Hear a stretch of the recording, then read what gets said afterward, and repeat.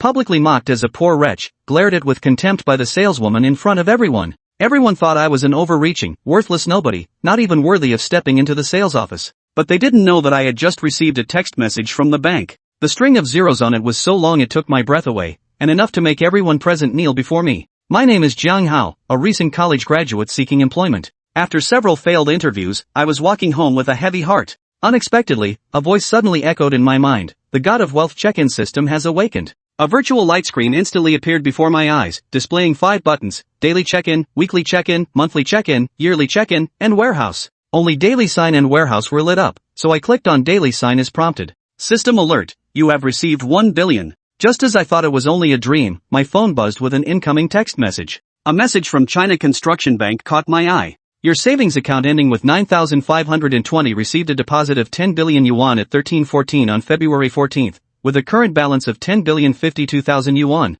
I gave my thigh a hard pinch. Ouch, it hurts. This is real, not a dream. I, Jiang Hao, have turned my life around. After calming down, I immediately figured out where to spend the money: buying a house. I've always dreamed of owning my own house in Xiamen. Now that I have the money, I'll buy nothing but the best. My favorite is Yunxia Manor, which firmly holds the title of the highest priced land in Xiamen City. The estate features a 5-star resort hotel, private vegetable gardens, a helicopter landing area, and unobstructed first-row bay and sea views. I used to drool over the online descriptions before. Of course, I won't miss out now. I immediately called a premium ride via Didi. I live in a small studio in an urban village. Just placed the order, and my phone rang. I thought it was the Didi driver. Answering the phone, I said, "Hello, driver, have you arrived? I'll be right there." The person on the other end of the phone hesitated for a moment, then said respectfully, "Hello. Are you Mr. Jiang Hao? I am Qinyu, the general manager of the Xiamen branch of China Construction Bank." I immediately realized it must be because of that 1 billion, and I hung up the phone. Before long, the Didi driver called, and I locked the door and went downstairs. Arriving at the Yunxia Manor gate, I got out of the car and walked toward the sales office with an exhilarated heart. A few salespeople in the property sales office were chatting idly. Seeing me dressed plainly, they gave me a casual glance before turning away. I frowned, thinking it was a bit melodramatic. At that moment, a young woman in professional attire swiftly approached, with a sweet and delicate appearance and a tall, slender figure. She smiled and said, "Hello sir, I'm Wang Ying, a property consultant here. I'll be happy to answer any questions you may have." The nearby sales associates were whispering, saying Wang Ying couldn't even tell people apart, wasting time on some penniless guy. I could hear their comments clearly, and couldn't help feeling somewhat displeased. Just then, a middle-aged man wearing a designer suit walked in, surrounded by a group of fawning sales associates. A young woman in a spaghetti-strap dress was clinging to his arm, and the sales staff immediately greeted them with beaming smiles. "Move aside, don't block the way," salesperson Huli snapped coldly at me and Wang Ying. I asked indifferently, "Is this how you treat a guest?" Huli sneered with contempt, "Someone like you can't afford Yunxia Group's properties, so naturally you're not our client." The middle-aged man heard the noise, glanced at me, suddenly lit up with recognition, and quickly approached. He politely asked, "Excuse me, are you Mr. Jiang Hao?" I was slightly taken aback, to which he smiled and said, "I'm Qinyu from CCB. We spoke on the phone not long ago." I responded with a smile, "So it's Manager Qin, what a coincidence." Qinyu said, "Who knows, we might even become neighbors." I shrugged. Others find me poor, but they don't hold a candle to Manager Qin's popularity. Qinyu's expression turned stern as he coldly addressed the salesperson, "Mr. Jiang has over 1 billion in liquid assets. Is that what you call poor? Go call your manager," he ordered. The faces of Huli and the others instantly turned pale. Sales manager Yang Yong hurried over and respectfully asked Qinyu, who then pointed at me, "Your sales staff has offended Mr. Jiang." Yang Yong hurriedly offered an apologetic smile. "Today, Mr. Jiang and Manager Qin will receive a 10% discount on any property purchase. As for the salesperson who offended you, just say the word and I'll deal with them immediately." I said calmly, "That's your internal affair. Let's talk about the house first." I pointed at Wang Ying, "Just have her introduce it to me." Yang Yong reminded Wang Ying, "Make sure to properly welcome Mr. Jiang." I asked Wang Ying, "I heard Yunxia Manor only has 6 detached villas left. Is villa number 8 the best?" Wang Ying nodded, and I said directly, "Then let's go see villa number 8. Along the way, Wang Ying introduced, the estate boasts a 100,000 square meter reservoir, with villa number 8 spanning 1,800 square meters and accommodating 12 parking spaces. Arriving in front of villa number 8, I nodded in satisfaction. This villa is indeed impressive. Stepping inside, the luxurious and grand atmosphere made my eyes light up. This is exactly what I wanted. Full payment, card swipe, I made the decision on the spot. Wang Ying froze, so I added, "I'm moving in today. Go back to the housing department to complete the procedures, I'll directly transfer 360 million. Everyone gasped in astonishment. Wang Ying felt like she was dreaming, with commissions exceeding 1 million. Suddenly, the quirky ringtone of the phone blared out. Alipay payment received, 1 million yuan. Chapter 4, The Poison for Car Enthusiasts. I'll take this call first, Zhang Hao said to Yang Yong and the others before opening his phone. Glancing at the caller ID displaying the name Lu Qi, Zhang Hao's eyebrows involuntarily arched slightly. Lu Qi was Zhang Hao's closest friend from his university days, and they'd stayed in touch after entering the workforce. Moreover, Lu Qi also worked in Xiamen City. Hey, Lu, what brings you to call me? Zhang Hao asked with a laugh after answering. Young Master Zhang, are you still in Xiamen? Lu Qi didn't respond to Zhang Hao's greeting but asked him directly. Both Lu Qi and Zhang Hao came from modest backgrounds. Their use of these honorifics was inspired by the two male protagonists in Huang Dexia's novel The Twin Dragons of the Great Tang. Zhang Hao replied, yeah. What's up? Lu Qi replied, you should remember our class monitor, she's from Xiamen City. The day after tomorrow is her birthday. After hearing you're in Xiamen, she asked me to reach out so you can join her birthday banquet. Hearing Lu Qi's words, Zhang Hao couldn't help but recall a beautiful figure in his mind. His college class monitor, Yi Qingxue, wasn't just the class beauty, she was widely regarded as one of the campus beauties by male students throughout the entire university. Back then, Yi Qingxue had even harbored a bit of affection for Zhang Hao. But after learning about her family background, Zhang Hao couldn't help but feel inferior and deliberately distanced himself from her. Hey, young Master Zhang, why no response? Years have passed, but the class monitor still has feelings for you. You absolutely must get her the day after tomorrow, or we won't be brothers anymore. That's final. I'll send the address to your phone shortly. On the other end, Lu Qi hung up without giving Zhang Hao a chance to respond. Listening to the dial tone, Zhang Hao chuckled and shook his head. He opened his phone's messages and committed the address to memory. The Twin Towers of Wanxian Plaza, huh? I'll be there. Muttering to himself, Zhang Hao tucked his phone away and walked back to face Yang Yong. Are my property deed and other documents all packed up? Yang Yong responded respectfully without delay. Rest assured, Mr. Zhang. Your property deed, keycard, and all other items have been packed and secured. They've also been registered with the property management at Cloudview Manor. Yunxiao Manor has 24-hour property management. You can contact them anytime if needed. Alright, I'll be heading back now. Still need to move in. Zhang Hao gave a slight nod, indicating his understanding, then spoke in a calm tone. Take care, Mr. Jiang. Yang Yong said with a smile. Xinyu, who had been waiting nearby, also smiled upon hearing Zhang Hao's words. Then go ahead and take care of your business, Mr. Jiang. When you have some free time, please do honor us with your company for a meal. Zhang Hao gave a slight nod. Certainly. With that, he nodded to Xinyu, Yang Yong, and Wang Ying before leaving the sales office with a stack of documents for Villa Number 8. Watching Zhang Hao's departing figure, the sales office staff couldn't help but inwardly sigh, what a promising young man. After leaving the Yunxiao Manor sales office, Zhang Hao hailed a taxi and returned to his rented apartment. Glancing at his belongings in the rented room, Zhang Hao realized there wasn't much to pack. He simply grabbed his slightly worn laptop, picked out two relatively newer pieces of clothing, and gathered documents like his driver's license. He then found the landlord to return the keys. By the time Zhang Hao entered Villa 8 of Yunxiao Manor as its new owner, it was already around 6 or 7 in the evening. After a full afternoon of running around and the emotional toll it took, Zhang Hao was feeling quite exhausted. He ordered takeout casually, ate, then took a shower in the villa's bathroom before collapsing onto the brand new, luxurious bed and falling into a deep sleep. So comfortable. Opening his eyes, Zhang Hao stretched lazily, savoring the plush mattress beneath him. He surveyed the opulent bedroom and murmured his satisfaction. At first, Zhang Hao had worried that waking up would mean reality would knock him back down to earth. Now, he was finally completely at ease. He checked his phone and saw it was already past 8 o'clock. He'd slept for nearly 12 hours. Ding! Host detected awake. Would the host like to check in? The moment Zhang Hao checked the time on his phone, the system's mechanical prompt sounded in his mind. Hearing the system's voice, Zhang Hao paused in surprise. This system was quite interesting. It only prompted the check-in after sensing he had woken up. Zhang Hao liked this kind of system. He didn't have to worry about being woken up by the system in his sleep or oversleeping and missing the check-in. As the system's prompt faded, a virtual light screen identical to yesterday's appeared before Zhang Hao's eyes. Once again, only the daily check-in and warehouse buttons were illuminated. Without hesitation, Zhang Hao tapped the illuminated daily check-in button. It promptly turned gray again. As for the warehouse button, Zhang Hao had already tested it yesterday. He knew the warehouse was for storing physical items, rewards from check-ins that weren't too bulky. Ding! Check-in successful. Congratulations, host. You have obtained 1 Lamborghini Veneno. Hearing the system's notification, Zhang Hao was overjoyed. He hurriedly dressed, skipping even his morning routine, and rushed straight to the villa's garage. Muttering a silent command to the system, the supercar stored within the system warehouse instantly materialized in the garage. Gazing at the dazzling appearance and sleek lines of the white Lamborghini Veneno convertible supercar now parked in the garage, Jiang Hao's eyes lit up. The old Jiang Hao was just a penniless nobody. He couldn't afford a BYD, let alone a Lamborghini. But that didn't dampen his passion for luxury cars.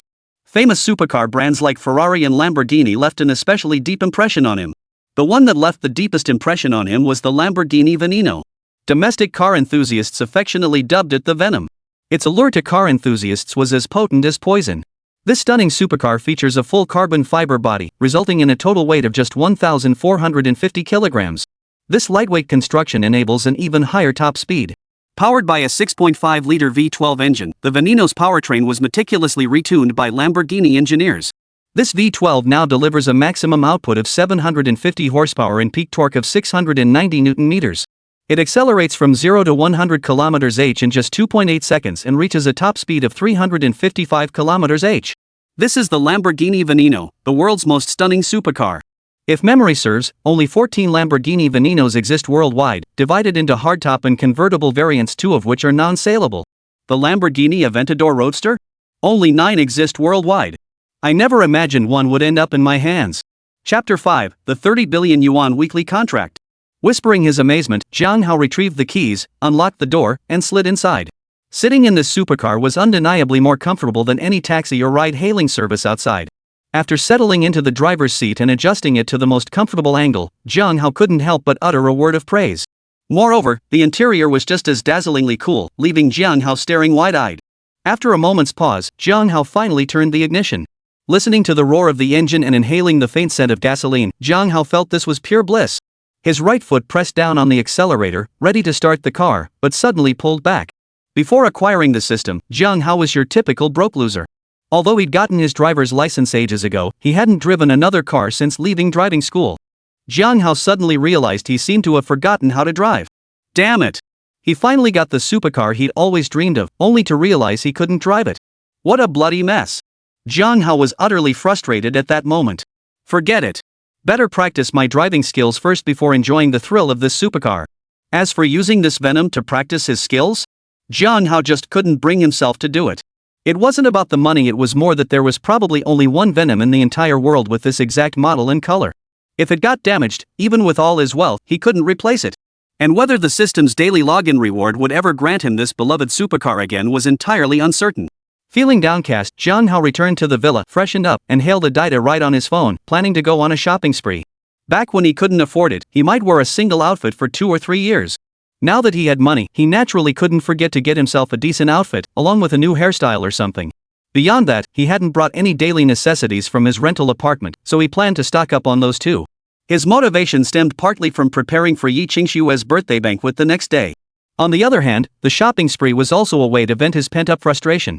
As for resuming his driving practice, that would have to wait until after Yi Qingshue's birthday party. After all, mastering driving wasn't something that could be achieved overnight. After all that running around, it was already evening again. He'd even grabbed lunch at a restaurant outside. Returning to the villa, he dumped his purchases in the living room and flopped onto the couch in a heap. Damn, this is exhausting. Don't those women ever get tired of shopping? After venting for a bit, Jiang Hao flopped onto the couch and fired up his phone to play games. He played for hours until his stomach growled, forcing him to stop. He then rolled up his sleeves and cooked himself a hearty dinner. Whether it was all in his head or not, Jiang Hao found his homemade dishes tasted even better than takeout. After dinner, he played games for a while longer until drowsiness set in. He then brushed his teeth and went straight to bed. When Jiang Hao awoke again, it was another beautiful morning. Ding! Good morning, host. Would you like to check in? The moment Jiang Hao opened his eyes, the system's prompt sounded in his mind. He couldn't help but think, this system is surprisingly user-friendly. Yes. Upon hearing his response, the familiar virtual interface materialized before his eyes once more. But unlike the previous 2 days, this time, besides the daily check-in and warehouse buttons being lit up, the weekly check-in button was also glowing. System, isn't the weekly check-in only once per week? I've only checked in 3 days today, how can I already do the weekly one? Ding! The weekly check-in is fixed for every Monday and is not calculated based on the host's number of days checked in. So does that mean the monthly check-in and annual check-in also don't require a full month or year? Ding! The monthly sign-in occurs on the 1st of every month, and the yearly sign-in occurs on January 1st of every year. If both the daily check-in and weekly check-in are lit up, can I complete both, or is it one or the other? Ding! Daily, weekly, monthly, and yearly sign-ins are not mutually exclusive. If January 1st falls on a Monday in a given year, the host can sign in 4 times that day. Perfect. I like this. Elementary school kids make choices, but as an adult, I want it all. Upon hearing the system's explanation, Jang Hao beamed with delight. He immediately reached out with both hands and pressed both the daily and weekly check-in buttons simultaneously. As his fingers pressed down, both buttons instantly turned gray again. Ding! Check-in successful. Congratulations, host.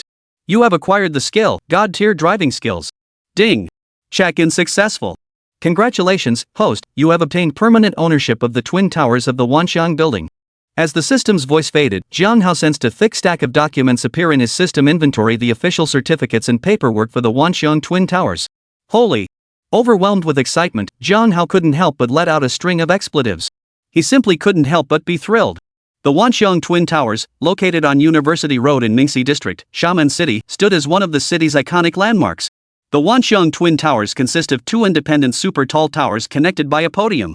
Their distinct shapes resemble 2 massive sailing ships, earning them the nickname Twin Peaks Towers. Standing 300 meters tall, the towers each have 66 floors. The total construction area is approximately 360,000 square meters. One tower houses a platinum 5-star hotel and office space, while the other serves as a Soho office building. The podium is developed as a commercial complex integrating banks, securities firms, shopping, leisure, entertainment, and dining. He'd heard it was worth nearly 30 billion. Whether that's true or not, Jiang Hao couldn't care less. All he needed to know was that it was insanely valuable. Signing a billion yuan deal a day, and this week alone raking in 30 billion yuan, the Wanxiang Twin Towers are just too awesome. What standards would they set for monthly and yearly contracts next? Jiang Hao felt he needed to seriously train his heart to handle the shock. Huff. Exhale. After several deep breaths, Jiang Hao finally calmed his racing heart. Only then did he recall there was another reward awaiting him. System, how do I claim this God-tier driving skill? Ding! Host, simply silently recite the command to claim the God-tier driving skill in your mind. Hearing the term God-tier driving skill, Jiang Hao instantly understood its significance. His heart now brimmed with anticipation as he silently repeated the system's prompt in his mind. The moment he finished, Jiang Hao felt an overwhelming surge of information flood his mind. In that instant, Jiang Hao felt as though he had become a seasoned veteran driver with years of experience behind the wheel. Perfect.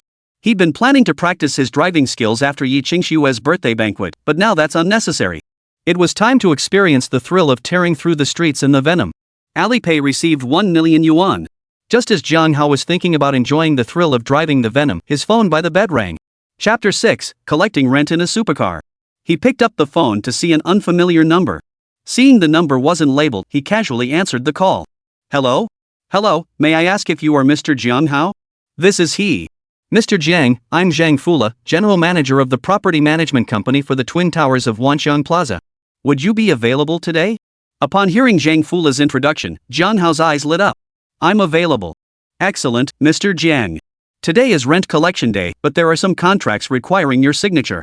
Hearing Zhang Hao's brief reply, Zhang Fulai's tone grew even more respectful. Would you prefer to come to our office, or should I come to you? I'll come over. Alright, Mr. Jiang. It's currently 9 a.m. Would 11 a.m. work for you? Glancing at his phone which read 9:10, Jiang Hao replied coolly, sure. I'll be waiting for you at Tower A of the Twin Towers then. I won't bother you any longer. Alright. Jiang Hao acknowledged with a single word before hanging up. At that moment, Jiang Hao's heart was still pounding wildly. On the other end of the line, Zhang Fulai nervously wiped the sweat from his forehead. He thought, this Mr. Jiang sounds young, but he's so economical with his words, clearly a domineering, aloof type. I just hope he's not too hard to please. Zhang Fulao could never have imagined that Jiang Hao had merely been putting on a front. The old Jiang Hao had been nothing but a penniless nobody, never having encountered any high-stakes situations. That's why he felt so nervous during his conversation with Zhang Fula. His terse manner, however, was an imitation of the domineering CEOs he'd seen in movies and novels. On one hand, he feared that speaking more would lead to mistakes and embarrassment. On the other hand, he believed that putting on an air of inscrutability would make Zhang Fulai wary, allowing him to keep a tighter rein on the man in the future and avoid any unpleasant incidents. Of course, this was all learned from movies and novels. Whether it would actually work, he had no idea. After hanging up, Jiang Hao got up, freshened up, and changed into the new outfit he'd splurged over 100,000 yuan on yesterday. He glanced at his reflection in the mirror and nodded with satisfaction. Clothes really do make the man. That 100,000 yuan hadn't been wasted. With that thought, Jiang Hao stepped out of the villa and headed to the garage. Seeing the Lamborghini Veneno again, its dazzling exterior and sleek lines, Jiang Hao's eyes still brimmed with rapturous admiration. He absolutely loved it. After admiring it for a moment, Jiang Hao took out the key, pressed the button, and the door slowly rose, as if equipped with a pair of pure white wings, ready to take flight. He climbed inside, fastened his seatbelt. Jiang Hao fired up the engine. A light tap on the accelerator sent a commanding roar echoing through the garage. The Lamborghini Venom shot out of the garage in an instant. It was still early, so Jiang Hao didn't rush toward the Wanxiang Twin Towers. Instead, he revved the Venom and tore through the streets of Xiamen City, reveling in the thrill of driving this supercar. Xiamen's roads were usually congested, but Jiang Hao's Venom sliced through traffic unimpeded. For one thing, any experienced driver, even if they couldn't recognize the Venom specifically, would almost certainly recognize the Lamborghini brand. Upon seeing Jiang Hao's car, they instinctively pulled over to the side, willingly yielding the road. They were terrified of even grazing Jiang Hao's vehicle. They couldn't afford the repairs. Moreover, the divine tier driving skill he'd earned from daily check-ins was another crucial factor, allowing him to glide effortlessly through the bustling streets. Time to collect rent. After enjoying a spin through Xiamen City in the Venom, Jiang Hao muttered to himself before turning toward the Wanxiang Twin Towers. Upon arriving at the Twin Towers, Jiang Hao parked his car in the lot outside Tower A. He pulled out his phone, intending to call Zhang Fuli. Just then, a middle-aged man in his 40s, dressed in a suit and tie, emerged from the main entrance of Tower A and hurried toward him. The man had a round face and a slightly overweight build. After running less than 10 meters, he was already panting slightly. "Mr. Jiang, hello. I'm Zhang Fulai, the one who spoke with you this morning," the man said respectfully as he reached Jiang Hao's side. After learning that the Twin Towers of Wanxiang Plaza had become Jiang Hao's property, Zhang Fulai had obtained some of Jiang Hao's information and had seen his photo, so he recognized him immediately. Jiang Hao nodded slightly in response. "Hello, Manager Zhang. Mr. Jiang, let's discuss this in the office." "The contracts are all prepared," Zhang Fulai said respectfully, his face beaming with a smile. "All right. Mr. Jiang, please." The moment they entered the lobby of Tower A, a middle-aged man in a crisp suit with a square jaw approached them, a hint of a smile on his face. "Manager Zhang, who might this be?" This middle-aged man, named Fang Zhongyi, was in the jewelry and gemstone business. As the owner of Zhongxing Jewelry, he was also one of the major clients in the Twin Towers of the Wanxiang building. Naturally, he was well aware of Zhang Fula's identity. Earlier, Fang Zhongyi had observed Zhang Fulai standing before Tower A of the Twin Towers, constantly peering outside. When Jiang Hao appeared, Zhang Fulai immediately dashed toward the exit. Fang Zhongyi instantly realized Jiang Hao's identity was far from ordinary. Moreover, having been curious about Zhang Fulai's purpose in leaving, Fang Zhongyi had glanced toward Jiang Hao's parked vehicle earlier and recognized his car. This further solidified his suspicions. That was precisely why, as Jiang Hao and Zhang Fulai entered, he called out to Zhang Fulai, seeking to introduce himself to Jiang Hao. Zhang Fulai didn't respond directly to Fang Zhongyi's words. Instead, he looked at Jiang Hao, his eyes seeking permission. Seeing this, Fang Zhongyi grew even more impressed by Jiang Hao's status. However, he didn't rashly strike up a conversation with Jiang Hao, as that would have seemed too presumptuous. Noticing Zhang Fulai's gaze, Jiang Hao gave a slight nod. After all, there was nothing to hide about his identity. Zhang Fulai then addressed Fang Zhongyi. "This is Mr. Jiang Hao, the new owner of the Twin Towers at Wanxiang Plaza." Hearing this, Fang Zhongyi was taken aback. He had already held Jiang Hao in high regard, but never imagined his status would be so extraordinary. Zhang Fuli introduced Jiang Hao's background to Fang Zhongyi, then proceeded to introduce Fang Zhongyi's position to Jiang Hao. "Mr. Jiang, it's a pleasure. I look forward to your continued support." Fang Zhongyi promptly greeted Jiang Hao after Zhang Fulai finished the introductions. Jiang Hao gave a slight nod and replied indifferently, "No need for formalities. I have matters to attend to. We can chat another time." "Mr. Jiang, you're busy," Fang Zhongyi responded respectfully, observing Jiang Hao's demeanor and hearing his words. Jiang Hao gave a slight nod before turning and heading toward the office alongside Zhang Fula. Watching Jiang Hao's retreating figure, Fang Zhongyi began contemplating how he could establish a connection with him. Chapter 7, Annual Rent of 12 billion. "Mr. Jiang, please have a seat." After Zhang Fuli led Jiang Hao into the office, he promptly adjusted the position of the office chair and invited Jiang Hao to sit down. Zhang Fulai poured Jiang Hao a cup of tea, then placed a stack of contracts on the desk. "Mr. Jiang," he said, "these are the contracts for all the tenants in the Wanxiang Tower Twin Towers." Jiang Hao nodded and replied, "Let's talk while seated." Zhang Fulai thanked him, pulled up a chair opposite Jiang Hao, and continued, "Since you've just taken over, we need you to sign these. It won't be such a hassle in the future." Jiang Hao inquired, "How is the rent collected here?" Zhang Fulai promptly replied respectfully, "It's collected quarterly. For all tenants in the Twin Towers of Wanxiang Plaza, the total quarterly rent is 3 billion yuan. 3 billion yuan per quarter. That's 12 billion a year. With that much money, wouldn't he be able to just lie back and count his cash from now on? Work? To hell with it." Though already jolted several times, Jiang Hao's heart still couldn't help but clench sharply, though outwardly, he remained impassive. Impressive. Seeing Jiang Hao utter those two words without flinching, Zhang Fuli felt nothing but admiration welling up inside him. This is what a real big boss looks like. A staggering 3 billion yuan, and all he could muster was right. Not even a flicker of emotion. Truly impressive. Jiang Hao, oblivious to Zhang Fuli's thoughts, was struggling to contain his own excitement. He replied calmly, "You may go attend to your duties. I'll call for you once I've signed the contract." "Yes, sir."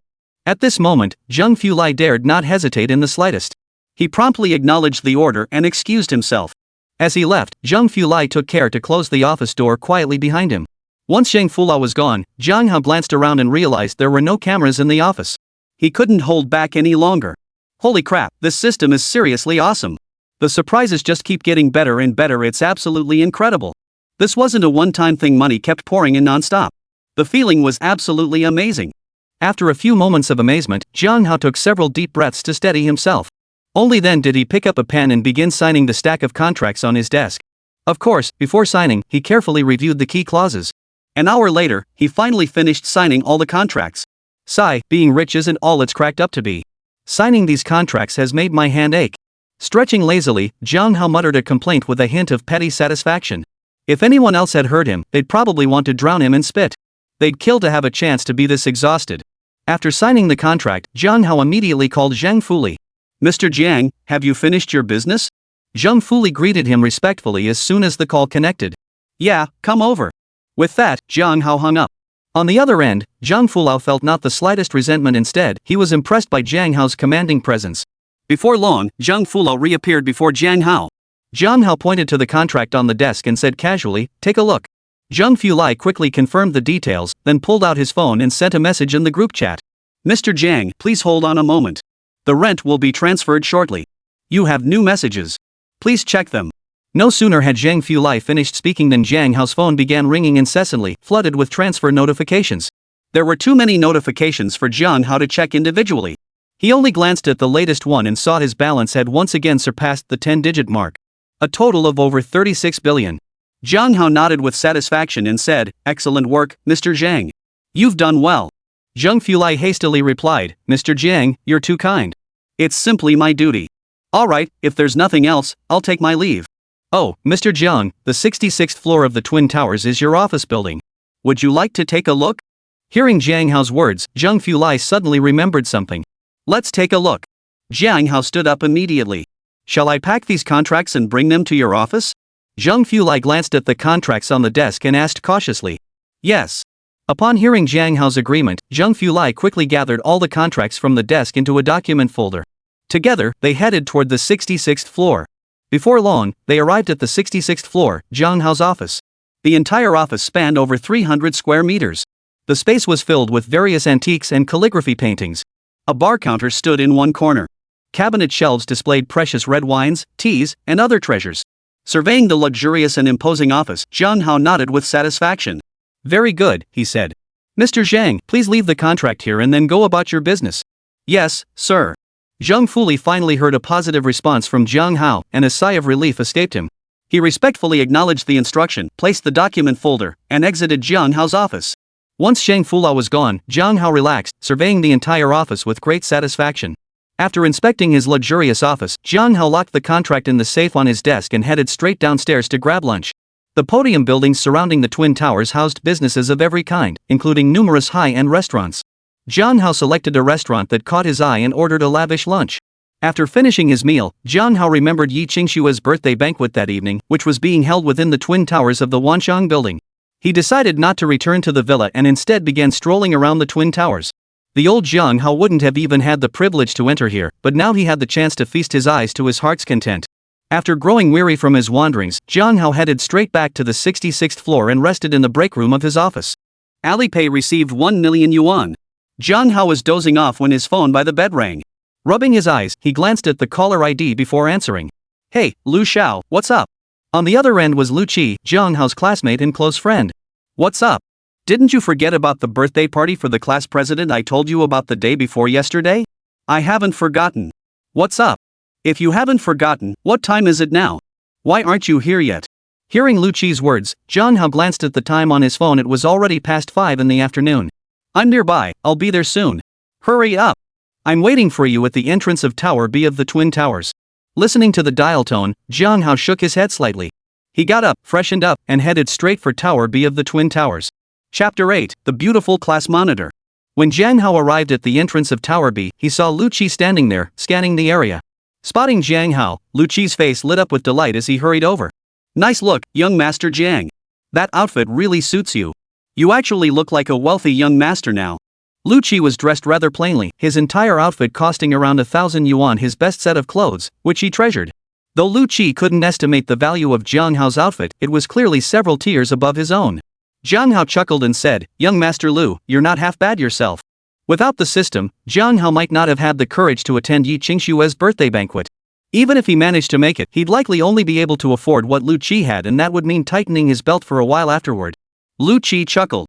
We may not have much money, but since the class president honored us by inviting us to her birthday party, we had to put on a decent show.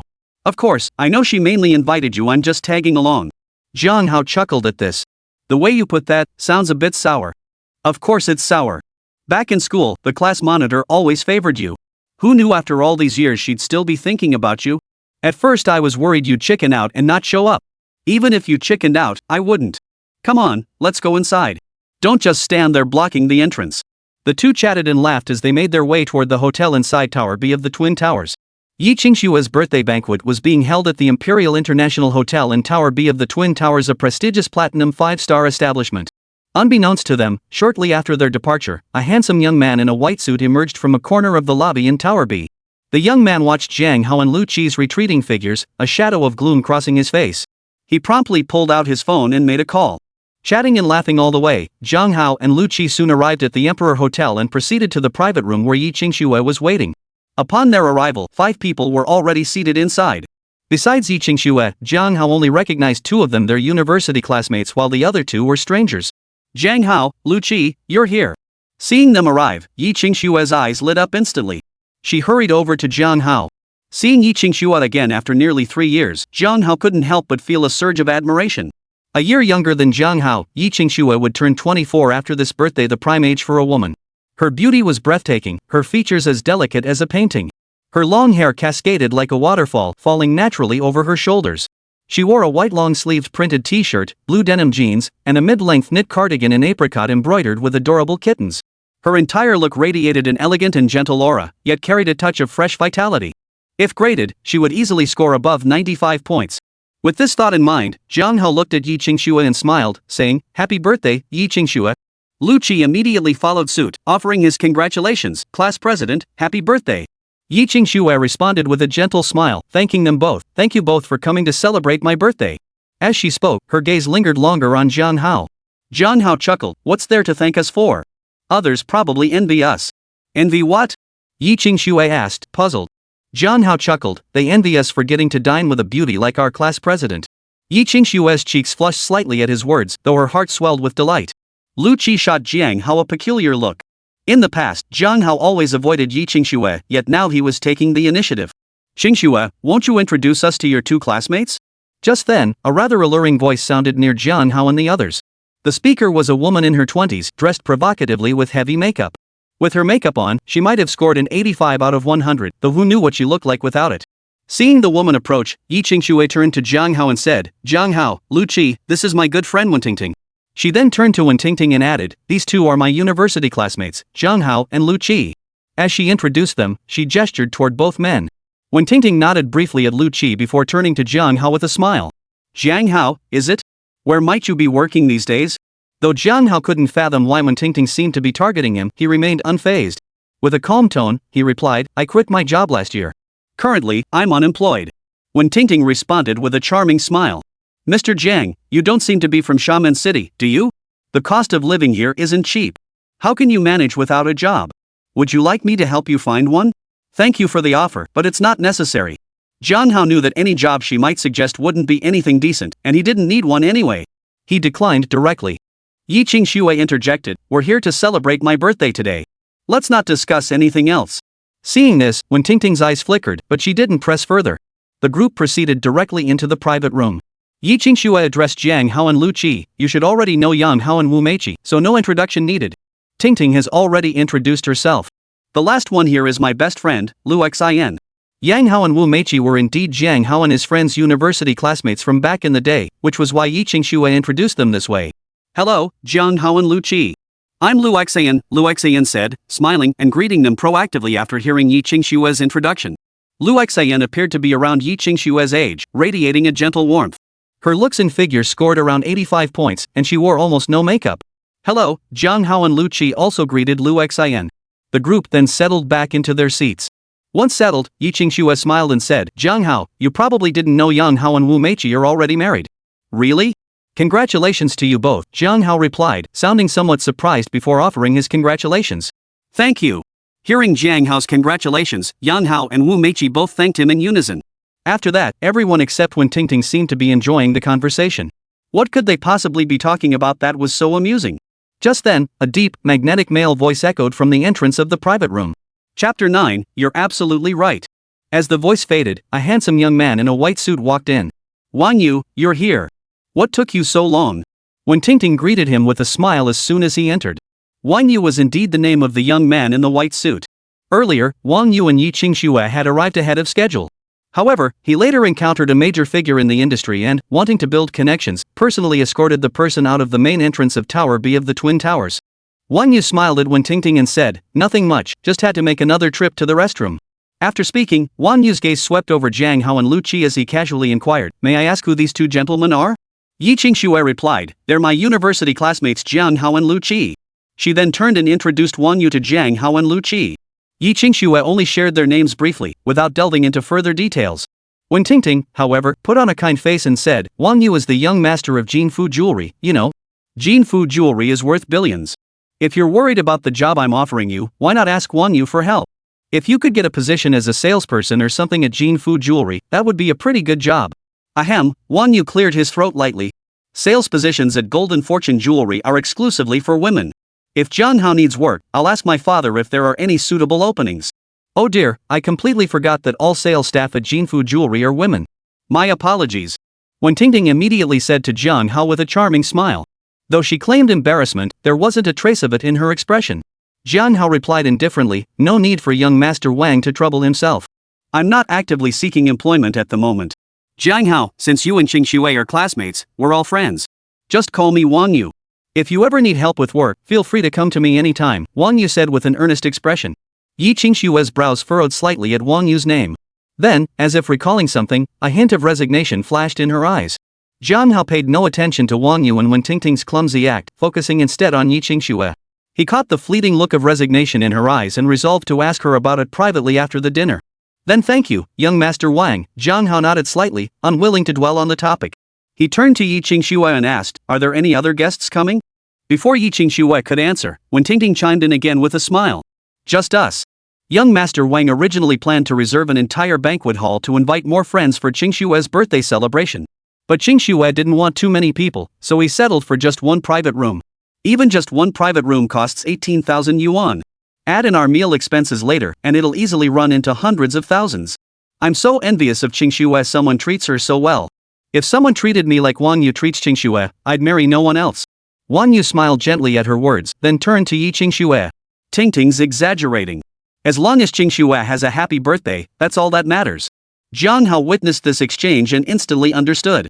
Wen Tingting was most likely Wang Yu's accomplice, no wonder she'd targeted him from the start. Hearing Wang Yu's words, Yi Qingxue instinctively glanced at Jiang Hao. Her eyes held a mix of concern and a hint of apology. At that moment, Lu Xian stepped forward. Since everyone's here, let's have the restaurant serve the meal. Didn't we plan to go singing after dinner to celebrate? Alright, I'll have them serve the food right away, Wang Yu replied to Lu Xian before calling over a waiter and giving instructions. Once everyone was seated again, it wasn't long before the waitstaff began serving the dishes. With each dish served, Wen Tingting offered her commentary. This is Australian lobster, a single one costs 5,000 yuan. The flavor is exquisite, and eating it is all about status and prestige. And this French foie gras. This is a 2000 Lafite Rothschild red wine. After going through the entire spread, Wen Tingting suddenly turned to Jiang Hao and asked, Jiang Hao, when it was your girlfriend's birthday, did you ever treat her to these kinds of dishes? Jiang Hao thought, here comes the main event. I'm single, and I've never tried any of these delicacies before. Today, I'll finally get to indulge. Oh dear, I'm so sorry, I didn't realize you didn't have a girlfriend yet, Wen Tingting said, quickly adopting an apologetic tone upon hearing Jiang Hao's response. But then again, you don't have a proper job, and you're not like Wang Yu with a wealthy background. What girl would want to be with you? Don't you think? Jiang Hao took a bite of the French foie gras. Honestly, it tasted pretty good, no wonder a single slice costs hundreds. Slowly savoring the last bite of foie gras, Jiang Hao nodded. Yeah, you're right about everything. Keep talking, it's actually pretty interesting listening to you while I eat. It's rare to get such a lavish meal. Put. Yi Qingxue, who had been watching Wen Tingting constantly pick on Jiang Hao and was on the verge of losing her temper, couldn't help but let out a soft chuckle upon hearing Jiang Hao's words. Lu Xian also found it hard to suppress her amusement. Yang Hao, Wu Meiqi, and Lu Qi, however, felt somewhat constrained. Though they wanted to laugh, they couldn't quite bring themselves to do so. Wen Tingting froze upon hearing Jiang Hao's words, then her delicate brows shot upward in fury. She seethed inwardly at him. What kind of nonsense is this, eating while listening to me talk? How amusing. Do you take this lady for some storyteller or street performer? Though she thought this, Wen Tingting couldn't bring herself to react directly, her expression darkening considerably. Wang Yu saw Yi Qingxue laugh at Jiang Hao's remark, a cold glint flashing in his eyes. After finishing the French foie gras, Jiang Hao sipped a glass of 2000 Lafite red wine before turning to Wen Tingting. Go on then. Why did you stop? I'll eat mine, you talk yours. Isn't that just fine? He then turned to Yi Qingxue and the others. Everyone, eat up. Why are you all just standing there? For a moment, everyone felt as though Jiang Hao were the one hosting the dinner. Brother Jiang, this isn't fair. Tingting's words might have been harsh, but she meant well. How could you speak to her like that? Wang Yu took a deep breath, suppressing his anger, and addressed Jiang Hao. Jiang Hao shot Wang Yu a dismissive glance and replied flatly, did I even say anything to her? Knock. Just as Wang Yu was about to respond, a knock sounded at the door outside the private room. Chapter 10, Wang Yu gets carried away. Come in. Hearing the knock, Wang Yu swallowed the words on his tip of his tongue and called out toward the door. Immediately after, the door swung open from the outside. 3 hotel waiters, each carrying a tray, entered the private room. Seeing this, Wang Yu frowned and said, all the dishes we ordered have already been served. How dare your hotel add extra dishes without permission? Wang Yu wasn't particularly bothered by the extra dishes to him, it was just a matter of a few thousand yuan more. But being treated like a sucker was another story entirely.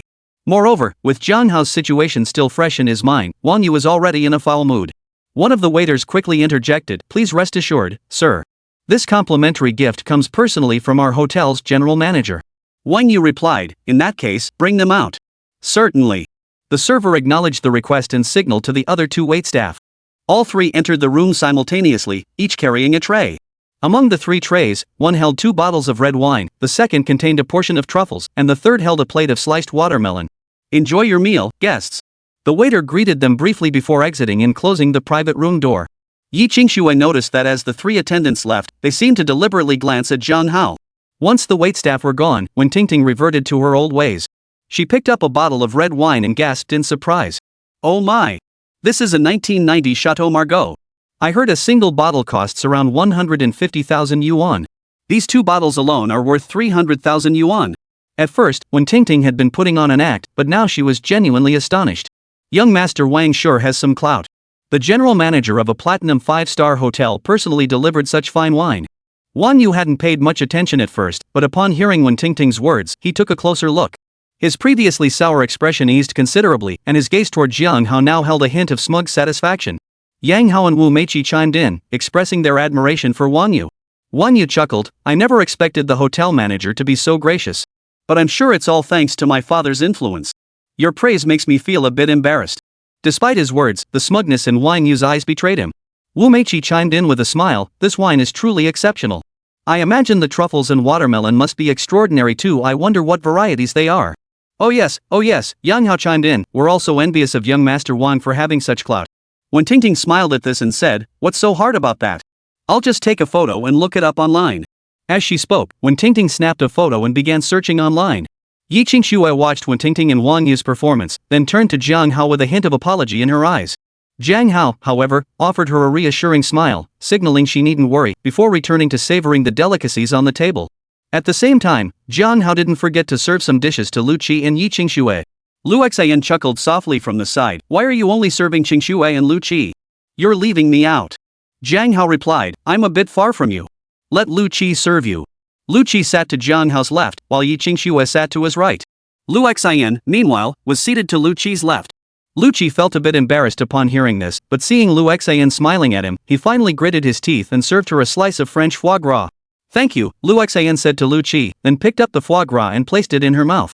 Yi Qingxue, her cheeks slightly flushed, accepted the Australian lobster Jiang Hao served her and placed it in her mouth. Wang Yu watched the harmonious closeness among Jiang Hao's group of four and felt his liver ache with rage.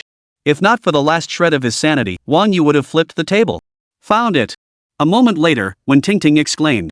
This watermelon is a Densuk black melon, worth around 50,000 yuan each. Even more precious was the truffle, an Italian Alba white truffle. Just 500 grams cost 250,000 yuan. Add in the preparation, and this dish alone likely exceeded 300,000 yuan. The three items gifted by the Emperor Hotel's general manager totaled over 600,000 yuan, nearly double the cost of everything young Master Wang had ordered earlier. Young Master Wang's influence was truly immense. Though they knew anything served alongside that Manakoni wine couldn't be ordinary, the group in the private room was still stunned upon hearing Wen Tingting's findings. Yang Hao and Wu Meiqi had already fully sided with Wang Yu, fawning over him excessively. When Tingting began batting her eyelashes at Wang Yu incessantly, completely unconcerned that he was pursuing Yi Qingxue, Lu Qi was utterly dumbfounded. Yi Qingxue and Lu Xian were equally stunned. This was the first time they'd encountered a complimentary gift nearly twice the price of the guest's order. Jiang Hao was equally surprised, though he no longer batted an eye at hundreds of thousands of yuan. He remained largely unfazed, continuing to eat without comment. Even Wang Yu himself was astonished. He never imagined the general manager of Dihao would present such an extravagant gift. Come on, forget about it. Everyone, eat and drink well. After we finish, we'll head to the KTV to sing. By now, Wang Yu was already feeling a bit giddy. Seemingly too lazy to argue with Jiang Hao, he simply urged everyone to start eating. Amidst the mixed thoughts of the group, the lavish feast concluded rather perfectly. After the meal, just as everyone was about to settle the bill, the cashier informed them that their entire bill had been waived. Young Master Wang, you're truly amazing. Yang Hao immediately began flattering Wang Yu upon hearing the news. Yes, yes. Young Master Wang, please look out for our Yang Hao in the future, Wu Meiqi chimed in with a smile. Wang Yu chuckled, don't worry, leave it to me. When Tingting leaned directly against Wang Yu, her breath warm against his ear as she whispered, Young Master Wang, how about this? Instead of chasing Qingxue, why not chase me? I walk very slowly. Wang Yu retained some composure, gently pushing Wen Tingting away as he turned his gaze to Yi Qingxue. The only person I like is Qingxue. Yi Qingxue, however, pretended not to notice, too indifferent to acknowledge him. This instantly dampened Wang Yu's previously high spirits. Oh my, Mr. Jiang, what a coincidence. Have you finished your meal? Did you find our hotel's cuisine to your liking? Just then, a respectful voice sounded in everyone's ears. Simultaneously, a man in his early 40s, slightly balding, thin, and appearing malnourished, hurriedly approached Jiang Hao. Chapter 11, everyone was stunned. Hearing the man's voice, everyone turned to look, their eyes filled with curiosity. Jiang Hao raised an eyebrow in puzzlement. And you are? Hearing Jiang Hao's question, the middle-aged man immediately replied respectfully, Good evening, Mr. Jiang. I am Chen Jinhao, general manager of the Emperor Hotel. It is my pleasure to welcome you to our establishment. Jiang Hao replied, So it's you. The food here is excellent, the best I've ever had. Jiang Hao spoke the truth. The Jiang Hao of the past certainly couldn't afford such delicacies, but Chen Jinhao didn't see it that way. Hearing Jiang Hao's words, Chen Jinhao felt an immediate surge of delight, convinced the expense of this meal had been well worth it. He smiled and said, Mr. Jiang, you are too kind. Jiang Hao understood Chen Jinhao's thoughts perfectly and simply smiled without adding anything further. As for Chen Jinhao recognizing him, Jiang Hao wasn't surprised. The Emperor Hotel was one of the major clients in the Twin Towers, and Zhang Fuli would naturally have shared information about the new owners of the Twin Towers with him. Mr. Chen, hello. You know Jiang Hao? Wang Yu approached with a hint of confusion in his eyes and asked Chen Jinhao. Chen Jinhao studied Wang Yu for a moment, then asked, And you are? Wang Yu replied, I'm Wang Yu. My father is Wang Jinye of Jinfu Jewelry. Chen Jinhao's expression remained neutral. Ah, so you're Mr. Wang's son. Pleased to meet you. Seeing Chen Jinhao recognize him, Wang Yu glanced at Jiang Hao with a hint of smugness before continuing, I really can't thank you enough today. Earlier, you treated us to Manakoni wine, Densuk melons, and Elbow white truffles, and then you even waived the bill for us. Wait a moment. I did all this because Mr. Jiang was present. What does it have to do with you? After Wang Yu finished speaking, Chen Jinhao frowned slightly and said indifferently. Whoosh. Upon hearing Chen Jinhao's words, Wang Yu's previously delighted expression instantly turned ashen. Immediately, Yang Hao and Wu Meiqi, the married couple, along with Lu Qi, all stared at Jiang Hao in utter shock. As his university classmates, they were well aware of Jiang Hao's family background. They never imagined he could wield such immense influence. Lu Xian's gaze toward Jiang Hao also held a hint of curiosity. From the very beginning, she had sensed something different about him. If she had to describe it in one word, it would be unshakable confidence. Now it seemed clear Jiang Hao truly was brimming with confidence.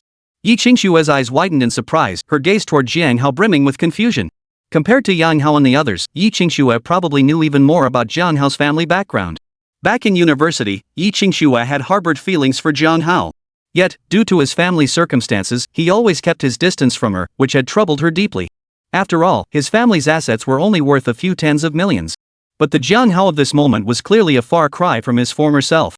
The Imperial Hotel far surpassed her family's wealth many times over, and yet the hotel's general manager showed him such deference. Yi Qingxue desperately wanted to ask Jiang Hao, what was his status now? Mr. Chen, you must be mistaken. Jiang Hao is just an ordinary worker. No, wait, he doesn't even have a job now. He's unemployed. How could he possibly have such influence? Suddenly, Wen Tingting's voice rang out in everyone's ears. Originally, Wen Tingting's voice carried a hint of charm when she spoke, but now it had turned sharp. Wen Tingting simply refused to believe or accept this reality. Ever since receiving Wang Yu's call, Wen Tingting had been targeting Jiang Hao from the moment they entered the private room. Later during dinner, she chattered incessantly, constantly flaunting her shallow knowledge to Jiang Hao. By belittling Jiang Hao, she sought to elevate Wang Yu. Truth be told, among the 7 people present, the one who had offended Jiang Hao the most wasn't Wang Yu, his supposed romantic rival, but Wen Tingting herself. And now, Jiang Hao's status had suddenly become so elevated and prestigious Wen Tingting simply couldn't accept it. She was terrified to accept it. Hearing Wen Tingting's words, Wang Yu's expression eased slightly. His eyes flickered as he turned to Chen Jinhao. Mr. Chen, Tingting is right. You see, did you perhaps mistake someone? Jiang Hao, however, stood with a faint smile on his lips, quietly observing the scene unfold. Chen Jinhao's frown deepened as he retorted coldly, what do you mean? Are you implying my eyesight is failing? I'm not even 50 yet, my vision is perfectly fine. After reprimanding Wang Yu and Wen Tingting, Chen Jinhao turned to Jiang Hao, his face filled with apology. Mr. Jiang, I'm sorry. I didn't explain myself clearly, which led to this misunderstanding. Jiang Hao smiled and replied, it's fine. I should actually thank you for your thoughtfulness. Chen Jinhao replied, Mr. Jiang, you're too kind.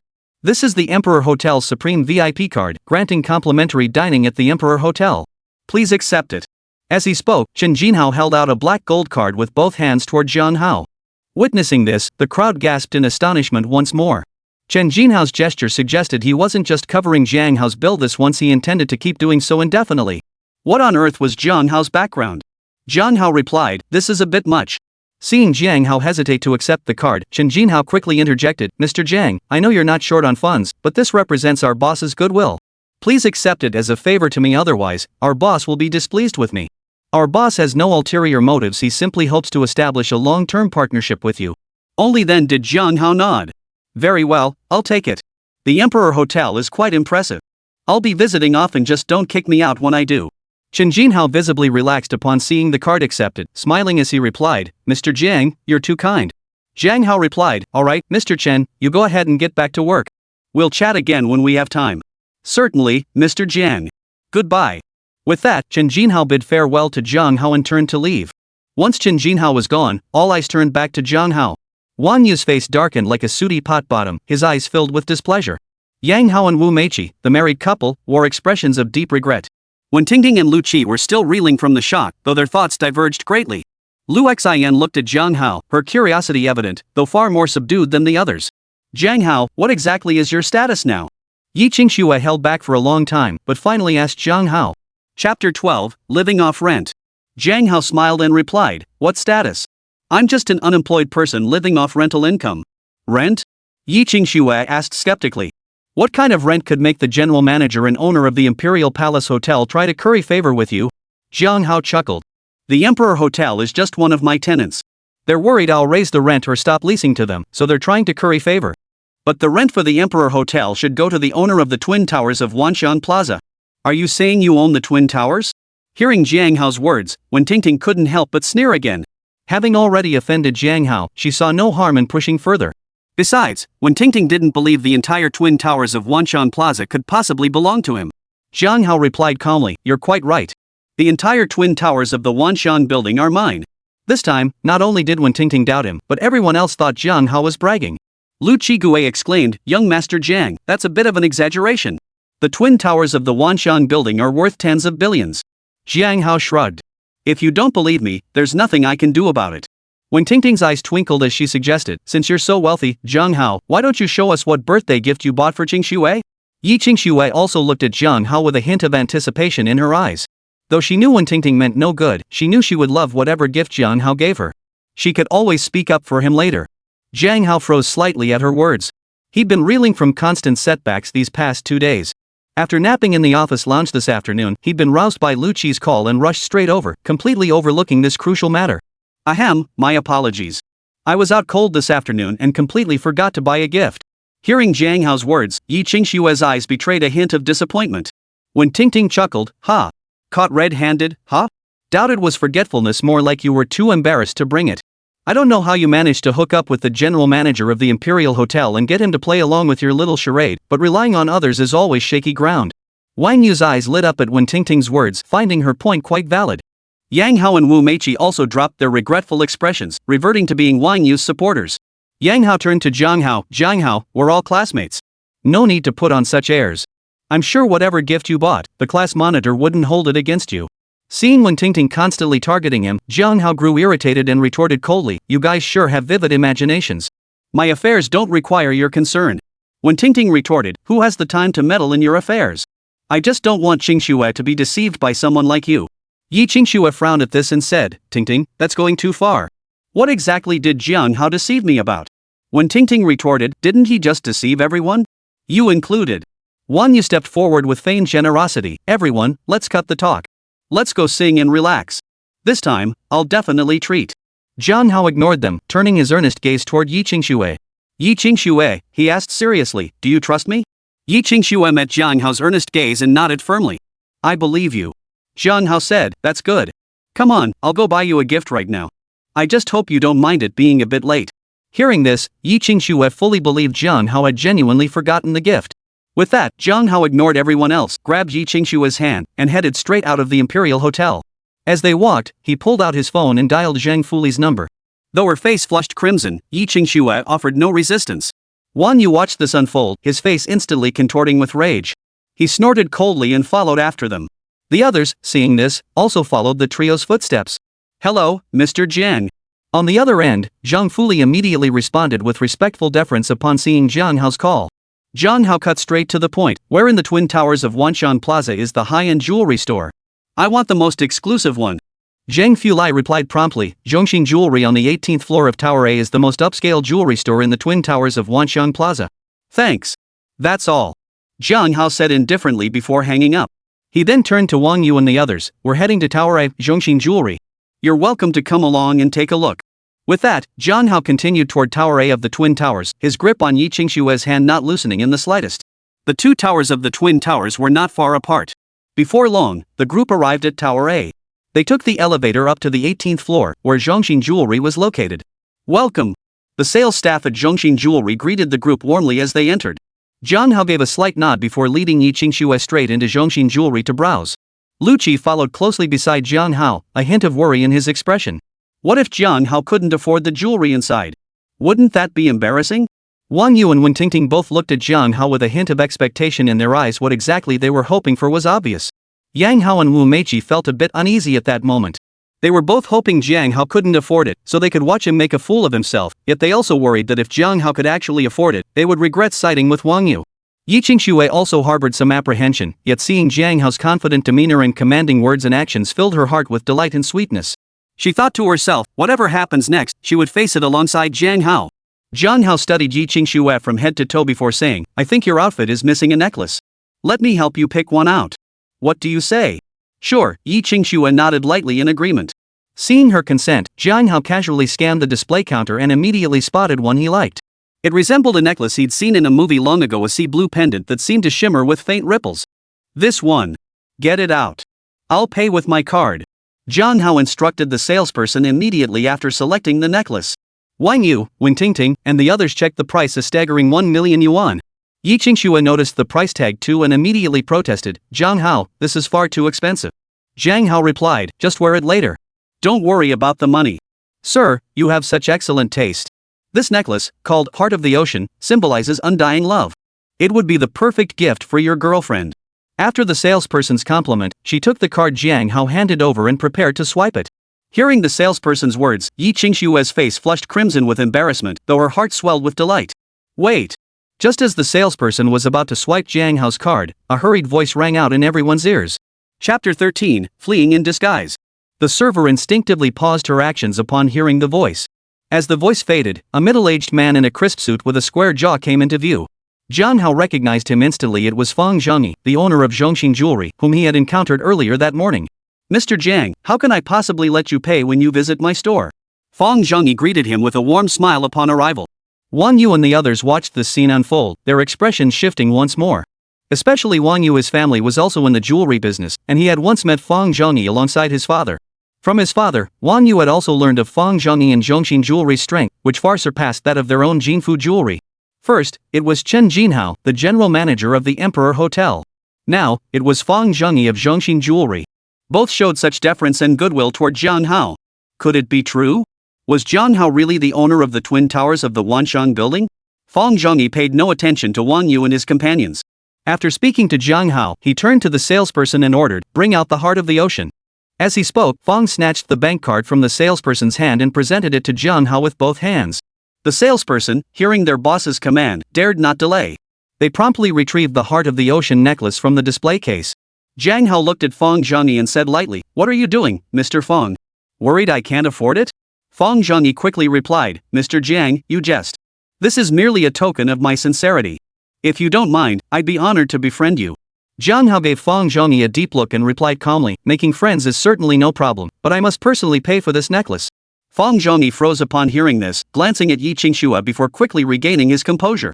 He apologized, "My apologies for the oversight. When Mr. Jiang presents a gift to his girlfriend, others should not presume to act on his behalf." Yi Qingxue flushed again at his words, though she made no objection. Wang Yu seethed inwardly at the sight, though he dared not show it. Swipe. Jiang Hao took the bank card from Fang Zhongyi and handed it back to the salesperson. The salesperson glanced at Fang Zhongyi, who nodded in approval. The salesperson then took the card and processed the payment for Jiang Hao.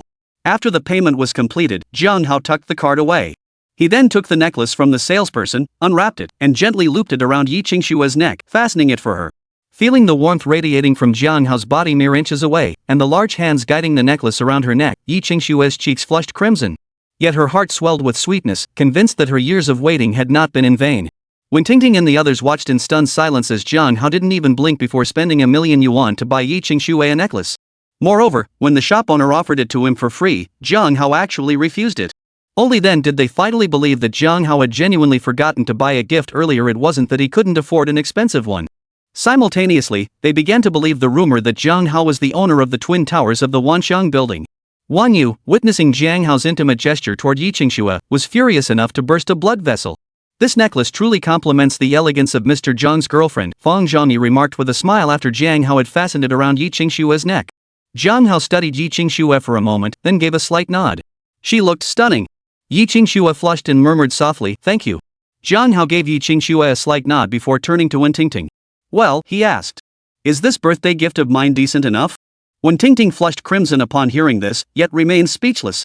Seeing this, Jiang Hao didn't bother to press the issue. He turned to Fang Zhongyi and asked, "I've just taken over the twin towers and am not very familiar with the layout here. Do you know which floor has a decent KTV?" Fang Zhongyi replied, "There's a European-style KTV on the 8th floor of this building. It's quite decent." Jiang Hao said, "In that case, we'll be heading out now. We'll get in touch when we have time." How could Fang Zhongyi let this chance to build connections with Jiang Hao slip away? His eyes darted around before he said, "Mr. Jiang, please wait a moment." "Is there something else?" Jiang Hao asked coolly. Fang Zhongyi replied, "Since today is your girlfriend's birthday, now that I know, it wouldn't be right for me not to offer a token of appreciation. I have a VIP card for Zhongxing Jewelry here. I'd like to present it to this young lady. It grants a 70% discount on all future purchases at Zhongxing Jewelry." As he spoke, Fang Zhongyi produced a card and extended it toward Yi Qingxue. Yi Qingxue glanced at Jiang Hao with a look of helplessness. Jiang Hao considered for a moment, then gave Yi Qingxue a slight nod. Seeing his nod, Yi Qingxue finally reached out to take the VIP card, saying to Fang Zhongyi, "Thank you." Fang Zhongyi promptly replied, "You're most welcome. Happy birthday to you, and may you and Mr. Jiang grow old together." Yi Qingxue flushed and thanked him again. "We'll talk later," Jiang Hao said to Fang Zhongyi in a low voice, then led Yi Qingxue toward the elevator. Lu Qi and Lu Xian followed closely behind. Wang Yu shot a fierce glare at Jiang Hao and Yi Qingxue's retreating backs before abruptly turning his head and striding off in the opposite direction. Seeing this, Wen Tingting stamped her foot before following Wang Yu out. Yang Hao and Wu Meiqi, the remaining couple, exchanged a glance before hurrying over to where Jiang Hao and the others had been standing. Fang Zhongyi watched their retreating figures thoughtfully, only withdrawing his gaze after Jiang Hao and the others entered the elevator. Jiang Hao, we were in the wrong earlier. For the sake of our time as classmates, please don't hold it against us, Yang Hao said thick-skinnedly to Jiang Hao inside the elevator. Yeah, Jiang Hao, after all, we're classmates with you and Yi Qingxue. We'll need you to look out for our Yang Hao in the future. Wu Meiqi was even more dramatic than Yang Hao, repeating word for word what she'd said to Wang Yu earlier, now directed at Jiang Hao. Jiang Hao gave a faint smile. I haven't held the earlier incident against you. But as for looking after Yang Hao? As an unemployed person, I'm afraid I don't have that kind of ability. Wu Meiqi opened her mouth to protest, but Yang Hao's stern gaze silenced her. As they spoke, the elevator doors slid open. The group stepped out. Thud. The moment Jiang Hao stepped out, a figure suddenly dashed toward him and collided head-on. Chapter 14, Uneven Roads Have Steppers. Sorry. A clear voice rang out beside Jiang Hao. Jiang Hao then caught sight of the person who had collided with him, a young woman in her early 20s. She wore a white baseball cap, sported Japanese-style short hair, and a black mask covered most of her face. Her orange-red top gave her a touch of cuteness. A pair of ordinary denim shorts perfectly accentuated her long legs. At that moment, a hint of urgency flickered in her eyes. It's fine. Just be more careful next time, Jiang Hao said, studying her for a moment. She seemed vaguely familiar. Oh my, Xiaoguo, why are you running? It's just accompanying young Master Zhao for a few drinks and singing a song. Is it really necessary to be like this? At that moment, a heavily made-up middle-aged woman caught up from behind and addressed the young woman standing before Jiang Hao. Sister Yao, I'm not a child. Don't you think I understand young Master Zhao's intentions? I won't agree to it, the young woman retorted, her voice tinged with irritation. Who are you people? What do you want with our Xiaoguo? Sister Yao started to say something, but upon noticing Jiang Hao and his companions nearby, she coldly demanded instead. Jiang Hao replied indifferently, you're really full of yourself. I don't even know who you are, and besides, I don't need to deliberately get close to anyone. Ha, talk big. No sooner had Jiang Hao finished speaking than a voice dripping with sarcasm echoed in everyone's ears. Immediately after, a young man in his early 20s, surrounded by a crowd, walked over. The young man sported a slicked-back hairstyle, a mocking smile on his face, and a cigar dangling from his lips. With numerous people surrounding him, he appeared quite formidable. Young Master Zhao, why have you personally come out? I'll definitely persuade Xiaoguo, I'll make sure she changes her mind, said the middle-aged woman, Sister Yao, as soon as she saw the young man arrive, immediately smiling ingratiatingly at him. No need to say more, I won't agree, retorted the masked young woman the moment Sister Yao finished speaking. Jiang Hao witnessed the scene and roughly figured out what was going on. That young woman was probably some minor celebrity or the like, while that Zhao young master was likely some rich kid trying to make a move on her. Too bad he got rejected. Chen Guai, don't be ungrateful. Spend one night with me, young lady. It won't cost you a thing, and you'll get full support from Jiaxing Entertainment. Otherwise, you won't last a day in this industry. The young master Zhao's expression darkened instantly as he barked coldly at the young woman. This Zhao young master was none other than Zhao Yang, the son of Jiaxing Entertainment's boss and notorious playboy in the entertainment industry. Chen Guo, the young woman who had bumped into Jiang Hao earlier, was an artist under Jiaxing Entertainment. The woman named Yao was Chen Guo's agent. Chen Guo's eyes narrowed at Zhao Yang's words, then she declared firmly, fine. I'll quit the entertainment industry and stop being an artist.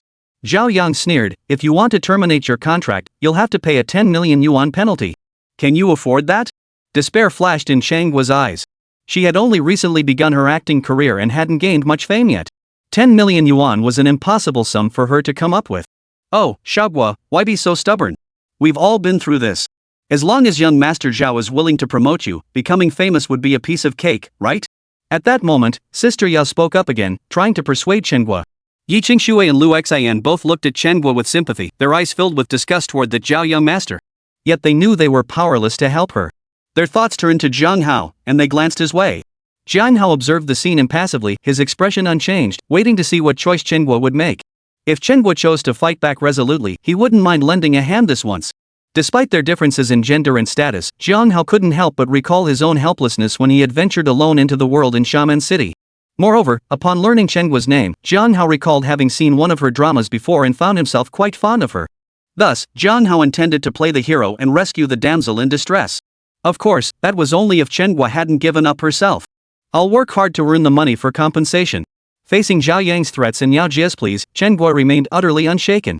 Her eyes burned with resolve as she clenched her teeth and declared, until you've paid back every penny, you're still under Jiaxing Entertainment. You'll keep following this young master's orders. First, come back with me for a drink. We'll sort out the rest tomorrow. Zhao Yang's expression darkened completely at Chen Guo's words. No longer bothering to put on a show, he gave a subtle signal to the people beside him. Instantly, two scantily clad young women approached Chen Guo. Pretending it was playful banter among friends, they began shoving him. The two women were unmistakably dressed as KTV hostesses. Stop it. Zhang Hao stepped forward, blocking Chen Guo with his body as he barked a warning at the two women. Seeing this, the two women instinctively took a step back, their eyes shifting to Zhao Yang. Seeing Jiang Hao step forward, Lu Qi also moved to assist. Yang Hao's eyes darted around. He thought this was his chance to curry favor with Jiang Hao, so he rushed forward too, standing side by side with Jiang Hao. Kid, what street are you on? How dare you meddle in this young master's business? Zhao Yang's eyes flashed with coldness as he addressed Jiang Hao icily. Jiang Hao replied indifferently, as the saying goes, when the road is uneven, someone will step in. But I'm just an ordinary citizen, not some gangster. Zhao Yang sneered. Don't play dumb. What's your background? Spit it out. Let's see if you can intimidate this young master. Jiang Hao ignored Zhao Yang's question and turned his gaze to the two KTV hostesses. Call your manager over. Is your Euro Royale KTV some kind of shady establishment? The two hostesses had been summoned by Zhao Yang to entertain them. Having learned of Zhao Yang's status in the private room, they sought to curry favor with him, hence their attempt to appease him. In their eyes, even if they lost their jobs over this incident, winning Zhao Yang's favor might just launch them into stardom. At that moment, Zhao Yang was their top priority. So when they heard Jiang Hao's demand, they didn't comply but instead turned to look at Zhao Yang. Seeing this, Jiang Hao's brow furrowed slightly. He immediately pulled out his phone and dialed Zhang Fuli's number again. Zhao Yang, noticing this, motioned for the others to stay calm. He then calmly observed Jiang Hao, eager to see what kind of person Jiang Hao was and who he could possibly call. Chapter 15, Pretty convincing, huh? Hello, Mr. Jiang. Zhang Fuli, receiving Jiang Hao's call again, promptly answered with deference. Jiang Hao cut straight to the chase. Who owns the Ohuang KTV? What's their number? Zhang Fulao dared not ask any questions and quickly replied, the owner of Ohuang KTV is Li Chengdong. His number is 186. After jotting down the number, Jiang Hao pressed further, he should be aware of the Twin Towers changing hands, correct? Yes, I've already informed all the owners that you are the new owner of the Twin Towers, Zheng Fulai hastily replied. Alright, that's settled then, Jiang Hao murmured indifferently before hanging up the phone. Zhao Yang remarked, you sure put on quite the act. Asking for the Euro King KTV owner's number? If you just asked me earlier, I could have given it to you. Jiang Hao gave Zhao Yang a cool glance and said, no need. With that, Jiang Hao dialed Li Chengdong's number. Hello, who's this? A somewhat deep voice came from the other end. This is Jiang Hao. Zheng Fulai should have informed you. Mr. Jiang? Good day, Mr. Jiang. What might I do for you? Li Chengdong's tone immediately turned deferential upon hearing the name. I'm currently outside the Ohuang KTV. I need your help. Could you come over now, or send someone with decision-making authority? I happen to be at the KTV myself. Mr. Jiang, please hold on. I'll be right there. Alright, I'll be waiting. With that, Jiang Hao hung up again. So? Made 2 calls, what big shot did you get? As soon as Jiang Hao hung up, Zhao Yang sneered at him again. Jiang Hao replied indifferently, nothing special, just the owner of Ohuang KTV, Li Chengdong. After all, this is his turf. The 2 KTV hostesses flinched at his words, panic flashing in their eyes. In their minds, as long as they curried favor with Zhao Yang, even getting fired wouldn't be a big deal.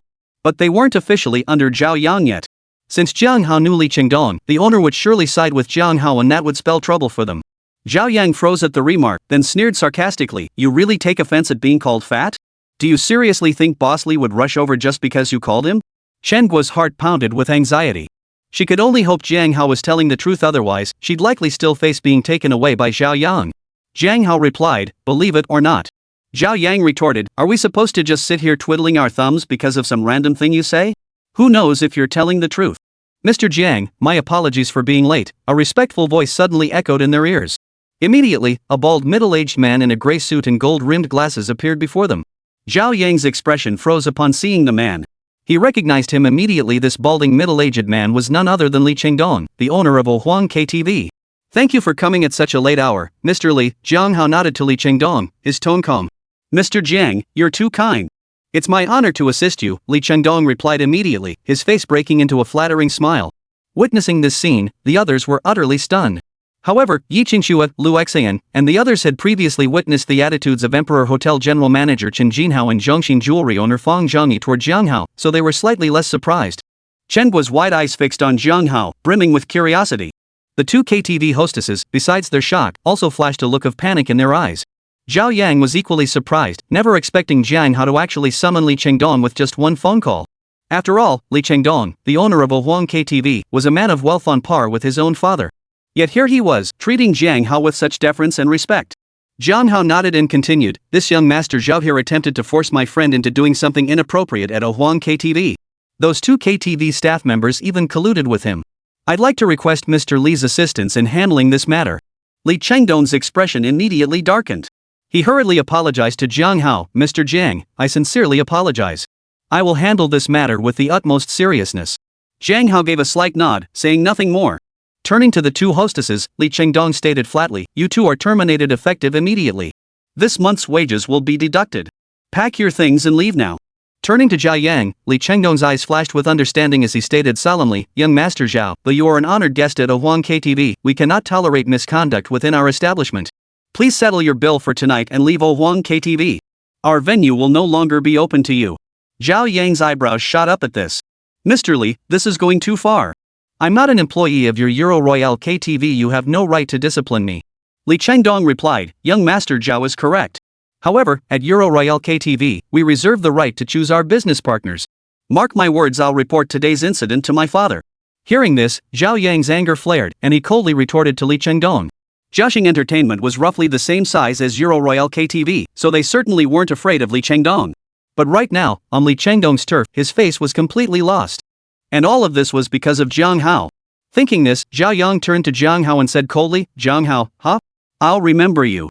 We'll see how things play out. Just wait and see." Jiang Hao replied indifferently, "I'll be waiting." "Humph." Zhao Yang snorted coldly and turned to leave. The young men and women who had come out with him earlier saw this and hurriedly followed. "Young Master Zhao, don't forget to settle the bill," Li Chengdong called out loudly as Zhao Yang walked away. Having chosen to side with Jiang Hao, he was inevitably setting himself against Zhao Yang and Jiaxing Entertainment. With that settled, Li Chengdong saw no need to spare Zhao Yang any courtesy. What he needed to do now was to solidify his relationship with Jiang Hao. This young master isn't short on money. Zhao Yang halted abruptly, his voice icy as he spoke before swiftly departing the scene. "Young Master Zhao, wait for us." The two KTV hostesses exchanged glances, then shouted as they gave chase after Zhao Yang. "Get lost." Zhao Yang barked an angry rebuke at the two, paying them no mind whatsoever. The two women were left standing there, their faces filled with regret. "Mr. Jiang, would you like to sing with your friends? The VIP room happens to be available today. Shall I escort you all over there?" After Zhao Yang and his group had left, Li Chengdong respectfully inquired of Jiang Hao. Chapter 16, The Singing God Descends. Jiang Hao looked at Chen Guo and asked, "Want to come along?" Chen Guo considered for a moment before nodding slightly. "Yes, I'll go with you for now. Otherwise, I'm afraid if I go out now, young Master Zhao might intercept me." Xiao Guo. Yao Jia, upon hearing Chen Guo's words, immediately spoke up, intending to dissuade her. Chen Guo firmly waved her hand. "No need to say more. From now on, you're no longer my agent. You should go back to your Master Zhao." Jiang Hao glanced at Yao Jia before turning to Yi Qingxue, Chen Guo, and the others. "Let's go." The group followed Li Chengdong toward the VIP suite at Ohuan KTV.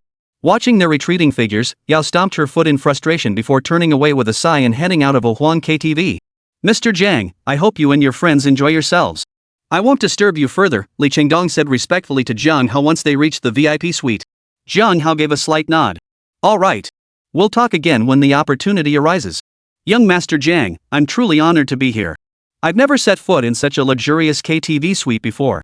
Lu Qi exclaimed excitedly after Li Chengdong left. Yang Hao and Wu Meiqi, gazing at the opulent Supreme Suite, were dazzled by its splendor. Yi Qingxue and Lu Xian, however, remained much more composed. As for Chen Guo, though not a major player in the entertainment industry, she had visited similar venues several times before and felt no surprise. Soon, the group began selecting songs and singing.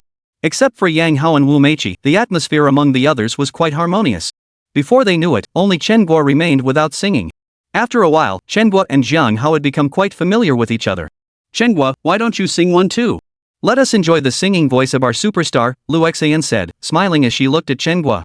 "Yeah, this is my first time meeting a celebrity up close." Lu Qi chimed in. Yang Hao and Wu Meiqi chimed in, egging her on from the sidelines. Jiang Hao and Yi Qingxue remained silent, observing the scene with calm expressions. "All right, I'll sing one too. Happy birthday to Miss Yi Qingxue," Chen Guo smiled and said. With that, Chen Guo removed her mask, revealing her fresh and lovely face. Seeing Chengua's face, Jiang Hao automatically compared her to Yi Qingxue in his mind. He felt she was about on par with Yi Qingxue, easily scoring 95 points, so he didn't react much. Lu Qi and Yang Hao, however, were both utterly stunned. Seeing the reactions of Jiang Hao, Lu Qi, and Yang Hao, Chengua's initial fondness for Jiang Hao stirred by his rescue grew significantly. Other songs didn't quite fit the moment, so I'll just sing Happy Birthday directly. Though it was a common song, when sung by Chenghua, it carried a distinct feeling. When Chenghua finished singing, everyone applauded enthusiastically. After that, no one bothered selecting songs based on their meaning. Everyone simply sang songs they knew well, and the atmosphere quickly became lively. Ding! Host detected in conscious state. Would the host like to check in? Jiang Hao sat on the sofa in the private room, listening to Yi Qingxue sing, when the system's notification suddenly sounded in his mind. Jiang Hao glanced at the time on his phone and realized, unbeknownst to him, it had already passed midnight. Yes. As the words left his mouth, the familiar light screen instantly reappeared before his eyes. Jiang Hao deftly tapped the illuminated daily check-in button, which instantly turned gray again. Ding! Check-in successful. Congratulations, host. You have acquired the skill, God-tier singing talent. Hearing the system's notification, Jiang Hao felt a slight pang of disappointment. Still, it wasn't bad he was already at the KTV, so he could test out this God-tier singing ability right away. With that thought, Jiang Hao silently recited in his mind, claim divine-level vocal technique. The moment he finished the silent command, Jiang Hao felt his mind suddenly fill with vast knowledge about singing technique, melody, rhythm, and more. Jiang Xiao, you're embarrassing yourself. Look, even the class monitor is staring blankly. It's your turn to sing. Just then, Lu Qi, standing beside Jiang Hao, nudged him and teased. Just then, Yi Qingxue approached holding the microphone. Hearing Lu Qi's words, her face flushed crimson, though her heart swelled with delight. Jiang Hao offered no explanation. He simply took the microphone and walked to the stage. The song Jiang Hao chose was Zhang Jie's The Most Beautiful Sunday. Perched on the high stool at the singing platform, he began to sing along with the computer-generated accompaniment. My world is beautiful only because of you. My sky. Because of you, it never darkens. Bring me joy. You weep tears of sorrow for me. You give me forgiveness, allowing me to spread my wings and soar. You give me wings. Let me soar. Give me strength. You made me strong, unafraid of wounds. Because you're by my side. Your laughter, your tears, are the sun that lights my path to dreams. The moment Jiang Hao sang the first line, Yi Qingxue and the others were utterly stunned. Even Chenghua stared wide-eyed in shock. This song, Zhang Jie's The Most Beautiful Sun, sung by Jiang Hao, differed only in tone from the original version. In certain aspects, Jiang Hao's rendition even surpassed the original. Deeply captivated by Jiang Hao's voice, the group watched in rapt attention. Lu Qi immediately activated the recording function, capturing the entire performance while listening intently. Jiang Hao himself felt a strange sensation as if the song had been tailor-made for him. It flowed effortlessly from his lips, perfectly in sync with the accompaniment rhythm. Throughout his performance, Jiang Hao's gaze lingered mostly on Yi Qingxue. Thinking of her deep affection for him, his heart swelled with emotion. Thankfully, at the moment he gained the system and turned his life around, Yi Qingxue was still waiting for him. Clap! When Jiang Hao finished singing, the crowd erupted into applause. Young Master Jiang, I never imagined you could sing so well. You sound even better than the original artist. It's like the singing god himself possessed you. Lu Qi was the first to praise him. Yes, young Master Jiang, your performance was truly magnificent. Yang Hao and Wu Meiqi chimed in agreement. They genuinely appreciated the performance, but they were also seizing the opportunity to curry favor with Jiang Hao. Next, Yi Qingxue, Lu Xian, and Chen Guo all chimed in with their own compliments. Jiang Hao smiled faintly and said, perhaps this song just suits me better. Hearing this, everyone recalled the previous songs Jiang Hao had sung. While decent, they paled in comparison to this one, making the remark seem fitting. After everyone sang for a while longer and began to feel tired, they wrapped up the karaoke session and prepared to head back to rest. Oh no! Just as they stepped out of Ohuang KTV, Yi Qingxue glanced at her phone and gasped aloud. Chapter 17, What Gift to Give? What's wrong? Jiang Hao, noticing her reaction, couldn't help but ask in confusion. Yi Qingxue explained, while we were singing, I didn't notice my phone. My parents called me over a dozen times. Then they sent a text telling me to come home immediately. Jiang Hao asked, what time was the text sent? Yi Qingxue checked her phone and said, it's been over 2 hours now. Jiang Hao pondered for a moment before suggesting, why don't you send them a text first? See if they reply. If they don't, it means they've already gone to bed. We can talk about it tomorrow. If they reply to the message, then follow up with a phone call. Yi Qingxue agreed this was a good idea and sent separate text messages to her parents. After waiting for a while, she received no reply. Jiang Hao asked, did they mention anything in their texts? Yi Qingxue replied, they must have been swayed by Wang Yu. He probably told them not to let you fool me, to distance myself from you sooner, and to get along well with him instead. Jiang Hao frowned upon hearing this. It seemed Yi Qingshue's parents had already taken a liking to Wang Yu and were quite hostile toward him. Seeing his frown, Yi Qingxue quickly reassured him, but don't worry, I definitely won't do that. Jiang Hao nodded. It's quite late now. Let's stay at the Imperial Hotel tonight. Tomorrow, I'll accompany you to meet your parents. Yi Qingxue blushed at his words, her heart pounding wildly. One moment she thought about how much Jiang Hao had changed since she last saw him. The next, she wondered if he was thinking about something embarrassing and if this wasn't happening too fast. Though her thoughts were in disarray, Yi Qingxue still nodded lightly in agreement. Jiang Hao, of course, had no idea that his simple invitation had sent Yi Qingshue's mind racing with wild thoughts. After settling things with Yi Qingxue, Jiang Hao turned to Lu Qi and the others. It's inconvenient for everyone to head home now, and it's not safe in the middle of the night. Why don't we all stay at the Emperor Hotel tonight? My treat. Young Master Jiang, you're too kind. If I were a woman, I'd compete fiercely with the class monitor for you. Lu Qi exclaimed dramatically upon hearing Jiang Hao's words. As he spoke, Lu Qi grabbed Jiang Hao's arm and shot a defiant glance at Yi Qingxue. Get lost. Jiang Hao laughed and scolded him, kicking him aside with one swift motion. You're all eyes for the ladies. Lu Qi muttered, rubbing the spot where Jiang Hao had kicked him. Jiang Hao shot him a glare, unwilling to waste any more words on him. Thank you, young Master Jiang. We've never stayed in a 5-star hotel before, let alone a platinum 5-star one. At that moment, Yang Hao and Wu Meiqi also turned to express their gratitude to Jiang Hao. Jiang Hao gave a slight nod, saying nothing more, showing no particular warmth toward the two of them. Chen added briskly, well, I won't stand on ceremony then. I've already caused you so much trouble. Jiang Hao smiled. No need to thank me. The group then headed back toward the Emperor Hotel. Upon arriving at the Emperor Hotel, when Jiang Hao presented the Supreme VIP card given to him by Chen Jinhao, the front desk staff immediately treated him with utmost respect. Mr. Jiang, welcome to the Emperor Hotel. With this Supreme VIP card, all expenses at our hotel are complimentary. How many rooms would you like to reserve? Jiang Hao was slightly taken aback. Earlier that day, Chen Jinhao had only mentioned complimentary meals. He hadn't anticipated free accommodation as well. This truly showed remarkable sincerity. Just a moment, please. After informing the front desk clerk, Jiang Hao turned to ask the others for their preferences. Yang Hao and Wu Meiqi would share a room, Yi Qingxue and Lu Xian would share a room, while Chen Guo, Lu Qi, and Jiang Hao would each have their own room. After settling the arrangements, Jiang Hao turned back to the front desk clerk and said, book 5 suites, but make sure they're of good quality. Don't just give us whatever's available just because it's free. This was Jiang Hao's old mindset at work. In the past, promotions or freebies usually meant subpar quality. Rest assured, Mr. Jiang. As our most esteemed VIP guest, you will receive the absolute finest treatment. Jiang Hao replied, very well. Have a staff member escort us there. Certainly, please wait a moment. The front desk clerk responded with a nod, then summoned a housekeeping attendant to guide Jiang Hao and his party. Under the guidance of the housekeeping attendant, Jiang Hao and his group were soon settled into a deluxe suite at the Emperor Hotel. As the moon set and the sun rose, the next morning arrived as promised. After waking up and freshening up, Jiang Hao stepped out of the room.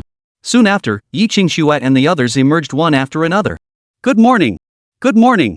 After greeting each other, the group headed straight to the hotel dining area and ordered a lavish breakfast spread. Qingxue, did your parents call you again? After finishing their meal, Jiang Hao turned to ask Yi Qingxue. No, probably because I texted them back last night, Yi Qingxue replied softly, shaking her head slightly. Later I'll go with you to meet your parents. I'll buy some gifts based on what they like. Jiang Hao nodded gently before adding. No need to buy anything, Yi Qingxue replied, touching the necklace around her neck, worried Jiang Hao might buy something expensive again. Jiang Hao replied, you might not think it's a big deal, but your parents might have something to say about it. Besides, they already have some misunderstandings about me. Yi Qingxue was about to protest when Lu Xian interjected, Qingxue, don't try to stop him. Jiang Hao isn't short on money, and it's only proper to bring a gift when visiting your parents for the first time. Hearing Lu Xian's words, Yi Qingxue stole a glance at Jiang Hao before quickly lowering her head. She murmured, my dad likes tea, so maybe some tea would be good. My mom doesn't really have any particular preferences, but skincare products should be fine. Shenguo chimed in, along with the tea, you could get a high-end teapot set. And for your aunt, besides skincare, maybe an electric foot spa or a massage chair? Jiang Hao nodded at Chenghua. Thanks for the suggestion. Qingxue and I will go take a look later. Everyone, go about your business. We'll gather again when we have time. Well then, young Master Jiang, we'll take our leave. Yang Hao and Wu Meiqi, sensing Jiang Hao's cool reception, were the first to excuse themselves. Jiang Hao gave a slight nod in acknowledgement, watching them depart. I'll be heading out too. Truly, thank you both for everything, Shinhwa said as she stood to take her leave after Yang Hao and his wife had departed. Alright. If you run into any trouble with terminating your contract with Zhao Yang's company, feel free to call me anytime, Jiang Hao nodded, then added to Chenghua.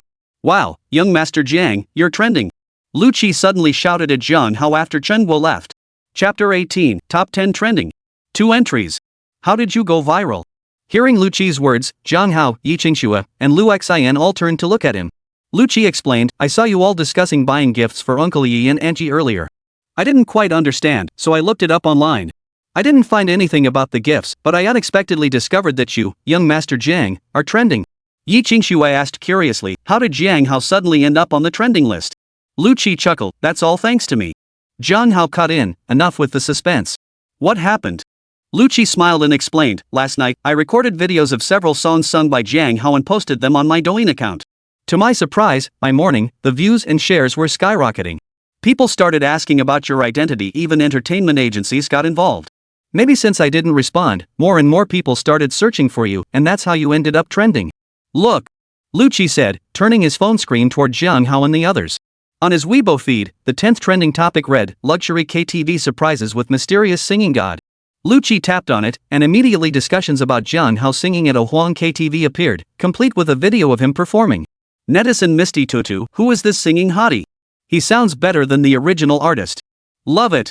Netizen Cute. The singing hottie is so handsome. I love him. Mwah. Netizen Otaku God, what kind of KTV is this? So luxurious.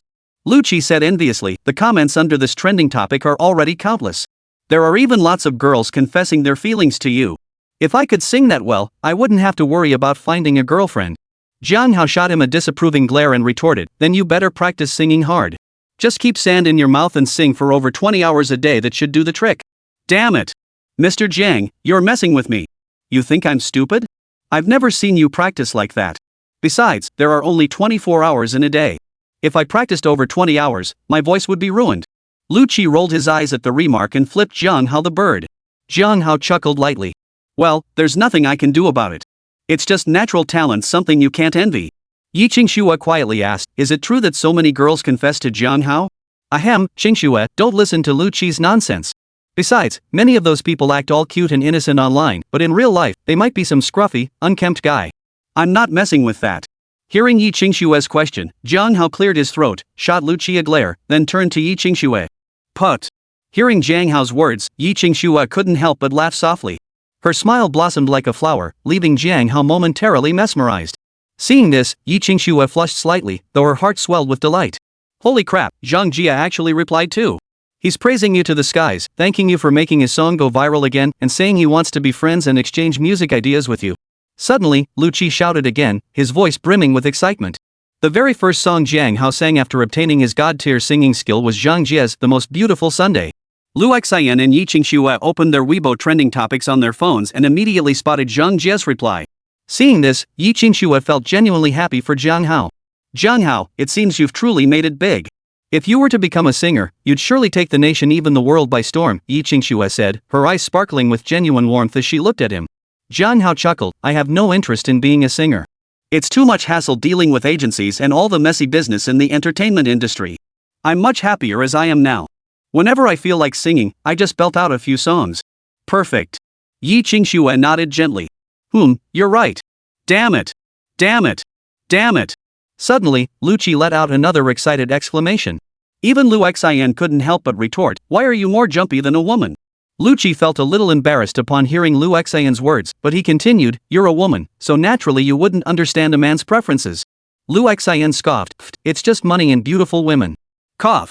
Lu Qi choked on his words at Lu Xian's remark, then replied, while you're not entirely wrong, you've left out one crucial thing, luxury cars. Earlier, he'd been too preoccupied with Jiang Hao to notice. Now he saw the top trending topic was the Lamborghini Veneno. Hearing Lu Qi's words, Yi Qingxue and Lu Xian glanced at the top trending topic on Weibo. The headline read, the world's most handsome car, Lamborghini Veneno spotted in Xiamen. The comments under this trending topic numbered nearly 100,000. Netizen 69 veteran driver, jealousy-inducing envy. When will I ever afford a single wheel? Netizen autumn name mountain god, what kind of crappy car is this? Can it even compare to my Wuling Hongguang? Jealous to the point of madness. Netizen I'm the god of cars, this is definitely my ride, 2 smug emojis. Only 14 exist globally, and one is right here in Xiamen.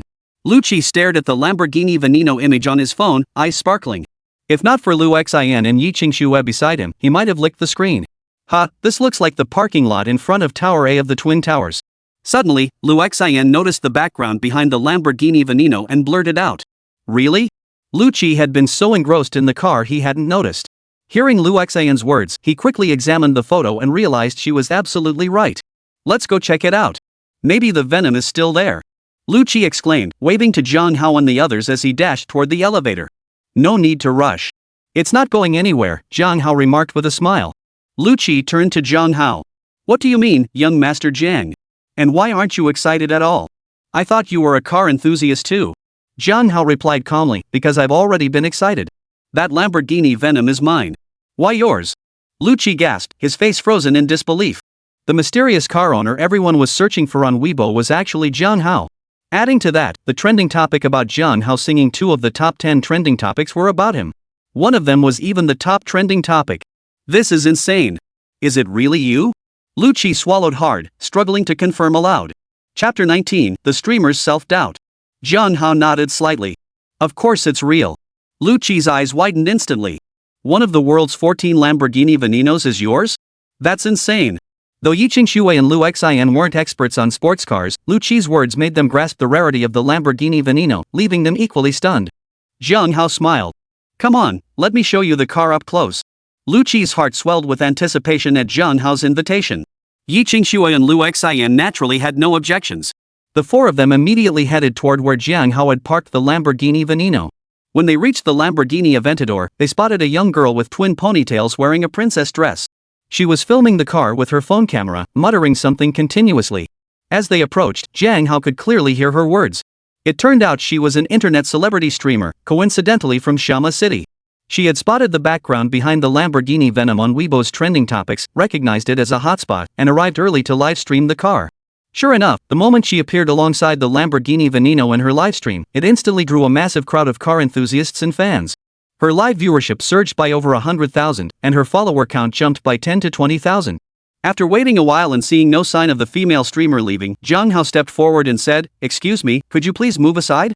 I need to use the car."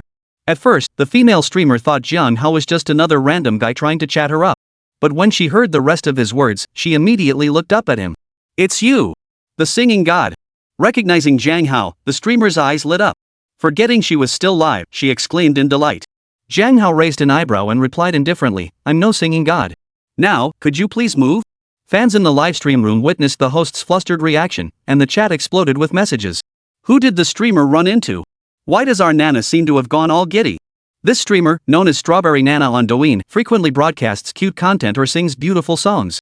With her sweet voice, lovely looks, and adorable style, she'd attracted a large following and become a fairly well-known Douyin host. The incessant flicker of comments jolted her back to reality. "I met the singing god." Strawberry Nana snapped back to reality, briefly pointing the camera at Zhang Hao before quickly looking away. However, many viewers in the livestream had already caught a glimpse of Zhang Hao's face. Linking it to Strawberry Nana's words, they instantly recognized the singing god trending on Weibo. In an instant, the entire livestream erupted once more. 666. The streamer is so lucky today. Both the Lamborghini Venom and the singing god, 2 major trending topics, were encountered by our Nana. Host, I want all the info on the singing god. Don't even think about it, the host is definitely keeping that info private. After replying to a fan, Strawberry Nana quickly turned to Zhang Hao. "I saw it on Weibo, no mistake. God of Song, what's your phone number? Your WeChat? Can we add each other?" Zhang Hao replied, "No." Hearing Zhang Hao's voice, the livestream chat exploded with a barrage of comments. The streamer got rejected. 666. Usually it's the streamers rejecting others, but this time it's reversed. Strawberry Nana was taken aback by Zhang Hao's decisive refusal, then pleaded, "How about this sing us a song, singing god? Please, I'm begging you." Seeing Zhang Hao about to refuse, Strawberry Nana pouted and pleaded, "Young Master Jiang, why don't you sing one?" Lucci, who was standing nearby, suddenly chimed in. Lucci was also quite fond of Douyin and considered himself a minor fan of Strawberry Nana, which is why he stepped in to help.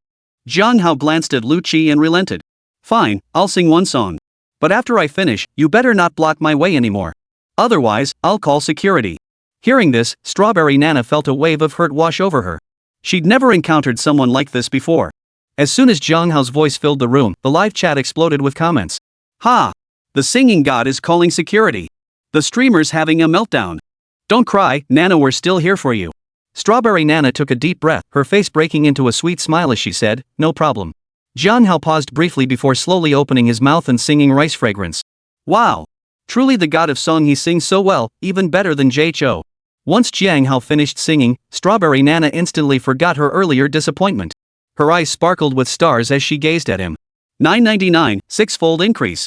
Please share more details about the singing god. Same here.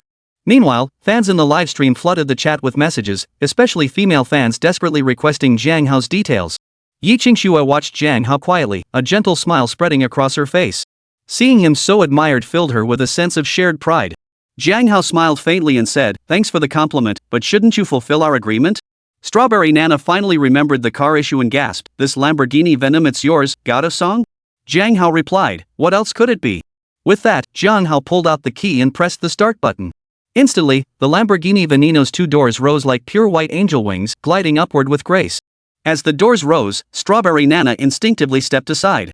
At the same time, the viewers in the livestream witnessed this scene and were stunned once again. So the mysterious owner of the Venom was none other than the god of song. This is the perfect boyfriend I've been searching for. I'm heading to Shaman. Seeing Strawberry Nana still lingering there, Jiang Hao couldn't bring himself to actually call security to escort her out. Instead, he said to Lu Qi, young Master Lu, I'll let you test drive the car again next time. You can take Lu Xin back. Xing Xuan and I will head out first. Alright, young Master Jiang, you go ahead. Lu Qi knew it wasn't the right moment and immediately replied to Jiang Hao. Jiang Hao pulled Yi Qingxue into the Lamborghini Venom seats. After buckling up, he ignited the engine and floored the accelerator in one fluid motion. Strawberry Nana watched Jiang Hao drive away with Yi Qingxue, her lips pouting in frustration. Then, her eyes darted around as she turned to Lu Qi, trying to pry information about Jiang Hao from him. Chapter 20, Arriving at Yi Qingxue's home. Jiang Hao couldn't care less about what happened after he left. He took Yi Qingxue to buy a box of Westlake Longjing tea, a tea set, a skincare set, and 2 massage chairs. You're buying way too much, Yi Qingxue said with a hint of reproach as they got back into the sports car. Jiang Hao smiled faintly. Gifts for your parents shouldn't be subpar, and honestly, it's not that expensive. Next, Jiang Hao drove the Lamborghini Aventador up front, followed by a truck he'd hired to haul the 2 massage chairs. Yi Qingxue's family ran a jewelry franchise store and possessed modest assets. They owned a nearly 200 square meter suite in the city's garden district. Since they were in the city, Jiang Hao didn't drive too fast. After about an hour, the car arrived at a residential complex called Pengcheng Garden. After Yi Qingxue briefly spoke with the security guard, Jiang Hao and the delivery driver followed one after the other into the residential compound. Then, Jiang Hao and Yi Qingxue, carrying tea leaves, tea sets, and skincare products, headed toward Yi Qingxue's home. As for the massage chair, the delivery driver and his partner naturally helped carry it inside. Arriving at Yi Qingxue's doorstep, she immediately pulled out her keys and unlocked the security door. As the door swung open, 3 pairs of eyes instantly turned toward the entrance from within the Yi residence. The living room faced the entrance directly, where 3 figures were seated. 2 of them were middle-aged men in their 40s. The third figure belonged to a woman who appeared to be in her 30s. She possessed a beautiful face and was dressed fashionably and appropriately, none other than Yi Qingxue's mother, Wenya. Yi Qingxue was already 24 years old, and her mother was well over 40. However, thanks to excellent skincare and makeup skills, she appeared relatively youthful. Seeing an extra person in the house, Yi Qingxue paused for a moment before saying, Dad, Mom, we have a guest. You finally deigned to come back? Wenya greeted Yi Qingxue with a hint of displeasure. We have guests here. Can we discuss this later? Just as Yi Qingxue's face turned awkward, one of the 2 middle-aged men in the living room, the one wearing casual loungewear with a square jaw, intervened to placate Wenya. The man who could speak to Wenya in such a manner was undoubtedly Yi Qingxue's father, Yi Yongqiao. At his words, Wenya's expression softened slightly. She gave Jiang Hao a few scrutinizing glances before saying, Come in. Yi Qingxue shot Jiang Hao an apologetic glance before following him into the living room, making room for the people carrying the massage chair behind them. What's going on? Wenya asked, seeing 2 people helping carry the massage chair inside. I didn't order this. Jiang Hao explained, Auntie, Qingxue and I picked out this massage chair for you and Uncle. It's perfect for relaxing when you're tired. Also, Qingxue mentioned these are your favorite skincare and cosmetics. I brought a set along for you. As he spoke, Jiang Hao gestured toward the gift box he was holding. Hearing Jiang Hao's words and seeing the skincare products in his hands, Wenya's expression softened noticeably, and her hostility toward him lessened somewhat. Yi Qingxue then added, Also, Jiang Hao heard that Dad enjoys tea, so he bought him a box of Westlake Longjing tea and a tea set. Oh my, that's so kind of him. Please come in and sit down. Wenya finally managed to smile as she spoke to Jiang Hao. As she spoke, she reached out to take the gift box from Jiang Hao's hands. After glancing at the brands of the skincare and cosmetics, her eyes lit up. After the gifts were put away, Jiang Hao was invited to sit on the living room sofa, while Yi Qingxue was called aside by her mother for a quiet conversation. Young man, please don't take offense.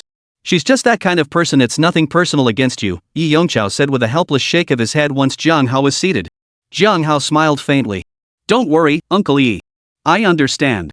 By the way, I still don't know your name, Yi Yongqiao nodded slightly and said again. My name is Jiang Hao. Jiang is in the Yangtze River, Hao is in the heavens. A fine name, very grand.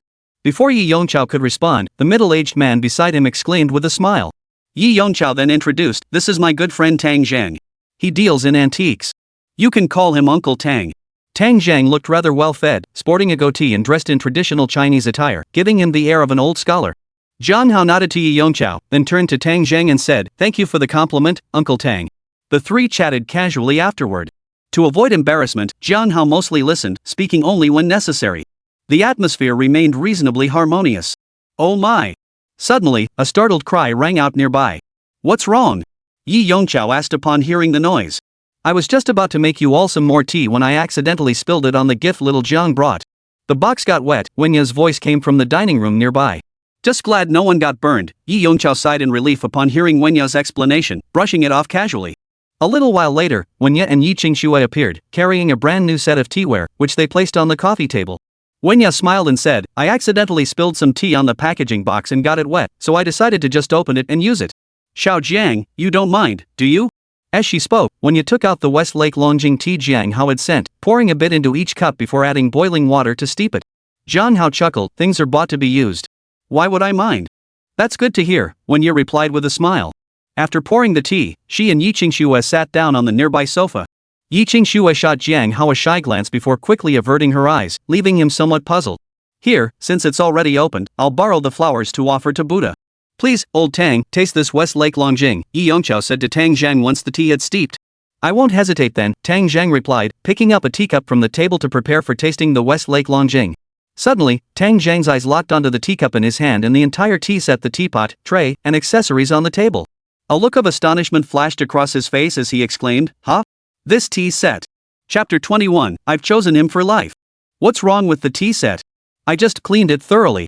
Hearing Tang Zhang's words, Wenya thought he was implying the set wasn't properly cleaned and couldn't help but respond with a hint of displeasure. Tang Zhang waved his hand. No, I mean this tea set is extraordinary. Oh? What's so remarkable about them? Yi Yongqiao asked curiously upon hearing this. Yi Yongqiao knew his old friend dealt in antiques and cultural relics, possessing extraordinary discernment.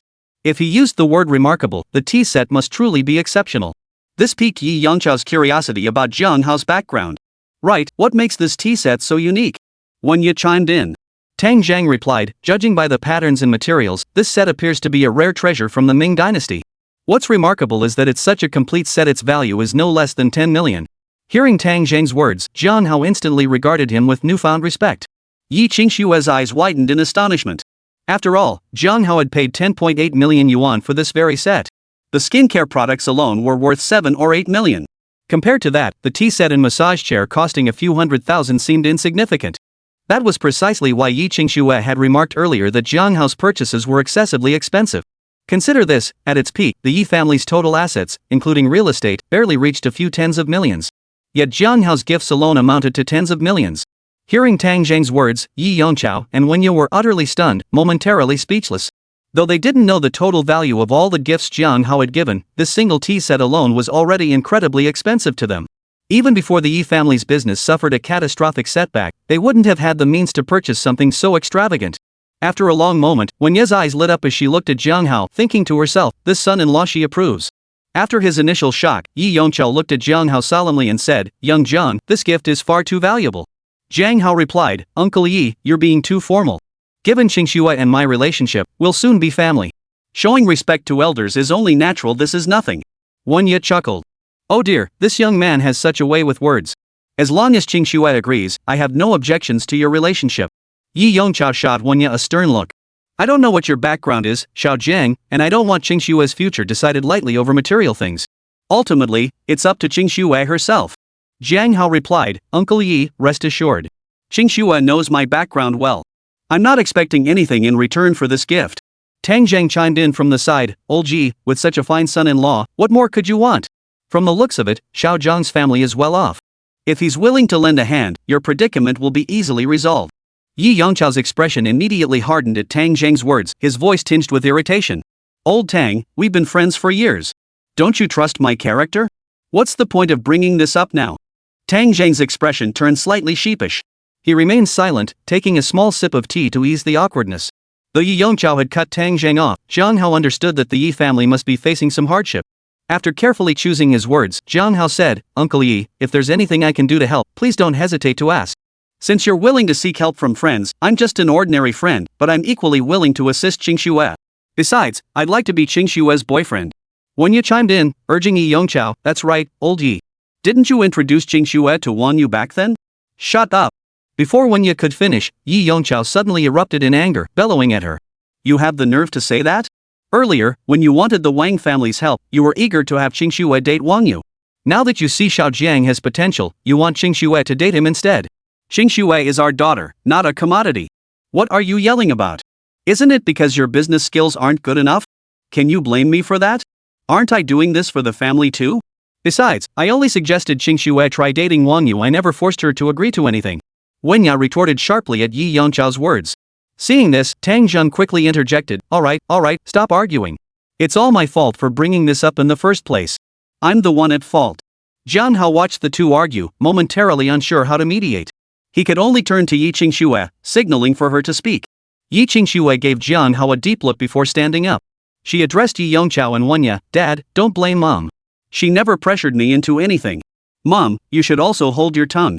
Business isn't always smooth sailing, occasional setbacks are nothing unusual. After a pause, Yi Qingxue turned to Yi Yongchao again. Dad, Jiang Hao isn't like Wang Yu. I've liked Jiang Hao for years. I've decided he's the one for me. So you don't need to treat him like an outsider. Of course, if you don't want to take advantage of him, just consider it a loan. Once your business turns a profit, you can repay him. Upon hearing Yi Qingxue's words, Yi Yongchao and Wen Ye ceased their argument and sat silently on the sofa. Jiang Hao felt deeply moved by Yi Qingxue's words. Though she was trying to persuade her father, she had also directly revealed her own feelings. Recalling how he had repeatedly avoided Yi Qingxue back then, even deliberately changing his phone number, Jiang Hao couldn't help but feel a pang of remorse. Thankfully, it wasn't too late. Thinking to himself, Jiang Hao spoke up, Qingxue is right, Uncle Yi. You needn't overthink this. We'll all be family soon, why keep your distance? If you can seek help from others, why push my assistance away? Yi Yongchao fell silent for a moment before replying, I just feel so sorry for Qingxue. I'm afraid I've made a fool of myself. Tang Zheng quickly interjected, we're old friends who've known each other for years. There's no need for embarrassment. It's my fault for speaking out of turn. Jiang Hao nodded in agreement. I understand your feelings, Uncle Yi. Rest assured, I'll treat Qingxue well. Then, shifting the topic, Jiang Hao added, by the way, Uncle Yi, I still don't understand what situation you're facing. Would it be possible for me to know? Sigh, well, telling you won't hurt. Upon hearing this, Yi Yongchao sighed softly and proceeded to explain the predicament facing the Yi family. Chapter 22, Resolving the Crisis. It turned out Yi Yongchao had been in the jewelry business, operating as a franchisee. Due to some missteps, he not only lost a significant amount of money but also had his franchise rights revoked, forcing him to pay a hefty penalty for breach of contract. Short on funds, Yi Yongchao had borrowed 8 million from Tang Zhang.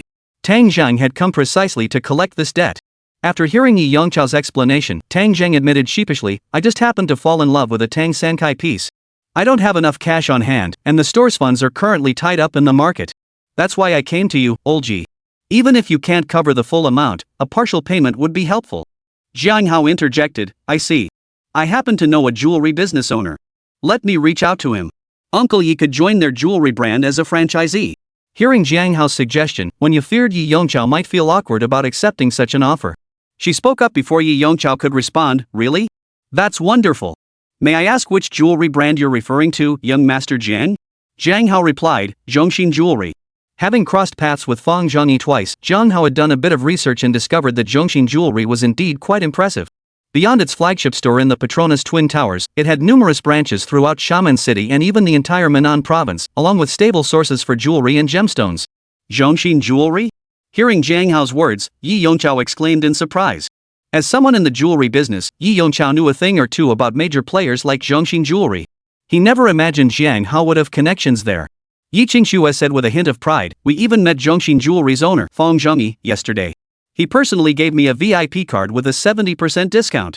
Tang Jing smiled and praised, "Young Jiang is truly accomplished beyond his years." When Yi inquired, "Jiang, do you know the owner of Zhongxin Jewelry? How close are you?" Jiang Hao smiled faintly. "We get along quite well." In truth, Jiang Hao had only met Fong Zhengyi twice. He said this merely to reassure Yi Yongqiao and Wen Ye. After all, as long as Fong Zhengyi wanted to continue doing business in the Twin Towers of the Wanshan Plaza, he certainly wouldn't refuse such a small favor. "That's absolutely wonderful." Hearing Jiang Hao's words, Wen Ye was instantly thrilled. Jiang Hao said, "I'll call him right now and arrange a time for you to discuss the partnership." Yi Yongqiao voiced his concern, "But he knows I just suffered a setback recently. Could that be a problem?" Jiang Hao reassured him, "Uncle Yi, rest assured. As Qingxue mentioned earlier, business rarely goes smoothly. You must have confidence in yourself. I believe you will only get better and better." Truthfully, Jiang Hao didn't know much about Yi Yongqiao's business acumen, but he figured Fong Zhengyi could lend a hand later, so it should be fine. "Then I'll trouble you, young Jiang," Yi Yongqiao replied, his confidence seemingly restored. "You're too kind, Uncle Yi. I'll call Mr. Fong right away," Jiang Hao replied with a smile. With that, he pulled out his phone and dialed Fong Zhengyi's number. Zheng Fuli had given him this number yesterday when he shared the location of Zhongxin Jewelry, and Jiang Hao hadn't paid much attention to it at the time. Little did he know he'd need it so soon. Seeing Jiang Hao make the call, the others in the living room fell silent. Yi Yongqiao and Wen Ye, the couple, both looked at Jiang Hao dialing the phone with a hint of tension in their expressions. "Hello, who's this?" The call connected quickly, and Fong Zhengyi's voice came through. Without Jiang Hao's permission, Zhang Fulai wouldn't dare share his number. Thus, like Li Changdong, Fong Zhengyi didn't know Jiang Hao's phone number. Hearing Fong Zhengyi's voice, Jiang Hao responded calmly, "Mr. Fong, hello. This is Jiang Hao." "Mr. Jiang. Good day. What might I do for you?" Fong Zhengyi's tone immediately turned deferential upon recognizing Jiang Hao. Jiang Hao said, "I have a matter that requires your assistance, Mr. Fong." In the chairman's office of Zhongxin Jewelry, Fong Zhengyi's eyes lit up upon hearing Jiang Hao's words. He had been pondering how to build rapport with Jiang Hao, never expecting Jiang Hao to reach out to him first. Thinking this, he addressed Jiang Hao with utmost respect. "Mr. Jiang, please don't hesitate to instruct me. My girlfriend's family runs a jewelry business," Jiang Hao explained without reservation, briefly outlining the Yi family's situation before finally requesting to join Zhongxin Jewelry. After listening, Fong Zhengyi agreed without hesitation, "I see. No problem. They can come see me anytime." A jewelry franchise store was merely a matter of tens of millions, a trifle to him. What truly mattered was the opportunity to strengthen his relationship with Jiang Hao through this venture. Jiang Hao replied, "Thank you. We'll discuss it with them and contact you once we've set a date." "All right, Mr. Jiang. You go ahead," Fong Zhengyi replied promptly. Jiang Hao said nothing more and hung up immediately. "So? Did he agree?" As soon as Jiang Hao hung up, Wen Ye hurriedly asked him. Yi Yongqiao, though silent, also looked at Jiang Hao with some tension. After all, they could only catch snippets of the conversation and weren't entirely sure. Tang Zhang and Yi Qingxue, however, remained relatively calm. Tang Zhang remained detached since it didn't concern him. Yi Qingxue, meanwhile, was filled with confidence in Jiang Hao. After all, she'd witnessed Fong Zhengyi's attitude toward him just yesterday. Jiang Hao smiled and said, "Uncle Yi and Auntie, rest assured. Mr. Fong has agreed and said he's available anytime to discuss the partnership with you. It all depends on Uncle Yi's schedule." Wen Ye beamed at Jiang Hao's words. "That's wonderful. Thank you so much, little Jiang." Yi Yongqiao's expression relaxed as well. "I have plenty of time right now. If we can join Zhongxin Jewelry, the sooner the better." Jiang Hao suggested, "In that case, let's schedule it for this afternoon. What time would work best for you?" 2 o'clock this afternoon, then. After lunch, we'll head straight over to discuss the partnership with Mr. Fong, Yi Yongqiao said, sounding almost impatient. Jiang Hao replied, "No problem. I'll text him the time, and we'll head straight to Zhongxin Jewelry headquarters this afternoon." With that, Jiang Hao opened his phone again and composed a text message to send to Fong Zhengyi. No sooner had he sent it than Fong Zhengyi replied, confirming it was perfectly fine. "Ahem, well. I feel a bit awkward bringing this up, but I still want to ask, do you have any spare funds right now, young Jiang?" Tang Zhang cleared his throat beside him and inquired. Chapter 23, Must Be Captured. Yi Yongqiao and Wen Ye's expression shifted slightly upon hearing Tang Zhang's words, though they remained silent. Jiang Hao smiled. "There's nothing awkward about it. You lending 8 million yuan to Uncle Yi when he was in trouble was already incredibly generous. What's your card number? I'll transfer it over." Tang Zhang's face lit up at Jiang Hao's words. "I'm in urgent need of funds myself. I'll gladly accept." He promptly recited his bank account number. Without hesitation, Jiang Hao transferred 8 million yuan to Tang Zhang via his mobile banking app. "Oh gee, I'm sorry for this. I urgently need to buy that Tang tricolor ware. If I delay, someone else might snatch it up. I won't disturb your family gathering any longer." After confirming the transfer, Tang Zhang stood up and said to Yi Yongchao. Initially, Yi Yongchao felt a twinge of discomfort. But after hearing Jiang Hao's explanation, he realized Tang Zhang hadn't done anything wrong. Back when he'd borrowed money, Tang Zhang had also transferred 8 million yuan without hesitation. He had no grounds to blame Tang Zhang.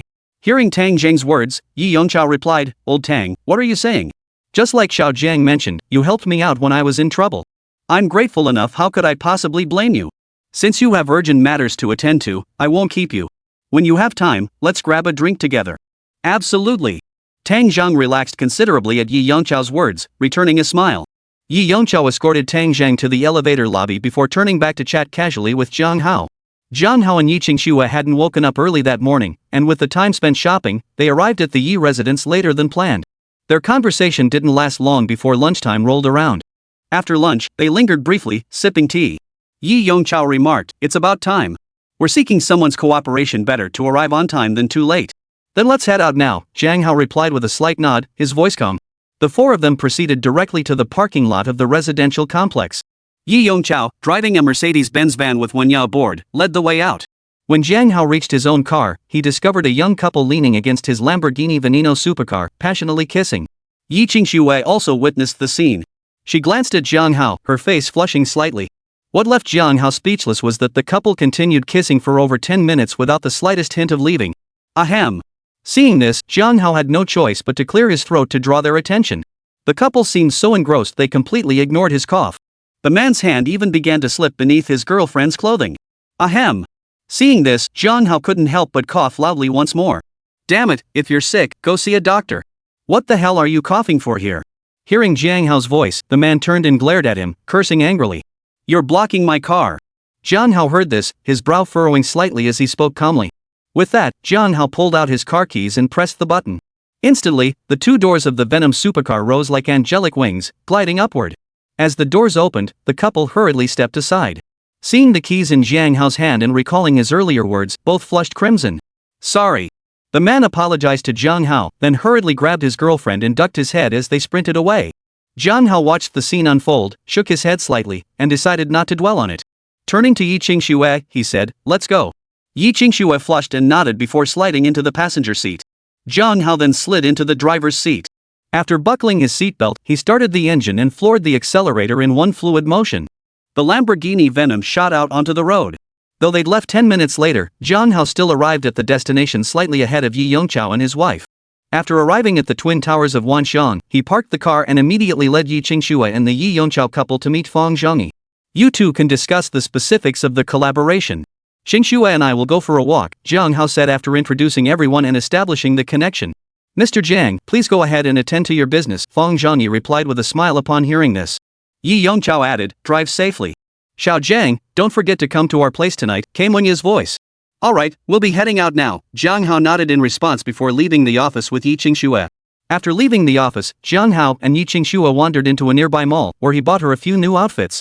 Over an hour later, as they were browsing, Yi Qingxue's phone rang. Seeing the caller ID, Yi Qingxue quickly answered, "Hello, Mom. Did you two settle everything?" "Yes, Mr. Fang was so gracious to us and even gave us quite a few discounts. The partnership with Zhongxin Jewelry is settled. Your dad won't have to frown all day anymore. Speaking of which, we owe it all to Xiao Jiang." "Oh, is Xiao Jiang still with you?" Wenya, hearing Yi Qingxue's question, immediately launched into a stream of excited chatter before turning her attention to Jiang Hao. Yi Qingxue glanced at Jiang Hao and replied, "He's right beside me." "Why?" Wenya replied, "Good. Make sure to have Xiao Jiang come over to our place tonight. We only had a quick bite at noon. I'll cook a proper meal tonight to treat Xiao Jiang and properly thank him." Yi Qingxue had long harbored deep feelings for Jiang Hao. Initially worried her parents might disapprove, she was now overjoyed to see their warm reception of him. She immediately replied, "Got it. I'll head back with Jiang Hao shortly." Wenya said, "No need to rush. Take your time playing. Just come back for dinner tonight. Let me tell you, a good young man like Xiao Jiang, you absolutely must hold on to him. And..." "Alright, Mom, I got it." Seeing Wenya ramble on endlessly, Yi Qingxue stole a glance at Jiang Hao before hastily cutting her off and hanging up. Wenya's voice was loud enough that even though Yi Qingxue hadn't used speakerphone, Jiang Hao caught most of it. A faint smile touched his lips. Humph. What's so funny? Let's go back. Yi Qingxue shot Jiang Hao a glare in feigned anger. Chapter 24, My Bed's Broken. Jiang Hao chuckled softly at the scene, then followed Yi Qingxue out of the mall. He started the poison and headed back toward the Yi residence. Upon arriving at the Yi residence, Wen Ye greeted Jiang Hao with an exceptionally warm attitude this time. Welcome back. You must be tired from playing outside. Have a seat. Dinner will be ready soon. Wen Ye greeted Jiang Hao with a smile upon seeing him and Yi Qingxue return. Jiang Hao smiled and replied, Then I'll look forward to tasting your cooking, auntie. You and dad take a seat. I'll go help, Yi Qingxue said to Jiang Hao before heading into the kitchen to assist Wen Ye. Sit down. Thank you so much for everything this time, Yi Yongqiao said to Jiang Hao in the living room. Jiang Hao replied, Uncle Yi, no need to thank me. After that, the two chatted casually in the living room. Before long, Wen Ye and Yi Qingxue had finished preparing dinner. At the dinner table, Wen Ye was very warm toward Jiang Hao, urging him to eat more while also telling Yi Qingxue, serve some food to Xiao Jiang. Yi Qingxue felt quite pleased by this and showed no reluctance, occasionally serving Jiang Hao portions of food. Of course, Jiang Hao occasionally served Yi Qingxue some of her favorite dishes too. Wen Yu's eyes sparkled with amusement at the sight. She placed a serving of food into Yi Yongqiao's bowl and teased, See that? You should learn a thing or two from Xiao Jiang. Yi Yongqiao shot Wen Ye a disgruntled look but still served her a dish, saying, Our chef worked hard. You should eat more too. Yi Qingxue couldn't help but giggle softly at her parents' antics. Throughout the meal, the atmosphere at the table remained warm and harmonious. After dinner, Wen Ye said, Xiao Jiang can't drive after drinking. He should stay at our place tonight and head back tomorrow. Jiang Hao protested, That might be a bit inconvenient. Wen Ye replied, What's inconvenient about it? Didn't you say we'd be family sooner or later? Why act like strangers now? Jiang Hao chuckled at her words. Well then, I won't stand on ceremony. Ah, that's more like it. Wen Ye's eyes flashed briefly at his agreement before she laughed aloud. Jiang Hao and Yi Qingxue joined Yi Yongqiao and his wife for a while, watching TV and chatting casually before retiring to their respective rooms to wash up. Jiang Hao had just entered the Yi family's guest room and was about to rest when a knock sounded at the door, accompanied by Yi Qingxue's voice. Jiang Hao, are you asleep? Not yet, Jiang Hao answered in his pajamas, then got out of bed to open the door. Standing at the doorway, Yi Qingxue's face was flushed, her head bowed, and her small hands clutched the hem of her nightgown tightly. At that moment, Yi Qingxue wore a water-red spaghetti strap nightgown. Her jet-black, silky hair fell loosely down her back. The nightgown fell precisely to her knees, revealing her smooth calves to Jiang Hao's gaze. Her feet were adorned with pink bunny slippers. The overall look was both sensual and charmingly adorable. Combined with the blush on Yi Qingxue's cheeks, Jiang Hao found himself staring, his eyes going a little wide. Seeing his reaction, Yi Qingxue felt a flicker of satisfaction mixed with a wave of shyness. My bed's broken, Yi Qingxue whispered softly as she entered the room. Mom said I could share yours with you. After speaking, her little head dropped completely to her chest. Yi Qingxue's visit wasn't for the reason she stated. Instead, her mother, Wen Ye, had pulled her aside, imparted a secret strategy, and then locked every bedroom in the house except Jiang Hao's guest room. In fact, even the knock on the door earlier had been made by Yi Qingxue's mother, Wen Ye. After knocking, she quickly stepped aside and pushed Yi Qingxue forward to the doorway. Hearing Yi Qingxue's words, Jiang Hao froze for a moment before snapping back to reality. His heartbeat surged, and he took a deep breath before replying, Well, we'll just have to squeeze in. With that, Jiang Hao locked the guest room door. Hearing the lock click, Yi Qingxue grew even more tense. Her entire body stiffened, and she stood frozen in place, not daring to move an inch. Seeing this, Jiang Hao chuckled. Planning to stand there all night? Yi Qingxue could only manage a single word, her hands clutching her skirt so tightly that the veins on her knuckles stood out. Jiang Hao stepped closer, wrapping his arms around her waist and carrying her toward the bed. Held in Jiang Hao's arms, Yi Qingxue's heart pounded wildly, her nerves on edge. The distance from the doorway to the bedside was short, and soon Yi Qingxue found herself gently placed onto the mattress. Her eyes tightly shut, her calf twitched slightly, and a pair of adorable bunny slippers slipped from her feet, landing on the floor. Immediately after, Jiang Hao swiftly lay down beside Yi Qingxue, gently drawing her into his embrace. Gazing into her eyes, he murmured softly, Qingxue, have you made up your mind? A soft, almost inaudible escaped her lips. Hearing this, Jiang Hao's eyes lit up, his heartbeat quickening. He took a deep breath and reached out his hand toward Yi Qingxue. Jiang Hao, I'm not doing this because of your gift, nor because you suddenly became wealthy. Yi Qingxue suddenly pressed her hand against his, her eyes fixed on him as she spoke earnestly. Jiang Hao replied, I know all that. Jiang Hao murmured softly before lowering his head to cover Yi Qingxue's lips with his own. Mum. Within the room, a spring-like warmth gradually blossomed, as if in harmony with the season. Everything unfolded as naturally as water flowing down a channel. The meows of cats were drowned out by the city's clamor. From that moment on, Yi Qingxue completed a profound transformation in her life. After their labors, though weary, both felt wonderfully content, drifting into a peaceful slumber. The next morning, when Jiang Hao awoke, Yi Qingxue was still asleep. Seeing the faint smile on her lips as she slept, Jiang Hao felt a wave of warmth and deep emotion wash over him. This woman had chosen to stand by him during his darkest hour. He would cherish and love her for the rest of his life. As these thoughts swirled in his mind, the system's notification chime sounded. Ding! Good morning, host. Would you like to check in? Yes. With his response, the familiar virtual interface reappeared before his eyes. Seeing this, Jiang Hao didn't hesitate for a moment. He reached out and tapped the illuminated daily check-in button. Chapter 25, Striving to Become Your Sister-in-Law. Ding! Check-in successful. Congratulations, host, you have obtained 1 basic share voucher. What exactly is a basic share certificate? Jiang Hao couldn't help but feel puzzled upon hearing the system's mechanical prompt. Ding! Share vouchers, as the name suggests, allow you to select a company and control its shares. Basic share vouchers can only be used on companies with a market value under 10 billion, and the share percentage they grant is uncertain. Upon hearing the system's explanation, Jiang Hao understood the concept. With a slight mental command, he retrieved a paper voucher resembling a shopping mall coupon from the system's inventory. Written on the voucher were the words 60%. Jiang Hao silently inquired, does 60% mean using this share voucher grants me 60% ownership? Also, how do I actually use it? Ding! The host's judgment is correct. To use it, simply select the target entity and silently recite, use the share voucher on XX. This voucher will then convert into a formal share certificate. Jiang Hao instantly understood the mechanism. 1 million yuan received in Alipay. Suddenly, Jiang Hao's phone rang. Is it morning already? Yi Qingxue opened her eyes, glancing at the sky with a lazy tone, as if the ringtone had roused her. Jiang Hao apologized, sorry for waking you. Yi Qingxue smiled. It's fine. It's getting late anyway. Go ahead and take the call. Jiang Hao glanced at the caller ID, raised an eyebrow slightly, then answered the call. Hey, bro, where'd you get that sports car? A crisp voice rang out the moment the call connected. The speaker was none other than Jiang Hao's younger sister, Jiang Yu, now 20 years old and a freshman in college. Jiang Hao asked, how did you find out about the sports car? Jiang Yu replied, didn't you get recorded singing at a KTV earlier? The video went online, and Strawberry Nana from Douyin kept asking for your contact info? With Douyin videos and Weibo posts combined, I found out naturally. Now it's all over the internet they're saying the singing god is a big shot with a Lamborghini Veneno supercar. Jiang Hao immediately understood what was going on upon hearing his sister's words. He chuckled and said, since you already know, I won't hide it from you. I've recently turned my life around and managed to make some money. Jiang Yu pressed, how much? Jiang Hao thought for a moment before replying, just a couple 100 million. Wow, big bro, you've hit it big. Jiang Yu exclaimed in surprise upon hearing Jiang Hao's words. After a pause, he added, wait, you didn't do anything illegal, or hook up with some rich woman, did you? Jiang Hao rolled his eyes at her words and snapped, you little brat, how dare you talk to your big brother like that? Hee, I was just joking, big bro don't get mad. If I got mad at you, I'd have died of frustration long ago. Since you know now, I'll transfer you $1 million for everyday expenses. No need to slave away at part-time jobs anymore. Bro, you're the best. I love you to death. It's already transferred. Anything else? If not, I'm hanging up.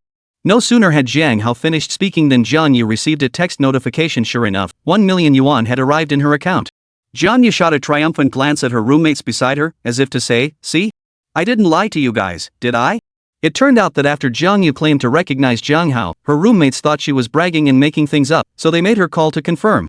While Jiang Yu was on the call with Jiang Hao, her roommates watched from the sidelines. One roommate scribbled a question on paper, ask your brother if he has a girlfriend. The others nodded in unison, urging her to ask. When Jiang Hao started to hang up, Jiang Yu hurriedly said, wait, there's one more thing? What is it? Bro, do you have a girlfriend yet? Why do you want to know? Just say yes or no. Of course I do. When the time comes, I'll introduce you to your sister-in-law. As he spoke, Jiang Hao glanced at Yi Qingxue. Yi Qingxue blushed at Jiang Hao's words, yet her heart swelled with sweetness. Handsome, would you mind swapping girlfriends? Just then, one of Jiang Yu's roommates suddenly yelled into the phone. You're going to get me killed. Jiang Yu's voice immediately followed. Jiang Hao froze for a moment before asking, Xia Yu, what's going on? Jiang Yu hurriedly explained, it's my roommate. Don't mind her, she's a crazy girl. Jiang Hao chuckled, tell her I mind. She can forget about it. In Jiang Yu's dorm room, several girls heard this and immediately erupted into chaos. Hey, handsome, would you mind having one more girlfriend? This time, it was another girl's voice. I do mind. Xiao Yu is just like that. I'm hanging up now. With that, Jiang Hao hung up the phone. Are you kidding? Yi Qingxue is right there. Even if he didn't mind having another girlfriend, Yi Qingxue definitely would. In Jiang Yu's dorm room, 3 girls surrounded her. Jiang Yu, I never imagined that handsome guy is actually your brother. I'm so jealous. Yeah, I wish I had a brother that handsome and rich too. Just like that, he transfers $1,000,000 so cool. Jiang Yu, I've decided starting today, I'm going to work hard to become your sister-in-law. My brother has a girlfriend. A girlfriend isn't the same as a wife. Jiang Hao, of course, had no idea what was happening on Jiang Yu's end. After hanging up, he smiled at Yi Qingxue and said, "That was my sister calling." The one shouting in the background is her roommate. Don't mind it. The girl's voice had been loud enough for Yi Qingxue to hear clearly, even without speakerphone. Yi Qingxue smiled gently and said, I know. Yeah, we should probably get up soon. Don't want your parents thinking I'm a lazy bum, Jiang Hao chuckled, smoothly changing the subject. You get dressed first. I'll get dressed after you're out, Yi Qingxue said, sounding a bit shy. Jiang Hao grinned mischievously, what are you afraid of? I already saw everything last night anyway. You're so naughty. I'm ignoring you. Yi Qingxue's face flushed even redder at his words, and she playfully patted Jiang Hao's chest a few times. Jiang Hao chuckled softly, refraining from further teasing. Soon, he was dressed and stepped out of the room. Shortly after, Yi Qingxue emerged in her pajamas, returning to her room to change into casual clothes. Up and about. Come sit down for breakfast. I specially stewed some black-bone chicken, it's nourishing, Wenya said with a smile as she saw Jiang Hao and Yi Qingxue emerge. Hearing Wenya's words, Yi Qingxue's face flushed red once more. Yi Yongqiao merely nodded at the two of them without saying much. After breakfast, Yi Qingxue stayed home to rest for the time being. Yi Yongqiao and his wife, re-energized, resumed their business operations. Jiang Hao bid farewell to Yi Qingxue's family and drove his Lamborghini Venom out of Pengcheng Garden. Alipay received a deposit of 1,000,000 yuan. Not long after pulling out, Jiang Hao's phone rang again. Chapter 26, The Beautiful Director. Jiang Hao glanced at the caller ID displaying Chenghua, his eyebrows arching slightly as he casually answered the call. Mr. Jiang, I'm truly at my wit's end. Could you please help me? Chenggua's voice trembled slightly on the other end. What's wrong? Is Zhao Yang bothering you again? Jiang Hao placed the phone on speaker in the space below the steering wheel and asked casually. After I refused Zhao Yang's inappropriate advances, all the projects I'd been assigned were cancelled. The company has completely sidelined me. That's not even the worst part. Zhao Yang then hired a lawyer, threatening to sue me for breach of contract and demanding a huge penalty.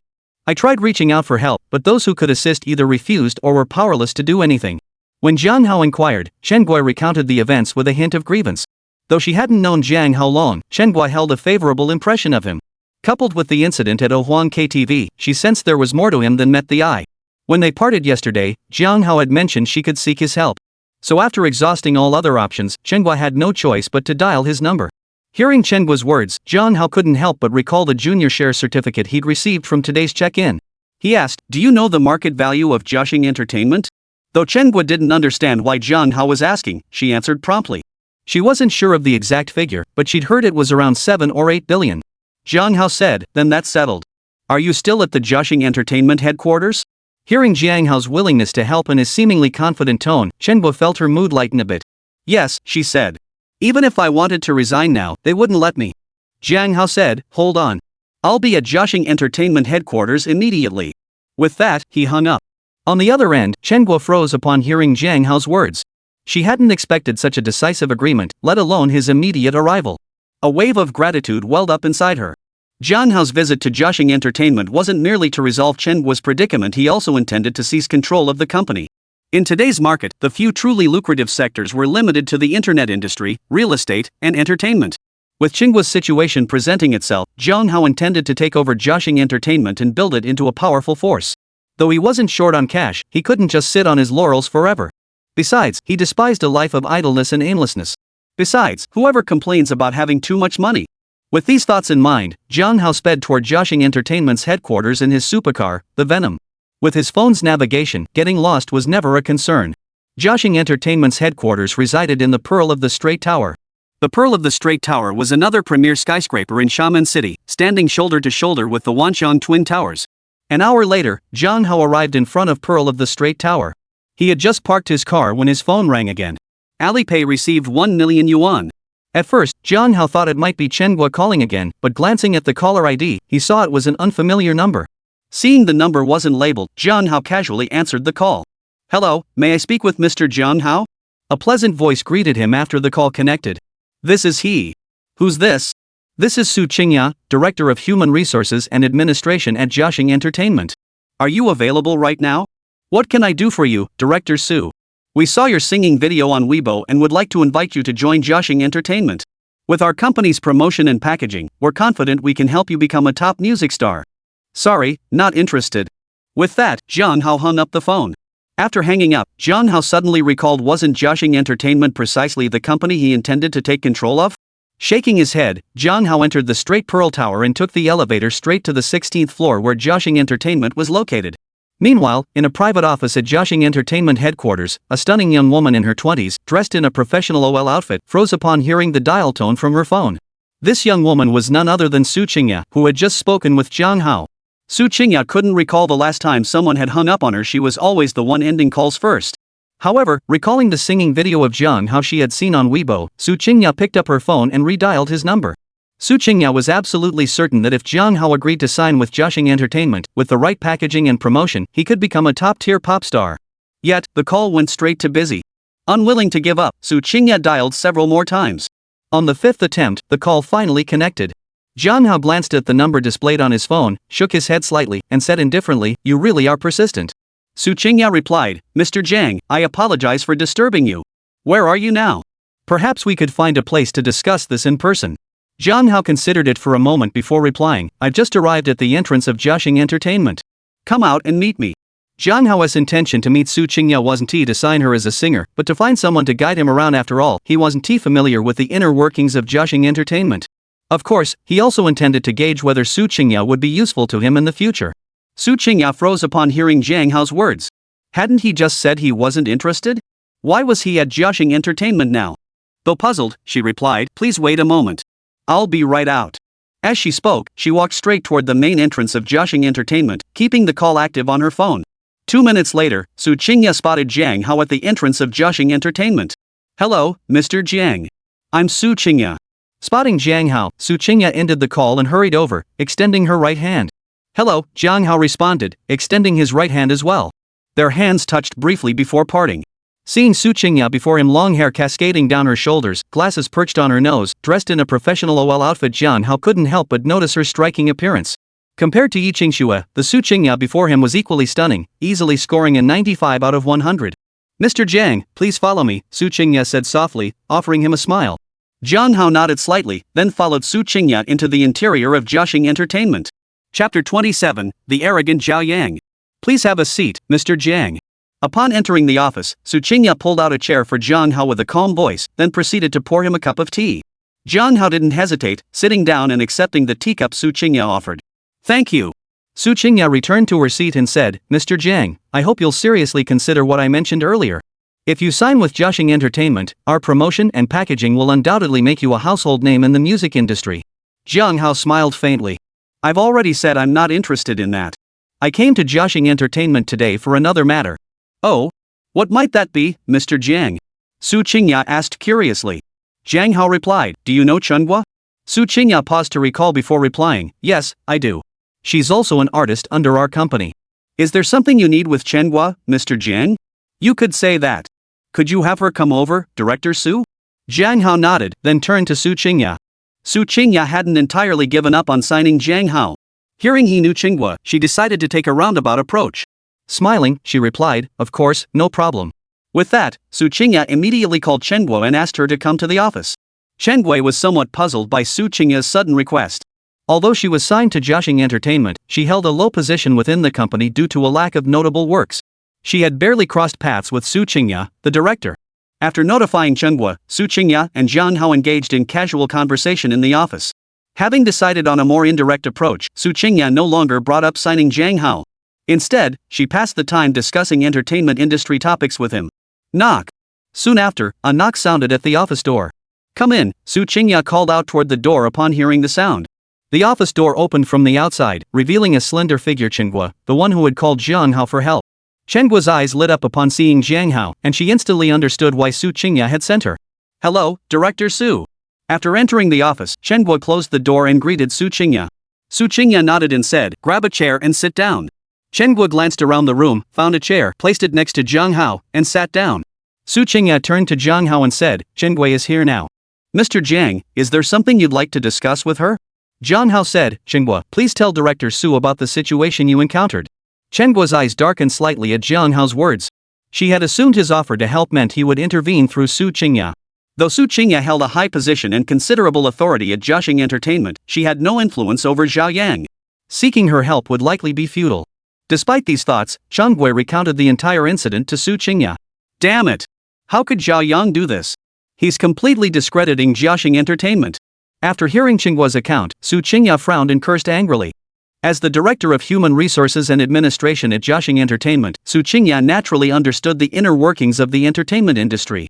However, she couldn't be bothered with female artists who willingly degraded themselves to climb the ladder. What truly enraged Su Qingya, however, was Zhao Yang's choice to resort to coercion to force Chen Gui into submission. That was something she simply couldn't tolerate. Jiang Hao replied indifferently, because I know Chen Gui, I learned about this incident. Who knows how many similar cases I'm unaware of. I wouldn't dare to rashly cooperate with a company like this. Jiang Hao deliberately phrased it this way. By bringing up Chen Gui's situation with Su Qingya, he intended to test this beautiful director. Su Qingya declared, I absolutely won't stand idly by in such a situation. I will stand by Chen Gui and help her. I won't let Zhao Yang run amok. Jiang Hao fixed his gaze on Su Qingya and said calmly, Zhao Yang is your CEO's son. Are you certain you can stop him? Just as Su Qingya was about to respond, the office door was violently flung open from the outside. Hearing the noise, the three turned toward the doorway. Entering was none other than Zhao Yang, the young master of Jiaxing Entertainment. Zhao Yang, what are you doing? Su Qingya, seeing his rude behavior, abruptly stood up, her face flushing with anger as she confronted him. Zhao Yang glanced at Su Qingya and sneered coldly, Su Qingya, it's already generous of this young master not to lay a finger on you. Mind your own business. Otherwise, I won't hesitate to deal with you too someday. You! Su Qingya's chest heaved as she pointed at Zhao Yang, too furious for words. Ignoring Su Qingya, Zhao Yang turned to Chen Guo and sneered, you think bringing Su Qingya here will help? All her power comes from my father. She can't even touch me. Chen Guo's eyes dimmed at Zhao Yang's words. She clenched her teeth, refusing to meet his gaze. Zhao Yang sneered again, then turned his mocking gaze to Jiang Hao. Well, young man. That night at Ohuan KTV, you relied on Li Chengdong's backing to meddle in this young master's affairs. And now you dare to come onto my turf to cause trouble? Your nerve is truly something else. Su Qingya hadn't realized Zhao Yang and Jiang Hao had clashed before. Hearing Zhao Yang's words, she cut in before Jiang Hao could speak. Zhao Yang, Mr. Jiang is my guest. Don't you dare cause trouble. Zhao Yang sneered coldly, this young master wouldn't dare act recklessly. However, this Jiang fellow came to our company and stole vital confidential information, causing significant losses to our business. I intend to press charges against him. Let him reflect on his actions inside. He shouldn't meddle in everything. Hearing Zhao Yang's words, Su Qingya and Chen Guo both paled visibly. Clap. Just as Su Qingya was about to speak, a crisp round of applause echoed from within the office. It was Jiang Hao, clapping softly. As the three turned to look, Jiang Hao smiled indifferently, brilliant. Young Master Zhao truly has skill exploiting contract loopholes against Chen Guo, then framing me outright. Quite the strategy. Zhao Yang saw Jiang Hao utterly unfazed, even joking about it. His expression turned icy as he coldly retorted, kid, don't try to feign composure. Blame yourself for sticking your neck out where it doesn't belong. Chapter 28, Your Territory? It's mine now. Jiang Hao replied calmly, I'm perfectly composed. Why would I need to pretend? The one who won't stay composed soon will be you. Kid, this is my turf. No one's backing you today. How long do you plan to keep up this act? Zhao Yang fixed Jiang Hao with a savage grin, then pulled out his phone and dialed security. He intended to call them in to subdue Jiang Hao. Jiang Hao watched Zhao Yang's actions without intervening, silently reciting in his mind, use the basic share certificate on Jiaxing Entertainment Company. The moment he finished the silent command, he sensed that the original basic share voucher in his system inventory had transformed into a stack of documents, the very share certificates of Jiaxing Entertainment.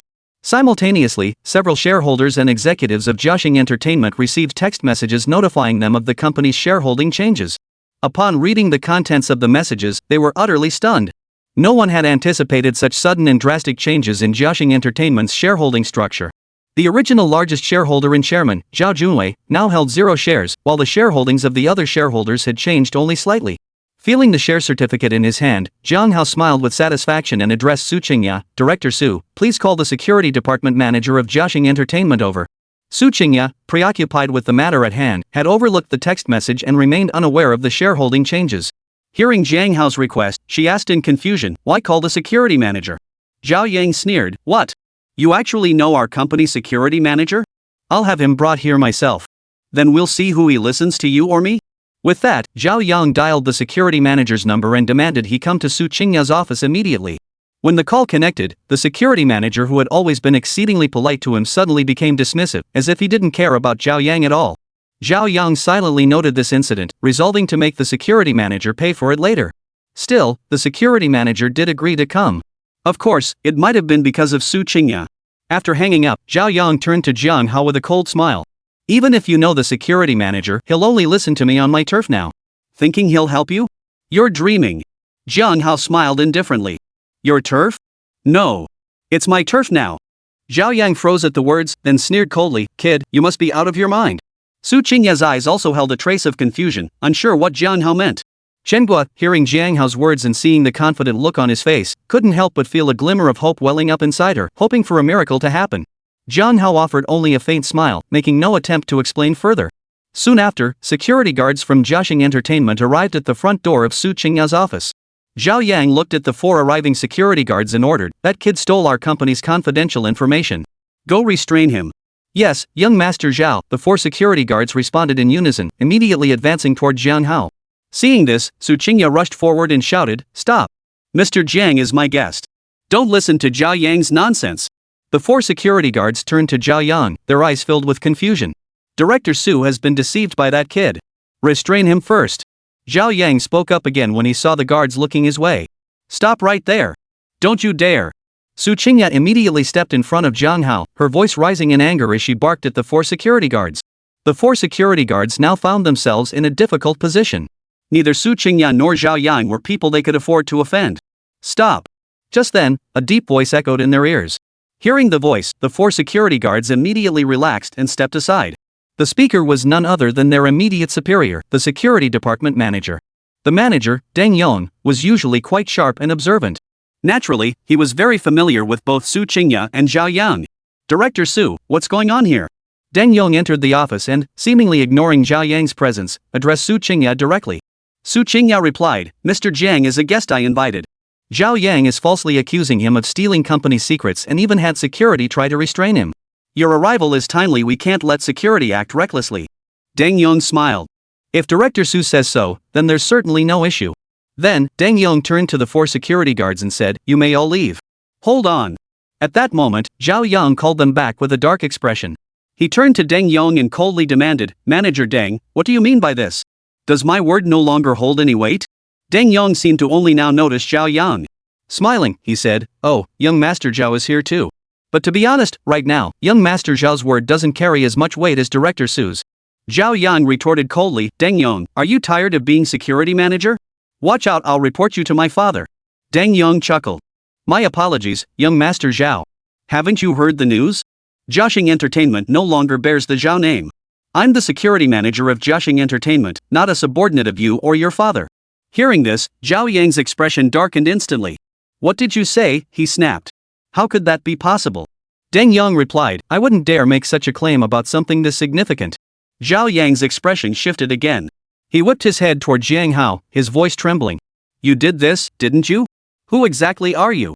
Su Qingya and Shenhua also turned to Jiang Hao in shock. Earlier, when Jiang Hao claimed Jiaxing Entertainment was now his territory, Su Qingya, like Zhao Yang, hadn't believed a word of it. Shenhua harbored hopes, but they remained just that, hopes. They never imagined Jiang Hao's words could actually be true. To transform Jiaxing Entertainment into his company in such a short time, his methods were simply too formidable. Suddenly struck by a thought, Su Qingya hurriedly opened her phone messages and saw the share transfer information for Jiaxing Entertainment. The new majority shareholder was none other than Jiang Hao. Moreover, he now held a direct 60% stake in Jiaxing Entertainment. Deng Yong now looked at Jiang Hao with some confusion, unable to understand why Zhao Yang had suddenly lost his mind. Yet, a vague suspicion began to form in his mind. Chapter 29, Chen Guo treats everyone. Jiang Hao nodded slightly. "Exactly. Didn't I tell you? This place is my turf now." Hearing Jiang Hao's words, Deng Yong's eyes narrowed sharply, his suspicions confirmed. The text message only contained information about the equity changes at Jiaxing Entertainment and the name of the new major shareholder. No photo was included. That's why Deng Yong hadn't recognized Jiang Hao immediately. But now, he felt certain beyond a shadow of a doubt. Zhao Yang's face turned ashen. Who exactly are you? He demanded coldly. Jiang Hao replied, I am the new owner of Jiaxing Entertainment. Of course, the name will change eventually. Humph. We'll see about that. Zhao Yang snorted coldly before turning and striding toward the exit. Jiang Hao remarked calmly, last time, you said the same thing. Hearing Jiang Hao's words, Zhao Yang's body stiffened abruptly before he quickened his pace to leave.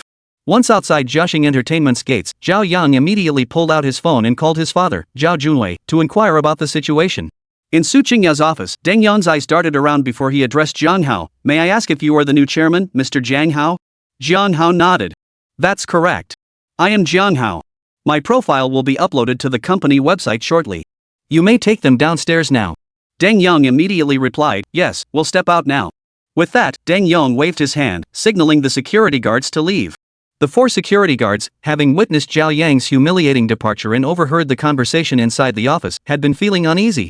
Seeing that Jiang Hao showed no intention of holding them accountable, they instantly relaxed. At Deng Yang's gesture, the 4 quickly retreated. Su Qingya had regained her composure by then. She looked at Jiang Hao and said, I never expected you to become the new boss of Jiaxing Entertainment. No wonder you weren't interested in my earlier proposal. Jiang Hao smiled faintly. Singing as a hobby is fine, but making it my job? That's unnecessary. Su Qingya chuckled, of course. With your net worth, Mr. Jiang, you certainly don't need to be a singer. It's my fault for not researching your background thoroughly earlier. Jiang Hao gave a faint smile, choosing not to pursue the topic. Instead, he turned to Chen Guo and said, from now on, this entertainment company is mine. Chen Guo, you don't need to worry about contract termination. Just focus on your acting. If you have any questions, feel free to contact me. Chen Guo looked at Jiang Hao gratefully. Thank you, Mr. Jiang. If it weren't for you, I wouldn't have known what to do. Jiang Hao smiled faintly. It's nothing. Taking over this company wasn't just to help you, it's also to make money for myself. Chen Guo replied, regardless, I must thank you, Mr. Jiang. Su Qingya chuckled, from now on, you should start calling him boss. If you want to show your gratitude to the boss, work hard and bring in more profits for the company. Chen Guo replied, I will. Jiang Hao said, Chen Guo, you should go handle your own affairs first. Regarding the business you were handling earlier, I'll have Director Su assist you in resuming your normal duties. Chen Guo beamed with delight, thank you, Mr. Jiang. I'll head down now. Jiang Hao gave Chen Guo a nod of acknowledgement, saying nothing further. After Chen Guo left, Su Qingya remarked, from your conversation with Chen Guo, it seems you acquired Jiaxing Entertainment for her sake? Jiang Hao replied calmly, that was merely one of the reasons. After a pause, he continued, contact all the company shareholders and senior executives. Convene a meeting at 2 p.m. to confirm certain business changes. Understood. Su Qingya acknowledged Jiang Hao's request, then retrieved her phone to contact Jiaxing Entertainment's shareholders and senior management. Su Qingya methodically contacted each shareholder and executive, while Jiang Hao watched quietly from the side, inwardly nodding in approval. Thank you for your hard work, Director Su, Jiang Hao said to Su Qingya after she finished her calls. It's my duty, Su Qingya replied. Jiang Hao smiled faintly, choosing not to pursue the topic further. Since everything's taken care of, I'll head out now. We'll meet again this afternoon. See you this afternoon, Mr. Jiang. Take your time, Su Qingya said, already adapting to Jiang Hao's new role. Jiang Hao gave a slight nod, exited Su Qingya's office, took a brief stroll around Jiaxing Entertainment, and then headed out of the company building. Alipay received 1 million yuan. Jiang Hao had barely stepped outside when his phone rang. Glancing at the caller ID, he casually answered the call. Hey, Chen Guo, what's up? The caller was Chen Guo, who had parted ways with Jiang Hao just moments earlier. Chen Guo said, Mr. Jiang, I can't thank you enough for today. If it weren't for you, I truly wouldn't have known what to do. I'd like to treat you to lunch. Please do honor me with your presence. Jiang Hao replied, no need. I only helped you because it was convenient. That was indeed how Jiang Hao felt, but Chen Guo didn't see it that way. She believed he was saying that to ease her guilt, and her gratitude toward him grew even stronger. Thinking to herself, Chen Guo said, the other night at a Huang KTV, didn't you say we were friends? Since you insist I needn't thank you, then I'll treat you to lunch as a friend. Surely that's acceptable? Unless, of course, you look down on me and don't wish to be friends. Jiang Hao replied, alright, let's do it for lunch today. I still need to head to the office this afternoon and can't be bothered to go back now. Chen Guo's voice brightened with delight. Great. See you at noon then. See you at noon, Jiang Hao agreed before hanging up. After hanging up, Jiang Hao wandered aimlessly around the Pearl of the Straight Tower for a while. Before long, he received another call from Chen Guo. They promptly arranged to meet at a decent Chinese restaurant within the building. Mr. Jiang, you order, Chen Guo said once they found a table and sat down. Since we're friends now, Jiang Hao replied, you can just call me Jiang Hao from now on. As he spoke, he took the menu and casually selected a few dishes. After Jiang Hao finished ordering, Changguo also selected a few dishes and a soup. Before long, the waiter brought their orders to the table. Well, isn't this our pure and lovely Chunghua? How come you're out dining with a man now? But your taste, it seems, isn't that great. Just as the two were about to pick up their chopsticks to eat, a sharp, cutting voice rang out from nearby. Chapter 30, I'm very petty. Jiang Hao looked in the direction of the voice and saw a tall, slender young woman wearing a fishtail dress, heavily made up, with thin lips, standing not far from their table. Her arm was linked with a young man in his 20s. The young man wore a plaid suit and sported an ornate watch on his wrist. He was quite handsome, to be sure. Li Chanxian, who I dine with, is none of your concern. Chen Gui's expression darkened slightly upon seeing the newcomers, her voice cold as she spoke. Li Chanxian was indeed the young woman's name. Both she and Chen Gui were artists under Joshing Entertainment, having collaborated before. As a relatively ordinary minor celebrity, Li Chanxian had only gained some traction by hooking up with the young man beside her. Chengguo, though not hugely famous either, was on par with her in popularity. Chengguo's success was built entirely on her acting skills and hard work. Chengguo, with her refreshing appearance and straightforward personality, generally got along well with others in the team. This, however, had earned her Li Chanxian's resentment. This wasn't the first time they'd clashed, so Chengguo couldn't be bothered to be polite. Li Chanxian gave a coy laugh. I couldn't care less who you dine with. But you always prided yourself on your purity, didn't you? You turned down young Master Zhao, and now you're with another man? What do you think he'll do to you when he finds out? Jiang Hao hadn't anticipated that merely having dinner with Chengguo would lead to such a scene. Hearing Li Chanxian's words, his brows furrowed slightly as he coldly retorted, in that case, why don't you go find your Master Zhao? What are you babbling about here? Exactly. Go find your Mr. Zhao already.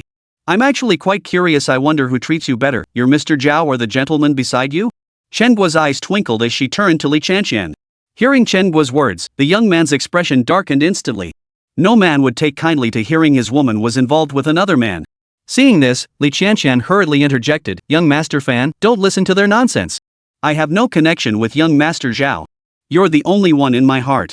Chengguo feigned confusion. Is that so? Last time I saw you emerge from young Master Zhao's office, you were disheveled. Could I have misinterpreted that? Li Chanxian's expression changed instantly at Chengguo's words. Her voice sharpened. Chengguo, you little minx. What nonsense are you spouting? When did I ever come out of young Master Zhao's office disheveled? Young Master Zhao and I have never done anything in his office. Jiang Hao chuckled, so you did it somewhere else, then? Enough. Young Master Fan, hearing the three of them, turned as dark as a pot bottom. He coldly interrupted Li Chanxian, who was about to speak again. Seeing young Master Fan's anger, panic flashed in Li Chanxian's eyes. She cried out, young Master Fan, don't listen to their nonsense. Chengguo is definitely jealous of me. She's deliberately slandering me, trying to make you leave me. Young Master Fan abruptly shook off Li Chanxian's arm, ignoring her entirely as he turned to Jiang Hao. His voice was icy, even if my woman has issues, it's none of your business to gossip about her. State your background, let this young master gauge your worth. The implication was clear, if Jiang Hao had status and influence, he would back down. If Jiang Hao lacked standing, he would show him no mercy. Jiang Hao offered a faint smile. Before questioning others, shouldn't one first introduce oneself? Seeing Jiang Hao's composed demeanor, Fan Jian's eyelid twitched involuntarily. After a moment's pause, he declared, I'm the general manager of Jincon Life Insurance. My father is the chairman of Jincon Life Insurance. Having said that, Fan Jian fixed his gaze intently on Jiang Hao. Jiang Hao gave a slight nod, offering no concealment. Jincon Life Insurance, huh? Not bad. My own status isn't anything special either, just the new owner of Jiaxing Entertainment. Oh, and the Wanxiang Twin Towers? Mine too.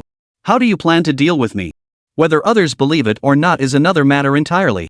Ha! That's hilarious. You really know how to brag. The owner of Jiaxing Entertainment is Zhao Junwei, the father of young Master Zhao Yang. Don't tell me you're Zhao Junwei. Hearing Jiang Hao's words, Li Chanxian burst out laughing, her voice dripping with sarcasm. You even claim the Wanxiang Twin Towers are yours? I've never met anyone who brags more than you. Though Fan Jian wasn't as exaggerated as Li Chanxian, he clearly didn't believe Jiang Hao either, his face breaking into a mocking smile. Fan Jian frequently visited Li Chanxian and knew full well that Zhao Junwei was the owner of Jiaxing Entertainment. He'd even met Zhao Junwei several times. Fan Jian looked at Jiang Hao and said coolly, our Jincon Life headquarters is in Tower B of the Twin Towers. You say the Twin Towers are yours? How come I never knew that? Oh, what a coincidence. Jiang Hao seemed genuinely surprised, a hint of amusement in his eyes as he replied softly, you'd better give your father a call to confirm. You wouldn't want to regret it later. Fan Jian hadn't expected Jiang Hao to remain so calm and composed at this critical moment. Unease began to stir within him. You think putting on airs will scare me off? I'll call my father right now to verify. With that, Fan Jian dialed his father Fan Chang's number. After hearing Fan Jian's account and his description of Jiang Hao, Fan Chang immediately berated his son and demanded he hand the phone to Jiang Hao. Mr. Jiang, I apologize. I was blind to your true stature earlier. My father wishes to speak with you. Would you mind? After being scolded by Fan Chang and confirming Jiang Hao's identity, Fan Jian approached Jiang Hao again, his face now filled with humility. He bent over, holding the phone out with both hands toward Jiang Hao. Chen Guo witnessed this scene without much reaction, having already known Jiang Hao's identity beforehand. Li Qianxian's face instantly drained of color, turning pale. Jiang Hao gave Fan Jian a cool glance, took the phone, and uttered a single word, hello. On the other end, Fan Chang heard Jiang Hao's voice and immediately responded respectfully, Mr. Jiang, I apologize. It's all my fault for failing to properly discipline this ungrateful son of mine, causing him to offend you. Please be magnanimous and don't hold it against him. When would be a convenient time for you? I'd like to treat you to a meal and apologize in person. Jiang Hao replied coolly, sorry, I'm a bit petty. Thinking a meal would be enough to placate me? You're overestimating things. Fan Chang immediately responded, Mr. Jiang, whatever you require, just give the order. As long as it's within my power, I'll see it done. Chapter 31, a 30% increase. Jiang Hao paused briefly before saying, alright then. Starting next quarter, Jin Kong Life's rent will increase by 30%. Hearing this, Fan Chang's face paled. He thought, I'm definitely going to get chewed out by my father when I get back. On the other end of the line, Fan Chang's heart skipped a beat. Jin Kong Life's quarterly rent at the Twin Towers was nearly 100 million yuan. A 30% increase meant an extra 30 million yuan per quarter and additional 120 million yuan wasted annually. Mr. Jiang, isn't that a bit excessive? You. Jiang Hao cut him off immediately, his tone cool. If you're unwilling, Mr. Fan, simply stop paying rent and move out. No, I agree. I agree. Fan Chang blurted out upon hearing Jiang Hao's words. Then it's settled. Zhang Fu will contact you regarding the specifics. That's final. With that, Jiang Hao tossed the phone to Fan Jian. Dad, it's me. Fan Jian called out softly, interrupting Fan Chang's attempt to say more to Jiang Hao. You ungrateful son. Get your ass back here immediately. Hearing Fan Jian's voice, Fan Chang instantly shed his respectful demeanor and roared angrily. After the outburst, Fan Chang hung up the phone. Fan Jian tucked his phone away and addressed Jiang Hao, Mr. Jiang, I'll take my leave now. With that, he hurriedly slunk out of the restaurant. Jiang Hao watched the scene unfold without comment. If Fan Jian wanted to test his limits, it was time to teach him a lesson. With the matter settled, Jiang Hao saw no reason to waste further attention on him. Young Master Fan, wait for me. Li Qianxian called out as she saw this, rushing after Fan Jian. Get lost. At the restaurant entrance, Fan Jian hurled an angry curse at Li Qianxian before dodging her like she was the plague and speeding away. Li Qianxian was left standing alone, flustered in the wind. Jiang Hao, of course, knew nothing of what had transpired outside. Even if he did, he couldn't be bothered. Turning to Chen Guo, he said, let's eat quickly. We've been delayed so long, the food will be cold soon. Chen Guo replied, it's all my fault for causing you trouble. Should we just order another round? Jiang Hao chuckled. What trouble? It's nothing worth mentioning. Besides, making an extra 100 million every year is a nice bonus. No need to reorder, let's dig in. With that, Jiang Hao picked up his chopsticks and focused on devouring the delicacies on the table. Seeing this, Chen Guo felt her admiration for Jiang Hao grow even stronger. After finishing their meal, the two returned to the headquarters of Jiaxing Entertainment. Chen Guo naturally headed to her workplace, while Jiang Hao went straight to the chairman's office. He played mobile games, waiting for 2 p.m. to arrive. Alipay received 1 million yuan. At 1:50 p.m., Jiang Hao's phone rang. He picked it up to see it was Su Qingya calling and casually swiped to answer. Mr. Jiang, it's almost time. Would you like me to accompany you to the conference room? Su Qingya's pleasant voice greeted him after he answered. Jiang Hao had instructed her earlier to contact him when the time approached, which was why Su Qingya was calling. All right. Come to the chairman's office first, then we'll head to the conference room together. Jiang Hao nodded in agreement upon hearing her words. Jiang Hao had asked Su Qingya to accompany him because he had no idea where the conference room was located and didn't know anyone else at Jiaxing Entertainment. Having Su Qingya guide him would also give her the chance to introduce him to the others. Alright, Mr. Jiang, I'll be right over, Su Qingya replied before hanging up immediately. Listening to the dial tone, Jiang Hao raised an eyebrow slightly. He wondered if Su Qingya was doing this on purpose, perhaps seeking revenge for him hanging up on her earlier that morning. The thought flashed through his mind before he stopped playing the game, straightened his clothes slightly, and waited for Su Qingya's arrival. Once Su Qingya arrived, Jiang Hao convened an expanded shareholders and executives meeting with her. The primary purpose of this meeting was for everyone to meet the new boss, while Jiang Hao also took the opportunity to get acquainted with the others. Additionally, Jiang Hao announced Su Qingya's appointment as the company's vice president and the renaming of Jiaxing Entertainment to Haotian Entertainment. After the meeting concluded, Jiang Hao and Su Qingya departed together. Witnessing this, the onlookers all exchanged knowing glances. Mr. Jiang, why did you suddenly appoint me as the company's vice president? Su Qingya asked Jiang Hao as they stepped out of the conference room. Jiang Hao smiled and replied, "What? Don't you have confidence in doing a good job?" Su Qingya immediately replied, "Of course not. It just feels a bit sudden." Jiang Hao explained, "I'm rarely at the company, so I needed someone to handle matters for me.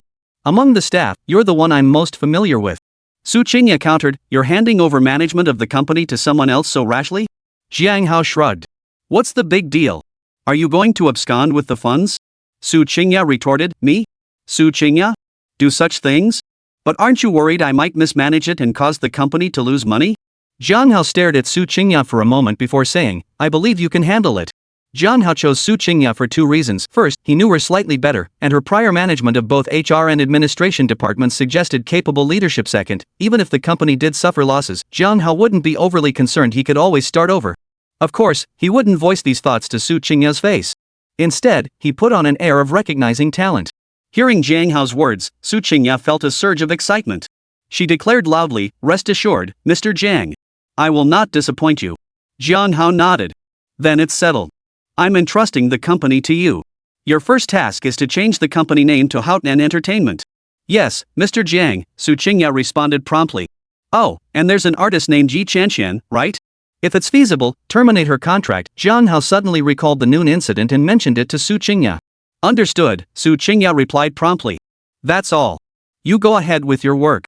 I'll be leaving now. Take care, Mr. Jiang." Jiang Hao gave a slight nod and walked straight out of the Straight Pearl Tower. Alipay received 1 million yuan. No sooner had he stepped out of the Pearl of the Straight Tower than Jiang Hao's phone rang again. Chapter 32, Mother's Call. The vicinity of the Pearl of the Straight Tower was populated by wealthy individuals. Hearing Jiang Hao's phone ring, their eyes flashed with undisguised scorn. Jiang Hao walked purposefully toward the parking spot of his Lamborghini Veneno.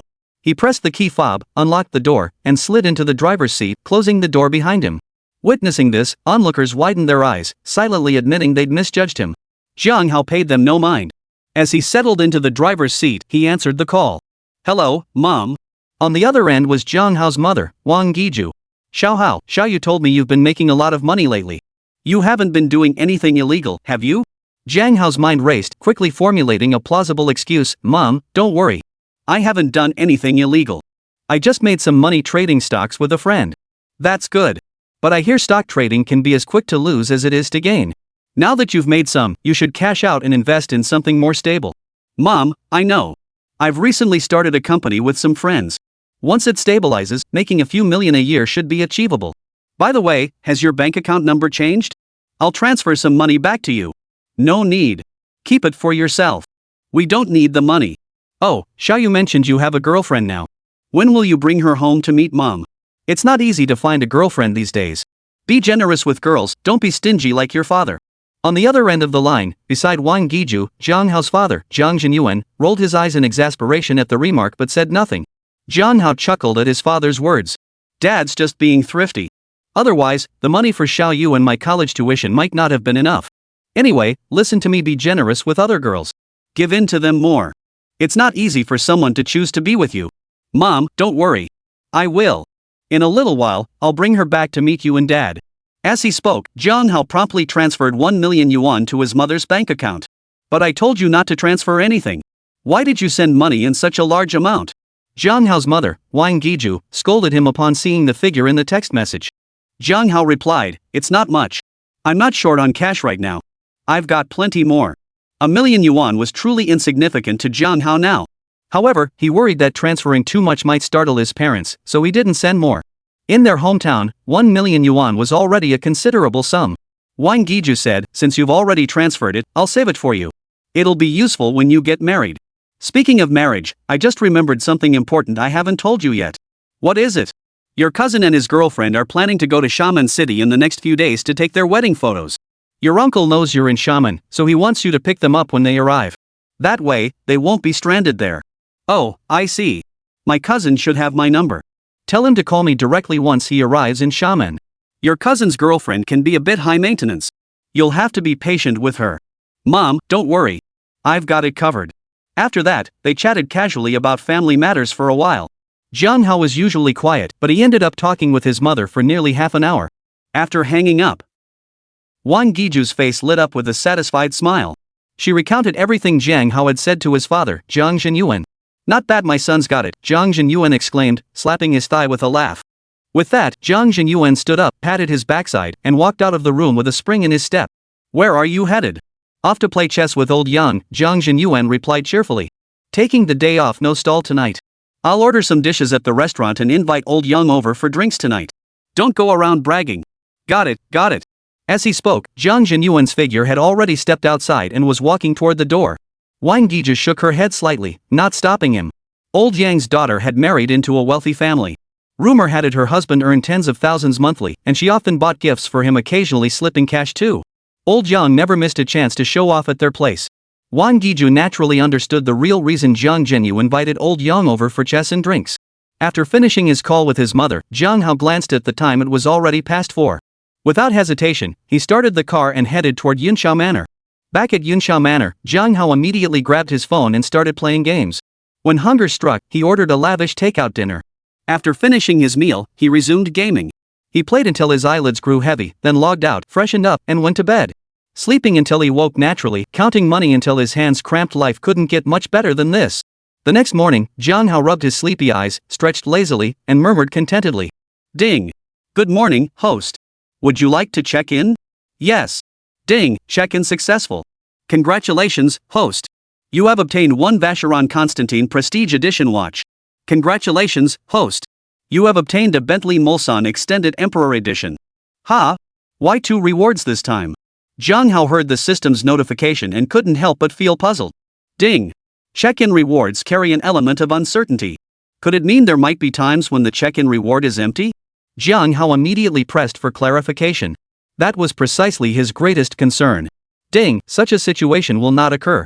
The sign-in reward guarantees at least one item, though its value remains uncertain. Jiang Hao nodded slightly. As long as it wasn't empty, that was fine. With a flick of his wrist, he retrieved the Vacheron Constantine watch from the system vault and slipped it onto his wrist, looking rather distinguished. However, Jiang Hao knew little about watches. He snapped a photo and searched online, discovering this model was also a limited edition. Only 9 exist worldwide. As for the Bentley Mulsanne Extended Emperor Edition, retrieving it wasn't feasible just yet. With that thought, Jiang Hao got out of bed, dressed, freshened up, and headed out of his room toward the villa's garage. Upon reaching the garage, Jiang Hao thought for a moment and instantly transferred the Bentley Mulsanne Extended Emperor Edition from his system space into the garage. Surveying the 2 vastly different luxury cars now parked side by side in the garage, Jiang Hao felt a surge of satisfaction. A faint smile curved his lips. Chapter 33, A World of Two. The gleaming new car sat quietly, radiating an aura of formidable presence. Paired with the luxurious emblem adorning the front grille, the aura of a world-class luxury automobile emanated effortlessly, exuding elegance, confidence, and opulence while embodying Bentley's racing heritage. The Bentley Mulsanne's exterior seamlessly blended distinctive style with a commanding presence. At first glance, it evoked adjectives like elegant, refined, luxurious, and prestigious. Gazing at the extended wheelbase Bentley Mulsanne before him, Jiang Hao's eyes lit up with delight. He couldn't help but utter a sigh of admiration, truly worthy of the Imperial Edition. Jiang Hao searched online and found that while this car was slightly inferior to the Lamborghini Venom, it was still exceptionally extraordinary. Moreover, compared to the Lamborghini Veneno supercar, the Bentley Mulsanne Extended Edition undoubtedly offered a much more spacious interior and could accommodate more passengers. In certain situations, this Bentley Mulsanne proved more practical than the Venom supercar. "Let me see how this car handles," he murmured to himself before opening the door and sliding inside. Ignition. Throttle. The car instantly shot out of the garage. Now that he was out, Jiang Hao decided to take a breath of fresh air. After half an hour of driving, he casually pulled into a breakfast shop and filled his stomach. After a moment's hesitation, he pulled out his phone and dialed Yi Qingshue's number. Pengcheng Garden, the Yi residence. Yi Qingxue heard the ringtone and glanced at the caller ID. A smile instantly spread across her face as she smoothly swiped to answer. "Good morning, Jiang Hao." "Good morning, Qingxue. Are you free today?" Nearby, Wenya quickly mouthed yes to Yi Qingxue. Seeing her mother's expression, Yi Qingshue's cheeks flushed slightly as she whispered, "I'm free." "What's up?" Jiang Hao replied, "That's wonderful. I'll come pick you up shortly. Let's go out for a stroll. Wait for me at home, I'll be there soon." Yi Qingshue's heart fluttered with delight at Jiang Hao's invitation. She softly replied, "Okay. Alright then, see you soon. See you soon. When you saw Yi Qingxue finish the call and immediately asked with a smile, what did Xiao Jiang want when he called you? Yi Qingxue replied, he said he'd take me out for a walk. Wen Ye nodded upon hearing this and remarked, that's good. It seems little Jiang still cares about you. He didn't take advantage and then deny it. Mom, what are you saying? Yi Qingxue replied, both flushed and annoyed. Alright, I misspoke, Wen Ye quickly reassured her. Just remember to cherish your happiness. Your father and I need to attend to business matters now. Don't rush. Enjoy your time with Xiao Jiang. Stay a few extra days if you like. Jiang Hao, of course, knew nothing of the scene unfolding at the Yi residence. After hanging up, he climbed back into his Bentley Mulsanne, started the engine, and headed toward Pengcheng Garden. Half an hour later, Jiang Hao arrived at Yi Qingshue's residence once more. By then, Yi Yongqiao and Wen Ye had already left to handle reopening the business, leaving only Yi Qingxue at home. Have Uncle Yi and Auntie gone to work? Jiang Hao asked Yi Qingxue from the living room sofa. Yes, they left shortly before you arrived, Yi Qingxue nodded slightly, replying, and thanks to you connecting them with Zhongxin jewelry, my parents are full of energy now. Jiang Hao smiled. Do we really need to mention that between us? Hearing this, Yi Qingshue's face flushed slightly. She lowered her head and fell silent. Jiang Hao asked, are you feeling better? Does it still hurt? Yi Qingxue froze at first, then flushed bright red as she replied coyly, huh? You're so naughty, asking such embarrassing questions. Okay, I won't ask, Jiang Hao scratched his head awkwardly. I just worried it might be inconvenient for you to go out and play. It's fine, Yi Qingxue murmured softly, lowering her head. Seeing this, Jiang Hao said directly, then let's go now. Soon, Jiang Hao and Yi Qingxue walked out of the Yi residence together, heading toward the parking lot of the residential complex. Why did you switch cars? Yi Qingxue asked, surprised to see Jiang Hao wasn't driving the Lamborghini Veneno from the other day. Jiang Hao chuckled. I didn't change cars. I just bought another one to switch between. Really, why waste money like that? Yi Qingxue couldn't help but say with a hint of reproach. Jiang Hao chuckled at her words. Who knew my Qingxue had such a knack for being a penny pincher? Yi Qingxue retorted, what housekeeper? That sounds awful. I just don't want you to be too wasteful. Jiang Hao reassured her, don't worry, this is nothing. I just acquired another company yesterday, the entertainment company where Chen Guo works. The entertainment company where Chen Guo works. Yi Qingxue felt a twinge of jealousy at his words. Jiang Hao continued, after I left your place yesterday, Chen Guo called me. Later, Jiang Hao proceeded to briefly recount yesterday's events. Oh my, that Zhao Yang is truly despicable. After hearing Jiang Hao's account, Yi Qingxue felt a surge of sympathy for Chen Guo and spoke with some indignation. Jiang Hao smiled. Enough about them. Today is just for us. Wherever you want to go, whatever you want to do, it's all up to you. Yi Qingxue blushed slightly at his words, her heart fluttering with sweetness. After a moment's thought, she said, let's go to Fantawild Dreamland first. We can decide the rest later. Alright, let's go to Fantawild Dreamland. Jiang Hao agreed with a nod, then started the car and headed toward Fantawild Dreamland. Fantawild Dreamland ingeniously blends international entertainment trends like animated cartoons and movie stunts with traditional Chinese cultural symbols, creating a magical realm brimming with imagination and creativity. Comprising over 20 large-scale themed zones including Skydive, Battle of Golden Temple, Light of Life, Cosmic Expo, and Magic Castle, Fantawild Dreamland offers hundreds of attractions in total. Among them, the Flying Over the Limit attraction uses technology to immerse visitors in a sensation of soaring across the globe, a truly wondrous experience. The other attractions each offer their own unique thrills. Jiang Hao and Yi Qingxue continuously explored the various attractions within Fantawild Dreamland, both feeling a wave of physical and mental refreshment. Although Jiang Hao had visited once before, it had been a hurried trip. This time, with Yi Qingxue by his side, the experience felt entirely different. Amidst the fun, their hearts drew closer together. Watching Jiang Hao beside her, Yi Qingxue found herself secretly wishing this leisurely, beautiful time could last forever, until their hair turned white. Chapter 34, Not Returning Tonight. What's wrong? Jiang Hao asked, noticing Yi Qingxue staring at him absent-mindedly.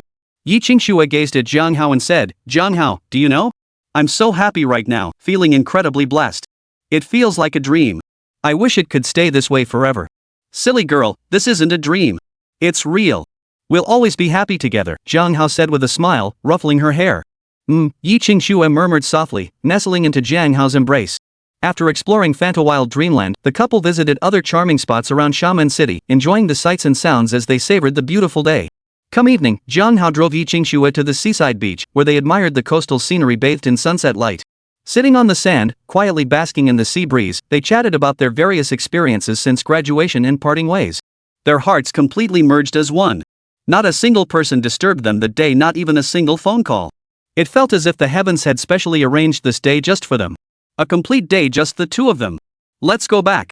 As night began to fall and the sea breeze turned cool, Jiang Hao slipped his jacket over Yi Qingshue's shoulders, his voice soft as he spoke. Yi Qingxue nodded lightly, her voice soft. Hand in hand, they returned to the Bentley Mulsanne. The car started up and vanished from the beach in an instant. Qingxue, I'll show you where I live. Give Auntie a call and tell them you won't be back tonight, Jiang Hao said to Yi Qingxue as he drove. Yi Qingshue's cheeks flushed slightly at his words. She felt no resistance, only a hint of anticipation, both eager to see where Jiang Hao lived and looking forward to. Yi Qingxue nodded in agreement, then pulled out her phone and dialed her mother, Wanya. Wanya's voice came through the phone quickly. Qingxue, did you have fun today? Recalling the joyful moments of the day, Yi Qingshue's face softened into a faint smile. Yes, I had fun. Where's Xiao Jiang? Is he still with you? Yeah, I'm in Jiang Hao's car right now. Oh, are you guys coming back? Have you eaten yet? If not, I'll go prepare something for you right now. Mom, no need to prepare anything, Yi Qingsue said, feeling a bit embarrassed to continue. What's wrong? Have you guys already eaten? Yi Qingsue flushed and glanced at Jiang Hao before quickly averting her eyes. She stammered, it's not that. I mean. Ugh, what is it I need to say? I can't even speak properly. Seriously. Yi Qingsue took a deep breath, gathered her courage, and said, I won't be going back tonight. Ha?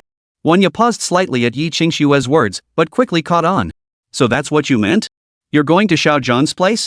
Got it. Yeah, staying a few extra days is fine. Yi Qingsue blushed even deeper at Wanya's words and whispered, yes. Mom, I'll hang up now.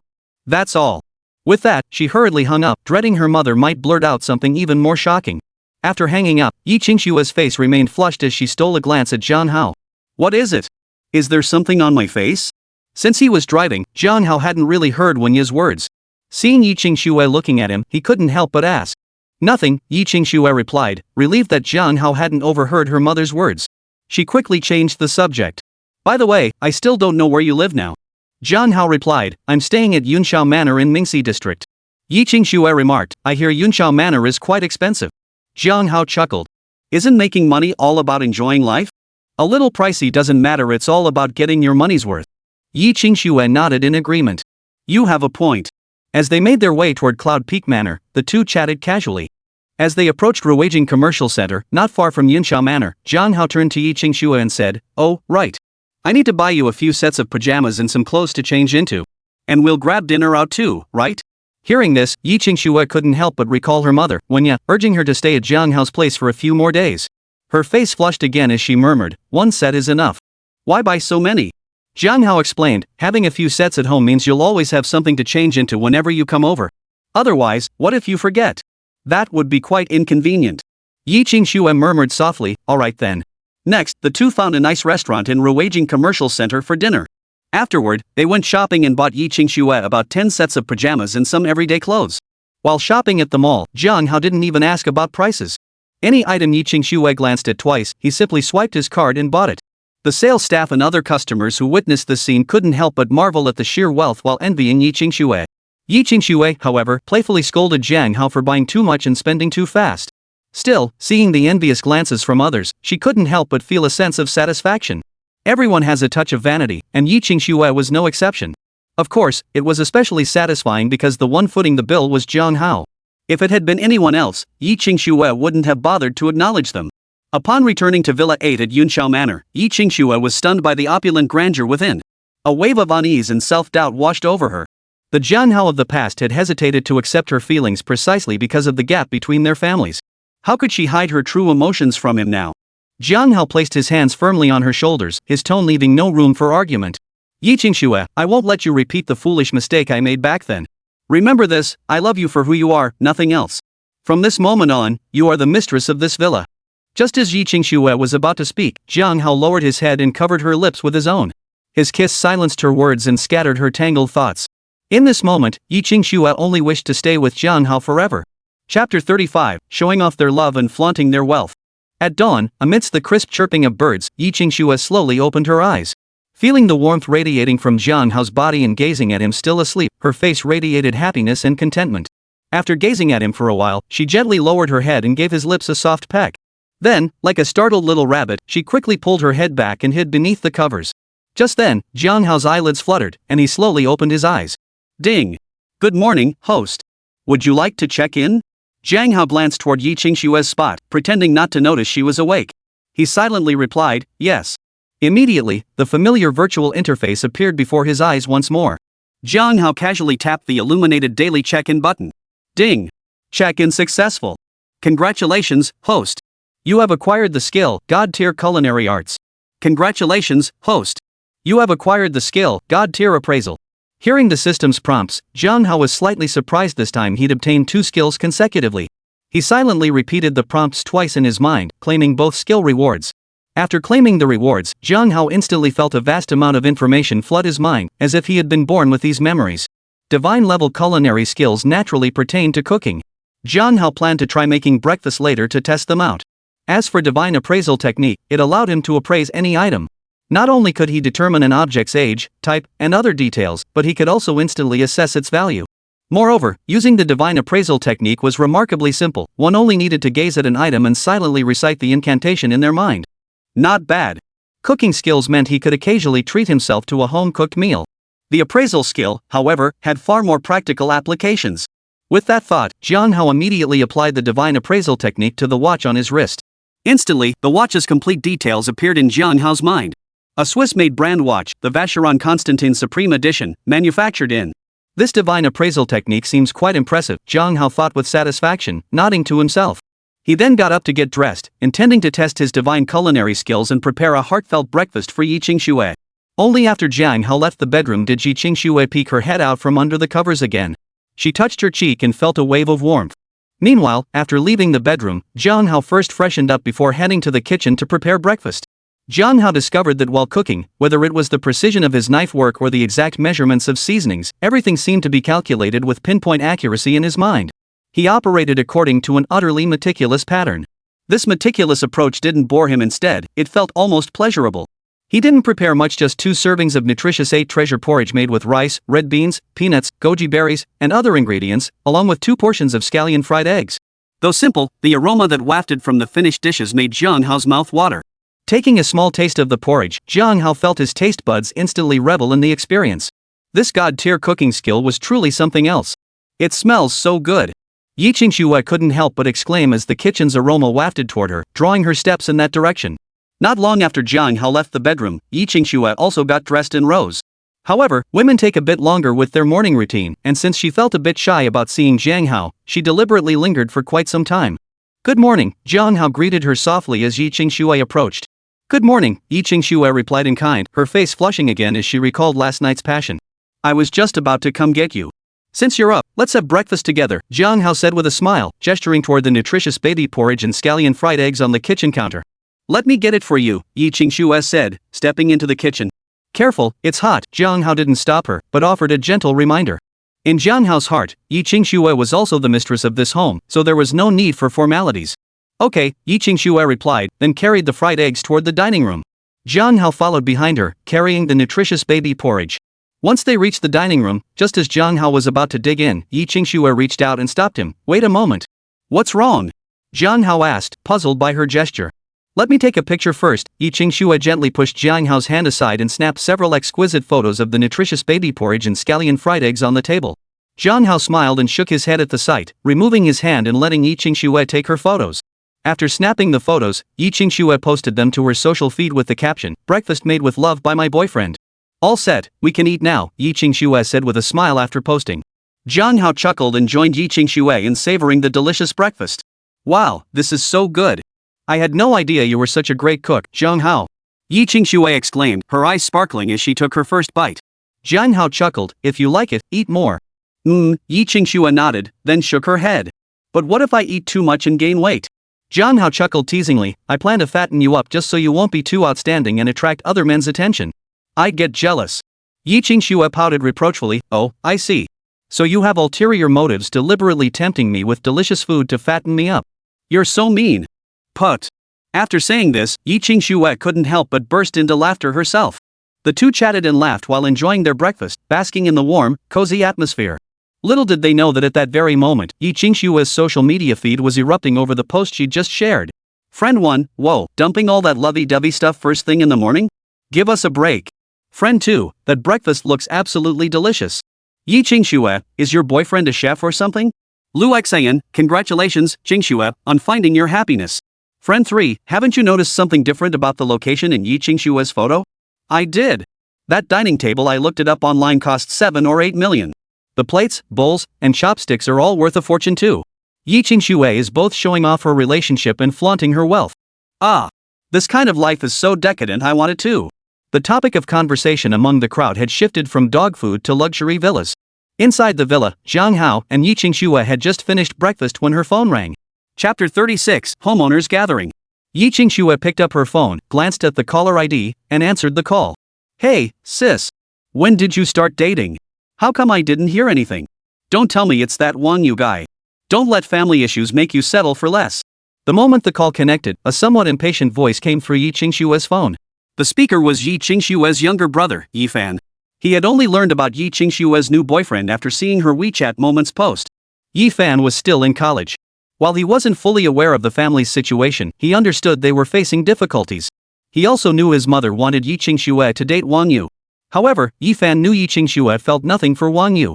He himself harbored a deep-seated aversion toward Wang Yu, believing him unfit to be the man his sister would entrust her life to. Hearing Yi Fan's words, Yi Qingxue glanced at Zhang Hao, her face glowing with happiness as she replied, "Don't worry, Yi Fan. It's not Wang Yu. And I certainly haven't been settling for less." Yi Fan pressed, "Then who is it? How come I've never seen you get close to any guy?" Yi Qingxue replied, "He's a college classmate. We've known each other for a long time. I'm very happy with him. You really shouldn't worry about it." Yi Fan conceded, "Alright. Just don't let family matters make you feel wronged. If it comes to it, we can sell the Pengcheng garden house and move back to the old place. We might not be wealthy, but at least we'll have stability." Hearing her brother's words, Yi Qingxue felt a wave of warmth wash over her. "Don't worry," she said. "Just focus on your studies. Family matters aren't your concern. And as for me, there's nothing to worry about." Yi Fan replied, "Alright, that's settled. I have to get to class soon." "Alright, go ahead then," Yi Qingxue replied before hanging up. While Yi Qingxue was on the phone, Zhang Hao had already cleared the tableware into the kitchen. Seeing this, Yi Qingxue hurriedly said, "You made breakfast, so I'll wash the dishes." Zhang Hao smiled. "That's nice of you to say. Go ahead then." Yi Qingxue pouted, "Can't you be a little more polite?" Zhang Hao replied, "Why play those formalities in front of family? But don't worry, we have a dishwasher. You just need to press a few buttons. It won't hurt your hands." Yi Qingxue had only been joking, but hearing Zhang Hao's words made her feel even more at ease. She promptly loaded the bowls, chopsticks, and other tableware into the dishwasher, filled it with water, and turned it on. A few minutes later, all the dishes were sparkling clean. Yi Qingxue drained the water from the dishwasher, turned it off, and stored the utensils in the cabinets. "Where do you want to go today?" Zhang Hao asked Yi Qingxue after returning to the living room and sitting down. Yi Qingxue thought for a moment, shook her head slightly, and said, "I don't feel like going out today." Zhang Hao asked, "What's wrong?" Yi Qingxue replied, "My parents must be busy getting their business back up and running. I plan to help them out. Besides, you have your own things to do. You can't spend every day just accompanying me on outings."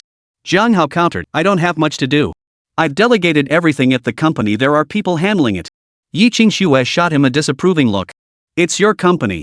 You should keep an eye on things to avoid any mishaps. We've got plenty of time later. Whenever we want to go out, we can always go together. But we can't let fun get in the way of important matters."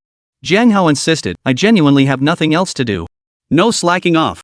Yi Qingxue adopted a stern expression and said seriously, Fine. I'll take you back first." Zhang Hao sighed helplessly. He couldn't reveal his secret, so he had no choice but to agree. Seeing Zhang Hao's reluctant expression, Yi Qingxue stood up, moved beside him, gave him a quick peck on the cheek, and whispered softly, "Don't be like that. We're still young. We can't let fun ruin our future. There'll be plenty of time to play together later."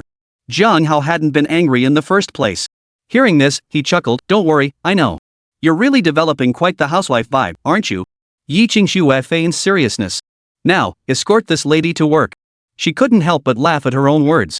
Zhang Hao chuckled, "At your service." The two of them chatted and laughed as they left the room and headed toward the garage. After dropping Yi Qingxue off at her parents' newly opened jewelry store in his Lamborghini Venom, Zhang Hao paused, then decided to swing by the entertainment company anyway. Seeing that everything was running smoothly under Su Qingya's management, Zhang Hao didn't bother to intervene. He simply drove back to the villa and started playing games. Alipay, 1 million yuan received. "Hello?" Zhang Hao answered casually. "Hello, may I speak with Mr. Zhang Hao?" A respectful voice came from the other end. "This is Zhang Hao." "Who's this?" Mr. Jiang, I'm Lu De, the property manager of Yunxiao Manor. I'm calling to invite you to tonight's homeowners gathering at Yunxiao Manor. Would you be available? Is there anything special about this gathering? Yunxiao Manor is home to successful professionals in various fields. The gathering offers an opportunity to meet your neighbors and potentially discover new business opportunities. It's typically held every 6 months. Attendance has been relatively small in the past, but this time, more residents are expected to participate since 20 out of the 23 villas are now occupied. Oh? Do most people usually attend? Yes, unless they absolutely can't make it, most homeowners usually attend. I see. Well, I suppose I'll join the fun then. After a moment's thought, Jiang Hao agreed. He had nothing else planned, and it would be interesting to mingle with the upper crust. Alright, Mr. Jiang. I'll send the detailed address and time to your phone shortly. Alright, that's settled then. With that, Jiang Hao hung up the phone. Not long after hanging up, Jiang Hao received a text message from Ludi. Checking the address, it was quite a coincidence the gathering was set for the 36th floor of Tower A in the Wanxiang Twin Towers. The time was set for 5 p.m. Glancing at the clock, it was only a little past 2 in the afternoon. With plenty of time to spare, he returned to his game. When the time was right, Jiang Hao finally left the villa, got into his Lamborghini Veneno, and headed toward the twin towers of the Wanxiang building. Chapter 37, Su Qingya's boyfriend. Arriving at the front of the twin towers, Jiang Hao parked his car and strode directly into Tower A. Just as he reached the main entrance, he encountered a familiar face, none other than Su Qingya, the former director of Jiaxing Entertainment who had now been appointed as the vice president of Haotian Entertainment. Mr. Jiang, hello. Su Qingya greeted him promptly upon seeing him. Jiang Hao looked at Su Qingya and asked, "What brings you here?" "I do have some influence around the twin towers. If there's anything you need me to intervene on, just say the word." Su Qingya looked slightly embarrassed. "Mr. Jiang, I'm here not for company business, but for personal reasons." Jiang Hao glanced at Su Qingya but said nothing further. Su Qingya quickly added, "But rest assured, Mr. Jiang, I've taken care of everything at the company." Jiang Hao gave a slight nod. "Very well. As long as you handle the company matters promptly, I won't hold this incident against you." "Thank you, Mr. Jiang," Su Qingya responded, expressing her gratitude. Jiang Hao waved his hand dismissively. "It's fine. Go handle your business." "Goodbye, Mr. Jiang," Su Qingya replied before parting ways with him and heading into Tower A of the Twin Towers. Jiang Hao paid it little mind, strolling leisurely toward the elevator and heading up to the 36th floor. Before long, he arrived at the 36th floor of Tower A. The entire 36th floor of the Twin Towers housed a club integrating leisure, entertainment, and dining facilities. The club's interior featured a dark gold color scheme, exuding an air of opulence and grandeur. At the entrance stood a large pool about 5 meters in size. In the center of the pool stood a stone rockery, with water continuously flowing from it into the pool, creating a circular cycle. Within the pond, various species of fish swam continuously, with a significant number being golden koi, symbols of good fortune. At the entrance, a middle-aged man in a gray suit, sporting a crew-cut and square-framed glasses, stood at attention. His eyes lit up upon seeing Jiang Hao approach. He quickly stepped forward. "Mr. Jiang, welcome. It's a pleasure to have you here." Jiang Hao glanced at the man and said, "You must be Manager Lu?" The man was indeed Lu De, the property manager of Yunxiao Manor. Hearing Jiang Hao's words, he immediately smiled and replied, "Not at all, Mr. Jiang. Just call me Lu De or Old Lu." Jiang Hao nodded slightly. "Have all the other owners arrived?" Lu De replied promptly, 20 owners have arrived so far. Only 3 are still missing. However, some owners brought family members, so the total number is naturally more than 20. Pausing briefly, Lu De gestured toward Jiang Hao with his hand and said, "This way, Mr. Jiang." Jiang Hao nodded and followed Lu De into the clubhouse. Inside the clubhouse, facing the entrance, stood a massive statue of the god of wealth. Beyond it lay a spacious hall. The hall was set up like a scene from a movie, filled with every imaginable delicacy, assorted desserts and snacks, seafood feasts, premium red wines, vintage baijiu, rare fruits, and more. By now, the hall had already gathered a considerable crowd. The crowd was diverse, men and women, young and old, each with their own distinct appearance and attire. As Lu De led Jiang Hao inside, all eyes turned toward him. Seeing how young Jiang Hao was, some immediately assumed he was a rich kid, while others silently admired his youthful promise. However, what puzzled them was that within their own circles, they seemed to have never heard of this Jiang Hao. "This is Mr. Jiang Hao, the owner of Villa Number 8. Please continue your conversation while I attend to the remaining owners." Lu De introduced Jiang Hao briefly to the group, his tone respectful. After speaking, Lu De nodded briefly to Jiang Hao before heading toward the door once more. Once Lu De had left, the other homeowners began chatting with Jiang Hao. However, after a round of introductions, Jiang Hao could only recall a few faces. 2 individuals left a particularly strong impression. One was Meng Fanwei, in his early 30s, with an unremarkable appearance and slightly prominent cheekbones. He worked in financial investment and was a prime example of someone who had built his fortune from scratch. He started out as an employee, but his first major windfall came from the stock market, just like the excuse Jiang Hao had made up. He then started his own company, which grew increasingly larger. The other person who left a deep impression on Jiang Hao was Wu Zhan, who worked in e-commerce. In just over 5 years, his net worth had soared to nearly 10 billion. Wu Zhang, also in his early 30s, presented a much more polished exterior than Meng Fanwei. Dressed in a crisp white suit, wearing gold-rimmed glasses, and sporting a neatly parted hairstyle, he embodied the quintessential white-collar professional. The three men were close in age, making their conversation quite pleasant. As they chatted, 2 more homeowners arrived. Lu De briefly introduced them before stepping out to await the final homeowner. Suddenly, voices arguing erupted at the entrance of the clubhouse. To Jiang Hao's slight surprise, Su Qingya followed Lu De as they stepped into the clubhouse. However, accompanying Su Qingya was a handsome young man in his 20s. The young man wore a navy blue suit over a white shirt, with a dark red bow tie at the collar. His skin was fair, his features handsome. The hair on the sides and back of his head was slightly shorter, while the top was longer and styled upward, giving him a touch of flamboyance. "Zhuang Yong," Su Qingya said coldly, pulling away from him, "I've told you before, I will never like you. Stay away from me." Zhuang Yong, that was precisely the young man's name. Hearing Su Qingya's words, Zhuang Yong smiled and said, "How could you not like a man as outstanding as me? I know you're just shy and embarrassed, but it's okay. I'll always be here for you." Overhearing their exchange, the others pieced together the situation and couldn't help but feel sympathy for Su Qingya. After the three entered, Lu De introduced them, "And this is our final homeowner, Miss Su Qingya." A round of mutual introductions and pleasantries followed. When Su Qingya saw Jiang Hao, her eyes lit up instantly. She quickly walked over to him, hooked her arm through his, and declared to Zhuang Yong, "Zhuang Yong, I already have a boyfriend. This is my boyfriend, Jiang Hao. Stop bothering me." Zhuang Yong immediately turned his gaze toward Jiang Hao. The others also turned their gaze toward Jiang Hao, their expressions tinged with a hint of spectators' curiosity. Chapter 38, Who should be the one to leave? Jiang Hao froze in surprise. When exactly had he become Su Qingya's boyfriend? His thoughts raced as he blurted out, "When did I become your boyfriend? I have a girlfriend."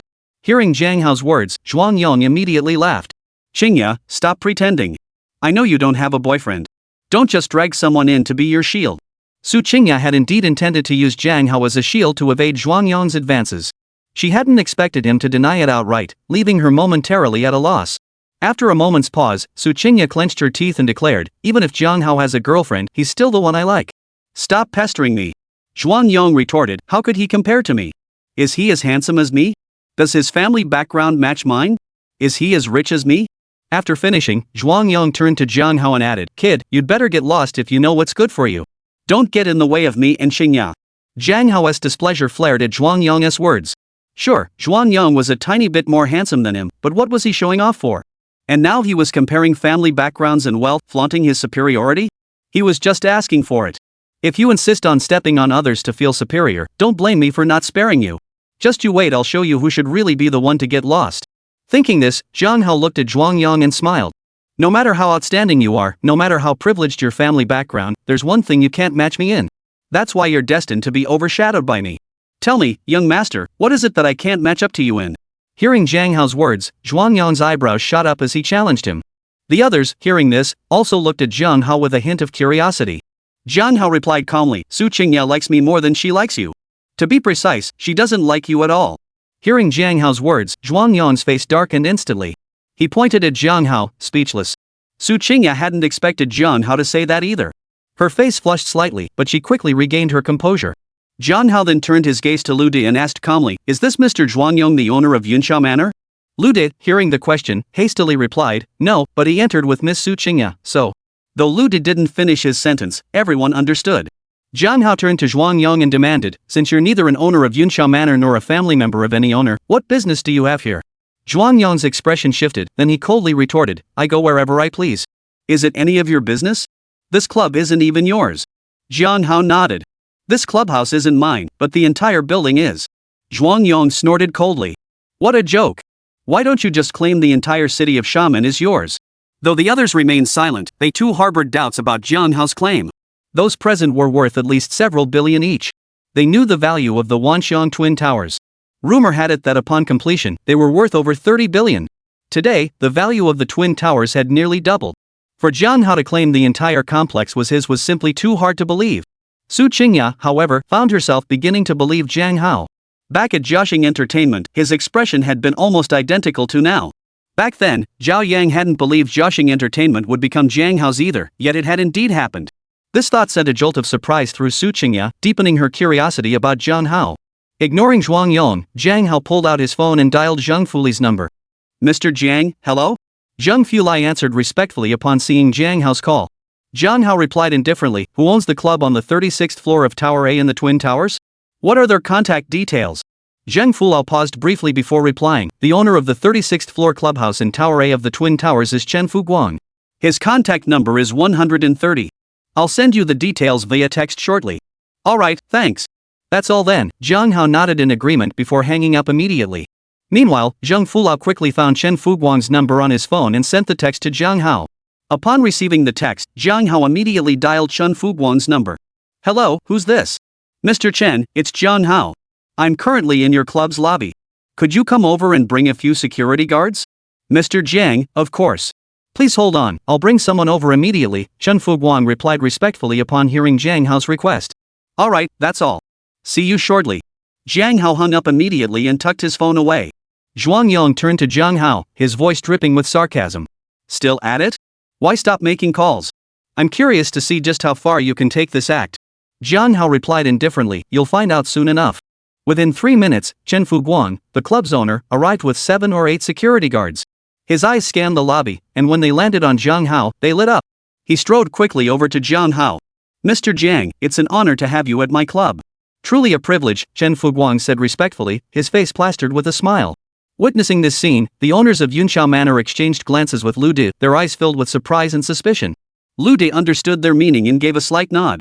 The person who had booked this club for the gathering and had prior contact with the owner was none other than Lu De, the property manager of Yunxiao Manor. Naturally, Lu De recognized the club's owner, Chen Fuguang. Jiang Hao gave a slight nod. Mr. Chen, you're too kind. I've asked you here because I need a small favor. Chen Fuguang replied, Mr. Jiang, please state your request.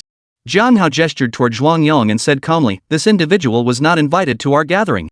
He barged in unannounced and has been speaking disrespectfully. I'd appreciate it if you could have him escorted out. Chen Fuguang immediately responded, this is entirely our club's oversight. I'll have someone escort him out at once. With that, he signaled security to escort Zhuang Yong out. Zhuang Yong shouted, your club is open for business, yet you're driving away customers? What kind of nonsense is this? Chen Fuguang retorted, I'm sorry, but we don't do business with you. Shouldn't we escort him out? The last sentence, however, was directed at the security guards.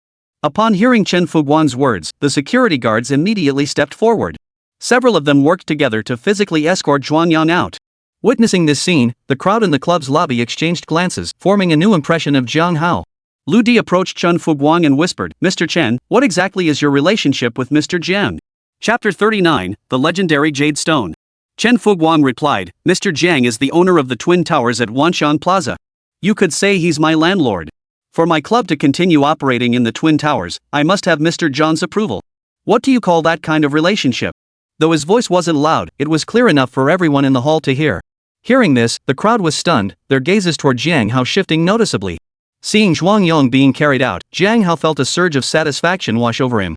He was the kind of person who never forgot a slight, especially when someone like Zhuang Yong had gone out of his way to seek a sense of superiority over him. Thank you, Mr. Chen, Jiang Hao murmured to Chen Fuguang, his thoughts already elsewhere. Chen Fuguang immediately replied, Mr. Jiang, you're too kind. This is simply our duty. If you have no other business, I won't disturb your gathering any longer. Jiang Hao gave a slight nod. Mr. Chen, please feel free to leave. Then I'll take my leave. Chen Fuguang bid farewell to Jiang Hao, nodded briefly to the others in the hall, and then exited the clubhouse accompanied by several security guards. Who would have thought Brother Jiang was so deeply hidden? Meng Fanwei remarked with a smile as he approached Jiang Hao after Chen Fuguang's departure. Wu Zhang nodded in agreement. Indeed. Among those present, Brother Zhang's net worth likely ranks among the highest. Residents of Yunxiao Manor naturally possessed considerable wealth. Take Meng Fanwei and Wu Zhang, for instance, each boasted a net worth nearing 10 billion yuan, and they were merely rising stars.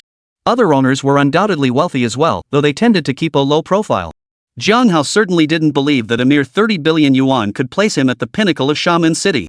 The crowd's earlier shock stemmed partly from the Twin Towers' prime location and their status within Xiamen's commercial real estate landscape.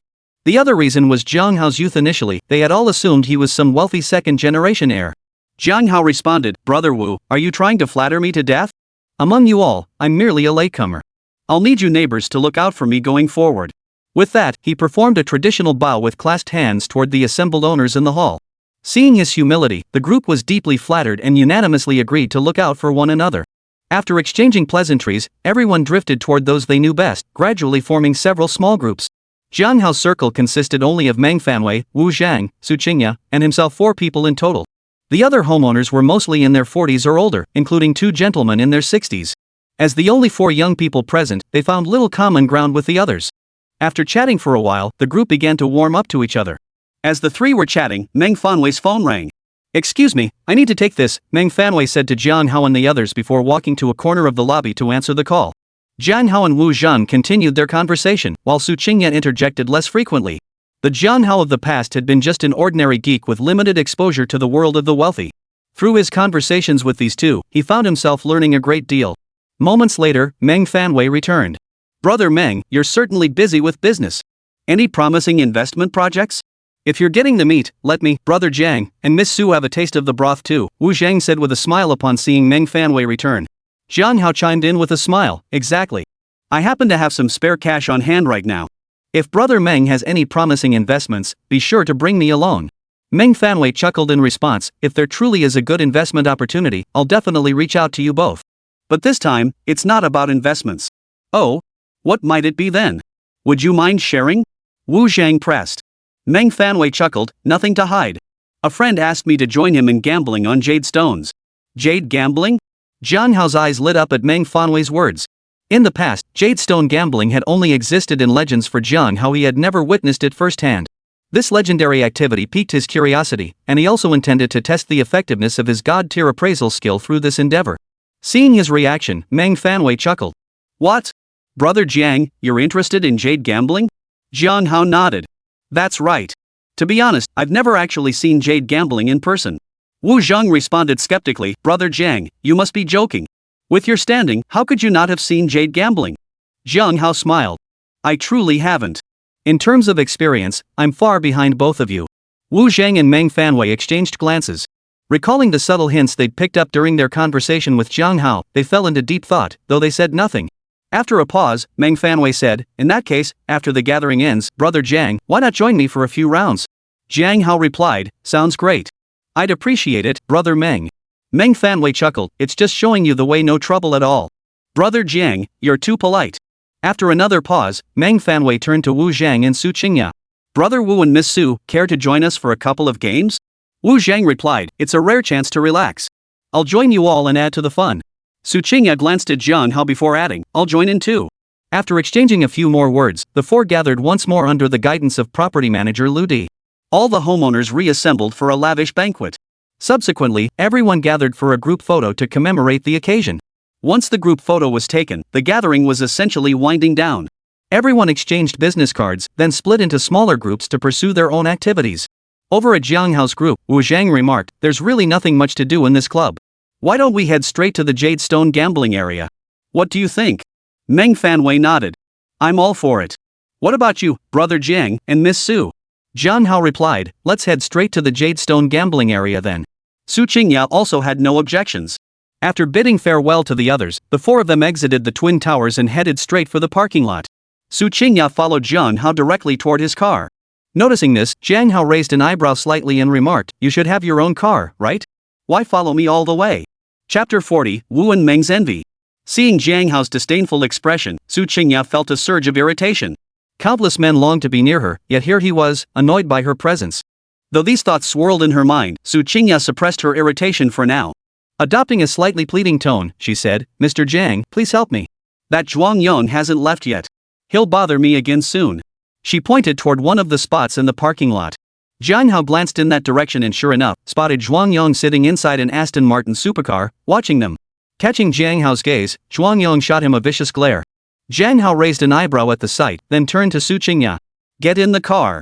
Since he'd already crossed paths with Zhuang Yong, backing down now would only make him look afraid. With that, Jiang Hao opened the door of the Lamborghini Veneno and slid into the driver's seat.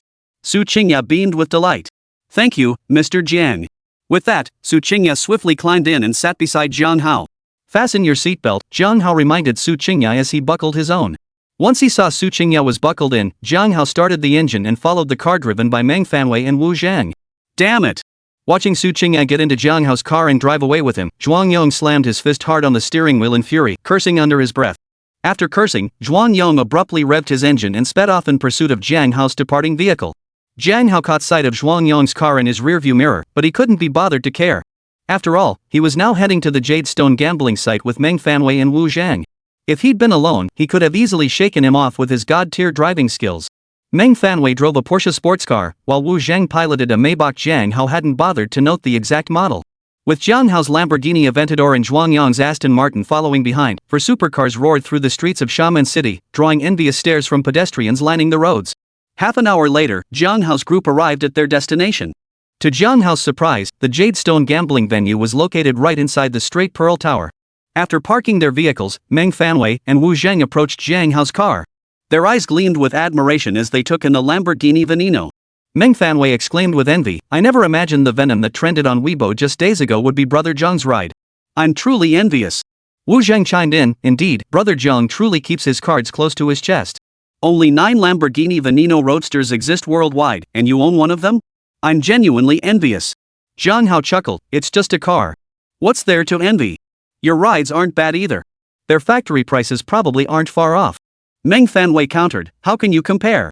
Brother Jiang, yours is one of a kind, there's probably no other like it in the world. Who could even guess its original price? Even if someone had all the money in the world, they couldn't buy another one." Wu Zhang chimed in, "Exactly. That's precisely why Brother Zheng's worth and connection seem truly unfathomable." Su Qingya herself didn't know much about cars, but hearing Meng Fanwei and Wu Zhang's conversation left her secretly stunned. Even her father, though wealthy, probably couldn't match Jiang Hao in buying a one-of-a-kind vehicle. Jiang Hao sensed their attempt to probe his background, but they were bound to be disappointed. He had no background to speak of, it was all thanks to the system. With this thought in mind, Jiang Hao smiled. "If you keep this up, I'll be utterly embarrassed. Let's just go try our luck with the Jade Stones first." Meng Fanwei and Wu Zhang exchanged a glance and dropped the subject. Meng Fanwei chuckled, "In that case, let's head inside." The four of them then headed toward the interior of the Straight Pearl building. From Meng Fanwei, Jiang Hao learned that this Jade Stone gambling event was being held in the top floor hall of the Pearl of the Straight building. Jiang Hao asked curiously, "As Brother Meng mentioned, is there no fixed venue for Jade Stone gambling?" Meng Fanwei replied, "Truthfully, I rarely participate in jade gambling myself. I've heard there are designated gambling venues near the border with Myanmar, but whether Xiamen has any, I'm not sure." Hearing this, Jiang Hao refrained from asking further questions about jade gambling. "Ah Wei, you're here." Just as the group reached the entrance to the top floor hall, a clear voice rang out beside them. Simultaneously, Jiang Hao spotted a young man dressed in black casual wear, his figure slightly stocky, walking toward them. This was none other than the friend who had spoken with Meng Fanwei earlier. From Meng Fanwei, Jiang Hao learned his name was Lu Pingping. Hearing the name, Jiang Hao had imagined a beautiful woman. Little did he expect that such a feminine-sounding name would belong to someone with this particular appearance. "Brother Wu, Brother Jiang, Miss Su, hello." After Meng Fanwei introduced them to each other, Lu Pingping proactively greeted Jiang Hao and the other two. Jiang Hao smiled and said, "Hello, Brother Lu. We've come uninvited, so please don't take offense." Wu Zhang chimed in, "Indeed. We'll need your expertise shortly, Brother Lu. We're complete novices when it comes to Jade Stone gambling." Su Qingya merely nodded in acknowledgement, saying little else. Lu Pingping, hearing Jiang Hao and Wu Zhang's words, beamed. "Not at all. Since you're Awei's friends, you're naturally my friends too. No need to be so formal. Follow me to buy a few rough stones to play with. I promise you won't lose money." "We'd be most grateful." Jiang Hao and Wu Zhang exchanged glances before thanking Lu Pingping. Then, chatting and laughing, the group made their way deeper into the hall. Just as they entered, Zhuang Yong, his face dark and sullen, strode in as well. After entering, Zhuang Yong's gaze swept around the room. He quickly spotted Jiang Hao and Su Qingya and strode toward their location. "Qingya, what a coincidence. We parted ways just moments ago and now meet again. This must be fate." Upon reaching Su Qingya, Zhuang Yong's face lit up with delight, as if he truly had stumbled upon her by chance. Su Qingya frowned the moment she saw him approach. "I told you, Jiang Hao is the one I like. Could you please stop stalking me like a ghost? And next time, at least make up a better excuse. You were the one following us, how is that a coincidence?" Chapter 41, The Rebuke. Hearing Su Qingya's words, Zhuang Yong didn't grow angry. Instead, he smiled broadly and said, "Qingya, you do like me after all. Otherwise, why would you pay so much attention to me, knowing I've been following behind you all this time? Qingya, rest assured I'll follow you forever, protecting you." Seeing Zhuang Yong's demeanor and hearing his words, Su Qingya felt an overwhelming surge of frustration. She roared at him, "I told you, I don't like you. The person I like is Jiang Hao. Get lost. I don't believe you. I know you're just testing my sincerity." Zhuang Yong declared passionately, his face filled with deep emotion as he shouted at Su Qingya. Several people nearby turned to look at the commotion, their eyes filled with curiosity. Some even nodded in agreement with Zhuang Yong. Seeing this, Su Qingya was furious enough to burst. Suddenly, she turned her head and pressed her lips against Jiang Hao's. Jiang Hao hadn't expected Su Qingya's sudden move. Momentarily stunned, he was caught completely off guard by her kiss. Then, Su Qingya lifted her head and glared at Zhuang Yong, her voice icy. "Do you believe me now? Please, just stop bothering me." Jiang Hao's mind was in turmoil. He was savoring the lingering taste of the kiss while also worrying about the misunderstanding it might cause if Yiqing Xue found out. Zhuang Yong watched Su Qingya's actions and heard her words. The fake smile on his face vanished instantly. Resentment filled his voice as he demanded, "Why? I like you so much, I love you so much. How am I not good enough compared to that guy? This can't be real. I don't believe it." Su Qingya snapped angrily, "Whether you believe it or not is your problem. Do you expect us to put on a live show just to convince you? Now get out of here." Truthfully, Zhuang Yong had been pestering Su Qingya for quite some time. She had long grown weary of him, and today was merely the culmination of pent-up frustration. Zhuang Yong protested, "But he already has a girlfriend." Su Qingya retorted, "So what? I like him anyway." Hearing Zhuang Yong and Su Qingya's exchange, the surrounding crowd couldn't help but sympathize with Zhuang Yong, turning their criticism toward Jiang Hao and Su Qingya. That's what happens to a third wheel. What a pitiful end. Licking, until you've licked yourself into nothingness. And that Jiang Hao guy? Total scumbag. Already has a girlfriend yet still messes with other women. That woman must be brain dead, willingly becoming someone's mistress while neglecting the man who truly loves her. Though the murmurs weren't loud, they weren't quiet either, at least loud enough for Jiang Hao to hear. Jiang Hao wanted to scream inside, what the hell? He hadn't done anything wrong, so why was he being labeled a scumbag? If this reached Yiqing Xue, he'd never be able to clear his name, even if he jumped into the Yellow River. Thoughts racing, Jiang Hao's voice snapped out coldly at the crowd, "Shut up!" Then, turning to Su Qingya, he declared, "I told you before, I have a girlfriend, and I don't like you. Don't drag me into your business." After that, he turned to Zhuang Yong and said coldly, "Stop putting on that act to win sympathy. Trying to use people's pity to manipulate Su Qingya? No wonder she wouldn't give you the time of day." Finally, Jiang Hao turned to the onlookers, his voice cold and detached, "And as for you lot, you know nothing, yet you stand on your moral high ground, pointing fingers at others. You really think you're something special? My affairs aren't your concern. Mind your own business. First, take a good look at the people around you. What kind of people are they?"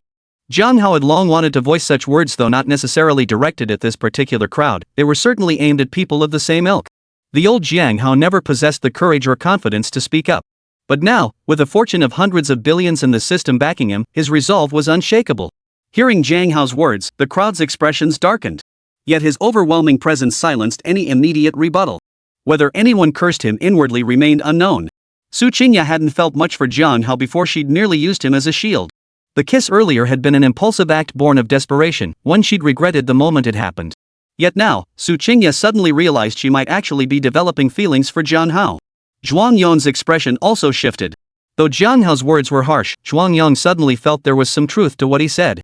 Even if everyone around sympathized with him and sided with him, it would be utterly useless if Su Qingya didn't like him. Forget others, Zhuang Yong himself would never be swayed by the moralizing of those standing on their high horse. Even so, Zhuang Yong wouldn't simply give up on Su Qingya. His hostility toward Jiang Hao wouldn't vanish either. "Jiang Hao, huh? When this young master gets serious, you've earned your place as my rival. From this moment on, we are competitors. I won't just take Qingya back from you, I'll strip you of everything you own. That's the price you pay for crossing me." Taking a deep breath, the exaggerated expression vanished from Zhuang Yong's face, replaced by one of brash confidence. Hearing Zhuang Yong's words and seeing his new demeanor, the surrounding crowd's expressions instantly changed. Zhuang Yong's sudden transformation only confirmed what Jiang Hao had said earlier. Zhuang Yong had indeed been putting on an act, and they had all spoken recklessly without knowing the truth. Realizing this, the crowd cursed Zhuang Yong inwardly, yet also felt awkward. Before long, they dispersed one by one. Su Qingya's expression shifted slightly upon hearing Zhuang Yong's words. She felt both concern for Jiang Hao and a pang of self-reproach. Jiang Hao glanced at Zhuang Yong and said indifferently, "As you wish." Then, turning to Meng Fanwei and the others, he said, "Don't let irrelevant people ruin your mood. Let's continue playing with the jade stones." Meng Fanwei chuckled, "Huh, you're right. Let's get going." Wu Zhang praised, "Brother Jiang, you really exuded an aura of dominance just now. Lu Pingping beamed, exactly. I agree completely. Jiang Hao shook his head slightly and chuckled, stop flattering me, or I might get too full of myself. Ha ha. Meng Fanwei and the others burst into laughter at his words. I want to go with you too, Su Qingya said, looking at Jiang Hao with a hint of nervousness. Jiang Hao glanced at her and said indifferently, it's up to you. Hold on. Just as Jiang Hao and the others were about to enter the hall to start gambling on Jade, Zhuang Yong spoke up again, quickly stepping in front of them. Jiang Hao frowned slightly at the sight. What's your point? Planning to get physical? Chapter 42, Why should you be the judge? Zhuang Yong paused for a moment before replying, this young master would never stoop to such vulgar actions. However, since I've decided to regard you as my opponent, I intend to crush you in every possible way. Jiang Hao responded coldly, I'm not in the mood for your nonsense. Spit it out, what do you want? Zhuang Yong replied, simple. You're going to gamble on jade stones, aren't you? I happen to be planning a few rounds myself. Why don't we have a wager? Do you have the guts? Su Qingya immediately snapped, Zhuang Yong, don't push your luck. Your family deals in jade, yet you deliberately choose your area of expertise to gamble against Jiang Hao. Don't you find that utterly shameless? Su Qingya's words carried both literal meaning and a hidden warning to Jiang Hao about Zhuang Yong's background, urging him not to fall into Zhuang Yong's trap. Zhuang Yong chuckled. Who in their right mind would bet against someone else using their own weaknesses? Hearing Zhuang Yong's words, Su Qingya was momentarily at a loss for words. She could only signal to Jiang Hao, urging him not to agree to Zhuang Yong's terms. Jiang Hao understood Su Qingya's meaning, but he didn't seem particularly concerned. He replied casually, how do you want to wager? Jiang Hao knew that once someone like Zhuang Yong latched onto him, shaking him off wouldn't be easy. He couldn't be bothered to waste time on it. Besides, he intended to test the divine appraisal technique to see how effective it truly was. Therefore, without further ado, he directly asked Zhuang Yong for the terms of the wager. Jiang Hao, don't fall for Zhuang Yong's tricks. Seeing Jiang Hao seemingly agree to the wager, Su Qingya urgently tried to dissuade him. Back at the Twin Towers, Jiang Hao had mentioned he'd never gambled on jade stones before. Zhuang Yong's family was in the jade business, and Zhuang Yong had played jade stone gambling games countless times since childhood. In Su Qingya's view, Jiang Hao stood no chance of winning against Zhuang Yong. Meng Fanwei also urged Jiang Hao, brother Jiang, don't act impulsively. Just because someone proposes a bet doesn't mean we have to accept it. Meng Fanwei thought to himself that Jiang Hao had come to gamble on jade stones precisely because of him. If Jiang Hao ended up losing badly, it would be awkward for him too. Yes, brother Jiang, please don't act rashly. Immediately after, Wu Zhang and Lu Pingping also spoke up to dissuade Jiang Hao. Seeing this, Zhuang Yong feared Jiang Hao might back out. He quickly interjected, what? You wouldn't be backing down, would you? Worried you can't handle losing? Jiang Hao glanced at Su Qingya and the others, smiling faintly. Don't worry, I know what I'm doing. Then, turning to Zhuang Yong, he said indifferently, I am worried about losing gracefully. Let's start small. I wouldn't dare bet too big. Just tell me how the wager works. Zhuang Yong's face lit up with a triumphant smile upon hearing Jiang Hao's words. In that case, I won't take advantage of you. Let's start with a 5 billion yuan wager for fun. 500 million is our wager. Additionally, each of us will bring raw stones valued at up to 100 million yuan. Whoever uncuts jade stones with a higher total value wins. The victor takes the other's 500 million yuan and the jade stones they've uncut. Raw stones refer to unprocessed natural mineral ores, including jadeite rough, agate rough, crystal rough, and others. Jade stone gambling involves cutting precious jadeite, agate, and other valuable gemstones from unprocessed natural raw stones. What do you say? Dare you take the bet? Jiang Hao turned to Lu Pingping and asked, Brother Lu, is there anything wrong with what he said? Lu Pingping replied, the rules of the bet are indeed as described, but Brother Jiang, you should still proceed with caution. After all, 600 million yuan is no small sum. Jiang Hao smiled and nodded. Thank you, Brother Lu. Rest assured, I can afford to lose 600 million. Zhuang Yong burst into laughter upon hearing this. Ha! Excellent! Jiang Hao, you truly have some guts.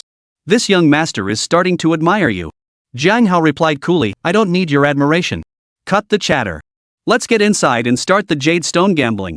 A cold glint flashed in Zhuang Yong's eyes at this, but the thought of fleecing Jiang Hao out of 600 million instantly dispelled any lingering displeasure.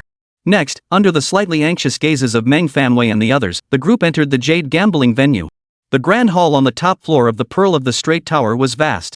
Roughly spaced throughout the space, raw jade stones lay displayed.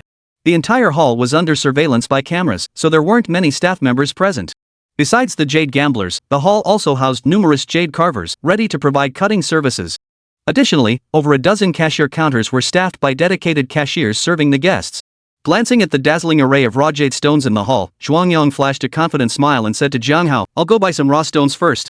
After I get them, we'll cut them together. Just wait to pay up. Jiang Hao replied indifferently, whatever makes you happy. Wait. Just as Zhuang Yong took a step forward, Jiang Hao suddenly remembered something and called out to him. What is it? Zhuang Yong halted, turning to look at Jiang Hao.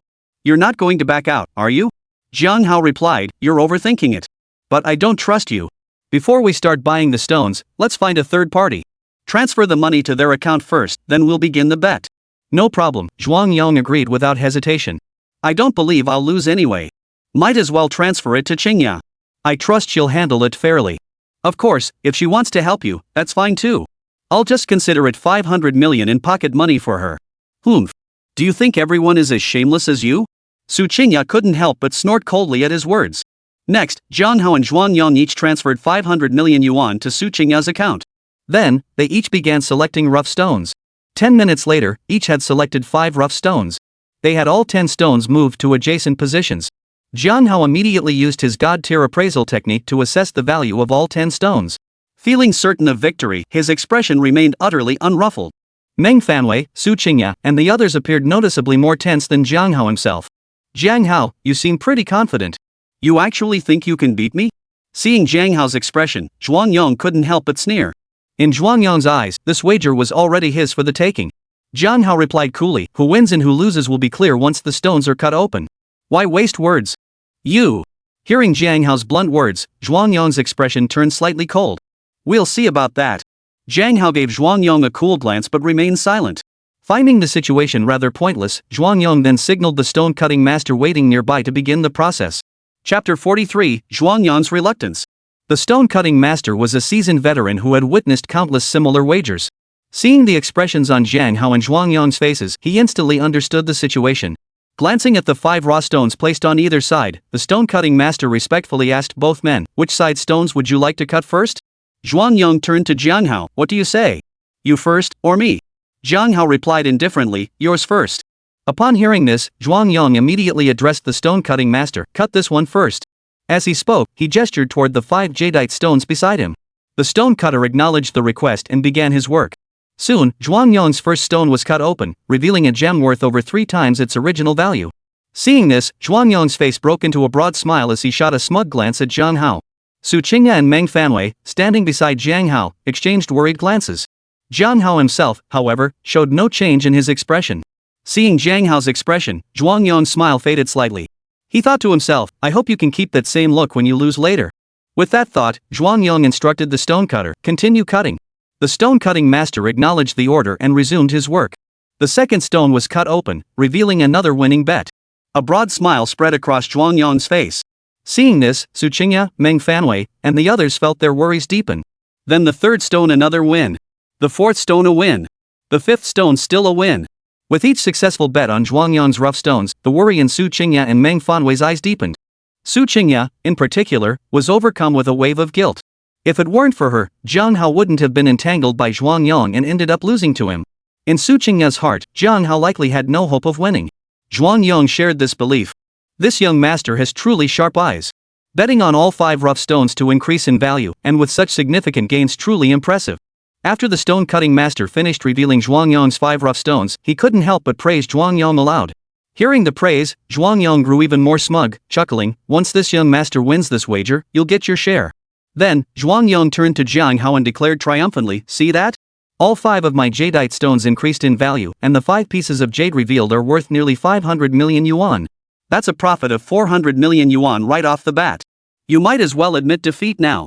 Watching Zhuang Yong's rough stones keep increasing in value after being cut, Jiang Hao's expression remained completely unchanged, showing no sign of worry whatsoever. Zhuang Yong truly had a knack for jade stone gambling. If it were anyone else, they might well have lost to him. But unfortunately for him, he'd met me. Hearing Zhuang Yong's words, Jiang Hao replied indifferently, it's like the eunuch fretting before the emperor. I haven't even started cutting my stones yet. What's the rush? You. Hearing Jiang Hao's words, the smile vanished instantly from Zhuang Yong's face.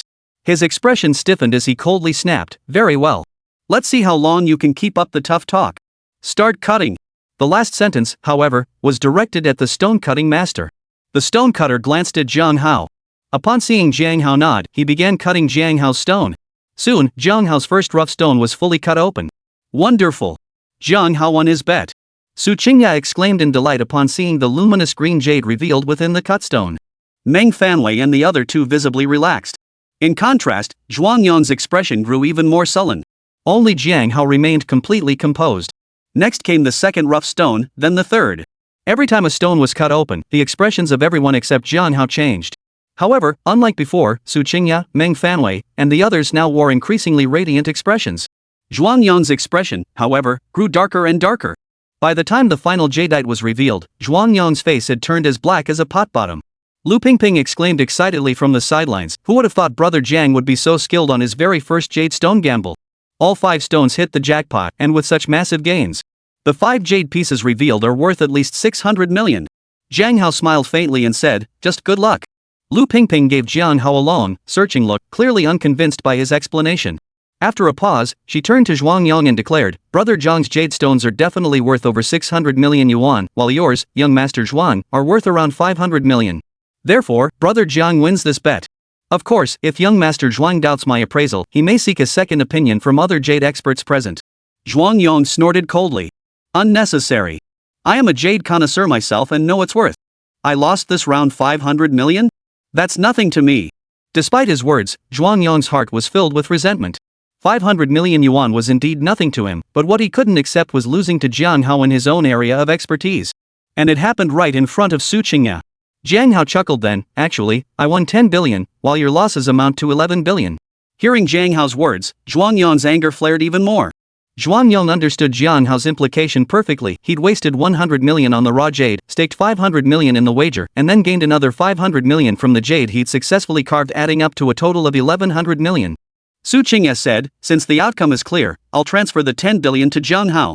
With that, she tapped her phone, and the 10 billion yuan both men had staked with her was instantly transferred to Jiang Hao. Glancing at his mobile banking balance and the jade worth over 10 billion before him, Jiang Hao nodded with satisfaction. Thank you for your generosity, young Master Zhuang. I'll gladly accept these jade pieces. Meng Fanwei and the others couldn't help but smile at Jiang Hao's words. The guy really knew how to take advantage and still play the innocent. Zhuang Yong, however, was overcome with rage upon hearing Jiang Hao's words. His fury nearly burst his lungs. Taking a deep breath, Zhuang Yong coldly declared, you win this round. But I wasn't giving it my all just now. Do you dare to wager another round with me? Before Jiang Hao could respond, Su Qingya quickly interjected, Jiang Hao, don't agree to it. Su Qingya had taken Jiang Hao's earlier claim about his luck at face value. Worried he might lose again if he bet with Zhuang Yong, she spoke up to dissuade him. Then, turning to Zhuang Yong, she shot him a cold glare. You're shameless. Is this ever going to end? Zhuang Yong ignored Su Qingya, his eyes fixed intently on Jiang Hao. Chapter 44, The 100 Billion Bet. Wu Zhang, standing beside Jiang Hao, chimed in with a warning, Brother Jiang, you'd better think this through carefully. True, Meng Fanwei chimed in, it's wiser to quit while you're ahead. Lu Pingping gave Jiang Hao a deep look but offered no advice. From his earlier jade stone gamble, she sensed Jiang Hao might be a hidden master. Jiang Hao smiled at Meng Fanwei and the others, then turned to Zhuang Yong and said calmly, what's there to be afraid of? But this time, let's make it a bigger bet. Seeing Jiang Hao agree, Zhuang Yong's eyes lit up. He coldly asked, how big do you want to bet? Jiang Hao considered for a moment before replying, no need to go too big. Let's just increase the stakes from earlier by tenfold. Whoa! Hearing Jiang Hao's words, Meng Fanwei and the others all sucked in a sharp breath. Earlier, the wager between Jiang Hao and Zhuang Yong had been 500 million each. Increasing it tenfold meant 5 billion. That was way too high. Meng Fanwei and Wu Zhang's combined net worth was close to 10 billion, but that included fixed assets. If it were just liquid assets, they were nowhere near the 5 billion mark. Lu Pingping's eyelid twitched violently. In the Jadestone gambling world, she considered herself well versed, but she'd never encountered anyone betting as high as Jiang Hao was now. After her initial shock, Su Qingya turned to Jiang Hao, have you lost your mind? 50 billion is outrageous. Don't bet against Zhuang Yong. Zhuang Yong's heart jolted upon hearing Jiang Hao's 50 billion yuan wager. His eyes darted back and forth, studying Jiang Hao intently, trying to discern whether he was genuinely confident or just putting on a show. After a long moment, Zhuang Yong looked at Jiang Hao and let out a cold laugh. You think throwing around 50 billion will scare me into backing down from the bet? Jiang Hao's eyes flickered at Zhuang Yong's words, as if caught off guard. Yet he replied, you're overthinking it. The question is, do you dare bet 50 billion? Zhuang Yong seemed convinced he had Jiang Hao figured out. Hearing this, he laughed aloud, bet it. 50 billion? Do you think this young master can't come up with 50 billion? I'm afraid I'll disappoint you. Hearing Zhuang Yong's words, everyone present except Su Qingya felt a wave of astonishment. Who would have thought Zhuang Yong could also put up 50 billion as a wager? And he didn't even seem particularly concerned about it. Jiang Hao took a deep breath and said, "In that case, let's begin. Same rules as before?" Seeing Jiang Hao's expression, Zhuang Yong assumed he'd disrupted Jiang Hao's plans. A wave of smug satisfaction washed over him as he chuckled. "That's too complicated. Let's try a different game." Jiang Hao asked, "How do you want to play?" Zhuang Yong explained, "Set a 3 billion yuan cap. Each of us selects a raw jade stone from the hall. Whoever uncovers the more valuable jade wins. The winner takes the jade uncovered by the loser." Jiang Hao glanced at Lu Pingping. His own knowledge of jade stone gambling was extremely limited. Noticing Jiang Hao's gaze, Lu Pingping quickly interjected, "Young Master Zhuang's proposed method is actually quite common. Still, I must advise Brother Jiang to consider this carefully. After all, we're talking about 5 billion yuan. Jiang Hao nodded slightly. If this method is acceptable, then so be it. As for the wager itself, since I've agreed, I won't change my mind." Su Qingya urged him with concern, "Jiang Hao, don't be too impulsive." Jiang Hao waved his hand at Su Qingya and turned to Zhuang Yong. "I agree. One game decides everything. That's what makes it thrilling, isn't it? Ha! Excellent. You truly are worthy of being my opponent." Hearing Jiang Hao's words, Zhuang Yong burst into laughter. After a pause, he added, "But can you really come up with 50 billion? Jiang Hao replied calmly, "I'm still a bit short, but what about the jade worth 11 billion? Same rules as before, transfer the money to the intermediary's account first." Zhuang Yong replied, "No problem. But this time, we'll need a different intermediary." The stakes were simply too high this time. Zhuang Yong no longer fully trusted Su Qingya. If she ended up favoring Jiang Hao, he'd have nowhere to turn. Jiang Hao said, "As long as the intermediary remains impartial, I have no objections." Zhuang Yong said, "We'll directly ask the organizer of this jade stone auction to act as the intermediary. You shouldn't have any objections, right?" Jiang Hao didn't respond immediately, glancing once more at Lu Pingping. Lu Pingping quickly interjected, "The organizer of this jade gambling event is Luo Zhangyu, a prominent jade magnate from Yunnan province. His credibility is beyond question." Jiang Hao said, "In that case, let's approach Mr. Luo to serve as the mediator." Zhuang Yong said, "Let's go." After reaching an agreement, Jiang Hao and his group headed straight for the depths of the hall. They quickly contacted Luo Zhangyu through the staff. Luo Zhangyu was a robust man in his 50s, dressed in a well-tailored traditional Chinese suit with a slicked-back hairstyle, exuding a sharp and energetic demeanor. Upon hearing about Jiang Hao and Zhuang Yong's wager, Luo Zhangyu expressed surprise. 50 billion yuan was no small sum in his eyes. With a kind smile on his face, Luo Zhangyu looked at Jiang Hao and Zhuang Yong and asked, "Are you both certain you wish to proceed with this high-stakes wager?" Jiang Hao and Zhuang Yong exchanged glances and replied simultaneously, "We are." Luo Zhangyu chuckled. "Ha! I truly envy your youthful passion. Very well, I'll serve as the intermediary. But let me make one thing clear up front, once I'm the middleman, neither of you can back out of this wager no matter who wins or loses. Not even if old Master Zhuang himself steps in." As Luo Zhangyu uttered the last sentence, his gaze lingered on Zhuang Yong, tinged with a peculiar business-like intensity. Zhuang Yong replied, "Rest assured, Chairman Luo. My grandfather won't interfere in matters like this." Luo Zhangyu nodded slightly at this, saying nothing more. Jiang Hao and Meng Fanwei, however, sensed that Zhuang Yong's grandfather was no ordinary figure. At the very least, he was on par with this jade magnate. Subsequently, Jiang Hao and Zhuang Yong each transferred 50 billion yuan to Luo Zhangyu's account before beginning to select raw jade stones in the hall. Meanwhile, news of the impending 100 billion yuan gamble between Jiang Hao and Zhuang Yong spread like wildfire throughout the jade gambling venue. This, of course, was Luo Zhangyu's doing. He intended to use this spectacle to ignite everyone's passion for jade gambling, to draw more participants into the game, rather than leaving them mere spectators. Those attending this jade gambling event were naturally individuals of considerable wealth, yet the notion of a 100 billion yuan wager still sent shockwaves through the crowd. The entire jade gambling venue erupted into a frenzy over Jiang Hao and Zhuang Yong's wager. Chapter 45, Who will be the winner? 100 billion yuan gamble? Seriously? That's absolutely terrifying. My entire net worth doesn't even reach 10 billion. I heard Chairman Luo personally guaranteed it. How could it be fake? I wonder who the two parties involved are. Let's go see this high-stakes gamble. Upon hearing the news, the crowd in the hall erupted into a flurry of whispers. After the buzz died down, they all headed toward the location of Jiang Hao and Zhuang Yong. Soon, they spotted Jiang Hao and Zhuang Yong selecting rough stones. Seeing how young both men were, the crowd was even more shocked. Many young patrons felt a pang of envy, muttering under their breath that Jiang Hao and Zhuang Yong were recklessly squandering their family fortunes. Jiang Hao and Zhuang Yong, of course, paid them no mind. Compared to their previous visit, Zhuang Yong was clearly much more cautious this time. He paced back and forth in the hall, meticulously examining each rough stone, mentally comparing them. In stark contrast to Zhuang Yang's meticulousness, Jiang Hao appeared to others to be merely browsing casually, showing no sign of appraising the stones at all. Witnessing this, the crowd was nearly certain that Zhuang Yang would emerge victorious in this wager. Su Qingya and the others, who were accompanying Jiang Hao, watched the scene unfold with a hint of worry on their faces. At this moment, even Lu Pingping began to suspect that Jiang Hao's earlier wins with those 5 rough stones might have been pure luck. After exchanging glances, Meng Fanwei and the others signaled Su Qingya to speak up. Su Qingya bit her lip and looked at Jiang Hao. "Jiang Hao, are you even examining the rough stones? If you keep this up, you're bound to lose. If things get really bad, just pick any stone at random, maybe luck will be on your side and you'll win." Hearing Su Qingya's words, Jiang Hao glanced back at her and Meng Fanwei, their faces filled with concern.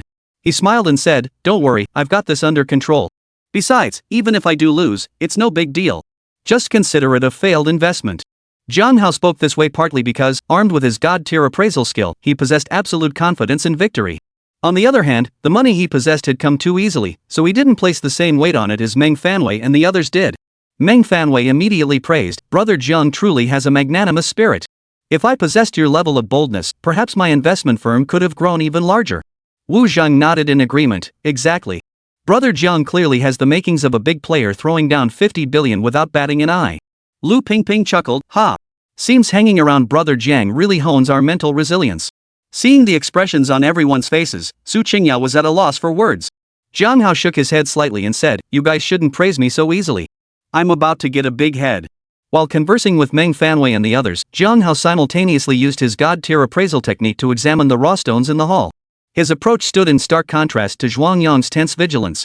Jiang Hao only needed to glance at a rough stone, silently recite the incantation for divine appraisal technique, and the appraisal was complete. His speed was naturally incomparably faster than Zhuang Yang's. Half an hour later, Jiang Hao had finished appraising every single raw stone in the hall. Finally, he approached a massive boulder measuring 2 meters in length and width, and approximately 3 meters in height. With a casual tone, he declared, "This one." Among Jiang Hao's group, Lu Pingping had the deepest knowledge of jadeite. Seeing the stone he chose, her expression shifted slightly as she whispered, "Brother Jiang, you're not joking, right? While this stone is massive, extracting valuable jade from it is practically impossible." She then launched into a lengthy explanation, using technical jargon to detail why this massive stone held virtually no chance of yielding valuable jade. After hearing Lu Pingping's explanation, Su Qingya immediately interjected, "Jiang Hao, you really should pick another one. Even I, as a complete layperson, know that in jade gambling, bigger raw stones don't necessarily mean more valuable jade inside." Meng Fanwei and Wu Zhang quickly chimed in, urging Jiang Hao to reconsider. Jiang Hao smiled faintly. "No need. I'll stick with this one." Seeing this, Su Qingya and the others sighed helplessly. With Jiang Hao adamantly refusing to change the stone, there was nothing they could do. Luo Zhangyu, the organizer of the jade gambling event, watched the scene unfold. A look of surprise and uncertainty flashed in his eyes. He couldn't tell if Jiang Hao had chosen blindly or if this rough stone truly held something valuable inside. Could it be that his own jade gambling master had misjudged it? Luo Zhangyu shook his head, concluding Jiang Hao was likely just an amateur. Still, he said nothing. Since Jiang Hao had made his choice, Luo Zhangyu signaled to the cashier and processed the transaction for him. This massive raw stone was valued at 130 million. The crowd of onlookers trailing behind Jiang Hao couldn't help but start murmuring again upon witnessing this scene. That rough stone clearly couldn't yield anything valuable. Why did he pick that one? Wasn't he just asking to lose? Exactly. Even if he bought it back and had it sculpted into an artwork, it might fetch a few million at best. Thinking he could win the bet with this? That's wishful thinking. Looks like this bet's already decided. You only just figured that out? From the moment this Jiang guy started skimming through the rough stones, I knew he was doomed to lose. What a shame. I thought this bet would be a fierce battle, but it turned out to be a one-sided rout. Jiang Hao cast a faint glance at the murmuring crowd, too uninterested to bother with these bored busybodies. After completing the purchase paperwork for the rough stones, Jiang Hao chatted casually with Su Qingya and the others while waiting for Zhuang Yong to select his stones. Meng Fanwei, Su Qingya, and the others were all distracted, feeling sorry for Jiang Hao. Su Qingya felt particularly guilty, blaming herself for bringing Zhuang Yong, such a formidable opponent, into Jiang Hao's life, costing him 50 billion. If things got too bad, she'd go back and ask her father for help, hoping to compensate Jiang Hao at least partially. Zhuang Yong, naturally observing the situation on Jiang Hao's side, couldn't help but let a sneer curl his lips, his confidence growing even stronger. Nevertheless, exercising caution, Zhuang Yong continued to meticulously appraise and select the rough stones. Finally, after nearly another hour, Zhuang Yong selected a rough stone worth 290 million yuan. At that moment, Luo Zhangyu smiled and said, "Now that both of you have chosen your stones, it's time for the master to cut them open." Let's see who emerges victorious. Chapter 46, You're doomed to lose. Zhuang Yong looked at Jiang Hao with a confident smile and said calmly, Jiang Hao, you're bound to lose this time. Jiang Hao replied calmly, you said the same thing last time. You. Hearing Jiang Hao's words, Zhuang Yong's previously good mood vanished instantly, his expression turning grim. Luo Zhengyu interjected with a smile, gentlemen, why argue now? Once the jade is cut, the results will speak for themselves. Zhuang Yong's expression regained its composure. He turned to Luo Zhengyu and said, Chairman Luo is quite right. In that case, let the stone-cutting master begin. Start with mine first. I want certain people to witness what true skill looks like. Luo Zhengyu replied, in that case, let the stone-cutting master begin with young Master Zhuang's stone. What do you think, Mr. Jiang? Jiang Hao nodded. Agreed. Luo Zhengyu signaled to the stone-cutting master, who immediately approached the jade Zhuang Yong had selected. Holding his tools, he began the cutting process with meticulous care. Meanwhile, hundreds of people had already gathered around, all eyes fixed on the center Zhuang Yong's chosen raw stone. They were eager to see what treasures might emerge from within. At one moment, the stone-cutting tools in the master's hands carved a slit into the rough stone. Instantly, the entire hall seemed to brighten. A deep, rich green hue illuminated the jade cutting area. At the sight of that deep green glow, someone in the hall who knew its value suddenly cried out. Imperial green! It's imperial green! What incredible luck to uncover imperial green! Imperial green! Who knows how long it takes for a piece of imperial green to appear? Never imagined I'd see it right here. The stonecutter himself was overcome with excitement, his hands trembling slightly. Luo Zhengyu looked at the commotion and called out loudly, everyone, please quiet down. Don't disturb the cutting. Luo Zhengyu's reputation carried weight. At his command, the murmurs died down. Continue cutting carefully, don't damage it, Luo Zhengyu instructed the master once the crowd had quieted. Yes, sir, the stonecutter replied before resuming his work with meticulous care. Zhuang Yong, meanwhile, wore a look of triumphant satisfaction. He shot a smug glance at Jiang Hao, only to find the latter completely ignoring him. This left Zhuang Yong feeling rather deflated. He thought to himself, just wait until you lose 50 billion. I'll see if you can keep up the act then. Jiang Hao turned to Lu Pingping and asked, what is imperial green? Is it very precious? Lu Pingping paused, then recalled Jiang Hao's earlier claim that this was his first jade stone gambling experience. She lowered her voice to explain. Imperial green, also known as emerald, exudes an aura of noble beauty. It reigns supreme among the jade family, representing the ultimate goal sought by connoisseurs. By the time Lu Pingping finished her lengthy explanation, Jiang Hao had gained a basic understanding of jade.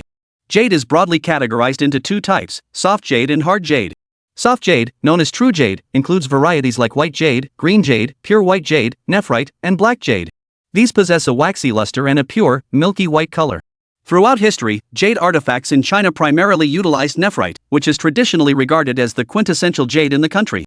Common colors of soft jade include white, grayish-white, green, dark green, yellow, and black. Hard jade, commonly known as jadeite, is a latecomer among traditional jades and is considered the finest among all modern jades. Jadeite is classified by color into various categories such as bright green, glass green, parrot green, spinach green, light water green, light bright green, and emerald green. Imperial green jadeite holds the highest value among all jadeite colors. I see, Jiang Hao nodded slightly, having grasped the value of imperial green jadeite. But if imperial green was already the most valuable, what would emerge from the raw stone he had chosen? Could it be an even larger piece of imperial green jadeite? As these thoughts swirled in Jiang Hao's mind, a flurry of excited voices reached his ears. It's out. It really is imperial green. It's absolutely stunning. I'll take this imperial green. Hearing the crowd's murmurs, Jiang Hao turned his gaze toward the jade. There it was, the so-called imperial green jade had fully revealed its true form. Its green hue was pure and rich, with a hint of blue undertones that gave it an exceptionally high-end appearance. It truly looked splendid, and seemed to have a calming effect on the mind. Gazing at the imperial green jade, Jiang Hao couldn't help but nod slightly in approval. Su Qingya also praised, it truly is a beautiful piece of jade. Meng Fanwei sighed, however, and remarked, judging by the atmosphere, the jade Zhuang Yong brought out must be quite valuable. Brother Jiang, it's going to be tough for you to win this bet. Hearing Meng Fanwei's words, Su Qingya and the others snapped back to reality, their concerns for Jiang Hao immediately surfacing. Jiang Hao gave a mysterious smile and said, not necessarily. Su Qingya thought he was just putting on a brave front. However, Meng Fanwei and the others exchanged glances, their expressions thoughtful. They simply couldn't fathom how Jiang Hao intended to win the bet. Zhuang Yong, who had been repeatedly outmaneuvered in his exchanges with Jiang Hao, remained silent this time. He merely watched Jiang Hao with a smug look, seemingly certain of victory. Jiang Hao ignored him, turning to the stonecutter, cut open my raw stone too. Of course, if you're tired, you can switch to someone else. Luo Zhangyu heard Jiang Hao's words, glanced once more at the massive stone, considered it, then switched to another stone-cutting master to begin cutting Jiang Hao's stone. The crowd watched in disbelief, shaking their heads in unison. What could possibly come out of that? It's just a waste of time. Exactly. It's nothing but a desperate last-ditch effort. Just wait and see. After all, that's the rule of the bet. Yeah, just wait. Once this bet is over, I'm going straight to that Zhuang young master to buy that imperial jade even if it's just a tiny piece. Amidst the growing impatience of the crowd, the stone-cutting master proceeded with meticulous care. No matter what might emerge from this rough stone, he dared not be the slightest bit careless. After all, one mistake could cost him his life, and even that might not be enough. As time passed, the massive jadeite had been cut open nearly 90%, yet still no valuable jade had been revealed. By now, not only Su Qingya, but even Meng Fanwei and Wu Zhang had lost all hope. The surrounding crowd grew increasingly sarcastic. Green. As the stone-cutting master ground away another layer of the raw stone, Lu Pingping beside Jiang Hao suddenly gasped in surprise. Chapter 47, This Money Comes Fast. Lu Pingping had always felt that Jiang Hao's initial choice of 5 rough stones, all of which turned out to be valuable, wasn't just luck. After Zhuang Yong cut open the imperial green jadeite and learned its value, Jiang Hao remained brimming with confidence, a fact that only reinforced Lu Pingping's conviction. Therefore, Lu Pingping kept her eyes glued to the rough stone in the cutter's hands, spotting the green emergence the instant it appeared. Hearing Lu Pingping's gasp, everyone turned to look at Jiang Hao's stone. Sure enough, a crack had opened, and green light burst forth from within. Even so, most still believed Zhuang Yong had a better chance of winning. After all, it was such a large stone, and after cutting for so long, it was hardly surprising that a little green had finally appeared. Indeed, unless he also uncovered imperial green jade in one larger than young Master Zhuang's, he would still lose. Besides, it might just be a random fragment of scattered jade inside. Su Qingya, Meng Fanwei, and Wu Zhang watched Jiang Hao's jadeite yield, hope reigniting in their eyes. They believed Jiang Hao might pull off another comeback, just like last time. Observing their reactions, Jiang Hao remained utterly composed, his expression unruffled. Upon hearing Lu Pingping's voice, Luo Zhangyu immediately focused on Jiang Hao. Witnessing Jiang Hao's consistently unruffled expression, he couldn't help but waver in his original prediction of the outcome. Zhuang Yong's expression also shifted slightly. Recalling the previous wager, his nerves began to fray. The stone-cutting master, however, remained professional. Unfazed by the surrounding commotion, he continued his work with meticulous care. Another 10+ minutes passed before Jiang Hao's raw stone was finally fully cut open, revealing the jade within in all its glory. The moment the jade emerged from Jiang Hao's stone, the hall fell into a sudden, profound silence. You could hear a pin drop. The eyes of everyone present were filled with intense passion as they gazed upon the jade. Even Luo Zhangyu, the jade magnate, gazed at the jade with a hint of fervor in his own eyes. Jiang Hao gazed at the revealed jade, his own eyes brimming with affection. Where the rough stone had once lain, now stood a serene green jade sculpture of a paixio. The jade paixio possessed a fine, pure texture without blemish, its overall color a pure, bright, rich, and uniform emerald green. Moreover, a faint glow emanated from its surface, lending it an air of mystical vitality. Another imperial green. After a moment, a gasp of astonishment from the crowd shattered the stillness. Immediately, the hall erupted once more with murmurs of astonishment. Who would have thought 2 imperial green pieces would be unearthed consecutively? Indeed, and this second one is even larger. More importantly, it naturally formed a jade paixio. Its value is absolutely beyond estimation. To end up with such a result, I'm seriously jealous. Zhuang Yong finally snapped out of his shock, his face turning deathly pale as he muttered in a dazed voice, "Lost. Lost again." Lu Pingping looked at Jiang Hao and exclaimed, "Brother Jiang, you're truly amazing. It seems you had everything planned from the start. Is this really your first time gambling on jade?" Jiang Hao chuckled, "Of course it is. Why would I lie to you? Maybe I just have a knack for jade gambling." Meng Fanwei added, "Brother Jiang, if you were so confident, why didn't you tell us? You had us on pins and needles this whole time." Wu Zhang chimed in, "Exactly. Brother Jiang, you owe us some serious consolation for our wounded hearts." Su Qingya remained silent, her eyes fixed on Jiang Hao with a strange gleam. A deep curiosity about him welled up inside her. Jiang Hao replied, "Even if I had told you, you probably wouldn't have believed it until you saw it for yourselves." Meng Fanwei nodded slightly. "True. This turn of events is utterly unexpected." Wu Zhang, however, spoke with a hint of malice. This time, Zhuang Yong might just be driven to his grave. He finally managed to cut a piece of imperial green, only to lose it to you. That imperial green will now become yours too. Jiang Hao replied calmly, "He insisted on giving me money. Who else can he blame?" Su Qingya cautioned, "Jiang Hao, even though you won this bet against Zhuang Yong, you shouldn't let your guard down. He'll definitely seek revenge. You might not know this, but Zhuang Yong is the grandson of Zhuang Tianyao, the wealthiest man in Ganqi province." Zhuang Tianyao. Hearing that name, Meng Fanwei, Lu Pingping, and Wu Zhang all gasped in unison, their eyes widening with shock. Ganshi province borders Minnan province, so Meng Fanwei and the others were naturally well aware of Ganshi's wealthiest man. Initially, they hadn't known Zhuang Yong hailed from Ganzhou province, assuming he was also from Minnan. That's why the Ganzhou Zhuang family hadn't crossed their minds. Jiang Hao nodded slightly. I'll keep that in mind. But if Zhuang Yong has such status, your background must be no small matter either. Mr. Jiang, congratulations on winning this wager. At that moment, Luo Zhangyu approached Jiang Hao with a smile, offering his congratulations as he walked. Although Jiang Hao and Zhuang Yong had consecutively extracted 2 imperial green jade pieces from him, Jiang Hao's being a naturally formed Paisho causing Luo Zhangyu a pang of regret, it wasn't enough to make him turn hostile. Luo Zhangyu now found himself somewhat intrigued by Jiang Hao. Jiang Hao smiled in response. We're truly grateful to Director Luo for bearing witness to this. Luo Zhangyu replied, I'm delighted to witness such a high-stakes gamble myself. After a brief pause, Luo Zhangyu continued, I'll transfer the funds to you immediately. With that, he began tapping away on his phone. Soon, Jiang Hao received the transfer notification. Seeing the 11-digit sum on his phone, he felt a surge of excitement. This money came in fast. At that moment, Jiang Hao couldn't help but recall the saying, the rich get richer, the poor get poorer. It was precisely because he had started with over 30 billion that he had the opportunity to grow his capital to 50 billion faster, and now to 100 billion. Now, he had joined the ranks of the wealthy. As Jiang Hao's mind wandered, Zhuang Yong approached with a dark expression, his voice cold as he declared, Jiang Hao, I'll remember you. With that, Zhuang Yong turned and walked away, leaving Su Qingya behind without a second glance. Jiang Hao raised an eyebrow, unconcerned. The wealthiest man in Ganshi province wouldn't stay at the top for long, he'd surpass him soon enough. As soon as Zhuang Yong departed, several people in the hall immediately surrounded Jiang Hao, their eyes gleaming with eagerness. Mr. Jiang, are you considering selling these 2 jade pieces? Chapter 48, It's not about the money. Yes, Mr. Jiang, please name your price. Exactly, Mr. Jiang. Even if you don't sell the Paisho, the other piece would be fine.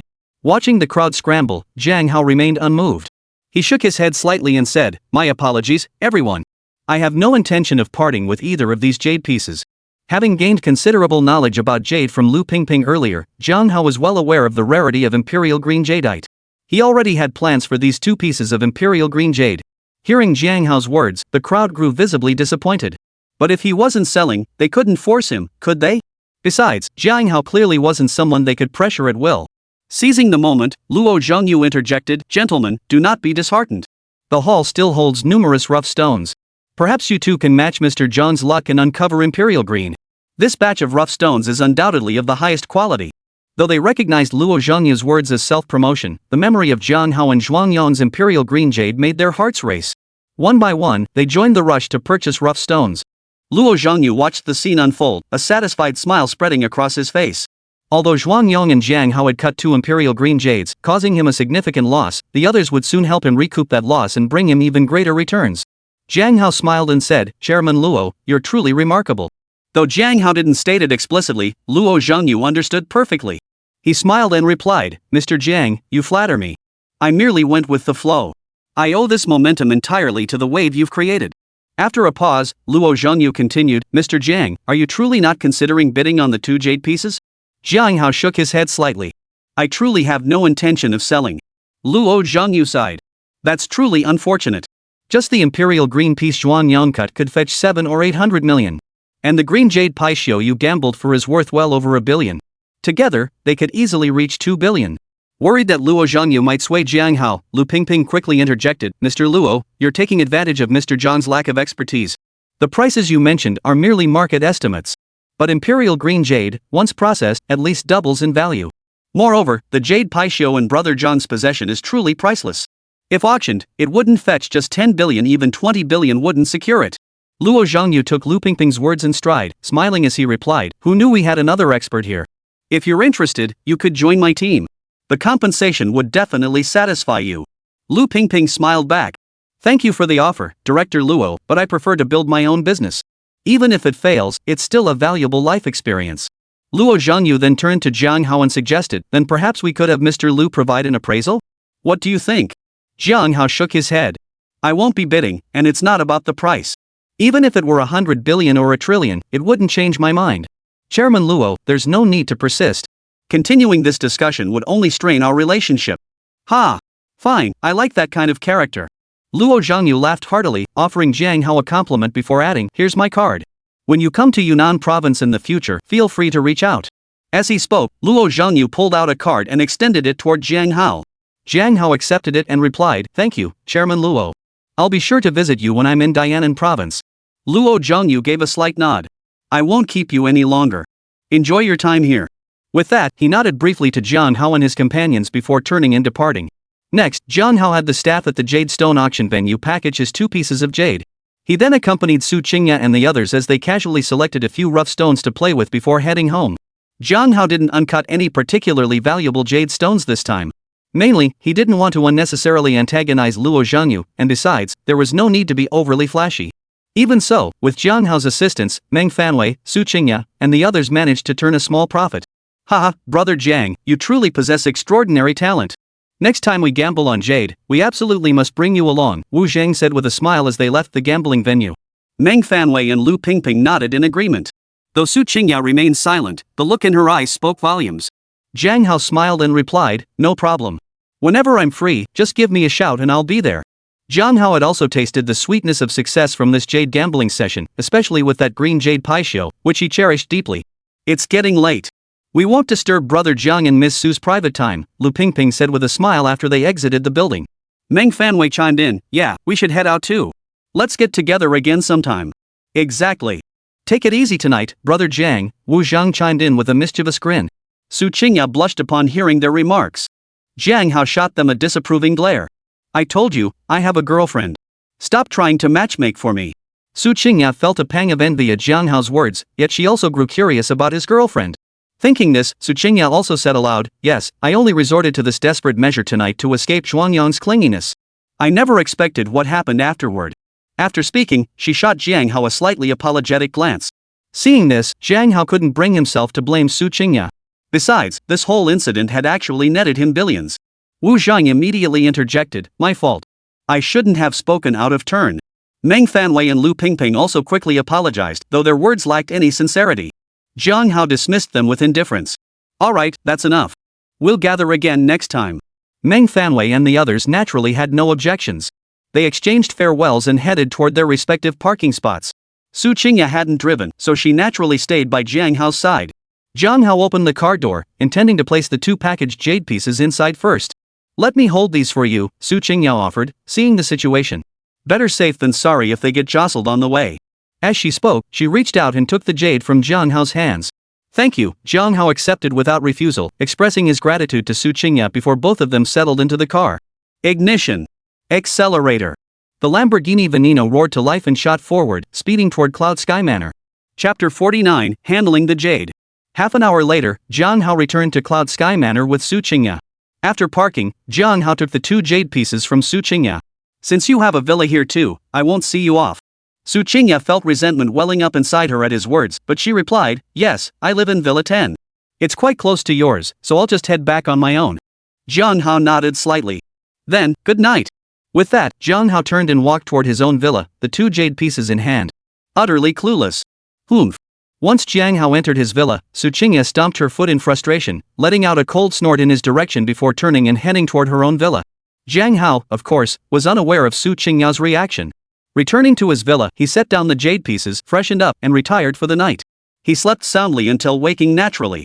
When Jiang Hao opened his eyes again, the sun was already high in the sky outside, visible through the window. Ding! "Good morning, host. Would you like to check in?" The moment Jiang Hao awoke, the system's mechanical voice echoed in his mind once more. Yes, Jiang Hao selected the affirmative answer without hesitation. Following the familiar routine, Jiang Hao completed another daily check-in. Ding! Check-in successful. Congratulations, host.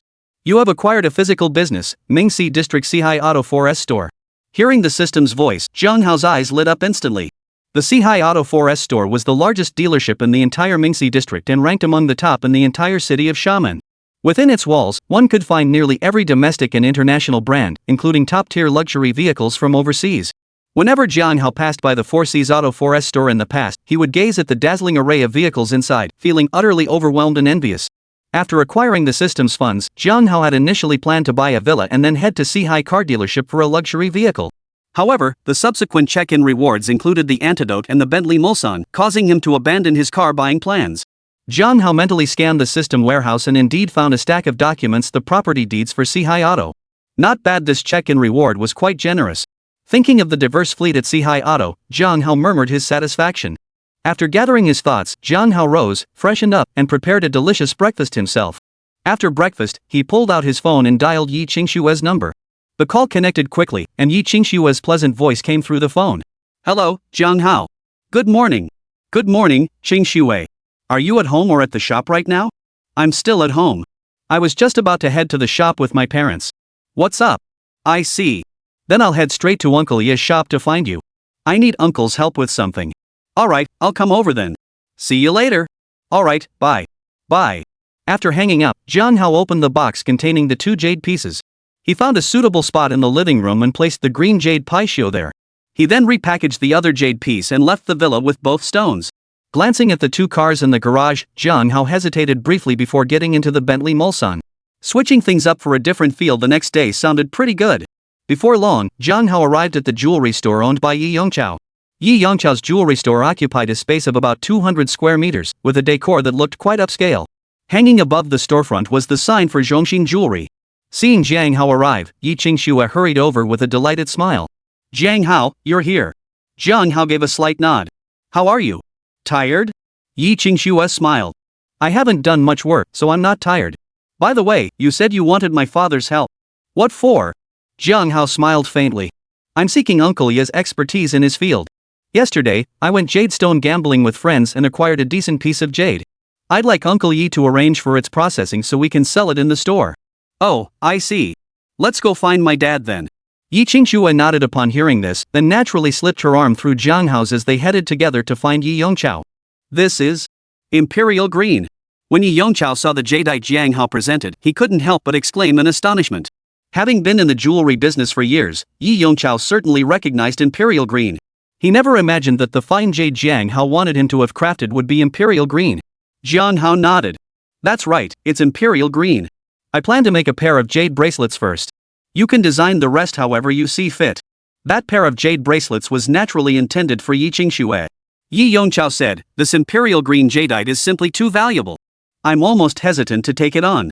Jiang Hao replied, Uncle Yi, just have your craftsman work on it. Besides the pair of jade bracelets, everything else can be sold in your shop. We'll split the proceeds 50-50. Besides, I trust you more than anyone else. You wouldn't refuse to help me, would you? Truthfully, Jiang Hao wasn't particularly concerned about the money itself. His primary goal was to help boost the profile of Yi Yongqiao's jewelry store. By deliberately proposing a profit split, he aimed to prevent Yi Yongqiao from harboring any other intentions. Yi Yongqiao pondered for a moment before replying, I can take on this Imperial Green jadeite. However, when it comes to the profits from its sale, I'll only take 1/10. Jiang Hao countered, 10% is too little. How about 30%? Yi Yongqiao replied, I know you're taking this Imperial Green jade to help me. 10% is already generous. If you disagree, then take it back and find someone else to process it. Seeing this, Jiang Hao sighed helplessly, alright, I'll do as Uncle Yi says. After settling the matter, Yi Yongqiao carefully stored the Imperial Green jade away. Jiang Hao and Yi Qingxue stepped out of the office and began casually browsing the shop. Jiang Hao, thank you, Yi Qingxue suddenly turned to him, her eyes brimming with tenderness. Jiang Hao smiled faintly. What are you thanking me for? I would have sought help from someone regardless. Naturally, it's more reliable to go through our own people. Yi Qingxue smiled gently and said nothing more. Alipay received 1 million yuan. As Jiang Hao and Yi Qingxue chatted casually, the ringtone of a phone suddenly sounded. Jiang Hao glanced at the caller ID, his eyebrows arching slightly before he swiped to answer. Chapter 50, Cousin Arrives. From the caller ID, Jiang Hao already knew it was his cousin, Jiang Tao. Hey, Jiang Hao, are you free right now? Jiang Tao's voice came through the phone the moment it connected. Jiang Hao replied, sure, what's up? Jiang Tao said, my wife and I just got off the plane. We don't know where you are, and it's inconvenient to carry our luggage. Could you come pick us up? Jiang Hao replied, no problem, I'll be right there. Alright, we'll be waiting for you at the plaza outside the airport. Jiang Tao smiled upon hearing Jiang Hao's confirmation. Alright, see you soon. See you soon. After hanging up, Jiang Hao turned to Yi Qingxue beside him and said, that was my cousin calling. He and his girlfriend came to Xiamen for their wedding photoshoot and asked me to pick them up at the airport. Yi Qingxue replied, I see. Go ahead then. Jiang Hao thought for a moment and said, why don't you come with me? After all, my cousin is bringing his girlfriend. It'd be better if you were there too. Yi Qingxue flushed slightly. Is that really okay? The thought of meeting Jiang Hao's family made her feel quite nervous. Jiang Hao chuckled softly. What's wrong with that? It's settled then. Let's go tell uncle and aunt. Alright then, Yi Qingxuan agreed after hearing Jiang Hao's words. When Ye, hearing Jiang Hao planned to bring Yi Qingxuan along to greet his cousin and his wife, immediately smiled. No problem, you two go ahead. The shop will be fine with me and her dad here. When your cousin and his wife are taking their wedding photos, you can watch and learn a thing or two. Mom, what are you saying? Hearing Wen Ye's words, Yi Qingxuan's face flushed instantly. She stole a glance at Jiang Hao before quickly averting her eyes. Jiang Hao assured her, "Don't worry, auntie. I will." Yi Yongchao simply said, "Drive carefully and stay safe." "Don't worry, Uncle Yi. We'll be off now." Jiang Hao nodded in agreement, bid farewell to the two, and pulled Yi Qingxue toward the store exit. When you watched Jiang Hao and Yi Qingxue's affectionate exchange, her face beaming with a smile. Jiang Hao drove the Bentley Mulsanne, carrying Yi Qingxue, and soon arrived at Xiamen International Airport. After parking the car, Jiang Hao and Yi Qingxue headed toward the airport exit together. Soon, Jiang Hao spotted his cousin, Jiang Tao. At the same time, Jiang Tao also spotted Jiang Hao. Jiang Hao, looks like uncle and auntie were right, you really hit it big. Honestly, I almost didn't recognize you with that outfit, Jiang Tao said with a laugh upon seeing him. Jiang Tao, Jiang Hao's cousin, had always been the smooth-talking type since childhood. Aside from occasionally showing off his achievements in front of Jiang Hao, he was generally a decent fellow. Jiang Hao chuckled. Bro, your silver tongue is as sharp as ever. I bet that's how you charmed your wife, right? Jiang Tao beamed with pride. You bet. Even though you're richer than me now, when it comes to charming girls, you could still learn a thing or two from me. Jiang Tao's girlfriend was the daughter of a real estate tycoon back in their hometown. And yes, Jiang Tao had indeed charmed her with his silver tongue. Jiang Tao, what are you talking about? Just then, a crisp voice rang out beside them, tinged with faint irritation. The speaker was undoubtedly Jiang Tao's girlfriend. Jiang Tao's expression shifted slightly. He quickly explained to his girlfriend, I was just teaching my little brother a lesson, telling him to learn from me. When it comes to treating your girlfriend, you have to be completely devoted, cherishing her like a priceless treasure. Jiang Hao rolled his eyes at Jiang Tao's words, too lazy to respond. After soothing his girlfriend, Jiang Tao introduced them to each other. This is my girlfriend, Jiang Yan. And this is my cousin, Jiang Hao. Upon hearing the introduction, Jiang Hao glanced at her briefly. Jiang Yan wore meticulous makeup and looked quite presentable. Her figure was decent. About 5 feet 5 inches. She had long legs, wore a white t-shirt and light blue denim hot pants, topped with a sun hat and sunglasses perched on the brim, quite fashionable. Jiang Hao gave Jiang Yan a polite smile and greeted her. Hello, sister-in-law. Hello, Jiang Yan replied without any awkwardness, responding to Jiang Hao with grace and poise. Then, Jiang Hao gestured toward Yi Qingxue's seat and introduced her to Jiang Tao and Jiang Yan, brother, sister-in-law, this is my girlfriend, Yi Qingxue. He then turned to Yi Qingxue and said, these are my cousin and his wife. After Jiang Hao finished the introductions, everyone exchanged greetings naturally. Jiang Tao sized up Yi Qingxue, then sidestepped the two women. He nudged Jiang Hao gently with his shoulder and whispered, not bad, little brother. You've made progress. But keep your eyes peeled, don't end up with a gold digger. Jiang Hao glanced at Yi Qingxue, his eyes filled with deep affection. You're overthinking it, brother. You don't understand the bond between Qingxue and me. Jiang Tao shrugged. Alright, as long as you know what you're doing. Jiang Hao smiled and said nothing more.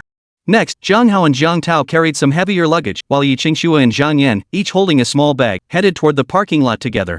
When Jiang Tao spotted Jiang Hao's Bentley Mulsanne, his eyes widened. Bro, how rich did you get? I thought it was just a few million. This car alone must be worth way more than that. Jiang Yan overheard and asked curiously, what kind of car is that? Is it expensive? Jiang Tao exclaimed, expensive? It's ridiculously expensive. This is a stretched Bentley Mulsanne. Even a standard one costs 4 or 5 million. Jiang Hao's looks like some kind of limited edition, probably more than double that. After a pause, Jiang Tao turned to Jiang Hao and asked, how much is this car exactly? Jiang Hao smiled and said, it's probably around 8 or 9 million. Truthfully, Jiang Hao hadn't known the price either, he determined it using his god-tier appraisal skill. Jiang Tao gasped in astonishment, bro, you've really made it big. Remember to look out for your big brother from now on. Jiang Hao assured him, don't worry. If there's anything I can do to help, I will. Let's head back now. Jiang Tao added, I'm getting hungry. Let's grab a bite at a restaurant first, so we don't have to cook when we get home. Jiang Hao nodded in agreement. Sounds good. Let's head out now. 20 minutes later, Jiang Hao led the group to the Sofitel Hotel, the 5-star establishment closest to the airport. After parking, the group headed toward the hotel. Mr. Jiang. What a coincidence, are you here to dine as well? A delighted voice greeted them the moment they entered the lobby. Chapter 51, is Jiang Hao a kept man? Jiang Hao turned toward the voice and recognized Qin Yu, the general manager of the Xiamen branch of China Construction Bank. Mr. Qin, what a coincidence. Jiang Hao nodded slightly to Qin Yu and greeted him with a smile. Qin Yu glanced at Yi Qingxue and the others beside him, then asked Jiang Hao, Mr. Jiang, who are these people? Jiang Hao replied, this is my girlfriend, Yi Qingxue. This is my cousin, Jiang Tao, and his wife, Jiang Yan. Hello, everyone, Qin Yu said promptly after hearing the introductions. Qin Yu had initially noticed Jiang Hao because of that 1 billion yuan deposit. Little did he expect that over the next few days, the fluctuations in Jiang Hao's account would be equally staggering. Especially last night, when Jiang Hao's account skyrocketed repeatedly, surging past 10 billion yuan. This significantly elevated Jiang Hao's standing in Qin Yu's estimation. That was 100 billion in cash. If that was merely his cash balance, how vast must the assets under Jiang Hao's name truly be? Qin Yu hadn't expected such a coincidence of encountering Jiang Hao again, so he hurried over to greet him. Jiang Hao introduced Qin Yu to Yi Qingxue and the others. This is Mr. Qin, the general manager of the Xiamen branch of China Construction Bank. Hearing Jiang Hao's introduction, Yi Qingxue was startled. After the initial shock, she promptly greeted Qin Yu. Hello, Mr. Qin. Qin Yu smiled and nodded at the trio, paying particular attention to Yi Qingxue. He then turned to Jiang Hao, Mr. Jiang, I was invited by someone else this time, otherwise I would have insisted on inviting all of you. Next time, I'll treat you, Mr. Jiang. I hope you won't refuse. Jiang Hao smiled and replied, certainly. Qin Yu said, then I shan't keep you any longer. After saying this, Qin Yu gestured to Yi Qingxue and the others one last time before turning to leave. Once Qin Yu was gone, Jiang Tao quickly remarked, bro, you're really making waves. The general manager of the Xiamen branch of China Construction Bank is being so polite, even respectful toward you. What kind of big business have you gotten into? Jiang Hao replied, nothing much, really. Mr. Qin probably acted that way because of my balance at China Construction Bank. Jiang Tao's eyes widened at this. How much do you have in that account? He whispered. Jiang Yan and Yi Qingxue, hearing Jiang Tao's question, both turned to look at Jiang Hao with a hint of curiosity. Yi Qingxue knew Jiang Hao was wealthy, but she still had no concrete idea of the actual amount. Jiang Hao smiled faintly. Not much, really. Just broke through 11 digits. 10, 100, 1,000, 10,000, 100 million, billion. Jiang Tao counted on his fingers, then gasped in shock. Yi Qingxue and Jiang Yan stared wide-eyed in shock. Not bad, Jiang Hao murmured, a faint smirk curling his lips as he observed Jiang Tao's stunned expression. In the past, it was always Jiang Tao showing off in front of him. This time, he'd show off a little himself, just to get back at Jiang Tao. Of course, it was purely a bit of mischievous fun. 100 billion? My goodness, my heart can't take it. I can't handle this. My heart's been dealt a massive blow. Jiang Hao, you owe me compensation, just toss me $1 billion or $2, that'll do. Upon receiving Jiang Hao's confirmation, Jiang Tao clutched his chest dramatically and wailed loudly. Jiang Yan shot him a disapproving glare and snapped coldly, are you ashamed of yourself? What kind of spectacle are you making? Jiang Hao smiled faintly. 200 million? Fine. But after you get it, we're done. How about that? Jiang Tao's eyes darted around. He grinned immediately. Are you kidding? The bond between us brothers is priceless. A measly 200 million couldn't possibly buy our brotherhood. Come on, let's go eat. No talk of money, money ruins friendships. Jiang Tao spoke this way because he knew full well that with Jiang Hao's current net worth and influence, cultivating a good relationship with him would yield far more than 200 million. Even greater sums were within reach. Jiang Hao naturally understood Jiang Tao's intentions, but he didn't dwell on it. As long as it wasn't too excessive, helping a relative out wasn't out of the question if he had the means. The group chatted and laughed as they made their way into the interior of the Sost Hotel. Thanks to Jiang Tao's humorous banter, the atmosphere among the four remained quite harmonious. Jiang Hao led the trio straight to a private dining room he'd reserved at the hotel. They ordered a lavish spread and feasted heartily. Bro, I'm coming to Xiamen City to hang with you from now on. You gotta look out for me, Jiang Tao said to Jiang Hao over dinner, half joking. Jiang Hao nodded slightly. As long as you're doing legitimate business, I'll help you out whenever I can. Jiang Tao replied, you're a true brother. Here, let me toast you. Jiang Hao smiled faintly, raised a glass of soda, and said, I've got to drive later, so soda will have to stand in for liquor. Cheers. Jiang Tao didn't mind, clinking glasses with Jiang Hao before they both downed their drinks. Meanwhile, Yi Qingxue and Jiang Yan chatted animatedly, sharing the kind of girlish banter that flowed easily between them. Yi Qingxue and Jiang Yan came from similar family backgrounds and had comparable educational levels, making their conversation flow naturally. After finishing their meal, the four headed to the cashier to settle the bill. Oh, isn't this Jiang Yan? What a surprise to see you here. Just then, a rather seductive female voice sounded near their ears. Simultaneously, a young woman dressed in flashy, eye-catching attire approached them. Jiang Yan's expression darkened instantly upon seeing the young woman. Su Jiaojiao, I never expected to run into you here either. This young woman was Zhang Yan's university classmate, Su Jiaojiao, with whom she had a notoriously poor relationship back in college. Su Jiaojiao smiled. I hear you found yourself a sugar daddy boyfriend? Is he taking good care of you in that department? Zhang Yan retorted coldly, what nonsense are you spouting? Watch your mouth. Zhang Tao's expression darkened upon hearing Su Jiaojiao's words. His fists clenched tightly, his mind clearly unsettled. Su Jiaojiao pressed on, what? You can do it, but others can't talk about it? Isn't that how you rich women operate? This is a 5-star hotel, the bills aren't cheap. Your boyfriend probably can't afford it, so he's swiping your card, right? Suddenly, Su Jiaojiao turned to Zhang Hao, who was holding a bank card, and smiled. So you're Zhang Yan's boyfriend? That card in your hand belongs to Zhang Yan, right? How does it feel to be a kept man? Zhang Hao hadn't expected this woman who'd suddenly appeared would turn her fire on him. His brow furrowed slightly as he replied coolly. I'm not Zhang Yan's boyfriend. And by the way, did you just come out of the bathroom? Did you eat too much and now you're spewing nonsense everywhere? Chapter 52, Who Doesn't Know Their Place? Su Jiaojiao was momentarily stunned. When she finally snapped out of it, her face darkened. She glared at Jiang Hao and hissed, you freeloader. You've got some nerve, calling me names. Jiang Hao replied coolly, are you some kind of mad dog? Biting everyone you see? You! Su Jiaojiao seethed with rage at Jiang Hao's words. Just then, a middle-aged man with a receding hairline approached from nearby. Su Jiaojiao's eyes lit up at the sight of him. She hurried over, hooked her arm through his, and cooed in a sweet, whiny voice, darling, someone's picking on me. Who dares bully my darling? I'll teach them a lesson. The middle-aged man's body went limp at the sound of Su Jiaojiao's voice, and he immediately promised her. Su Jiaojiao pointed at Jiang Hao and declared, it's him. He called me a mad dog. I'm your woman by insulting me, isn't he insulting you too? The middle-aged man turned sharply toward Jiang Hao, his voice cold.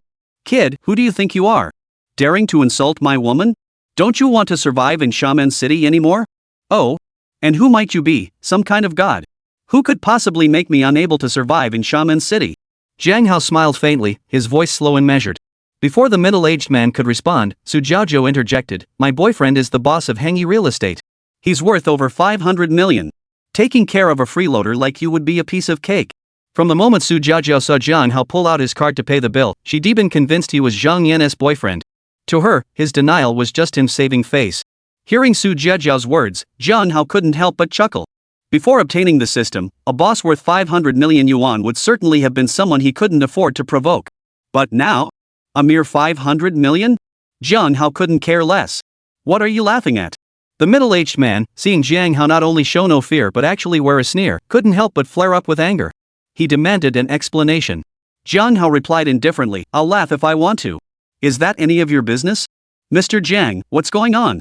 The middle-aged man, enraged by Jiang Hao's words, was about to speak again when a familiar voice sounded from behind him. Before Jiang Hao could respond, the middle-aged man turned to look. Recognizing the speaker, he immediately addressed him with respect. Mr. Qin, you're here. Qin Yu gave a slight nod. Mr. Li, what's going on here? Hearing Qin Yu's inquiry, Li Lei hastily explained, nothing major. Just some arrogant freeloader who dared to insult me and my woman. I was about to teach him a lesson. As he spoke, Li Lei gestured toward Jiang Hao's position. Qin Yu's expression darkened instantly. His voice turned icy. Li Lei, what nonsense are you spouting? Calling Mr. Jiang a reckless freeloader? It seems the one who doesn't know his place is you. This middle-aged man was indeed Li Lei, the very boss of Hengyi Real Estate mentioned earlier by Su Jiaojiao. Qin Yu had mentioned earlier that he was invited by someone, that someone was none other than this very Mr. Li Lei. In his heated state, Qin Yu blurted out Li Lei's full name. Li Lei froze upon hearing Qin Yu's words, bewildered by the sudden intensity. After a pause, Li Lei said, Mr. Qin, you must have mistaken me for someone else? My eyes aren't failing me yet, Qin Yu snorted coldly. Regarding the loan, there are still some details that require careful review. The relevant staff will notify you about the next steps. Li Lei had invited Qin Yu to dinner specifically to discuss the loan application with the construction bank. Hearing Qin Yu's response, his expression darkened instantly. He hurriedly pleaded, Mr. Qin, please, I beg you to reconsider. Qin Yu's words were technically correct, but Li Lei understood perfectly well. Proceeding with such scrutiny meant the outcome was uncertain and likely unfavorable. Mr. Jiang, I sincerely apologize. I was unaware of the conflict between you and Mr. Li Lei. Had I known, I wouldn't have accepted this meeting today, Qin Yu said apologetically to Jiang Hao, ignoring Li Lei entirely. Jiang Hao smiled. Mr. Qin, you're too kind. Truthfully, until today, I had no idea our paths would cross. I suppose it's just bad luck that we've encountered this situation. Qin Yu replied, I'm just glad you don't hold it against me. Jiang Hao replied, I'm not unreasonable. How could I possibly blame you for something like this? Xin Yu's face lit up at Jiang Hao's words. That's good. I won't keep you any longer. Jiang Hao gave a slight nod. Please go ahead, Mr. Qin. Xin Yu nodded briefly to Jiang Hao and his group before turning and exiting the Sost Hotel, not even glancing at Li Lei. Li Lei understood immediately. Jiang Hao's status was clearly no ordinary matter, otherwise Xin Yu wouldn't have treated him this way. Li Lei knew that even if he begged Xin Yu now, it would be futile. The key lay with Jiang Hao. With that realization, Li Lei gritted his teeth, bowed deeply to Jiang Hao, and pleaded, Mr. Jiang, I was blind to your true stature earlier and offended you. I beg your magnanimity, please speak to Mr. Qin and spare me this time. Jiang Hao shook his head slightly. I'm afraid not. I'm a rather petty person, and besides, Mr. Qin is simply following bank regulations. What good would it do to ask me? With that, he handed his bank card directly to the cashier. The cashier swiped the card, and after Jiang Hao entered his PIN, the payment confirmation appeared promptly. With the payment settled, Jiang Hao tucked the card away, took Yi Qingshua's hand, and led Jiang Tao and Zhang Yan toward the hotel exit. Mr. Jiang, I beg you. Please spare me this once. Li Lei rushed forward upon seeing this, pleading with Jiang Hao. Jiang Hao replied coldly, don't block my way. Otherwise, I'll call security. Hearing this, Li Lei stepped aside and walked dejectedly toward the hotel exit. Honey, are you okay? Su Jiaojiao, seeing Li Lei's state, hurried after him, linking her arm through his and asking with concern. Get lost, you. Li Lei's anger flared at the sight of Su Jiaojiao. He roared angrily and violently shook off her arm. Jiang Hao, unaware of what transpired after his departure, drove straight to Yunxiao Manor with Yi Qingxue and the others after leaving the hotel. Bro, thanks for that. That really felt good. Inside the Bentley Mulsanne, Jiang Tao expressed his gratitude to Jiang Hao. Jiang Hao smiled and said, I didn't do anything. Jiang Tao said nothing more, but he took it all to heart. Ha? What's this? Zhang Yan suddenly let out a surprised gasp. Chapter 53, choose any car here. Hearing Zhang Yan's voice, Jiang Tao also looked over and noticed what appeared to be a tablet computer on the backrest of the front seat. Though Jiang Tao knew more about cars than Zhang Yan, his knowledge was still limited. He turned to Jiang Hao and asked, Bro, which model of the Bentley Mulsanne is this? Jiang Hao replied, the Bentley Mulsanne Extended Emperor Edition. Jiang Tao nodded upon hearing this, then searched online for a moment. He quickly found detailed specifications and was instantly filled with envy. While reading the online description, Jiang Tao turned to Zhang Yan and said, This luxury car isn't just prestigious and opulent on the outside, the interior offers the ultimate in comfort too. The rear seat control panel features a dedicated 102-inch Android tablet for back seat passengers. You can download apps yourself or detach it from the front headrests. As he spoke, Jiang Tao reached over and removed a tablet from the front seat headrest. His eyes lit up as he studied the vehicle's specifications on his phone. After a pause, he continued, Beyond that, there's a fold-out table and airline-style leg rests. As he spoke, Jiang Tao ran his hands over the various in-car amenities, practically drooling with envy. Zhang Yan was equally envious. Jiang Hao listened as Jiang Tao talked non-stop, charming Zhang Yan into a daze. He couldn't help but chuckle and shake his head. His cousin really knew how to talk. After a pause, Jiang Tao turned to Jiang Hao. Bro, I absolutely love your car. Why don't you just give it to me? You're loaded anyway, you can always buy another one. Jiang Hao smiled faintly. No problem. But the terms are the same as before. Jiang Tao immediately protested, Bro, I was just joking. Why are you taking it seriously? As the saying goes, a gentleman doesn't take what others cherish. I was just saying. Jiang Hao considered it and said, I can't give you this car. How about this, I'll take you to pick out another one. Jiang Tao's eyes lit up at Jiang Hao's suggestion. Though he couldn't have Jiang Hao's Bentley Mulsanne, getting to choose another car was quite a treat. Though thrilled inside, Jiang Tao protested, How could I possibly accept? I was just saying. But fearing Jiang Hao might change his mind, he abruptly amended his words mid-sentence. Still, since you've offered, it would be rude to refuse. Brother, have you bought many cars? What kind of vehicles do you have? Seeing Jiang Tao's expression, Yi Qingxue couldn't help but glance at Jiang Hao, a hint of amusement in her eyes. Jiang Hao returned her glance, shrugged slightly, then replied to Jiang Tao, I only have 2 cars. I was planning to take you to the dealership to pick out a new one. Hearing Jiang Tao mention cars, Jiang Hao also recalled the Sihai auto dealership he'd obtained through his daily check-in. It would be convenient to stop by and check on his dealership while he was out. A new car. Jiang Tao's eyes lit up at Jiang Hao's words. Bro, you're the best. This makes all those times I covered for you in fights when we were kids totally worth it. Jiang Hao replied with a hint of exasperation, Did I ever get into fights when I was little? I don't remember that at all. Jiang Tao's eyes twinkled. Maybe you were too young back then, so the memories aren't vivid. Jiang Hao shook his head slightly, choosing not to pursue the topic. Let's go pick out a car first. After we've chosen one, we can head back to the residence. The dealership and our place are both in the same district anyway. Sounds good. We've got plenty of time anyway, Jiang Tao agreed eagerly. Zhang Yan shot him a glare and coldly remarked, "Look at you, acting all grown up." Jiang Tao merely chuckled, unconcerned. With their decision made, Jiang Hao immediately drove toward Sihai Auto Dealership. Half an hour later, Jiang Hao pulled up at the Sihai Auto Dealership. The Four Seas dealership was luxurious. The entire space was bathed in a clean blue-green color scheme. The dealership occupied nearly 1,000 square meters. Within the dealership, a wide variety of vehicles were parked. Sedans, SUVs, sports cars, and commercial vehicles all were available. Though not his first visit, Jiang Hao still held a deep fondness for Sihai Auto. The thought that such a dealership was now under his ownership filled him with excitement. Jiang Tao was dazzled by the array of luxury vehicles inside the dealership, his eyes gleaming with wolf-like intensity. Taking a deep breath, Jiang Tao asked, "Bro, can I really pick any car here?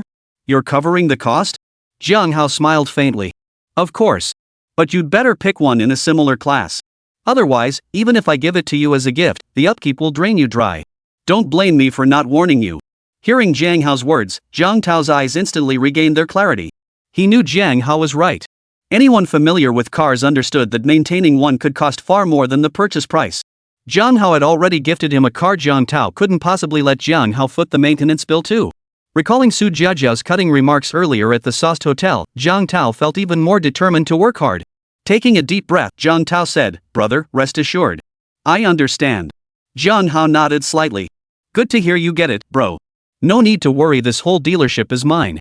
I'm not concerned about you picking something too expensive." Gulp. Hearing Jiang Hao's words, despite having been stunned several times already, Jiang Tao still couldn't help but swallow hard, his expression utterly shocked. "Brother, you're not joking, right? This dealership is yours?" Zhang Yan was equally stunned. Back in their hometown of Checheng, her father was worth over 100 million yuan, already considered extremely wealthy. But meeting Jiang Hao now, she finally understood what true wealth meant. Yi Qingshui was equally surprised. This was the first time she'd learned Jiang Hao owned such a dealership. Who knew how much more wealth Jiang Hao actually possessed? But considering Jiang Hao had an 11-digit bank balance, the three of them figured owning a dealership like this was perfectly normal. Jiang Hao chuckled. "What's so surprising about that? This dealership isn't worth much. Even counting the cars inside, it probably doesn't exceed 1 billion. Jiang Tao retorted with a sour expression, "Man, you're something else. Billions are nothing to you." Jiang Hao didn't pursue the topic. He turned to Jiang Tao and said, "Enough about that. Go pick out a car." Jiang Tao immediately forgot his earlier thoughts and began browsing the cars at Sihai Auto Dealership, searching for one he liked.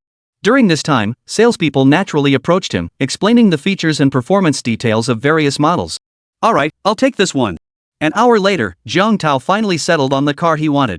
Chapter 54, Unlikely Encounters. Jiang Hao glanced at the car Jiang Tao had chosen and recognized it immediately. The model Jiang Tao had chosen was the new Land Rover Range Rover Autobiography LWB. Externally, the vehicle exuded an air of grandeur. Its all-black color scheme radiated dominance with a touch of steadiness. The sticker price was around 1.95 million yuan, and with all the paperwork and fees, it would likely top 2 million. Of course, since the vehicle now belonged to Jiang Hao's own dealership, Jiang Tao wouldn't need to pay for it. After making his choice, Jiang Tao turned to Jiang Hao and asked, "What do you think? Is this one okay?" Jiang Hao smiled. "It's quite nice." After a pause, he addressed the salesperson, "Since my cousin has made his choice, we'll take this one. Let's proceed inside to finalize the paperwork." "Isn't this wealthy Mr. Jiang? Why is he buying such an inexpensive car?" Just then, a somewhat shrill voice rang out near their ears. Hearing the voice, Jiang Hao's brow furrowed slightly. He glanced in the direction of the sound and immediately recognized the speaker as Hu Li, the salesperson from the Yunshao Manor sales office. Back when Jiang Hao had just obtained the system and received 1 billion yuan reward from his daily check-in, he immediately went to purchase his dream home. When purchasing the Yunshao villa, however, he had been met with cold treatment from nearly every salesperson in the department. Hu Li, in particular, not only refused to assist him but also sneered at those who tried to help, bluntly calling him a penniless beggar. Later, when Qinyu, the general manager of the Xiamen branch of China Construction Bank, appeared, the situation reversed. Hu Li was immediately fired on the spot by the sales department manager. Jiang Hao hadn't expected to encounter Hu Li here. His brow furrowed slightly as he retorted, "What? Are you working as a salesperson here now? Besides, what car I choose is none of your business." With someone like Hu Li, Jiang Hao naturally felt no need for politeness. Hearing Jiang Hao's words, a flash of venomous resentment flickered in Hu Li's eyes. The sales position at Yunshao Manor had been an excellent opportunity for her. Because of Jiang Hao, she'd been fired outright, and she'd long harbored a grudge against him. But Hu Li never considered that. In the end, she had only brought this upon herself. Hu Li coldly retorted, "Sales? I wouldn't stoop to that now. If anything, I should thank you. Soon, I'll be above you, no longer needing to kowtow to people like you." Jiang Hao replied indifferently, "Is that so? Then why did you come all the way over here just to flaunt your existence? Even if you do rise above us, what does that have to do with me? You." Humph. Hearing Jiang Hao's words, Hu Li's expression darkened further, yet she found herself at a loss for words. Jiang Hao added, "If you have no business here, kindly step aside. We need to complete our paperwork." Hearing this, Hu Li's anger flared even more. Her eyes darted, and she suddenly addressed the salesperson, "I'll take this car." The salesperson looked troubled and apologized, "Miss, I'm terribly sorry, but this gentleman has already selected this car. Perhaps you could look at other similar models?" Hu Li insisted, "No, I want this one." Seeing this, Jiang Hao frowned slightly and said indifferently, "Are you sure you want to buy it?" "Fine, I'll let you have it." After a pause, he turned to Jiang Tao and added, "Cousin, you'll need to pick another one." He gave Jiang Tao a subtle signal with his eyes. Jiang Tao, being quick-witted, immediately understood the hint and casually selected another car. Jiang Hao shot Hu Li a knowing look, his expression half smiling, half serious. "Well, how about this one? Want to buy it too? If I were you, I'd buy every single car in this dealership. That'd be the real satisfaction, don't you think?" Hearing Jiang Hao's words, Hu Li's face darkened like the bottom of a pot. Buying every single car in the dealership? How could she possibly afford that? Just then, a handsome young man in a white suit emerged slowly from inside the dealership. Beside him stood a middle-aged man in his 40s wearing a gray suit and sporting a flat-top haircut. He wore a polite smile, clearly escorting the young man out. Spotting the young man, Hu Li's eyes lit up. She hurried over, hooked her arm through his, and pouted, "Young Master Wang, that jerk I told you about last time, the one who cost me my job, is right here. You have to help me teach him a lesson." Jiang Hao's lips curved slightly at the sight of the newcomer. He hadn't expected to encounter two acquaintances with whom he had unfinished business within a single day. This young man was none other than Wang Yu, the very same who had tried to show off in front of Jiang Hao on Yi Qingshua's birthday, only to end up fleeing in embarrassment. Seeing Wang Yu with Hu Li, Jiang Hao recalled the salespeople gossiping when he bought his villa. They mentioned a young Master Wang. Could it have been Wang Yu? What a coincidence! Hearing Hu Li's words, Wang Yu also glanced toward Jiang Hao's table. The moment he recognized Jiang Hao, his expression instantly changed. Wang Yu still vividly remembered that day at the Twin Towers of Vientiane Plaza, his resentment toward Jiang Hao burning just as fiercely. Seeing Jiang Hao with Yi Qingxue, the chill in Wang Yu's eyes deepened as he spoke coldly, "So it's you." What a small world. Jiang Hao replied indifferently, "I feel the same way.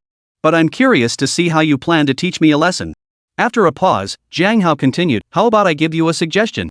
Earlier, I told Hu Li that you could buy every single vehicle in Sihai Auto Dealership, leaving me with nothing to purchase. Hu Li can't afford it, but you should be able to, right?" Hearing Jiang Hao's words, Jiang Tao couldn't help but silently give him a mental thumbs up. That was a brilliant move. If Wang Yu really bought every single car, only to discover the entire dealership belonged to Jiang Hao, he'd probably be furious enough to explode. Yi Qingxue and Zhang Yan exchanged glances, their expressions turning slightly awkward. Wang Yu's face instantly darkened at the suggestion. The entire Sihai car dealership, with all its vehicles combined, was worth nearly 10 billion. If he dared to follow Jiang Hao's suggestion, his father would probably break his legs and disown him. After all, the total value of their golden fortune jewelry was only around 2 or 3 billion yuan. Taking a deep breath, Wang Yu ignored Jiang Hao and turned to the middle-aged man beside him. "Manager Zhang," he said slowly, "could you do me a favor?" This middle-aged man was none other than Zhang Yang, the general manager of Sihai Auto Dealership. Zhang Yang was currently sizing up Jiang Hao, his mind slightly wandering. He couldn't shake the feeling that Jiang Hao looked familiar. Hearing Wang Yu's words, Zhang Yang snapped back to attention and smiled at him. "What favor does young Master Wang require?" Chapter 55, You're the boss? Wang Yu replied, "Manager Zhang, please refrain from selling any vehicles from Sihai Auto to them. Both my father and I will remember this favor you've done for us. We'll also refer more friends to patronize your business in the future." Jiang Hao's lips curved slightly at the words, and he also turned to look at Zhang Yang, wanting to see how this manager Zhang intended to respond. Zhang Yang, about to agree to Wang Yu's request, suddenly had a flash of inspiration. He turned to Jiang Hao respectfully and asked, "May I ask if you are Mr. Jiang Hao?" As the head of Sihai Auto, Zhang Yang was naturally aware of the dealership's ownership change and knew the new owner's name. However, he possessed limited information about Jiang Hao. The only photo available was an ID picture, which bore little resemblance to Jiang Hao's current appearance. Therefore, Zhang Yang felt somewhat uncertain about Jiang Hao's identity. Jiang Hao gave a slight nod. "I am Jiang Hao." Seeing Zhang Yang's attitude toward Jiang Hao, Wang Yu's brow instantly furrowed. He couldn't help but recall how Chen Jinhao and Fong Zhangyi had behaved when facing Jiang Hao back at the Twin Towers of Wanxiang Plaza. This thought suddenly filled Wang Yu with a sense of foreboding. His thoughts racing, Wang Yu turned to Zhang Yang and asked, "Manager Zhang, what do you mean by that? Does Jiang Hao have some kind of special background or status?" Zhang Yang replied, "Mr. Zhang's background is naturally beyond my knowledge. However, what I do know is that Mr. Jiang is the new owner of Sihai Auto Dealership." "You're the owner of Sihai Auto?" Wang Yu spun around abruptly upon hearing Zhang Yang's words, his gaze fixed on Jiang Hao, his voice thick with disbelief. Wang Yu had some familiarity with Sihai Auto Dealership and knew full well that Jiang Hao was not the original owner. At this moment, Wang Yu genuinely wished he could crawl into a hole. Back at the Twin Towers of the Universal Plaza, both the general manager of the Emperor Hotel and the owner of Zhongxin Jewelry had shown Jiang Hao great respect. It later became clear that Jiang Hao was the new owner of the Twin Towers. Now, he was merely visiting Sihai Auto to buy a car. How had Jiang Hao become the new owner of Sihai Auto?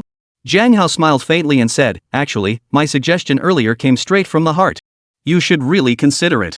"Consider my ass." Wang Yu was furious enough to burst. Sihai car dealership belonged to Jiang Hao. He wasn't an idiot. How could he possibly buy every single car in the dealership? That would be like handing Jiang Hao a fortune. "Let's go."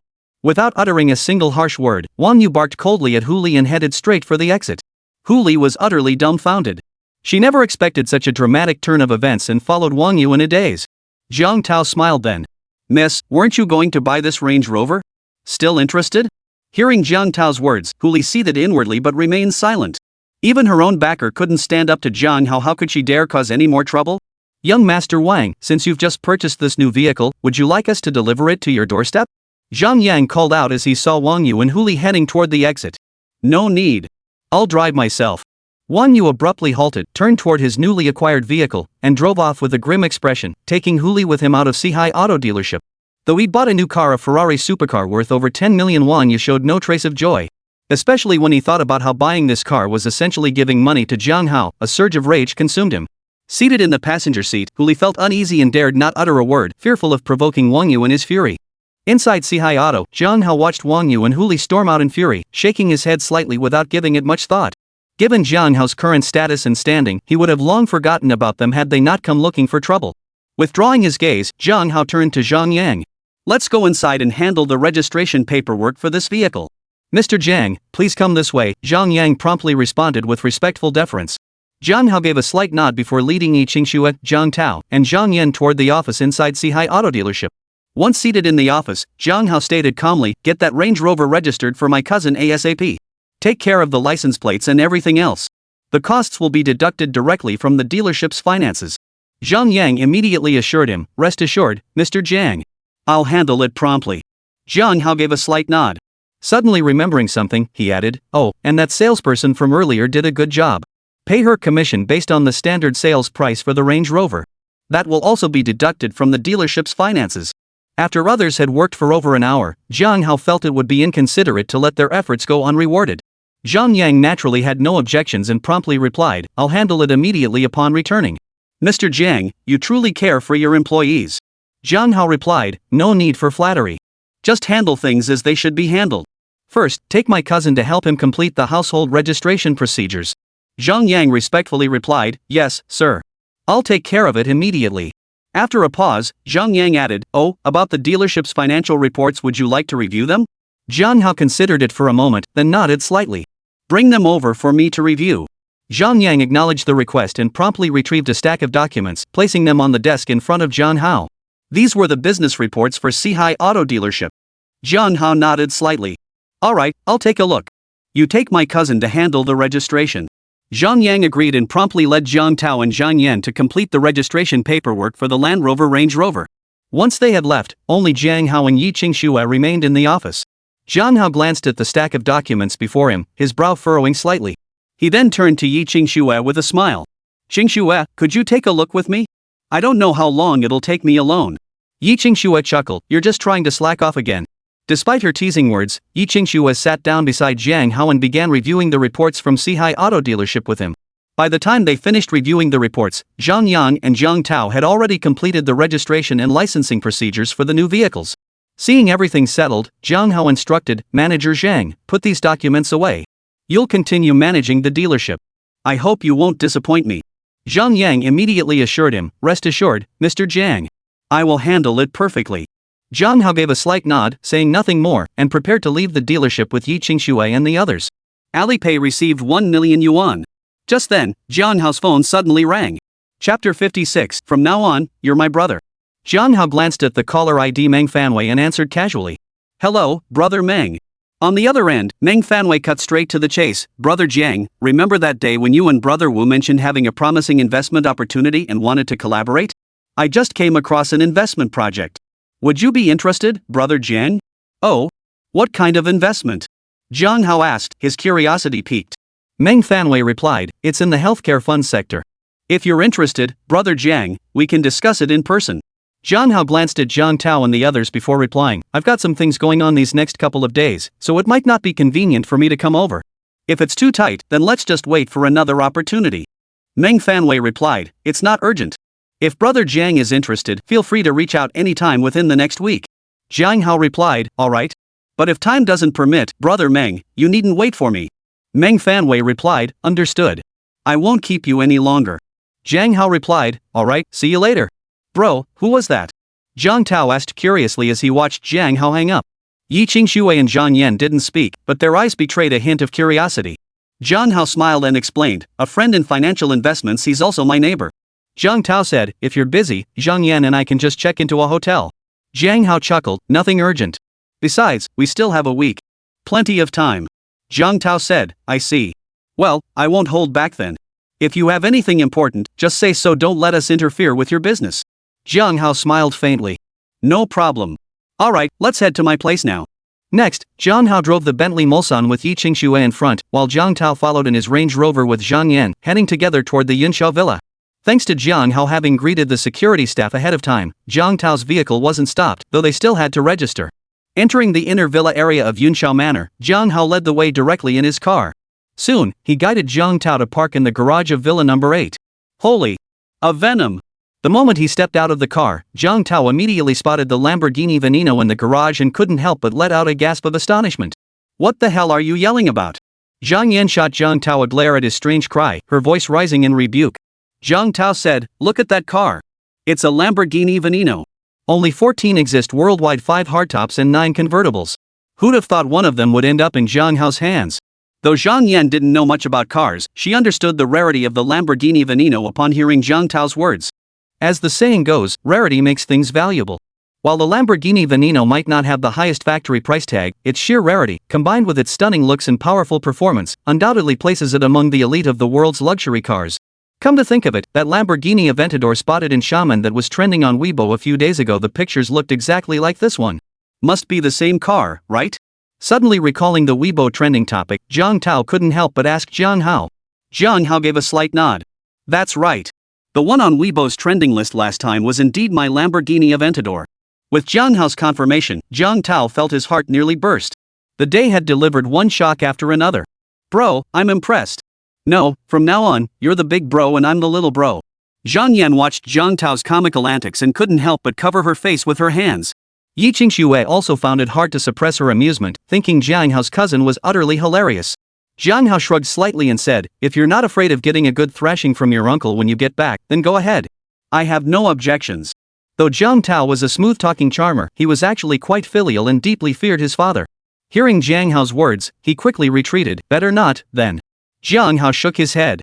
"Alright, let's unload our luggage first. We can talk more once we're back in the room." Yi Qingshui and the others naturally had no objections to Zhang Hao's suggestion. Immediately, the brothers Zhang Hao and Zhang Tao carried the larger items, while Yi Qingshui and Zhang Yan handled the smaller bags as they headed into the villa. Upon entering the villa, Zhang Tao and Zhang Yan were once again profoundly stunned by the lavish decor and grand layout. However, after the earlier series of surprises, Zhang Tao had become somewhat numb to it all and refrained from exclaiming this time. After putting their things away, they sat down on the sofas in the living room. Zhang Tao looked at Zhang Hao with envy and said, "Bro, you've really hit the peak of life. Luxury car, mansion, savings, girlfriend, you've got it all. I'm so jealous, bro." Zhang Hao chuckled, "You're not far behind, are you? Car, house, savings, girlfriend, don't you have it all too?" Zhang Tao shook his head. "How can it be the same? Sure, I have everything, but none of it compares to yours." "What did you just say? Are you starting to look down on me now?" No sooner had Jiang Tao finished speaking than Zhang Yan, sitting beside him, shot him a furious glare. Jiang Hao watched the scene unfold with gleeful schadenfreude. Hearing Zhang Yan's words, Jiang Tao's expression changed instantly. He quickly retorted, "Of course not. How could I look down on you? I meant that out of a car, a house, savings, and a girlfriend. Only the girlfriend part can compare to Jiang Hao." After saying this, Jiang Tao shot Jiang Hao a fierce glare, blaming him for setting him up. Zhang Yan retorted, "Nice try, but you don't have to lie through your teeth. I know perfectly well I'm not quite up to Qingshue's standard." Before Jiang Tao could relax, Zhang Yan added, "But you're nowhere near as good as your cousin, Jiang Hao. So consider yourself lucky you found someone like me." Jiang Tao quickly chimed in, echoing her words to soothe her feelings. The four chatted and laughed, and time flew by. Come evening, Jiang Hao personally cooked a feast for dinner. During the meal, Jiang Tao was once again compared to Jiang Hao, leaving him glaring at his cousin with pure resentment. After dinner, they watched TV for a while before retiring to their respective rooms. With Jiang Tao and Zhang Yan present, Jiang Hao and Yi Qingxue refrained from their usual bedtime routine. Still, they drifted off to sleep in each other's arms, both feeling deeply warm and sweet. Early the next morning, as Jiang Hao opened his eyes, the system's mechanical voice sounded in his ear once more. "Host, would you like to check in?" "Yes." The familiar virtual interface appeared once more, and Jiang Hao instinctively tapped the illuminated daily check-in button. Chapter 57, Little Brother, Take Notes. Ding! Check-in successful. Congratulations, host. You have obtained perfect gene serum single dose. Consumption will bring the human body to its peak physical condition. Congratulations, host, you have acquired the skill, God-tier combat technique. Hearing the system's notification, Jiang Hao mentally scanned his inventory and immediately spotted a small bottle of liquid resembling Huoxiang Jingqi water. It could bring physical fitness to perfection. What would that feel like? Would it be like the legendary invulnerability to all diseases? With these thoughts swirling, Jiang Hao felt immense anticipation for the perfect gene elixir. The other skill, God-tier combat technique, was easier to grasp, so Jiang Hao wasn't particularly anxious about it. Glancing at Yi Qingxue, still deep in slumber beside him, Jiang Hao rose and headed to the bathroom. He retrieved the perfect gene elixir and swallowed it directly. The small 10 milliliter vial was quickly emptied. Nothing special, huh? He murmured, smacking his lips. Tastes pretty good though, kind of like strawberry.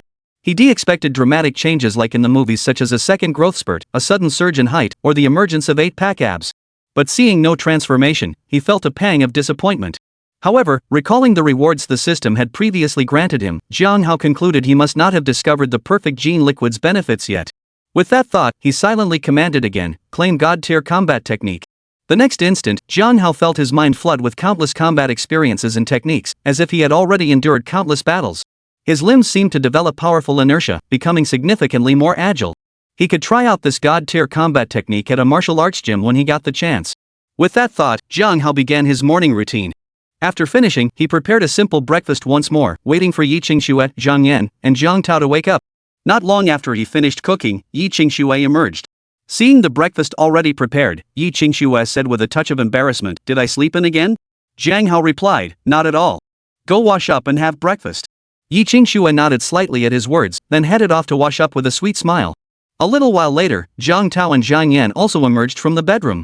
After Zhang Yan went to freshen up first, Jiang Tao approached Jiang Hao and whispered, "Hey, Jiang Hao, you're taking this way too far. Give us a break. If you keep this up, what's left for us other guys to do?" Jiang Hao chuckled, "Alright, for the rest of your stay, I won't cook. We'll either eat out or order takeout." Jiang Tao nodded immediately. "That's more like it. If you kept this up, I'd be in for a world of pain when I got back. What are you two brothers talking about?"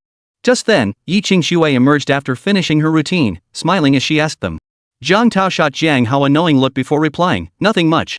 I was asking Jiang Hao for recommendations on good spots for wedding photos in Xiamen." Yi Qingxue didn't think much of it and suggested to Jiang Tao, "I think Galanjiu Island is a great spot. You can capture photos with diverse settings and effects, their beaches, gardens, Western-style museums, flower gardens, and more. You can achieve many different styles all within one scenic area." Jiang Tao replied, "I've heard of Galanjiu's fame back home. I'll ask Zhang Yan later. If she has no objections, then we'll go to Galanjiu." After Zhang Yan emerged, Jiang Tao consulted her, and they ultimately decided to shoot their wedding photos on Galanjiu Island. But first, they needed to buy a wedding dress for Zhang Yan and a wedding suit for Jiang Tao. After lunch, Jiang Hao drove the Bentley Mulsanne carrying Yi Qingxue, while Jiang Tao's Range Rover carried Zhang Yan. Together, they headed toward the wedding dress district in Ningxi. Half an hour later, the four arrived at a bridal shop called Angel Wedding. After parking, they all entered the store. "Welcome." Spotting Jiang Hao and his companions, a young woman in uniform hurried over. Hello, everyone. I'm Xiao Wu, your sales associate. If you have any questions or need assistance, please don't hesitate to ask. I'll be happy to help. Zhang Hao turned to Zhang Tao and Zhang Yan. You two take your time looking around and see what kind of wedding dress you like. Then, turning to saleswoman Xiao Wu, he added, these two are our main guests today. Please show them around.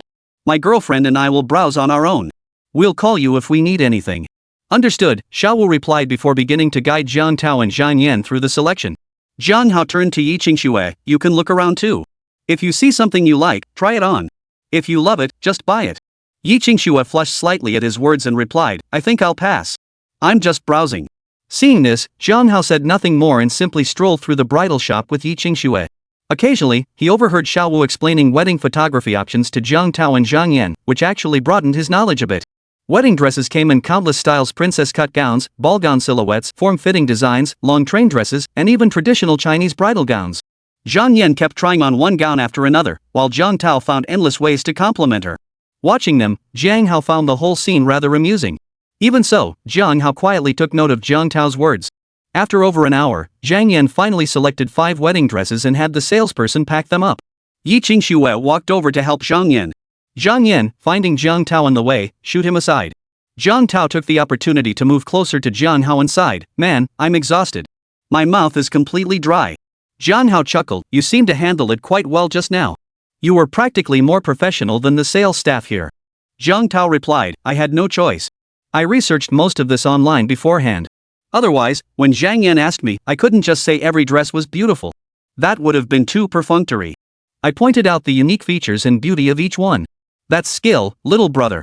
Take notes. Zhang Hao thought Zhang Tao had a point. Smiling, he replied, little brother here has learned a thing or two. A little while later, after everything was packed up, Zhang Tao went to pay the bill, and the group prepared to leave the bridal shop. Please hold on a moment, everyone. Just then, the salesperson, Xiao Wu, suddenly called out to them. Chapter 58, Substandard Products? Zhang Hao noticed and asked, is there something? Xiao Wu replied, if you're planning to take wedding photos soon, Angel Bridal also has professional photographers. We can provide 4 wedding dresses free of charge for the photo shoot, charging only for the photography service. This way, when you wear your newly purchased wedding dress on your actual wedding day, it will look even more stunning. Zhang Hao glanced at Zhang Tao and Zhang Yan and asked, what do you think? Zhang Tao replied, let's see how skilled their photographers are first. Xiao Wu assured them, rest assured, Angel Bridal is among the top in Xiamen City. Not only is our bridal gown quality exceptional, but our photographers also possess outstanding skills. If you're still unsure, you can review the photographer's previous work and even try a test shoot on site. Zhang Tao said, in that case, bring the photographer over. Xiao Wu smiled and said, certainly. Please wait a moment, guests. Shortly after, Xiao Wu brought over a photographer from Angel Bridal. Zhang Tao and Zhang Yan reviewed his portfolio and had him take a few test shots of them together. Satisfied with the results, they decided to book him on the spot. The group drove to the ferry terminal, parked their car, and boarded the ferry bound for Galanjiu Island. This boat ride is really pleasant, Zhang Tao remarked contentedly as he felt the sea breeze on the ferry. Zhang Yan agreed, it really is. Basking in the sunshine, feeling the salty sea breeze, it's pure bliss. Zhang Tao, let's move to Xiamen City someday. Then we could enjoy the seaside scenery anytime. Zhang Tao replied, no problem.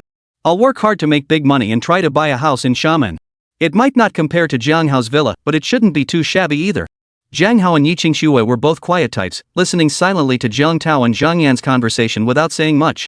Shoulder to shoulder, they savored this rare moment of leisure. After about 10 minutes, the ferry docked at Galanjiu Island's scenic area pier. Zhang Hao and his group of 5 disembarked, following the flow of people as they slowly entered the Galanjiu scenic area. Taking in Galanjiu's stunning scenery, Zhang Tao smiled and remarked, this island truly lives up to its reputation, it's absolutely splendid. We owe a debt of gratitude to my sister-in-law for suggesting this trip. Hearing Zhang Tao's address, Yi Qingxue flushed slightly and smiled. No need for formalities, cousin. I merely suggested it, the decision was entirely yours. Zhang Hao chimed in, enough with the pleasantries. Let's head straight in, pick out some scenic spots, and get your wedding photos taken as soon as possible. Zhang Tao and the others naturally had no objections.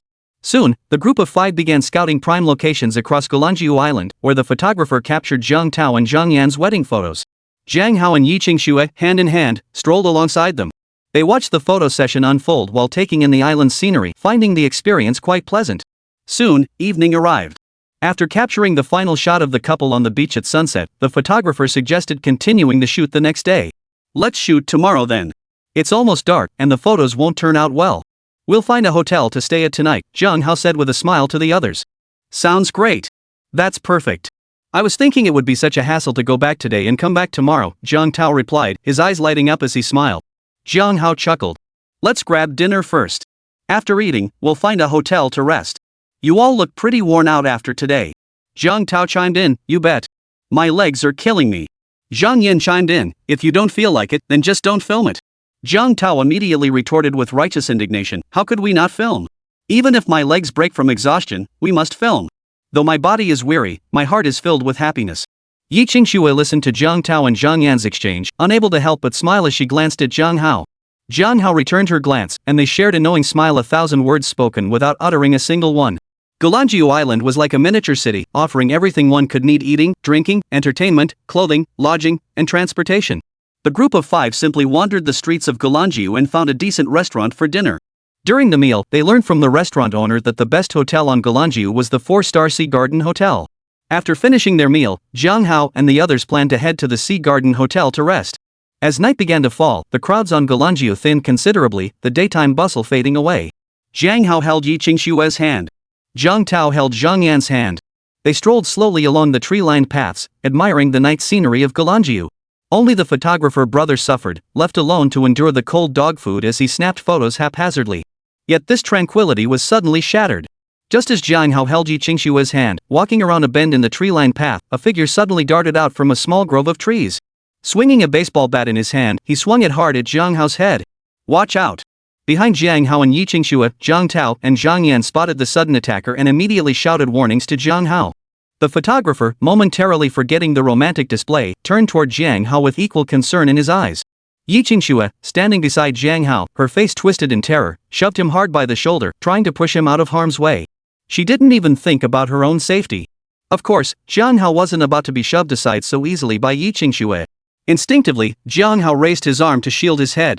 Thud! A dull thud echoed as the baseball bat slammed into Zhang Hao's arm. Snap! The next moment, a crisp sound rang out in everyone's ears. Hearing that sound, Yi Qingxue's eyes instantly filled with tears. Zhang Tao and Zhang Yan both gasped in shock. The photographer's face turned pale as he pulled out his phone, ready to call the police. But the next moment, they were stunned. For they realized it wasn't Zhang Hu's arm bone that had snapped, it was the baseball bat that had smashed down on Zhang Hao's arm. Seeing this, Yi Qingxue burst into tears of joy. Zhang Tao and the others breathed a sigh of relief. Damn it, substandard product. At that moment, a furious curse rang out beside them. Immediately after, 7 or 8 people burst out of the small grove.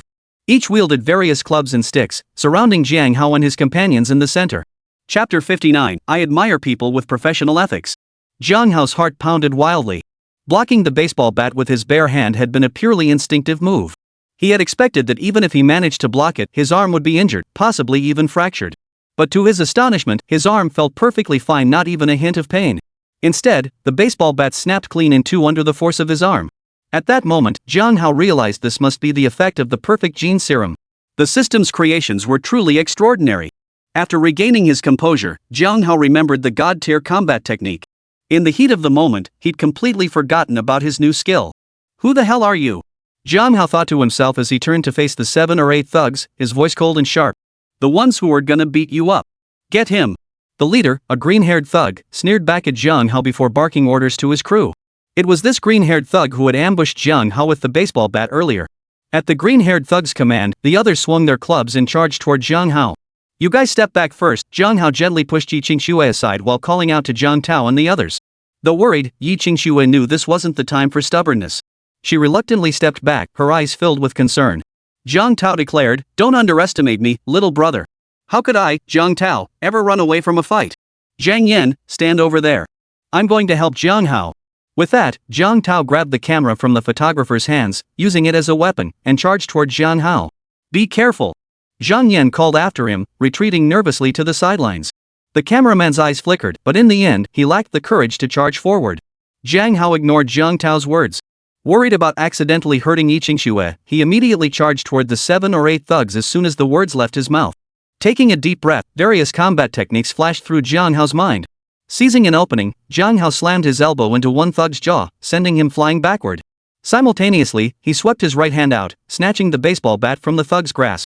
Then, wielding the bat, he swung it directly at the 7 or 8 thugs. Thud! A loud crack echoed as one thug was knocked down by Jiang Hao's bat. Ow!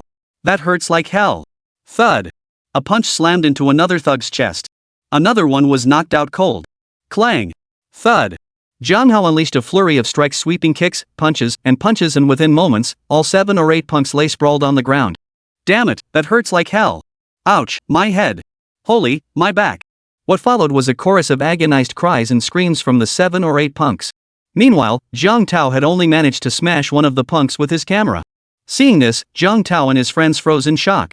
They never imagined Jiang Hao was such a skilled fighter. 7 or 8 punks had been knocked out by Jiang Hao in no time. Jiang Tao swallowed hard, staring at Jiang Hao in utter shock.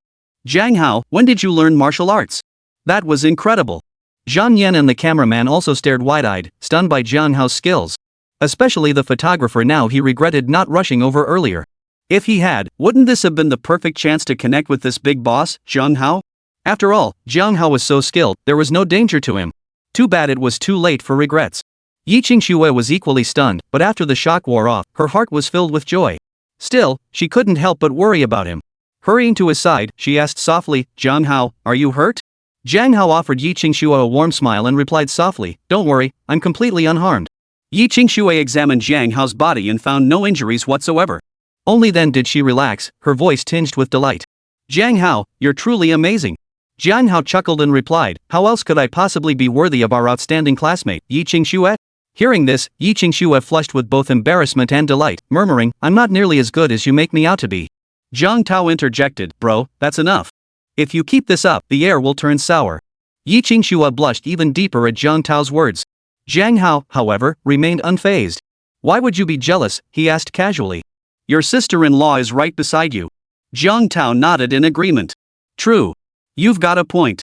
Jiang Hao chuckled softly at the scene, then turned his gaze to the thugs on the ground.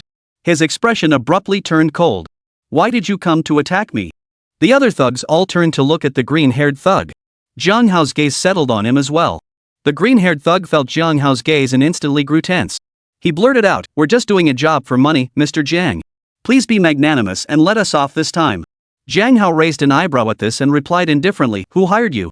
The green-haired thug wore a mournful expression as he cautiously replied, Mr. Jiang, in our line of work, we have to uphold professional ethics. I can't say. Jiang Hao gave a slight nod. Very good. Quite the professional ethics.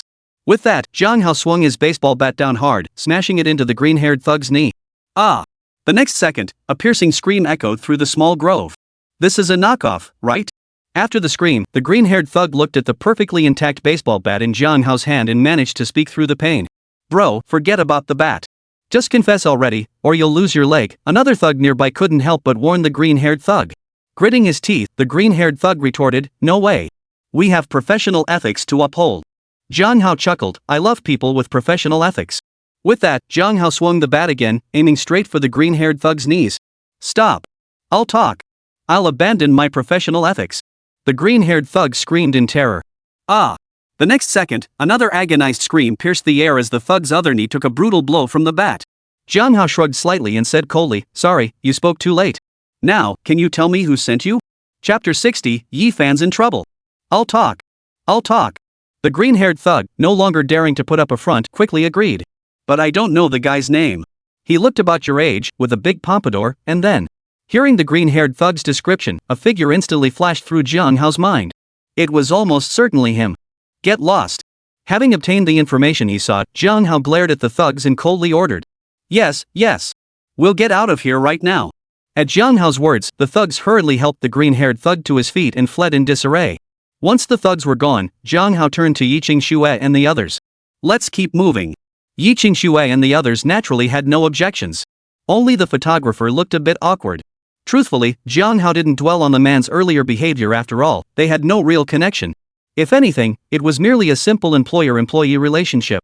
As for Jiang Tao's performance, Jiang Hao silently gave him credit. Though Jiang Tao was a bit of a bargain hunter, he proved reliable when it mattered. No further incidents occurred as the group swiftly arrived at the Sea Garden Hotel. The night passed without incident. At dawn, Jiang Hao opened his eyes once more. He gently kissed Yi Qingxue's forehead beside him, a wave of warmth washing over him. Ding! Good morning, host. Would you like to check in? At that moment, the system's mechanical voice echoed once more within Jiang Hao's mind. Yes. Upon receiving Jiang Hao's response, the familiar virtual interface materialized before his eyes once more. Another week has slipped by unnoticed. Seeing the daily and weekly check-in buttons light up simultaneously, Jiang Hao suddenly remembered today was Monday again. Having neither school nor work to attend to, Jiang Hao had long since forgotten which day of the week it was. Seeing both the daily and weekly check-in buttons lit up simultaneously, Jiang Hao naturally tapped each one without hesitation. Ding! Check-in successful. Congratulations, host, you have acquired the skill, God-tier acting. Congratulations, host, you have acquired permanent ownership of Dingfeng Tower. Hearing the system's voice, Jiang Hao's eyes lit up instantly. Divine-level acting was easy enough to grasp, though Jiang Hao found the skill somewhat useless. Did he really need to earn money through acting? The permanent ownership of Dingfeng Tower, however, left Jiang Hao thoroughly satisfied. The Wanxiang Twin Towers had already shown him the immense benefits of owning such properties. Though Dingfeng Tower couldn't compare to the Wanxiang Twin Towers, it was still one of the premier commercial buildings in Xiamen City, commanding considerable value. With his prior experience acquiring the Twin Towers of Wanxiang Plaza, Jiang Hao felt no panic whatsoever. With a slight shift in his thoughts, he immediately discovered a stack of documents in his system inventory, the property deeds and certificates for Dingfeng Plaza. No rush to visit Dingfeng Tower just yet. He glanced at Yi Qingxue beside him, then thought of Zhang Tao and Zhang Yan. Jiang Hao silently mused to himself. Alipay received 1 million yuan. As these thoughts crossed his mind, his phone beside him rang. Jiang Hao picked up the phone. An unfamiliar number appeared on the screen, but he had a hunch. He stood up, walked to the bathroom, and swiped to answer the call. Hello? Mr. Jiang, this is Li Yukai, manager of Dingfeng Tower's property management company. Today marks your first day taking over the building, and it also happens to be the date for the first quarter rent payment. Would you happen to be available today? Jiang Hao smiled knowingly and replied casually, I'm a bit busy at the moment. I'll contact you in advance when I have time to come over. Li Yukai quickly replied, that's fine. This is the number I'm using now. Feel free to call me anytime. Alright, we'll leave it at that for now. Alright, Mr. Jiang. Take care. After hanging up, Jiang Hao proceeded directly to wash up. By the time he returned to the bedroom, Yi Qingxue had already risen. She greeted him with a smile, Good morning. Good morning. Go wash up quickly, Jiang Hao nodded in response, smiling at Yi Qingxue. Yi Qingxue replied before heading to wash up. After finishing his routine, Jiang Hao immediately called Zhang Tao. Learning that both of them were ready, he promptly exited the room and headed toward the dining area. After breakfast, the group set out again, continuing preparations for Zhang Tao and Zhang Yan's wedding photoshoot. Zhang Hao and Yi Qingxue took advantage of the opportunity to admire Gulanjiu's scenery while snapping numerous photos on their phones. Seeing Yi Qingxue's joy, Zhang Hao felt happy himself. He smiled and said, Qingxue, since you love the scenery here so much, let's come back to shoot our wedding photos here too. Hearing Jiang Hao's words, Yi Qingxue's heart began to race, and her cheeks flushed slightly as she murmured softly, Whatever you decide is fine. Seeing her reaction, Zhang Hao smiled gently and said nothing more, though he quietly committed the idea to memory. Zhang Tao and Zhang Yan were clearly quite satisfied with their wedding photoshoot on Gulanjiu. They shot all morning, had a simple lunch, and continued shooting in the afternoon. By 4 or 5 in the afternoon, they had captured nearly every scenic spot on Gulanjiu Island. Following the photographer's suggestion, Zhang Tao and Zhang Yan finally wrapped up their wedding photoshoot. Now that we're done, let's head back, Zhang Hao said with a smile to Yi Qingxue and the others. The hotel is nice, but it's still not as comfortable as being at home. Once the shoot was finished, Zhang Tao agreed, let's head back. These past 2 days have been pretty exhausting. This time, Zhang Yan didn't say anything to Zhang Tao, because she too felt exhausted. After all, Gulanjiu Island was quite large, and they had run around selecting locations for their wedding photos, covering a considerable distance on foot. Next, the group headed to the pier and boarded the ferry, returning to the terminal near the city center. After Zhang Tao paid the photographer and arranged a time to pick up the photo album, Zhang Hao and the other 3 headed straight back to Yunshao Villa by car. The moment they arrived back at Yunshao Villa, Yi Qingxue's phone rang. Yi Qingxue glanced at the caller ID and answered immediately, Hello, Yifan? What's up? Hello, are you Yifan's sister? I'm his classmate. Yifan has gotten into some trouble. Could you find someone to help him? The voice on the other end wasn't Yifan's, but a soft, fragile-sounding girl. Yi Qingxue's expression immediately changed. She hurriedly asked, What happened to Yifan? Where are you now? Chapter 61, First Encounter with My Brother-in-Law. We're at Golden Emperor KTV on the 7th floor of Dingfeng Tower. I'm not sure how to explain it exactly. Can you find someone to help? The girl hesitated for a moment, her voice trembling with anxiety. Call someone? I'll see what kind of people you can call. A coarse voice snapped back from the other end before the line went dead. Listening to the dial tone, Yi Qingshue's eyes filled with worry. What's wrong? Jiang Hao asked, noticing her expression. Yi Qingxue replied with a worried expression, my brother's in trouble. I don't know what happened yet.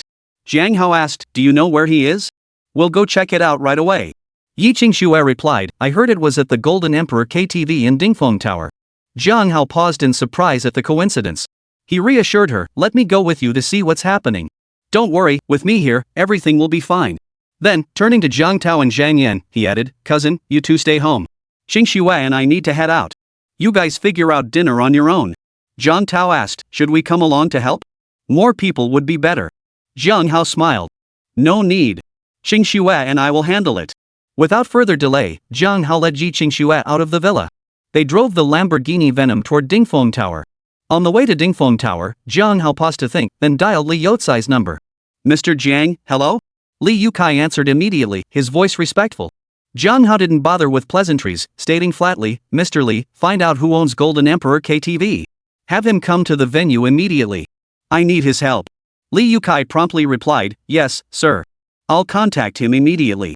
Oh, and did you send my credentials to the clients at Dingfeng Tower? After a pause, Jiang Hao suddenly remembered something. What if he went there only to find the owner didn't recognize him? That would be awkward. Li Youcai replied, without your permission, I haven't disclosed your information. Should I release your details now? Jiang Hao replied, yes, go ahead and share it. Especially with the owner of Golden Emperor KTV. I'll be stopping by there shortly. Li Youcai immediately replied, yes, sir. Rest assured, I'll handle it right after we finish this call. That's settled then. Goodbye. With that, Jiang Hao hung up and sped toward Dingfeng Tower. On the other end, Li Youcai listened to the dial tone, quickly wiped the sweat from his forehead, and dialed the number for Shang Ming, the owner of Golden Emperor KTV. Jiang Hao, you know the owner of Golden Emperor KTV? Yi Qingxue asked Jiang Hao after he hung up. She had naturally overheard what Jiang Hao had said to Li Youcai earlier. Jiang Hao shook his head slightly. I don't know him personally, but rest assured, once we're at Golden Emperor KTV, he'll definitely give me some face. Your brother's matter is in my hands, no need to worry. Hearing Jiang Hao's confident words, Yi Qingshue's worries eased slightly. She nodded gently and said nothing more. Half an hour later, Jiang Hao and Yi Qingxue finally arrived at Dingfeng Tower. After parking the car, Jiang Hao led Yi Qingxue straight into the Golden Emperor KTV. Qingxue, call them again. See if you can get through and find out which private room they're in. Upon entering Golden Emperor KTV, Jiang Hao frowned slightly at the maze-like layout of the private rooms. Okay, Yi Qingxue replied promptly before dialing Yifan's number. After a few rings, the call connected, and a coarse voice boomed, you're the sister of that kid surnamed Ji, right? Hurry over. We're all cleaned up and waiting for you in room A888. Come entertain us, will ya? With that, the call abruptly ended. Hearing the words, Yi Qingxue was instantly filled with rage, her grip on the phone tightening unconsciously. Jiang Hao, standing beside Yi Qingxue, had also caught fragments of the conversation. A cold glint flashed in his eyes. Let's go. Jiang Hao said to Yi Qingxue, then pulled her along. After asking a waiter for directions, they hurried toward private room A888. Upon arriving at private room A888, they found 17 or 18 people inside. 7 or 8 of them appeared to be students. 2 provocatively dressed KTV hostesses were present. Among the others, aside from a middle-aged man sporting a shaved head, gold chains, and a plaid shirt, everyone else wore all black, form-fitting outfits.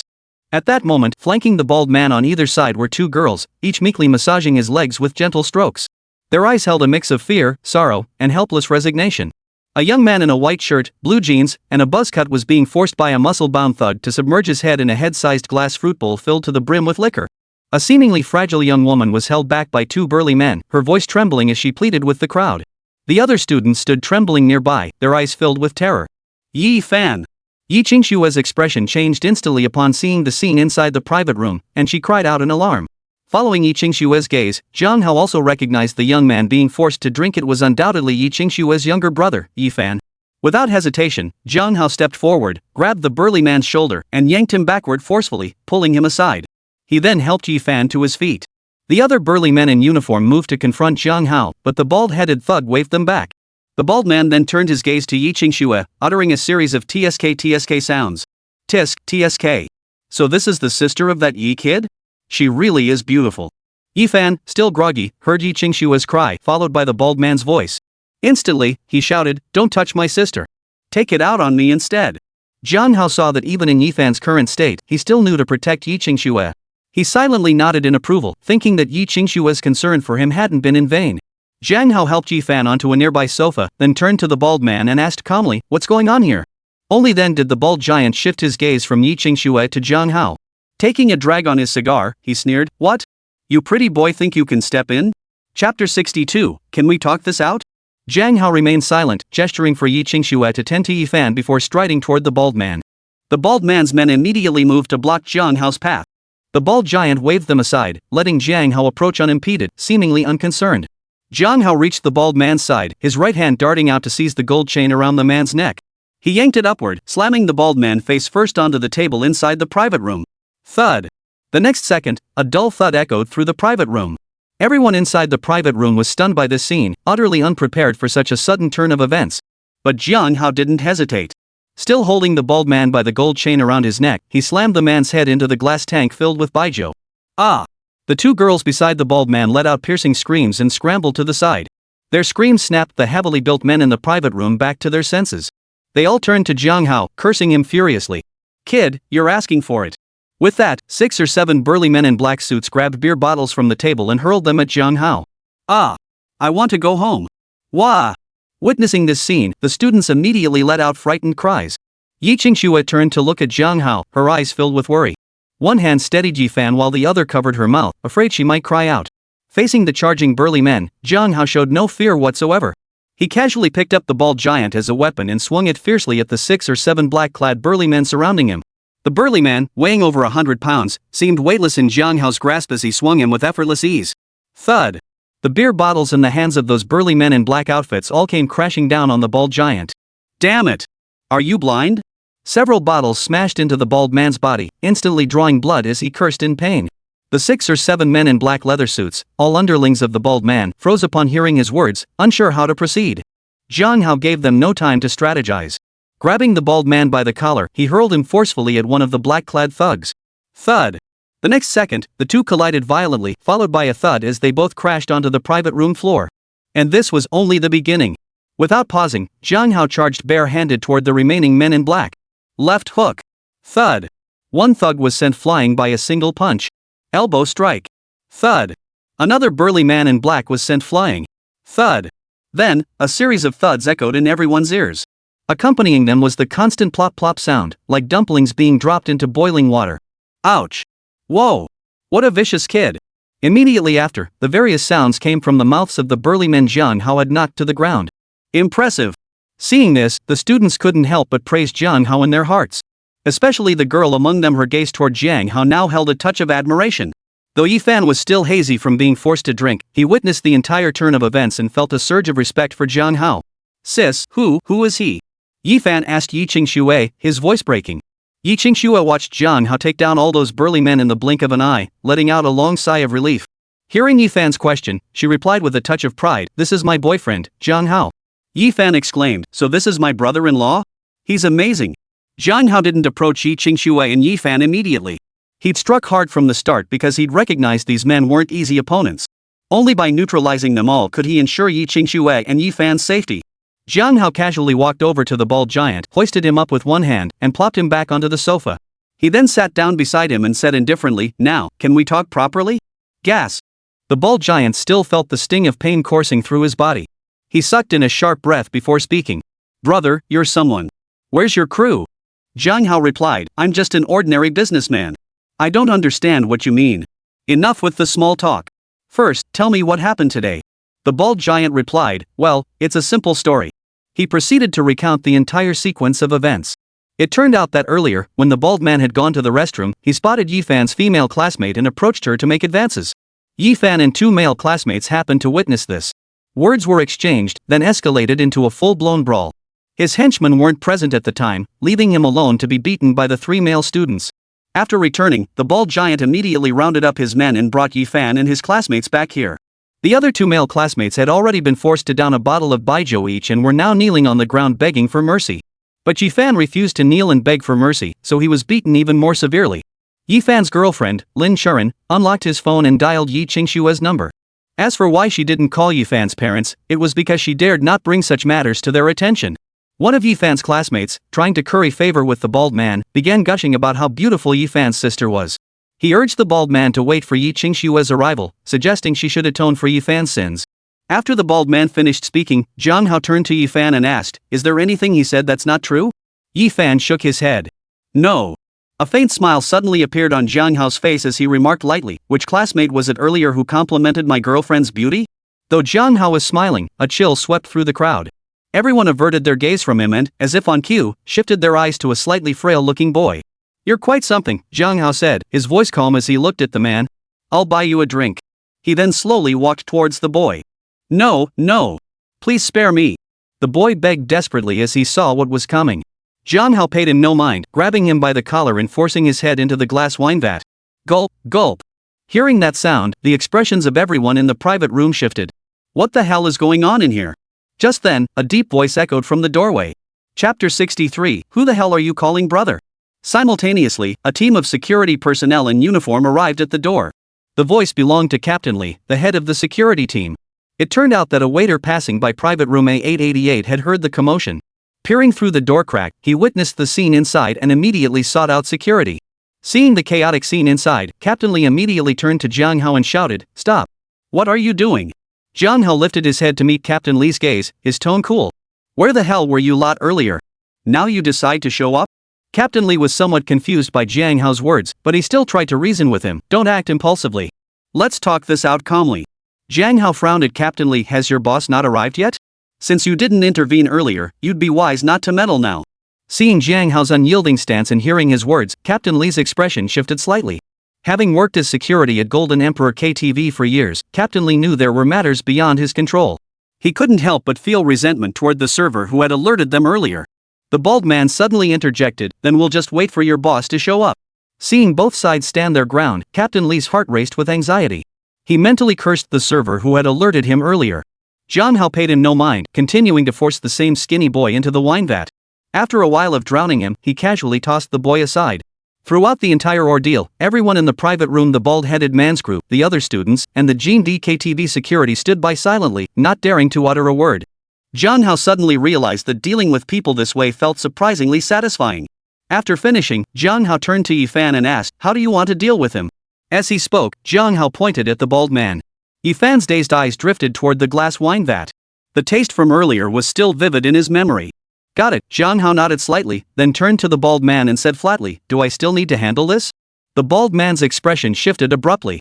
He forced a smile at Zhang Hao and said, "Brother, that's enough. Don't push it too far." Zhang Hao's voice turned icy. "Who's your brother? Looks like I need to give you a hand." The bald man's expression darkened further. He'd witnessed Zhang Hao's skills firsthand. Resistance was futile. His eyes darted toward the surrounding security guards. Captain Lee was also tense, unsure whether he should intervene. Thud. Just then, the sound of hurried footsteps echoed through the air. Immediately after, a middle-aged man in a suit and tie, slightly overweight and drenched in sweat, hurried over. Spotting the man's arrival, Captain Lee instantly found his anchor. He bowed respectfully and greeted, "Good day, Mr. Qi." This man was none other than Qi Feng, the owner of Golden Emperor KTV. The bald giant saw Qi Feng arrive and a flash of delight crossed his eyes. He shouted, "Mr. Qi, I was bullied on your turf. You've got to give me an explanation." "So it's you, Boss May." "Hold on a moment," Qi Feng responded casually to the bald man's complaint, his eyes darting around the private room as if searching for something. The others watched the scene with puzzlement. Suddenly, Qi Feng's eyes lit up. He strode quickly toward Zhang Hao and addressed him respectfully, "May I ask if you are Mr. Zhang Hao?" The expressions of everyone in the private room shifted noticeably as they witnessed Qi Feng's profound deference toward Zhang Hao. Captain Lee felt a surge of relief that he hadn't rashly ordered his men to act earlier. It seemed this Mr. Zhang was someone even his boss couldn't afford to provoke. Yi Fan's earlier intoxication seemed to have dissipated considerably, and he felt even greater admiration for Zhang Hao. Yi Qingxue recalled Zhang Hao's words from their journey here and couldn't help but breathe a sigh of relief. Yi Fan's classmates, meanwhile, were busy speculating about Zhang Hao's identity, while also envying Yi Fan for having such a formidable brother-in-law. Meanwhile, Mr. May watched the scene unfold. The joy in his eyes vanished instantly, and his heart sank. Zhang Hao glanced at Qi Feng and said casually, "I'm Zhang Hao. You must be Mr. Qi, the owner of Golden Emperor KTV?" Upon receiving Zhang Hao's confirmation, Qi Feng's demeanor grew even more respectful. He hastened to say, "Mr. Zhang, you're too kind. Please just call me by my name or Old Qi. This Golden Emperor KTV is indeed run by yours truly." Zhang Hao gave a slight nod. "Have your people stepped down first?" Upon hearing this, Shi Feng immediately addressed Captain Li and the others. Didn't you hear Mr. Jiang? Stop standing around here, all of you, leave. Yes, sir. Captain Li and the security guards responded promptly, then quickly exited the room. The two hostesses exchanged a glance and scrambled out in a fluster. As Captain Li exited, he stole a glance at Jiang Hao, determined to commit his features to memory. After the security guards and hostesses had departed, Jiang Hao paused for a moment before turning his gaze to Yifan's classmates. You should leave too, he said indifferently. And carry him out. As he spoke, he gestured toward the frail boy he had tossed aside. Yifan's classmates immediately dragged the frail boy out of the private room and hurriedly exited the Golden Emperor KTV. Can I stay behind to look after Yifan? Asked the girl named Lin Churan, the last one remaining, her voice trembling with fear as she addressed Jiang Hao. Jiang Hao glanced at her and gave a slight nod. Seeing Jiang Hao's consent, Lin Churan hurriedly thanked him. Once everyone else had left, Shi Feng glanced at Boss Mei before cautiously asking Jiang Hao, Mr. Jiang, what exactly happened? Jiang Hao glanced at Shi Feng and replied indifferently, What? Do you know this Mr. Mei? Trying to plead for him? Shi Feng, reading the situation, instantly grasped Jiang Hao's stance and quickly replied, No, I was just curious. Jiang Hao ignored him and turned his indifferent gaze toward Mr. Mei. Seeing this, Mr. Mei raised his eyebrows and bellowed, Fine. I admit defeat. With that, he grabbed the glass wine jug from the table and began chugging it down in gulps. Within minutes, he'd downed nearly 3 to 5 pounds of liquor. Enough, right? Can I go now? After finishing, Boss Mei swayed his head and asked Jiang Hao. Chapter 64, I'm a jack of all trades. Thud. Without a word, Jiang Hao suddenly kicked out, delivering a vicious blow to Boss Mei's midsection. Ow! Mr. Mei reflexively clutched his stomach, his pained cry washing away the effects of the alcohol. Dare to have designs on my woman? This is just a small punishment for you. Get out. Jiang Hao gave Boss Mei a cold glance and spoke in a chilling tone. Mei's henchman immediately hoisted him up and carried him out of the private room. After Boss Mei was carried away, Shi Feng quietly warned Jiang Hao, Mr. Jiang, that Boss Mei goes by Mei-san. Rumor has it he started his operations in Jinsei province and only moved to Xiamen City these past couple of years, transitioning into running a security company. You really ought to be careful with someone like him. Thanks for the heads up. I'll keep that in mind. Jiang Hao nodded slightly before adding, I'm sorry for the trouble I caused you today, Mr. Qi. Shi Feng hastily replied, Not at all, Mr. Jiang. You're too kind. This was nothing at all. Jiang Hao said, Well then, we'll be on our way. Take your time, Mr. Jiang, Shi Feng responded respectfully. Just as Jiang Hao was about to leave with Yi Qingshui and the others, he suddenly remembered he'd driven his Lamborghini Venom. Mr. Qi, could I borrow a car? Mine isn't big enough for everyone. Shi Feng's heart leapt with delight at the request. This was the perfect opportunity to build rapport with Jiang Hao. He immediately replied, Certainly. I'll take you right away. Thank you, Jiang Hao nodded slightly to Shi Feng before walking over to Yifan. He picked him up effortlessly and hoisted him onto his back. Turning to Yi Qingshui and Lin Churan, he said, Let's go. Next, Shi Feng led Jiang Hao and the other three to his Mercedes-Benz. He proactively opened the doors and helped them settle inside. Jiang Hao and Yi Qingshui took the front seats, while Lin Churan and Yifan sat in the back. I'll return your car tomorrow, Jiang Hao called out to Shi Feng before starting the engine. He drove off with Yi Qingshui and the others toward the nearest hospital. Young people these days, really? Drinking like that, don't they care about their lives? Upon arriving at the hospital, the doctor couldn't help but mutter upon seeing Yifan's condition. Jiang Hao chuckled, Sorry to trouble you so late at night. We'll make sure he's more careful in the future. The doctor replied, He drank far too much. It's best to perform a gastric lavage. Without consulting Yifan, Jiang Hao stated, Then let's get his stomach pumped. Thank you, doctor. After half an hour of fussing about, they finally finished pumping Yifan's stomach. Afterward, the doctor addressed Jiang Hao and Yi Qingshui. Following the procedure, it's best for him to stay overnight for observation. If no other symptoms arise, we can discharge him tomorrow. Additionally, regarding his diet, he must avoid extremely cold or hot foods, and the doctor then rattled off a list of post-procedure precautions. Jiang Hao and Yi Qingshui nodded in agreement. Jiang Hao, I'd like to stay and take care of my brother, Yi Qingshui said apologetically to Jiang Hao after the doctor finished speaking. Before Jiang Hao could respond, Yifan interjected, Sis, I'm not a kid anymore. Besides, it's not a big deal. I don't need your care. You should go back with my brother-in-law. Shu Ran will be fine with me here. Lin Churan nodded in agreement. Yes, I'll take good care of Yifan. Jiang Hao considered it for a moment before saying, All right then.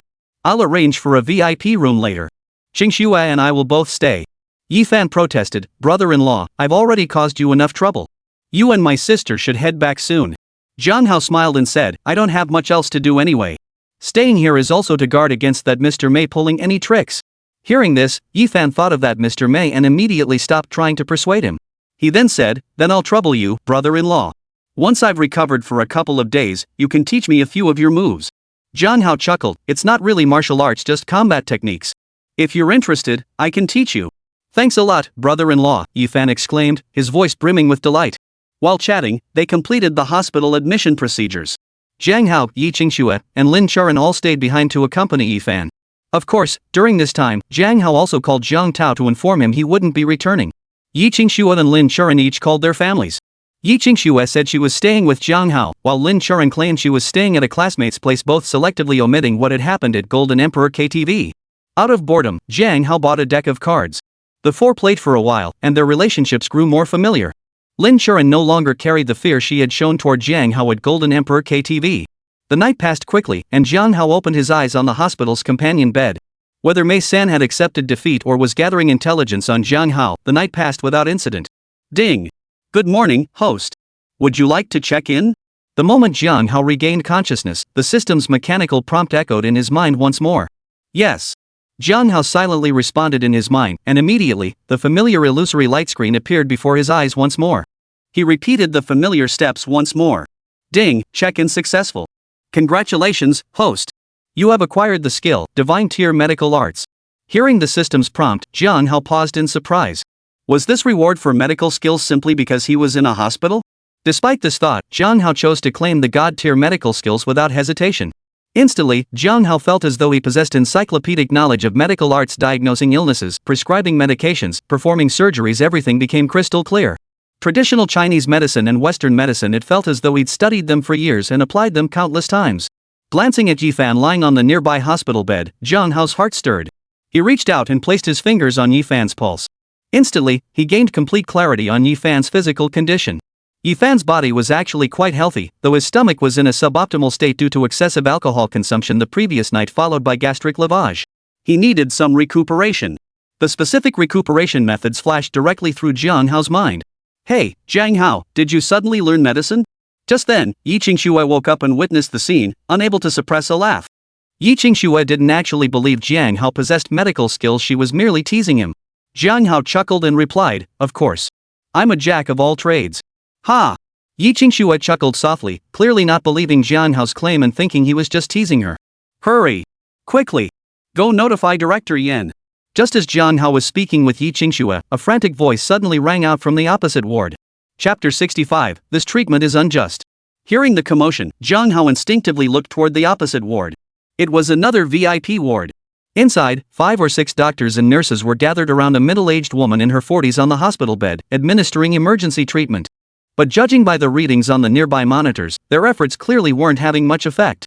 The Director Yan they mentioned must be a highly skilled chief physician. Soon, a middle-aged man in a white coat and black-rimmed glasses hurried toward the room, following the nurse who had left earlier. "Director Yan is here. Quick, let Director Yan take a look." Upon seeing the middle-aged man arrive, others immediately cleared a path for him to step forward and administer treatment. Unfortunately, even after Dr. Yan administered treatment, the patient's condition did not improve. He merely managed to prevent the patient from immediately losing vital signs. Director Yan sighed softly and said, "Has Director Rin been notified? Mrs. Rin may not make it through the day." A nurse immediately replied, "We've already called him. Director Rin said he'll be here soon."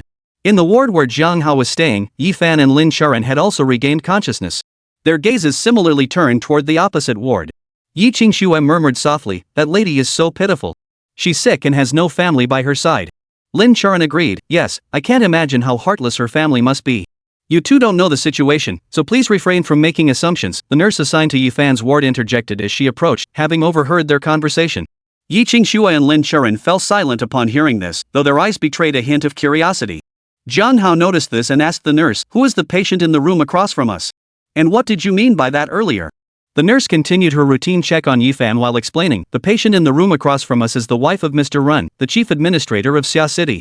Mr. Rin is busy with official duties, so he had to hire a caregiver to look after his wife." Just as Rin arrived and Jiang Hao was about to ask more, Yifan, standing nearby, spoke up to Jiang Hao and the others with a hint of urgency. Hearing Yifan's voice, Jiang Hao and the others turned to look across the hall. They saw a middle-aged man dressed in a light gray suit, his face stern and worried, hurrying toward the opposite ward. Recognizing the man, Jiang Hao recalled seeing him in the news before.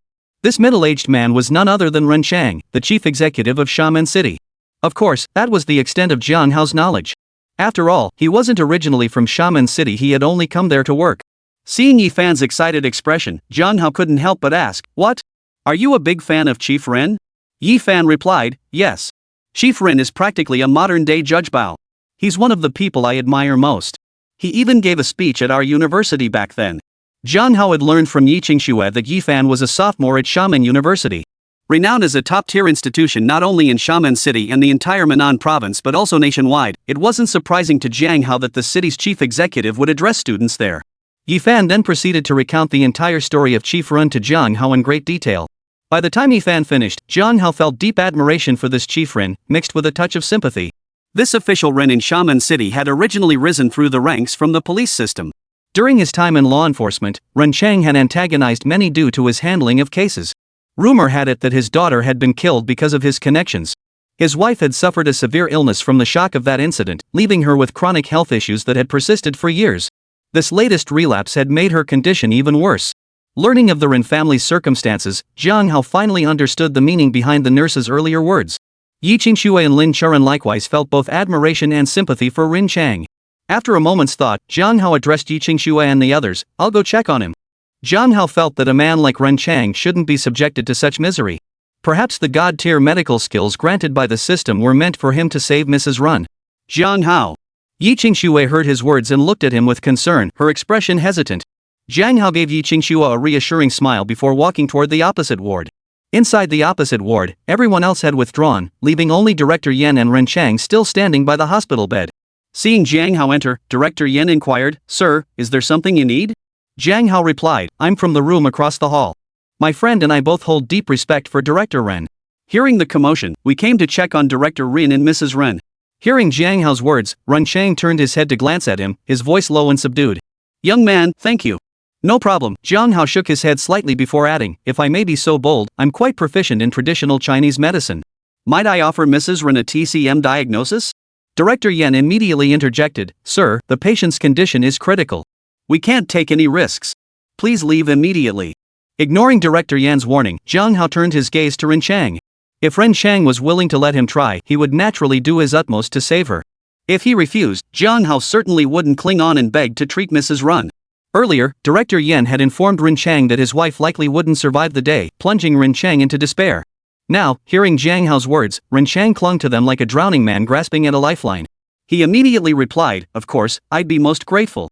Please examine my wife, Doctor." "Commissioner Ren, this might not be appropriate." "What if?" Director Yan tried to interject. Before Director Yan could finish, Ren Chang cut him off. "Director Yan, there's no need to dissuade me. How could things possibly get worse than they already are?"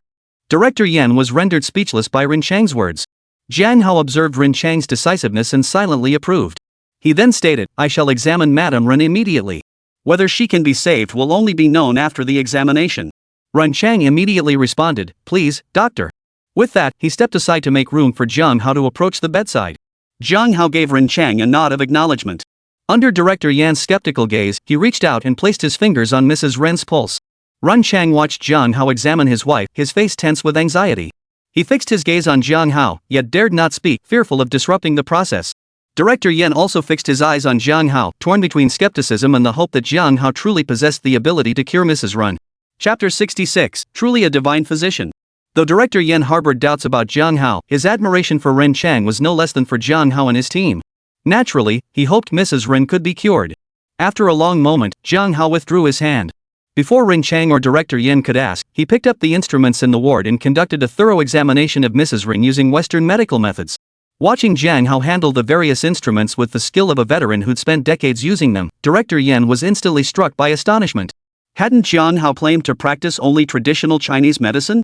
How could he be so proficient in Western medicine as well? Once Jiang Hao set down the instruments, Ren Chang eagerly asked, "What do you think? Can she still be saved?"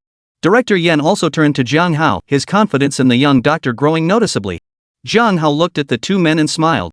"It can be treated, but it will be somewhat complicated. It will require a combination of Chinese and Western medicine, and I may need Director Yan's assistance later on." Seeing the smile on Jiang Hao's face, Ren Chang and Director Yan felt a surge of hope. Hearing his words, both were filled with surprise and delight. Especially Ren Chang, he had begun questioning his very existence. Why, after decades of upholding justice, had he been treated so harshly?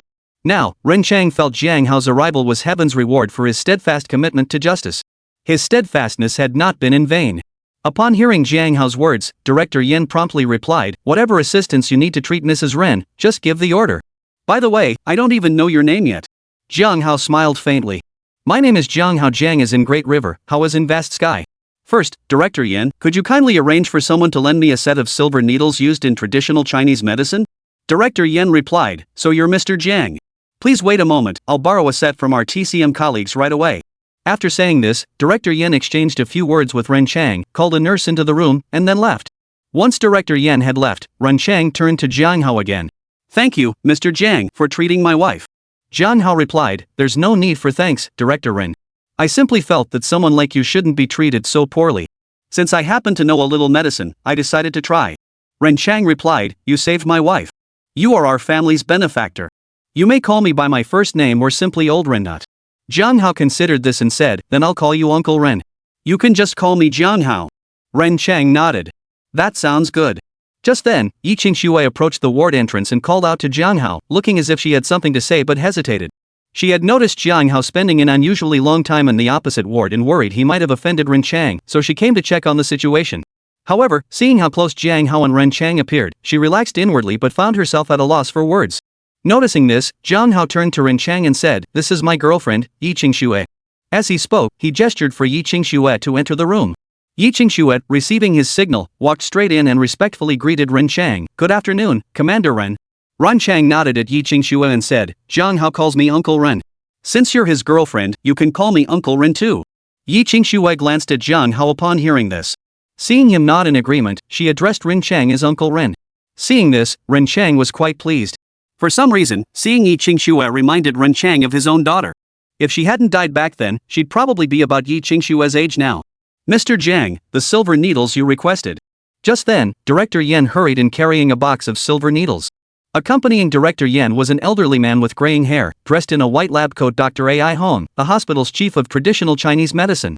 After hearing Director Yen mention Jiang Hao's case, Ai Hong had wanted to see for himself. However, upon seeing Jiang Hao's face, Dr. Ai felt somewhat disappointed. "Director Yen, you mentioned a master practitioner. Could this young man be the one? Traditional Chinese medicine isn't like Western medicine. You can't just study equipment for a few years and start practicing." At this point, Ai Hong added, "Of course, I mean no disrespect to Western medicine.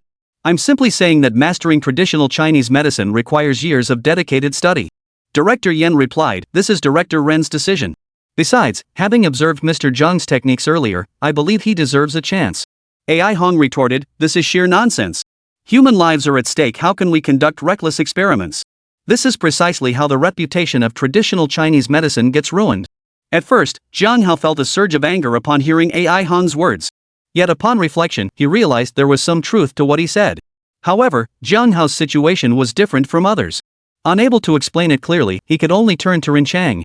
Seeing this, Ren Chang stepped forward and addressed Director Ai. "Director Ai, you are well aware of my wife's condition." Director Yen had nearly made a final decision earlier.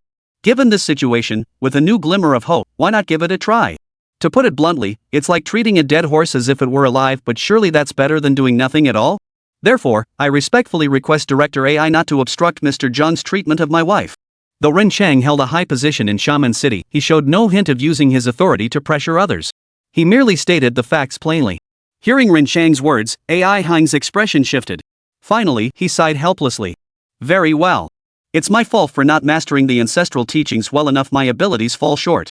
Let this Mr. Jiang try then. Old Yen and I will stand by. Should any mishap occur, we can lend a hand." Jiang Hao said, "No problem, but please don't interrupt me during the treatment." Director Yen and Ai Hong exchanged a glance and replied, "Agreed. We promise." Next, Jiang Hao took the silver needles and began inserting them directly into Mrs. Ren's head. In the blink of an eye, all 9 needles had been placed into the acupoints on her head. The gleaming silver needles flashed incessantly, sending a chill down one's spine. Ai Hong watched in shock, abruptly yanking several hairs from his chin as he gasped aloud, "That's the revitalizing needle technique." Next, Jiang Hao's hands danced swiftly, simultaneously inserting needles into both of Mrs. Ren's arms. "The yin-yang needling technique." Ai Hong exclaimed again, unable to contain his astonishment. As Jiang Hao continued his acupuncture treatment on Mrs. Ren, Ran Chang, Director Yen, and Yi Qingxue noticed the constant shifts in AI Han's expression. Gradually, their initial skepticism toward Jiang Hao gave way to a growing sense of reverence. Ignoring the others in the room, Jiang Hao finished the acupuncture. He then had Director Yen assist him, employing Western medical techniques to continue treating Mrs. Ren. Under their expectant gazes, Mrs. Ren's breathing gradually steadied, and a faint flush began to return to her complexion. This man is truly a miracle doctor. Chapter 67, Seeking Apprenticeship? Several minutes later, Jiang Hao gently removed the silver needles from Mrs. Ren's body and carefully stored them away. How is she? Ran Chang asked urgently as soon as Jiang Hao finished the treatment. Jiang Hao gave a slight nod. She's out of danger now. After 3 more acupuncture sessions and a dietary prescription I'll provide, following the dietary guidelines should lead to a full recovery in about half a month. Ran Chang's face lit up with emotion as he looked at Jiang Hao. Jiang Hao, thank you so much for saving my wife's life. Jiang Hao smiled gently. Uncle Ren, no need for formalities. If you're busy with work, it's best for Mrs. Ren to stay in the hospital under the care of a professional nurse. Of course, make sure the nurse prepares her meals according to the dietary plan I've prescribed. AI Hong immediately responded, leave this to me. I'll personally instruct the nurse. Jiang Hao replied, that's even better. AI Hong rubbed his hands awkwardly and said, I was wrong earlier. I shouldn't have doubted your medical skills, Mr. Jiang. Please don't hold it against me. Jiang Hao shook his head slightly. It's nothing. After all, by conventional standards, mastering traditional Chinese medicine might indeed take decades. That's likely one of the key reasons for its gradual decline. But my situation is a bit unique. Hearing this, AI Hong felt even greater admiration for Jiang Hao. He replied, you're absolutely right, Mr. Jiang. What's worse, some people exploit the name of traditional Chinese medicine to swindle and deceive others, further tarnishing its reputation. It's truly heartbreaking that people end up distrusting their own country's traditional medical practices. That's precisely why. Though AI Hong didn't finish his thought, Jiang Hao understood his meaning and replied with a smile, I understand, Director AI. No need to elaborate further. AI Hong continued, I have an unreasonable request I hope Mr. Jiang will grant. Jiang Hao chuckled, you're not asking to be my disciple, are you? That's unnecessary. Director Yen and Ren Chang witnessed this exchange, their faces softening with faint smiles. Yi Qingxue, seeing Jiang Hao so highly regarded, felt immense joy for him, her lips curving into a faint smile. AI Hong chuckled awkwardly before continuing, I'd like to ask Mr. Jiang to teach me the 2 formations he just used. Of course, if I could formally become his disciple, I'd be most honored. Jiang Hao replied, I don't teach others. I'll be performing 3 more acupuncture sessions on Mrs. Ren. You can observe closely. If anything is unclear, feel free to ask. Whether you learn it afterward depends entirely on you. AI Hong's face lit up with delight. Thank you, Mr. Jiang. No, I should say, Master Jiang. Jiang Hao shook his head slightly. No, just calling me Mr. Jiang sounds better. Just as AI Hong was about to say more, a faint sound came from Mrs. Ren's mouth on the hospital bed, and her eyes slowly opened. Hearing the movement, everyone immediately turned to look at Mrs. Ren's position, with Ren Chang particularly overcome with emotion. The moment Mrs. Ren opened her eyes, she happened to see Yi Qingxue standing beside Jiang Hao. A soft cry escaped her lips. Ran Chang stiffened upon hearing his wife's voice, then spoke softly, Ah Hui, though her name also contains the character for snow, she is not our daughter. Madame Ren's birth name was Guan Xinhui, and Ah Hui was the affectionate nickname Ren Chang used for her. When Guan Xinhui first opened her eyes, her gaze was unfocused. Once she fully regained consciousness, she instantly realized the girl before her was not her daughter, and a wave of disappointment washed over her. However, Guan Xinhui also understood that the dead could not be brought back to life. Suppressing the sorrow and disappointment in her heart, she looked at Yi Qingxue and said, I'm sorry. You bear a certain resemblance to my daughter's demeanor. I mistakenly thought you were her just now. Yi Qingxue smiled at her words. It's all right, Mrs. Ren. Please don't worry about it. Hearing Yi Qingxue address her as Mrs. Ren, Guan Xinhui felt a pang of discomfort, as if her own daughter had used such a distant title toward her. Her brow furrowed slightly. Ah Hui, what's wrong? Are you feeling unwell? Ran Chang, noticing this, immediately asked Guan Xinhui with concern. In truth, Guan Xinhui felt physically fine, it was just that her emotions, having only recently stabilized, were still easily unsettled. Hearing Ran Chang's words, she shook her head slightly and said, I'm fine. Then, Guan Xinhui turned to Yi Qingxue and asked, Young lady, what is your name? My name is Yi Qingxue. Yi Qingxue answered with a smile when Guan Xinhui asked. Yi Qingxue. What a lovely name, Guan Xinhui murmured. She continued, if you don't mind, you can call me Auntie. I'll call you Schwer. Is that all right? Yi Qingxue looked nervously at Jiang Hao. Jiang Hao gave a slight nod. Seeing Jiang Hao's nod, Yi Qingxue addressed Guan Xinhui, Auntie. "Swear, you're such a good girl," Guan Xinhui said, a warm smile spreading across her face at the address. The group then chatted casually. When Guan Xinhui learned Zhang Hao was Yi Qingshua's boyfriend, she looked at him with an expression that seemed to carry a mother-in-law's scrutiny of her future son-in-law. Having only recently recovered, Guan Xinhui grew tired easily and soon drifted off to sleep.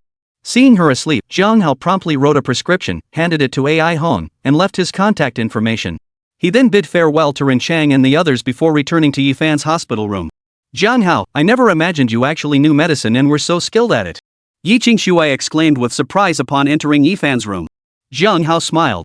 "Well, do you believe me now?" Yi Qingshui nodded slightly. Seeing this, Yifan asked curiously, "Sis, brother-in-law, what were you two doing in the room across the hall just now? Why did it take so long?"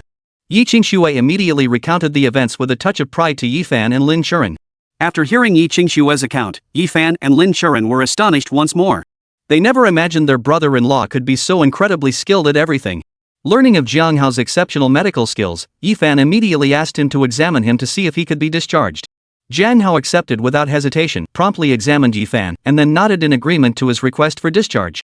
Without delay, the group bid farewell to Ren Chang and completed the discharge procedures. Just as Zhang Hao led Yi Qingshui and the others out of the hospital gates, his phone rang. Glancing at the caller ID, he swiped to answer. "Hello, young Master Lu. What's the matter?" Chapter 68, Brother-in-law, You're So Awesome. The caller was none other than Lu Qi, Zhang Hao's classmate and close friend.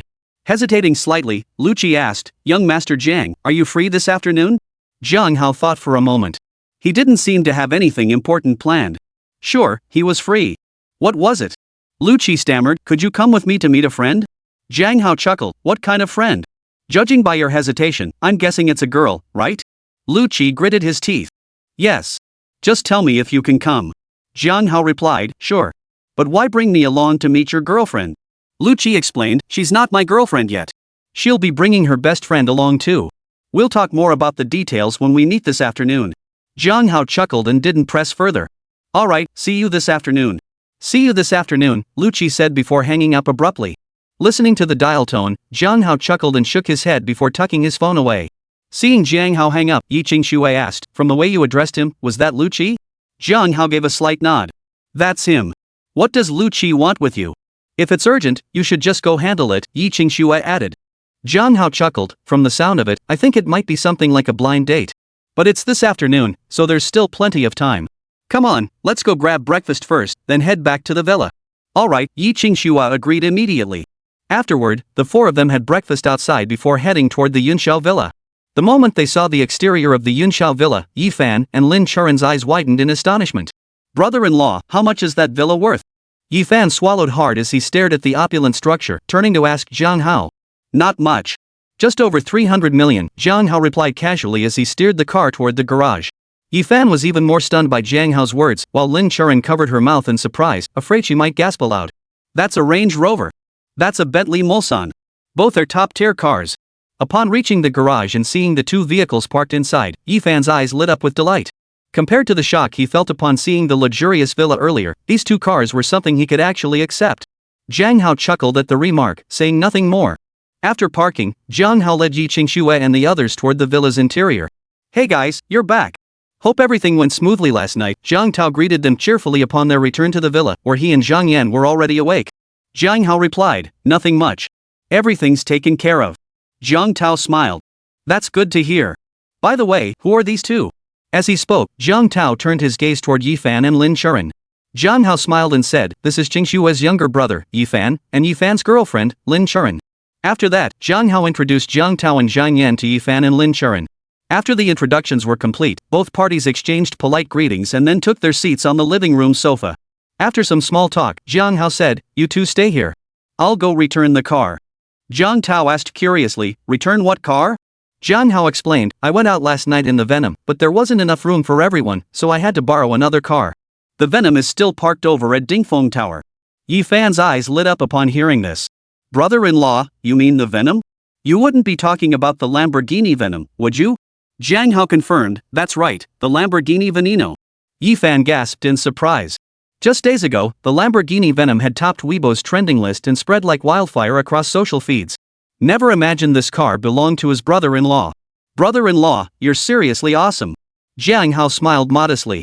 It's just a car. No need to exaggerate. Jiang Tao chimed in, Jiang Hao's right. Little brother-in-law, you have no idea your brother-in-law has 11 digits in his bank account. As he spoke, Jiang Tao wore an expression of pride, as if the 11-digit figure in the bank account were his own. Yi Fan and Lin Charan were both stunned by the revelation. 11 digits. That's at least 10 billion. That's unbelievable. Brother-in-law, is this real? Taking a deep breath, Yi Fan turned to Jiang Hao for confirmation. Jiang Hao gave a slight nod. That's right. Don't dwell on it. As long as there's enough money, anything beyond that is just a string of numbers. Yi Fan exclaimed in awe, brother-in-law, you're absolutely incredible. Jiang Tao remarked, you're talking from a position of privilege. Of course you have enough. Jiang Hao replied calmly, whether it's enough or not really depends on yourself. Your spending should match your earning power. Otherwise, you're just putting on airs, and the only one who suffers is yourself. Jiang Hao's words were directed at both Jiang Tao and Yi Fan. Jiang Tao and Yi Fan were both very close to Jiang Hao. Jiang Tao was his cousin who had grown up with him, while Yi Fan was his brother-in-law. If either developed misplaced ambitions after learning of his wealth, Jiang Hao wouldn't indulge them. This was merely a gentle reminder. But whether Jiang Tao and Yi Fan had taken it to heart remained to be seen. After chatting for a while longer, Jiang Hao informed Yi Qingxue and the others before driving Qi Feng's car straight toward Dingfeng Tower. On the way to Dingfeng Tower, Jiang Hao thought for a moment and casually called Li Yukai, instructing him to prepare the relevant contract documents. By the time Jiang Hao arrived at the entrance of Dingfeng Tower, Li Yukai and Qi Feng were already waiting there. Seeing Jiang Hao pull up, they immediately hurried over to his car. Mr. Jiang, hello, Li Yukai and Qi Feng greeted him respectfully as soon as he stepped out of the car. Good day, Jiang Hao nodded slightly in response before adding, thank you for your assistance last night, Mr. Qi. Here are your car keys, please take them. As he spoke, Jiang Hao directly handed Qi Feng the keys to his car. Qi Feng accepted the keys with both hands, hastily replying, Mr. Jiang, you're too kind. I've since learned about last night's incident. To be honest, it was our KTV's failure to manage things properly. I'm already deeply grateful you didn't hold it against us. Jiang Hao replied, it really wasn't much your fault. Qi Feng added, thank you for your generosity, Mr. Jiang. I won't disturb you and Mr. Li any longer. You're both always welcome to visit our KTV anytime. Jiang Hao gave a slight nod. Mr. Qi, please do. Li Yukai also bid farewell to Qi Feng. After Qi Feng departed, Li Yukai addressed Jiang Hao respectfully, Mr. Jiang, all tenant contracts are prepared. Shall we proceed upstairs now? Jiang Hao nodded. Let's go. Immediately, Jiang Hao followed Qi Feng into the interior of Dingfeng Tower. Chapter 69, Reuniting with the Internet Celebrity. Please have a seat, Mr. Jiang. Upon entering the office, Li Yukai promptly pulled out a chair for Jiang Hao, his voice respectful. Jiang Hao gave a slight nod and sat down directly. After Jiang Hao sat down, Li Yukai poured him a cup of tea and handed it to him with both hands. Mr. Jiang, please have some tea. Thank you, Jiang Hao acknowledged, reaching out to take the disposable paper cup. Li Yukai smiled warmly. You're too kind, Mr. Jiang. While speaking, Li Yukai retrieved a large stack of documents from the filing cabinet and placed them on the desk in front of Jiang Hao. He respectfully continued, Mr. Jiang, these are all the tenant contracts for Dingfeng Tower. Please review them. If everything looks good, I'd appreciate it if you could sign them. Having encountered this scenario before, Jiang Hao showed no sign of nervousness. He replied calmly, set them aside for now. You may go about your duties. I'll call you back once I've finished signing. Yes, sir, Li Yukai replied promptly, retreating out of the office. Once Li Yukai was gone, Jiang Hao carefully flipped through the contracts, signing one after another. After over half an hour of busy work, he finally finished signing them all. However, perhaps due to the effects of the perfect gene elixir, Jiang Hao didn't feel any hand fatigue this time. In fact, his signing speed seemed to have increased slightly. After signing all the contracts, Jiang Hao called Li Yukai back. Mr. Jiang, have you finished your work? Li Yukai asked respectfully upon his return. Jiang Hao gave a slight nod and replied indifferently, yes, take a look. After confirming the details, Li Yukai promptly sent messages to all the tenants. Before long, Jiang Hao's phone began ringing incessantly. Once the text notifications finally stopped, Jiang Hao checked his balance. It had increased by roughly 20 billion. After reviewing the messages, Jiang Hao remarked, this shouldn't be such a hassle going forward, right? Li Yukai quickly replied, yes, sir. This time was only troublesome because you just took over Dingfeng Tower. Jiang Hao nodded slightly and said, if there's nothing else, that's all for now. I'll be heading out. With that, he stood up. Certainly, Mr. Jiang. Take your time, Li Yukai replied respectfully. Jiang Hao gave Li Yukai a slight nod before heading toward the exit of Dingfeng Tower. Just as he reached his Lamborghini Venom, he noticed a familiar figure beside the car. Looking closer, it was none other than Strawberry Nana, the internet celebrity streamer he'd encountered outside the Wansheng Twin Towers last time. This time, however, Strawberry Nana wasn't live streaming. Hee, God of Song, we meet again. Who knew we'd have such a connection? Spotting Jiang Hao, Strawberry Nana flashed a smile and walked toward him. Jiang Hao replied, I don't see it that way. You're standing right next to my car, isn't that obviously waiting for me? Strawberry Nana replied, No. I was just passing by and saw your ride, so I came over to see if you were here.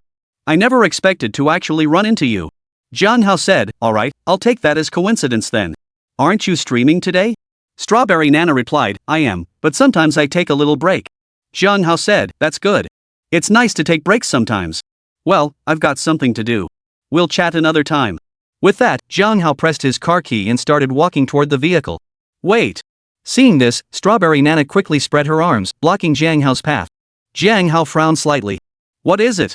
Is there something else? Strawberry Nana's eyes twinkled as she smiled. We've got such a connection, and last time, because of you, I gained tens of thousands of followers. Let me treat you to dinner. Jiang Hao shook his head slightly. No need. With that, Jiang Hao walked right past Strawberry Nana, quickly getting into the car and closing the door behind him. Strawberry Nana hadn't expected such a blunt refusal. Usually, she was the one turning people down. Her brows furrowed as she stepped in front of his car, shouting, No way! I'm insisting on treating you to dinner. Jiang Hao glanced at her, started the engine, and said coolly, If you don't move, I'll just drive right through you. Seeing force wouldn't work, Strawberry Nana immediately adopted a pouty expression, her voice trembling with feigned sorrow. I just wanted to treat you to a meal. Why must you push me away so harshly? And with such cruelty? With that, Strawberry Nana burst into loud sobs. Bystanders watching the scene began pointing and whispering in Jiang Hao's direction. Jiang Hao shot Strawberry Nana a disdainful look. Cut the act, not a single tear. Forget the meal.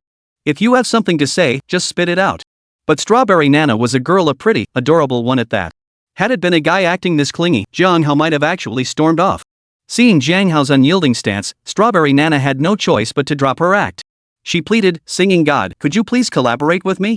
My fanbase would skyrocket again. Jiang Hao replied flatly, not interested.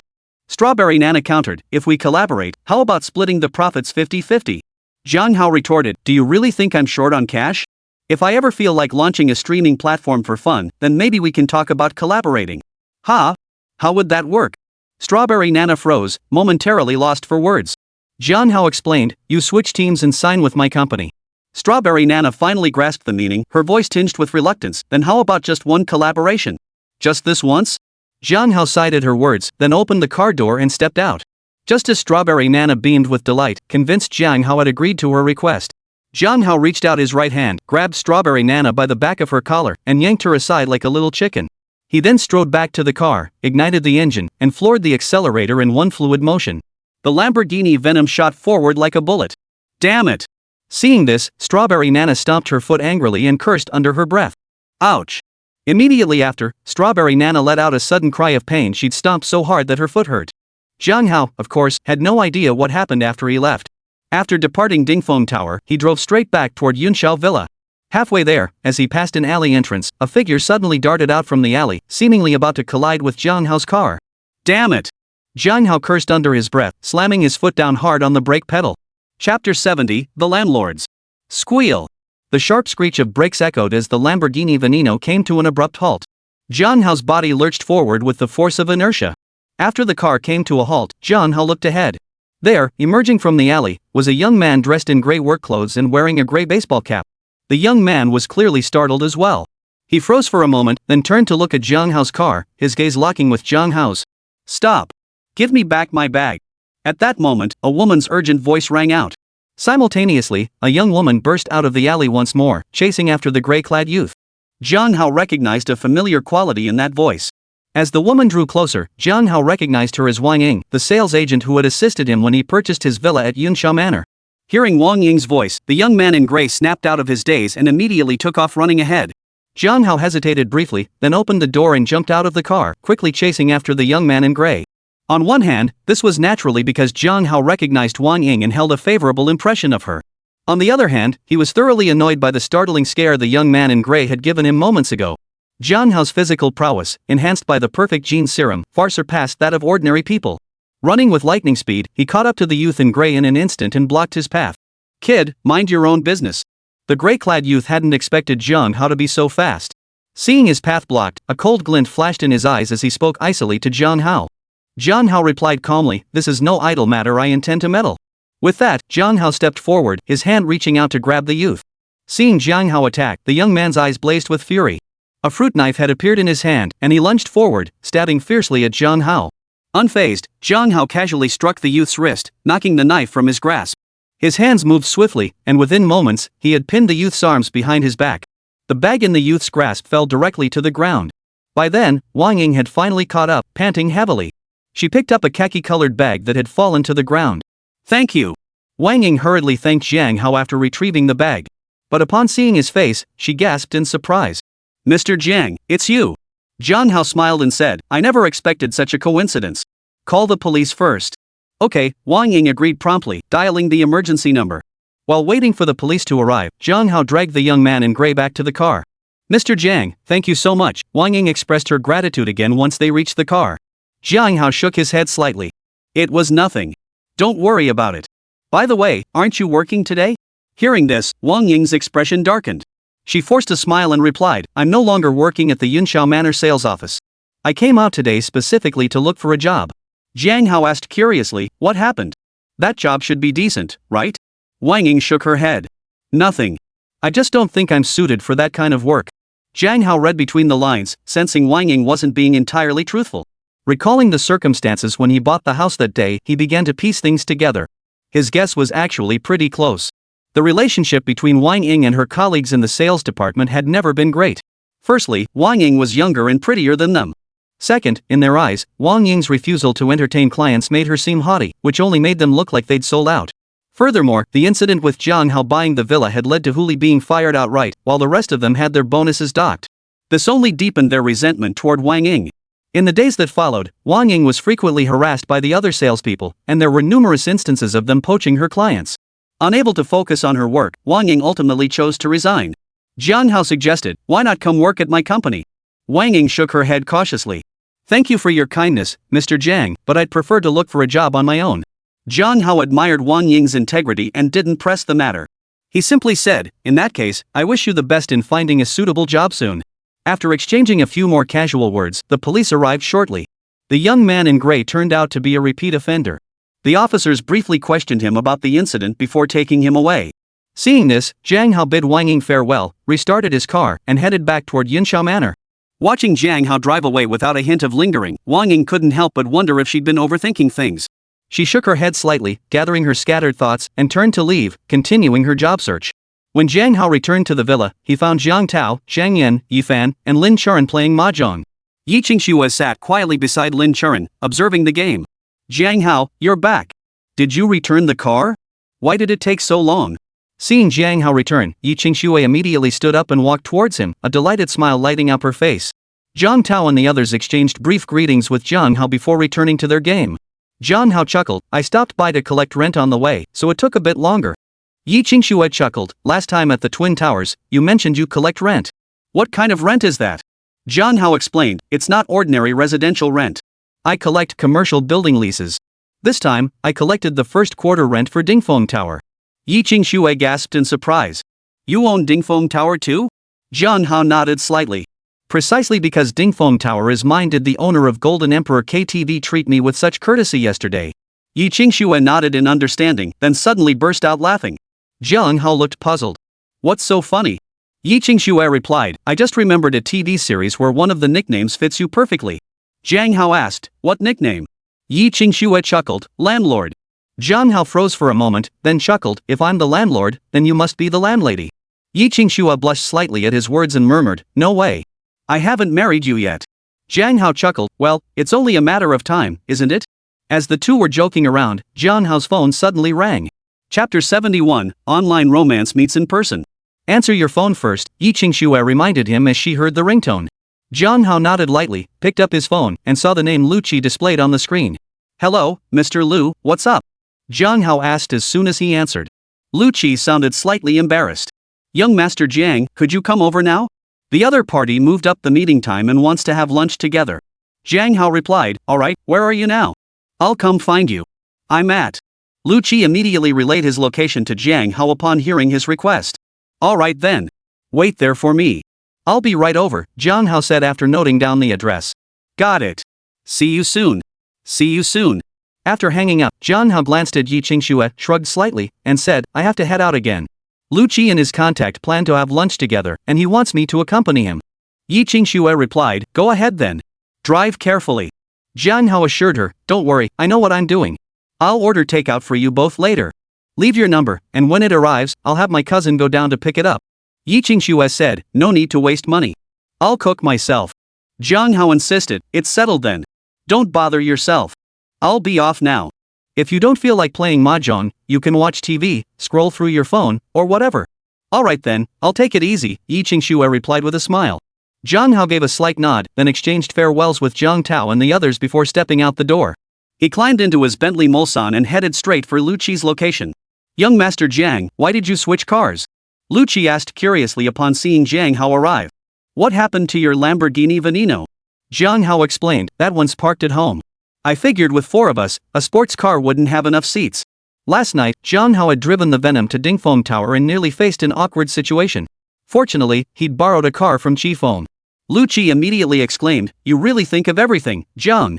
This Bentley Mulsanne isn't exactly cheap. Jiang Hao watched Lu Qi's eyes light up and smiled. How about you take it for a spin? Lu Qi felt his heart skip a beat at Jiang Hao's offer, but he still shook his head. This car is too nice. I'm afraid I might accidentally scratch it, and I couldn't afford to pay for the damage. Jiang Hao chuckled, but last time you were practically begging to drive my Venom. Why the sudden hesitation now? Lu Qi replied, I was just joking about that. If you really let me drive, I wouldn't dare. Jiang Hao shook his head slightly. It's fine. You drive. Trust your skills. I know you're an experienced driver. Even if you did scratch it, you wouldn't have to pay. Lu Qi protested, that doesn't seem right.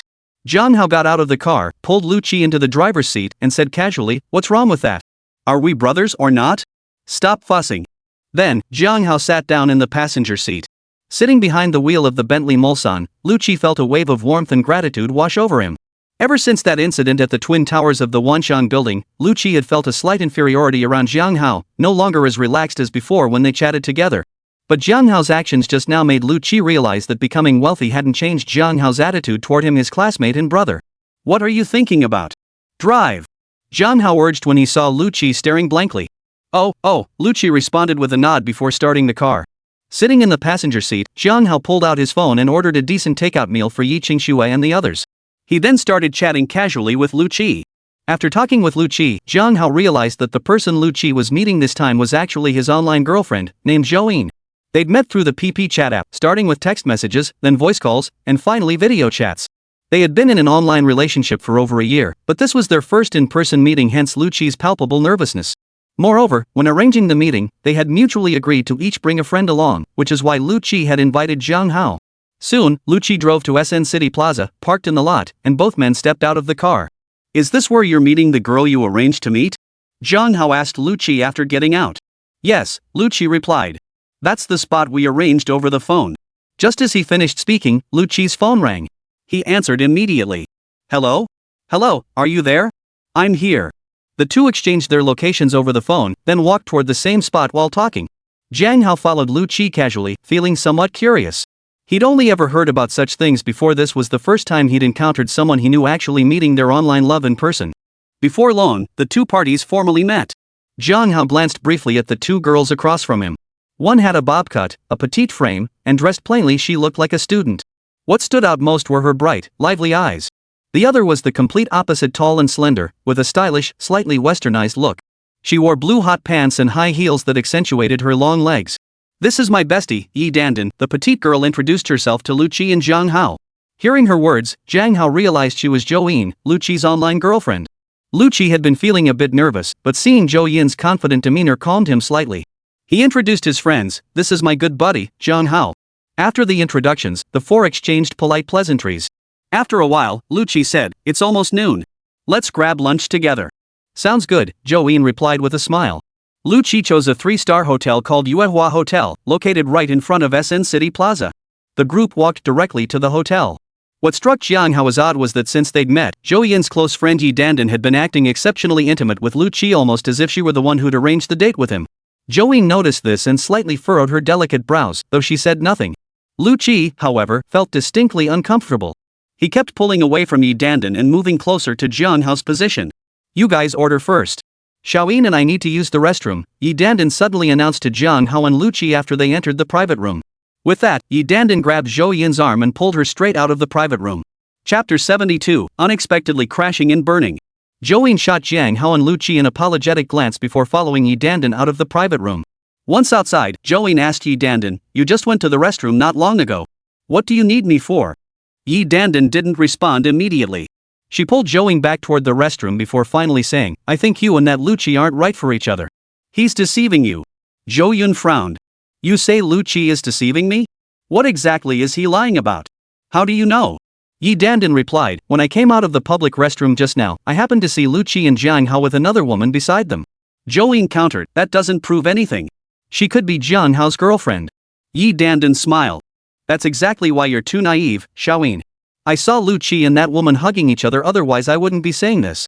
Plus, I deliberately approached Lu Qi earlier and caught a whiff of women's perfume on him. That Lu Qi clearly has another woman, yet he still comes after you. Total jerk. Let's just leave now, before you get too deeply involved. Hearing Yi Dandan's convincing account, Zhou Yin began to believe her. Still, she insisted, we should find Lu Qi right now. Let's confront him face to face and ask him what's really going on. Yi Dandan's eyes darted around as she quickly countered, that won't work. If you confront him, he'll just deny everything, and then I'll be in an awkward position. I remember you said Lu Qi claimed his family was just average, right? But he drives a Bentley worth millions. That alone proves he's lying to you. Zhou Yin asked, is all that true? He really drives a Bentley? Yi Dandan retorted, if you don't believe me, why don't we go ask him right now? Do you really think I'd lie to you? Zhou Yin, hearing Yi Dandan's words, quickly replied, I believe you. Yi Dandan insisted, no, we're going back right now. We'll confront Lu Qi and get to the bottom of this, find out if he really drove here. Yi Dandan spoke with absolute certainty, for she had indeed seen Lu Qi step out of the driver's seat of a Bentley Mulsanne with her own eyes. Zhou Yun shook his head dejectedly. Fine, let's go back. Yi Dandan insisted, we need to get to the bottom of this. You don't want to be left with regrets.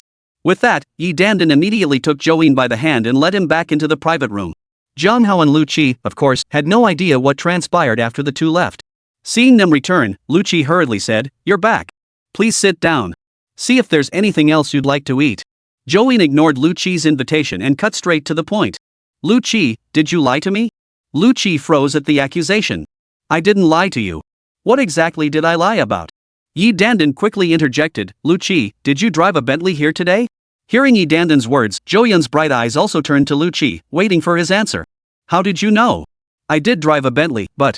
So? I told the truth, right? Yi Dandan cut him off before he could finish, turning to Zhou Yin. Hearing Lu Qi's words, Zhou Yin's eyes flashed with disappointment and pain before she turned and ran out.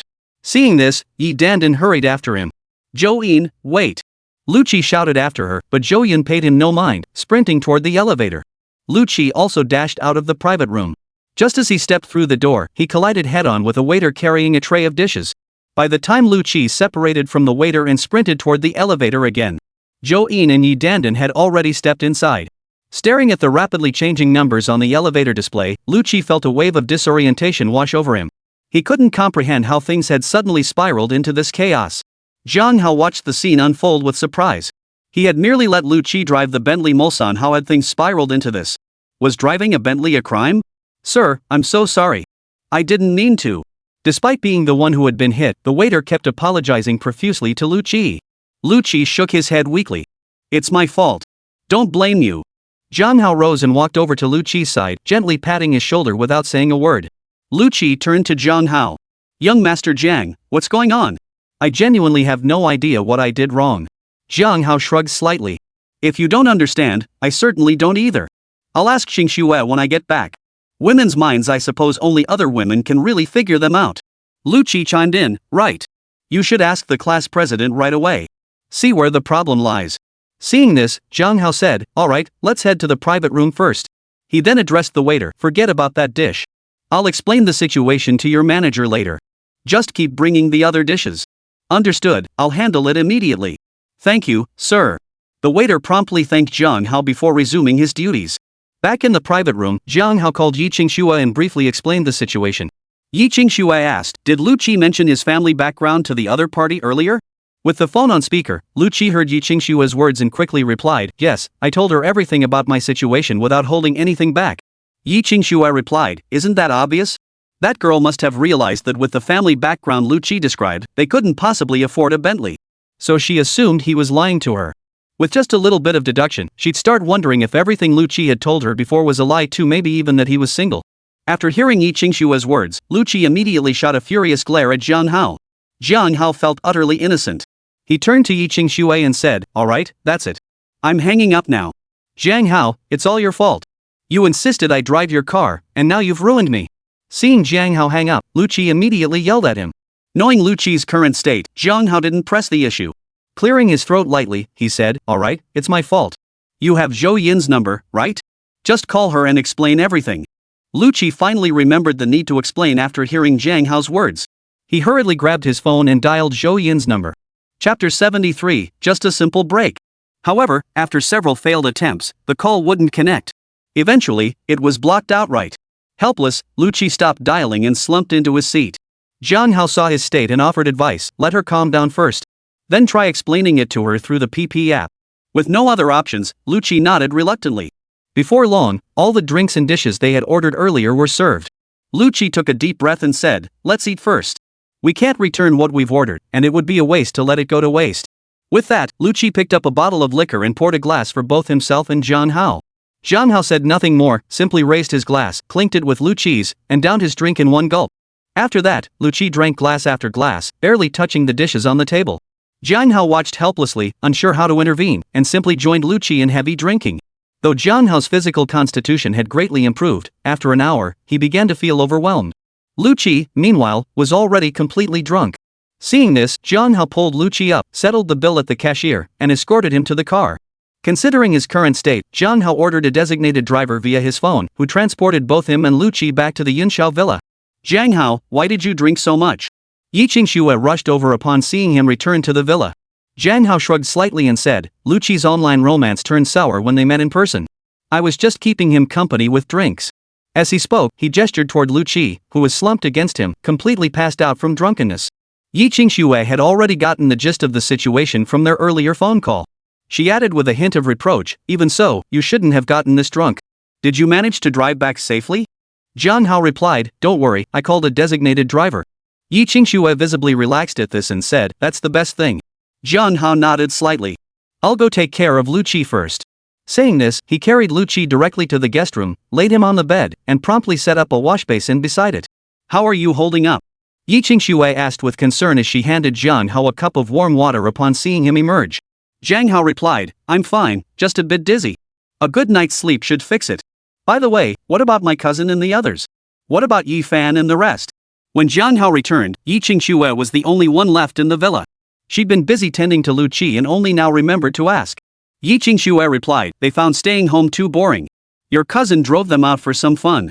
Jiang Hao asked, "Why didn't you go out with them? Isn't it boring staying home alone?" Yi Qingxue replied, "After your earlier call, I figured you'd probably get drunk. I waited for you to come back home, scrolling through my phone and such. Time flew by pretty quickly."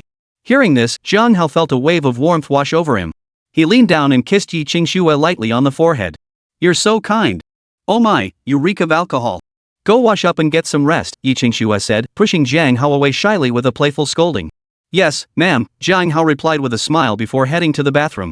After his shower, he turned to Yi Qingxue. "Why don't you rest with me?" Yi Qingxue blushed instantly. "Don't be silly. It's still daytime, and there are outsiders here." Jiang Hao chuckled, "Just resting. What are you thinking?" Yi Qingxue playfully patted his chest a few times, pouting, "You're so naughty. I'm ignoring you." Jiang Hao chuckled softly, then pulled Yi Qingxue back to his room. Yi Qingxue half resisted, half yielded, lying down beside him. Jiang Hao wrapped his arms around Yi Qingxue, burying his face in her hair and inhaling deeply. A faint, delicate fragrance filled his senses.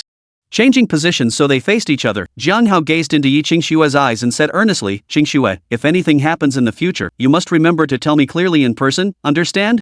Yi Qingxue asked, "Why bring this up suddenly?" Jiang Hao replied, "Nothing much. I just saw what happened between Lu Qi and his online girlfriend today, and it gave me pause. The reason Lu Qi's online girlfriend left and blocked him was actually just a simple misunderstanding. So I don't want." Though Jiang Hao didn't finish his sentence, Yi Qingxue understood his meaning. She replied earnestly, I understand. I will. Jiang Hao lowered his head again, kissing Yi Qingshua's forehead softly. That's good. Just as Yi Qingxue thought Jiang Hao would continue, her heart fluttering with shyness, he stopped his movements. He simply leaned against her body, his eyes already closed. Seeing this, Yi Qingshue's face softened with tenderness. She gazed at the sleeping Jiang Hao for a moment before suddenly lowering her head to kiss his forehead. Then she lay quietly beside him, listening to the rhythm of his heartbeat. When Jiang Hao awoke again, evening had fallen. Seeing Yi Qingxue lying peacefully beside him, a wave of warmth and sweetness washed over his heart. You're awake. How do you feel now? Yi Qingxue, who hadn't been asleep, asked with concern upon seeing him stir. Jiang Hao smiled and replied, I'm perfectly fine now, just a bit thirsty. Then I'll go get you a glass of water, Yi Qingxue said. With that, Yi Qingxue got out of bed and went to fetch water for Jiang Hao. Seeing this, Jiang Hao felt even more touched, and at the same time, he was glad he hadn't missed out on this happiness. With that thought, Jiang Hao dressed himself and stepped out of the bedroom. Yi Qingxue was carrying a cup of hot water toward Jiang Hao's bedroom. Seeing him emerge, she immediately handed him the cup. Aren't you going to rest a little longer? Jiang Hao took the cup and drank it all in one gulp. The water tasted sweet to him. After finishing, he smiled and said, I'm not sleeping anymore. If I sleep any longer, I'm afraid you'll think I'm a pig. Yi Qingxue giggled softly at his words. As if I would. After that, Jiang Hao and Yi Qingxue sat together on the sofa, snuggled close, watching Yi Qingshue's favorite TV show, savoring this cozy moment. Not long after, Lu Qi awoke in the guest room. He exchanged greetings with Jiang Hao, freshened up, and felt somewhat revitalized. Not long after Lu Qi woke up, Zhang Tao and the other three returned as well, instantly filling the villa with lively chatter once more. Seeing everyone else in pairs, Lu Qi felt a pang of bitterness in his heart. Seeing Lu Qi's expression, Jiang Hao could only pat his shoulder in consolation before preparing to offer some words of comfort. Just then, Jiang Hao's phone in his pocket rang. Chapter 74, Nighttime Ambush. Jiang Hao glanced at the name displayed on his phone Meng Fanwei and answered the call. Hello, brother Meng. Hey, Jiang, how's it going? Got time tomorrow? That investment project I mentioned to you the other day is almost finalized. If you're really too busy, we'll just have to wait for another time. On the other end, Meng Fanwei spoke directly to Jiang Hao. Jiang Hao paused briefly before replying, I'll come take a look tomorrow. By the way, I don't know your company's location yet. Meng Fanwei replied, then it's settled. I'll be waiting for you at the office tomorrow morning. I'll send the address to your phone shortly. No problem. See you tomorrow. See you tomorrow. After hanging up, Jiang Hao turned to Lu Qi and said, Don't be sad. Did you message her on PP? Lu Qi gave a wry smile. I did, but she didn't reply. I was afraid she'd delete and block my PP number too, so I didn't keep messaging. Just then, Lu Qi's phone rang. Hearing the ringtone, Lu Qi quickly unlocked his phone. A strange number appeared on the screen. After a moment's hesitation, he answered. Hello? Hello, is this Lu Qi? I'm Yi Dandan, the one who was with Joeen today. Do you remember me? A slightly seductive voice came through the line. I remember, of course I do. Hello, is Joeen with you right now? Lu Qi exclaimed with surprise upon hearing Yi Dandan's voice. Yi Dandan replied, she is. But after she got back, she cried herself to sleep. She's really upset about being deceived by you. I couldn't console her no matter what I tried. Lu Qi hurriedly explained, I didn't deceive her. Everything I said was true. That Bentley Mulsan belongs to a friend of mine.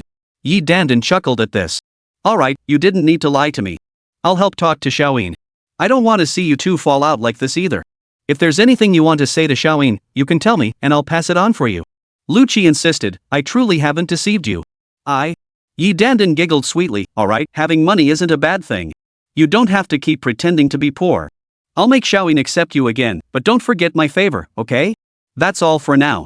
I'll hang up so I don't wake Xiaoyin. Beep. Hearing the sound from the phone, Lu Qi suddenly felt like crying without tears. Why didn't anyone believe him when he told the truth? What's wrong? Zhou Yin's call? Seeing Lu Qi's expression, Jiang Hao couldn't help but ask. Lu Qi replied, no, it was from Yi Dandan, the one who was with Zhou Yun today. He immediately recounted his conversation with Yi Dandan to Jiang Hao. Jiang Hao said, since Yi Dandan's friend is willing to help you, isn't that a good thing? Lu Qi Dao, but they insist on thinking I'm faking poverty. I really can't help it. Jiang Hao shrugged slightly upon hearing this. I can't help you either. Upon learning of Lu Qi's predicament, Jiang Tao and Yi Fan exchanged murmurs of astonishment. Yet, being relatively unfamiliar with Lu Qi, they refrained from commenting further, though their gazes carried a hint of sympathy. Seeing Jiang Hao and the others all in pairs, and reflecting on his own troubles that day, Lu Qi felt a pang of unease. Young Master Jiang, he said, thank you for your help today. I'll head back now. Jiang Hao replied, no need to rush. There are plenty of empty rooms, you'll have a place to stay. Lucci replied, I know there are plenty of empty rooms, but I'd still prefer to go back. It'll be more convenient for work tomorrow. Jiang Hao said, alright, if you insist on going back, I'll give you a ride.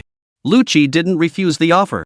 He immediately informed Yi Qingshui and the others before leading Lucci toward his residence. After dropping Lucci off, Jiang Hao turned back toward the Cloud Villa.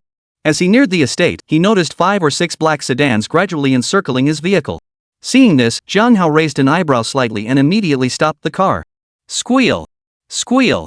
As Jiang Hao's car halted, the black sedans slammed on their brakes, coming to a stop around his vehicle. 3 men in black suits, each wielding a baseball bat, leapt out of each vehicle and approached Jiang Hao's car. Fearing his car might be damaged, Jiang Hao immediately opened his door and stepped out. Who are you people? Go! Just don't kill him. Ignoring Jiang Hao, one man who appeared to be the leader barked orders to the others. Instantly, over a dozen men wielding baseball bats charged toward Jiang Hao simultaneously, swinging their bats down with brutal force. Seeing this, Jiang Hao didn't dare take it lightly. His body twisted sharply, dodging swiftly to one side. He immediately lowered his center of gravity, then drove his right elbow hard into the midsection of one of the men in suits. Thud! A dull thud echoed as the man in the suit was sent flying backward by the impact. Jiang Hao's left hand swept swiftly, seizing the baseball bat from the man's grasp and swinging it hard at the other man's calf. Thud! Snap! 2 successive sounds echoed through the night. The man's leg shattered under the blow, sending him tumbling to the ground. Just then, the baseball bats in the other's hands were about to come crashing down on Jiang Hao. Jiang Hao thrust both arms forward, deliberately colliding his forearms with the 2 baseball bats. Snap! Snap! 2 crisp snaps echoed as the baseball bats shattered cleanly against Jiang Hao's arms. Seeing this, the others' eyes widened in shock, but their hands only grew more vicious. Thud! 4 consecutive baseball bats struck Jiang Hao's back, producing a series of dull thuds. Yet to their utter astonishment, Jiang Hao not only suffered no injury whatsoever, but didn't even flinch. Jiang Hao spun around abruptly. Seizing the moment of their stunned disorientation, he clamped his arms back, snatching all 4 bats from their grasp. He then hurled them violently toward the 4 attackers. Thud! The 4 bats flew through the air, slamming into the men in suits and sending them reeling backward. In the blink of an eye, Jiang Hao had already fought off 8 opponents. Wielding the baseball bat he'd seized earlier, he charged headlong toward the remaining crowd. Chapter 75, A Moment of Peril. Thud! A dull thud echoed as Jiang Hao knocked one of the men in suits to the ground with a single swing. Ouch! That hurt! Thud! Jiang Hao took a blow to his own body, but his form merely wavered slightly. He suffered no injury. Next, Jiang Hao charged like a tiger among sheep, swinging his baseball bat relentlessly. One after another, the men in suits fell to the ground. As for Jiang Hao himself, though he occasionally got hit, he remained completely unscathed. Thud! Thud! A series of heavy thuds echoed as the dozen or so men in suits fell one after another to the ground. Immediately, a chorus of groans filled the air. Boom! Suddenly, the roar of an engine filled the air. Jiang Hao looked toward the source of the sound and saw that one of the 6 cars had its driver revving the engine, apparently intending to ram straight toward him. Seeing this, Jiang Hao immediately dashed toward another car parked nearby. Bang! A dull thud echoed as the baseball bat in his hand smashed through the sedan's windshield. He then leaped into the vehicle. The driver inside hadn't even registered what was happening before Jiang Hao grabbed him by the throat and flung him out of the vehicle. Without hesitation, Jiang Hao started the engine and drove straight toward the oncoming car. Bang! The 2 cars collided, sending a thunderous crash echoing through the air. Jiang Hao yanked the steering wheel, swerving to avoid the impact. The car tilted sideways, then barreled straight back toward the other vehicle. Boom! This collision was even more violent than before, sending the other car tumbling sideways. Seeing this, the drivers of the remaining 4 cars simultaneously steered their vehicles toward Jiang Hao's car. Jiang Hao sat firmly in the driver's seat, his limbs moving with astonishing agility. Shifting gears, pressing the accelerator, and turning the wheel, every action flowed like water, reaching the pinnacle of speed. Next, the 5 cars began weaving and darting across the lanes. The drivers in the 4 cars were determined to wreck Jiang Hao's vehicle, but each time, at the critical moment, Jiang Hao skillfully evaded them. Moreover, Jiang Hao deliberately rammed into one of the cars several times, nearly flipping it over. After a while, Jiang Hao's car seemed to be cornered in the middle by the 4 pursuing vehicles. All 4 vehicles simultaneously charged at Jiang Hao's car from every direction. Just as the 4 vehicles were about to collide with Jiang Hao's car, its front end suddenly shot upward. Then, its speed surged dramatically as it leapt directly onto the roof of the car in front. Crash! The next second, all 4 sedans slammed into each other violently, coming to a complete halt. Jiang Hao's car soared over the roof of the vehicle in front and landed back on the ground. After slowing to a stop, Jiang Hao pushed open the door and stepped out. Glancing at the mangled wreckage of the cars, he shrugged slightly, relieved none had exploded. Jiang Hao walked directly to the other 4 cars, yanked the 4 drivers all battered and bruised out of their vehicles, and tossed them onto the pile of their companions. At that moment, every man in a suit was staring in utter shock. Originally, they had been dispatched more than 20 of them to deal with Jiang Hao alone, expecting an easy task. Reality, however, proved brutally harsh.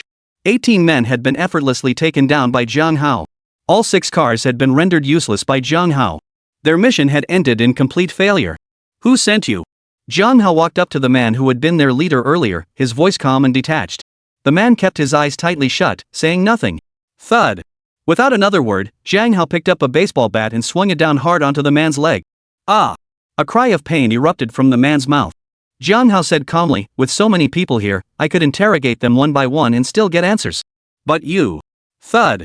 As he spoke, the baseball bat came down again, smashing hard against the man's shoulder. The others witnessed this scene, fear flickering in their eyes. They never imagined that Jiang Hao, who appeared so refined and scholarly, could be so brutal when he acted. Many eyes darted nervously, clearly weighing the pros and cons in their minds. I told you. The leader, seemingly having come to his senses, gritted his teeth through the pain and said. Jiang Hao gave a faint smile and said, that's more like it. Tell me, does it match my guess? The leader replied, we're all from May's security company. Our boss sent us here. Jiang Hao nodded slightly. Just as I suspected. You look every bit the part of security guards. Why abandon your proper jobs as guards to become enforcers? What's the point? The man replied, we're just following our boss's orders. Jiang Hao smiled faintly, neither confirming nor denying. After a pause, he added, your boss will handle whatever happened here, right? The man replied, our boss has already taken care of everything. Nothing that happened here will get out. Jiang Hao nodded. That's best. I'll be on my way. Tell your boss I'll remember this favor. With that, Jiang Hao casually tossed aside the baseball bat, smoothed his clothes, and returned to his car. He started the engine and drove toward the Cloud Villa. Upon returning to the villa, Yi Qingxue and the others had already prepared dinner. Seeing Jiang Hao return, Yi Qingxue hurried over with a smile. Hurry up! We've been waiting for you to start dinner. Jiang Hao smiled faintly. You really could have started without me. It feels awkward making everyone wait just for me. Jiang Tao chuckled, if you feel bad, little brother, just drink a few extra glasses later to make up for it. Yi Qingxue quickly interjected, Jiang Hao already drank too much at lunch. He should cut back tonight, it's bad for his health. Zhang Yan chuckled, Qingxue really knows how to care for people. Amidst the chatter and laughter, the group began their evening meal. After dinner, they watched TV in the living room for a while before retiring to their rooms to rest. Early the next morning, Jiang Hao slowly opened his eyes to the crisp chirping of birds. Ding! Good morning, host. Would you like to check in? Yes. With Jiang Hao's response, the familiar virtual interface appeared before his eyes once more. Chapter 76, Jiang Hao, the scumbag? Jiang Hao reached out and lightly tapped the illuminated daily check-in button. Ding! Check-in successful. Congratulations, host. You have acquired the God-tier skill, Prophet's Eye. Eye of Prophet? What on earth was that? Jiang Hao had never heard of such a peculiar skill before and couldn't help but feel puzzled. Ding! The Prophet Eye can be considered both a skill and a type of eye technique. Possessing it allows the host to easily identify areas that can generate profit, making it suitable for stock trading, investments, and similar fields. Jiang Hao voiced his concern, after using it, will my eye show any unusual changes? Ding! The Prophet Eye will not alter the host's physical appearance or physiological characteristics. Receiving the system's reassuring confirmation, Jiang Hao instantly relaxed. He silently commanded, accept the Prophet's Eye. After claiming it, however, he noticed no unusual sensations. His eyes remained unchanged from before. Today he planned to meet Meng Fanwei to discuss investments, the perfect opportunity to test the Prophet Eye's effectiveness. Instantly, Jiang Hao identified the ideal setting for its trial. With that thought, he rose from bed and headed to wash up. Before long, Yi Qingxue and the others also rose. After finishing their routines, Jiang Tao suggested, cooking for all of us at home is too much trouble. Why don't we just go out to eat? Truthfully, Jiang Tao feared Jiang Hao might showcase his culinary skills again, which would only leave him feeling inadequate. He certainly didn't want to be compared to Jiang Hao. Jiang Hao smiled at the suggestion and said, let's all go out to eat then. The others naturally had no objections. Soon, Jiang Hao drove his Bentley Mulsanne, carrying Yi Qingxue, her siblings, and Lin Churan, while Jiang Tao drove his Range Rover with Zhang Yan. Together, they headed out. After breakfast, Yifan said, sis, brother-in-law, I feel fine now. Churan and I plan to head back to school. Yi Qingxue still felt uneasy and turned to Jiang Hao, could you please check him again? Sure, Jiang Hao replied with a smile, nodding his agreement. Truthfully, Jiang Hao could tell at a glance that Yifan was perfectly healthy now. Still, to ease Yi Qingxue's worries, he reached out and took Yifan's pulse. After a moment, Jiang Hao withdrew his hand and said, Yifan is physically fit enough to return to school now. Yifan chimed in, sis, I told you I'd be fine. You're just being too cautious. Yi Qingxue replied, better safe than sorry. Since he's fine, let Jiang Hao drive you to school later. Jiang Tao interjected, in that case, you should all go together. Zhang Yan and I plan to explore Xiamen City. You needn't worry about us at noon, we'll return on our own by evening. Jiang Hao added, sounds good. Have a great time, and drive safely. Jiang Tao assured him, don't worry. Same to you. The group parted ways right there at the breakfast shop. Jiang Tao took Zhang Yan out sightseeing. Jiang Hao, meanwhile, took Yi Qingxue, her younger brother, and Lin Churan with him as they headed toward Xiamen University. An hour later, Jiang Hao arrived at the entrance of Xiamen University with the three others. Let's just get out here at the entrance, Yifan suggested to Jiang Hao and Yi Qingxue once they arrived. Otherwise, going inside might cause quite a stir. Jiang Hao nodded slightly at the suggestion, then found an empty spot outside the university gates and parked the car. Then, Jiang Hao accompanied Yi Qingxue as they escorted Yifan and Lin Churan to the main entrance. Sis, brother-in-law, you two head back. Drive safely, brother-in-law, Yifan said to Yi Qingxue and Jiang Hao at the campus entrance. Yi Qingxue replied, you should also be careful at school. Focus on your studies and try to go out less. Jiang Hao smiled and nodded. Don't worry, I know. If you run into any problems, remember to call me. Okay, sis. Bye, sis and brother-in-law, Yifan replied, waving goodbye to the two. Lin Churan also bid them farewell before walking into the school grounds with Yifan. Jiang Hao and Yi Qingxue watched them depart before turning back toward the parking lot. When they reached the car, they found two girls leaning against it, taking selfies. The two girls were quite attractive, and with their meticulously applied makeup, they would definitely turn heads if they walked down the street. Jiang Hao and Yi Qingxue exchanged a knowing smile at the sight, then waited patiently nearby while the girls took photos. The pair took turns snapping photos of each other in selfies, completely absorbed in their fun and unable to stop. Suddenly, one of the girls turned to Jiang Hao and sneered coldly, what are you staring at? Never seen a pretty girl before? Got a girlfriend right there and you're still ogling other women? What a jerk. Ha! Hearing her words, Jiang Hao froze. How did he suddenly become a jerk? He was just wondering how much longer they planned to take pictures not ogling them. Put. Yi Qingxue heard the girl's words and saw Jiang Hao's flustered expression, unable to suppress a soft chuckle. What's so funny? You treat a scumbag like this like he's gold? You're embarrassing us girls. The speaker, noticing Yi Qingxue's laughter, shot her a cold glare. The other girl chimed in, exactly. If it were me, I'd slap him hard across the face and walk away. Three-legged toads are hard to find, but two-legged men? They're everywhere. Hearing their words, the smile vanished from Yi Qingxue's face, replaced by a flicker of anger. Ignoring you just makes you more excited, huh? Get lost. Stop blocking our car. You're insulting my car by taking pictures of it. Jiang Hao's expression darkened as their remarks grew increasingly offensive, his voice turning icy. As he spoke, he pulled out his car keys and pressed the button. The two girls had been about to retort, but when they saw the car lights flash to life after Jiang Hao pressed the key, they instantly realized he was telling the truth. What's he so full of himself for? Just a few stinking bucks, what's so great about that? The two girls exchanged an awkward glance and walked away, muttering bitterly under their breath as they went. Alright, no need to get worked up over this. Let's go, Yi Qingxue approached him and said softly. Jiang Hao retorted, they can say whatever they want about me, but dragging you into it? If they weren't girls, I'd have slapped each of them across the face. Yi Qingxue smiled at his words. Forget it. It doesn't really affect us anyway. Seeing this, Jiang Hao said no more. He and Yi Qingxue got into the car. With a turn of the key and a press of the accelerator, the Bentley Mulsanne shot forward. Chapter 77, You're playing the fool, aren't you? Half an hour later, Jiang Hao drove the Bentley Mulsanne to the entrance of the International Finance Center. The International Finance Center tower stood on par with Jiang Hao's Wanshan Twin Towers, both being comprehensive commercial complexes. Meng Fanwei's company was located within this very IFC tower. What are we doing here? Yi Qingxue couldn't help but ask curiously when she saw Jiang Hao park the car in the IFC's parking lot. Jiang Hao smiled. Remember that call I got on Galanjiu and again last night? It was from a friend in financial investments. He called to invite me to join an investment opportunity, so I thought I'd bring you along to check it out. Upon hearing Jiang Hao's explanation, Yi Qingxue immediately recalled the incident and asked, so you mean his company is located right here? Jiang Hao replied, yes. Let's head up now. The address Meng Fanwei had sent Jiang Hao was indeed on the 12th floor of the International Finance Center tower. Jiang Hao took Yi Qingxue with him, and they quickly reached their destination via elevator. Weifan Financial Investment Company, this is the place, Jiang Hao said, pointing to a prominent signboard as he addressed Yi Qingxue. Jiang Hao paused briefly before pulling out his phone and dialing Meng Fanwei's number directly. Hey, brother Jiang, how's it going? Where are you right now? As soon as the call connected, Meng Fanwei's voice came through. Jiang Hao chuckled, I'm right outside your company entrance. I figured if I just told the front desk I was looking for you, they might mistake me for a scammer and kick me out, so I thought I'd call first. Haha, brother Jiang, you really love to joke around. Just wait at the entrance for a moment, I'll be right out to meet you. Meng Fanwei laughed heartily upon hearing this. Jiang Hao replied, no problem. I'll be waiting. See you soon. Meng Fanwei replied, alright, see you soon.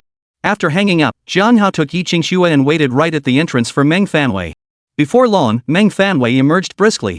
Spotting Jiang Hao, he immediately greeted him warmly. Brother Jiang, I'm terribly sorry for keeping you waiting. As he spoke, Meng Fanwei extended his hand and clasped Jiang Hao's in a firm handshake. Jiang Hao shook Meng Fanwei's hand and then withdrew his own, smiling as he said, Brother Meng, you're too polite.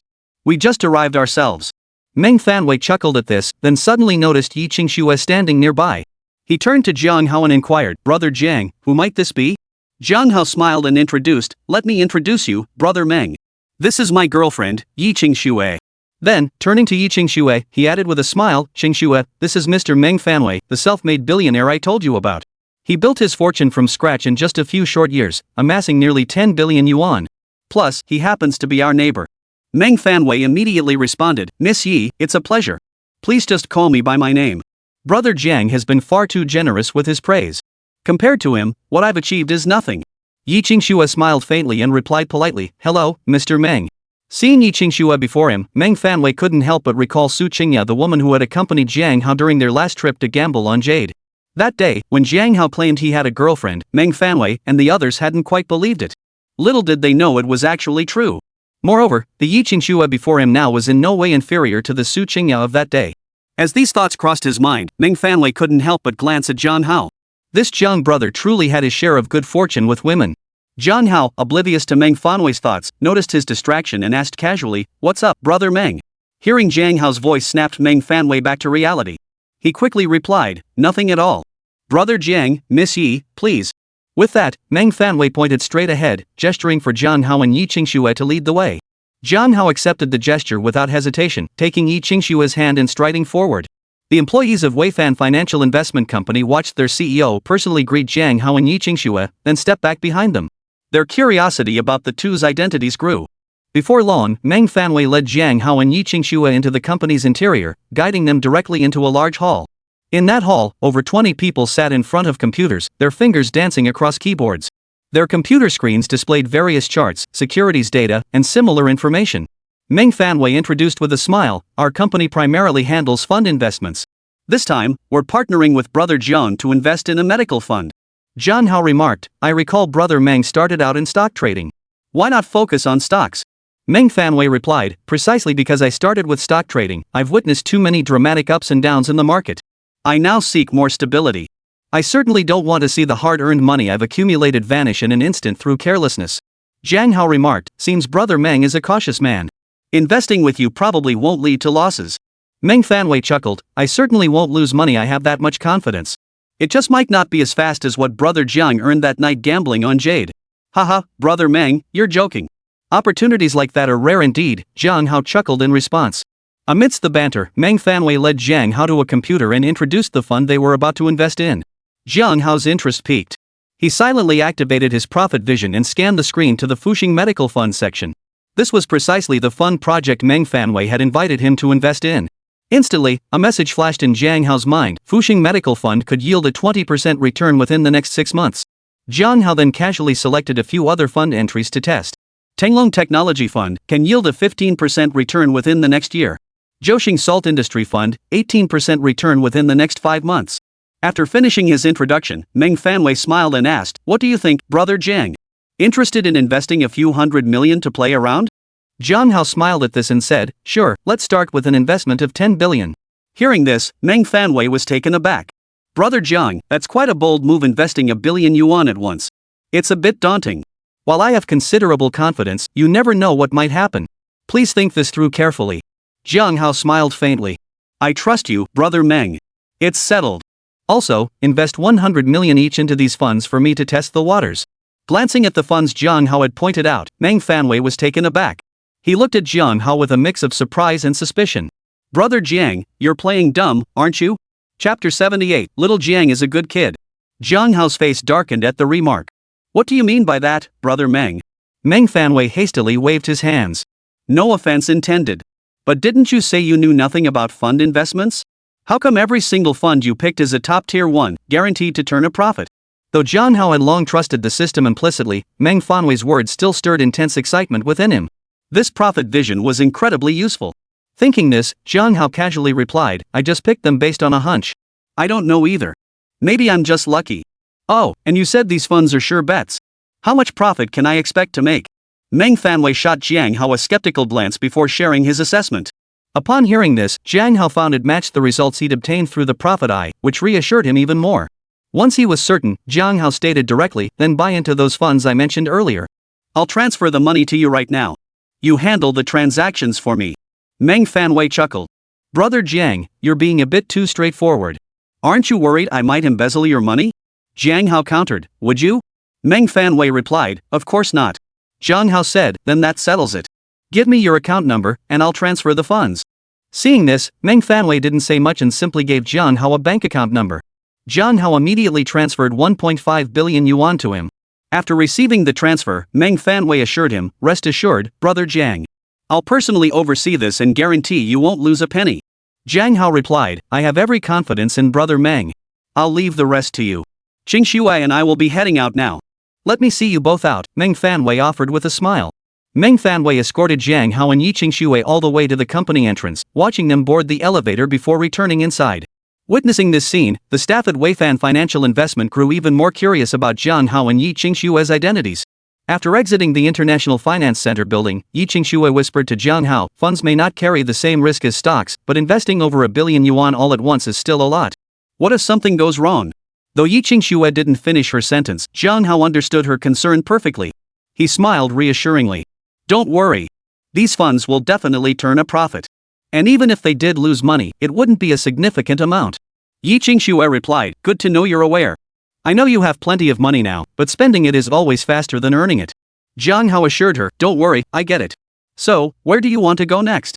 Yi Qingshui shook her head. Why don't you just take me back first? I've been out for 4 or 5 days now. I can't keep playing around like this forever. Jiang Hao chuckled, there's nothing wrong with playing every day. Yi Qingshui replied, I'm serious.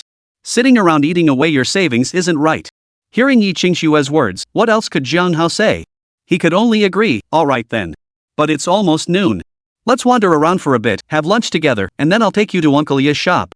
Meichem, okay, Yi Qingshui murmured softly in response. Soon, Jiang Hao and Yi Qingshui found themselves strolling aimlessly along the streets near the International Finance Center.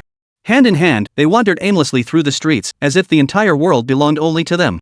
A wave of warmth washed over both their hearts. After wandering for a while, when the time felt right, they stopped at a nearby restaurant for lunch. Now take me to my dad's shop, Yi Qingshui said to Jiang Hao after they finished eating. Sure, let's go, Jiang Hao agreed, leading Yi Qingshui back to the Bentley Mulsanne. He turned the ignition, pressed the accelerator, and the car shot forward instantly. An hour later, Jiang Hao arrived with Yi Qingshui at the Zhongxin jewelry franchise store run by Yi Yongqiao. Dad, Mom, Yi Qingshui greeted Yi Yongqiao and Wenya upon entering the store. Hearing Yi Qingshui's voice, Yi Yongqiao and Wenya immediately turned to look. Hello, Uncle and Auntie, Jiang Hao greeted them as well. Seeing Jiang Hao and Yi Qingshui arrive hand in hand, Wenya's face lit up with a smile. Oh, little Jiang is here too. Have you two had lunch yet? Yi Yongqiao nodded at the two but said nothing. Jiang Hao smiled. Auntie, Qingshui and I already ate out. Wenya replied, oh dear, if you knew you were coming, you should have told me. I could have cooked for you instead. Nothing tastes as good as homemade food. Yi Qingshui glanced at Jiang Hao upon hearing this. Jiang Hao chuckled, Auntie's right. Next time I come over, I'll definitely let you know ahead of time so I can savor your cooking. Wenya's smile widened at his words. Then, Aunt Wenya asked about Jiang Hao's cousin and his wife taking their wedding photos, and Jiang Hao answered each question in turn. Yi Qingshui stood nearby, watching her mother converse with Jiang Hao, her eyes brimming with the warm glow of happiness. Yi Yongqiao said, you two keep chatting. I'll go get that pair of bracelets. With that, Yi Yongqiao stood up and left. Yi Qingshui asked curiously, Mom, what kind of bracelets was Dad talking about? Wenya replied, when Xiao Zhang came over a few days ago, didn't he bring that imperial green jadeite? He said he'd make a pair of jadeite bracelets from it. Well, they just finished them this morning. Truly, it lives up to its legendary reputation as imperial green jade. The finished bracelets are absolutely stunning. You'll see for yourself in a moment. Jiang Hao seemed slightly surprised. That fast? Wanya smiled. The finest materials should always be prioritized.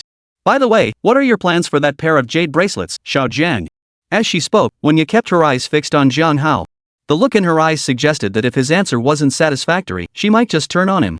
Without a moment's hesitation, Jiang Hao replied, "This pair of jade bracelets is naturally for Qingxue." Wanya's face lit up with a radiant smile at his answer. "Ah, I knew it. Little Jiang is such a good boy. Qingxue, you must get along well with him from now on, or I won't approve." Yi Qingxue blushed bright red at Wanya's bluntness and let out a long, drawn-out cry. "How do you run your business? Do you even want to keep this shop open?" At that moment, a furious voice echoed through the jewelry store. "I'll go see what's going on," Jiang Hao said, his brow furrowing slightly at the sound. He gave Yi Qingxue and her mother a quick nod before striding out the door. Chapter 79, Stop Making a Fool of Yourself. Seeing this, Yi Qingxue and Wanya hurriedly followed him out. Soon, the three arrived at the jewelry store's display area. There, Yi Yongqiao stood blocked by a man and a woman. In his hands, he held a transparent crystal box containing a pair of emerald green jade bracelets. Seeing the two blocking Yi Yongqiao, Jiang Hao's brow furrowed involuntarily. These were none other than Li Lei and Su Jiaojiao, whom he had met once before. However, that previous encounter had been anything but pleasant. With that thought, Jiang Hao stepped up beside Yi Yongqiao and asked, "Uncle Yi, what's going on here?" Hearing Jiang Hao's voice, Yi Yongqiao and the other two turned to look. The sight of Jiang Hao's face caused Li Lei and Su Jiaojiao's expressions to change dramatically. Before Yi Yongqiao could speak, Li Lei hurriedly interjected, "It's a misunderstanding." "A complete misunderstanding. I had no idea you knew this gentleman, Mr. Jiang." Jiang Hao frowned slightly and said flatly, "Did I ask you?" Hearing Jiang Hao's retort, Li Lei hastily replied, "Yes, yes. My fault for speaking out of turn." Yi Yongqiao raised an eyebrow at the scene, but considering Jiang Hao's circumstances, he had a rough idea of what was happening. The others in the jewelry store, however, were unaware of Jiang Hao's background. Witnessing this scene, they were all utterly shocked. Earlier, that Li Lei had been so arrogant and overbearing when facing their boss.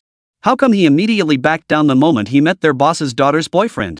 And that attitude was downright servile. Yi Yongqiao explained, "It's nothing major. When I went to fetch this jade bracelet for you, these two customers happened to see it. The lady customer then expressed interest in buying it. I told her the bracelet wasn't for sale, and they became quite displeased." Yi Yongqiao had phrased it quite diplomatically, but Li Lei and Su Jiaojiao were far from displeased, especially Su Jiaojiao, who was practically ready to point her finger at Yi Yongqiao and yell. Li Lei's expression darkened again upon hearing Yi Yongqiao's explanation. Initially, when Yi Yongqiao mentioned the bracelets were custom ordered, Li Lei hadn't taken it seriously. Moreover, he hadn't recognized the imperial green jade, otherwise he wouldn't have dared to demand buying it.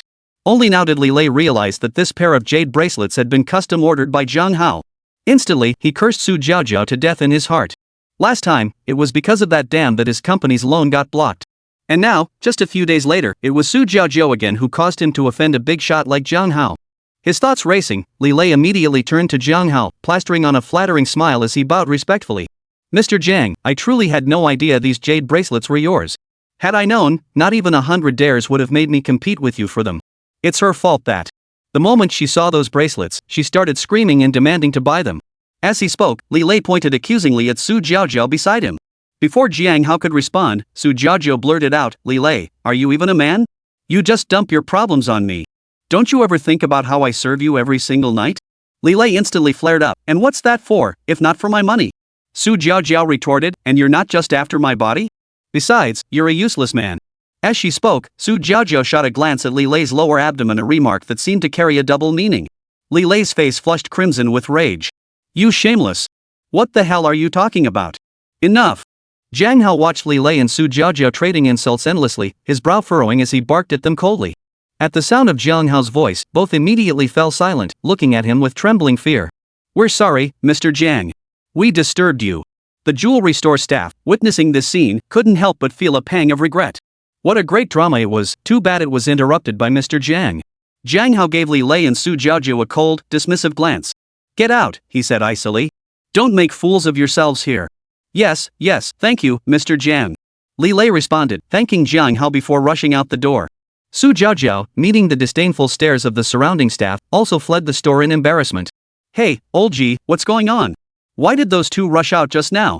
They didn't steal anything from your store, did they?" At that moment, a slightly puzzled voice sounded in everyone's ears.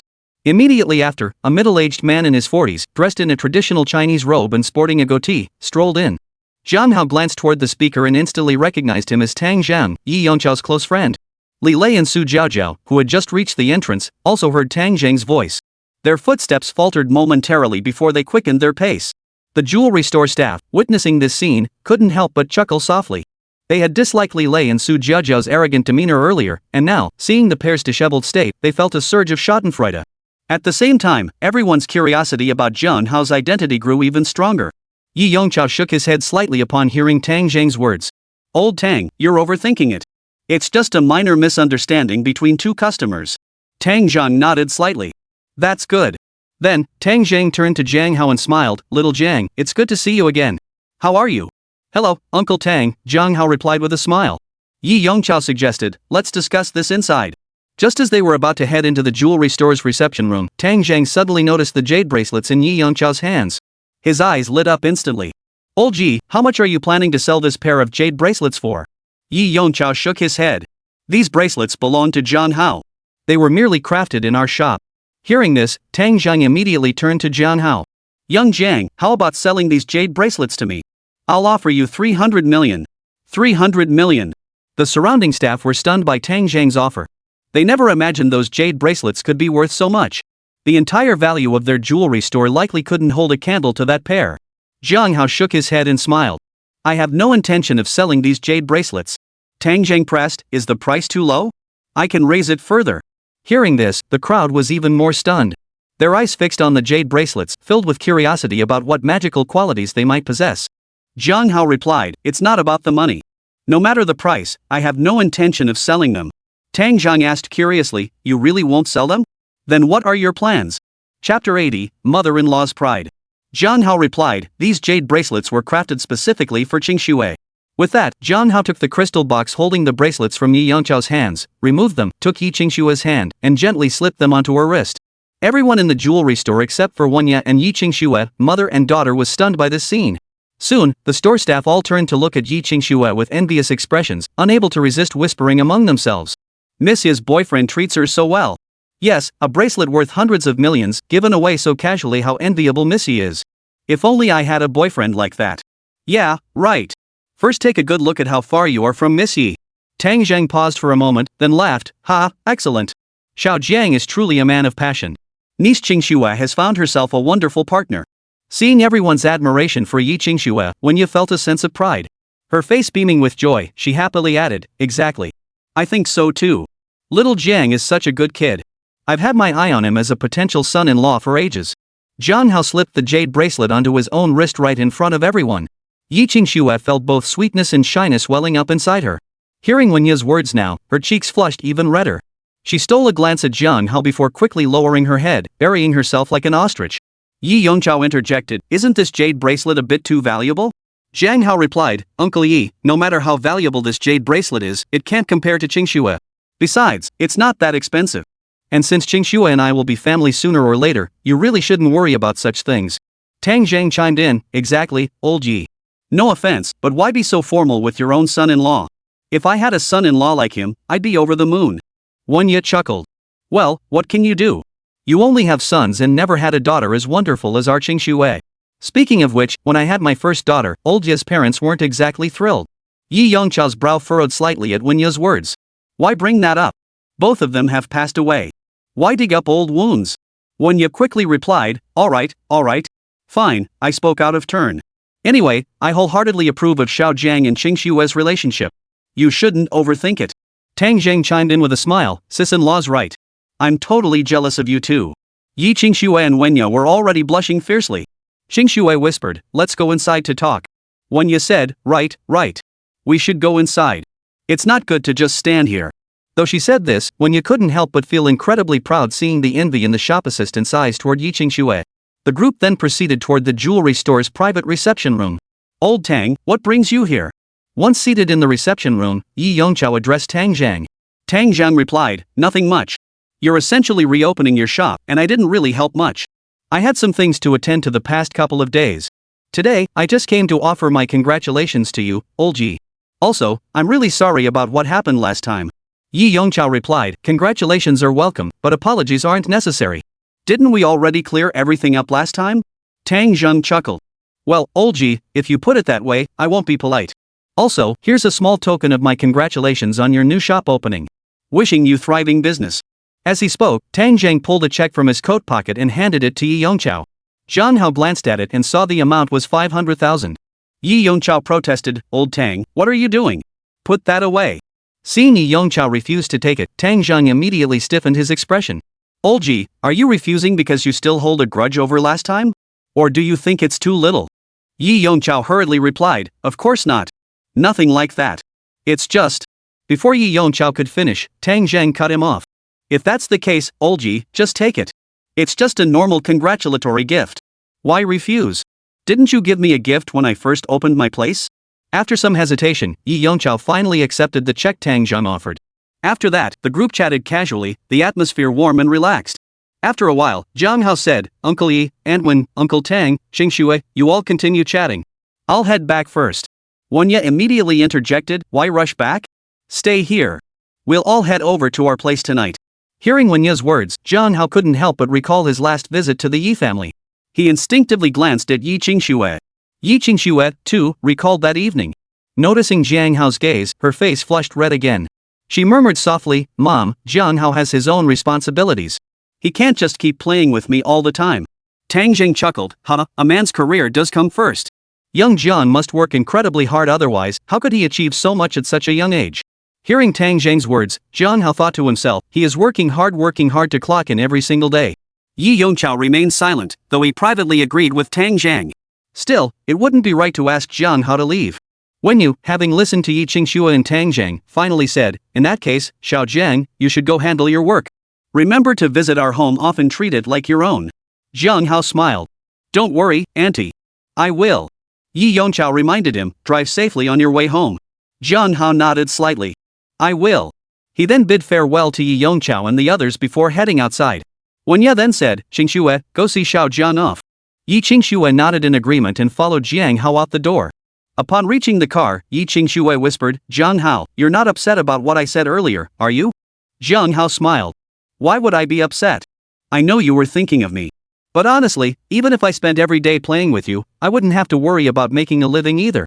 Yi Qingxue countered, "Even so, I should still find something to do. Otherwise, wouldn't life be terribly boring?" Zhang Hao felt a stir in his heart. Yi Qingxue's words made perfect sense. He said to her, "I'll keep that in mind. I'll head out now. You go back." With that, he opened the car door and was about to climb in. Just then, Yi Qingxue suddenly called out, "Wait." Chapter 81, Different Fates for Different People. Zhang Hao turned back at her voice. Just as he was about to ask what was wrong, he suddenly felt his lips being covered. Yi Qingxue gave Zhang Hao a quick peck on the lips before lifting her head, her face flushed as she dashed back into the jewelry store. "Drive safely." At the same time, Yi Qingxue's crisp voice echoed in Zhang Hao's ears. Zhang Hao touched his lips with his finger, a faint smile curling his mouth. He cast one last lingering glance into the jewelry store before turning and sliding into the driver's seat. He ignited the engine and pressed the accelerator in one fluid motion. The Bentley Mulsanne surged forward. It was already past noon, and Zhang Hao planned to drive straight home. He hadn't gone far when his phone rang. He pulled out his phone to see it was his cousin, Zhang Tao. He swiped to answer. "Hey, cousin, what's up? Bro, are you free right now? It's an absolute emergency." Zhang Tao's voice on the other end was filled with anxiety. Zhang Hao raised an eyebrow. "What's going on? Did something happen? I accidentally scraped someone's car. Could you come over?" Zhang Tao asked, sounding uneasy. "Alright, send me the location on my phone." "I'll be right over," Zhang Hao replied bluntly. "Great. Thanks a ton, bro. I'll send you the address right now," Zhang Tao exclaimed with relief. "Alright, that's all for now. I'm driving." Zhang Hao hung up immediately after speaking. Zhang Tao didn't object at all. He'd already learned the consequences of careless driving and promptly sent his location to Zhang Hao. Zhang Hao opened his phone to see the location Zhang Tao had sent. It was on a street near the Ruijing Commercial Center. Putting his phone away, Zhang Hao immediately drove toward the streets of Ruijing Commercial Center. Half an hour later, he arrived at the scene. After parking, he walked toward Zhang Tao's Range Rover. Seeing Zhang Hao arrive, Zhang Tao's face lit up with joy. Rubbing his hands together, he said somewhat sheepishly, "Brother, you're here. I'm really sorry to trouble you again." Zhang Hao shook his head. "No problem. What's the situation now?" Before Zhang Tao could answer, the young man who had just argued with him suddenly spoke up. "Mr. Jiang? Why are you here? Is this gentleman your friend?" Jiang Hao turned his gaze toward the young man. After a moment of recollection, he recognized him as Fan Jian from Jin Kong Life Insurance, the same person he'd encountered when Chenghua had invited him to dinner. Jiang Hao glanced at Fan Jian and said, "So it's you. He's my cousin. What exactly happened?" Hearing Jiang Hao's words, Fan Jian immediately offered a sheepish smile. "My apologies, Mr. Jiang. The damage to the car isn't actually that severe. I didn't know this gentleman was related to you. I was planning to rip him off. Had I known this gentleman was related to you, I would never have dared to act recklessly. I sincerely apologize. I'll take care of repairing the car myself." Jiang Hao glanced at Fan Jian's car. Sure enough, it was just a minor scratch. Getting it fixed at the dealership wouldn't cost much. I won't take advantage of you. Though your car is valuable, this scratch won't cost more than 50,000 yuan to fix. Give me your account details, and I'll transfer the money. Fan Jian immediately protested, "Mr. Jiang, it's such a minor issue truly, there's no need for you to spend money. I'll handle the repair myself." Having learned of Jiang Hao's status from the previous incident, Fan Jian now saw this as an opportunity to establish a connection with him. Jiang Tao and Jiang Yan watched the scene unfold, exchanging a glance filled with profound emotion. How different people's fortunes could be. Before Jiang Hao arrived, Fan Jian had been arrogant and demanding, insisting they compensate him with a brand new car outright. But the moment Jiang Hao arrived, Fan Jian didn't ask for a single penny. Jiang Hao saw right through Fan Jian's intentions and said flatly, "Cut the crap. Give me your account number." His tone was calm, yet carried an authority that brooked no refusal. Seeing this, Fan Jian had no choice but to give him a bank account number. Just as Jiang Hao was about to transfer the money, Jiang Tao quickly interjected, "Bro, let me cover this. After all, I'm the one who caused the trouble." With that, Jiang Tao pulled out his phone and transferred 50,000 yuan to Fan Jian. Jiang Hao made no move to stop him. 50,000 yuan wasn't a significant sum for Jiang Tao, and it served as a lesson learned. Once the transfer was complete, Fan Jian apologized to Jiang Hao before driving away. Jiang Hao turned to Jiang Tao and Jiang Yan and asked, "Where are you two planning to go next?" Jiang Tao replied, "We got a call saying our wedding photos are ready. We were heading to Angel Bridal to pick them up, then we'll go back to your villa."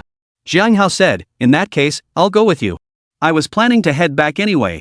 Jiang Tao and Jiang Yan naturally had no objections. Next, Jiang Hao drove the Bentley Mulsanne while Jiang Tao drove the Range Rover carrying Jiang Yan. Together, they headed to Angel Bridal to retrieve the photos. After picking up the photos, the three of them had dinner out before returning to the villa. "By the way, where's Qing Shuwei?" Jiang Yan asked Jiang Hao upon returning. Jiang Hao replied, "She went back to help her parents." Jiang Yan pondered for a moment before saying, "I see.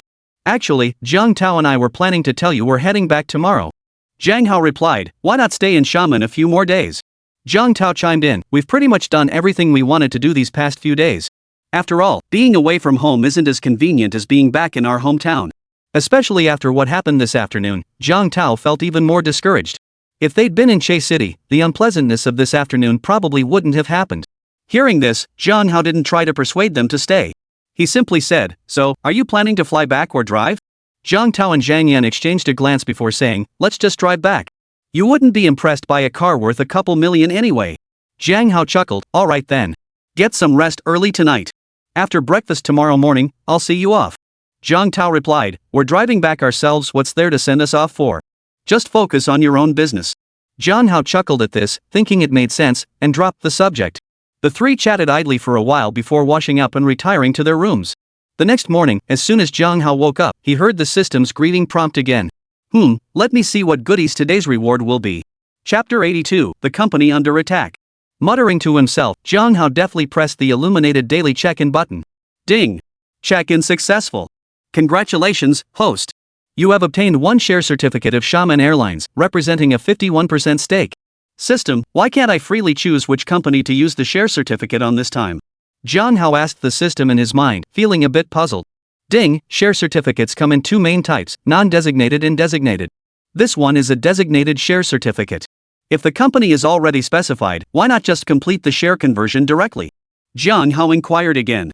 Ding, host, do you wish to use the share certificate to convert into actual shares? Jiang Hao froze upon hearing this. Was that what I meant? Though he thought this, he still verbally selected the affirmative answer, yes. Ding, share conversion successful. Congratulations, host, you have become the largest shareholder of Xiamen Airlines. The largest shareholder of Xiamen Airlines? That sounds pretty good. Xiamen Airlines was originally controlled by three companies, with Southern Airlines holding the largest stake. Jiang Hao couldn't figure out how the system had managed to transfer the shares to him. Well, Jiang Hao didn't bother asking any more questions. Free money? Why not take it? With that thought, Jiang Hao got up and freshened up. Before long, Jiang Tao and Zhang Yan were up as well. After they finished their own routines, the trio drove out to grab breakfast. When they left, Jiang Tao and Zhang Yan loaded all their luggage into the car. After lunch, Jiang Tao said, "Bro, we're heading back now. When we have our wedding, you gotta make time to come back. When people see me with such an awesome cousin, I'll get some bragging rights too." Jiang Hao chuckled, "Sure. Just give me a heads up beforehand, and I should be able to make it." Jiang Tao said, "Then it's settled. We're off." "Alright. Drive safely on the way back." Jiang Hao gave a slight nod, then reminded Jiang Tao. Jiang Tao nodded. "I know. See you." With that, Jiang Tao climbed into the driver's seat of the Range Rover. Zhang Yan bid farewell to Jiang Hao before sliding into the passenger seat beside him. Jiang Tao turned back and waved at Jiang Hao before starting the engine, beginning their journey home. Jiang Hao watched until the vehicle disappeared from sight before slowly withdrawing his gaze. Just as Jiang Hao was about to head back to the villa, his phone rang. He pulled it out and saw Su Qingya's name displayed on the screen. Without hesitation, he answered the call. "Hello, Ms. Su." "I'm not fine," came Su Qingya's voice from the other end, tinged with resentment. What's wrong? Mr. Jiang, is this your company or mine? I'm working myself to the bone handling everything, yet you're nowhere to be seen." Ahem, Jiang Hao cleared his throat awkwardly. "Well, it's only fair that those with more ability take on more responsibility, right?" Su Qingya retorted, "I'm no capable one, otherwise I wouldn't be working for you." Jiang Hao didn't want to dwell on the issue and quickly changed the subject. "You didn't call just to complain, did you?" Su Qingya replied, "There's a problem at the company. You need to come take a look." "What kind of trouble?" "The company's being targeted. I'll explain the details when you get here." "Alright, I'll be right over." "That's all. See you soon." With that, Jiang Hao hung up the phone. On the other end, Su Qingya listened to the dial tone, her teeth grinding in frustration. Unaware of Su Qingya's predicament, Jiang Hao started his supercar, Venom, and headed straight for Haotian Entertainment. Haotian Entertainment, formerly known as Jiaxing Entertainment, had its headquarters in the Pearl of the Straight Tower. Driving the Venom, Jiang Hao arrived at the Pearl of the Straight Tower parking garage in just over half an hour. After parking, he headed straight to Haotian Entertainment. "Good morning, Mr. Jiang." As he entered the company, greetings followed him along the way. Though Jiang Hao rarely visited the office, his striking appearance had long been etched into the memories of the staff. Jiang Hao gave a slight nod in response before heading straight for Su Qingya's office. Su Qingya's eyes flashed with delight upon seeing him. She stood up and said, "Mr. Jiang, you're finally here." Jiang Hao smiled. "Who's targeting the company? Tell me the specifics." "No need to rush." Su Qingya explained, "According to our intelligence, it appears Zhao Junwei and his son Zhao Yang are targeting our company. Additionally, Li Chanxian, who terminated her contract earlier, and her associates are defaming us on Weibo." Jiang Hao remarked, "Zhao Junwei and his son, huh? It's only natural they're resentful since their company became mine. Besides Li Chanxian and others slandering us on Weibo, what other tactics are they using against our company?" Su Qingya continued, "Also, before you took over the company, we had already secured a drama project. The paperwork was finalized just days ago, making it the first production under our newly established Haotian Entertainment. But right as filming was about to begin, both the male and female leads abruptly dropped out." Jiang Hao raised an eyebrow slightly. "Weren't they both under contract? Why did they suddenly drop out?" Su Qingya explained, "They insist they signed with Jiaxing Entertainment, not our Haotian Entertainment, so they claim it's not a breach of contract.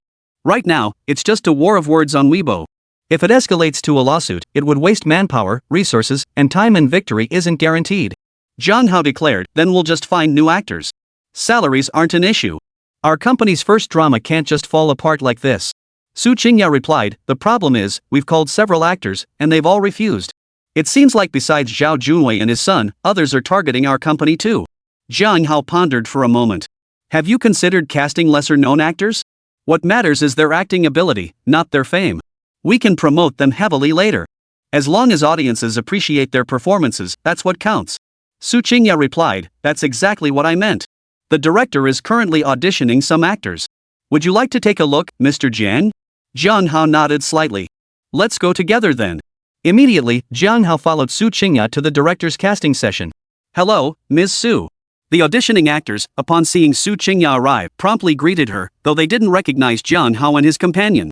"Hello, Ms. Su." "Oh." The director greeted Su Qingya upon her arrival. Spotting Jiang Hao beside her, however, he suddenly exclaimed in surprise. Chapter 83, "Mr. Jiang, I have a proposal." "Director Feng, what's wrong?" Seeing this, Su Qingya couldn't help but ask the director in confusion. On the way here, Su Qingya had already told Jiang Hao that the director of this film was Feng Xiaoke, a renowned director. Jiang Hao studied Feng Xiaoke for a moment. He had a slightly elongated head, a flat-cut short haircut, and a gaunt face, but his eyes were remarkably sharp and expressive. As Jiang Hao studied Feng Xiaoke also scrutinized Jiang Hao for a moment before turning to Su Qingya and asking, "Is this a new artist your company is developing?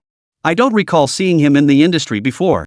Su Qingya quickly interjected, "Director Feng, you're mistaken. This is our company's CEO, Mr. Jiang Hao." Hearing Feng Xiaoke's words, Jiang Hao couldn't help but inwardly groan. How had he become a new artist?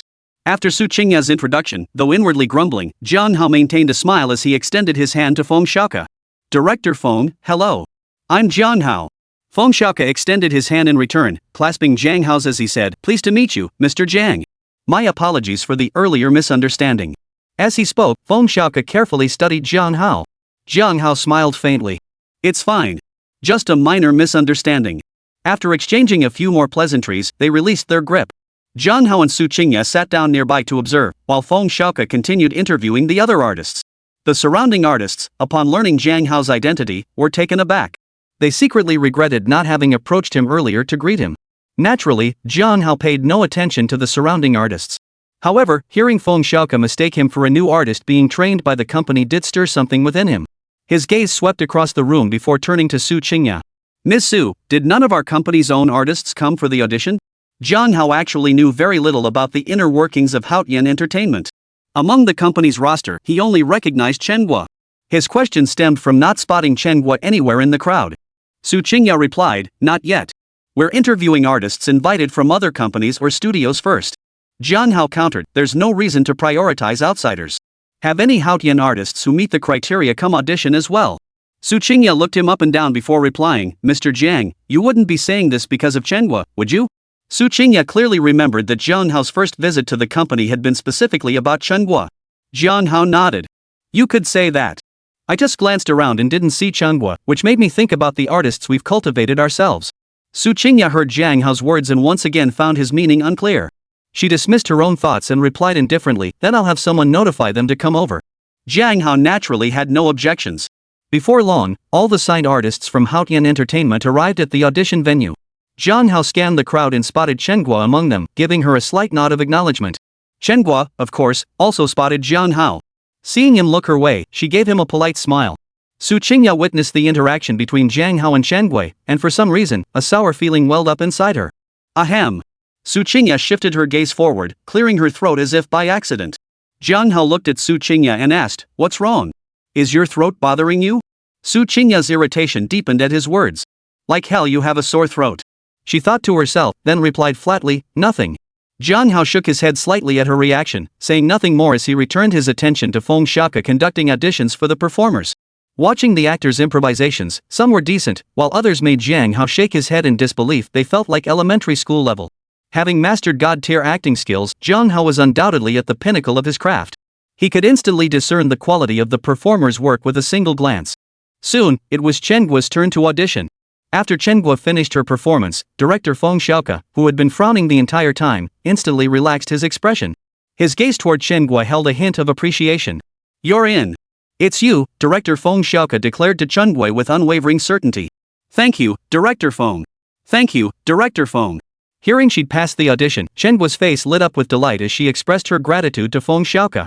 Feng Xiaoke replied, "No need to thank me. It's your own talent that's solid. At least compared to the other performers here, you're slightly stronger."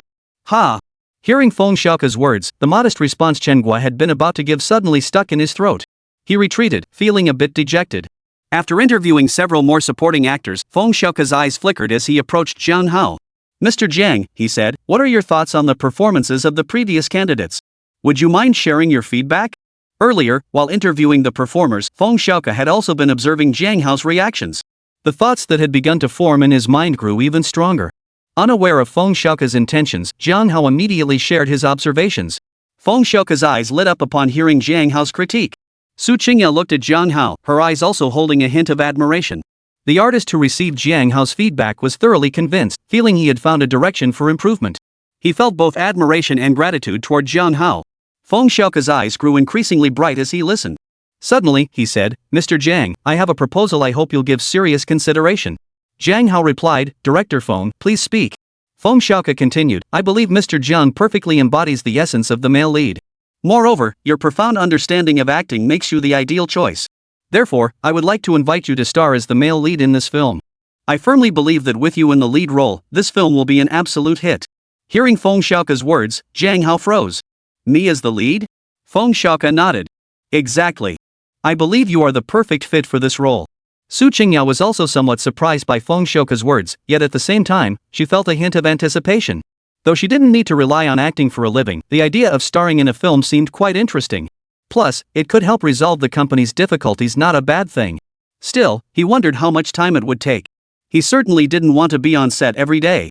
Thinking this, Jiang Hao asked, how long will filming take? If it's too long, I'd rather pass. Chapter 84, May You Stay Single Forever. Feng Xiaoke's eyes lit up at the prospect. The schedule can be entirely flexible around your availability, Mr. Jiang, he hurriedly explained. We'll shoot your scenes first, then film the rest. Post-production editing will handle the rest. Jiang Hao replied, in that case, let's give it a shot. Feng Xiaoke replied, it's wonderful that you're joining us, Mr. Jiang. I've already cast the female lead. We can be more flexible with the supporting roles. We can finalize the cast today and start shooting tomorrow. Jiang Hao replied, didn't Mr. Su mention the female lead hadn't been cast yet? Feng Xiaoke smiled, originally, no. But I just reviewed some footage, and there's an artist who's quite promising. Though she's a bit green, she'll definitely grow and meet the standards through the process of filming and collaboration. Su Qingya interjected, Director Feng, who did you choose for the lead role? Feng Xiaoke replied, I forgot her name. Ah, that one over there. As he spoke, Feng Xiaoke pointed toward a specific spot beside the audition area. Jiang Hao and Su Qingya followed his gesture and saw Chen Guo standing there. Seeing that the female lead was Guo, Su Qingya felt a slight sense of relief, though she didn't say anything. Chen Guo noticed Jiang Hao and the others looking her way and instantly grew nervous, unsure of the situation. Jiang Hao gave Chen Guo a slight nod before saying, since Director Feng says it's fine, then it's fine. Just call me when we start filming. Feng Xiaoke assured him, rest assured, Mr. Jiang. This film will be a success. It's sure to make a name for Haotian Entertainment. Jiang Hao smiled. Then I'll leave it to you, Director Feng. By the way, I still don't know the title of this film. Feng Xiaoke replied, the film is titled Love Castle. It's a series planned for 6 episodes. Jiang Hao raised an eyebrow. 6 installments? How long will that take to shoot? Feng Xiaoke smiled, Mr. Jiang, there's absolutely no need to worry about time. While it's called a 6-part series, each installment can stand alone as its own film. After filming, we'll separate the 6 episodes and release them individually in batches. Therefore, filming doesn't need to be done all at once. We can wait until you have time and shoot 1 episode at a time. This way, there won't be any scheduling conflicts. Jiang Hao considered it. Alright then. Bring me the script to review first. Right away, Feng Xiaoke replied, then went to fetch the script and handed it to Jiang Hao. Jiang Hao said, that's settled then. I'll leave this to Director Feng and head back now. Mr. Jiang, remember to come for filming tomorrow, Feng Xiaoke reminded him. No problem, Jiang Hao nodded slightly in agreement before leaving the audition venue with Su Qingya. Back in Su Qingya's office, Jiang Hao smiled. Alright, the lead actor issue is settled. Now we just need to handle filming and promotion. Director Feng and I will handle filming, and you can take care of promotion. Su Qingya remarked, it seems you really have a knack for this, Mr. Jiang. You just casually resolved the main issue. But what about Li Chanqian and the others slandering our company on Weibo? How should we handle that? Jiang Hao replied, issue a direct warning, they must delete the Weibo posts defaming our company and issue a public apology. Otherwise, we'll send a formal legal notice. This doesn't require immediate resolution, we can leverage them to generate buzz for our company. Su Qingya's eyes lit up. Mr. Zhang's approach is brilliant. I'll have our PR and marketing teams collaborate immediately. If we can follow up with compelling material at a critical moment to counterattack Li Chanqian and her group, the impact would be even greater. Jiang Hao nodded. Exactly. But that won't be easy. You can reach out to the paparazzi and see if you can buy some solid evidence on Li Chanqian from them. Su Qingya assured him, rest assured, Mr. Jiang. I understand. Jiang Hao said, that's settled then. I'm heading back. You'll oversee company matters for now. Call me anytime if anything comes up. Su Qingya asked, you're leaving again? Don't you have an office here? Jiang Hao replied, I'm just reviewing a script. Might as well do it at home. Why keep it here? Su Qingya was instantly speechless. He sure knew how to play the hands-off boss with style. After a pause, Su Qingya said, I'm working so hard to manage the company for you. Don't you think you should show some appreciation? Jiang Hao replied, no problem. Starting this month, your salary will double. Su Qingya rolled her eyes inwardly. As if I needed this pay raise. Taking a deep breath, Su Qingya faced Jiang Hao. I meant something like treating me to a meal. Jiang Hao glanced at the time. It's still too early for dinner. Maybe next time. Su Qingya was instantly speechless. Fine. Then you should go. Goodbye, Jiang Hao nodded slightly before heading straight out of the company. Utterly clueless. May you remain single forever. Su Qingya muttered indignantly once Jiang Hao was out of earshot. Of course, Jiang Hao couldn't hear her mutterings. Even if he had, he would have simply told her he hadn't been single for ages. After leaving the company, Jiang Hao drove his supercar straight back to the villa at Yunxiao Manor. Back home, he immediately pulled out the script Feng Xiaoke had given him and began reading it carefully. As he read, he ran through various scenes in his mind. By noon, he whipped up a simple lunch. After eating, he returned to studying the script. By evening, he had fully grasped the script. Jiang Hao even felt he'd memorized all his lines, feeling quite satisfied with his own memory. Tucking away the script, Jiang Hao suddenly craved some barbecue. He immediately headed out, driving his supercar, the Venom, out of the Yunxiao villa and found a relatively clean barbecue stall nearby. After parking, he strode straight to the makeshift tent covering the grill stall. Before obtaining the system, grilled food had been Jiang Hao's absolute favorite. Unfortunately, his finances were always tight, meaning he could only treat himself to a meal out every once in a while. After acquiring the system, his net worth skyrocketed. With constant events occupying him lately, it wasn't until tonight that he remembered the simple pleasure of street-side grilled skewers.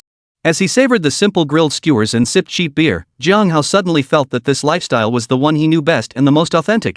We meet again. What a coincidence! A crisp, pleasant voice suddenly reached Jiang Hao's ears as he was enjoying his barbecue and beer alone. Chapter 85, You're Not My Girlfriend. Jiang Hao looked up to see a young woman standing across from his seat. Her silky hair cascaded casually down her back, her features exquisitely delicate, her figure petite and graceful. She wore a khaki straw rabbit hat, a trendy style. She wore a light pink mid-length long-sleeved t-shirt paired with a pair of denim pants. She radiated youthful energy while carrying a touch of gentle charm. Singing God, don't you recognize me? Seeing Jiang Hao studying her, the girl's smile grew even brighter. Recognizing her voice, tone, and the way she addressed him, Jiang Hao studied her closely before saying in surprise, It's you? Strawberry Nana? That's quite the transformation. This girl was none other than Strawberry Nana, the internet celebrity streamer Jiang Hao had encountered twice before. Strawberry Nana beamed with pride at his words. That's the magic of makeup and styling. How about it, pretty, huh? Jiang Hao nodded slightly, replying honestly, You are quite pretty. Strawberry Nana sat down across from Jiang Hao with familiar ease, extending her hand. This is our third meeting, quite a coincidence. Let's properly introduce ourselves. I'm Ling Mena. May I ask the full name of the god of song? In truth, Ling Mena lived nearby. She'd stepped out to buy some daily necessities when she happened to spot Jiang Hao's Lamborghini Venom. She'd searched around for a while before finally finding him. Jiang Hao glanced at his greasy hands and chuckled, My name is Jiang Hao. Are you sure you want to shake my hand right now? Ling Mena quickly withdrew her hand, wrinkling her nose. You're greasy. When you eat barbecue, don't you wrap the bamboo skewers in paper towels or wear disposable gloves? Jiang Hao replied, Eating it directly like this gives you a better feel. Want to try? With that, he picked up a skewer of grilled chicken wings and held it out toward Ling Mena. Ling Mena looked skeptical. Really? You're not tricking me, are you? Jiang Hao chuckled, What would I gain by lying? If you don't believe me, then forget it. With that, he pulled the wings back toward his mouth and took a bite. Ling Mena hesitated for a moment before also picking up a skewer of grilled meat from the table and eating it. However, perhaps because someone was nearby, she ate rather quietly. As they ate the barbecue and exchanged occasional small talk, they gradually became more familiar with each other. Jiang Hao's impression of Ling Mena improved considerably. To be honest, Jiang Hao hadn't held a favorable view of internet celebrities and live streamers from the start, which was one reason he hadn't paid Ling Mena much attention initially. Do you drink? After a while, Jiang Hao picked up a can of beer and asked Ling Mena. Ling Mena hesitated, then shook her head. No, thanks. You go ahead. Seeing this, Jiang Hao understood Ling Mena's feelings and didn't press the issue. He simply started drinking on his own. Clatter! As the two were eating barbecue and chatting, a sharp clatter suddenly echoed from the adjacent table. It turned out to be a young couple who had come out for barbecue. The girl was being groped by a thug-like young man at the neighboring table. The boyfriend and the thug started fighting, knocking over the barbecue stall's table.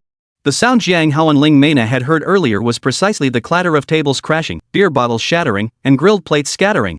At that moment, the young man from the couple gained the upper hand, unleashing a flurry of punches and kicks on the thug. Overhearing the surrounding murmurs, Ling Mena remarked, That guy was despicable, he deserved it. Jiang Hao nodded, saying nothing more. Ling Meina's eyes suddenly twinkled as she asked, if someone tried to get handsy with me, would you step in for me too, singing God? Jiang Hao replied, depends on the situation. You're not my girlfriend. Ling Meina, hearing this, adopted a wary look and stared at Jiang Hao. You wouldn't be harboring any ulterior motives toward me, would you? Jiang Hao shot her a dismissive glance. You're overthinking it. I have a girlfriend prettier and more accomplished than you. Ling Meina scoffed skeptically, really? A man as graceless as you actually has a girlfriend? Jiang Hao glared at Ling Meina. All this food still can't shut you up? With that, he returned to his barbecue feast, too bored to bother with Ling Meina's silly questions. Seeing this, Ling Meina fell silent. She turned her gaze toward the fighting pair, waving encouragingly at the boy as she watched. Get lost. After the boy had thoroughly beaten up the thug, he released his grip and coldly spat the words at the man. The young thug took the rebuke without a word, staggering away into the distance. The barbecue stall owner, witnessing this, dared not mention payment and could only let the man leave. Good. Seeing the thug driven off, Ling Meina exclaimed in satisfaction and began clapping for the young man. Surrounding customers joined in, applauding and cheering for the young man. The young man felt a rush of pride wash over him. With a broad smile, he thanked the crowd before returning to his seat to continue his meal with his girlfriend. But the bully wouldn't let it go after getting beaten up. How ridiculous that the guy didn't even run after beating someone up, still gloating here. Have you finished eating? I'm thinking of leaving, Jiang Hao mused to himself, then turned to ask Ling Meina. Ling Meina nodded. I'm done. Jiang Hao gave a slight nod. Then let's go. With that, Jiang Hao stood up to settle the bill, preparing to leave. Seeing this, Ling Meina hurried after him. Why are you following me? Jiang Hao glanced at Ling Meina and said indifferently. Ling Meina grinned. I'm not following you. This road isn't your private property, is it? Jiang Hao shrugged. Fine, suit yourself. With that, Jiang Hao turned to walk straight out. Just then, a group of 7 or 8 thugs, wielding various clubs and sticks, charged toward the barbecue stall. The thug who had left earlier was among them. Nobody leaves. Spotting Jiang Hao and Ling Meina, the thug's eyes flashed briefly before he bellowed the order. The 7 or 8 thugs, clubs raised, blocked Jiang Hao and Ling Meina at the entrance. Ling Meina's expression instantly changed, panic flashing in her eyes. The barbecue stall owner turned ashen-faced at the scene, realizing his day's earnings were now lost. The other customers all looked grim, unease settling in their hearts. The couple who had been there earlier looked even more panicked as the 7 or 8 thugs closed in. Chapter 86, Your legs better? The 7 or 8 thugs didn't immediately make a move upon arriving. They stood on either side, leaving a passageway open in the middle. Who dared touch my green dragon's men? Pretty bold of you. A loud, arrogant voice boomed out, echoing in everyone's ears. Simultaneously, a young thug pushed a wheelchair slowly toward the barbecue stall. Seated in the wheelchair was a green-haired youth, his face radiating arrogance as he held a cigarette between his lips. However, his legs were bound in plaster casts, somewhat dampening his imposing presence. The green-haired youth spoke as his henchmen pushed him toward the barbecue stall. The customers inside the stall watched the scene unfold with growing tension, regretting they hadn't left earlier. The stall owner's eyes darted frantically upon seeing the green-haired youth arrive. With a heavy heart, he prepared to step forward and apologize to the youth known as Green Dragon. But at that moment, the green-haired youth's body jerked violently. Fear flashed in his eyes, and his voice trembled as he gasped, "It's you!" Everyone watched the green-haired youth's reaction with puzzlement. Following his gaze, they discovered he was staring directly at Jiang Hao's position. Ling Meina, too, felt a surge of curiosity. She hadn't expected that the fiercely intimidating green-haired youth would suddenly change color upon seeing Jiang Hao. Jiang Hao watched the green-haired youth, a faint smirk curling his lips. What? Haven't seen you in a few days, and now your legs are healed, so you're back to acting tough?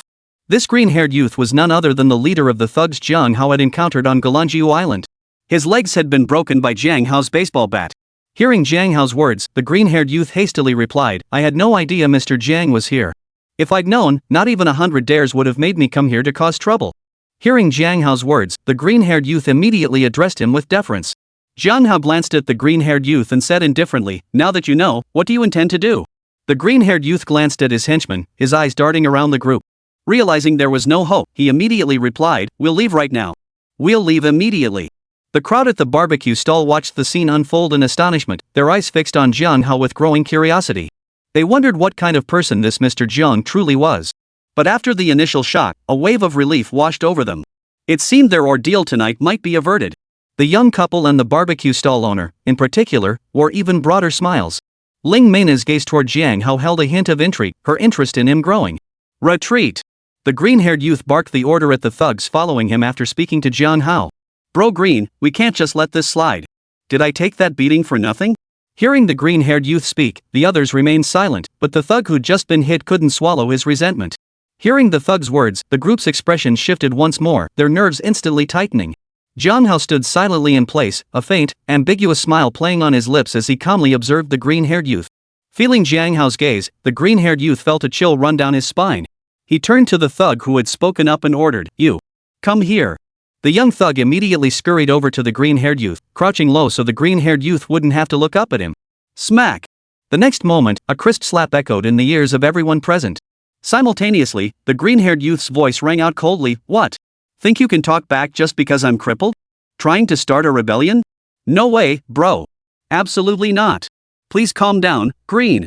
The thug who'd spoken earlier stammered frantically. "Then all of you better behave yourselves." The green-haired youth fixed his gaze on him, then spoke coldly. After that, the green-haired youth turned to Jiang Hao and said respectfully, "Mr. Jiang, we'll take our leave now. We hope you enjoy yourself." Jiang Hao glanced at him and said indifferently, "Get lost." Yes, we'll leave immediately." The green-haired youth responded respectfully, then motioned for his henchman to push him away. "Wait." Jiang Hao's gaze swept over the barbecue stall owner and his crew before he suddenly spoke in a flat tone. "Any further instructions, sir?" Hearing Jiang Hao's voice, the green-haired youth immediately halted his men and respectfully inquired. Jiang Hao said indifferently, "From now on, you are forbidden from causing trouble for this barbecue stall owner or any of the customers present. Otherwise, I won't mind teaching you another lesson." "Yes, sir. I'll remember that." The green-haired youth promptly agreed with deference before leading his men away, their tails between their legs. The crowd at the barbecue stall watched the scene unfold and collectively breathed a long sigh of relief. Immediately, they turned their curious gazes toward Jiang Hao, speculating about his identity. One by one, they approached Jiang Hao to express their gratitude before settling their bills and departing. The stall owner and the couple heaped endless thanks upon Jiang Hao. Jiang Hao responded with a few casual words before heading straight out. "What exactly is your background?" Ling Mena asked Jiang Hao with obvious curiosity as they stepped outside the stall. Jiang Hao replied indifferently, "Nothing special. He's just scared because I beat him up." "Is that so?" Ling Mena eyed Jiang Hao up and down, her skepticism evident. His physique looked perfectly ordinary, not at all like someone who could hold his own in a fight. Jiang Hao shrugged indifferently. "Believe it or not, it's up to you. Anyway, I'm heading back now. See you." With that, he strode briskly toward his car. Ling Mena's eyes twinkled. "You've had quite a bit to drink. Driving under the influence isn't right. Why don't I drive you home?" Jiang Hao glanced at Ling Mena and replied coolly, "You're not still trying to rope me into collaborating on a livestream, are you? Don't even bother thinking about it, I'm not interested." Ling Mena had precisely that plan in mind. Having her thoughts exposed, she immediately pouted. "What's wrong with collaborating? Live streaming or making short videos, it's really fun, I promise." Jiang Hao replied, "How many times do I have to say it? I'm not interested. That's final. Goodbye. Even if we don't collaborate, I can still drive you." "It'd be a chance to try driving a supercar," Ling Mena said, her eyes twinkling as she tried again. "No thanks. I'd hate for my girlfriend to get the wrong idea. Besides, I already called a designated driver." No sooner had Jiang Hao finished speaking than the designated driver he'd ordered via app arrived. Without hesitation, Jiang Hao climbed into the car and instructed the driver to head toward Yunsha Manor. This is infuriating. Once Jiang Hao's car was out of sight, Ling Mena dropped her ladylike act, stomping her foot on the ground and snapping angrily. Chapter 87, This is way too easy. Naturally, Jiang Hao had no idea what transpired after he left. Upon returning home, he washed up and soon drifted off to sleep. The next morning, Jiang Hao was jolted awake by his phone ringing. Still half asleep, he answered the call. "Hello? Mr. Jiang, you haven't gotten up yet, have you? Didn't we agree you'd come to the company today to start filming the movie?" Hearing Su Qingya's voice on the other end, Jiang Hao instantly sobered up. "I'm already up and heading to the office right now," he hurriedly replied. Su Qingya said, "Then I'll go with you later." Jiang Hao quickly replied, "No need. You go ahead. Get ready at the office first. I might be delayed a bit longer." "Alright, see you at the office." With that, Jiang Hao hung up and quickly got dressed. Ding. "Good morning, host. Would you like to check in?" As Jiang Hao dressed, the familiar prompt from the system echoed in his mind. "Yes," Jiang Hao silently affirmed in his mind while continuing to dress. Upon his confirmation, a familiar virtual interface instantly materialized before his eyes. Without hesitation, Jiang Hao reached out and tapped the illuminated daily check-in button. Ding! Check-in successful. Congratulations, host. You have acquired the skill, God-tier hacking technique. Hearing the system's notification, Jiang Hao's eyes lit up. Hacking skills now, that was a useful ability. In today's society, with its advanced networks, the internet permeated nearly every aspect of human life. Mastering hacking skills would undoubtedly be a powerful tool. However, remembering his upcoming filming schedule at the company, Jiang Hao temporarily shelved his plans to explore the hacking skill. He quickly washed up, then headed straight out the door. Driving his Venom, he made his way toward Houghton Entertainment. By the time Jiang Hao arrived at the company, everyone else was already present. Seeing him arrive, they all greeted him warmly. Jiang Hao gave a slight nod in acknowledgement before stepping forward to greet Su Qingya and Feng Xiaoke. "How's the script coming along, Mr. Jiang?" Feng Xiaoke cut straight to the chase after the introductions. Jiang Hao nodded. "I've finished reading it. I've also memorized most of my lines and am ready to dive into the role anytime." Su Qingya looked skeptical. "You're not just bragging, are you?" I glanced at the script too. The male lead's lines seem pretty extensive. Jiang Hao chuckled. "Well, I guess you could say I'm gifted. And I stayed up late last night working on it. You'll see for yourself during filming." Feng Xiaoke beamed at Jiang Hao's words. "That's fantastic. We can start filming today." Jiang Hao asked, "Where will we be filming?" Feng Xiaoke replied, "The crew rented a Western-style castle within Galanjiu scenic area. Most of the main plot will unfold inside that castle." Jiang Hao raised an eyebrow at this. He hadn't expected Galanjiu again, but considering the diverse architectural styles there, it did make sense. Next, the entire crew boarded 2 buses and headed straight for Galanjiu. Jiang Hao didn't make any special arrangements. He left his Lamborghini Venom in the parking lot of the Straight Pearl building and boarded the bus with everyone else. "Mr. Jiang, thank you." Chen Guo approached Jiang Hao on the bus and expressed her gratitude. Startled by the sudden acknowledgement, Jiang Hao inquired, "What are you thanking me for?"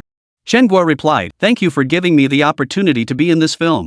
Jiang Hao replied, "You're overthinking it. Director Feng handled all casting decisions. I didn't put in a word for you. If you don't believe me, ask Mr. Su or Director Feng." "Ha? Really? But Director Feng said my acting was barely passable, didn't he?" Chen Guo glanced at Su Qingya, who nodded. Surprised, she asked, "Is that true?" Jiang Hao smiled and said, "Perhaps Director Feng has rather high standards. Keep working hard, I believe you'll do a great job." Chen Guo replied, "Thank you, Mr. Jiang. I will. I won't keep you any longer." Jiang Hao gave a slight nod. "Go ahead." Chen Guo gave a slight nod to Jiang Hao and Su Qingya before returning to her seat. The other artists on the bus had overheard Jiang Hao and Chen Guo's exchange. Though doubts lingered in their minds, they dared not voice any further speculation. Soon, the group arrived at the downtown pier of Galanjiu Island. Everyone disembarked from the bus and boarded a chartered ferry that had been arranged earlier, heading toward the interior of Galanjiu.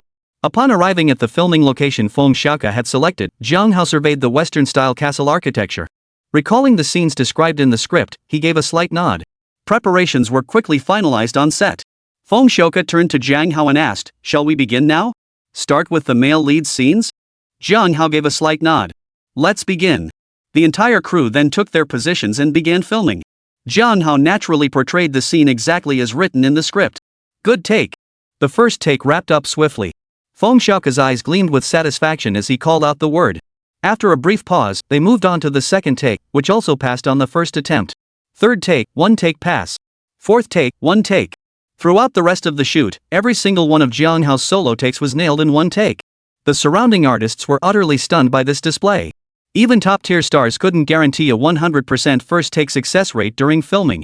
This was Jiang Hao's very first film shoot, and he managed to nail every single take on the first try. That was simply incredible. Chen Guo watched Jiang Hao, equally stunned.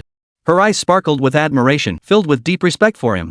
As an actress herself, she knew how incredibly difficult it was to nail a single take. But for Jiang Hao, it seemed effortless. No one suspected Feng Xiaoke had gone easy on Jiang Hao. On one hand, they knew Feng Xiaoke wouldn't do such a thing. On the other, they could feel that every shot Jiang Hao captured truly reached perfection. Su Qingya's beautiful eyes fixed intently on Jiang Hao, as if she could see right through him. Ever since their first encounter, Jiang Hao had continually astonished her in countless ways, and Su Qingya's fascination with him only deepened. Outstanding. It's hard to believe this is Mr. Zhang's first time directing. If he enters the film industry, he'll undoubtedly become a superstar. During a filming break, Feng Xiaoke turned to Jiang Hao, his voice brimming with admiration. Jiang Hao smiled faintly and said, "Occasionally dabbling is fine, but pursuing film professionally? I'd rather not." Feng Xiaoke wasn't surprised by this response. He smiled and said, "I understand that perfectly well, which is precisely why I find it such a pity. Alright, take a break for now. We'll shoot the lead actors' scenes together shortly." Chapter 88, Is Mr. Jiang Feeling Shy? After a short break, filming resumed. This time, however, things didn't go as smoothly as when filming Jiang Hao's solo scenes. Jiang Hao's acting was naturally flawless. However, Feng Xiaoke wasn't satisfied with Chen Guo's performance. 2 consecutive takes had to be red-hot 2 or 3 times because of Chen Guo. As they began the retakes, Chen Guo grew even more nervous. Seeing her state, Jiang Hao smiled encouragingly. Don't be nervous. Just follow your instincts. The more tense you are, the more likely you are to make mistakes. Okay, I will. Seeing Jiang Hao's smiling face, Chen Guo felt her nerves settle considerably. She gradually immersed herself in the role, imagining Jiang Hao as her boyfriend. As Chen Guo gradually found her rhythm, guided by Jiang Hao, the subsequent filming finally proceeded much more smoothly. Occasionally they'd need a second take, but many shots were nailed in one go. Feng Xiaoke grew increasingly satisfied with the results. Excellent. Next scene, the heroine nearly stumbles, only to be caught by the hero as he wraps his arms around her waist. They exchange a deep, loving gaze before sharing a passionate kiss. Mr. Jiang, Chen Guo, get ready. Hearing Feng Xiaoke's words, Jiang Hao's expression shifted slightly. He felt some resistance toward the kissing scene. Chen Guo's face flushed red, especially at the thought of kissing Jiang Hao, causing her heart to pound wildly. Su Qingya, meanwhile, furrowed her delicate brows, a wave of displeasure washing over her. Suddenly, an idea flashed through Jiang Hao's mind. Director Feng, he said, I recall we can use a camera trick for the kissing scene. Let's employ that technique this time too. Hearing Jiang Hao's words, Su Qingya felt an inexplicable sense of relief wash over her. Chen Guo's blush faded, replaced by a sudden sense of emptiness. Feng Xiaoke chuckled. Mr. Jiang, are you feeling shy? Jiang Hao replied, it's not about shyness. Chen Guo and I are quite familiar with each other, so awkwardness is inevitable. Besides, I don't want my girlfriend to misunderstand. Feng Xiaoke said, since Mr. Jiang requests it, we'll use the stand-in technique. Alright, let's continue. After preparations were complete, the next scene began filming. Jiang Hao reached out to catch Chen Guo as she stumbled, their eyes locking in an intense gaze. Focus on the depth of emotion, immerse yourselves in the characters, Feng Xiaoke reminded them from the side. Chen Guo gradually immersed herself in the role, imagining Jiang Hao as her boyfriend. Deep affection filled her eyes as she locked her gaze on his. Suddenly, Jiang Hao leans forward abruptly, lowering his head as if to kiss her. Though she knew Jiang Hao wouldn't actually kiss her, Chen Guo's heart still couldn't help but pound wildly. In that moment, Chen Guo couldn't tell if she was swept up in the character's emotions or experiencing her own. Her face flushed crimson like an apple, her eyes brimming with deep affection tinged with shyness. Perfect. Just then, Feng Xiaoke's voice rang out beside Jiang Hao and Chen Guo.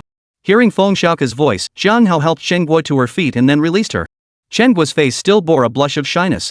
Feeling Jiang Hao's large hand leave her, a faint sense of reluctance unexpectedly rose in her heart. The filming day flew by, and before they knew it, the entire day had passed. Throughout the day, everyone witnessed what it truly meant to be a powerhouse. Not only did Jiang Hao's solo scenes shine, but his interactions with other actors also elevated their performances significantly under his influence.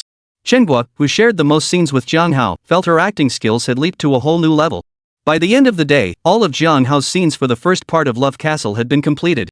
This pace of filming left Feng Xiaoke, a renowned director in the industry, utterly astonished. After wrapping up the shoot, the crew returned to the company before heading home. Just as Jiang Hao was about to leave the company, Su Qingya called out to him. Earlier that day, watching Jiang Hao and Chen Guo's scenes together had stirred a pang of jealousy in Su Qingya's heart. Is there something you need?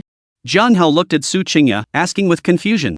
Su Qingya thought for a moment before saying, didn't you say yesterday that if you had time, you'd treat me to a meal? Well, dinner tonight is on you. When did I say that? Jiang Hao wondered inwardly upon hearing her words. Suddenly, he recalled their conversation as he left the office yesterday. Nodding, he agreed, all right then. Where would you like to eat? Su Qingya replied, there's a nice restaurant right in this building. Let's go now. We can head back together after dinner. With Su Qingya having spoken, what else could Jiang Hao say? He agreed verbally and immediately joined her in finding a restaurant within the Straight Pearl Tower to enjoy dinner together. This time, there were no unexpected incidents. As they ate, they exchanged occasional small talk and their relationship grew a bit closer. After dinner, they headed together toward the parking garage of the Pearl of the Straight building. Once they arrived, Su Qingya suddenly remarked, I'm feeling a bit tired today and don't want to drive. I'll take your car back, it's on the way anyway. As she spoke, a hint of anticipation flickered in Su Qingya's eyes as she looked at Jiang Hao. Jiang Hao replied, I won't be at the office tomorrow. If you don't drive back, how will you get to work in the morning? Su Qingya immediately asked, why aren't you going to the office again? Jiang Hao replied, I don't have anything to do at the office anyway. Why bother going? Just drive yourself back safely. Without waiting for her response, Jiang Hao turned and climbed into his car. Sitting in the driver's seat, he waved at Su Qingya before starting the engine and driving back toward the Yinshao villa. Bastard! Watching Jiang Hao's car disappear from sight, Su Qingya couldn't help but curse under her breath. With a face full of displeasure, she walked toward her own car. People nearby heard her outburst and instinctively glanced over, their eyes filled with surprise. They clearly hadn't expected such a stunning beauty to curse in public. "What are you staring at?" Su Qingya retorted coldly before quickly climbing into her car and starting the engine. Jiang Hao, unaware of the scene that unfolded after his departure, returned to the villa. Seeing it wasn't too late, he pulled out his phone and played a game for a while. When drowsiness finally overtook him, he gave himself a quick wash before retiring to his room to rest. Chapter 89, Esteemed Master, I am 9420. As the moon set and the sun rose, another day dawned. Jiang Hao rediscovered the luxury of sleeping until he woke naturally. He rubbed his sleepy eyes, stretched lazily, and only then slowly opened his eyes. Ding! Good morning, host. Would you like to check in? The moment he opened his eyes, Jiang Hao heard the familiar voice of the system. Without hesitation, he selected yes. Then came the familiar routine. Ding! Check-in successful. Congratulations, host. You have obtained a smartphone. Smartphone? What's that? How is it different from today's smartphones? Hearing the system's prompt, Jiang Hao couldn't help but mentally inquire. Ding, the smartphone is a futuristic technological product equipped with full artificial intelligence. The host can engage in daily conversations with the device and issue voice commands. Further details will be revealed through hands-on experience. Hearing the system's explanation, Jiang Hao found himself intrigued. With a slight shift in his thoughts, he retrieved a black and gold phone directly from the system's inventory. Visually, the device bore little difference from today's popular smartphones. The difference was that the entire device appeared as a seamless, monolithic unit, no buttons, not even the slightest seam. This thing looks like a phone model, Jiang Hao thought to himself as he examined the smartphone in his hand. Recalling the system's earlier prompt, Jiang Hao tentatively spoke to the device in his hand, power on. Powering up. Please wait, master. Startup successful. Greetings, esteemed owner. I am the 9420 smartphone, at your service. As Jiang Hao issued the command, the phone in his hand immediately emitted an electronic alert tone. Simultaneously, the device lit up. Its screen displayed a vivid cartoon white rabbit cradling a red heart in its arms. Jiang Hao examined the device with a hint of curiosity in his eyes and asked casually, "What functions do you have? How do I install the SIM card?" Respected owner, I possess numerous capabilities. I can converse with you, record your schedule, autonomously learn and catalog new music, videos, and more. Any function of a traditional smartphone can be fully replaced by me with enhanced sophistication and convenience. Additionally, you don't need to install a SIM card at all. Simply place your SIM card on my screen, and I'll read its information. After that, you'll be able to make calls normally. As the voice emanated from the smartphone, the cartoon white rabbit's mouth moved in sync, as if it were speaking. Jiang Hao found the whole thing rather amusing as he looked at the smartphone in his hand. He promptly removed the SIM card from his original phone and placed it on the smartphone's screen. 9420 detected number information, began entering number information entry complete. As Jiang Hao placed the SIM card onto the phone screen, the smartphone once again emitted a mechanical, synthesized electronic tone. Upon hearing the sound, Jiang Hao immediately reinserted the SIM card into its original phone. Esteemed owner, AI Hong is calling. Would you like to answer? Just then, the smartphone 9420 in his hand emitted another electronic tone. Seconds later, the ringtone from his original phone also began to sound. Jiang Hao glanced casually at the caller ID. It was indeed AI Hong's name. They had exchanged phone numbers back when he was in the hospital. After a moment's hesitation, Jiang Hao instructed the 9420, answer. The moment the words left his mouth, the 9420 emitted another crisp electronic tone, call successfully answered. Jiang Hao glanced at the 9420 in his hand with mild curiosity and said softly, "Hello. Mr. Jiang, hello. I hope I'm not disturbing you?" AI Hong's voice came through the phone immediately after Jiang Hao spoke. Not at all. Director AI, what brings you here? Mr. Jiang, it's like this. When we were at the hospital the other day, you mentioned that Mrs. Rin would need 3 more acupuncture sessions to fully recover. When would be a good time for you to come back and treat Mrs. Rin? Alright, I'll come this morning. Please prepare the silver needles for acupuncture, Jiang Hao said after a moment's thought. Certainly, Mr. Jiang. I'll be waiting for you at the hospital, AI Hong replied, his voice brimming with delight at Jiang Hao's offer. Alright, that's settled then. Understood, Mr. Jiang. Carry on with your work. 9420 reporting to master, call ended. After AI Hong hung up, a notification sound immediately chimed from his smartphone. Jiang Hao suddenly remembered something and frowned slightly. What if I need to hang up first? Wouldn't the other party also hear the commands I give you? Rest assured, master. 9420 can distinguish between normal conversation and command issuance. When you issue commands, 9420 will automatically mute the call, ensuring the other party cannot hear your voice. That's more like it. Alright, that's settled. 9420, stand by for now. Jiang Hao nodded slightly upon hearing this, then issued the command to the 9420 smartphone in his hand. As Jiang Hao's command was issued, the screen of 9420 instantly went dark. After stowing the 9420 smartphone back into the system storage, Jiang Hao got up, dressed, freshened up, and prepared a simple breakfast. After breakfast, Jiang Hao headed straight out the door, driving his Lamborghini Venom toward Shaman People's Hospital. The hospital where he had taken Yifan for gastric lavage last time was precisely the Shaman People's Hospital. An hour later, Jiang Hao arrived at the hospital grounds. After parking his car, he walked directly toward the VIP ward where Guan Xinhui was staying. "Mr. Jiang, you're here. I've prepared the silver needles for the acupuncture." Ai Hong hurriedly greeted Jiang Hao with respectful words as he approached. Jiang Hao took the silver needle box from Ai Hong's hand and said indifferently, "Thank you for your trouble. When I perform the acupuncture on Mrs. Rin shortly, you may observe from the side. If anything is unclear, feel free to ask me." "Yes, thank you, Mr. Jiang," Ai Hong replied, his face lighting up with gratitude. Jiang Hao shook his head slightly, saying nothing more, and walked directly to Mrs. Ren's bedside. "Young Jiang, I'm truly sorry to trouble you," Guan Xinhui said politely upon seeing him arrive. "Mrs. Ren, you're too kind. This is merely a small favor for me," Jiang Hao replied with a slight shake of his head. As he spoke, he took out the silver needles and began sterilizing them. After disinfection, Jiang Hao proceeded to perform acupuncture on Guan Xinhui once more. Watching Jiang Hao perform the acupuncture, Ai Hong gained valuable insights, significantly improving his own acupuncture skills. After completing the treatment, Jiang Hao prepared to leave, but Guan Xinhui suddenly called out to him. Jiang Hao turned to look at Guan Xinhui, his expression puzzled. "Is there something else, Mrs. Run?" Chapter 90, regretting it to the core. Guan Xinhui asked, "Isn't your girlfriend with you?" Jiang Hao replied, "Xingxue didn't come today." Guan Xinhui hesitated before saying, "Could you bring her next time you come?" "I feel a strong connection with Shuer. Seeing her is like seeing my own daughter." Jiang Hao considered it and said, "I'll try to bring her next time." Guan Xinhui added, "If she's too busy, then never mind." Jiang Hao nodded. "Understood. Well then, I'll be going now." "Mrs. Rin, please take good care of yourself." Guan Xinhui replied, "All right. "Drive safely." Jiang Hao replied, "Thanks. I will. Goodbye." No sooner had Jiang Hao stepped out of the ward than he unexpectedly ran into a familiar face, Wang Ying, the sales agent who had assisted him when he purchased his apartment.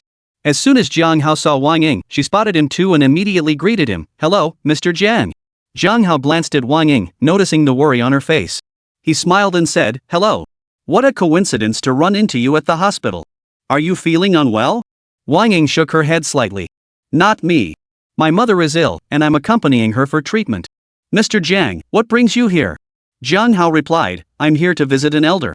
"Wang Ying, have you made up your mind? Shouldn't you arrange a bed for your mother's surgery as soon as possible?" Just then, an impatient voice sounded near their ears. Simultaneously, a middle-aged doctor in a white coat and gold-rimmed glasses approached them, holding a medical report. Hesitation flashed in Wang Ying's eyes as she replied, "Dr. Lu, I'll think it over and get back to you as soon as possible." Dr. Lu urged, "Hurry up. Many patients are waiting. If we don't secure a bed today, it might be next week."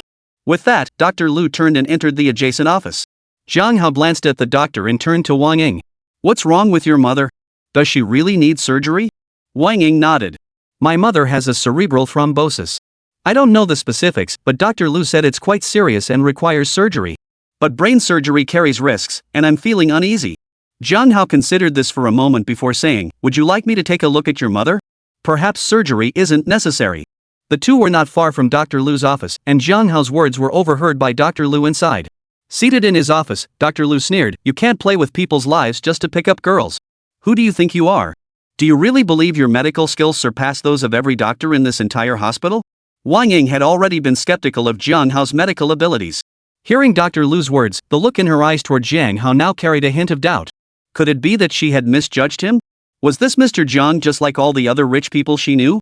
Jiang Hao glanced at Dr. Lu and said calmly, "Just because you can't do it doesn't mean others can't." Then, turning to Wang Ying, he asked, "What do you think?" Hesitation flickered in Wang Ying's eyes. She bit her lip and replied, "I appreciate your kindness, Mr. Jiang." Jiang Hao replied indifferently, "In that case, I'll take my leave." With that, he turned and walked straight out of the hospital. If Wang Ying refused to believe, did he really need to beg to help? Dr. Lu watched Jiang Hao's retreating figure and sneered coldly, "Humph. Looks like he's just embarrassed and angry, running away to hide his shame." Jiang Hao paid them no mind, shaking his head slightly as he walked on toward the exit. "Oh, Mr. Jiang. You're here. Why didn't you let me know?" I would have followed you to learn a thing or two. Just as Jiang Hao reached the elevator entrance, Director Yan, dressed in a white coat, approached him and greeted him respectfully. During his previous visit to Guan Xinhui's ward, Director Yan had witnessed firsthand the remarkable skill of Jiang Hao's medical practice. What impressed him even more was that Jiang Hao had mastered both Western and traditional Chinese medicine, achieving extraordinary proficiency in both fields. Oh, it's you, Director Yan. You flatter me, Jiang Hao replied with a smile upon seeing him. Jiang Hao had a favorable impression of Director Yan. During Guan Xinhui's treatment, Director Yan had initially voiced some reservations. Yet as Jiang Hao administered care, he not only refrained from interfering but actively assisted, running errands and focusing solely on saving Guan Xinhui. Regardless of his medical skills, Director Yan's medical ethics were truly commendable. Director Yan chuckled, I'm just being honest. Old AI really should have told me he was bringing you over. Judging by your appearance, you must have finished acupuncture treatment on Mrs. Run. Old AI probably learned quite a bit. Jiang Hao replied, Director Yan, you flatter me. Keep this up, and I'll start getting a big head. Director Yan insisted, I mean every word. Next time you treat Mrs. Ren, you must invite me to observe and learn. Jiang Hao chuckled, Director Yan, if you want to come, just come. Do you think I'd stop you from entering the ward? Haha, it's settled then. Director Yan responded, joining in the laughter. Alright then, I'll be heading out now. Jiang Hao glanced at the open elevator doors and addressed Director Yan. Take care, Mr. Jiang, Director Yan said, cutting to the chase as he bid farewell. Jiang Hao gave a slight nod before stepping into the elevator. Director Yan watched Jiang Hao disappear into the elevator before turning to Wang Ying. Miss Wang, do you know Mr. Jiang? Director Yan had just witnessed Jiang Hao bidding farewell to Wang Ying, prompting his inquiry hoping to use Wang Ying as a bridge to build rapport with Jiang Hao. Director Yan had met Wang Ying during his ward rounds, so they were vaguely acquainted. Wang Ying replied softly, we know each other, but not well. By the way, Director Yan, you mentioned earlier that Mr. Jiang treats patients. What exactly does that mean? Jiang Hao and Director Yan hadn't been speaking in secret, so Wang Ying and Dr. Lu had overheard their conversation. Dr. Lu had stepped out when Director Yan approached. Hearing Wang Ying's question, he too looked at Director Yan with a hint of curiosity. Director Yan briefly recounted Jiang Hao's treatment of Mrs. Ren, then sighed, Mr. Jiang is undoubtedly the most skilled practitioner I've ever encountered. It's truly unfortunate he doesn't pursue medicine professionally. Dr. Lu froze upon hearing this, murmuring to himself, so he really is a master of medicine. Wang Ying's face turned pale in an instant, filled with regret so deep it made her guts turn green. Chapter 91, The Landlady's Summons. After leaving the hospital, Jiang Hao pondered for a moment. Realizing he had nothing else to do, he promptly turned his car around and headed back to the villa. Back home, just as he was about to play a few more rounds of games, he suddenly remembered he hadn't tested the god-tier hacker skills he'd obtained from the daily check-in. Got it. Those Li Chanxian and Zhao Yang, along with the celebrities they're in contact with, aren't they the ones smearing Haotian entertainment? I'll test it on them. With that thought, he opened his phone, logged into Weibo, located Li Chanxian's account, and used his hacking skills to infiltrate it. He quickly gained control of her account and, posing as Li Chanxian, posted several apologies to Haotian Entertainment. Simultaneously, he deleted all the Weibo posts smearing the company. Simultaneously, he traced information from the Weibo account to hack into Li Chanxian's phone. From Li Chanxian, he linked to several celebrities supporting her, as well as Zhao Yang, Jiang Hao's primary target. Within Zhao Yang's phone, Jiang Hao discovered numerous explosive materials far more sensational than any adult film. Additionally, he transferred all the shady dealings from Zhao Yang's father, Zhao Junwei, during his time running Jiaxing Entertainment, directly to his own phone. Naturally, information on Li Chanxian and the other artists who had publicly criticized and smeared Haotian Entertainment was also included. Not bad, not bad. This god-tier hacking skill was indeed useful. Looking at the newly acquired files on his phone, Jiang Hao couldn't help but utter his satisfaction. With this ammunition in hand, all he needed to do was wait for the right moment. Once filming wrapped and the movie neared its release date, Zhao Yang and his crew would inevitably resurface. At the crucial moment, releasing this material would not only hype up the film's popularity but also counter Zhao Yang and his crew a two-for-one deal. After handling everything, Jiang Hao returned to his gaming endeavors with a cheerful heart. By noon, Jiang Hao cooked himself a lunch. No sooner had he finished cleaning up than his phone rang. He glanced at the caller ID. Yi Qingshui's name appeared. Without hesitation, he answered the call. Hello, Qingshui. What's up? Jiang Hao, are you free this afternoon? Sure, what's up? My aunt has arrived in Xiamen. Mom asked us to meet her at the airport. No problem. Are you guys at home or at the jewelry store right now? We're at the store. If you're free, come meet us there first. Alright, I'll head over shortly. That's all for now. See you later. Alright, see you soon. After hanging up, Jiang Hao suddenly thought of the 9420 smartphone. If he'd used the 9420 earlier, he wouldn't have needed caller ID to know who was calling. But if every command had to be given by voice, it might be fine at home, but out in public, it seemed a bit inconvenient. With that thought, Jiang Hao mentally summoned the 9420 smartphone from the system warehouse. Powering up. Powering up. Please wait, master. Startup complete. 9420 at your service, esteemed owner. Jiang Hao observed the bouncing bunny icon on the screen, finding it rather amusing. He remarked casually, using voice commands for everything would be quite inconvenient outdoors. Is there a better solution? Rest assured, master. The 9420 encompasses all existing smartphone functions. You may issue commands directly, and I can simulate smartphone capabilities. You have nothing to worry about. My operational mode can be fully customized by you. Additionally, I can continuously learn new languages and skills, even sending text messages on your behalf or operating software applications. Hearing 9420's explanation, Jiang Hao's eyes lit up. He immediately configured settings tailored to the modern environment. He then transferred all the information about Zhao Yang and the others into the 9420 phone. Furthermore, all the software originally on the phone was directly imported into the 9420 device. To Jiang Hao's delight, he simply left his original phone powered on and placed its screen facing the 9420. Following his command, the 9420 automatically imported all the software and data from the original device. Indeed, this phone was incredibly convenient. After transferring all the software and data from the old phone to the 9420, Jiang Hao nodded in satisfaction. He promptly locked the old phone away in a cabinet and slipped the 9420 into his pocket. He then headed out, driving his Bentley Mulsanne toward Yi Yongchao's jewelry store. Jiang Hao, you're here. Yi Qingshue's face lit up with a smile as she saw him arrive, stepping forward to greet him. Jiang Hao chuckled. When the landlady summons, the landlord must answer. Hearing this, Yi Qingxue flushed and murmured, "Get lost, you're so naughty." The two chatted and laughed as they made their way into the jewelry store. The shop assistants, seeing Jiang Hao and Yi Qingxue enter together, couldn't help but recall the scene of Jiang Hao presenting Yi Qingxue with the imperial green jade bracelet last time. They all looked at Yi Qingxue with envy. Inside, Wenye's eyes sparkled with warmth upon seeing Jiang Hao. "Little Jiang," she said with a smile, "I hope I'm not interrupting your work?" Jiang Hao replied, "Not at all. Company matters are handled by dedicated staff. I basically spend my days having fun, so I have plenty of free time." Wenye replied, "Glad it didn't inconvenience you. I had Qingxue call you over partly because I was worried one car wouldn't be enough, and also because I thought it would be nice for everyone to gather for dinner tonight."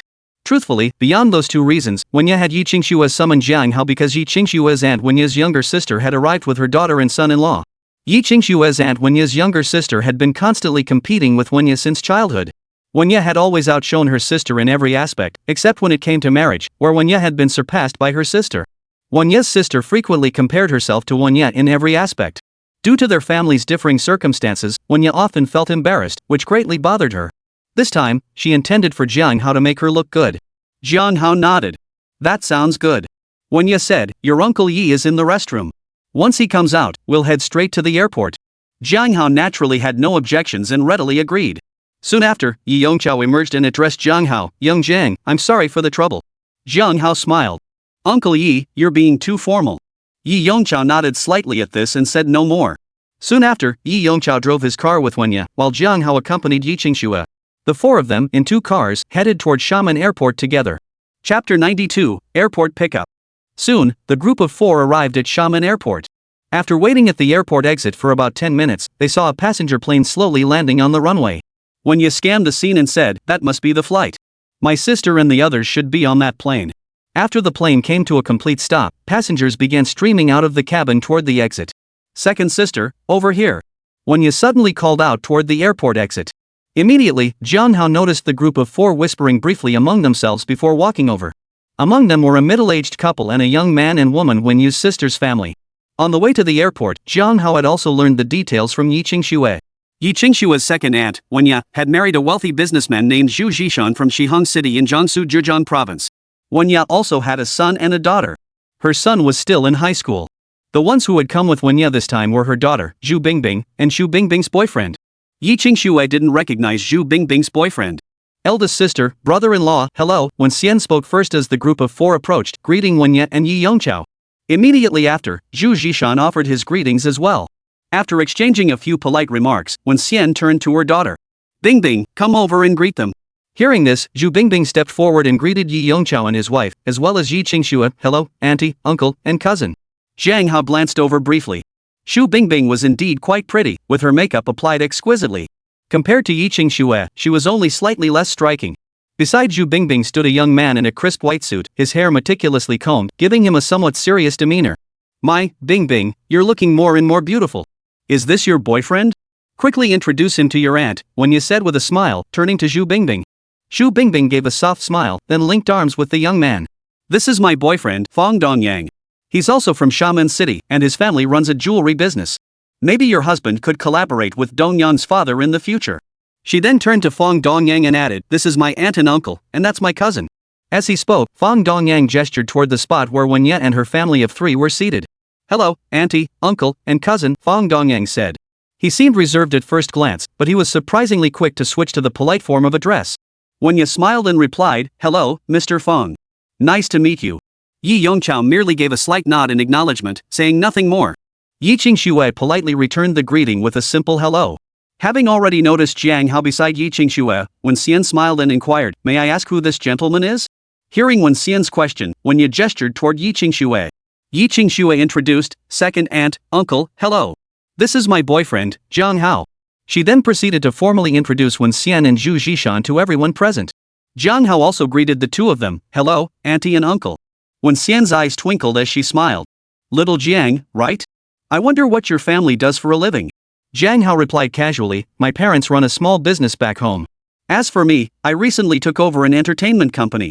Wen Xian remarked, starting your own company at such a young age, that's impressive. Fong Dongyang suddenly inquired, might you tell us the name of this company, brother Jiang? Jiang Hao glanced at him and said, Haotian Entertainment. It used to be Jiaxing Entertainment. Upon hearing this, Zhu Bingbing immediately searched on her phone and exclaimed, oh my, Haotian Entertainment, their situation seems pretty rough lately. Several celebrities have come forward on Weibo pointing out negative news about the company. Apparently, both leads dropped out of a recent film project. Yiqing Xue hadn't paid much attention to these matters before, but upon hearing Zhu Bingbing's words, her expression immediately changed slightly. She looked at Jiang Hao with concern and asked, Jiang Hao, is this all true? Is the company okay? Wanya and Yi Yongchao remained silent, but their eyes also betrayed a hint of worry. Jiang Hao gave a faint smile. These are minor issues. When the time is right, our company will naturally counterattack. For now, we can leverage them to boost our visibility. It's a common promotional tactic. Hearing Jiang Hao's words, Yiqing Xue's family visibly relaxed. Fong Dongyang remarked, that may be true, but such maneuvers are still quite risky. Brother Jiang, you must exercise greater caution to avoid any potential backlash. Jiang Hao smiled and replied, thank you. I'll be mindful. Just as Wen Xian was about to say more, Zhu Zhishan interjected, alright, we shouldn't linger here. Let's discuss this further back at the office. It's not appropriate to be talking about this in public. Jiang Hao glanced at Zhu Zhishan a few more times upon hearing this.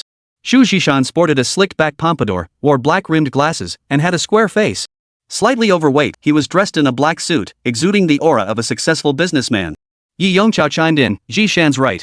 Let's head back first. Wen Xian's eyes flickered briefly before she continued, alright, let's go then. Where are your cars? We've got a dinner reservation with Dongyang's parents at the hotel tonight, and time is a bit tight. Yi Yongchao responded, in that case, perhaps we should drop you off at the hotel first. It wouldn't be good if we were late. Zhu Zhishan agreed, that sounds good. But when we go, big sister and brother-in-law, you should come along too. It'll be a chance to make some new friends. The group immediately turned and headed toward the airport parking lot. Just a few steps out, a commotion erupted ahead. Jiang Hao recognized the voices. They sounded familiar. Yiqing Xue recognized it instantly. The voice of her good friend, Lu Xian, was among those arguing.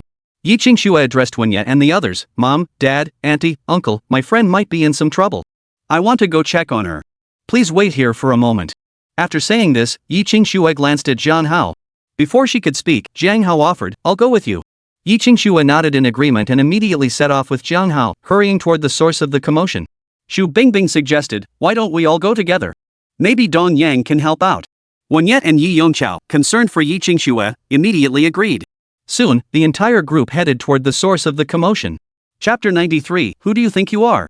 When Jiang Hao and Yiqing Xue arrived, they saw Lu Xian being roughly pulled by the arm by a middle-aged man. Lu Xian, dressed in her flight attendant uniform, radiated an undeniable charm that rivaled even Yiqing Xue's beauty. The middle-aged man wore a suit and tie, appearing to be in his 30s. He sported a large potbelly so prominent that one might mistake it for a pregnant woman's. Lu Xian, what happened? Yiqing Xue, noticing Lu Xian's troubled expression, immediately asked with concern. Xingxue, Jiang Hao, how did you two get here? Lu Xian's face lit up with joy upon seeing Yi Xingxue and Jiang Hao. Taking advantage of the middle-aged man's distraction by Jiang Hao and Lu Xian quickly wriggled free from his grasp and hurried over to Jiang Hao and Yi Xingxue. Yi Xingxue asked, "What's going on?" Lu Xian replied, slightly embarrassed, "He's manager Li from the company's HR department. He's been pestering me." Once Lu Xian finished explaining, Jiang Hao and Yi Xingxue understood the situation. It turned out that this HR manager Li had developed an improper interest in Lu Xian. He had tried various tactics to pursue her, but she had rejected him every time. Today, Lu Xian had just stepped off her flight and was scheduled for her day off. Manager Li had tried to invite her out for dinner. Having been rejected multiple times, Li's anger turned to humiliation. His original attempts at persuasion had now transformed into outright coercion.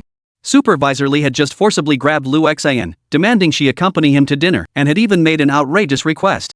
Naturally, Lu Xian refused, leading to the earlier struggle. Moreover, Supervisor Li threatened her with her job, warning that if she refused again, he would use his authority to fire her. When Supervisor Li heard Lu Xian expose his actions, his expression shifted slightly before he coldly retorted, "What nonsense are you spouting? You were the one who seduced me, and I firmly rejected you. Now you're trying to frame me?" Lu Xian's face flushed crimson at his words. "You're the one talking nonsense. You're making baseless accusations. Why don't you take a good look in the mirror and see what you're really like? Who would ever seduce someone like you?" Just then, Wen Yat and the others arrived from behind. Manager Li's expression shifted slightly. "Who are you people?" he demanded coldly. "What are you up to, Lu Xian, bringing a crowd like this? Let me tell you, no matter how many people you gather, it won't change a thing. Given your egregious conduct, I am terminating your employment on behalf of the company. Effective immediately, you are no longer a member of the Xiamen Airlines staff." Hearing Supervisor Li's words, Lu Xian's expression shifted slightly. She cherished this job, and the benefits for flight attendants at Xiamen Airlines were quite generous. But now it seemed her job was lost. Though she felt a pang of regret, Lu Xian retorted, "Fire me then. With a parasite like you at Xiamen Airlines, I wouldn't want to stay anyway." Humph. Seeing Lu Xian choose to lose her job rather than accept his offer, Supervisor Li's anger flared instantly. He gave a cold snort and prepared to leave. "Wait." Jiang Hao spoke up calmly at that moment. Manager Li turned to face Jiang Hao, his voice icy. "What? Internal company matters? You think you can interfere? Who do you think you are? The company's owner?" Already seething over Lu Xian's rejection, Manager Li's tone held no trace of politeness. Jiang Hao replied calmly, "As it happens, I am indeed the owner of Xiamen Airlines." Hearing this, Manager Li sneered coldly, "You're really pushing your luck, pretending to be the owner of Xiamen Airlines. How dare you? You clearly don't know your place." Fang Dongyang interjected, "Brother Jiang, you can't just make up these things. Didn't you just say you were the owner of Haotian Entertainment? How did you suddenly become the owner of Xiamen Airlines?" Xu Bingbing also furrowed her delicate brows. "Jiang Hao, you claimed to be the owner of Haotian Entertainment earlier, was that also a lie? Could it be you just happened to share the same name as that owner?" Xu Zhishan and his wife also regarded Jiang Hao with cool, skeptical stares. Yi Yongchao and Wen Ye knew little about Jiang Hao's businesses, but they didn't believe he would lie. Wen Ye interjected, "Bingbing, how could you speak like that? Our Qingxue knows young Master Zhang's situation inside out. There's no way it could be false." Xu Bingbing tried to speak again, but Xu Zhishan cut her off with a calm voice, "Don't spread unfounded rumors." Hearing her father's words, Xu Bingbing had no choice but to fall silent. Yi Qingxue certainly didn't think Jiang Hao was deceiving her, but she was utterly stunned. Just how many businesses did Jiang Hao actually own? Jiang Hao's gaze swept over the group as he replied calmly, "I'm the owner of Haotian Entertainment and also the largest shareholder of Xiamen Airlines. Calling me the company's owner isn't inaccurate, is it?" Given Zhu Zhishan's earlier words, Fang Dongyang refrained from further comment, though his skepticism was palpable. Manager Li sneered coldly, "How amusing. When did our company acquire such a major shareholder? How come I've never heard of it?" Jiang Hao replied indifferently, "Because your rank isn't high enough. Go get your general manager." Manager Li retorted, "Who do you think you are? Just because you tell me to, I'll do it? Don't go looking for trouble. Otherwise, I'll call security." Lu Xian turned to Jiang Hao uncertainly, "Jiang Hao, are you really a major shareholder of Xiamen Airlines?" Jiang Hao replied calmly, "Of course." Then, turning back to Supervisor Li, he added coolly, "Since you refuse to call him, I'll handle it myself." Along with the share transfer documents, Jiang Hao also obtained the company's relevant records, which included the name and contact information of the general manager of Xiamen Airlines. Jiang Hao mentally accessed the system repository, located the general manager's phone number, and dialed it. "Hello, who's this?" A deep voice answered the call. Jiang Hao replied calmly, "This is Jiang Hao. You should know Mr. Wei, correct? The general manager of Xiamen Airlines was indeed surnamed Wei, his full name being Wei Yang. Upon hearing the name Jiang Hao, Wei Yang's tone immediately turned respectful. Mr. Jiang, what can I do for you? I'm currently at the airport exit. Come over here, Jiang Hao said, glancing at nearby signage as he spoke. Chapter 94, We're all family, no need to be so formal. Wei Yang paused slightly at Jiang Hao's request before replying, Mr. Jiang, please hold on. I'll be right there. Alright, that's settled then. With that, Jiang Hao hung up the phone. Manager Li looked at Jiang Hao and sneered coldly, keep up the charade. You think finding some random person to play along with you will fool me? Xu Bingbing and the others had initially believed Jiang Hao when they saw him making the call, but Manager Li's words now planted seeds of doubt in their minds. Jiang Hao replied indifferently, believe it or not, it's up to you. The group remained where they were, waiting for Wei Yang's arrival. After a while, Supervisor Li's eyes darted around. I've no patience to waste time here with you, he declared. You lot can keep waiting. I'm out of here. Jiang Hao glanced at him and said, do as you please. After all, Jiang Hao had already taken note of this man, and since Lu Xian knew him, even if Manager Li left now, Jiang Hao could still track him down through Wei Yang. Naturally, he had nothing to worry about. Seeing Jiang Hao's utterly unconcerned attitude, a sudden sense of unease welled up in Manager Li's heart. Just then, a man in a gray suit with a square face, appearing to be in his 50s, strode quickly over. Upon recognizing the man none other than Wei Yang, general manager of Xiamen Airlines, Supervisor Li's expression changed abruptly. Hello, Mr. Wei. What brings you here? Manager Li hurried forward and greeted Wei Yang respectfully. Wei Yang gave Manager Li a nod before scanning the surroundings with his eyes. Hearing Manager Li's words, Jiang Hao realized the man before him was indeed Wei Yang, general manager of Xiamen Airlines. He responded calmly, Mr. Wei, are you looking for me? Wei Yang had indeed been looking for Jiang Hao. Hearing his voice, Wei Yang's gaze immediately turned toward him. After a moment of appraisal, he promptly addressed Jiang Hao with respect, Mr. Jiang, hello. Seeing Wei Yang's attitude toward Jiang Hao, Manager Li's heart sank completely, and his face turned ashen. Lu Xian's eyes flashed with excitement, and a wave of relief washed over her. Yi Qingxue, who had been somewhat worried, now felt completely at ease. Xu Shishan's gaze abruptly shifted to Jiang Hao, his eyes brimming with astonishment. Wen Xian and Xu Bingbing, mother and daughter, were utterly shocked. Judging by the scene, what Jiang Hao had said earlier must be true. The thought that Jiang Hao was actually the owner of Xiamen Airlines left both mother and daughter stunned. Fang Dongyang fixed his gaze on Jiang Hao, his expression abruptly sharpening as he began to take Jiang Hao seriously. Yi Yongqiao nodded with a hint of satisfaction.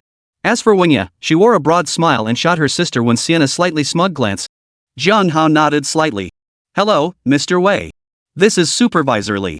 He doesn't believe I'm the company's new owner. Please introduce me to him. Hearing Jiang Hao's words, Supervisor Li hurriedly said, Mr. Jiang, I apologize. I failed to recognize your true stature. Please forgive my ignorance. Observing the reactions of Jiang Hao and Supervisor Li, Wei Yang immediately realized something unpleasant must have transpired between them. He cautiously inquired of Jiang Hao, I wonder what happened. Jiang Hao glanced at him and said indifferently, let Lu Xian explain it to you. It seems your management skills aren't quite up to par, General Manager. Wei Yang's expression instantly changed upon hearing Jiang Hao's words. Sweat beaded on his forehead as he glanced around the room, his gaze finally settling on Lu Xian, who was dressed in a flight attendant uniform. You must be Lu Xian? Lu Xian promptly bowed respectfully to Wei Yang. Yes, I am. Pleased to meet you, General Manager Wei. Wei Yang nodded. Tell me what happened. I'll handle it fairly. Lu Xian immediately recounted the entire incident, how Supervisor Li had first tried to bribe her, then resorted to threats, and finally threatened to fire her. After hearing her account, Wei Yang abruptly turned and glared fiercely at Supervisor Li, his voice icy. You've done us a real favor. You've certainly brought honor to our company. Supervisor Li immediately pleaded, Mr. Wei, I know I was wrong. Please give me a chance to make amends. I promise I won't repeat this mistake. Wei Yang replied, your actions have severely violated company policy. Go to payroll to settle your final wages, then pack your things and leave. Our company can't afford to keep a genius like you. Hearing this, Manager Li pleaded, Mr. Wei, no. Please reconsider. Wei Yang ignored him completely, turning instead to Lu Xian. Lu Xian, right? How would you feel about taking over Li's position? Lu Xian glanced at Jiang Hao, then shook her head slightly. Thank you for the offer, Mr. Wei, but I know nothing about HR. Besides, I much prefer being a flight attendant. Seeing this, Wei Yang didn't press the matter. He took out his business card and handed it to Lu Xian, saying, in that case, I won't insist. Here's my card. If you ever encounter any difficulties at the company, feel free to call me anytime. Lu Xian accepted the card and responded respectfully, thank you, Mr. Wei. Wei Yang gave a slight nod without further comment, then turned to Jiang Hao. Mr. Jiang, would you like to join us in the office? Jiang Hao replied indifferently, no need. We're pressed for time.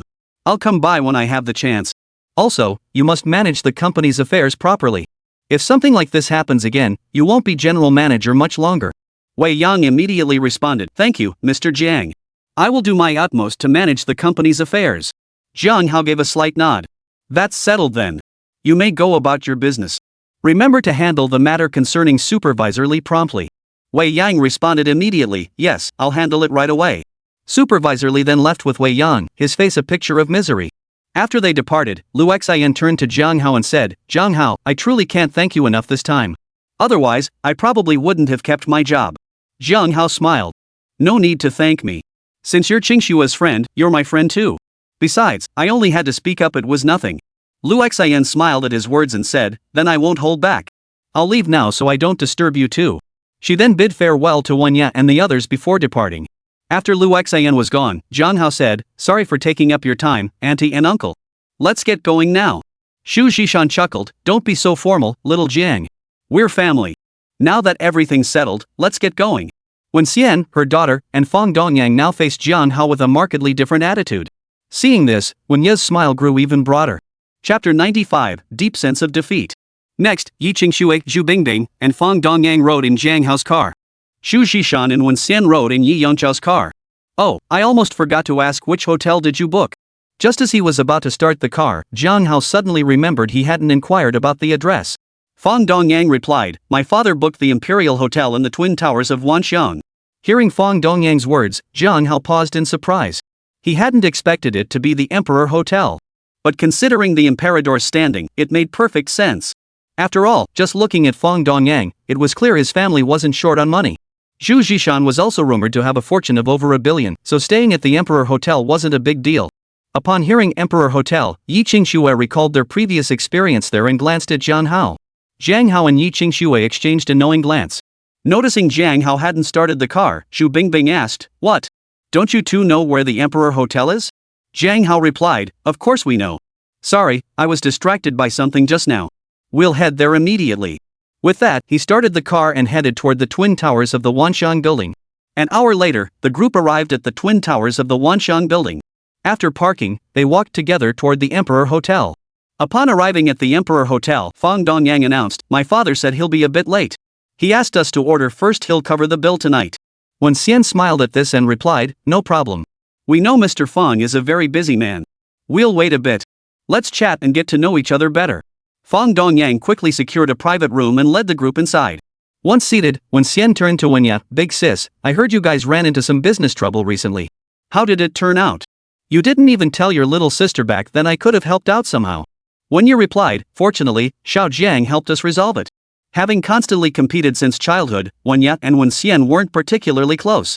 In the past, Wenya had sought Wen Xian's assistance, but both she and Yi Yongchao had been met with scorn from Wen Xian. That's why, after the jewelry store incident, Wenya and Yi Yongchao didn't want to ask Wen Xian for help either. Besides, Xu Zhishan and Wen Xian weren't in the jewelry business. At most, they might borrow some money from them, but they wouldn't go begging unless absolutely necessary. Wen Xian smiled at this and said, sis, you really found yourself a good son-in-law. But does Xiao Jiang also deal in jewelry? Jiang Hao shook his head slightly. Not exactly. I just know some people in the jewelry business and connected them. Wen Xian replied, I see. That's quite helpful. But you know, family connections are always the most reliable. Xiao Fang and my daughter Bingbing will be married soon, they'll be family too. If your family ever needs assistance with business matters, you can always reach out to Xiao Fang and his father. Fang Dongyang quickly chimed in, exactly. Auntie, uncle, our family does reasonably well in the jewelry business. If there's anything you need help with, please don't hesitate to ask. Wenya smiled and said, well then, thank you in advance, Xiao Fang. If we ever do run into trouble, we won't forget your offer. Yi Yongchao added calmly, regardless, we're grateful for Xiao Fang's thoughtfulness. Fang Dongyang added, auntie, uncle, no need to be so formal. When Xian watched the scene unfold, a smile spreading across her face. Earlier at the airport, Jiang Hao had stolen the spotlight, leaving her sister Wenya feeling quite pleased with herself. This time, she had managed to even the score. The group chatted casually afterward. Aside from the occasional playful sparring between sisters Wenya and Wen Xian, the atmosphere remained quite harmonious. After chatting for a while, Fang Dongyang's phone rang. Excuse me, I need to take this call. Fang Dongyang apologized to the group before stepping out of the private room with his phone. 2 minutes later, he returned. Who was that? Xu Bingbing asked as he entered. My dad, Fong Dongyang replied. He asked for the private room number and told us to go ahead and order. He'll be here soon after he finishes his business. Zhu Zhishan suggested, since your dad will be here soon, let's wait until he arrives to order. We still have plenty of time. Oh, and did you tell your dad that your aunt and uncle's family are here too? Fong Dongyang replied, I did. Not long after, the private room door opened from the outside. A middle-aged man in a crisp suit with a square face stepped inside. My apologies for keeping you waiting. The middle-aged man spoke with a hint of apology as he entered. Fong Dongyang, upon seeing the man, hurried forward and called out, Dad, you're here.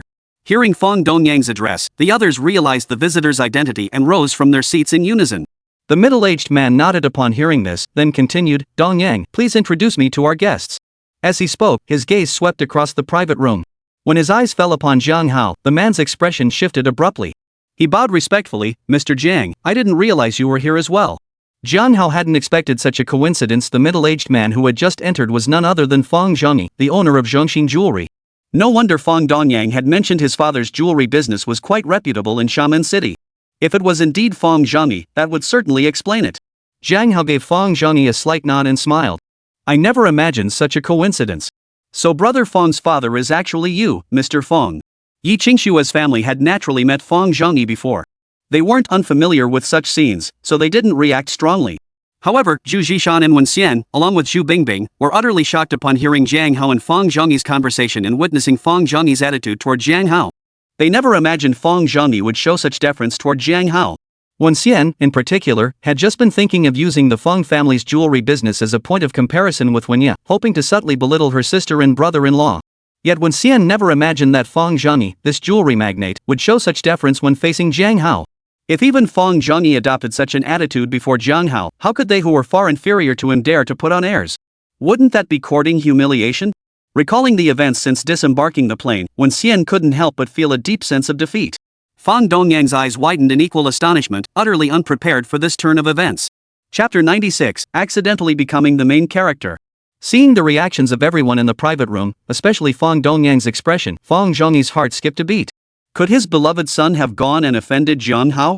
With this thought, Fong Zhongyi spoke up, what's going on here? Jiang Hao smiled and replied, nothing much. We were just all surprised to find out that Mr. Fong and I actually know each other. Earlier, Brother Fong even mentioned that he hoped Mr. Fong would look out for my uncle Ye's business. Hearing this, Fong Zhongyi felt a twinge of annoyance at Fong Dongyang's showboating in front of Jiang Hao, but he also breathed a sigh of relief. He smiled and said, it's not really about taking care or anything. Since Mr. Yi joined our Zhongxin Jewelry, making money is a win-win for everyone. Wen Ye chimed in with a smile, exactly. Mr. Fong is absolutely right. As she spoke, Wen Ye shot her younger sister Wen Xian a slightly smug glance. Wen Xian had intended to outshine Wen Ye, only to find herself thoroughly outmaneuvered. Now, upon catching Wen Ye's gaze, she simply pretended not to notice. Jiang Hao then suggested, everyone, please take a seat first. Fong Zhongyi quickly agreed, right. Let's all sit down and talk. The others, hearing Jiang Hao and Fong Zhongyi's words, naturally had no objections and returned to their seats. After settling down, Fong Dongyang introduced Zhu Zhishan's family to Fong Zhongyi. After exchanging greetings, Fong Zhongyi smiled and said, everyone, please order. The dishes at this restaurant are quite good. Having said that, Fong Zhongyi proactively handed the menu toward Jiang Hao first. Jiang Hao accepted it with a slight smile before passing it to Wen Ye's seat. Seeing this, Wen Ye's smile grew even broader. She shot Wen Xian a glance before happily beginning to order. After Wen Ye finished, the others each selected their preferred dishes. After placing their orders, they chatted casually while waiting for the food to arrive, the atmosphere remaining quite harmonious. Before long, the dishes they had ordered began arriving one after another. Fong Zhongyi gave Fong Dongyang a nod, and Fong Dongyang promptly poured a glass of wine for everyone present. Fong Zhongyi stood, raised his cup, and addressed Jiang Hao. Fong never imagined becoming related to Mr. Jiang. It's truly an honor. I'll drink to Mr. Jiang. Jiang Hao smiled. You're too kind, Mr. Fong. With that, Jiang Hao raised his cup, clinked it against Fong Zhongyi's from a distance, and then downed his drink in one gulp. A flicker of satisfaction crossed Fong Zhongyi's eyes as he followed suit, downing his own cup in one gulp. After toasting Jiang Hao, Fong Zhongyi proceeded to toast Zhu Zhishan and the others in turn, followed by Fong Dongyang. As they ate and chatted over the wine and dishes, the group gradually grew more familiar with one another. Perhaps realizing she couldn't compete with Wen Ye, Wen Xian finally set aside her competitive spirit toward Wen Ye, making the atmosphere at the table even more harmonious. Knock. Suddenly, a knock sounded at the door of the private room. Come in, Fong Zhongyi politely called out upon hearing the sound. No sooner had his words left his mouth than the door swung open from the outside. Immediately after, Chen Jinhao, the general manager of the Dihao Hotel, pushed open the door and stepped inside. After entering the private room, Chen Jinhao smiled at Fong Zhongyi and said, "Mr. Fong, I heard you reserved a private room at the hotel to entertain guests. I thought I'd join the fun and raise a glass to show my support." Fong Zhongyi smiled in response, "General Manager Chen, you're too kind." Seeing the general manager of the Emperor Hotel treating Fong Zhongyi with such courtesy, Wen Xian felt a surge of pride. However, before Wen Xian could say anything to Wen Ya, Chen Jinhao suddenly spotted Jiang Hao.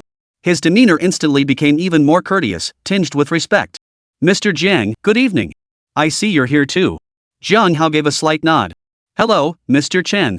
I'm here with my girlfriend and my aunt and uncle to attend Mr. Fong's banquet." Fong Zhongyi smiled and interjected, "Mr. Chen, you probably haven't heard Mr. Jiang and I are now related by marriage." Hearing this, Chen Jinhao responded with a hint of envy, "Well then, congratulations are in order, Mr. Fong." Fong Zhongyi smiled in response. Thank you. Wan Xian watched the scene unfold, utterly bewildered. Why was everyone she encountered treating Jiang Hao with such deference and courtesy? What was his status, exactly? At that moment, Wan Xian couldn't help but wonder why her daughter Zhu Bingbing's boyfriend wasn't Jiang Hao. Xu Zhishan also glanced at Jiang Hao with a hint of surprise, his regard for Jiang Hao growing even stronger. Xu Bingbing's brows furrowed slightly. Feeling overshadowed by Yi Qingxue, she felt a pang of discomfort. Influenced by Wen Xian, Zhu Bingbing often compared herself to Yi Qingxue. In the past, Yi Qingxue had mostly stepped aside willingly, and her family background was clearly less privileged than Zhu Bingbing's, which had always made Zhu Bingbing feel rather smug. But Zhu Bingbing never imagined that when they met Yi Qingxue again this time, Yi Qingxue's entire family would have undergone such a sudden and dramatic transformation. At this thought, Zhu Bingbing couldn't help but glance at Jiang Hao. All of this was because of Jiang Hao. Fang Dongyang felt a twinge of jealousy too, though he wasn't foolish enough to show it. His expression remained largely unchanged. Next, Chen Jinhao raised his glass to toast the group, naturally offering the first toast to Jiang Hao. Upon learning Yi Yongqiao and Wen Ye's identities, Chen Jinhao's demeanor toward them instantly grew more deferential. Wen Xian watched this scene with a darkened expression, while Wen Ye beamed with delight, feeling immensely proud. She thought to herself, choosing Jiang Hao as her son-in-law had been absolutely the right decision. "I shan't keep you any longer. Enjoy yourselves," Chen Jinhao announced to the group after finishing his toasts, giving Jiang Hao a pointed nod before exiting the private room. Once Chen Jinhao departed, the atmosphere in the private room underwent another subtle shift. Gradually, Jiang Hao seemed to become the focal point of the entire banquet. Xu Zhishan remained unfazed, but Wen Xian and her daughter Zhu Bingbing both felt a twinge of discomfort. After the meal, Fang Zhongyi suggested, "Since we've all had a drink, why not stay at the hotel tonight?" The others naturally had no objections. Immediately, Fang Zhongyi settled the bill for everyone and arranged guest rooms for them. As everyone dispersed to their respective rooms, Fang Zhongyi, his son, and Xu Bingbing remained behind.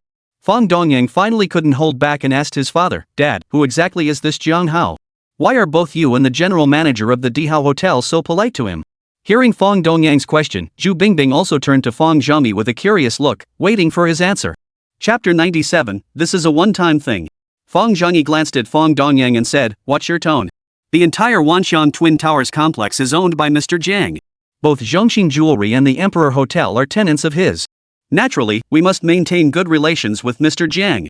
Hearing this, Fang Dongyang and Zhu Bingbing exchanged glances, both visibly shocked. Fang Dongyang asked, "He really owns the Twin Towers? It seems his holdings are truly extensive." Fang Zhongyi asked curiously, "What do you mean? Do you know of any other businesses Mr. Jiang owns?" Xu Bingbing began, "Uncle Feng, it's like this."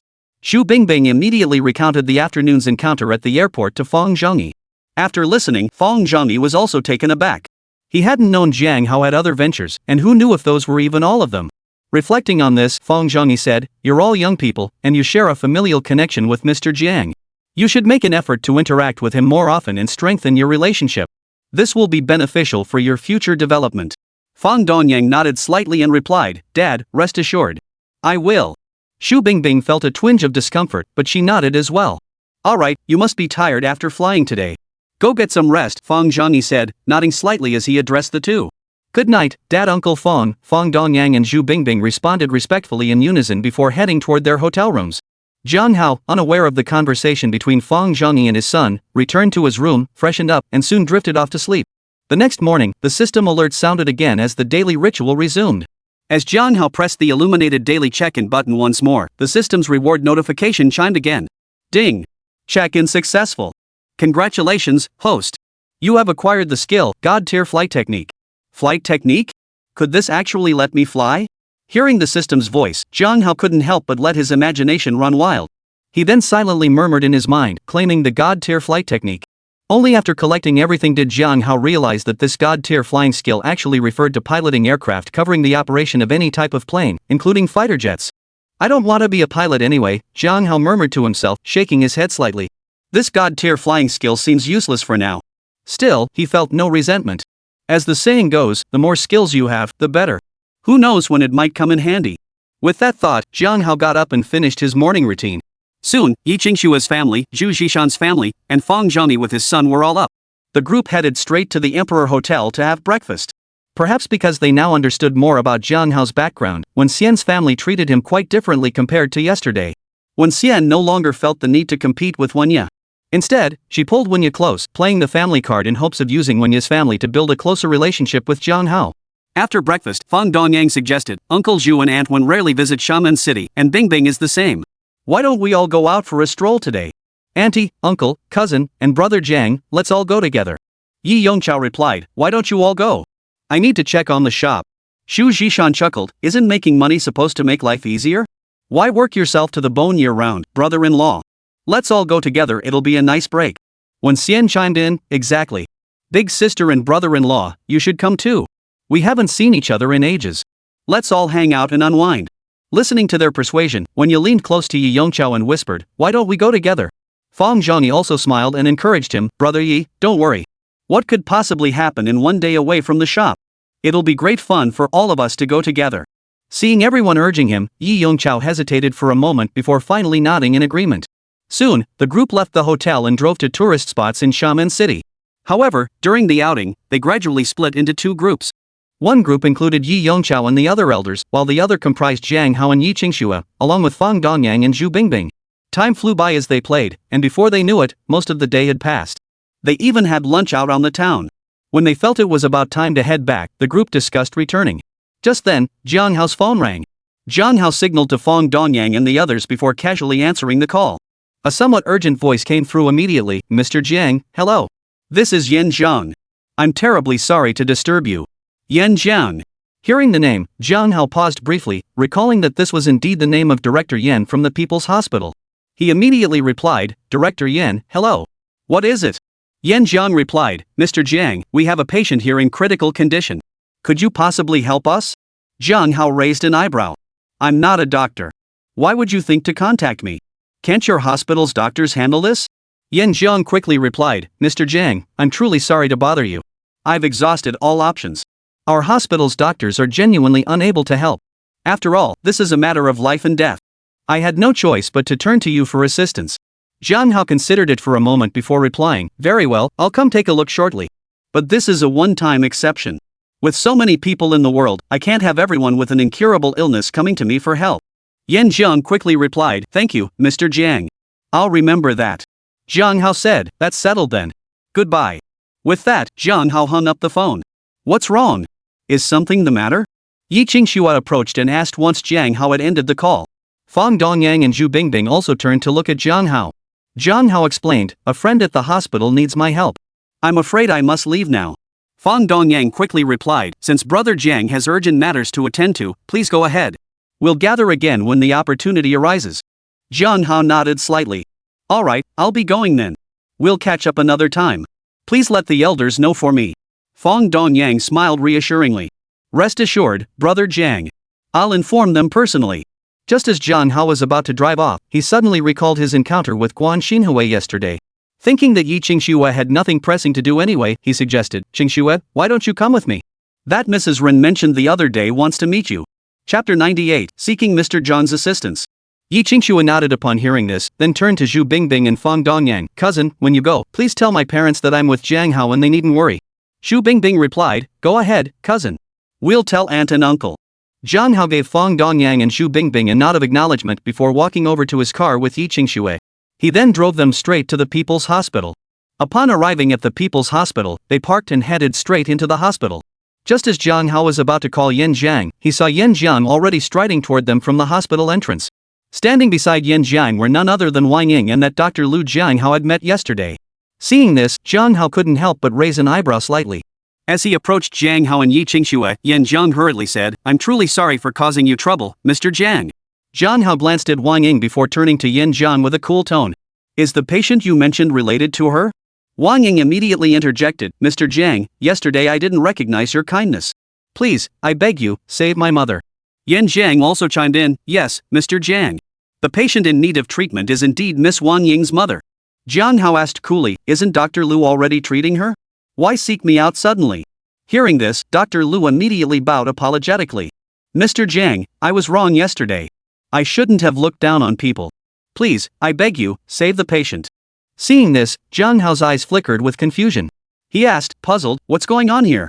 Wang Ying asking him to treat her mother made sense, but what was the story with this Dr. Lu? Yan Zhang, noticing Jiang Hao's confusion, quickly explained the situation. It turned out that after Jiang Hao left yesterday, Wang Ying regretted missing the chance for him to treat her mother. Ultimately, she signed the consent form for Dr. Lu to perform the surgery. After Dr. Lu performed the surgery on Wang Ying's mother, her condition initially showed significant improvement. But today, the patient's condition suddenly deteriorated again. After thorough examination, it was determined that this deterioration was caused by Dr. Lu's surgical error.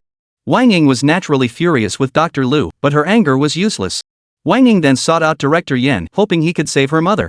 Unfortunately, Director Yan determined that it was already too late to save her.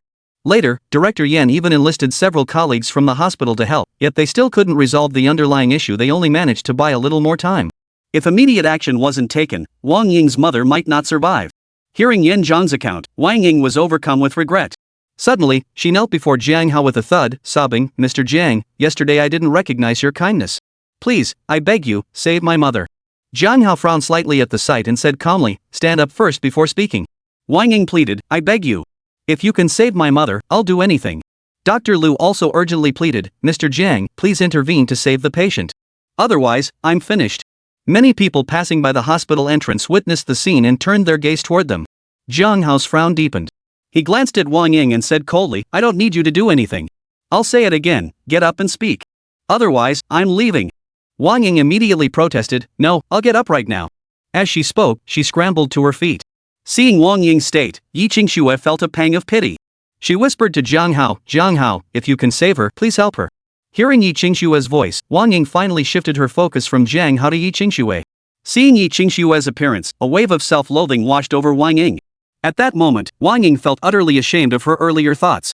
Suppressing her inner turmoil, she addressed Yi Qingxue, "Thank you, Mississippi." Yi Qingxue smiled at her in response, saying nothing more. Jiang Hao gave Yi Qingxue a slight nod and said, "I can only know the specifics after examining the patient. Without seeing the patient, I can't make any rash conclusions." Yan Zhang immediately chimed in, "Mr. Jiang is absolutely right. I'll take you to see the patient right away." Jiang Hao gave a slight nod. "Very well. Let's go see first." Wang Ying, seeing this, quickly thanked Jiang Hao. "Thank you, Mr. Jiang." Dr. Lu also hurriedly followed suit, expressing his gratitude repeatedly to Jiang Hao. Jiang Hao gave only a faint nod before leading Yi Qingxue to follow Yan Zhang's side as they hurried toward the ward. Before long, they arrived at the ward where Wang Ying's mother lay. At that moment, Wang Ying's mother lay unconscious, an oxygen mask covering her mouth. She remained completely unaware of Jiang Hao and the others' arrival. "Mr. Jiang, please take a seat." Yan Zhang promptly fetched a chair for Jiang Hao and placed it beside the hospital bed. Jiang Hao gave a slight nod, accepting the offer without hesitation. He sat down and reached out to take the patient's pulse. After a few minutes, he withdrew his hand, gave a slight nod, and stated, "You've handled the follow-up care quite well. She can be saved." Hearing Jiang Hao's words, Wang Ying's heart, which had been in her throat, instantly dropped back into her chest, accompanied by a wave of self-reproach. Had she not refused Jiang Hao's offer yesterday, her mother wouldn't have had to endure the additional pain of surgery and now face this critical situation. Dr. Lu also exhaled a long breath. Yan Zhang asked, "What tools might you require, Mr. Jiang? Just name them, and I'll fetch them immediately." Jiang Hao replied, "Nothing much, just a set of silver needles, some disinfectant, and the standard surgical essentials. You're probably more familiar with them than I am." Yan Zhang quickly replied, "If that's all, I've already prepared it. Please proceed, Mr. Jiang." With that, Yan Zhang retrieved the tools from a nearby cabinet.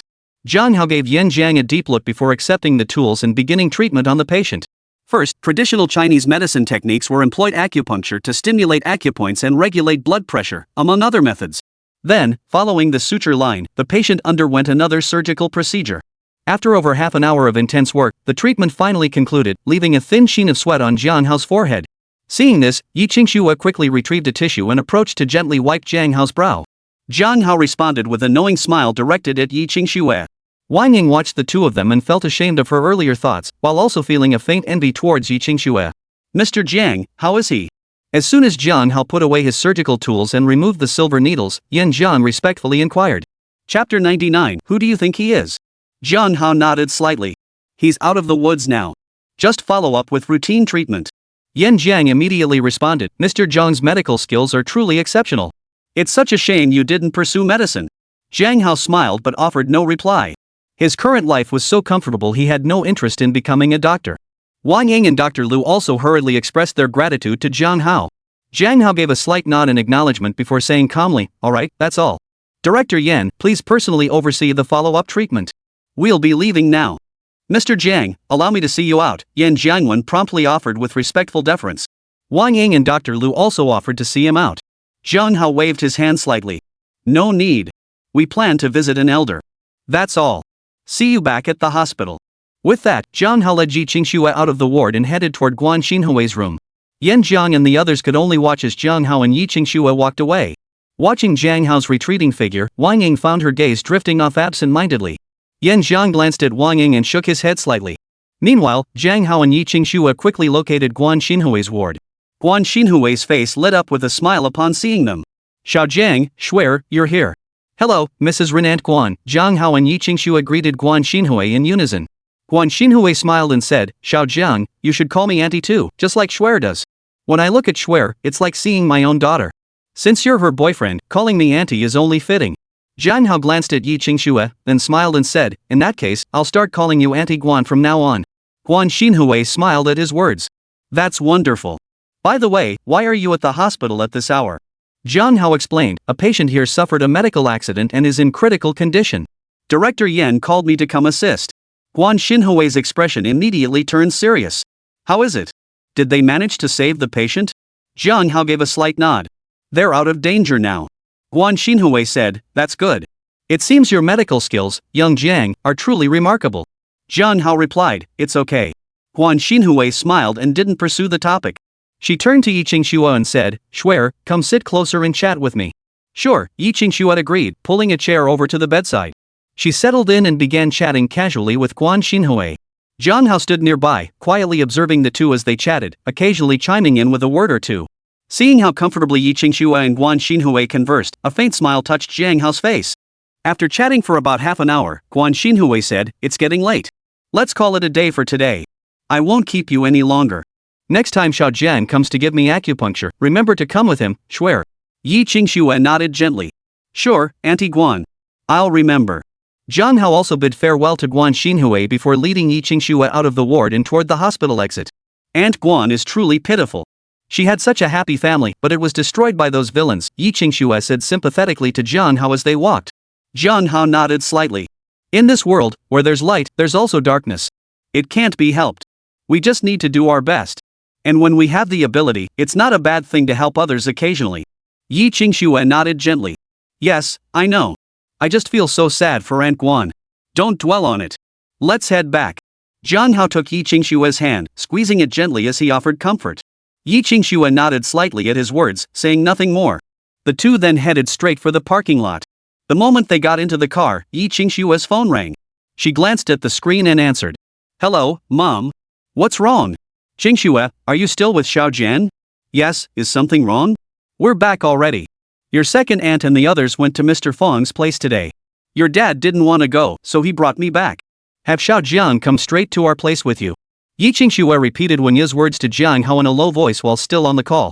Jiang Hao whispered, just say you're coming with me to my place. Yi Qingxue's cheeks flushed slightly at Jiang Hao's suggestion, but she still told Wenya, Mom, Jiang Hao and I are heading to his place. We won't be back tonight. Just make dinner for yourselves.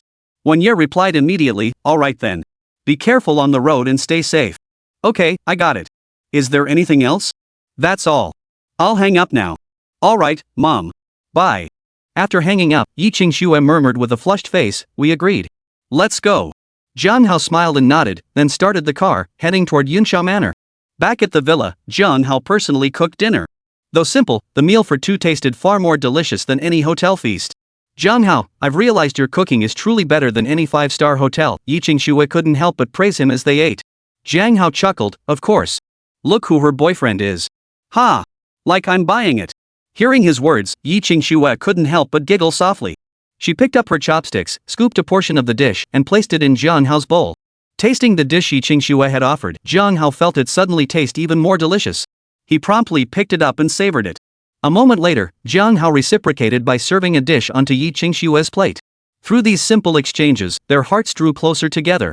They feasted heartily, chatting and laughing, the atmosphere filled with warmth and sweetness.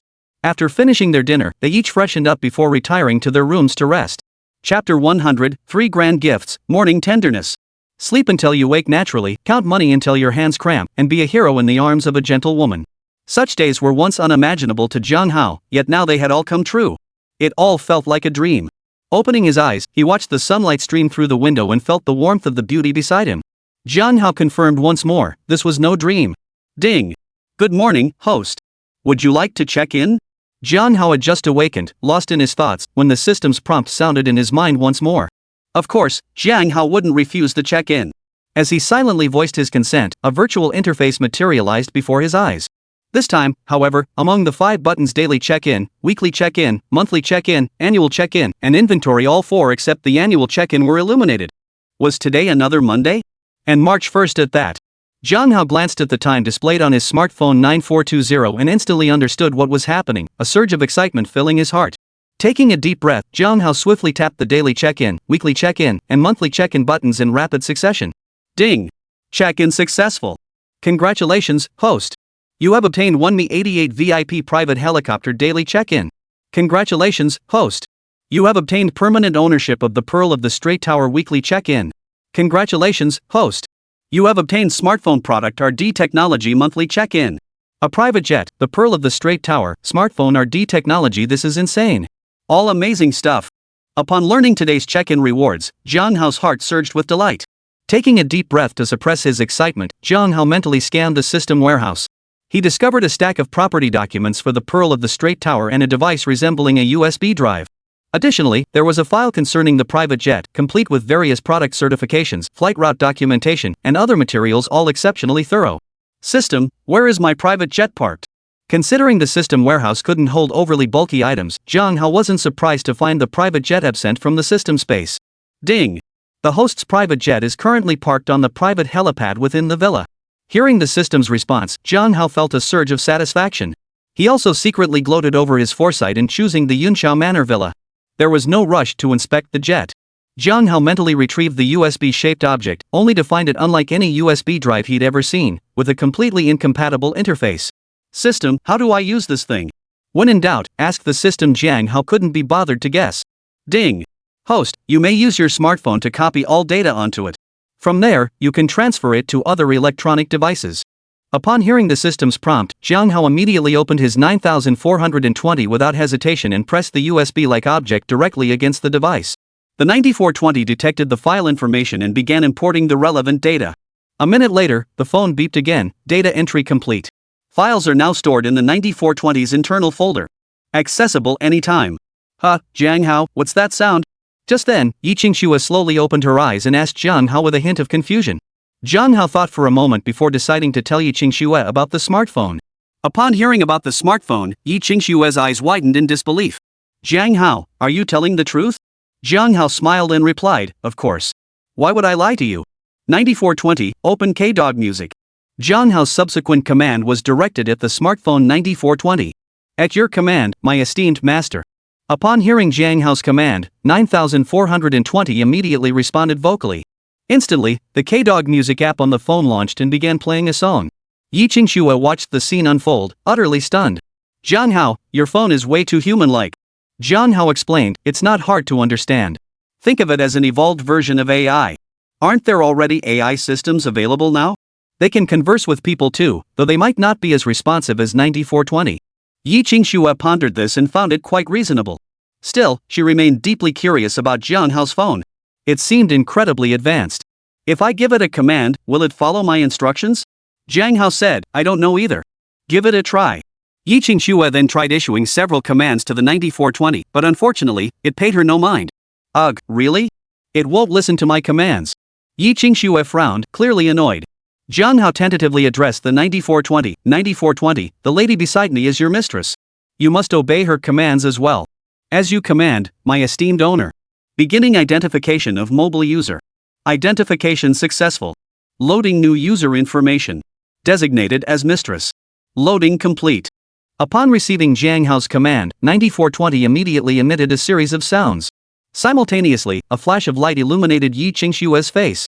Try it again, Jiang Hao said, having grasped the situation. He handed the phone back to Yi Qingxue. Yi Qingxue tried several more times, and sure enough, it worked. She immediately began playing with it happily. After Yi Qingxue played for a while, Jiang Hao said, it's about time to get up. After breakfast, I'll take you to see another surprise. What kind of surprise? Yi Qingxue asked curiously. Jiang Hao chuckled. If I tell you now, it won't be a surprise anymore. After breakfast, I'll take you there, and you'll find out for yourself. Alright, Yi Qingxue agreed, then began getting dressed and getting up. Compared to Yi Qingxue, Jiang Hao was naturally much quicker. In no time, he finished his morning routine and prepared breakfast for both of them. Over breakfast, Yi Qingxue chuckled, I feel like if this keeps up, you'll spoil me into becoming lazy. Jiang Hao chuckled, as the saying goes, lazy people have lazy luck.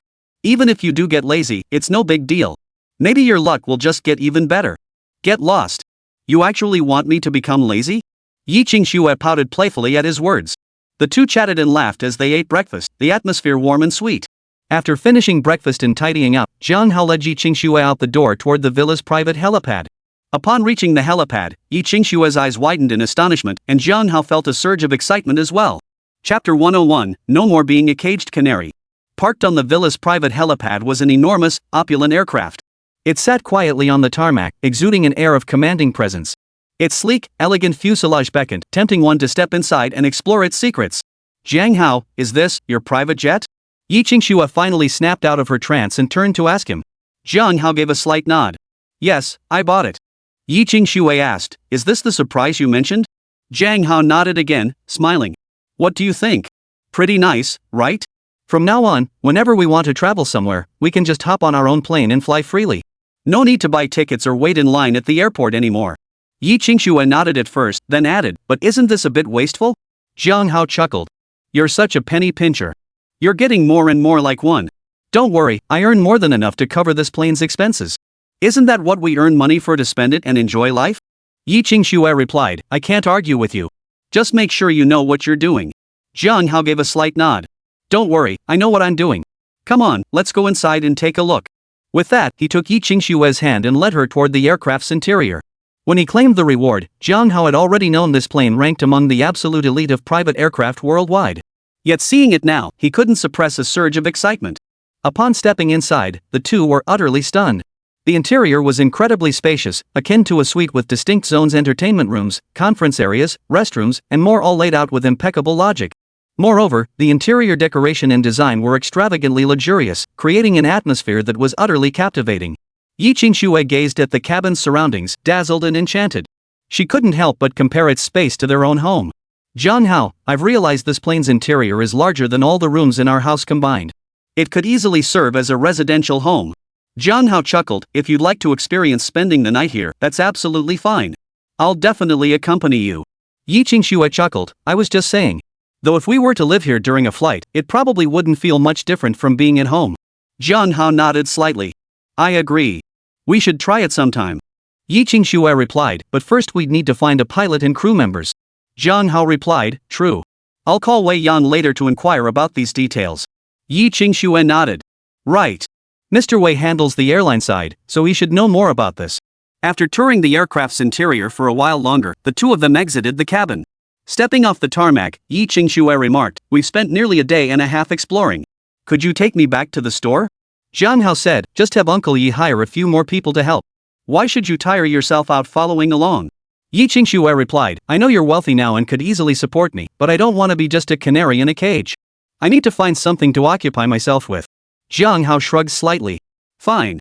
I'll take you. Next, Jiang Hao drove the poison directly, picking up Yi Qingxue and heading toward Yi Yongchao's Zhongxin jewelry franchise store. After dropping Yi Qingxue off at the jewelry store and greeting Yi Yongchao and his wife, Jiang Hao paused for a moment before turning the car toward the airport. After parking, Jiang Hao immediately dialed Wei Yang's number. Mr. Jiang, how may I assist you? Wei Yang answered promptly, his voice respectful. Jiang Hao said, I'm at the airport now, in the ticket hall. I'm not sure where your office is, so could you come out to meet me? I need to discuss something with you. Understood, sir, Wei Yang replied promptly. I'll be right out. Alright, that's all for now. See you shortly. With that, Jiang Hao hung up and waited for Wei Yang's arrival. Before long, Wei Yang, dressed in a formal suit, hurried over. Mr. Jiang, I apologize for keeping you waiting, Wei Yang greeted him respectfully upon seeing Jiang Hao. Jiang Hao replied indifferently, I just arrived. I haven't been waiting long. Let's go straight to your office. Certainly, Mr. Jiang, please lead the way, Wei Yang replied respectfully before promptly stepping aside to guide Jiang Hao. Once inside the office, Wei Yang promptly fetched a chair for Jiang Hao, poured him a cup of tea, and then respectfully inquired, Mr. Jiang, might I ask what you mentioned earlier? Jiang Hao explained, I recently purchased a private jet and would like to request your assistance in vetting the flight crew. Wei Yang immediately replied, no problem. I'll arrange it for you as soon as possible. Jiang Hao gave a slight nod. Let me know once you've found suitable candidates. I'll handle the specifics directly with them. Understood, Wei Yang replied, naturally having no objections. After a pause, Jiang Hao added, do you know how to obtain a pilot's license? I'm considering getting one myself. Ha? Wei Yang was startled by Jiang Hao's question. He quickly advised, Mr. Jiang, piloting an aircraft isn't easy. After all, accidents at high altitudes can be extremely dangerous. You have pilots, why would you need to learn to fly yourself? Jiang Hao replied calmly, don't worry about that. Flying a plane poses no problem for me, I've already practiced extensively. I was only asking about the licensing process. Wei Yang was genuinely taken aback. After a pause, he slowly explained, for a pilot's license, you still need to take exams. You have to schedule them, and then, Wei Yang proceeded to explain the entire process of obtaining a pilot's license to Jiang Hao. After listening, Jiang Hao nodded slightly and said, in that case, go ahead and make the appointment for me. Arrange the entire examination process. Yes, sir, Wei Yang replied promptly. Rest assured, I'll handle it as quickly as possible and call you once everything is set. Jiang Hao nodded slightly. Alright then. I'll be going now. Call me when it's ready. Yes, Mr. Jiang. Take your time, Wei Yang replied respectfully as he watched Jiang Hao walk away. Jiang Hao gave a nod of acknowledgement before heading toward the airport exit. Just as he reached his car, his phone rang. Chapter 102, Charity Auction. Jiang Hao glanced at his phone before answering. Hello, Ms. Su. What can I do for you? The caller was none other than Su Qingya, Vice President of Haotian Entertainment. Su Qingya said, our company has received an invitation to attend a charity auction. We need your presence, Mr. Jiang. It's scheduled for 5 o'clock this afternoon. A charity auction, huh? Got it. Where is it? Jiang Hao replied casually. Su Qingya replied, the venue is the Grand Conference Hall on the top floor of the Pearl of the Straight Tower, where our company is located. Got it, I'll be there this afternoon. Anything else?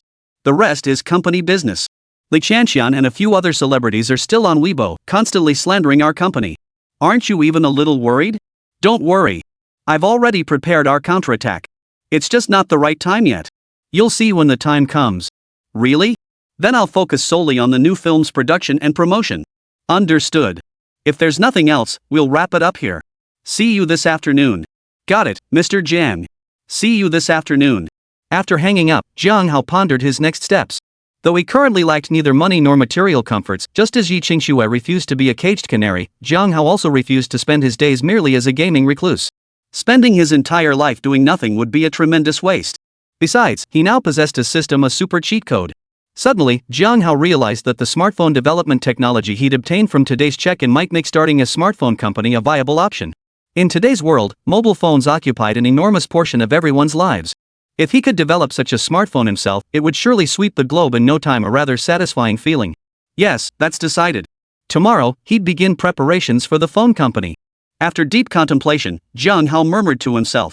He then drove straight back to his villa to resume his life as a gaming otaku. Ah, bliss. At noon, Jiang Hao cooked his own lunch. After eating, he went back to gaming, feeling quite content. Actually, being a gaming nerd seemed pretty great. However, he wouldn't neglect his important business. Feeling the time was right, he put away his phone, got into his Lamborghini Veneno, and headed toward the Pearl of the Straight Tower. Both cars were impressive, but comparatively, Jiang Hao still preferred the divine Lamborghini Venom. Upon arriving at Pearl of the Straight Tower and parking his car, Jiang Hao headed straight to Haotian Entertainment to find Su Qingya. Mr. Jiang, you're here. Su Qingya's face lit up with a smile upon seeing him. Jiang Hao gave a slight nod. Thank you for your hard work managing the company, Miss Su. Su Qingya replied, it's my duty. I should be thanking you for your trust, Mr. Jiang. But if you really want to show your appreciation, perhaps you could treat me to a meal? Ahem, we'll see about that, Jiang Hao responded with a light cough, then shifted the topic. So, what's this charity auction all about? Do we need invitations like in those novels and movies? Su Qingya smiled. How could you not know, Mr. Jiang? Invitations are indeed required. The organizers have already sent them over. As she spoke, Su Qingya retrieved a gold-embossed red invitation from the drawer and handed it to Jiang Hao. Jiang Hao took the invitation, glanced at it, and then placed it on his desk. The organizer is the official government of Xiamen City. Glancing at the notes on the invitation, Jiang Hao couldn't help but ask curiously. Su Qingya nodded slightly. Yes. For charity auctions like this, the organizers are usually either foundations or government entities. This one is government-sponsored, and all the data will be publicly disclosed afterward. Jiang Hao remarked, whether it's public or not doesn't matter to me. As long as the funds are used properly. Su Qingya added, I hear Director Ren himself will be presiding over it. There shouldn't be any issues. Jiang Hao paused slightly at Su Qingya's words, surprised to hear it was Director Ren. He nodded briefly, dropping the subject and shifting the conversation to company matters. After chatting for a while longer, Jiang Hao glanced at the time. Seeing it was nearly the appointed hour, he picked up the invitation from the table and prepared to head to the top floor hall. Su Qingya then suggested, Mr. Jiang, I'll accompany you. Perhaps I can network with some business contacts along the way. It might benefit the company's development. Jiang Hao didn't think twice about it. Sure, let's go together, he said casually. Immediately, Jiang Hao and Su Qingya took the elevator up to the top floor of the Pearl of the Straight Tower. Upon reaching the conference hall entrance at the building's summit, their invitations verified by security, they entered the grand hall together. Inside the conference hall, numerous business elites from Xiamen City had already gathered. The moment they stepped inside, they encountered a familiar face, Wu Zhang, Jiang Hao's neighbor who worked in e-commerce. Brother Jiang, Miss Su, you're here too. Wu Zhang hurried over upon seeing them, greeting Jiang Hao. By Wu Zhang's side, a young woman dressed in an evening gown, with exquisite makeup and a beautiful face, was arm in arm with him. Jiang Hao smiled and replied, Brother Wu, you're here quite early. Su Qingya gave Wu Zhang a slight nod in acknowledgement, saying nothing more. Wu Zhang chuckled, I just love the buzz of a crowd. Plus, I thought I might make a few new friends. Right then, let me introduce you. This is my girlfriend, Yang Yuanbing, who also happens to be my right-hand assistant. Wu Zhang then introduced Yang Yuanbing. This is Mr. Jiang, the CEO of Haotian Entertainment and our neighbor. Beside him is Miss Su Qingya, also our neighbor and the vice president of Haotian Entertainment. Mr. Jiang, Ms. Su, hello. After Wu Zhang finished his introductions, Yang Yuanbing proactively greeted Jiang Hao and Su Qingya.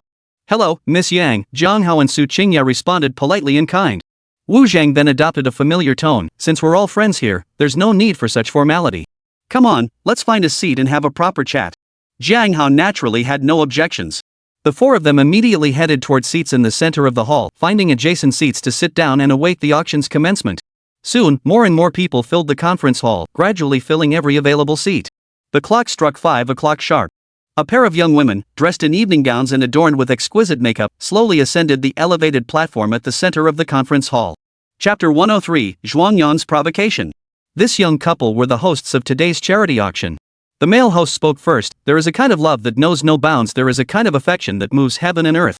The female host followed, there is a voice that echoes across the heavens, there is a thought that shines with radiant brilliance. The hosts then took turns delivering their opening remarks in alternating lines. Finally, they declared in unison, auctions have prices, but true affection is priceless. I now declare tonight's charity auction officially open. After speaking, the hosts bowed to the audience below the stage and slowly stepped back.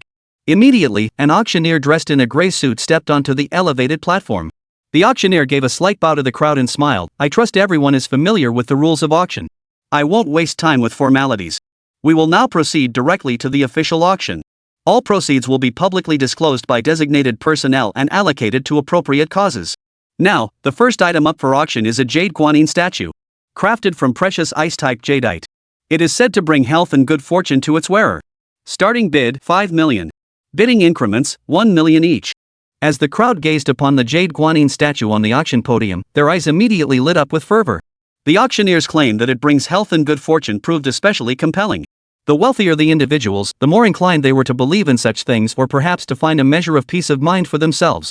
As soon as the auctioneer finished speaking, the conference hall erupted with a flurry of bidding calls. 8 million. 10 million.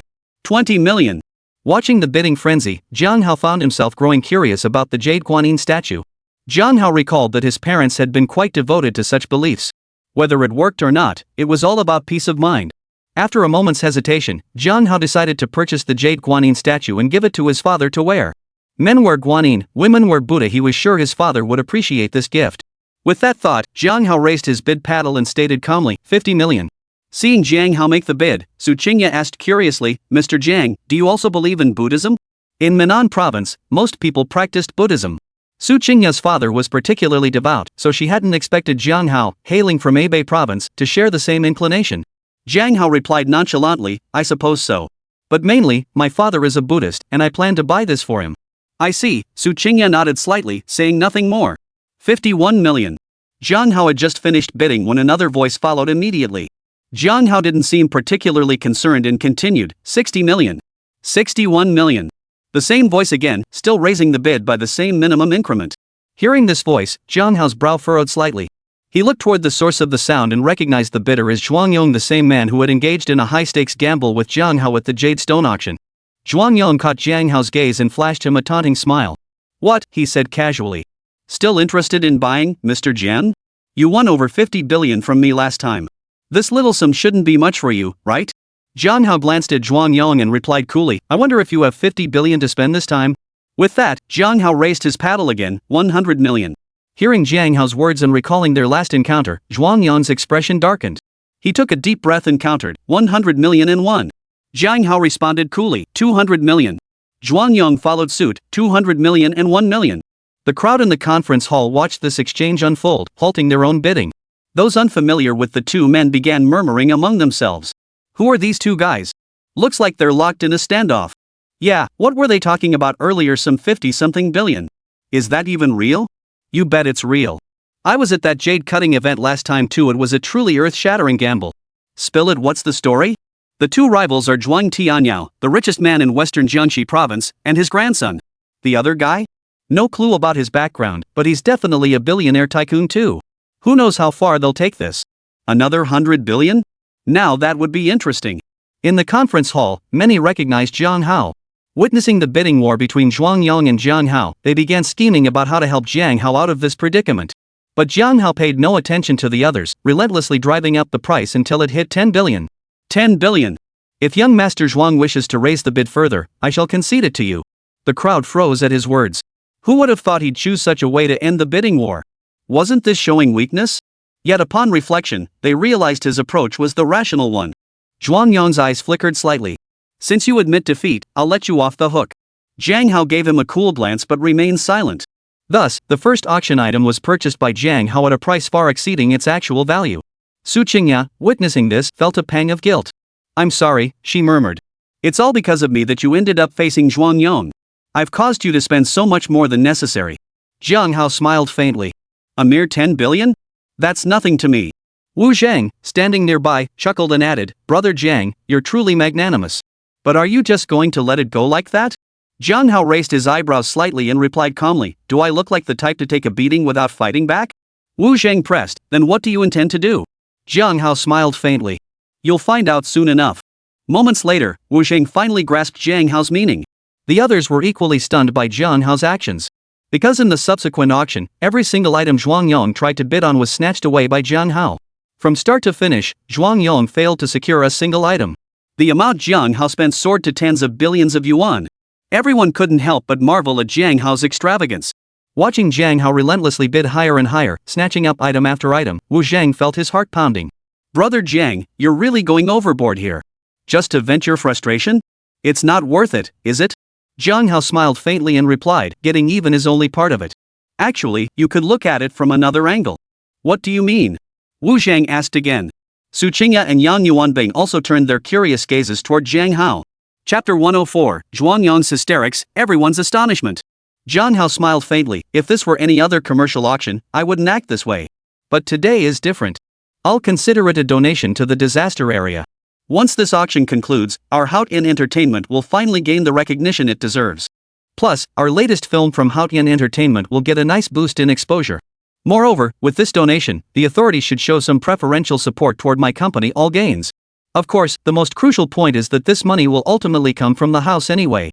Wu Zhang and the others listened to Jiang Hao's reasoning and found it quite convincing, though spending billions still stung a bit. But when they heard Jiang Hao's final remark, all three froze simultaneously. Su Qingya blurted out, "From the house? How is that possible?" Jiang Hao replied, "This auction seems to be nearing its end. Zhuang Yong hasn't secured a single lot. Once the results are announced, everyone will assume the market manipulators aren't spending a dime. Zhuang Group's reputation will take a significant hit, causing stock market volatility. That will be my moment to act." Wu Zhang asked, "Brother Jiang, you plan to strike at the Zhuang Group through the stock market? That might not be so easy." Jiang Hao smiled faintly. "I have my own clever plans." Seeing Jiang Hao unwilling to elaborate, Wu Zhang and the others pressed no further. Soon, the final item came up for auction. The auctioneer proclaimed from the podium, "This is the final item up for auction tonight. It is nothing more than a child's doodle, drawn by a young hand from the disaster zone. To most here, it may hold little monetary value, but what matters is the heart behind it." As he spoke, the auctioneer displayed a painting that appeared remarkably simple. Holding his gavel, he tapped it lightly and announced calmly, "Starting bid, 100,000. As the auctioneer's voice fell, the crowd below the podium began bidding once more. 2 million. 3 million. 10 million. After a flurry of bidding, Zhuang Yong joined in. Earlier, preoccupied with his rivalry with Jiang Hao, Zhuang Yong had overlooked the number of lots. Only when the auctioneer announced this was the final item did he finally snap back to reality. If he attended a charity auction only to walk away empty-handed, with the public record showing the Zhuang Group donating 0 yuan, what a bitter irony that would be. 11 million. Seeing Zhuang Yong bid, Jiang Hao immediately followed suit. Zhuang Yong shot Jiang Hao a fierce glare before continuing the bidding, 20 million. 21 million. Jiang Hao's voice remained as calm and unruffled as ever. The others in the hall, witnessing this scene, all stopped bidding. They adopted an air of watching a show, observing the two men locked in battle. Here we go again. Who would have thought a charity auction would witness such a scene? Yeah, that Mr. Jiang is something else. He must have spent billions tonight. What a fortune. Sigh, it's impossible to envy such extravagance. I wonder just how high the bidding will go for this final lot. 10 billion. Zhuang Yong shouted hysterically. 10 billion and 1 million. Jiang Hao remained as calm as ever. Jiang Hao. What the hell are you trying to do? Zhuang Yong glared at Jiang Hao, his eyes blazing with fury. Jiang Hao replied indifferently, "Fair bidding. Highest bidder wins. Problem with that? If you can't afford it, shut up. Jiang Hao, you're something else." Zhuang Yong glared fiercely at him, his voice icy as he declared, 20 billion. "Thank you. I've always been fine," Jiang Hao replied with a smile before continuing the bidding. 20 billion and 1 million. Jiang Hao, we'll see about that. Zhuang Yong abruptly stood up, spun around, and stormed out of the hall. Having lost over 50 billion overnight last time, Zhuang Yong's funds were severely constrained. 20 billion was his absolute limit now. Even if he added a few hundred million more, it would be utterly meaningless. That was precisely why Zhuang Yong stormed off in anger. The auctioneer paused briefly before following protocol, calling out 3 times. Finally, the gavel fell with a resounding thud. The final lot goes to Mr. Jiang. After the auction concluded, the two hosts who had taken the stage earlier returned. They delivered a brief introduction, and finally, the male host announced, "Next, we welcome Mr. Ren, Chief Executive of Xiamen City, to deliver his address." Clap. A wave of applause erupted throughout the hall as Ren Chang slowly ascended the podium. Ren Chang gestured to the crowd. The applause immediately ceased as the audience listened intently to his address. "I am truly delighted to be here today with all of you outstanding entrepreneurs who are also deeply compassionate. Your spirit of dedication. Regarding the proceeds from this charity auction and the contributions made by each entrepreneur, we will publish all details on our official website. This will allow everyone to see your efforts and hold you up as role models. Finally, thank you all." After delivering his final words, Ren Chang bowed deeply to the crowd, his voice filled with gratitude. Clap. Immediately, thunderous applause erupted once more. The host then returned to the stage, delivered a few closing remarks, and officially declared the charity auction concluded. As soon as the auction concluded, a group of people immediately gathered around Jiang Hao. Fang Zhongyi from Zhongxin Jewelry, Chen Jinhao from Emperor Hotel, Xi Feng from Golden Emperor KTV. Along with other merchants from Twin Towers or Dingfeng Building, all stepped forward to greet Jiang Hao. Those unfamiliar with Jiang Hao who witnessed this scene were utterly astonished. Simultaneously, they resolved to find a way to uncover the identity of this Mr. Jiang Hao and establish connections with him. Surrounded by the crowd, Jiang Hao felt a bit speechless. But these shop owners rarely got to see him, and now that they finally had the chance, they naturally didn't want to miss it, showering him with flattery. "Alright, everyone, it's getting late. Let's disperse. No need to crowd around. I'm heading back to rest." Seeing everyone's overly enthusiastic expressions, Jiang Hao couldn't take it anymore and called out loudly. As soon as he finished speaking, the crowd responded in unison once more. "Take care, Mr. Jiang. Mr. Jiang, let me walk you out. Mr. Jiang, we're heading that way too, let's travel together. Mr. Jiang, I'm truly sorry. I was busy arranging the auction today and couldn't reach you sooner. Just then, a middle-aged man in a black suit, slightly balding and of short stature, pushed his way through the crowd to Jiang Hao's side, addressing him with respectful deference. Chapter 105, The Center of Attention, a prime example. Many present noticed the middle-aged man and their expressions shifted slightly. Seeing his attitude toward Jiang Hao, they were particularly taken aback. Who are you? Jiang Hao looked at the man, his voice tinged with confusion. The short, middle-aged man hurriedly replied, Mr. Jiang, I'm Chen Duojin, general manager of the property management company for Straight Pearl Tower. I just received word today about the property rights transfer. Would you like to head to the office now to handle the property transfer contract? Once that's settled, we can immediately begin collecting first quarter rent from all tenants. At Chen Duojin's words, the expressions of those present abruptly shifted. From Chen Duojin's tone, it seemed the Straight Pearl Tower had become Jiang Hao's property. Fang Zhangyi, Qi Feng, and the others had initially been unaware of each other's identities. Through their earlier conversation, they learned that Jiang Hao simultaneously owned both the Twin Towers and Dingfeng Tower. What they hadn't anticipated was that the Pearl of the Straight building had now also become Jiang Hao's property. Among the other wealthy merchants present, many were also tenants of the Pearl of the Straight building. They too stared at Jiang Hao in utter shock. In that moment, they finally understood why Jiang Hao, despite his youth, possessed such immense wealth. Su Qingya was equally astonished. She turned to Jiang Hao and asked, Mr. Jiang, you bought the entire Straight Pearl Tower? Jiang Hao gave Su Qingya a slight nod before turning to Qian Duojin and saying calmly, it's too late today. I'll come back another time. My entertainment company is in this building anyway, so I can handle contract matters anytime. Qian Duojin immediately responded, yes, I understand. I will be at your service whenever you need me. At that moment, aside from Fang Zhangyi and Qi Feng, the merchants of Pearl of the Straight Tower also gathered around, eager to build connections with Jiang Hao. Jiang Hao found the scene utterly speechless. He should have warned Qian Duojin beforehand not to announce the news in front of everyone. Mr. Jiang, Director Rin requests your presence. Just as Jiang Hao felt trapped in the crowd and was about to make a hasty escape, a clear voice rang out. Immediately, a young man who appeared to be a secretary approached Jiang Hao. Upon seeing the young man, the numerous merchants present immediately greeted him. From their greetings, Jiang Hao understood that this young man was Rin Chang's secretary, surnamed Tian. Hearing Secretary Tian's voice, Jiang Hao finally exhaled in relief. He addressed the crowd, everyone, since Director Rin is seeking me, I must go meet with him first. You all should head back to your respective places. We can chat again when we have time. Hearing that Director Rin sought him, the others naturally dared not delay Jiang Hao. They smiled and bid him farewell before exiting the hall one after another. Secretary Tian, would you kindly show me the way? Jiang Hao politely addressed Tian once everyone had departed. You're too kind, Mr. Jiang. This way, please, Secretary Tian smiled and nodded at Jiang Hao before gesturing toward the side. Jiang Hao nodded briefly to Su Qingya and Wu Zhang before following Secretary Tian. Before long, they arrived at a top-floor office where Rin Chang, several officials, and newspaper staff were all gathered. Upon seeing Jiang Hao enter, Rin Chang introduced him to the group. Jiang Hao then exchanged polite greetings with everyone present. Once the introductions concluded, Jiang Hao turned to Rin Chang and inquired, Commissioner Rin, what might have brought me here today? Rin Chang's gaze swept over the people in the office before he replied, we plan to cover tonight's charity auction. It's both to honor the philanthropic entrepreneurs present and to inspire more business leaders to engage in charitable endeavors. After discussion, we've decided to feature you as a representative figure. I see. What exactly is required of me? Jiang Hao nodded before asking. Ren Chang replied, nothing much. Reporter Li will interview you shortly. Just cooperate with him, it'll only take 10 minutes or so. We'll handle the rest. As he spoke, Ren Chang gestured toward a reporter's seat in the office. Jiang Hao gave a slight nod. Alright, I'll cooperate. Ren Chang nodded. Then go ahead and cooperate with reporter Li's interview. Afterward, you may leave directly. Jiang Hao replied, alright, Director Rin and everyone else, I'll be heading out now. Subsequently, Jiang Hao conducted a brief interview with reporter Li and naturally, it focused on promoting positive energy and similar themes, which Jiang Hao found easy enough to accommodate. After the interview concluded, Jiang Hao bid farewell to reporter Li and walked out. What did Chief Ren want with you? Did you know each other before? Su Qingya asked as soon as she saw Jiang Hao arrive. Wu Zhang and Yang Yuanbing also looked at Jiang Hao with a hint of curiosity. Jiang Hao explained, I did know Director Ren beforehand, but this matter isn't related to that. Here's the situation.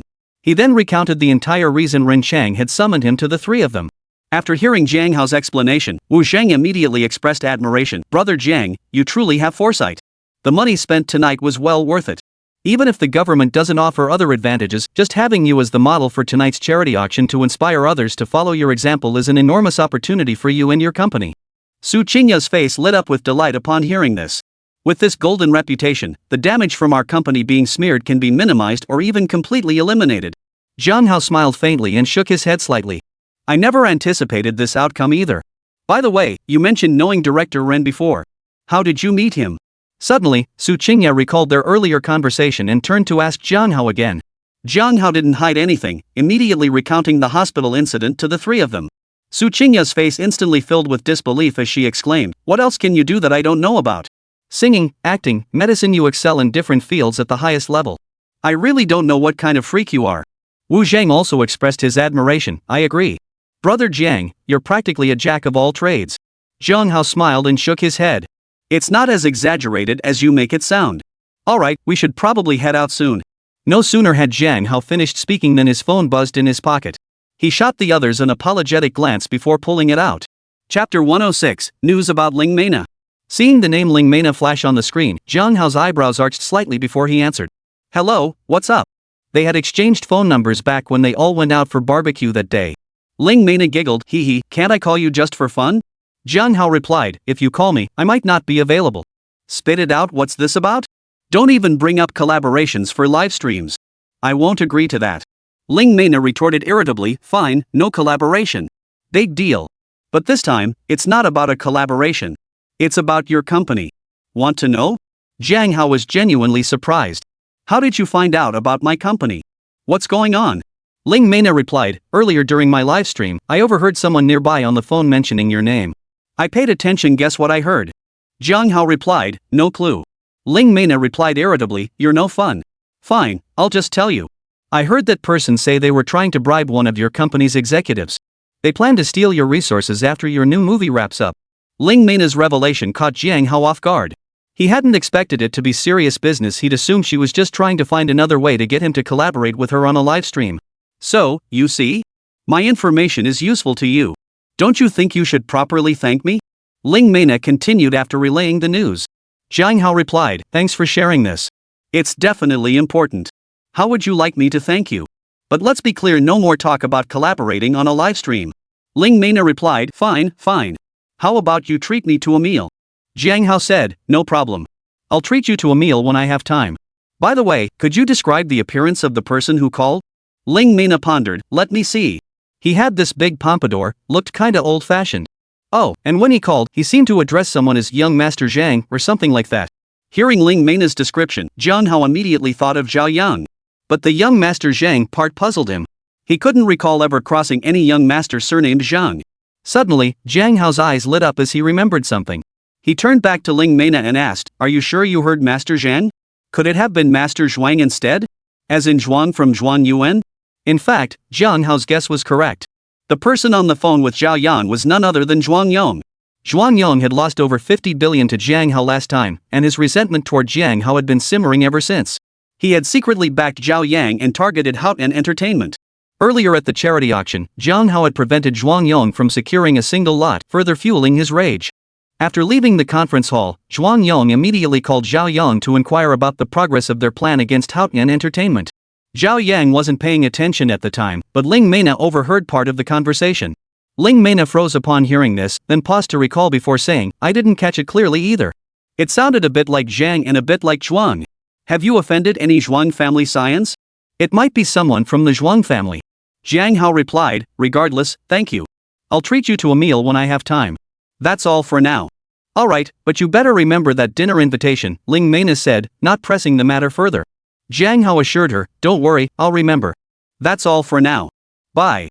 After Jiang Hao hung up, Su Qingya immediately asked, who was that? You promised to treat them to a meal? Though she hadn't caught the conversation, Su Qingya recognized a woman's voice.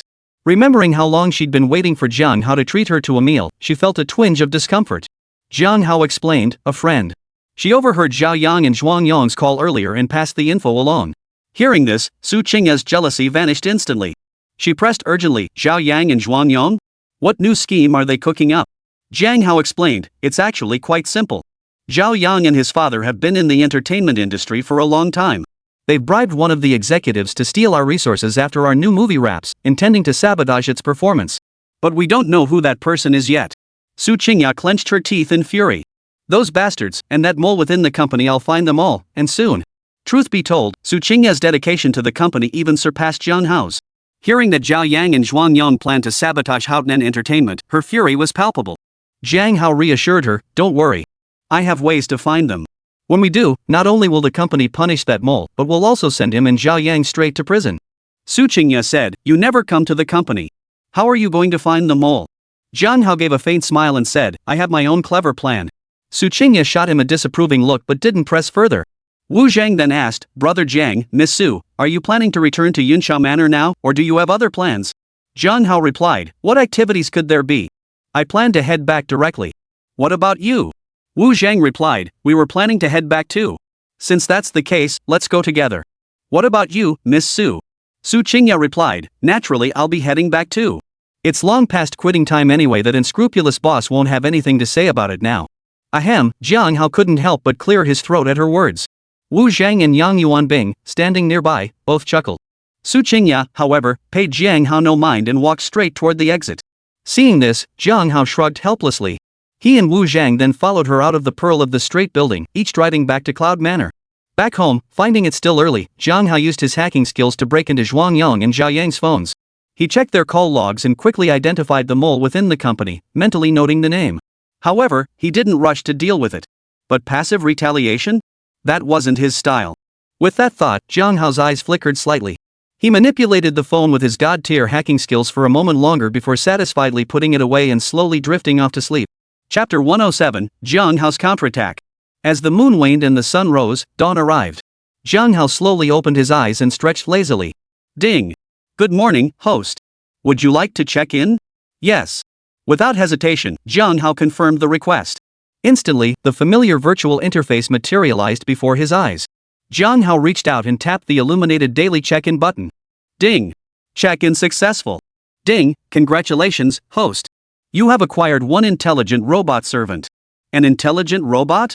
Given his prior experience with the smartphone, Jiang Hao had a general idea of what this might entail, though he remained curious about how it differed from current robotics. With that thought, Jiang Hao directed his mental energy, summoning the smart robot directly from the system warehouse.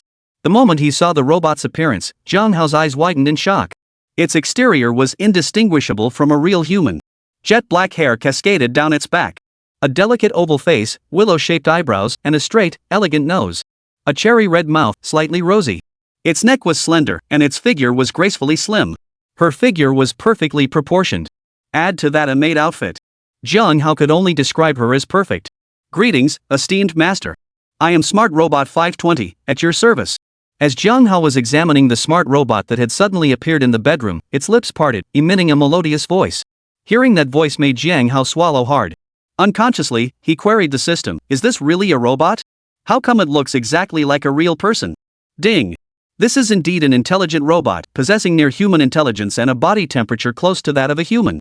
This is testing my self-control way too much. Is the system deliberately messing with me? Jiang Hao's eyes swept over the intelligent robot maid's figure as he mentally grumbled at the system. Ding. The appearance of intelligent robot servants is formed based on the host's imagination. This cannot be blamed on this system. Ahem, did I ever think that? That's pure slander. Though mentally sparring with the system, Jiang Hao couldn't help but steal a few glances. Even knowing she was a robot, he found her undeniably captivating. Suddenly, a critical thought struck Jiang Hao. System, can this robot maid's appearance be altered? Jiang Hao certainly didn't want Yi Qingxue to misunderstand him because of this intelligent robot. Even if he explained it was an AI robot, Yi Qingxue probably wouldn't believe him. Ding. Yes, host.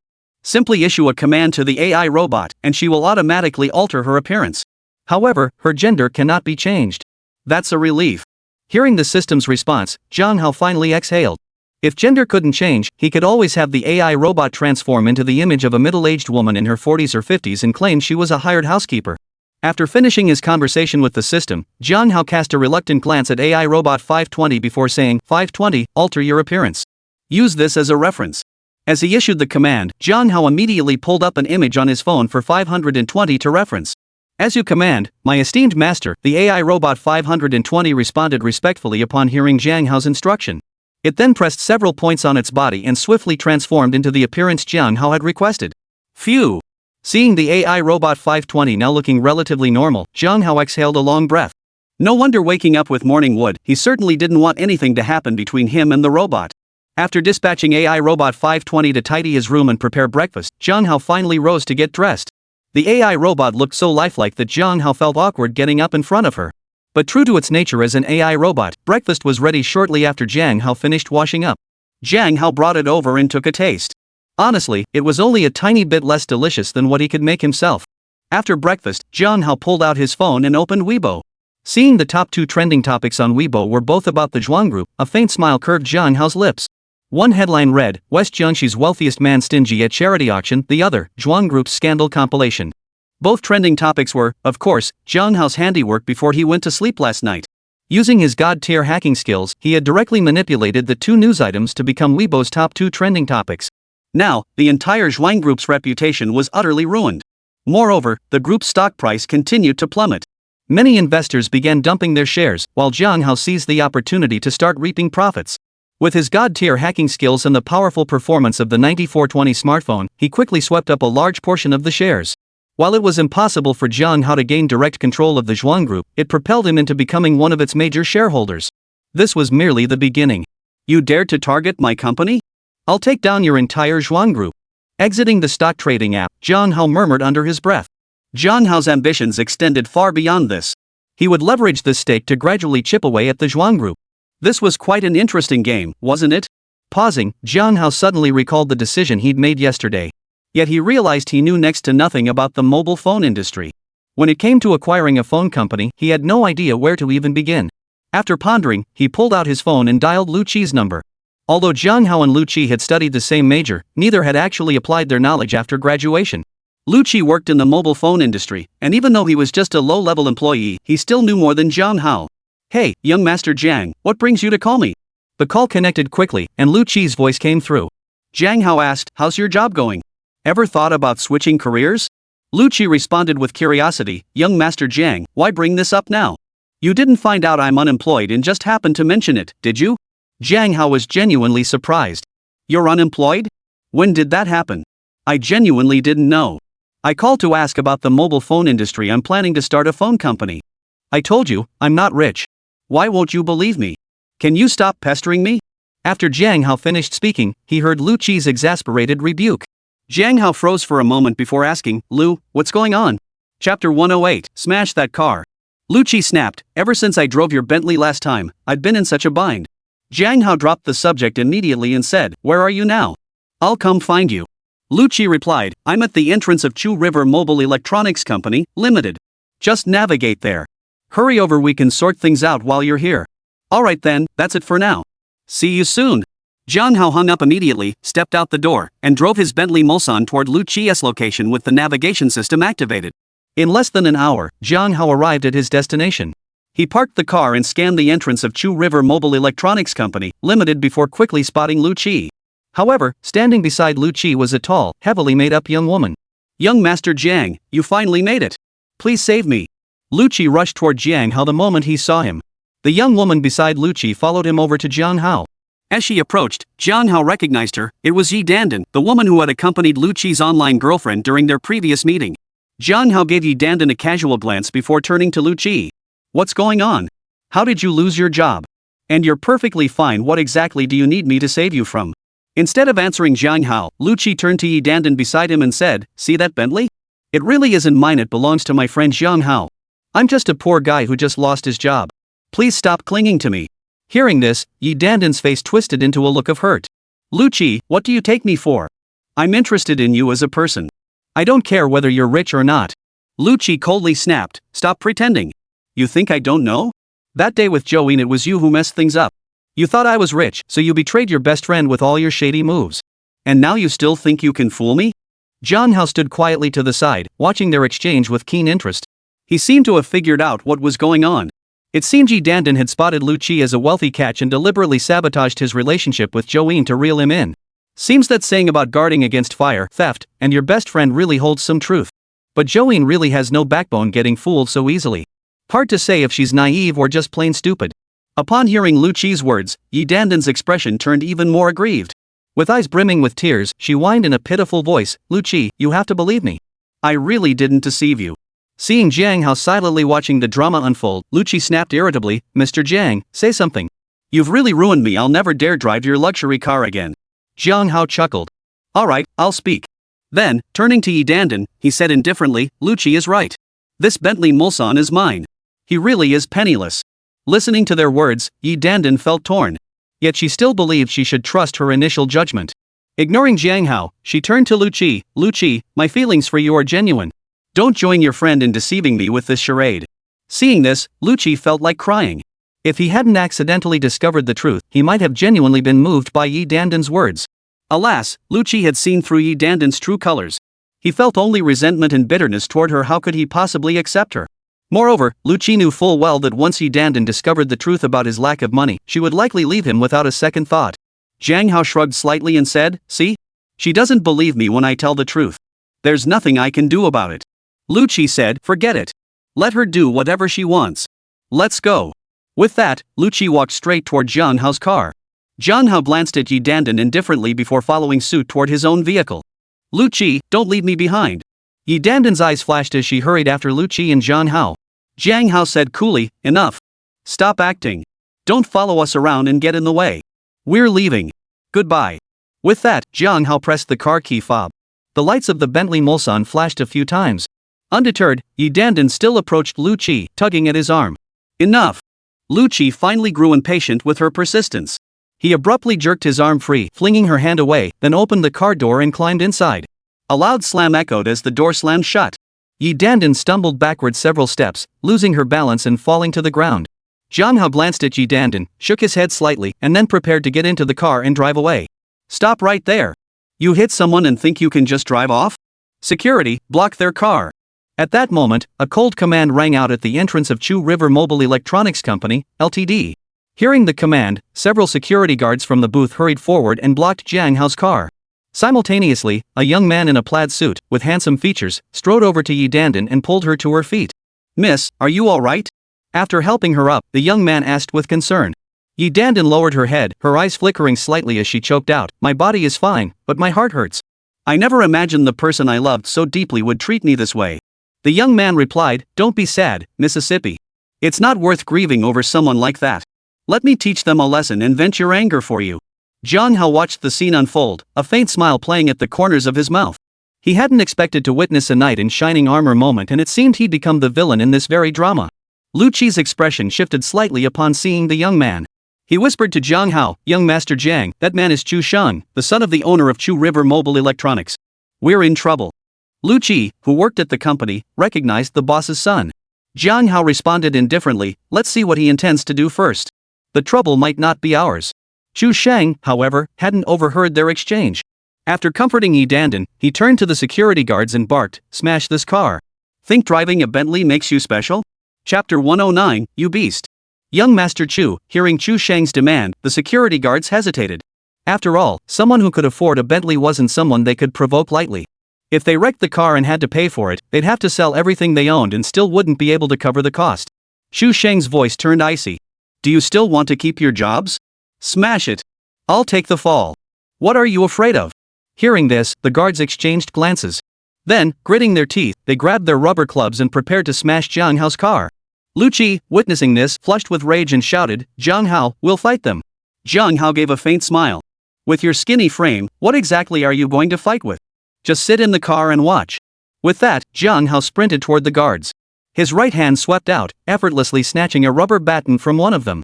Lu Qi, of course, couldn't just sit idly by. He yanked open the car door, ready to join Jiang Hao in confronting the security guards. In the next instant, Jiang Hao charged into the midst of the guards, rubber baton in hand. Thud! A series of thuds echoed as the security guards who had just charged out were all knocked to the ground by Jiang Hao. At that very moment, Lu Qi had only just stepped out of the car. Seeing Jiang Hao take down the guards in an instant, Lu Qi's eyes widened in utter shock. Yi Dandan was equally stunned. She never imagined Lu Qi's friend could be this powerful. Originally, upon seeing Chu Sheng, Yi Dandan had already decided to give up on Lu Qi. She had planned to witness the Bentley being smashed to pieces by the security guards to vent her anger, but she never expected this outcome. Chu Sheng's expression abruptly darkened. He hadn't anticipated Jiang Hao being this formidable. Watching Jiang Hao approach him, wielding a rubber baton, Chu Shang swallowed hard. His voice trembled with feigned bravado. What do you want? Beat you up. With that, Jiang Hao swung the rubber baton with all his might, smashing it down hard onto Chu Shang's thigh. Thud. A dull thud echoed as Chu Shang instantly felt his legs as if they were about to snap. Ah! A piercing scream erupted from Chu Shang's throat as he collapsed to his knees with a thud. Jiang Hao swung the rubber baton again, landing blows on both of Chu Shang's shoulders before hurling it violently toward Yi Dandan. Ah! Seeing the flying rubber baton, Yi Dandan's eyes filled with terror as a shrill scream escaped her lips. Thud! The next second, the rubber baton whizzed past Yi Dandan's cheek and slammed heavily onto the ground. Yet Yi Dandan continued to scream in agony. What's with all the screaming? Keep it up and I'll give you a few more whacks. Seeing this, Jiang Hao's brow furrowed slightly as he spoke coldly. Hearing Jiang Hao's words, Yi Dandan immediately stopped her shrieking. Lu Qi quickly approached Jiang Hao, his face filled with astonishment. Young Master Jiang, I never imagined you were a martial arts master. That was incredible. Jiang Hao gave a faint smile. Martial arts master? This is nothing more than basic combat techniques. What's going on? Lu Qi was about to say more when a deep voice echoed near Jiang Hao and the others. Simultaneously, a middle-aged man dressed in a gray suit, his complexion sallow and gaunt, emerged from within Chuhi Mobile Electronics Company, Ltd. Dad, save me. They're beating me to death. Spotting the middle-aged man, Chu Sheng immediately shouted toward him. Hearing his son's cries, the man quickened his pace toward them. His expression darkened instantly upon seeing the security guard lying on the ground and his son nearby. Lu Qi's expression changed again upon seeing the man. He whispered, Young Master Jiang, this is Chu Sanha, the owner of Chu River Mobile Electronics Company, Limited. Jiang Hao nodded slightly, acknowledging the information. While Lu Qi was introducing the man's identity to Jiang Hao, Chu Sheng took the opportunity to recount the earlier incident to Chu Sanha, embellishing the details as he went. Naturally, in Chu Sheng's narrative, he was the embodiment of righteousness, while Jiang Hao and Lu Qi were cast as the villains. After hearing Chu Sheng's account, Chu Sanha immediately turned to look at Jiang Hao and Lu Qi. Upon seeing Jiang Hao, however, his expression abruptly changed. Mr. Jiang? How is it you? After a moment of shifting expressions, Chu Sanha addressed Jiang Hao with respectful deference. Seeing this, Lu Qi froze in place. Yi Dandan's eyes widened as she scrutinized Jiang Hao for the first time. Chu Sheng, ignoring the pain in his body, stared back with shock and confusion. Jiang Hao raised an eyebrow slightly and asked, You know me? Chu Sanha immediately replied respectfully, I attended the charity auction yesterday and witnessed your presence there. Recalling last night's auction, where Jiang Hao had been surrounded by Shaman City's elite business community like a moon surrounded by stars, Chu Sanha felt a wave of awe wash over him. Moreover, the fact that the chief executive of Shaman City had personally extended an invitation to Jiang Hao left an indelible impression on Chu Sanha. Chu Sanha never imagined he would encounter Jiang Hao so soon, and certainly not under these circumstances. The thought made Chu Sanha whip his head around to glare at Chu Sheng. You beast, he roared. You must have offended Mr. Jiang without knowing better. Now you dare stir up trouble in front of me? You're a complete scoundrel. After speaking, Chu Sanha scanned the area with his eyes before picking up a rubber baton from the ground and smashing it hard against Chu Sheng's back. Dad, what are you doing? They were the ones bullying people first. I just stepped in to help when I saw injustice. Why are you hitting me?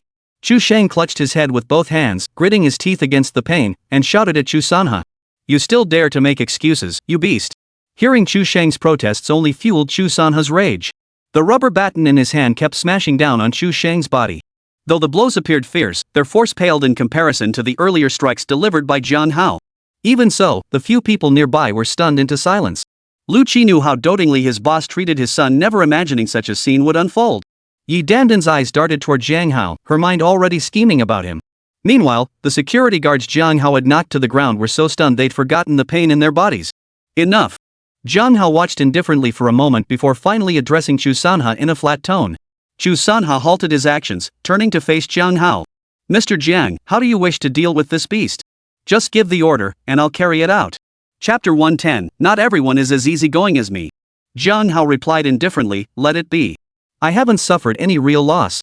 However, I'd prefer your precious son forget about today's incident. Should anything happen in the future, don't blame me for not warning you. Chu Sanha felt a wave of relief wash over him.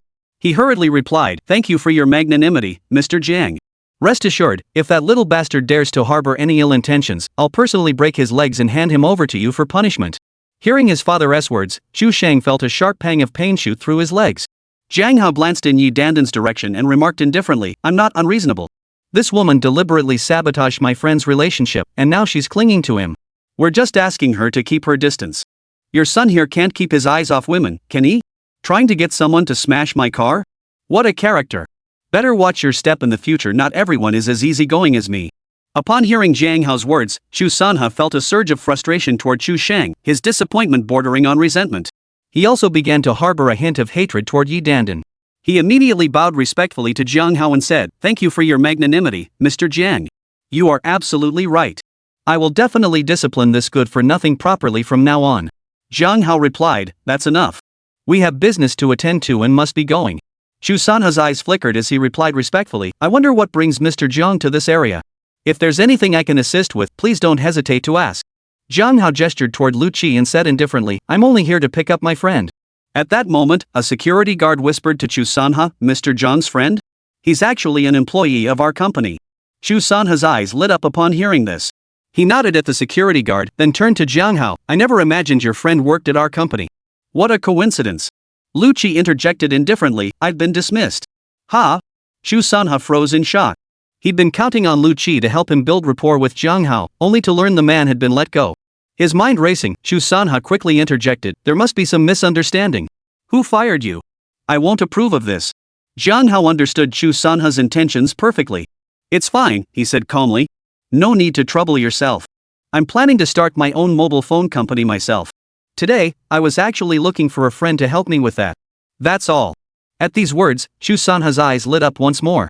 He immediately responded with deference, "Mr. Jiang, our company is preparing to divest. Would you be interested?" Jiang Hao paused slightly at Chu Sanha's words, replying coolly, "You didn't just decide this on a whim, did you?" Chu Sanha replied, "Mr. Jiang, you jest. How could I make such a decision lightly? Our company's phones rely entirely on foreign technology. Recently, we faced restrictions from overseas companies, making operations increasingly difficult. That's why we've decided to sell." Jiang Hao gave Chu Sanha a deep look before saying, "Hold on a moment." With that, Jiang Hao pulled out his phone and used his god-tier hacking skills to infiltrate the network system of Chu River Mobile Electronics Company, Limited. He quickly scanned through all the relevant information. Convinced Chu Sanha was truthful, Jiang Hao calmly stated, "Name your price." Having already assessed the company's worth, Jiang Hao's inquiry was merely a formality. Seeing Jiang Hao's intent to acquire the company, Chu Sanha's face lit up with delight. After a moment's thought, he respectfully replied, "Based on my rough calculations, our company's current value is around 500 million. If you're unsure, we can discuss it further inside, and I can provide a detailed introduction to our company's situation."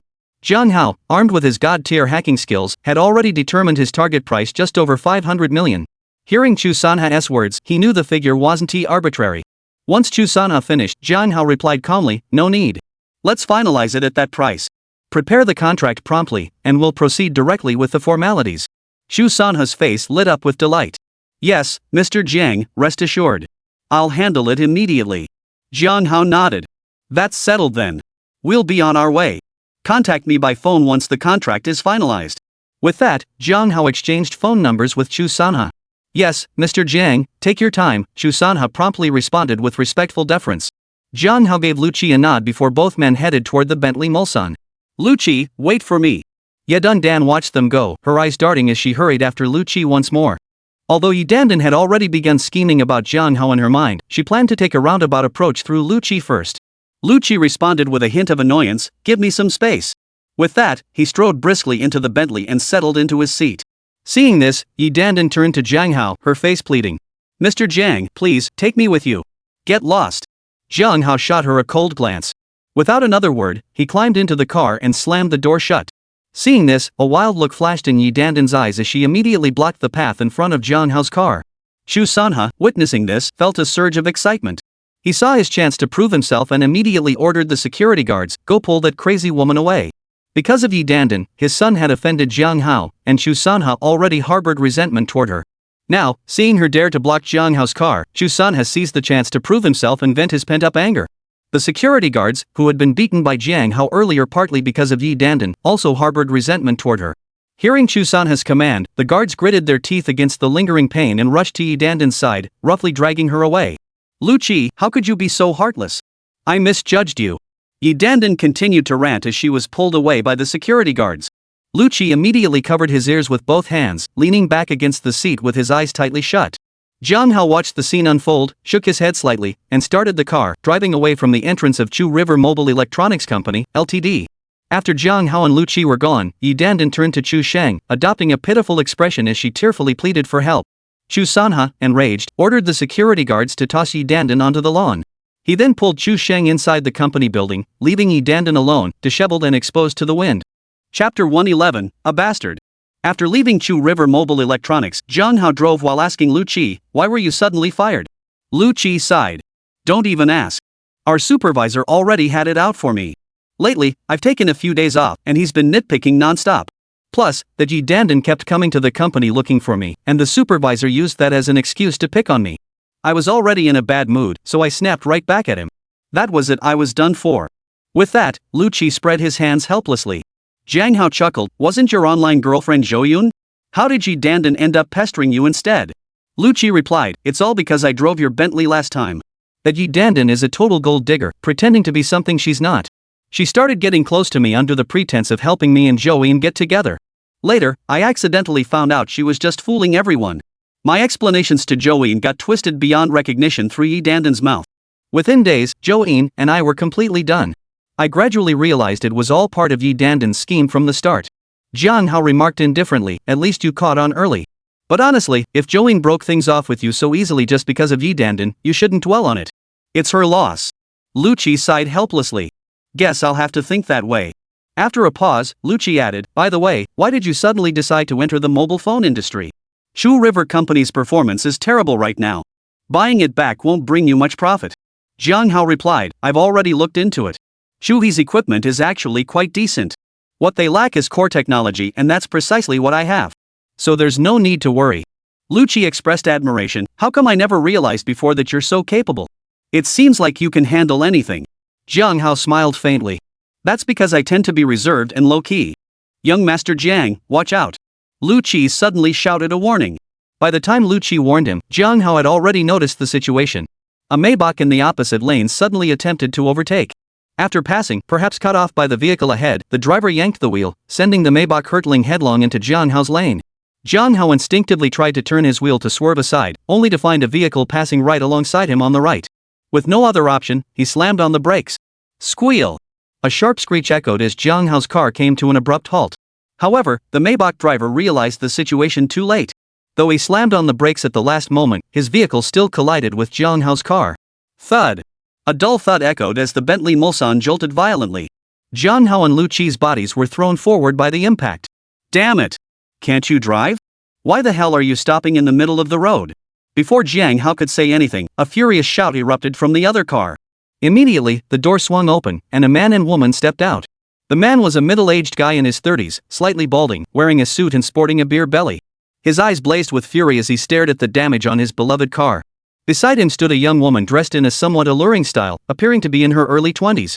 Spotting the man, Jiang Hao raised an eyebrow slightly, surprised to encounter someone he knew. Jiang Hao opened his door and stepped out, fixing his gaze on the man. His voice was cool and detached. "What's the matter, Mr. Li? Feeling particularly hot-headed today? You hit my car, and now you think you're in the right?" This middle-aged man was none other than Li Lei, the real estate tycoon Jiang Hao had encountered earlier when picking up his cousin, Zhang Tao. Their first encounter had ended in unpleasantness due to Li Lei's girlfriend, Su Jiaojia. Now, in their second encounter, Li Lei and Su Jiaojia were attempting to forcefully purchase the imperial green jade bracelet Jiang Hao had intended for Yi Qingxue. Jiang Hao never expected that every time he ran into this Li Lei, nothing good ever came of it. While Jiang Hao was thinking this, Li Lei's mental state had already completely collapsed. He never imagined he'd run into Jiang Hao again. How unlucky could he get? Why did he keep running into Jiang Hao everywhere? "Mr. Jiang, I'm terribly sorry I didn't recognize you." Though inwardly cursing his luck, Li Lei maintained a forced smile on his face. The young woman beside Li Lei witnessed this exchange, a look of shock flashing in her eyes. In her memory, Li Lei was always full of himself, carrying himself with an air of superiority around others. Why did Li Lei act like this when facing this Mr. Jiang? Just who was this Mr. Jiang? Jiang Hao replied calmly, "Whoever you are, look at where my car is parked. Now look at where yours ended up. And you start cursing people the moment you step out? Does that make you look so tough?" Li Lei glanced at the positions of both vehicles. Jiang Hao's car was parked securely in its own lane, while Li Lei's had veered into Jiang Hao's lane. Seeing this, Li Lei inwardly cursed the woman beside him. While driving earlier, he'd been too preoccupied with making advances toward her to notice the sudden accident. With that thought, Li Lei addressed Jiang Hao respectfully. "I'm sorry, Mr. Jiang. This is entirely my fault. I'll cover the repair costs for your car. Let's head to the dealership right now to handle it. Is that acceptable?" Jiang Hao gave Li Lei a cool glance and replied, "Fine." "That's settled then. Just be more careful next time you drive." Hearing this, Li Lei hastily replied, Yes, I will be more careful." Jiang Hao said nothing further, simply got back into his car, backed up a short distance, restarted the engine, and drove off. Seeing this, Li Lei quickly found a spot to turn around, reversed his car, and followed behind Jiang Hao. The four of them soon arrived at a nearby dealership. The collision damage wasn't severe, and after the car was repaired, Li Lei apologized repeatedly to Jiang Hao before watching him and Lu Qi drive away. "Mr. Li, who is he?" the woman asked Li Lei once Jiang Hao had departed. "A jerk," Li Lei said, gritting his teeth. After leaving the dealership, Jiang Hao checked the time and saw it was nearly noon. He took Lu Qi to a nearby hotel to have lunch. "Ha? Isn't that Lu Qi? Out of a job and still splurging on a fancy meal? TSK, quite the life." Just as their dishes arrived and they were about to dig in, a shrill voice pierced their ears. Chapter 112, Bark again, and I'll kick you again. At the sound, Lu Qi's expression darkened instantly, while Jiang Hao raised an eyebrow. A thin, unremarkable young man appeared beside their table, his gaze fixed on Lu Qi with a hint of schadenfreude. Lu Qi coldly retorted, "Zhang Fu, mind your own business. My affairs don't require your meddling." The young man's name was indeed Zhang Fu. Zhang Fu smiled wryly at Lu Qi's retort. "What? Are you lashing out in anger and shame? You thought you were so capable, didn't you? Popular at the company, handling business better than me. Yet in the end, you're the one who got fired. Feels awful, doesn't it?" Jiang Hao looked at Lu Qi and asked, "What kind of person is this?" Lu Qi explained, "He's Zhang Fu, also an employee at Chui Company. We had a misunderstanding before that he's never let go of. He's always been competing with me. I suspect he had a hand in my dismissal by the supervisor this time." Hearing their exchange, Zhang Fu sneered coldly. "You guessed right, Lu Qi. I was the one who reported you to management. I followed company policy, nothing illegal. What can you do about it?" Zhang Fu's hostility toward Lu Qi stemmed from a female colleague he admired. She treated him coldly yet showed considerable affection toward Lu Qi, fueling his jealousy. As for the earlier incident between him and Lu Qi, a minor misunderstanding in Lu Qi's eyes, it only deepened Zhang Fu's resentment toward him. Hearing this, Lu Qi's expression darkened. "Zhang Fu," he said coldly, "you've gone too far." Zhang Fu smirked triumphantly. "I am going too far. So what? You're the one who picked a fight with me. Getting fired is your just desserts." Lu Qi's anger flared even more at this, and he was about to retort. Jiang Hao, seeing this, casually picked up a glass of wine from the table and violently flung it at Zhang Fu's face. He then remarked indifferently, "Why waste words on scum like him? You bastard!" Zhang Fu roared, enraged by the wine splashed on him, lunging forward with a fist raised. Jiang Hao remained seated, lifting his right foot to deliver a kick squarely to Zhang Fu's midsection. Thud! The sound of a heavy object hitting the floor echoed as Zhang Fu's body was sent flying by Jiang Hao's kick, crashing heavily onto the floor. "Bastard, you!" Before Zhang Fu could finish, Jiang Hao said coldly, "Keep barking, and I'll keep kicking you." Hearing Jiang Hao's words and meeting his calm gaze, Zhang Fu's heart skipped a beat. He dared not utter another sound. Jiang Hao glanced at Zhang Fu and remarked coolly, "Lu Qi got fired. Feeling pretty smug, huh? But don't get ahead of yourself, your turn is coming soon." With that, Jiang Hao pulled out his phone and dialed Chu Sanha's number. "Hello, Mr. Jiang." Chu Sanha answered respectfully the moment he received the call. Jiang Hao said indifferently, "Check if there's an employee named Zhang Fu at your company, and also Lu Qi's supervisor." "Terminate both of them. No problem, right?" Upon hearing Jiang Hao's request, Chu Sanha hastily replied with deference, "No problem. I'll handle it immediately." "Alright, thank you for your assistance, Mr. Chu. That's all for now." Jiang Hao responded before hanging up. On the other end, after hanging up, Chu Sanha promptly set out to personally handle the matters Jiang Hao had instructed. Seeing this, Lu Qi realized Jiang Hao was taking action on his behalf, and a wave of warmth washed over him. Zhang Fu, who had witnessed Jiang Hao making the call and overheard its contents, felt his heart skip a beat. Yet he stubbornly retorted, "Who do you think you are? You think you can just fire me? And Mr. Chu? I wonder who you found to play along with your charade." Jiang Hao glanced at Zhang Fu and said coolly, "You'll find out soon enough if it's a charade or not." With that, Jiang Hao ignored Zhang Fu entirely, gave Lu Qi a nod, and the two began eating without further ado. Zhang Fu watched this unfold, momentarily at a loss for what to do. After a brief silence, he decided to swallow his pride, file away this grudge, and leave for now. Just then, Zhang Fu's phone rang. His expression changed instantly upon seeing the caller ID. His hands trembled as he answered. Hello, manager? Damn you, Zhang Fu. You've ruined me. Don't you have any sense? Who do you think you are, offending people like that? Now both of us are fired from the company. Happy now? Hearing the voice on the line, Zhang Fu's heart sank. He glanced at Jiang Hao with a mix of fear and dread, muttering, Manager, get lost. Don't ever let me see you again. Before Zhang Fu could finish, a harsh voice cut him off. Beep.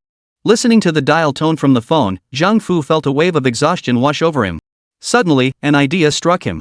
He scrambled over to Jiang Hao, scrambling and crawling, and said respectfully, Sir, I was wrong earlier. Please be magnanimous and don't hold it against me. Spare me this time. Jiang Hao replied coldly, Sorry, I'm petty. Don't disturb our meal again, or you'll lose more than just your job. Zhang Fu's face turned ashen at Jiang Hao's words. He dared not linger any longer, instead trudging dejectedly toward the hotel exit. Alright, let's eat. Don't let irrelevant people disrupt our lunch, Jiang Hao remarked calmly after Zhang Fu had left. Then, the two of them continued eating. As they ate, they exchanged occasional small talk, this time undisturbed. Half an hour later, they finished their lunch and headed toward the hotel exit. You should rest for a few days first. Once I acquire the Chu River Mobile Electronics Company, you can come assist me, Jiang Hao said to Lu Qi as they walked. Lu Qi asked, Young Master Jiang, do you really need my help? Jiang Hao nodded. Of course. Even if your skills aren't up to par, at least you won't screw me over, right? I need someone trustworthy to keep an eye on the company. Don't you agree? Lu Qi immediately retorted with a laugh, Get lost. Like I'm useless or something. Despite his words, Lu Qi felt reassured. This showed not only Jiang Hao's trust in him, but also that Jiang Hao wasn't helping him purely out of kindness. As they chatted and laughed their way toward the car, a sudden commotion erupted ahead. Jiang Hao instinctively looked up, his voice rising in surprise. Ha? Is that her? Chapter 113, Watch Your Language. Who? Lu Qi glanced in the direction of the voices but didn't recognize anyone. Jiang Hao explained, Qing Xue's girlfriend. What Jiang Hao had spotted was Yi Fan's girlfriend, Lin Churan. At that moment, Lin Churan was being blocked in the middle by a young man with dyed red hair and a plaid outfit, accompanied by several henchmen. Beside Lin Churan stood two other girls, who appeared to be her classmates. Surrounded by the group, panic flashed in Lin Churan and the two girls' eyes. I'll go check it out, Jiang Hao said to Lu Qi before heading toward Lin Churan and the others. Lu Qi, seeing this, followed without hesitation. What's going on here? Jiang Hao asked calmly as he approached the group. Seeing Jiang Hao, Lin Churan's eyes lit up with relief. Big brother Jiang, it's so good to see you, she exclaimed. Jiang Hao gave a slight nod and asked again, what happened? Before Lin Churan could respond, the red-haired youth beside her coldly snapped, Kid, this doesn't concern you. Get lost. You think you're some pretty boy trying to play the hero? Don't you know your place? Jiang Hao gave the youth a dismissive glance before swiftly grabbing his collar. Bending his right leg, he drove it hard into the young man's midsection. Ouch!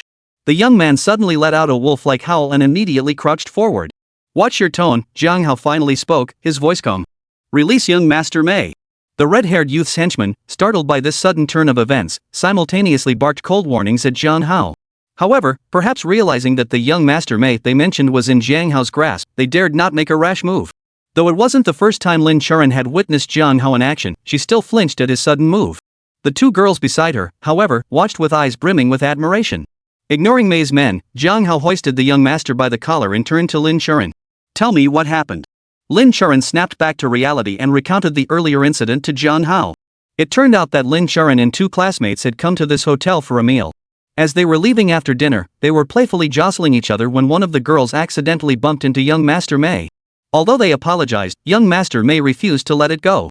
He demanded the three girls accompany him inside for a drink as an apology before he would let them leave. All three girls were students at Xiamen University. They understood perfectly well what young Master Mei meant by this. He said it was for drinks, but what would happen afterward was obvious without even thinking about it. Naturally, they refused. As a result, young Master Mei and his henchmen surrounded them, blocking their exit. When Jiang Hao arrived, young Master Mei was preparing to order his men to forcibly escort the girls into the hotel. After hearing Lin Churan's words, Jiang Hao turned to young Master Mei and said flatly, Is there a problem with what she said? Young Master Mei retorted coldly, So what if it's true? I've set my sights on these three. I want to have some fun. What business is it of yours? With that, he turned to his henchmen and bellowed, Are you all dead? What are you standing around for? Get moving. Hearing the young master's command, the hesitant men charged toward Jiang Hao simultaneously.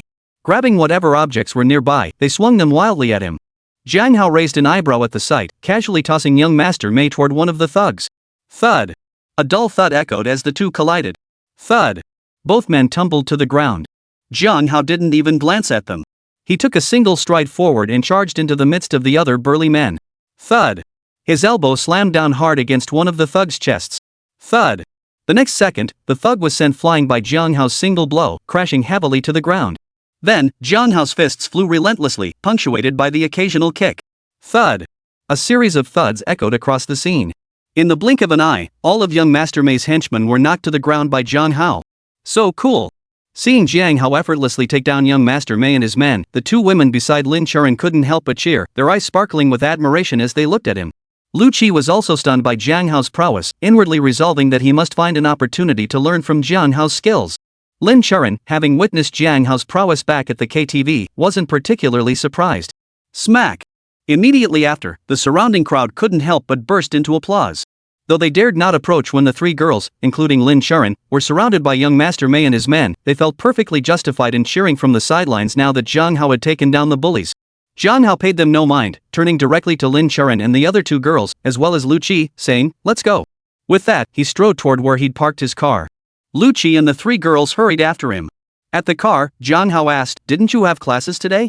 Why weren't you at school?" Lin Churan replied, "We only had one class this morning. After class, we came out to have some fun. We planned to head back to school after lunch, but we never expected something like this to happen. Thank goodness we ran into you, Brother Wei." Jiang Hao asked, "So did you take a car here?" Lin Churan explained, "We took a Daida Express ride." Jiang Hao suggested, "Then call another one to take you back. We'll wait for you to leave before we go." Before Lin Churan could respond, one of the girls chimed in, "Hey, handsome, how about giving us a ride? Daida Express isn't always convenient, and we're worried about being late for afternoon class." Another girl chimed in eagerly, yeah. Be a good guy and see it through." Jiang Hao thought for a moment and said, "Alright, squeeze into the back seat, the three of you. I'll drop you off at school first." "Yay! Thanks, handsome." The two girls cheered upon hearing his agreement. Lin Churan felt a bit embarrassed and said, "We're putting Brother Jiang out." Jiang Hao replied casually, "No problem. Let's go." Immediately, Lu Qi took the front passenger seat while Lin Churan and the other two girls squeezed into the back. Jiang Hao started the car and headed straight for Xiamen University. The car hadn't gone far when Jiang Hao's phone rang. Chapter 114, Courting Disaster. Jiang Hao glanced at the caller ID and answered the call. "Hello, Ms. Su. What's up?" On the other end was Su Qingya, Vice President of Haotian Entertainment. "Mr. Jiang, my father has fallen ill. I need to return home and would like to request some time off. Additionally, I'll need you to pay closer attention to company matters." Su Qingya's voice carried a hint of worry. "All right. Put your current tasks on hold and go take care of your father first. I'll handle company matters," Jiang Hao agreed without hesitation. Su Qingya said, "Thank you, Mr. Jiang. I've noted all the work handover details on the computer. I'll text you the password shortly." Jiang Hao replied, "Understood. Don't rush yourself. Drive safely on your way back. And if you need anything, feel free to reach out. I have confidence in my medical skills." Su Qingya replied, "Thank you for your concern, Mr. Jiang. I will. Alright, that's all for now. Goodbye." "Goodbye, Mr. Jiang." Seeing Jiang Hao hang up, Lu Qi asked curiously, "Who was that? Sounds like a woman." Hearing Lu Qi's words, the three girls in the back row also perked up their ears. Lin Churan was paying attention because of Yifan and Yi Qingshua's relationship, while the other two girls were curious because they had developed a slight interest in Jiang Hao. Jiang Hao replied casually, "A senior executive at the company. Her father is ill, and she requested time off." After speaking, Jiang Hao refocused on driving. Through conversations with Lin Churan and the other two girls during the drive, Jiang Hao and Lu Qi learned the identity of this so-called young Master Mei. What Jiang Hao hadn't expected was that this young Master Mei was actually the son of Mei San, the man he'd encountered at Golden Emperor KTV back then. Come to think of it, that Mr. Mei had sent him quite a generous gift that day. But with all the running around he'd been doing lately, he'd almost forgotten about it. This father-son duo was cut from the same cloth, and they were quite the lively pair. With this thought in mind, Jiang Hao had already decided that once he returned, he would find a way to properly repay this Mr. Mei. If Mei San knew his son had caused Jiang Hao to remember him again, he'd probably be furious enough to die. Half an hour later, Jiang Hao's car pulled up at the entrance of Xiamen University. "You girls go ahead inside. Next time we're out, be more careful," Jiang Hao called back to Lin Churan and the other two women in the back seat. "Thanks for everything, Brother Jiang. We're off now," Lin Churan said to Jiang Hao before opening the door and stepping out. The other two girls turned to Jiang Hao. "Handsome, what's your WeChat ID? Add me as a friend." Jiang Hao shook his head. "I hardly ever use it. Let's skip it. Aren't you in a rush for class? Don't be late." Seeing this, Lin Charan quickly grabbed one of her friends by each arm and pulled them out. She turned to Jiang Hao and said, "Brother Jiang, we're off. See you." Jiang Hao gave the three girls a slight nod, saying nothing more.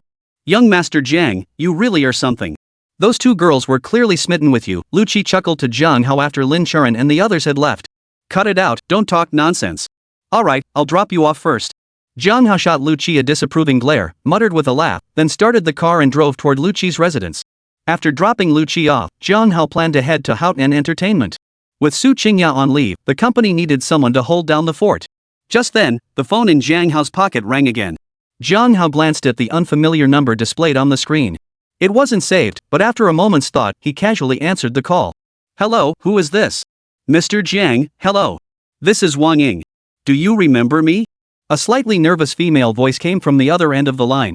At first, Wang Ying had suspected Jiang Hao might have ulterior motives for helping her. But after the incident at the hospital and witnessing Yi Qingshua's superior abilities, she realized her own suspicions had been petty. She now felt both guilt and gratitude toward Jiang Hao. After Jiang Hao cured her mother, Wang Ying was even more profoundly grateful to him. It was only after pleading with Director Yan that she finally obtained Jiang Hao's phone number. Upon hearing Wang Ying's voice, Jiang Hao's brow furrowed slightly. "Hello, Miss Wang. What can I do for you?"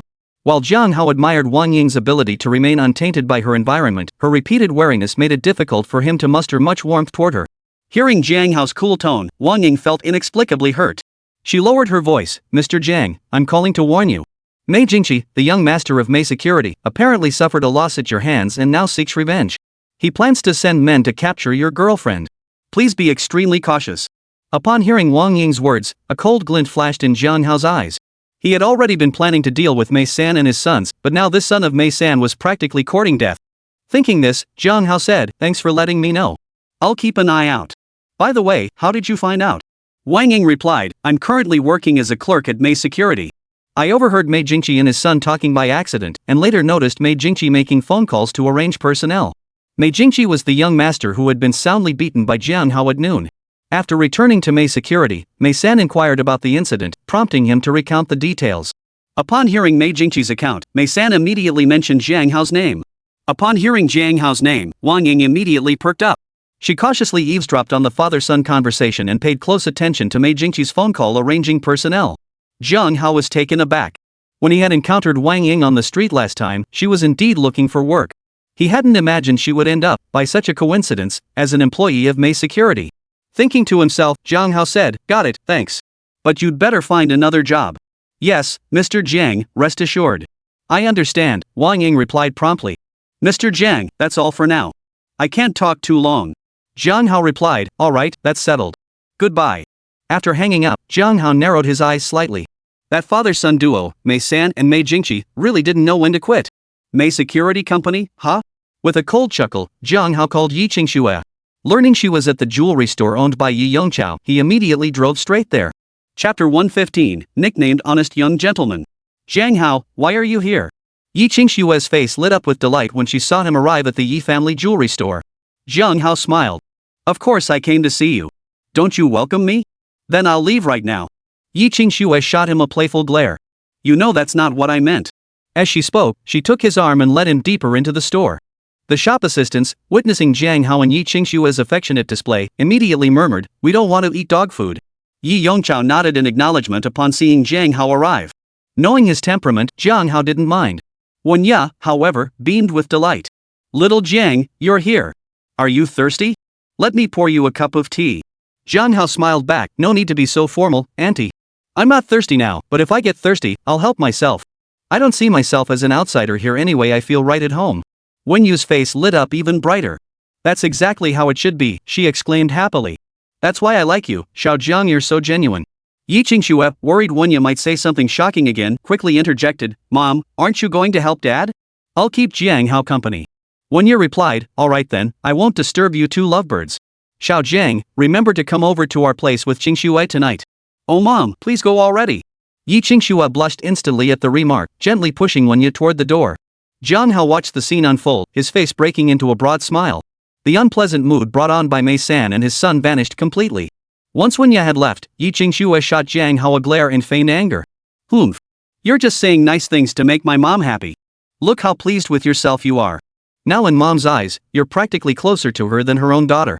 Despite her words, Yi Qingxue felt genuinely happy seeing Jiang Hao get along so well with her parents. Jiang Hao chuckled. I'm known as honest young gentleman, I never flatter anyone. I always speak my mind, and that's exactly how I act. When have you ever seen me put on airs? Put. Hearing Jiang Hao's words, Yi Qingxue couldn't help but chuckle softly. Reflecting for a moment, she realized he was right. With a light laugh, she said, fine, you win. By the way, are you really here for no reason? Jiang Hao adopted a serious expression. I have business. Yi Qingxue asked curiously, what is it? Jiang Hao replied, I missed you. Hearing this, Yi Qingxue's face flushed instantly. She pouted playfully, really, you never keep your composure. Jiang Hao smiled faintly. How is missing you not being serious? Yi Qingxue pouted, I can't win an argument with you. I'm ignoring you. Jiang Hao chuckled, that's because I make sense. By the way, did you miss me? Yi Qingxue replied, her face still flushed, of course not. Jiang Hao feigned hurt, pouting, oh, how sad. It's been so long, and you didn't miss me at all? Yi Qingxue retorted, how long? We just saw each other yesterday. Jiang Hao replied, as the saying goes, a day apart feels like 3 autumns. So, it's been 3 years. Hearing this, Yi Qingxue couldn't help but giggle. How come I never noticed before how smooth talking you are? After that, the two chatted casually for a while before heading out together to browse around the jewelry store. When customers were busy, they stepped in to lend a hand. Time slipped away unnoticed, and before they knew it, evening had fallen. Yi Yongchao and Wenya gave a few instructions to the staff on duty before the 4 of them left the jewelry store and headed toward the parking lot. Suddenly, from behind several parked cars, 5 or 6 middle-aged men in tight-fitting outfits burst out and sprinted toward Yi Qingxue's location. Watch out! Wenyu and Yi Yongchao's expressions darkened instantly at the sight. They frantically warned Yi Qingxue and Jiang Hao. Jiang Hao, however, showed no surprise at their appearance. He swiftly pushed Yi Qingxue toward a nearby wall. Without hesitation, he strode directly toward the group of men. Though Yi Qingxue had witnessed Jiang Hao's capabilities, she couldn't help but feel anxious for him. Yi Yongchao and Wenya's eyes were filled with even deeper worry. Kid, you're asking for it. One of the middle-aged men growled coldly, unleashing a powerful punch aimed squarely at Jiang Hao's midsection. Jiang Hao arched backward slightly, his right hand darting forward to seize the man's arm. He yanked it back violently, pulling the man right up to his chest. Then, his knee shot upward, slamming hard into the middle-aged man's midsection. Thud! A dull thud echoed as the middle-aged man was sent flying backward, crashing heavily onto the ground.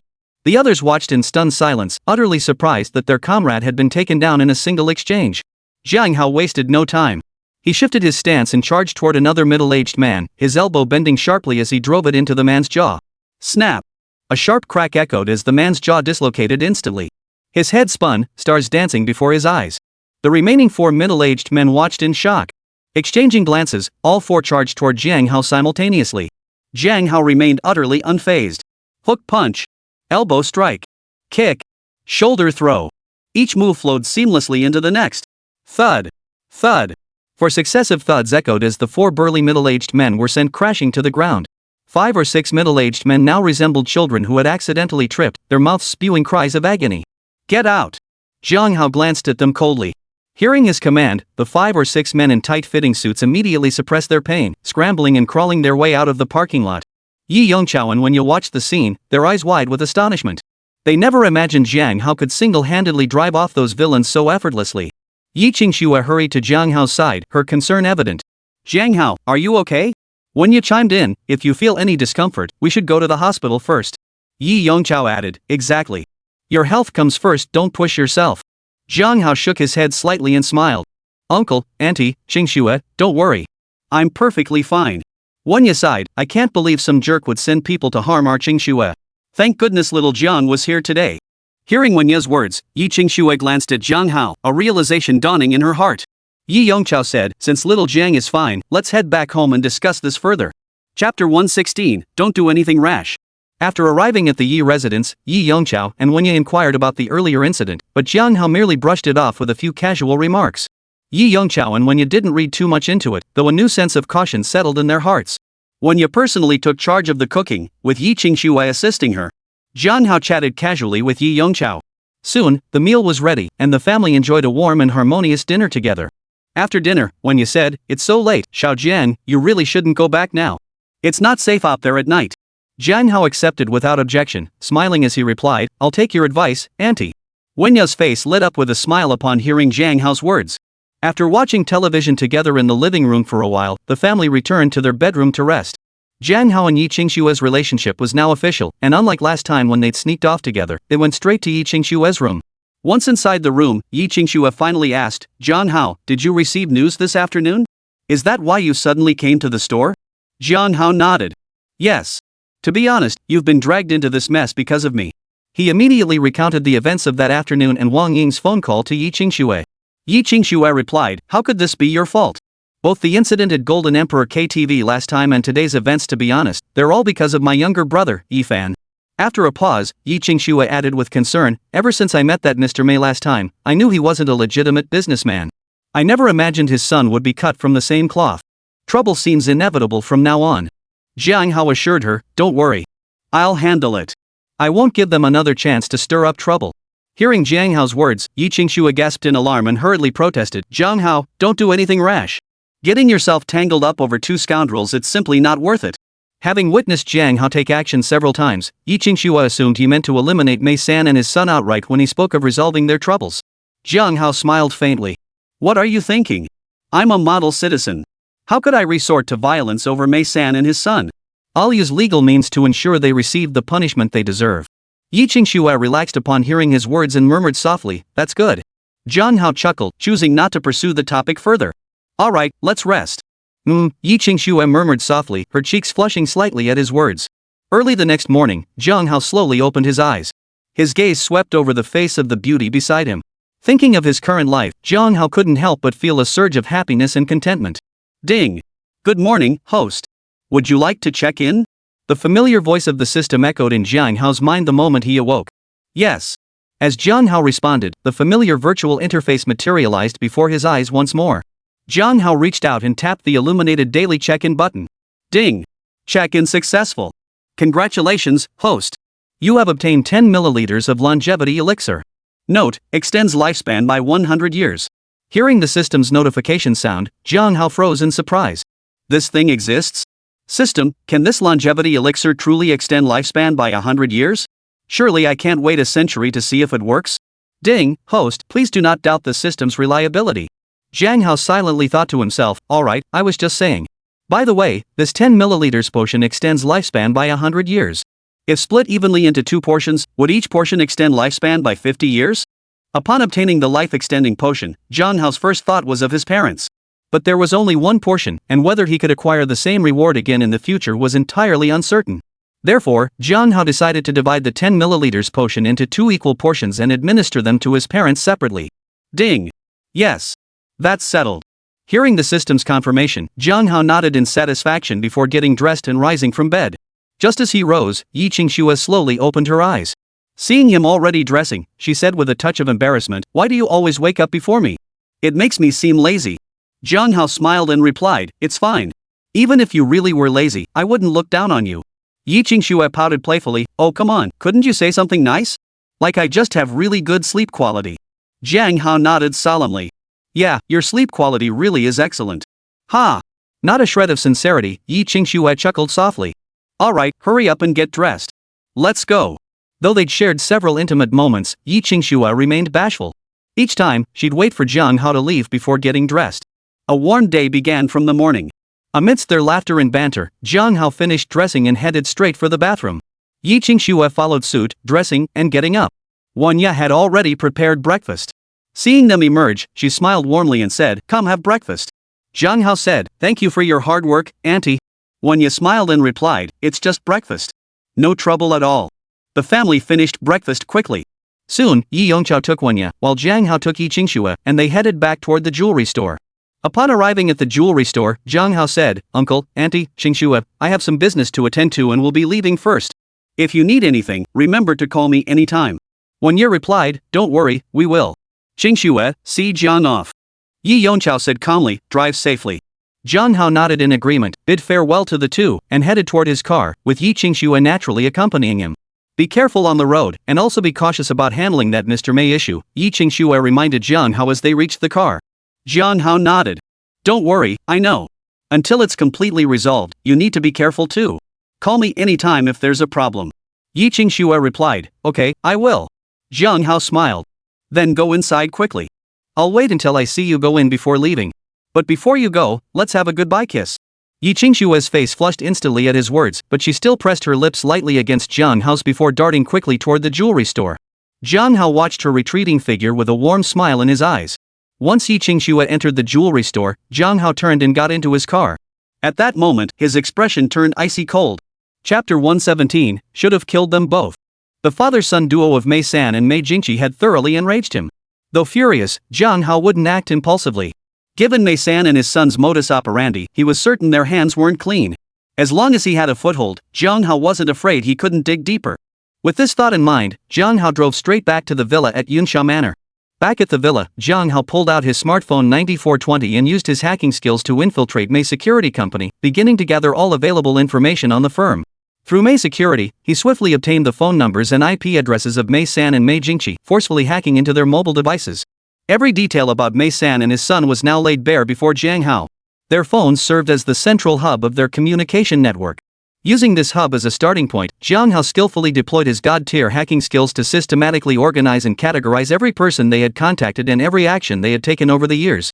As he reviewed their extensive record of misdeeds, Jiang Hao felt a surge of righteous indignation welling up inside him. Particularly before arriving in Xiamen City, when the Mei family had built their fortune in the coal industry in Jinxi province, they had exploited countless workers. Moreover, this lecherous father-son duo had used every means, threats and bribes, to prey upon countless young women. Though he knew the pair were scum, he hadn't realized they were this despicable. They deserved to be sent packing immediately. After reviewing Mei San and Mei Jingqi's extensive record of misdeeds, Jiang Hao couldn't contain his fury. 9420, organize all this data and format it to fit within the capacity of a standard mobile phone. Yes, my esteemed master, the intelligent smartphone 9420 responded respectfully upon receiving Jiang Hao's command. Immediately, the 9420's screen began flashing with various lights as numerous software tools rapidly activated. Seeing this, Jiang Hao felt extremely satisfied with this smartphone. Esteemed master, 9420 has completed your command. 5 minutes later, a crisp electronic tone sounded from the 9420 smartphone. Well done, Jiang Hao murmured in quiet praise before adding, connect me to Commander Ren. As you wish, my esteemed master. Connecting call. The call has been successfully connected. Hello, little Jiang. What's on your mind? As soon as 9420's voice faded, Ren Chang's deep voice came through the phone. Jiang Hao said, Uncle Ren, I want to report a wealthy businessman. He's committed numerous crimes with significant repercussions. I'm unsure who to report him to. Ren Chang paused slightly before asking, who do you wish to report? Do you have evidence? Jiang Hao replied, the people I want to report are Mei San and his sons from Mei Security Company. As for evidence, I have quite a bit. After a moment's thought, Ren Chang said, alright, let's meet in person to discuss this. Where are you now? Jiang Hao replied, I'm at home right now.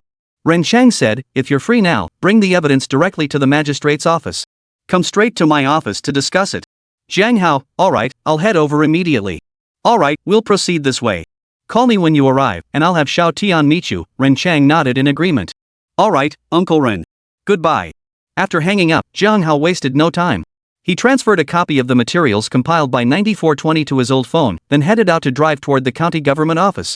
Over an hour later, Jiang Hao arrived at the prefectural office. Guided by Ren Chang's secretary, Tian, he entered Ren Chang's office. Sit down. Regarding that Mei San you mentioned, we're already investigating him. However, the evidence isn't quite sufficient to secure a conviction. Do you truly have concrete proof? Upon seeing Jiang Hao, Ren Chang cut straight to the chase. Jiang Hao nodded slightly. Yes, the evidence I obtained is on my phone. Would you prefer it transferred to your phone or your computer? Ren Chang replied, transfer it to my office computer.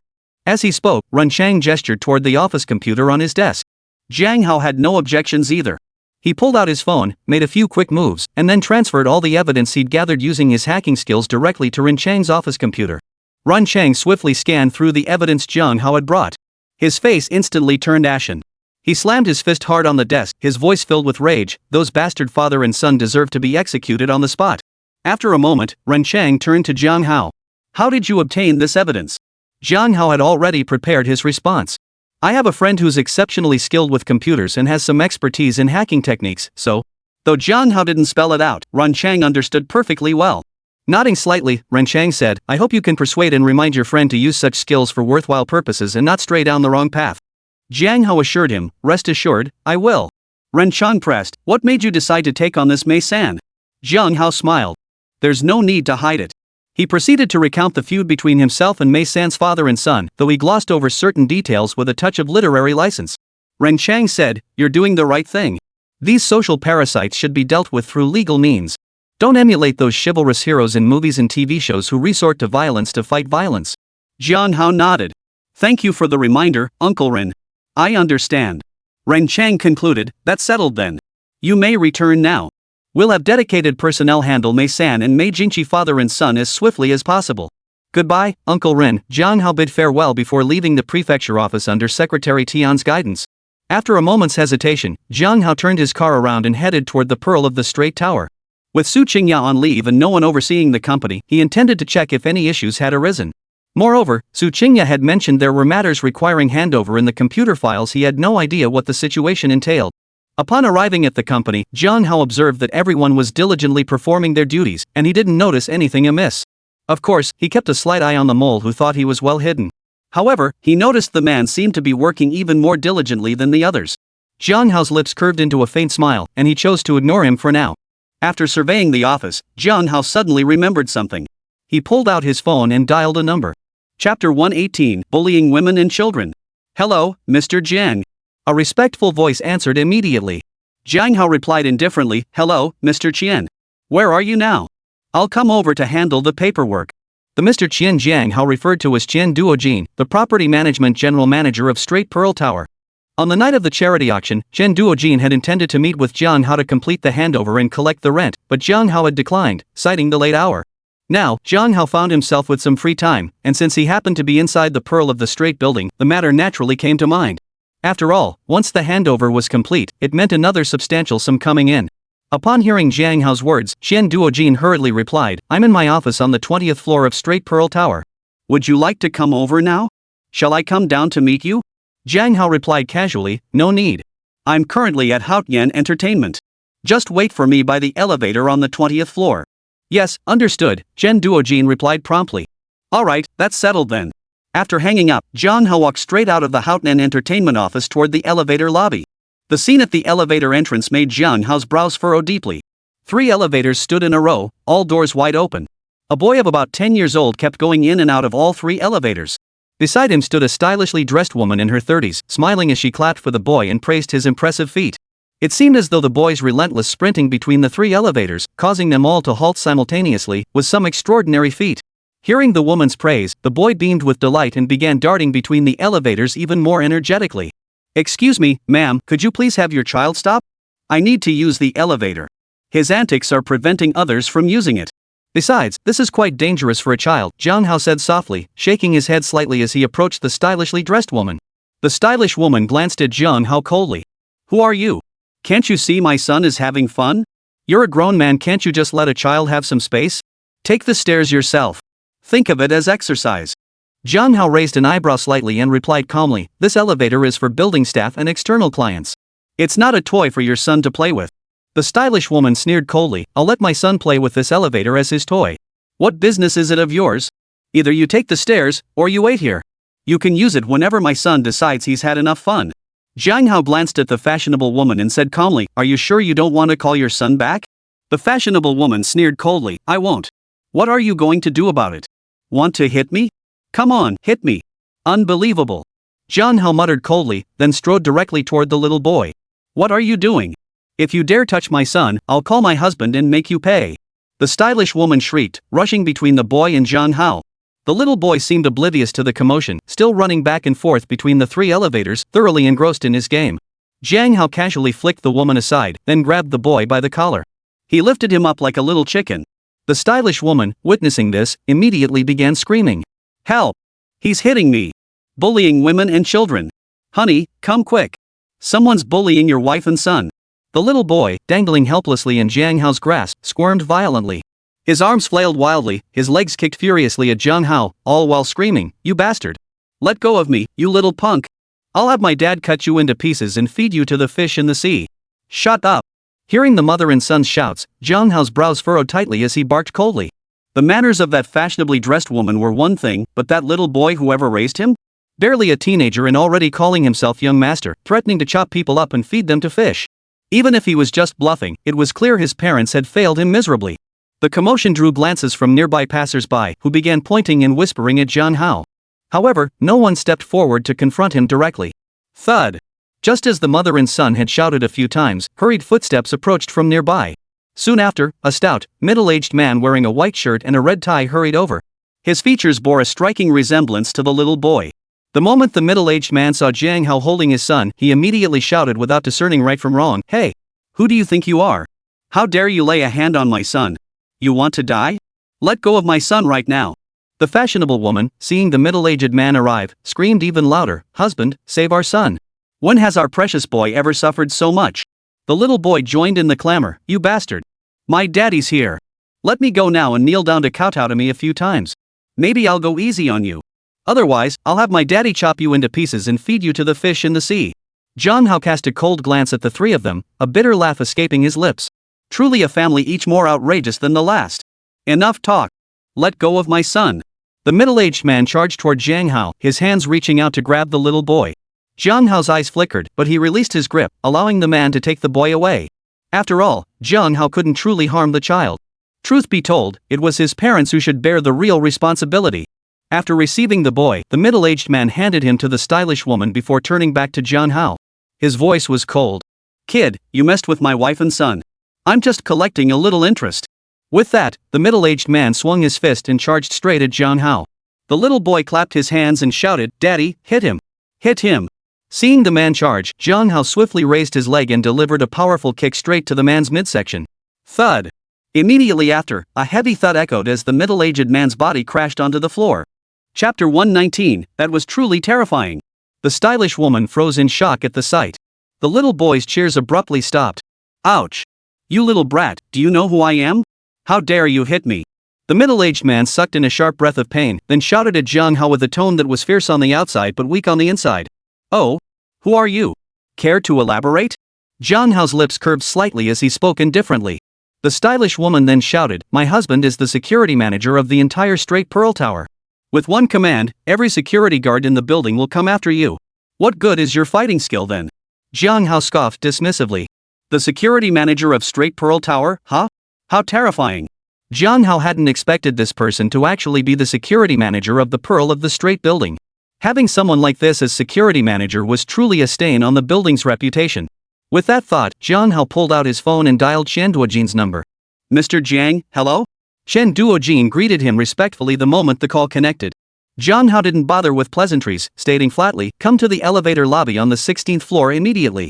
Yes, I'll be right down." Hearing the change in Jiang Hao's tone, Chen Duojin's expression shifted slightly, his voice growing even more deferential. "What? Scared? Starting to call for backup already?" Seeing Jiang Hao make the call, the stylishly dressed woman couldn't help but sneer coldly at him.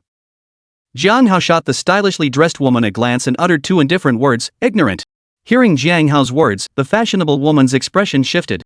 She opened her mouth to retort, but her husband stopped her. The middle-aged man felt a sudden sense of unease upon seeing Jiang Hao's demeanor.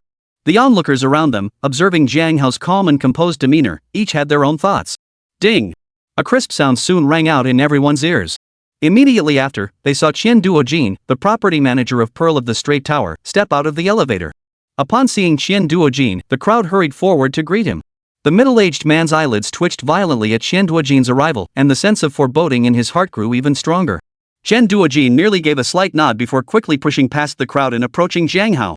"Mr. Jiang, what might have happened?" Chen Duojin arrived at Jiang Hao's side and addressed him respectfully. Witnessing Chen Duojin's deference toward Jiang Hao, those nearby were startled, their minds racing with speculation about Jiang Hao's identity. Meanwhile, the middle-aged man's face turned a shade paler. Jiang Hao pointed at the middle-aged man and said indifferently, "This man, is he the security manager of the Pearl of the Straight building?" Chen Duojin glanced at the man and seemed to grasp the situation. He quickly replied, "Yes, Mr. Jiang. But did he offend you?" Jiang Hao replied coolly, "Fire him. Having someone like him as the security manager of Pearl of the Straight Tower is nothing short of a huge irony. You'll understand the specifics once you review the surveillance footage later." Chen Duojin immediately replied, "Yes." Turning to the middle-aged man, Chen Duojin stated coolly, "Quanan, effective immediately, you are no longer the security manager of Pearl of the Straight Tower, nor are you part of our company. I hope you will conduct yourself properly from now on." "Mr. Chen, please. I know I was wrong. I beg you, give me a chance to redeem myself." Hearing Chen Duojin's words, the middle-aged man Quanan immediately pleaded for mercy. Chen Duojin replied coldly, begging me won't help. You have only yourself to blame for doing what you shouldn't have done and offending those you shouldn't have offended. Quanan immediately turned to Jiang Hao. Mr. Jiang, I was wrong earlier. Please give me a chance. I will truly reform myself. Jiang Hao glanced at Quanan and said coolly, judging by your wife and son's behavior and your own conduct just now, I honestly can't see how you're qualified for the position of security manager. With that, Jiang Hao turned to Chen Duojin and said coolly, Mr. Chen, let's go. Yes. Chen Duojin responded, casting a sympathetic glance at Quanan before hastily agreeing. He then followed Jiang Hao into the elevator. Once Jiang Hao and Chen Duojin had departed, murmurs instantly filled the surrounding area. Who was that young man just now? Why was Mr. Chen so polite to him? Yeah, it seemed like Mr. Chen was completely following that young man's lead. Your information is outdated. Haven't you heard? The owner of Straight Pearl Tower has changed. You mean that young man is the new owner of Pearl of the Straight Tower? I'd say it's highly likely. Wow, that young man is really something. Listening to the murmurs around him, Quanan's face turned ashen, and his entire body went limp. He shot his wife and son a fierce glare before stepping into one of the elevators. Honey, wait for us. The stylishly dressed woman, seeing this, hurriedly grabbed the little boy and chased after Quanan. The onlookers watched the trio depart, their eyes flickering with sympathy. They then dispersed, continuing their discussions as they went. Meanwhile, Jiang Hao followed Chen Duojin up to the 20th floor, arriving at Qian's office. Mr. Jiang, please have a seat. Chen Duojin brought over a chair for Jiang Hao, wiped it with his sleeve, and addressed him respectfully. Jiang Hao gave Chen Duojin a meaningful look before slowly lowering himself into the seat. Chen Duojin poured him a cup of tea, then laid out all the contract documents requiring his signature on the desk before him. Standing by his side, he turned the pages for Jiang Hao, making it easier for him. Jiang Hao had been through the same process more than once, and his signing had become increasingly proficient. In less than an hour, he had signed all the contracts. As soon as Jiang Hao finished signing, Chen Duojin immediately sent a message to the property owners group. From then on, Jiang Hao's phone buzzed incessantly. When the final notification arrived, Jiang Hao glanced at his balance. Another nearly 2 billion yuan had been deposited. Not bad. Keep up the good work. I'll be on my way now. Jiang Hao nodded with satisfaction, his voice calm. Yes, Mr. Jiang, rest assured. Take your time, Chen Duojin replied respectfully upon hearing this. He personally escorted Jiang Hao to the elevator and only turned back once it began moving. After collecting the rent, Jiang Hao returned to Haotian Entertainment. He casually glanced through the documents left by Su Qingya before passing the time playing games. At quitting time, Jiang Hao walked straight out of the company and drove back toward the Yunxiao villa. Help! Help me! Midway, while waiting at a red light, Jiang Hao suddenly heard a panicked voice from ahead. Hearing the cry, Jiang Hao instinctively glanced over, his brow immediately furrowing slightly. Chapter 120, Collecting Interest to Vent. The person screaming for help was none other than Wang Ying. The men surrounding her appeared to be from Mei Security. The surrounding crowd watched the scene unfold, yet no one made a move to intervene. Jiang Hao opened his car door and strode quickly toward Wang Ying and the man dragging her. He struck without hesitation. In no time at all, the men surrounding Wang Ying were knocked to the ground by Jiang Hao. He then took Wang Ying directly to his car. The red light still hadn't changed. Those around them were stunned into silence, speculating wildly about Jiang Hao's identity. Some curious onlookers even pulled out their phones to start recording. Once inside the car, Jiang Hao asked casually, "What's going on here?" Though he asked aloud, Jiang Hao already had a rough idea of what had happened. Wang Ying, still shaken, explained, "I resigned from Mei Security today. As soon as I stepped onto the street, they suddenly appeared and tried to take me away. One of the men claimed to be my husband, pulled out a marriage certificate, and casually recited my ID information. Everyone around him believed him, and no one came to my aid when I cried for help." Jiang Hao said, "They appear to be from Mei's security company. Did they discover you after you called me yesterday?" Wang Ying replied, "No, I hid in the bathroom to make the call. They shouldn't have found me." In reality, though Wang Ying hadn't been discovered, suspicion had already fallen upon her. After Mei Jingqi's men returned last night with their report, the Mei family understood immediately that Jiang Hao must have received advance information. Today, Wang Ying submitted her resignation. Upon further investigation, they discovered several connections between her and Jiang Hao, including Jiang Hao having done her a favor. This only deepened their suspicion of Wang Ying, prompting them to send people to bring her back for interrogation and punishment. Jiang Hao said indifferently, "Forget it. Never mind. Where are you staying? I'll take you back first." Wang Ying, who had been trembling with fear, didn't refuse when she heard Jiang Hao's words. She immediately gave him her address. After the traffic light turned green, Jiang Hao started the car, navigated to Wang Ying's residence, and drove her home. At the entrance of her building, Wang Ying said, "Mr. Jiang, thank you so much today. If it weren't for you, I don't know what would have happened." Though she'd only glimpsed the tip of the iceberg regarding May's security company, Wang Ying already sensed its dark underbelly. She dared not imagine the consequences if she'd been taken back. Jiang Hao replied casually, "No need to thank me. To be honest, this whole incident started because of me." "Alright, you should go now." Wang Ying asked, "Mr. Jiang, would you like to come up for a moment?" Jiang Hao shook his head slightly. "No, it's getting late. I should be heading back too. Goodbye." With that, he stepped directly into his car. Watching Jiang Hao's car gradually disappear from view, Wang Ying couldn't help but feel a pang of bitterness, recalling her previous encounters. Jiang Hao, of course, knew nothing of this. After dropping Wang Ying off, he didn't head straight back to the Yunxiao villa.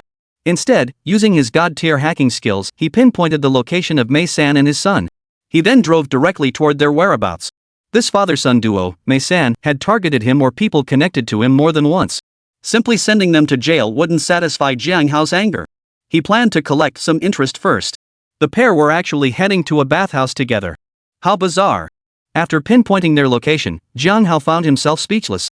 Pulling up outside the bathhouse, Jiang Hao parked his car right next to Mei-san's vehicle. He remained seated inside, playing a mobile game while waiting for the father and son to emerge. Nearly half an hour later, Mei-san and Mei Jingqi emerged from the spa, swaying as they walked. With arms hooked around each other's shoulders, they looked more like best buddies than father and son. As soon as they reached the car, one of Mei-san's men opened the door for him and invited him inside. The moment Mei-san's foot touched the seat, Jiang Hao kicked him hard, sending him sprawling. He slammed the door shut. Thud. A dull thud echoed as Mei-san's body collided with the car door. Arg. The next second, a wretched howl escaped Mei-san's mouth. Seeing this, Mei-san's henchman immediately lunged at Jiang Hao, only to be easily knocked down. Jiang Hao swiftly picked up a baseball bat dropped by one of Mei-san's men and viciously struck Mei-san's body with it over a dozen times. He then used similar methods to thoroughly deal with Mei Jingqi as well. After finishing them off, Jiang Hao turned and walked away with a flourish. Mastering both god-tier medical skills and god-tier combat techniques, Jiang Hao wielded his power with precision. He inflicted excruciating pain upon Mei-san and his son without causing them any lasting harm. Even if they were to press charges against him, Jiang Hao wouldn't be guilty of any crime. Therefore, Jiang Hao didn't care if they knew who he was. In fact, he found it more satisfying to let them know who he was while being powerless to stop him. The reason Jiang Hao insisted on taking matters into his own hands was twofold. He didn't want to break certain rules by hiring someone else, and personally handling it was the only way to vent his emotions. Perhaps this stemmed from Jiang Hao not having fully shed his former identity, but did that really matter? What truly mattered was feeling satisfied and unburdened. The Mei family, father and son, naturally recognized Jiang Hao as well. After being brutally beaten by him once more, their hatred for Jiang Hao deepened. They had already begun scheming in their minds about how to exact revenge on him next. Before that, however, they needed to go to the hospital to tend to their injuries. As for calling the police? In their eyes, that was the height of incompetence. Little did they know that what they deemed cowardly would soon teach them a harsh lesson. After thoroughly beating up Mei-san and his sons, Jiang Hao felt a surge of satisfaction wash over him. Humming a tune, he drove straight back to the Yunxiao villa. Back at the villa, Jiang Hao personally cooked dinner. After dinner, he called Yi Qingxue and chatted for a long time over the phone. Then, he washed up and went to bed. Early the next morning, upon waking, Jiang Hao heard the familiar mechanical prompt from the system once more. Still groggy from sleep, he casually asked, "System, I have to check in every single day. It's exhausting. Can't you just put the rewards directly into the system warehouse?" System.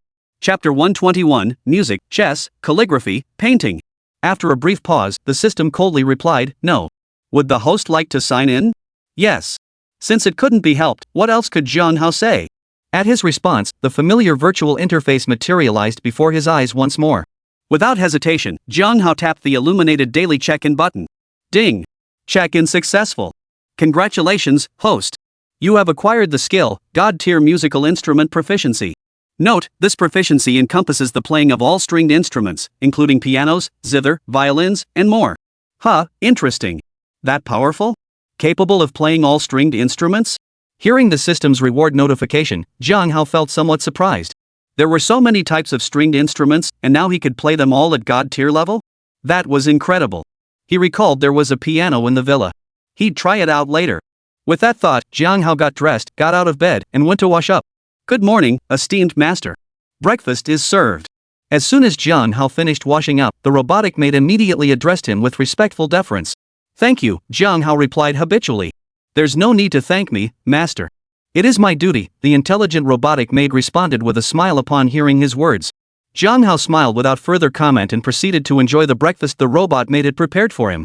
After finishing breakfast, Jiang Hao lifted the cloth draped over the piano and began playing a piece. Listening to his own playing, Jiang Hao realized it actually sounded remarkably close to the original recording. Not bad, not bad. System-made products are indeed top-notch. After assessing his playing skill, Jiang Hao nodded in satisfaction. After playing another piece and relaxing for a bit, Jiang Hao headed out, got in his car, and drove toward the Pearl of the Straight Tower. Su Qingya had taken a day off, so Jiang Hao had no choice but to head to the company himself. After all, there were certain matters that required his personal approval. No sooner had he arrived at his office than his phone rang. Glancing at the caller ID, he answered immediately. "Hello, Uncle Ren?"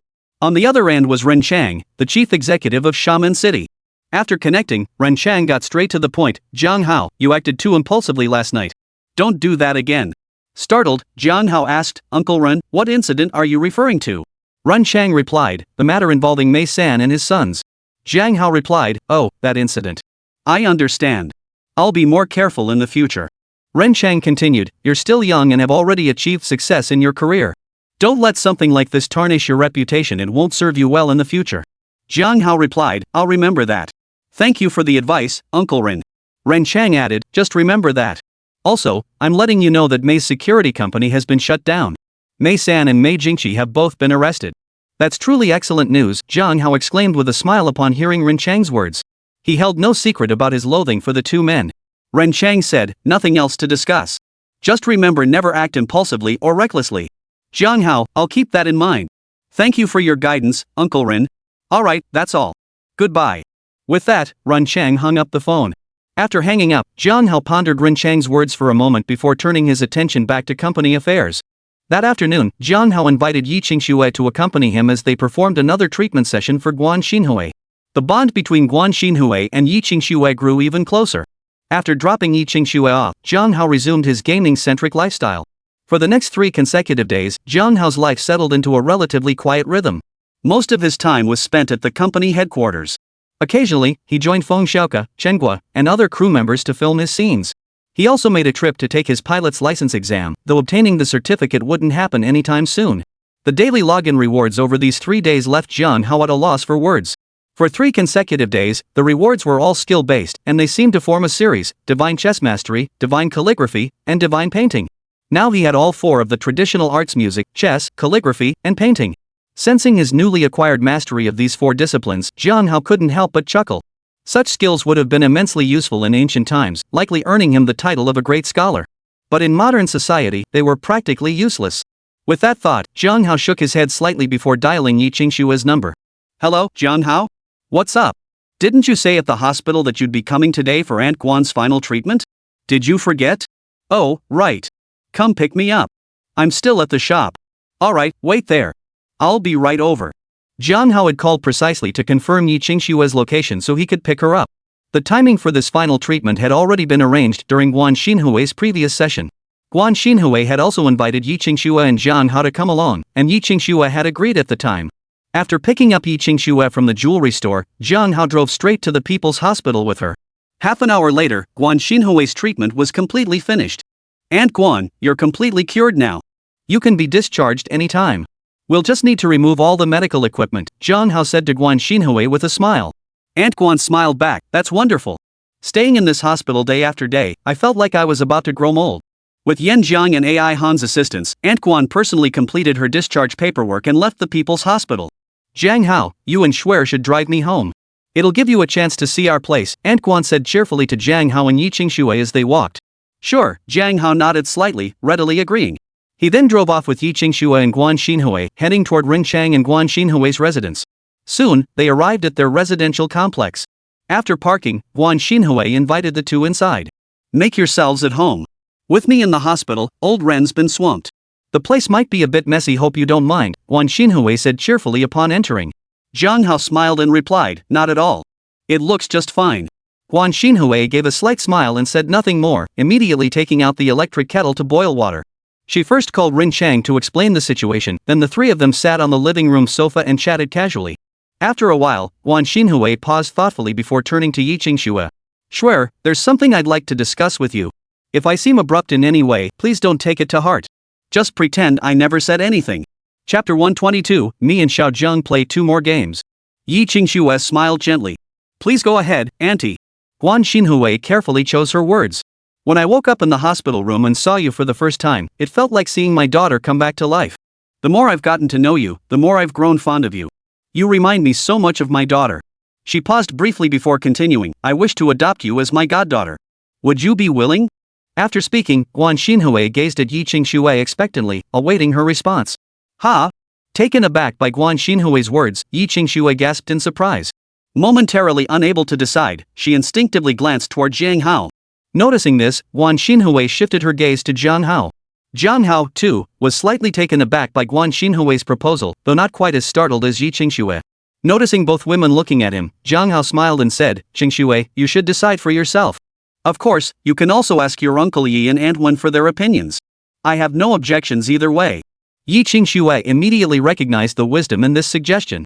Auntie, she said, I'd like to consult my parents first and then get back to you. Guan Xinhui's expression softened slightly at Yi Qingxue's response. Though a hint of disappointment lingered, she nodded understandingly. You should definitely consult your parents. Seeing Guan Xinhui's slightly downcast mood, Yi Qingxue felt a pang of sympathy. I'll call my mom right now and ask their opinion, she said. After finishing her sentence, Yi Qingxue immediately pulled out her phone and dialed her mother Wenya's number. Upon hearing Yi Qingxue's proposal, Wenya immediately agreed to it, while Yi Yongchao urged Yi Qingxue to think it through carefully. After Yi Qingxue hung up, Guan Xinhui immediately looked at her with a tense expression and asked, So? Did your parents agree? Yi Qingxue paused briefly before replying, My parents said it's up to me to decide. A flicker of relief crossed Guan Xinhui's face. And what do you think? She asked gently. Don't feel pressured. If you're not comfortable, I won't push you. Yi Qingxue thought for a moment, then nodded gently. I'm willing. Seeing Yi Qingxue's nod of agreement, Guan Xinhui's face lit up even brighter. She smiled warmly and said, Good, my dear child. From now on, you are also my daughter, Guan Xinhui's daughter. If anyone dares to bully you in the future, just tell me. I'll help you get even. Yi Qingxue replied, Thank you, Auntie. Guan Xinhui said, Since you've accepted me as your godmother, shouldn't you change how you address me? Yi Qingxue hesitated for a moment before softly calling out, Godmother. Though not the title Guan Xinhui most desired to hear, Yi Qingxue's words still brought her great joy. She smiled and replied, Good swear, good child. Just then, the sound of a key turning in the lock echoed through the room. The door swung open, revealing Rin Chang standing in the doorway. Beside Rin Chang stood an elderly man in his 60s, dressed in traditional Chinese attire. Xiao Wei, what's got you so cheerful? I could hear your laughter from outside. The elderly man, who seemed quite familiar with Guan Xinhui, greeted her with a smile. Guan Xinhui saw the elderly man and immediately stood up, greeting him politely, Uncle Oh, you're here. Seeing Guan Xinhui stand, Jiang Hao and Yi Qingxue exchanged a glance and rose as well. The elderly man shook his head at their gesture. Xinhui, haven't I told you before? There's no need for such formality. Ren Chang chimed in, Uncle Oh says not to be formal, but you brought gifts when you came yourself. As he spoke, Ren Chang gestured toward the nutritional supplements in the carry bag he held.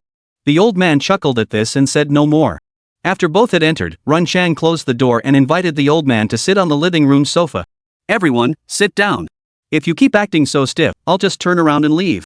After settling onto the sofa, the old man addressed the group directly. Hearing this, Guan Xinhui gestured to Yi Qingxue and Jiang Hao, and the others also took their seats. After everyone was seated, the old man inquired again, Xinhui, you still haven't answered my question from earlier. Ren Chang also looked at his wife with a hint of curiosity. Hearing the old man's question, Guan Xinhui's face lit up with joy. I just asked if I could adopt Shuer as my daughter, and she agreed. I have a daughter again. Guan Xinhui's words surprised both Ren Chang and the old man. While Ren Chang knew Yi Qingxue, the old man was unfamiliar with her. Ren Chang whispered, the Shuer we mentioned is this lady beside us. Her name is Yi Qingxue. He then introduced Jiang Hao and Yi Qingxue to the elder. This gentleman is an elder of mine. You may address him as Elder O. Hello, Elder O. Jiang Hao and Yi Qingxue greeted the elderly man proactively upon Ren Chang's introduction. Master O appraised them with a smile. No need for formalities. It's good to meet you both. After a pause, old Master O added, shall we taking on a goddaughter is certainly cause for celebration. Combined with her recovery and discharge from the hospital, this truly is a double blessing. Ren Chang chuckled, indeed. To be honest, we owe it all to Jiang Hao. If not for him, we might have. Though Ren Chang didn't finish his sentence, old O understood the situation and couldn't help but glance at Jiang Hao with a hint of surprise. Soon, the group settled on the sofa for casual conversation. As dinner time approached, Ren Chang offered to prepare the meal, suggesting Guan Xinhui accompany old O and Jiang Hao to rest first. However, there wasn't much to talk about among them. After a while, Oldo turned to Jiang Hao and asked, Young Jiang, do you know how to play Chinese chess? Would you mind playing a couple of games with me? Jiang Hao smiled modestly. I know a little. Shall we, bring out your family's chess set? I'll play a couple of games with Xiaojia. Hearing Jiang Hao's words, Oldo's eyes lit up instantly. He promptly turned to Guan Xinhui and said. Guan Xinhui chuckled, your chess craving is acting up again. As she spoke, Guan Xinhui went to fetch a chess set and board. Soon, Oldo and Jiang Hao were locked in fierce battle across the board. Though Oldo was a skilled player, Jiang Hao had received the divine chess skill reward, making his prowess truly unmatched. Whether moving first or second, no matter how Oldo tried to outmaneuver him, Jiang Hao always emerged victorious in the end. Xinhui, what are you doing? Suddenly, Oldo's tone carried a hint of displeasure as he voiced his complaint to Guan Xinhui. Chapter 123, Weekly Reward Change. It turned out that Guan Xinhui, seeing Jiang Hao win every game against Oldo, had been giving him meaningful glances, hinting for him to go easy on the old man. But Oldo, seeing this, felt annoyed instead. Guan Xinhui smiled and said, I didn't do anything. Old Master O retorted, don't think my eyesight's failing just because I'm old. I see perfectly well. Why were you signaling to Xiao Jiang? Do you think I'm some sore loser? What I love most is this feeling of battle on the chessboard, like being on the battlefield. If little Jiang were to let me win, what fun would that be? Guan Xinhui gave an awkward chuckle and said nothing more. Old Master O then turned to Jiang Hao, young Jiang, you're impressive. I appreciate your straightforwardness, win or lose, no games or tricks. Come on, let's continue. I refuse to believe this old man can't win a single game against you. Jiang Hao chuckled, if you insist on no concessions, Oldo, I'm afraid you really won't win tonight. Hey, kid, you're underestimating me, aren't you? Let's continue. Old Master O snorted defiantly, rolled up his sleeves, and resumed the game with Jiang Hao. Yi Qingxue and Guan Xinhui sat beside them, watching the fierce battle unfold on the chessboard while occasionally refilling their teacups. Though Old Master O refused to admit defeat, Jiang Hao's skill was undeniable. By the time Ren Chang had dinner ready, Old Master O still hadn't won a single game. Hearing Ren Chang's call to eat, Oldo swept his hand across the board, pushing all the pieces together. Dinner's ready, he called out. We'll play again next time. Consider this game a draw. Even if I couldn't beat you, at least we tied this round. With that, Oldo stood up and went to wash his hands before dinner. Jiang Hao watched the old man's demeanor and smiled, replying, you're right. Let's call it a draw. Yi Qingxue and Guan Xinhui, watching from the side, also wore faint smiles. Feeling a bit embarrassed, Oldo didn't respond and simply walked away. Jiang Hao couldn't help but smile, finding the old man quite amusing. After dinner, Jiang Hao accompanied Yi Qingxue and the Wrens to bid farewell to Mr. O and the couple. Old Master O declared, young man, you're quite something. Next time we meet, I'll challenge you again. I refuse to believe that after decades of playing chess, I still can't beat a young upstart like you. Jiang Hao smiled and replied, no problem. Old Man O asked, what's your number? I'll jot it down and call you when the time comes. Jiang Hao promptly recited his mobile number. While the two were talking, Guan Xinhui turned to Yi Qingxue and said, Shuer, remember to come visit me when you have time. Foster mother, don't worry. I will, Yi Qingxue replied with a smile. After chatting for a while, as they were about to leave, Ren Chang reminded them, drive safely on the road. Got it, Jiang Hao nodded slightly in acknowledgement before bidding farewell to the trio. Mr. O, Uncle Ren, Aunt Guan, we're off. See you. Yi Qingxue followed suit, bidding farewell to the trio before getting into the car with Jiang Hao. Watching Jiang Hao's car slowly drive away, Oldo smiled at Ren Chang and Guan Xinhui. That young man is quite something. Ren Chang and Guan Xinhui exchanged glances, both feeling genuinely pleased for Jiang Hao. Jiang Hao, of course, knew nothing of what transpired after his departure. After having Yi Qingxue call Wen Yi to explain the situation, the two headed straight back to the Yunxiao villa. Yi Qingxue was taken aback upon seeing the intelligent robotic maid inside the villa. When Jiang Hao told her it was a robot, she found it utterly unbelievable. She looks exactly like a real person, how could she be a robot? Jiang Hao smiled and explained, it's an advanced smart technology product. The manufacturing process is just exceptionally sophisticated. Over the past period, Jiang Hao had gradually shown Yi Qingxue some extraordinary things, though he'd only selected those she could more easily accept. Jiang Hao explained that he had accidentally acquired some smart technology and subsequently improved upon existing products. After a casual chat in their evening routines, the two retired to their room to rest. At dawn, Jiang Hao slowly opened his eyes, feeling thoroughly content with his current life. Ding! Good morning, host. Would you like to check in? Yes. With Jiang Hao's response, the familiar virtual interface appeared before his eyes once more. This time, however, an additional button for weekly check-in was illuminated. Time really flies, another week has passed. Feeling a slight pang of emotion, Jiang Hao reached out and tapped both the daily check-in and weekly check-in buttons. Ding! Check-in successful. Congratulations, host. You have acquired the skill, Divine Language Proficiency. Note, mastering this ability grants fluency in all human languages worldwide. Congratulations, host. You have acquired one intelligent robot bodyguard. Hearing the system's prompt, Jiang Hao nodded with satisfaction. This reward was far more substantial than the ones from the previous days. Jiang Hao silently commanded in his mind, accept divine level language proficiency. Instantly, he felt as though a vast amount of information had flooded into his mind. Among that information were, naturally, linguistic data from all corners of the human world, meticulously categorized and arranged with remarkable order, not a trace of disorder in sight. At the same time, Jiang Hao sensed that he seemed to have been born with a mastery of all languages, as if he had been using them for many years. Indeed, if I were to take the CET-6 exam now, it would be a piece of cake. With that thought, Jiang Hao refocused his attention on the intelligent robot bodyguard. Fearing a repeat of the incident with the intelligent robot servant, he opted to observe the system repository directly through his thoughts. Even through mental observation, his heartbeat quickened. The intelligent robot bodyguard's attire was decidedly revealing, and her figure was exceptionally striking. Compared to the intelligent robot servant he'd seen earlier, she possessed a different kind of allure. Seeing Yi Qingshu as still asleep, Jiang Hao rose, dressed, and proceeded to the bathroom where he activated the AI bodyguard. Esteemed master, greetings. Intelligent robot bodyguard at your service. Please bestow a name upon me. The moment the AI bodyguard materialized, her flawless figure and allure were instantly revealed. Jiang Hao quickly averted his gaze and said, "First, alter your appearance to match this standard." Saying this, Jiang Hao opened his phone and showed the AI robot bodyguard an image of a female bodyguard he'd found online. "As you wish, my master." Upon receiving Jiang Hao's command, the AI robot bodyguard pressed a few buttons on her body and instantly transformed into the appearance Jiang Hao had requested. Jiang Hao breathed a sigh of relief at the sight, pondering what name to give her. Just then, his phone rang. Chapter 124, My Strength, You've Seen It. Glancing at Su Qingya's name on the screen, Jiang Hao raised an eyebrow slightly before casually answering the call. "Hello, Ms. Su. What can I do for you?"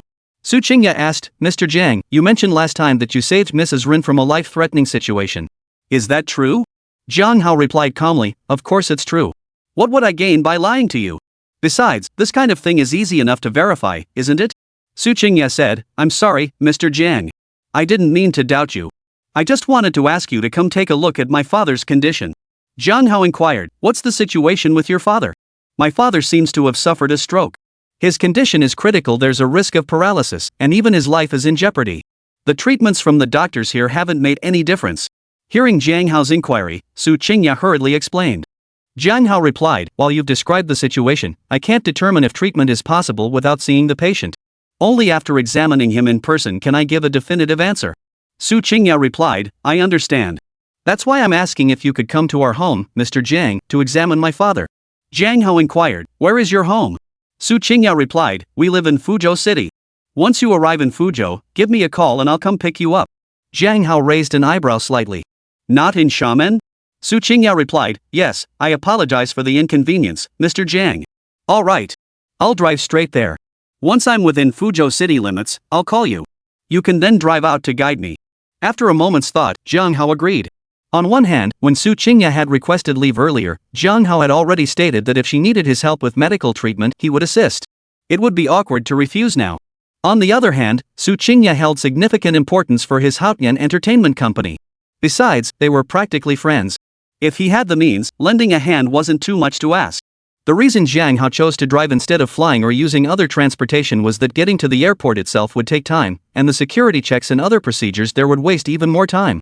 Adding that time to the flight duration would actually be comparable to driving directly to Fuzhou City. "Thank you, Mr. Jiang," Su Qingya exclaimed gratefully upon hearing his agreement. Jiang Hao replied calmly, "If I can save your father, then your gratitude will be timely. For now, let's leave it at that. I'll wrap up matters here and head to Fuzhou City today. All right, Mr. Jiang. Goodbye." "Goodbye." After hanging up, Jiang Hao turned his gaze back to the female bodyguard before him. After a moment's thought, he said calmly, "From now on, you will be called Shui Wei. Your primary duty is to protect the mistress, Yi Qingshu. Shui Wei obeys." Upon hearing Jiang Hao's command, the intelligent robot bodyguard responded respectfully. Jiang Hao nodded slightly. "Wait in the living room for now." "Yes, Shui Wei," she acknowledged before stepping out. After Shui Wei left, Jiang Hao began his morning routine. Just as he finished, Yi Qingshu emerged. Noticing an extra person in the living room, Yi Qingshu inquired curiously, "Jiang Hao, who is that?" Jiang Hao explained, "Her name is Shui Wei. She's the robotic bodyguard I've assigned to you." Of course, you should treat her just like any other person. Also, don't tell anyone she's a robot. Ha? Another robot? Yi Qingshue's eyes widened at Jiang Hao's words as she scrutinized Shui Wei. Jiang Hao addressed Shui Wei calmly, Shui Wei, come greet your mistress. Remember, your primary duty from now on is to ensure her safety. Yes, sir, Shui Wei responded immediately, sounding perfectly human. She walked over to Yi Qingxue, scanned her with a pair of eyes, recorded her information into the database, and then bowed respectfully. Yi Qingxue paused in surprise before returning the greeting to Shui Wei. Jiang Hao said, with Shui Wei protecting you, I can finally relax a bit. Jiang Hao had already inquired with the system. Snowguard's capabilities far surpassed those of 10 current Jiang Haos. Though Jiang Hao's combat skills had reached God tier and his physical condition matched the perfect genetic state of modern humans, he still lagged significantly behind intelligent robots like the Snowguard. Yi Qingxue suggested, why not let her stay by your side to protect you? Jiang Hao chuckled. You've seen my strength. No need to worry about me. It's settled. Go wash up quickly. Breakfast will be ready once you're done. Yi Qingxue pondered for a moment. Jiang Hao was indeed formidable, so she relented, nodded in agreement, and went to freshen up. After Yi Qingxue finished her routine, Jiang Hao and Yi Qingxue sat down together to enjoy the breakfast prepared by the intelligent robot maid. After breakfast, Jiang Hao said, I need to leave Xiamen today. I might not make it back tonight. Remember to always keep the snow guard with you wherever you go. Yi Qingxue nodded in agreement, then asked, where are you going? Has something happened? Jiang Hao explained, it's like this. He then recounted the entire story of Su Qingya's phone call for help to Yi Qingxue. Yi Qingxue said, I see. Well then, go ahead. Drive safely on the road. Jiang Hao gave a slight nod. Alright, I know. I'll take you to the jewelry store first. Yi Qingxue naturally had no objections. Without delay, Jiang Hao got behind the wheel and drove Yi Qingxue and Shui Wei toward the jewelry store owned by Yi Yongqiao. After dropping Yi Qingxue off at the jewelry store, Jiang Hao exchanged greetings with Yi Yongqiao and his wife, gave Yi Qingxue a few parting instructions, and then drove the Bentley Mulsanne toward Fuzhou City. Once on the expressway, Jiang Hao pushed the speed to the maximum limit. Before noon, he had already reached the outskirts of Fuzhou City. He immediately called Su Qingya and arranged a meeting location. Before long, Su Qingya arrived at the agreed location, though she was accompanied by a young man who bore a striking resemblance to her. Qingya, you haven't been fooled, have you? This guy isn't just pretending to know medicine to chase after you, is he? The young man spoke bluntly the moment he saw Jiang Hao's face. Hearing the young man's words, Su Qingya immediately protested, brother, what nonsense are you talking about? Then, turning to Jiang Hao, she added, Mr. Jiang, I'm sorry. My brother just talks nonsense. Please don't take it to heart. Let me introduce you to everyone. Chapter 125 doesn't even look like a medical student.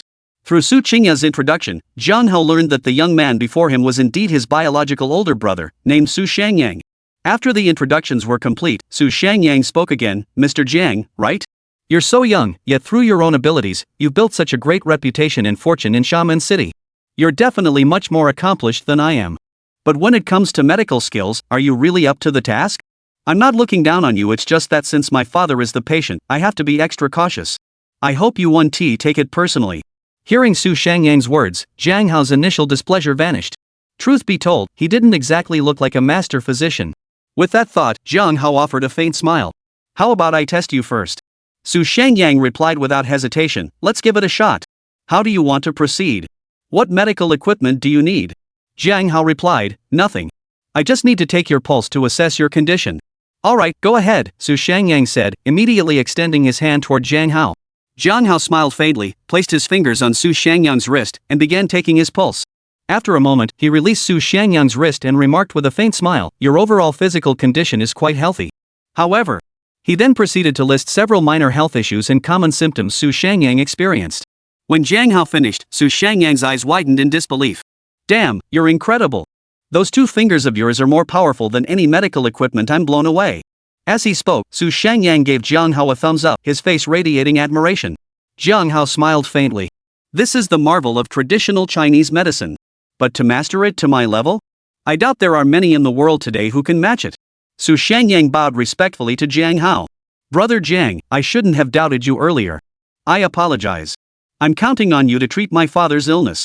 Su Qingya watched as Jiang Hao effortlessly demonstrated his medical skill on her brother, winning him over completely. Her gaze toward Jiang Hao grew increasingly bright. Jiang Hao replied, it's fine. I didn't take it to heart. However, regarding your father's condition, as I mentioned earlier on the phone with Su Qingya, I can't make any guarantees without first examining the patient. Hearing Jiang Hao's words, Su Shangyang gave him another thumbs up and exclaimed, "Now that's what a truly capable person should say. Damn it, the few people we hired earlier were all full of hot air, promising they could treat strokes with no problem and get patients recovered quickly. But when they came to our house and treated Dad for days, there wasn't a single sign of improvement. In fact, Dad's condition seemed to be getting worse and worse." Seeing Su Shangyang ramble on endlessly, Su Qingya quickly interrupted, "Alright, big brother, let's just take Jian Hao back first. Have him examine Dad and figure out what's really going on." Su Shangyang snapped to attention. Right. I almost forgot the main purpose. Brother Jiang, have Qingya ride in your car, she can give you directions.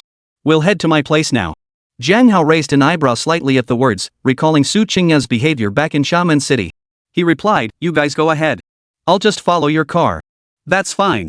Just be careful not to lose us," Su Shangyang replied without further thought, directing his words directly at Jiang Hao.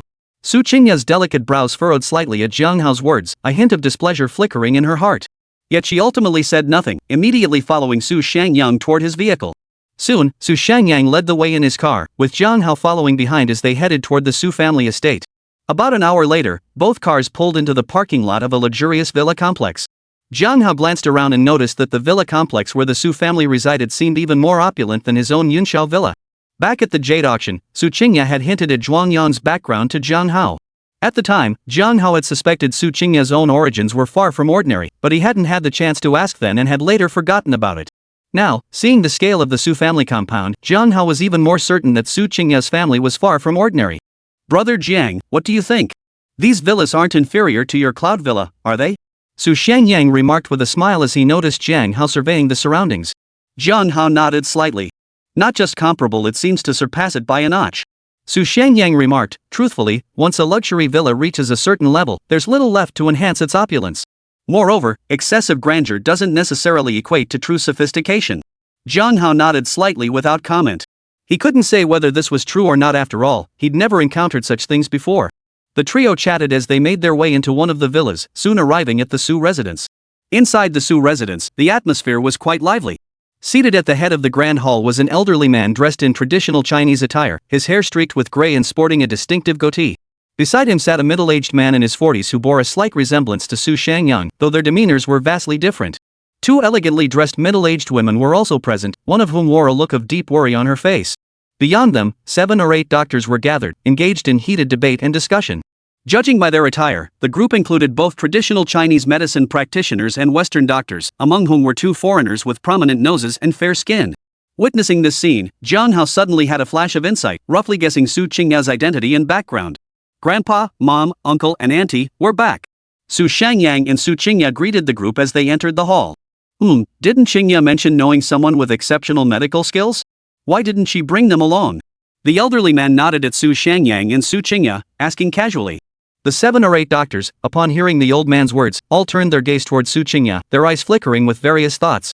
Su Qingya glanced at Jiang Hao with a hint of apology before saying, "Grandfather, this is the highly skilled friend I told you about. His name is Jiang Hao. Qingya, you're no longer a child. How could you be so easily deceived? This young man doesn't look the part of a doctor at all, not even like a medical student." No sooner had Su Qingya finished speaking than a sharp, mocking voice rang out in the hall. Simultaneously, the 7 or 8 doctors in the hall turned their eyes toward Jiang Hao, filled with disdainful mockery. Chapter 126, Unexpected Complications. The group of doctors sized up Jiang Hao while murmuring among themselves, clearly displeased with him. Is this Miss Su's doctor friend? Young people these days will do anything to chase after girls. With doctor-patient relations so strained, people like him bear the lion's share of the blame. Jiang Hao ignored the murmurs around him, casually glancing at the first woman to speak, a middle-aged woman. She sported permed curls, wore a black skirt suit, had extremely thin lips, and her eyes were filled with thick, mocking disdain. Worried Jiang Hao might get angry, Su Qingya quickly turned to the middle-aged woman and said coldly, "Auntie, mind your own business. I know what I'm doing. And please speak politely to my friend."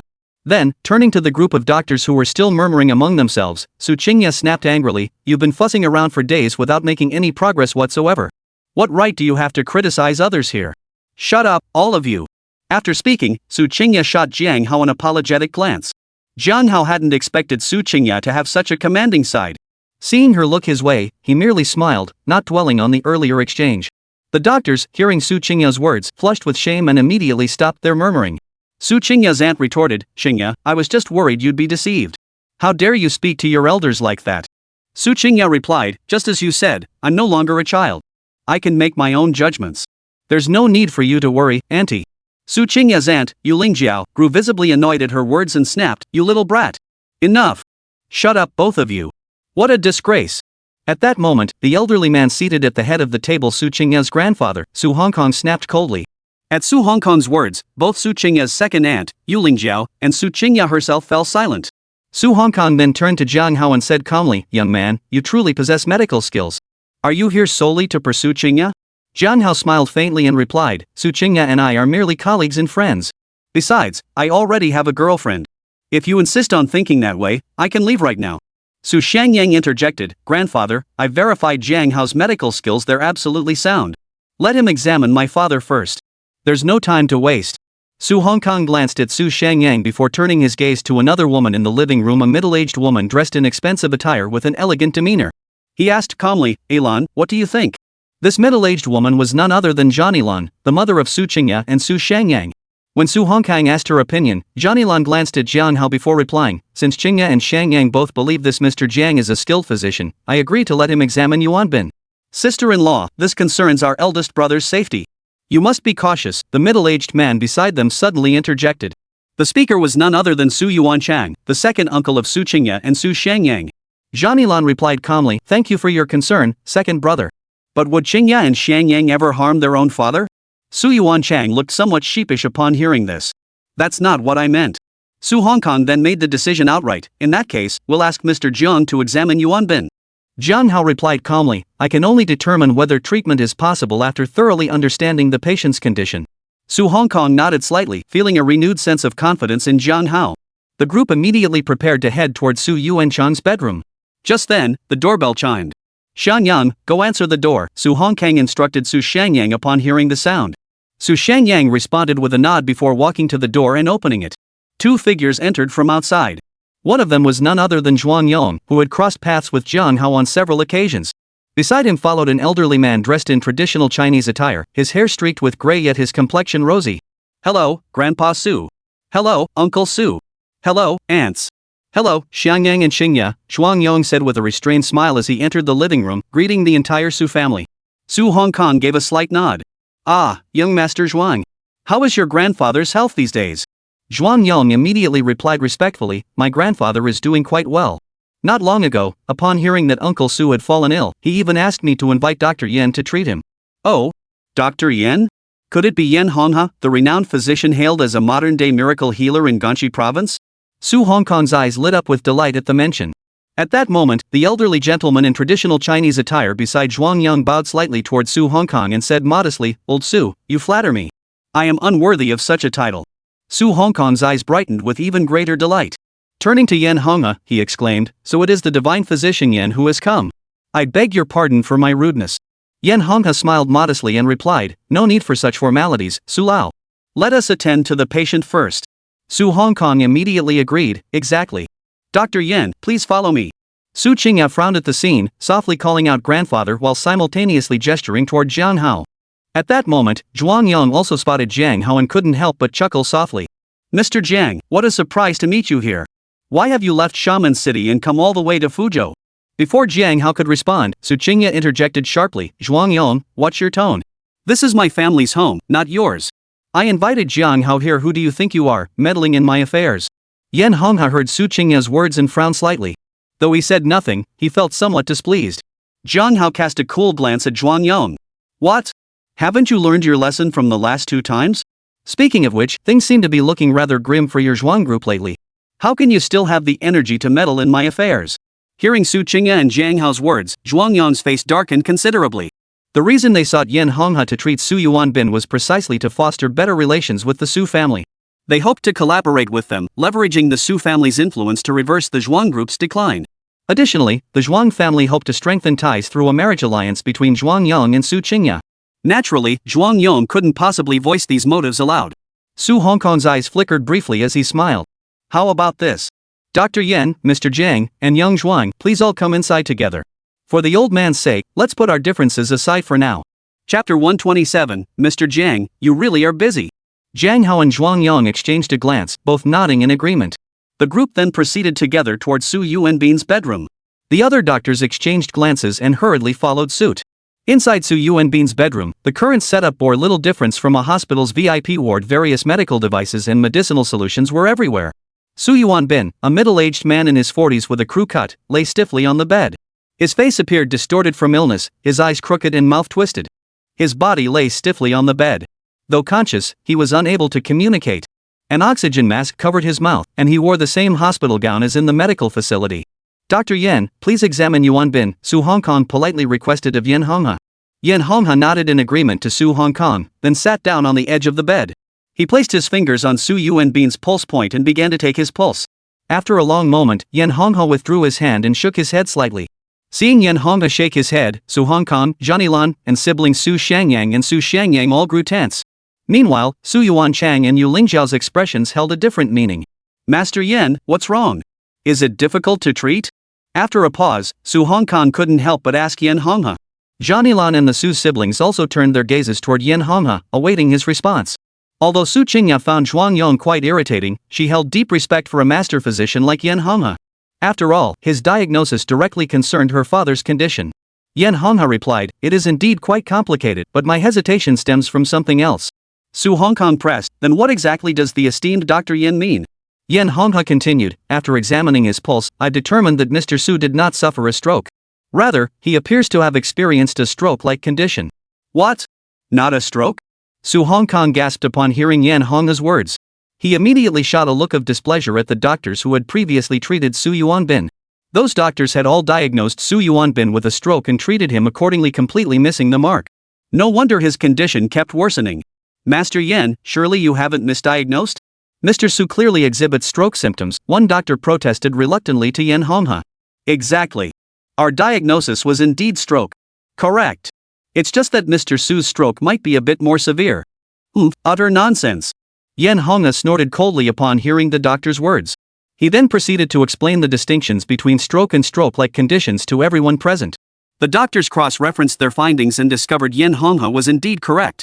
They were instantly overcome with shame. Master Yen is truly remarkable.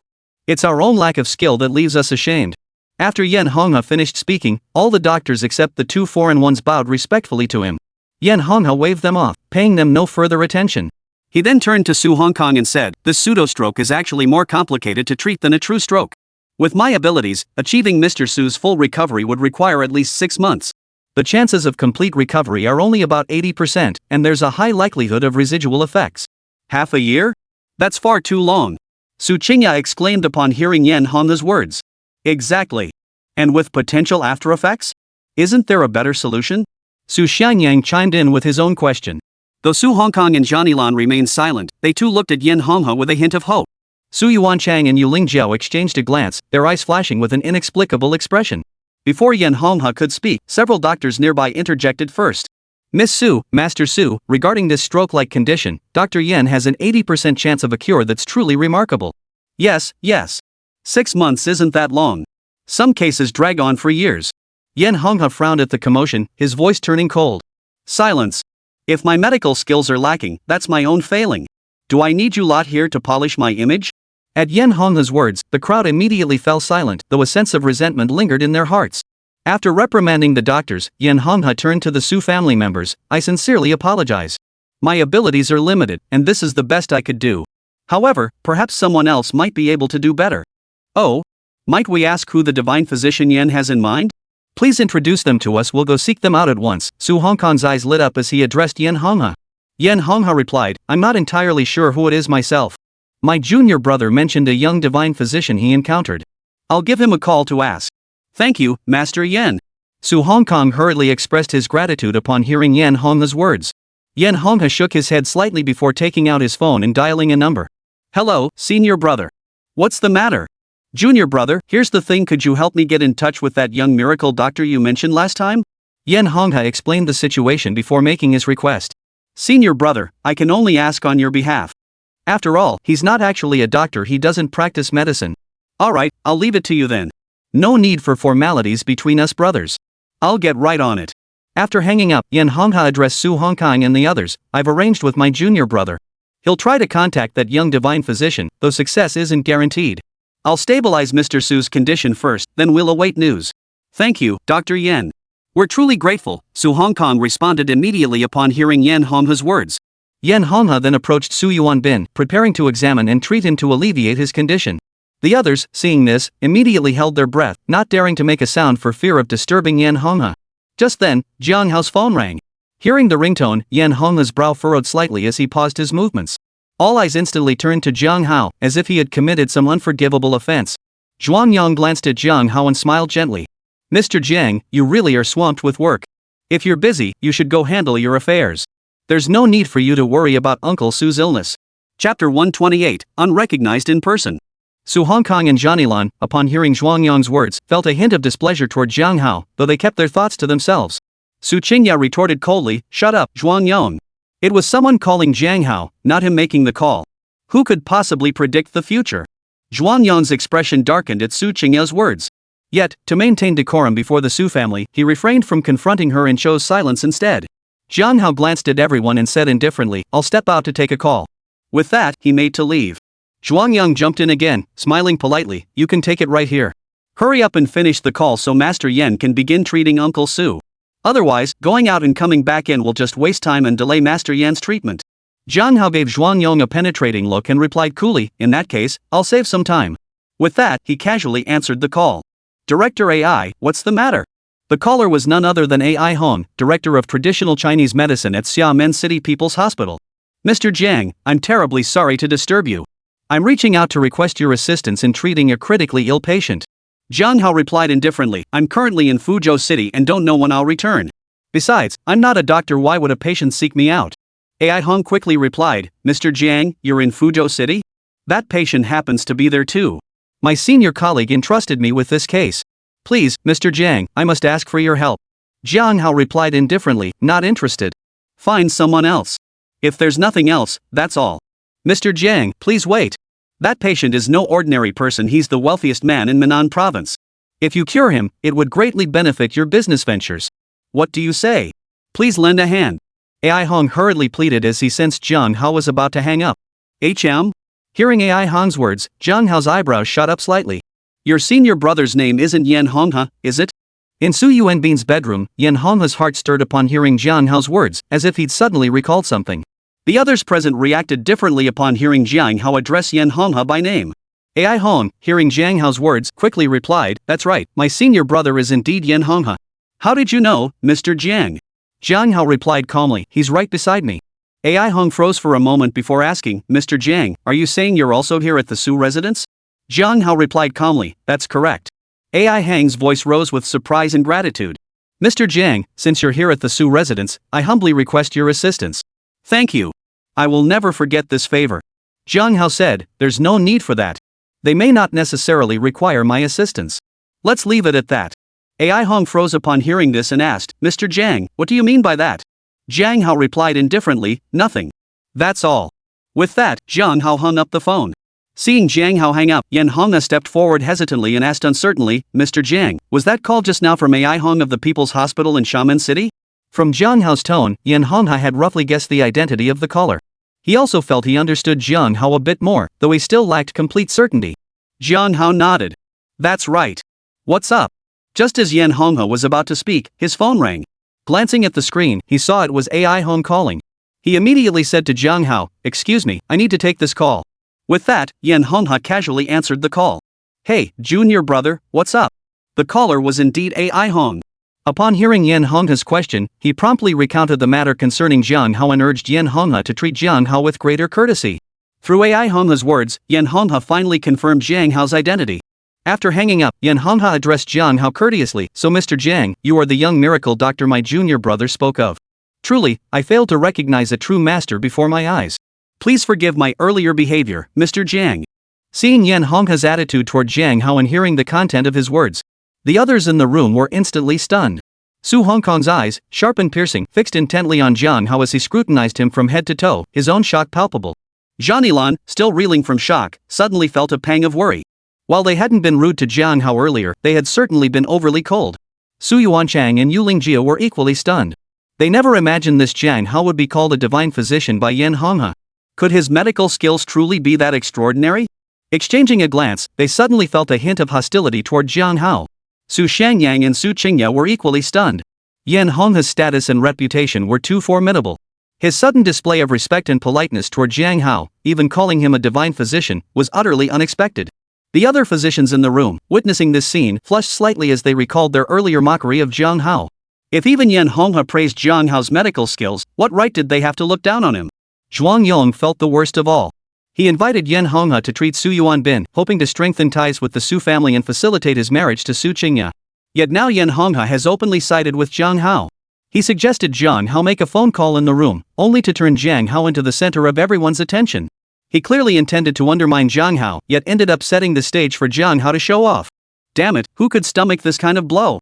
At that moment, Zhuang Yang was seething with rage. Su Hongkong was the first to recover, immediately addressing Jiang Hao. Mr. Jiang, we were remiss earlier. Please don't hold it against us. Johnny Lan chimed in, yes, we're truly sorry. We hope you'll consider Qingya and help treat her father. Su Shangyang pleaded, Brother Jiang, surely you won't abandon him now? Su Qingya, her eyes pleading, spoke up, Jiang Hao, I beg you please help save my father. Seeing this, Su Yuanchang and Yu Lingjiu also prepared to speak. Jiang Hao looked at them all and said calmly, the reason I came here this time is because Su Qingya has helped me a lot with company matters. Since I'm here, I will naturally treat Mr. Su. You can rest assured about that. Of course, the extent of the treatment will depend on my diagnosis. Chapter 129, then we'll leave it to you, Mr. Jiang. Thank you for your generosity, Mr. Jiang, Su Hongkong sighed in relief upon hearing Jiang Hao's words. He expressed his gratitude to Jiang Hao, his heart filled with even more admiration for him. Jiang Hao replied calmly, I should examine Mr. Su's condition first. Please, Mr. Jiang, Zhang Yilan promptly invited him with courtesy. Jiang Hao gave a slight nod before sitting beside Su Yuanbin and extending his hand to take his pulse. After a moment, he withdrew his fingers and nodded. My findings align with those of Master Yan. Regarding treatment, barring any complications, he should achieve basic recovery within about a month. As for a complete recovery without any lingering effects, that will likely take around 3 months. That's wonderful! Zhang Yilan exclaimed with delight upon hearing Jiang Hao's words. Su Yuanchan's eyes flickered as he suddenly asked, Mr. Jiang, what you're saying differs greatly from what Master Physician Yan just stated. I'm curious, what treatment do you propose? Though Su Yuanchang didn't state it explicitly, his implication was clear. He suspected Jiang Hao was exaggerating. The other doctors, hearing Su Yuanchang's words, simultaneously turned their gaze toward Jiang Hao, awaiting his response. Even Yan Honghe couldn't help but look at him with a hint of curiosity. Jiang Hao glanced at Su Yuanchang and replied calmly, Mr. Su, you're not a doctor. Explaining it in detail to you probably wouldn't make much sense. It's essentially a combination of both Chinese and Western medical approaches. Since the very beginning, Su Yuanchang and his wife had been unfriendly toward Jiang Hao, so Jiang Hao felt no need to be polite in his response. Zhuang Yong sneered coldly at this moment, Uncle Su and I might not understand, but there are so many doctors here, especially the esteemed Dr. Yan. They certainly do understand. Why not explain it out loud? Let everyone evaluate your treatment plan together and see if it's feasible. Jiang Hao replied indifferently, I'm not inclined to waste my breath, nor do I have the time. If Mr. Su and Mrs. Zhang consent to my treatment, I'll proceed. If you don't trust me, then I won't intervene, no harm done. Su Qingya, hearing Jiang Hao's words, quickly interjected, Jiang Hao, just treat my father. Don't mind what others say. Then, turning to Zhuang Yong, she said coldly, Zhuang Yong, I hope you won't keep interfering. Otherwise, please leave immediately. Su Hongkong's eyes flickered slightly at Jiang Hao's words. After a moment's hesitation, he nodded. Then we'll trouble Mr. Jian to treat Yuan Bin. Seeing Su Hongkong make the decision, no one else voiced any objections. Yan Honghe and the doctors beside him, however, felt somewhat disappointed. On one hand, those doctors weren't entirely convinced Jiang Hao could truly achieve the level of treatment he claimed. On the other hand, they hoped to learn a new method for treating stroke by debating with him. As for Yan Honghe, his intention was purely to observe and learn. Jiang Hao paid no heed to their intentions.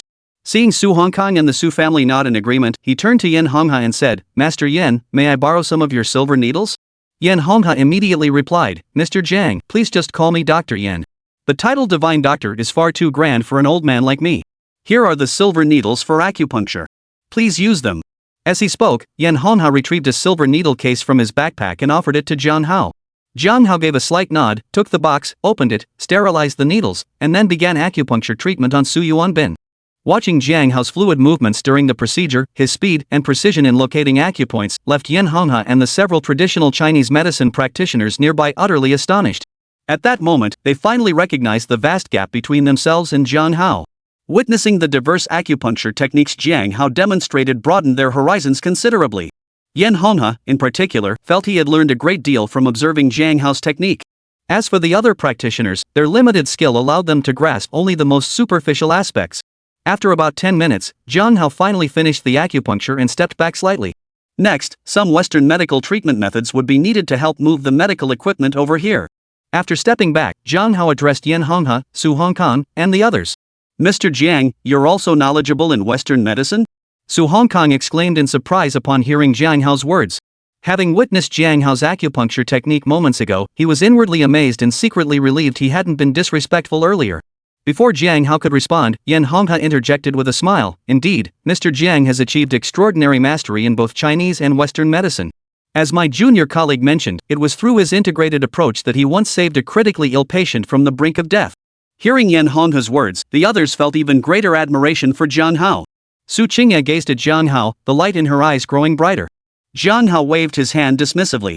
Enough of this unnecessary chatter. First, bring over the medical equipment. I'll continue treating Mr. Su. Xiangyang, help me. Su Hongkong ordered Su Shangyang the moment he heard this.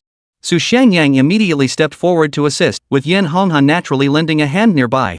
The other doctors, seemingly seizing an opportunity to contribute, rushed forward to assist.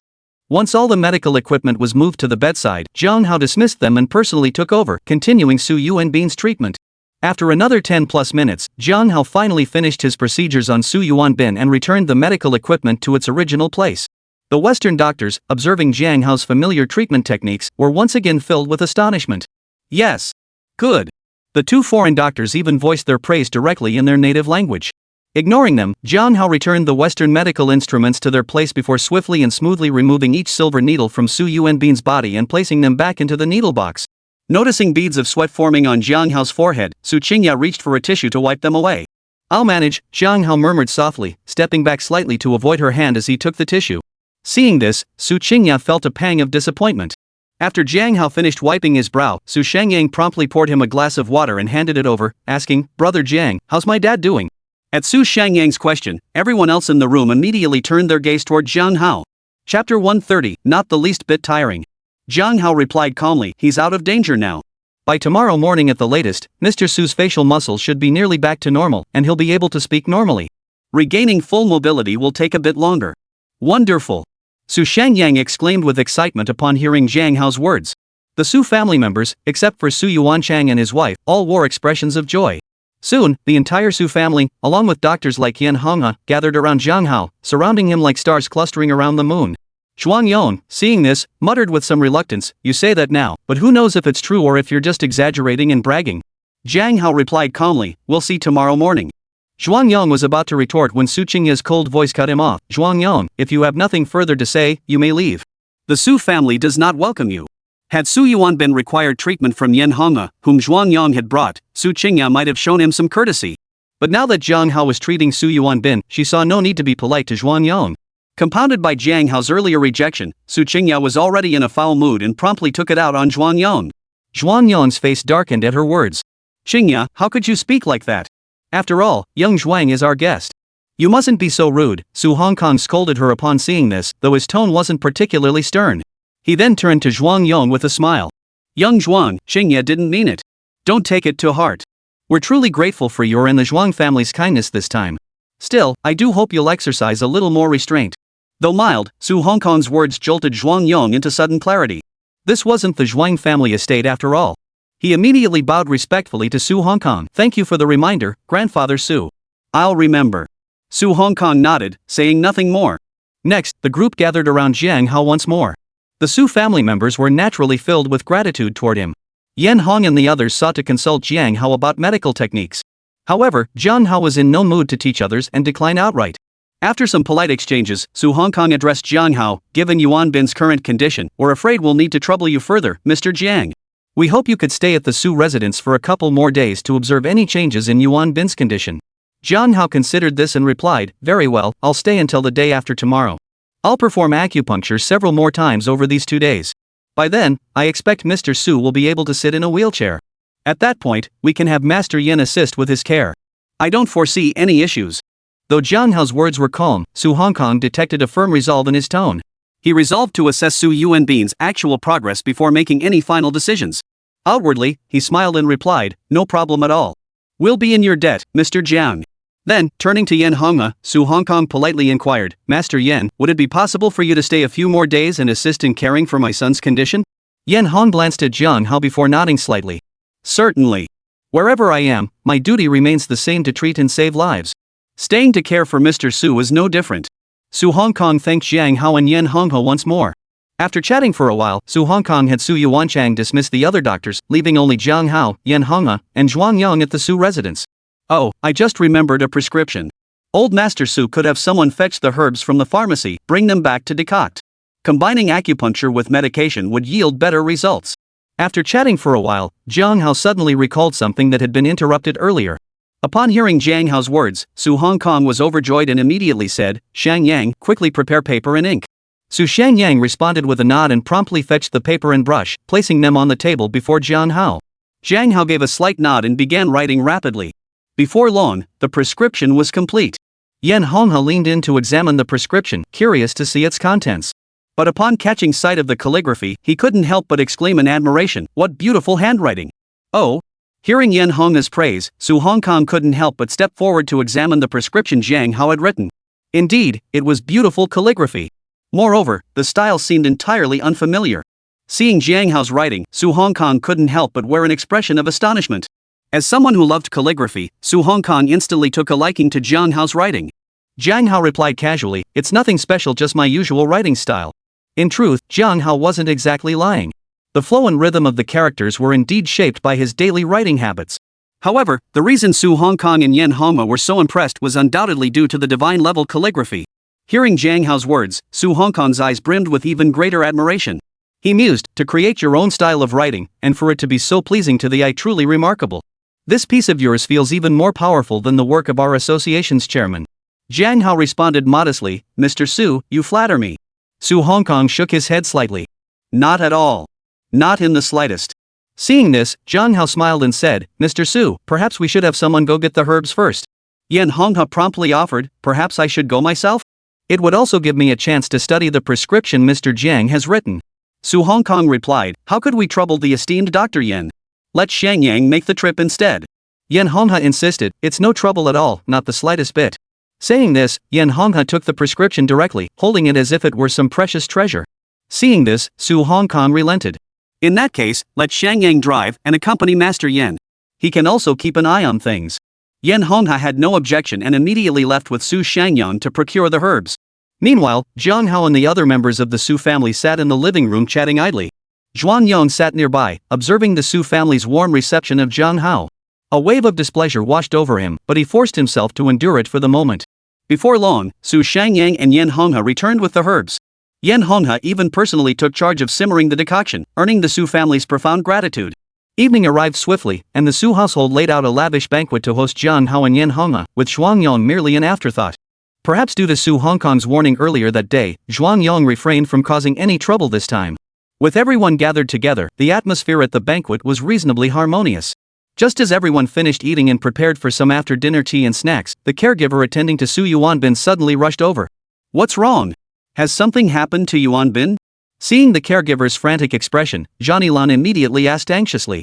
Chapter 131, Zhuang Yang's Resentment. "No, it's not that. Mr. Su has regained consciousness," the caregiver replied respectfully upon hearing Johnny Lan's question. "What? Yuanbin regained consciousness? Is that true?" Johnny Lan exclaimed excitedly upon hearing the caregiver's words. Su Hongkong said, "Let's go see him together." The others naturally had no objections. They followed Su Hongkong toward Su Yuanbin's bedroom. Su Yuanchang and Yu Lingjiao exchanged a glance, their eyes betraying a hint of disappointment. Upon reaching Su Yuanbin's bedroom, they saw that his condition had indeed improved significantly. His facial muscles had recovered considerably, his eyes and mouth had returned to a more normal state, and a glimmer of clarity had returned to his eyes. As Su Hongkong and the others entered, Su Yuanbin's gaze immediately turned toward them, his eyes meeting Jiang Hao's with gratitude.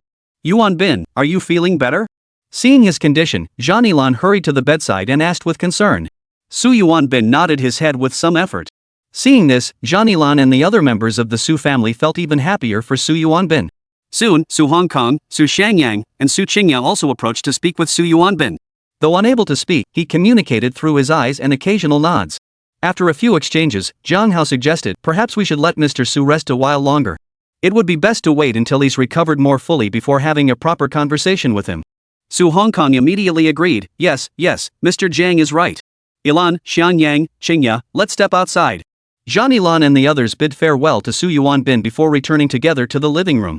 Mr. Jiang, your medical skill is truly remarkable. The results are nothing short of instantaneous. Yan Hongha exclaimed in admiration as soon as they reached the living room. Indeed. It seems Yuanbin will recover soon, Su Hongkong echoed with admiration.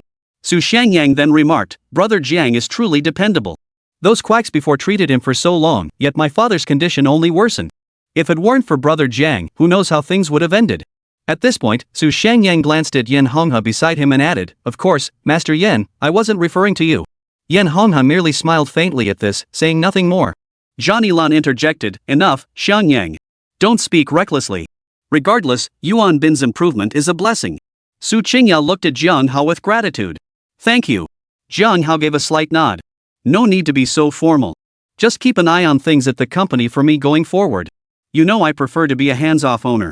Su Xiangyang asked, what company? Su Qingya immediately explained the details of Haotian Entertainment to Su Xiangyang. Su Xiangyang said, oh, that entertainment company. Next time, I'll introduce you to some directors and artists to collaborate with. Jiang Hao smiled and said, thanks in advance, Brother Su. After that, the group chatted casually in the living room, the atmosphere quite harmonious. Only Zhuang Yong seemed somewhat out of place among the others. Fortunately, Mr. and Mrs. Su Yuanchang occasionally engaged him in conversation, preventing him from feeling too awkward. After chatting for a while, everyone retired to their rooms to wash up and rest. The next morning, as Jiang Hao awoke, the familiar system prompt sounded once more. Without hesitation, he selected yes. As the familiar virtual interface appeared before him, Jiang Hao casually tapped the illuminated daily check-in button. Ding! Check-in successful. Congratulations, host. You have acquired the skill, God-tier horsemanship.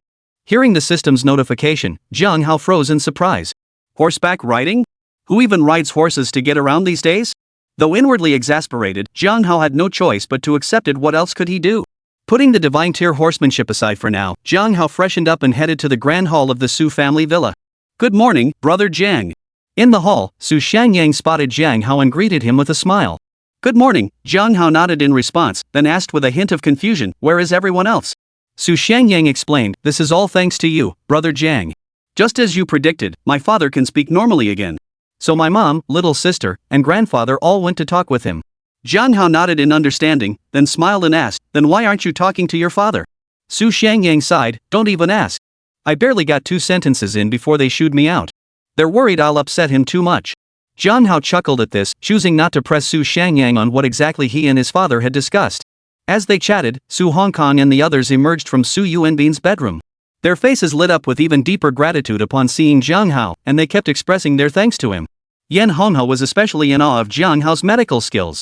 Watching Jiang Hao treated as the center of attention while he himself was completely ignored, Zhuang Yong seethed with anger, his resentment toward Jiang Hao intensifying considerably. After everyone had expressed their admiration and gratitude toward Jiang Hao, they began breakfast. After breakfast, Zhuang Yong immediately took his leave. The Su family offered only a casual farewell before letting him go. Jiang Hao, will you continue treating my father today? After Zhuang Yong left, the group chatted idly for a while before Su Qingya turned to ask Jiang Hao. Jiang Hao nodded slightly. Naturally. I'll do my best to significantly improve Mr. Su's condition within these next 2 days. Hearing this, everyone expressed their gratitude once more. Jiang Hao then administered another treatment session to Su Yuanbin. Yan Hongha observed from the side, sensing his own medical skills had advanced further. After the second treatment concluded, Su Yuanbin's condition had improved significantly, with his facial muscles largely restored. Thank you, Mr. Jiang. I truly don't know how much longer I could have endured this suffering. Su Yuanbin expressed his gratitude to Jiang Hao after the treatment concluded. No need to thank me, Mr. Su. Since I promised Su Qingya, I would naturally do my utmost to treat you, Jiang Hao replied with a smile. Su Yuanbin glanced at Su Qingya upon hearing Jiang Hao's words, but said nothing further. After chatting for a while, Su Yuanbin grew even more impressed with Jiang Hao. With Zhuang Yang absent, the atmosphere among the group seemed to grow considerably more harmonious. Just as they were chatting, Su Hongkong's phone suddenly rang. Everyone immediately fell silent. Su Hongkong took the call, occasionally glancing in Jiang Hao's direction. After ending the call, Su Hongkong turned to Jiang Hao and said, Mr. Jiang, Yuanbin's condition should be stable now, right? Even if you step away for a while, it shouldn't cause any issues, should it? Chapter 132, The Bookish Woman.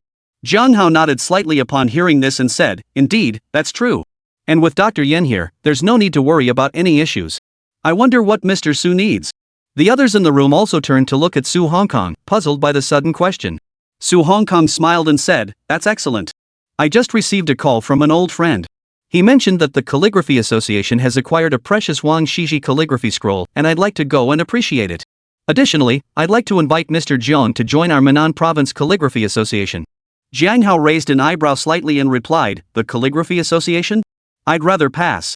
I don't have a deep passion for calligraphy, I just dabble in writing occasionally." Su Hongkong replied, "Don't rush to refuse, Mr. Jiang. Joining the Calligraphy Association actually comes with considerable benefits." Jiang Hao chuckled. "Oh? What might those benefits be?" Su Hongkong explained, "Within the Calligraphy Association, there are many gentlemen like myself, elderly gentlemen who enjoy writing to pass the time. Of course, there are also individuals who excel in numerous fields. Joining the association would present an opportunity to expand your professional network, which would undoubtedly prove beneficial for your business endeavors." Jiang Hao pondered for a moment. "So what would I need to do if I joined the Calligraphy Association? Would there be any restrictions on me?" Su Hongkong replied, "All you need to do is showcase your skills when the time comes. As for restrictions, there aren't any. There's also a small membership fee, but it's hardly worth mentioning." Jiang Hao nodded upon hearing this and said, "In that case, I suppose I could go take a look." Since obtaining the system, not much time had actually passed. Though Jiang Hao had transformed from a penniless nobody into a top-tier tycoon overnight, he hadn't truly integrated into the elite circles of the wealthy. Su Hongkong's words sparked an idea in Jiang Hao's mind. Joining the Calligraphy Association might indeed be a good opportunity. It could prove beneficial for his future development. Su Hongkong beamed at the suggestion.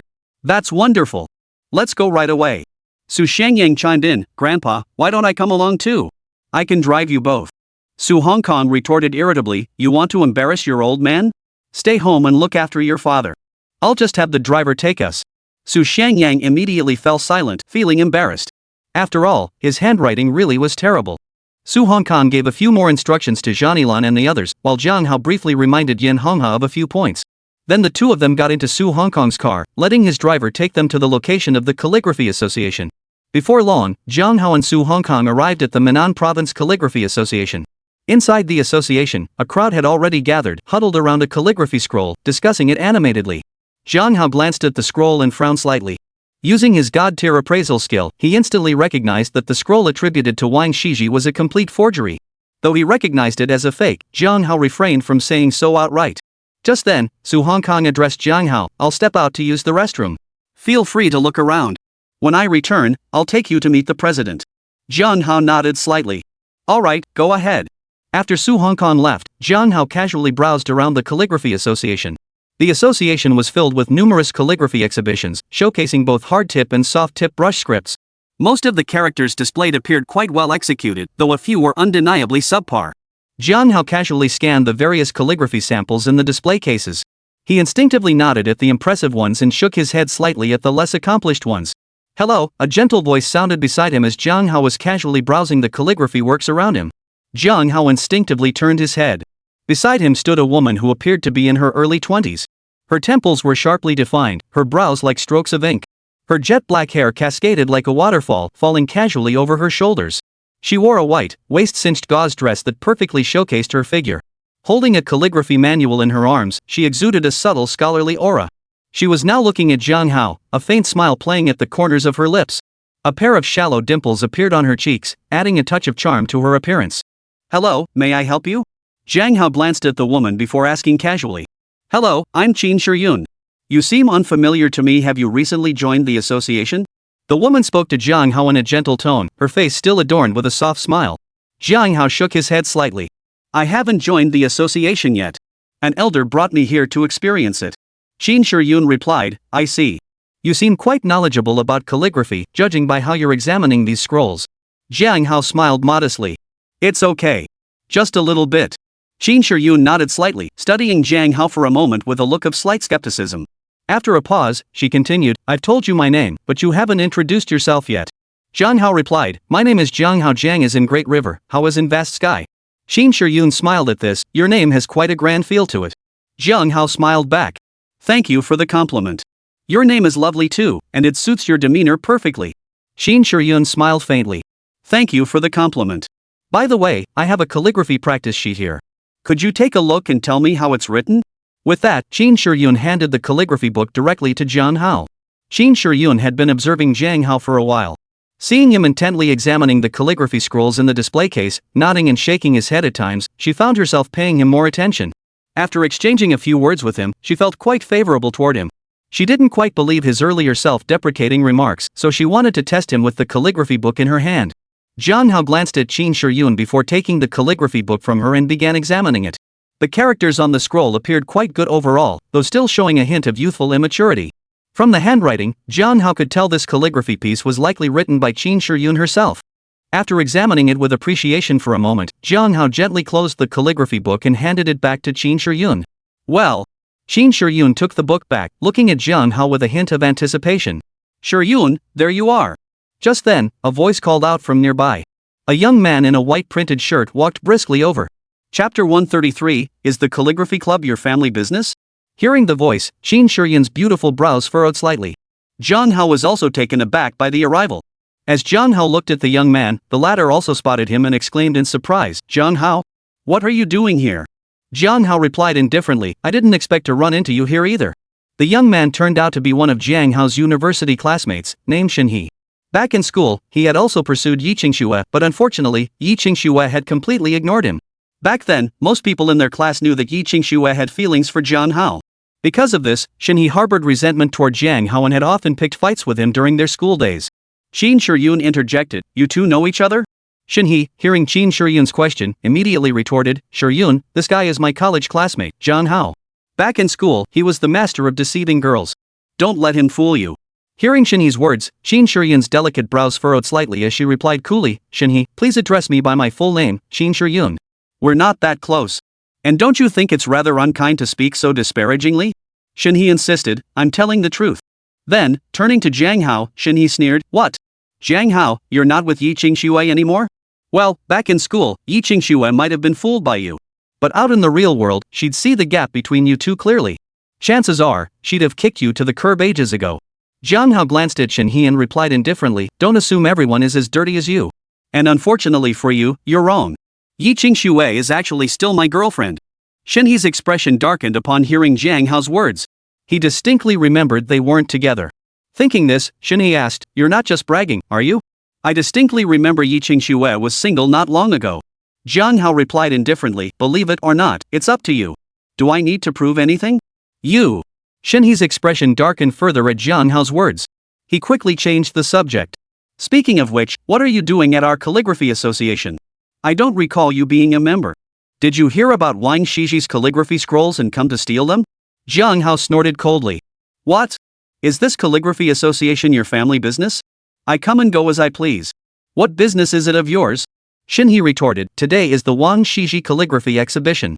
Unrelated individuals are not welcome in our calligraphy association. Qin Shiyun interjected, Shenhe, stop making trouble. The association never said non-members couldn't enter. Accusing Jiang Hao of theft is even more unacceptable. Mr. Jiang, what's going on? Just then, Su Hongkong, who had been in the restroom, arrived. Beside Su Hongkong walked an elderly man dressed in traditional Chinese attire, his spirit sharp and alert. Jiang Hao replied calmly, Nothing much, just a minor issue. Mr. Su, grandfather, you're here. Qin Shiyun greeted them warmly upon seeing Su Hongkong and the elderly gentleman arrive. Shenhe also dropped the haughty demeanor he'd shown toward Jiang Hao, adopting a humble posture as he respectfully inquired, Chairman, Elder Su, what brings you here? Su Hongkong nodded at Qin Shiyun with a smile. Shiyun, you're growing more beautiful by the day. You're starting to outshine our Qingya. Qin Shiyun smiled faintly. Master Su flatters me. How could I compare to Sister Qingya? After exchanging pleasantries with Qin Shiyun, Su Hongkong turned to Jiang Hao and introduced him, Mr. Jiang, this is Qin Moshi, president of the Minnan Province Calligraphy Association. He then introduced Qin Moshi, Old Qin, this is Jiang Hao, whom I mentioned earlier. He's quite remarkable, exceptional in business, medicine, and calligraphy. And according to my granddaughter, he's also outstanding in singing and acting. Hearing Su Hongkong's words, both Qin Moshi and Qin Shiyun glanced at Jiang Hao with a hint of surprise. Qin Moshi extended his hand toward Jiang Hao, smiling as he said, Hello, Mr. Jiang. Jiang Hao shook Qin Moshi's hand and returned the greeting with a smile, Hello, Chairman Qin. As they spoke, it seemed as though Shenhe had been completely overlooked. Shenhe watched the scene unfold, a shadow of gloom flickering in his eyes as his resentment toward Jiang Hao deepened. After the pleasantries concluded, Su Hongkong smiled and said, "Old Chin, I came here this time partly to see the Wang Shishi calligraphy scroll you mentioned, and partly to introduce Mr. Jiang how to join the Calligraphy Association." Upon hearing Su Hongkong's words, Qin Moshi hadn't spoken yet when Shinhee hurriedly interjected, "Mr. Su, you must be mistaken. I can't speak for other aspects, but I know Jiang Hao's handwriting well. With his level of skill, how could he possibly qualify to join our Calligraphy Association?" Back in college, Jiang Hao's handwriting was indeed rather poor. As his classmate, Shinhee knew this well. Shinhee found it hard to believe that Jiang Hao's calligraphy could have improved significantly in the few years since graduation. Su Hongkong's expression darkened instantly at Shinhee's words. His voice turned cold. "What? Do you think my eyesight is failing, that I can't tell good from bad? Besides, I'm merely recommending Mr. Jiang for membership. All proper procedures will be followed. What are you shouting about here?" Shinhee's expression shifted slightly at Su Hongkong's words. He quickly replied, "Mr. Su, I didn't mean it that way. Please don't be upset. It's just that Jiang Hao." Qin Moshi saw Shinhee was about to speak further, fearing he might completely enrage Su Hongkong. He waved his hand to interrupt. "Enough. When Mr. Jiang Hao's calligraphy collection is displayed, the relevant members of the association will make their own judgments. You needn't say more." Jiang Hao glanced at Shinhee and smiled faintly. "So it seems this calligraphy association isn't your family's private domain, is it? You." Already chafing from Su Hongkong and Qin Moshi's rebukes, Shinhee's pent-up frustration erupted into full-blown fury at Jiang Hao's words. "I refuse to believe you can pass the Calligraphy Association's assessment," he spat. "If you do pass..." Shinhee paused mid-sentence. Jiang Hao replied coolly, "And if I do pass, what then? You won't actually eat live on stream like they say online, will you? You're vulgar." Shinhee's anger flared even more at Jiang Hao's words. He shouted, "If someone like you can become a member of the Calligraphy Association, then I'll quit the association myself." Hearing Shinhee's words, Qin Moshi's brow furrowed slightly, and he felt a twinge of dislike toward Shinhee. Jiang Hao replied calmly, "Remember what you said." Then, turning to Qin Moshi, he added, "Chairman Qin, whatever the assessment entails, will proceed immediately." Chapter 134, This Must Be Fake. Qin Moshi gave Jiang Hao a deep look and said, "Mr. Jiang, please follow me." He then addressed Su Hongkong and Qin Shiyun, "Old Su, you'll accompany me. Shiyun, go summon the other appraisers currently at the association." Qin Shiyun glanced at Jiang Hao, gave a brief nod of agreement, and promptly turned to leave. Jiang Hao and Su Hongkong followed Qin Moshi toward the association's internal offices. Shinhee watched this unfold, his eyes flickering briefly before he hurried back to the crowd gathered around the calligraphy scroll. Soon, the three entered a spacious office. Qin Moshi gestured to them, "Please sit. Once Shiyun brings everyone, Mr. Jiang will write a calligraphy piece for us to appraise. For a loosely organized association like ours, there is no need for excessive formality." Jiang Hao gave a slight nod and casually sat down in the office. The three chatted casually. Before long, Qin Shiyun entered the office accompanied by several elderly gentlemen with graying hair. "Old Qin, I hear we have a new member joining the association, a young fellow, no less?" As soon as they entered, one of the elders, gray-haired and wearing gold-rimmed reading glasses, asked Qin Moshi. Qin Moshi nodded. "That's correct. This is Mr. Jiang, introduced by Old Su." Hearing Qin Moshi's words, everyone turned their attention to Jiang Hao. They then greeted him in the same manner as Su Hongkong. Seeing that everyone had arrived, Qin Moshi intended to have Jiang Hao write a calligraphy piece for the group to appreciate and critique. Just then, a commotion erupted at the office door. "What's going on?" Qin Moshi frowned slightly at the commotion, voicing his confusion aloud. The others also looked puzzled. Qin Shiyun quickly walked to the office door, inquired about the situation, and soon ascertained the cause. Returning to the room, Qin Shiyun said indignantly, they were all summoned by Shinhee. He told everyone that Jiang Hao claims to be the best calligrapher in the country and doesn't respect the elders in our calligraphy association. So they all want to see for themselves what Jiang Hao's calligraphy is really like. Moreover, Shinhee insinuated that Jiang Hao was trying to join the association through back channels by leveraging connections with Old Su and my grandfather. He expressed concern about the fairness of the assessment and asked everyone to come and supervise. That bastard. Su Hongkong blurted out angrily upon hearing Qin Shiyun's words. Qin Moshi also frowned slightly before adding, if they want to see it, let them see it. As long as Mr. Jiang's calligraphy meets the standards, they'll have nothing more to say. As for troublemakers like Shinhee, perhaps it's time to weed them out. After speaking, Qin Moshi turned to Jiang Hao and asked, what do you think, Mr. Jiang? Jiang Hao chuckled lightly and replied indifferently, it makes no difference to me. Writing anywhere is the same. Qin Moshi nodded slightly at this, then inquired, which form of calligraphy does Mr. Jiang favor, more hard-tip brush or soft-tip brush? Jiang Hao considered for a moment before replying, please prepare materials for both styles. I'll write one piece each with hard and soft brushes. Since Shinhee wanted to play games, Jiang Hao would oblige. He'd let the man taste the bitter fruit of his own actions. Hearing Jiang Hao's words, everyone was taken aback, puzzled by his meaning. Some wondered if he lacked confidence, hence the desire to try both styles. Shin Moshi glanced at Jiang Hao but didn't ask why. He simply had the necessary supplies for both hard-tip and soft-tip brush writing prepared. Next, Shin Moshi had the writing tools, along with tables and chairs, moved out into the courtyard. Witnessing this, the crowd buzzed with speculation. What's going on? Is Chairman Shin planning to write something himself? Don't you know? Rumor has it it's all because of a new applicant to the association. Don't speak without knowing the facts, just sit back and watch the drama unfold. I wonder if this newcomer actually has the skills. Once everything was prepared, Shin Moshi calmly addressed the crowd. Earlier, someone deliberately spread rumors in front of everyone.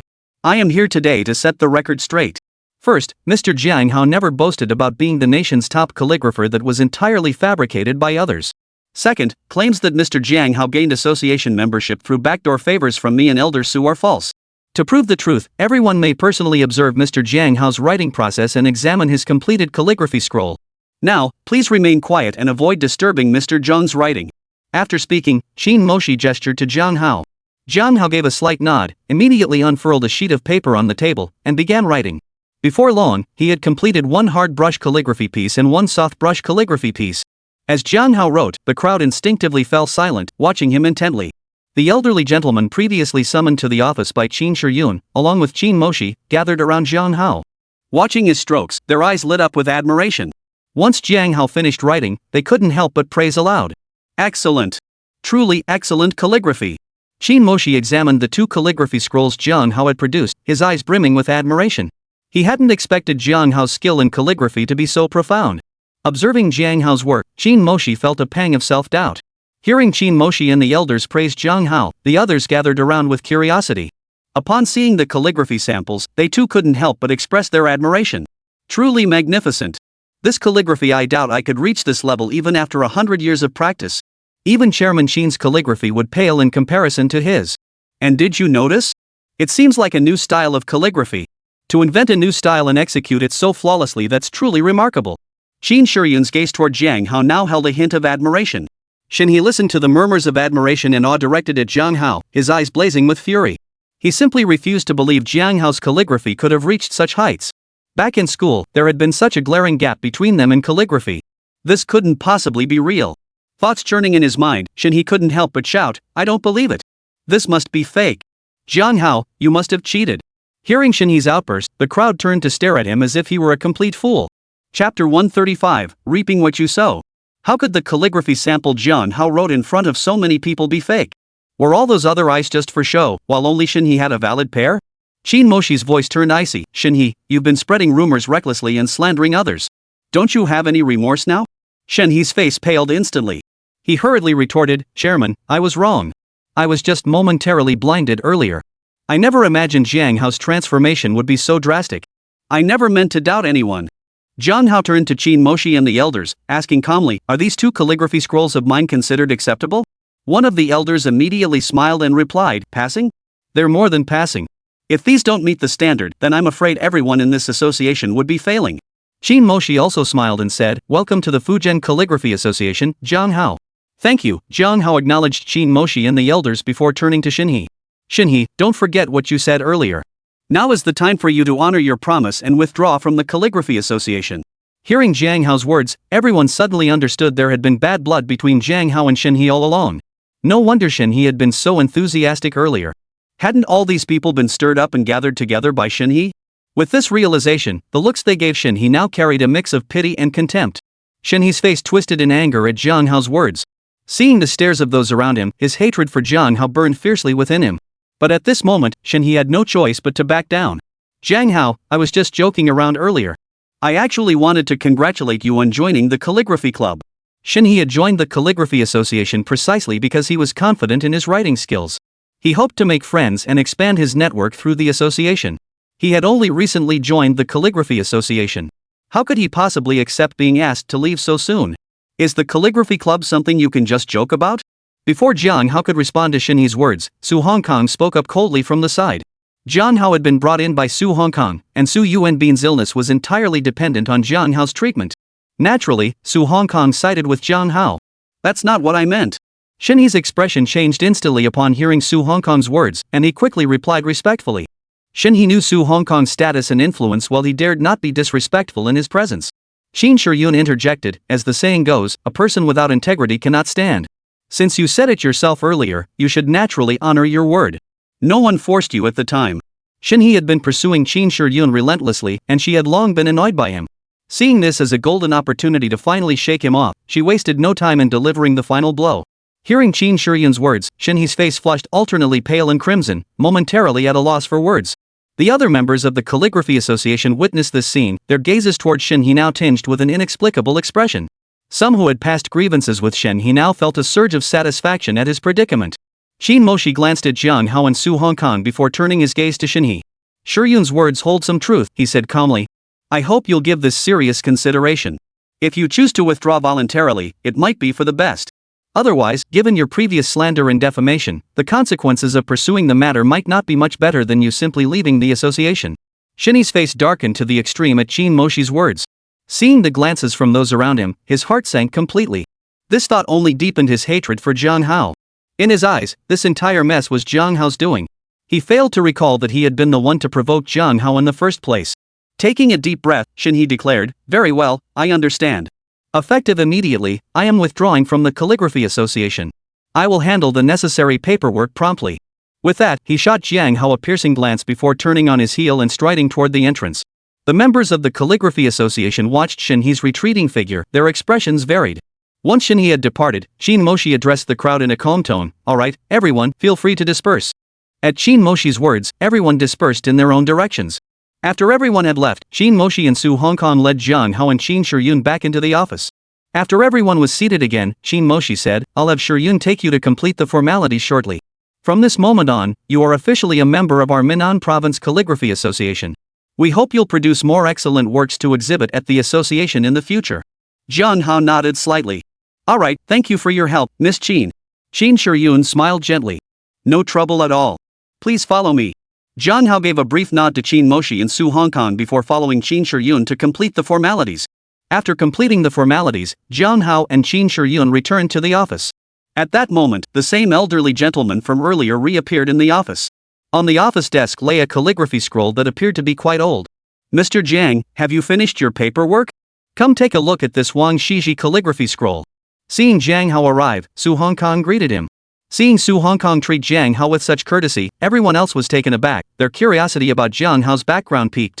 Jiang Hao nodded to Su Hongkong before approaching the scroll. After examining the scroll, Jiang Hao felt slightly surprised. This piece differed from the one he had seen upon first arriving. This scroll appeared to be somewhat older than the previous one, though it still wasn't an authentic Wang Shiji work. Noticing Jiang Hao's slightly altered expression, Qin Moshi inquired, what's wrong? Is there something amiss with this calligraphy? Jiang Hao hesitated briefly before nodding slightly. This doesn't appear to be Wang Shiji's genuine work. It seems to be a copy made by someone else. Mr. Jiang, you know about authenticating cultural relics? Su Hongkong exclaimed in surprise upon hearing Jiang Hao's words. From what he knew, Jiang Hao already possessed extensive knowledge in many fields, excelling in each with remarkable skill. If he were also proficient in authenticating cultural relics, that would be truly extraordinary. Impossible. I had this Wang Shiji calligraphy authenticated when I purchased it. How could it be a forgery? One of the elderly gentlemen couldn't help but challenge Jiang Hao's claim. Chapter 136, I was just being polite. Jiang Hao smiled faintly and said, perhaps it's because the imitation is too convincing. Look closely here. As he spoke, Jiang Hao pointed to the hidden information within the calligraphy scroll, guided by insights from his divine tear appraisal technique. Among all the Chinese characters in the entire set of calligraphy, there were actually several extremely tiny symbols hidden. What are these symbols? Under the magnifying glass, the group stared in slight bewilderment at the symbols. Jiang Hao explained, individually, these symbols appear insignificant, merely ink stains left during writing. But when connected and magnified, they reveal a unique, sequential pattern. As he spoke, Jiang Hao produced paper and brush, meticulously tracing out all the minute symbols and connecting them into a single entity. Once the symbols were fully traced, the group examined them again under the magnifying glass. To their astonishment, the sequence revealed several numbers and a signature. This was indeed a copy. However, the era of the copy was remarkably ancient. It was from the Tang dynasty. Indeed, such hidden markings were concealed quite deeply. Witnessing this, the crowd couldn't help but sigh in admiration. The elderly man who had purchased the calligraphy scroll wore a slightly grim expression. Qin Moshi noticed and offered comfort. Even if it's not Wang Shiji's genuine work, a copy by a Tang Dynasty master is still extraordinarily valuable. And it's so remarkably lifelike Old Wei, you really shouldn't dwell on it too much.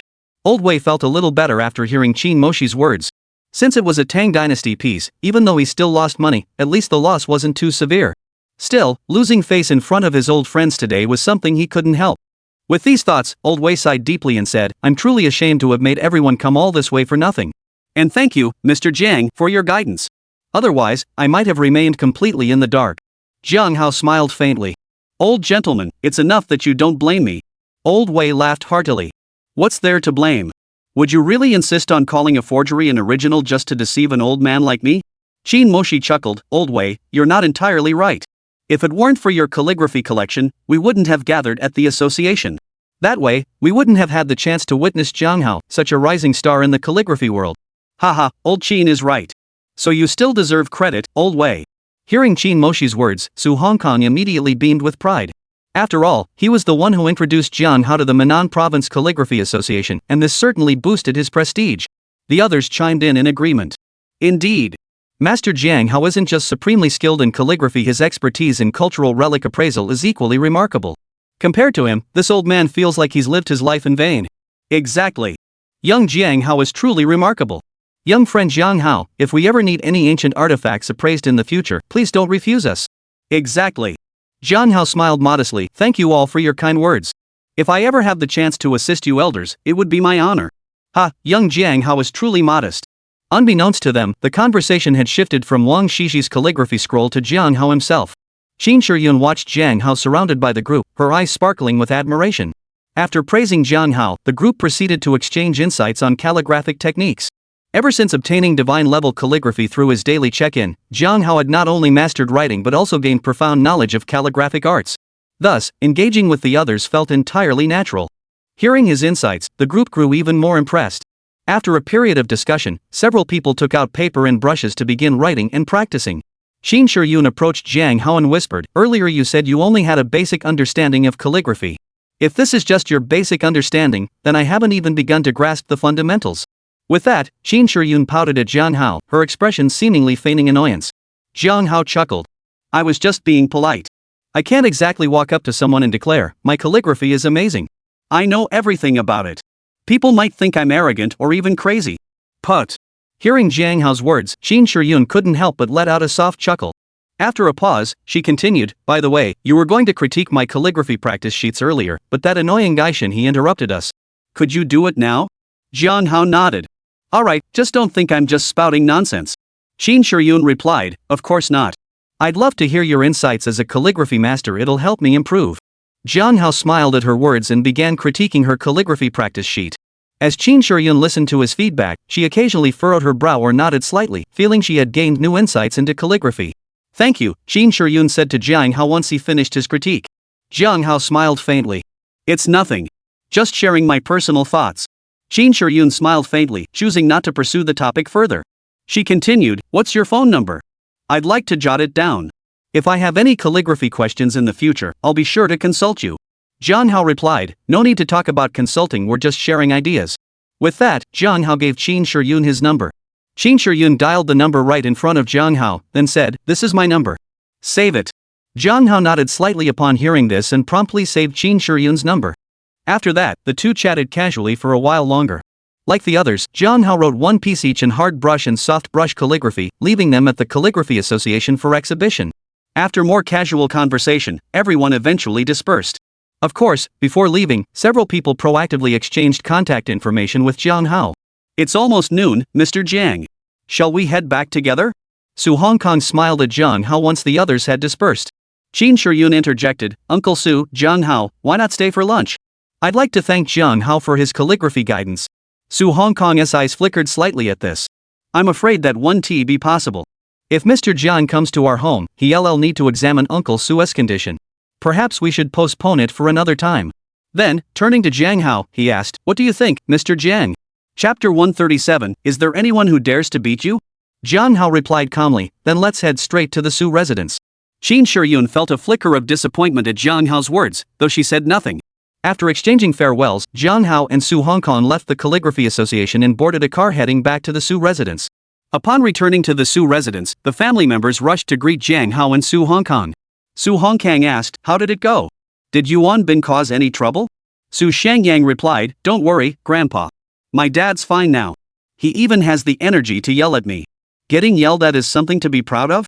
Su Hongkong retorted irritably at Su Shangyang's words. Su Shangyang chuckled a couple of times and said nothing more. Learning that Su Yuanbin's condition had stabilized, Su Hongkong felt relieved. The group proceeded directly to the living room and instructed the servants to prepare lunch. After lunch, Jiang Hao administered another round of acupuncture treatment to Su Yuanbin. Su Yuanbin's recovery progressed even better than anticipated. He could now sit up in a wheelchair with the nurse's assistance and be wheeled outside for some fresh air. Witnessing Su Yuanbin's remarkable recovery, the Su family members were filled with profound gratitude toward Jiang Hao. Yan Honghe was utterly impressed by Jiang Hao's medical skills. Su Yuanchang and his wife had already left for work at the company, while Su Hongkong, Johnnylan, and the siblings Su Shangyang and Su Shangyang remained at home. Jiang Hao chatted idly with the others about trivial matters. Though somewhat tedious, he couldn't very well ignore them. During this time, Su Shangyang stepped out briefly. When he returned, he addressed Su Hongkang and Johnnylan, "Grandpa, Mom, since Dad is fine now, I don't need to stay home anymore, right? I have something to take care of." Su Hongkong retorted, "What business could you possibly have?" Su Shangyang retorted, "Why can't I have things to do? I'm an adult now. Isn't it perfectly normal for me to have my own affairs?" Su Hongkong sighed. "Alright, go ahead. At least you won't be underfoot at home." Su Shangyang was used to this and didn't get angry. He smiled and said, "Thanks, Grandpa." Just as Su Shangyang was about to leave, he suddenly turned to Jiang Hao. "Brother Jiang, why don't you come with me? Sitting here on the couch doing nothing is pretty boring. Besides, Dr. Yen is here now, and Dad's basically recovered." Hearing Su Shangyang's words, Su Hongkong had intended to scold him, but remembering he'd called Jiang Hao out earlier that morning, he felt a bit awkward about reprimanding him now. Yan Honghe interjected with a smile, "If Mr. Jiang finds this tedious, he's welcome to accompany young Master Su for a stroll. I'll oversee matters here with Mr. Su, there's no need for concern." Su Yuanbin chimed in, "Dr. Yan is right. It really is awkward for Mr. Jiang to keep accompanying me, a sick man. Mr. Jiang, please go out with Shangyang and get some fresh air." During their earlier small talk, Su Yuanbin had noticed that the conversation between them and Jiang Hao had been awkward at best. After all, they weren't from the same generation and had little in common to discuss. Jiang Hao had already been reluctant to remain cooped up in the Su family villa. Hearing their suggestions now suited him perfectly. He promptly replied, "That sounds good. I'll take this chance to explore Fuzhou City with Brother Su. As for Mr. Su's affairs, please have Dr. Yen keep an eye on things for now." Yan Honghe hastened to reply, "Mr. Jiang, rest assured."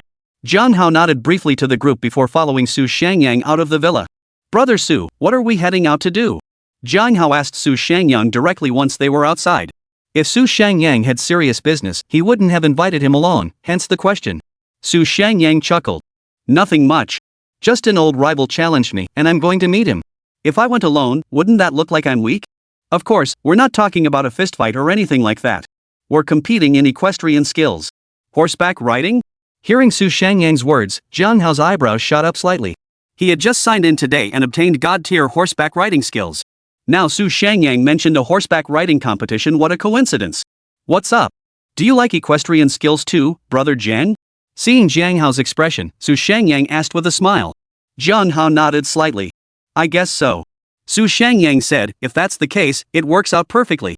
Once we arrive at the equestrian club, you can pick a horse and ride it around a couple of times.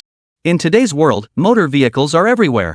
Occasionally riding a horse is actually quite a pleasant experience." Jiang Hao smiled faintly. "Brother Su speaks wisely. I'll give it a try later. Brother Jiang, just hop in my car, no need for us to each drive one," Su Shangyang said to Jiang Hao as they approached the parking garage. Jiang Hao replied, "Sounds good. Let's go." Once both were seated, Su Shangyang chuckled softly before pressing the accelerator, shooting out of the garage and heading toward the estate's exit. Half an hour later, they arrived at their destination.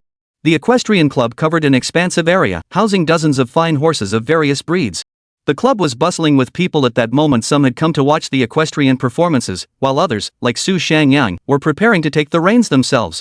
When the two arrived, 6 horses were galloping swiftly across the club's outer field. Each rider, seated atop their mount, appeared to be a wealthy young gentleman. Su Shangyang remarked, "Though they call it an equestrian competition, most of us don't know much about the sport. We usually just engage in the most straightforward horse racing. These fellows are probably doing the same. With horse racing, people usually place small bets to liven things up. Of course, those who come here to play aren't short on money, it's more about saving face. Jiang Hao smiled and nodded in understanding. After a pause, Jiang Hao asked with a smile, speaking of which, in Fuzhou City, is there anyone who dares to beat you? Jiang Hao now knew that Su Shangyang's father, Su Yuanbin, was the wealthiest man in Minnan province. Of course, Su Yuanbin had inherited Su Hong Kong's business empire and expanded it further, he hadn't built it from scratch. As the son of Minnan province's wealthiest man, Su Shangyang was someone most wouldn't dare cross. Su Shangyang chuckled. I'm not the type to use my family's influence to retaliate against someone who beats me. Some might have been cautious at first, but after playing with me enough, they've come to understand the situation.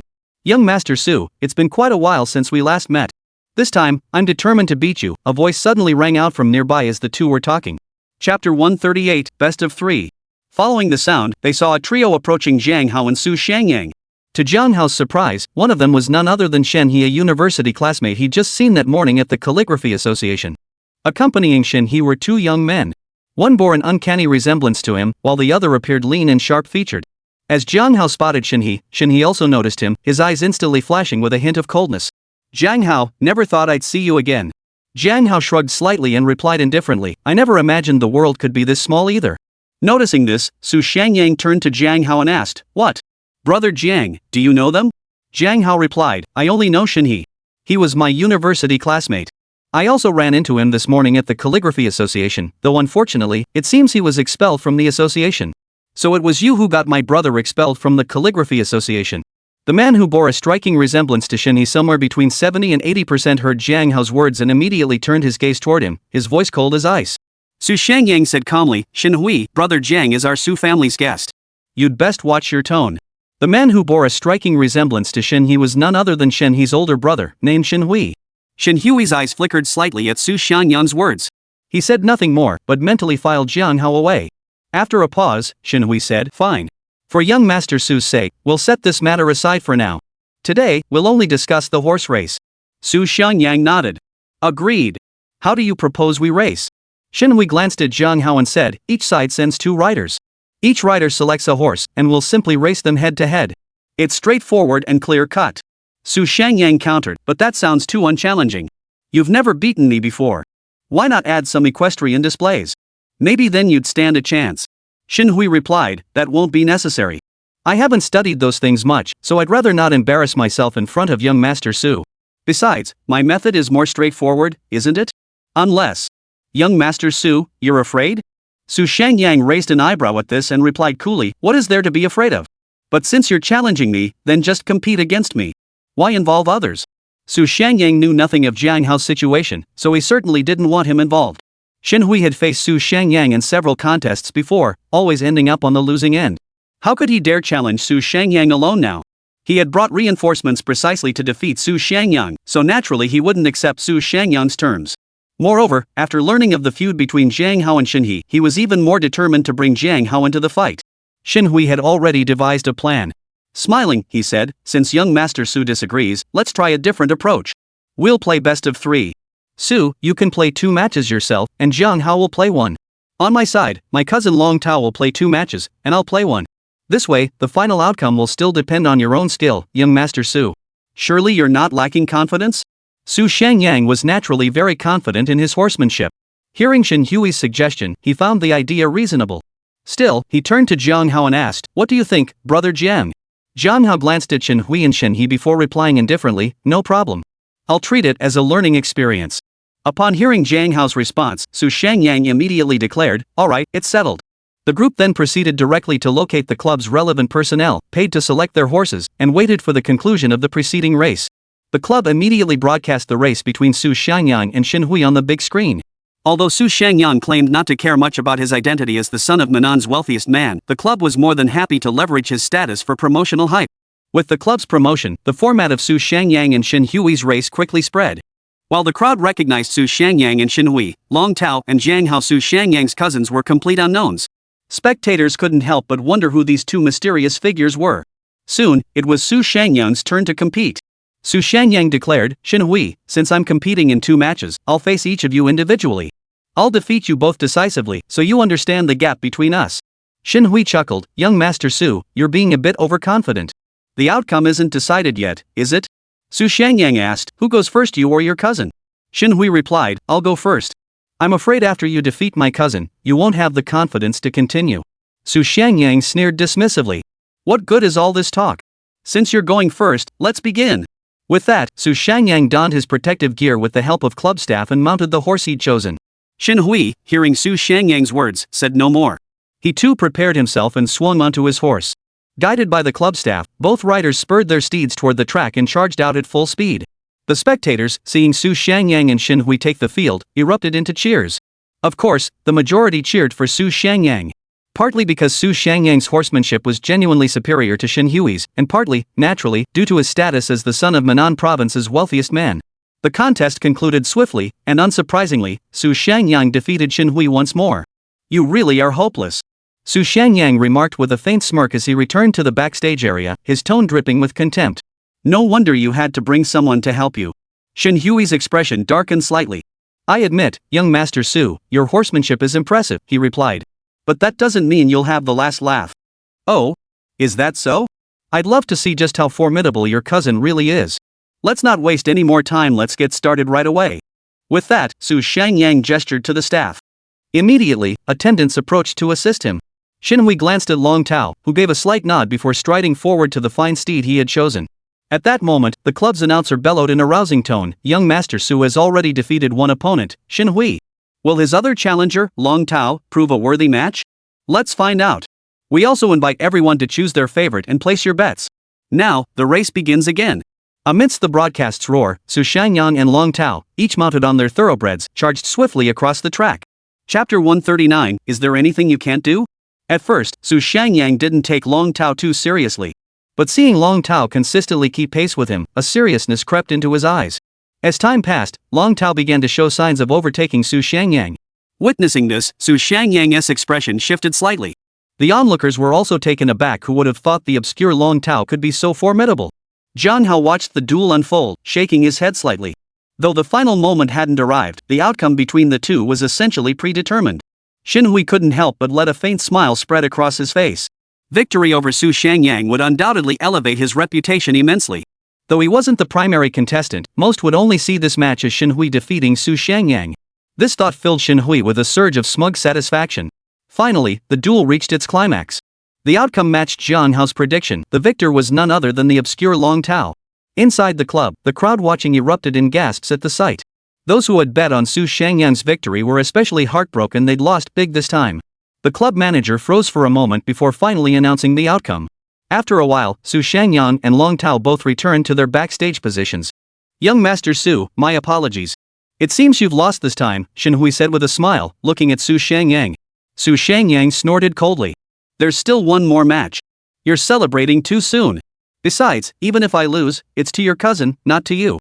Xinhui replied, if thinking that makes you feel better, young Master Su, then I have no objection.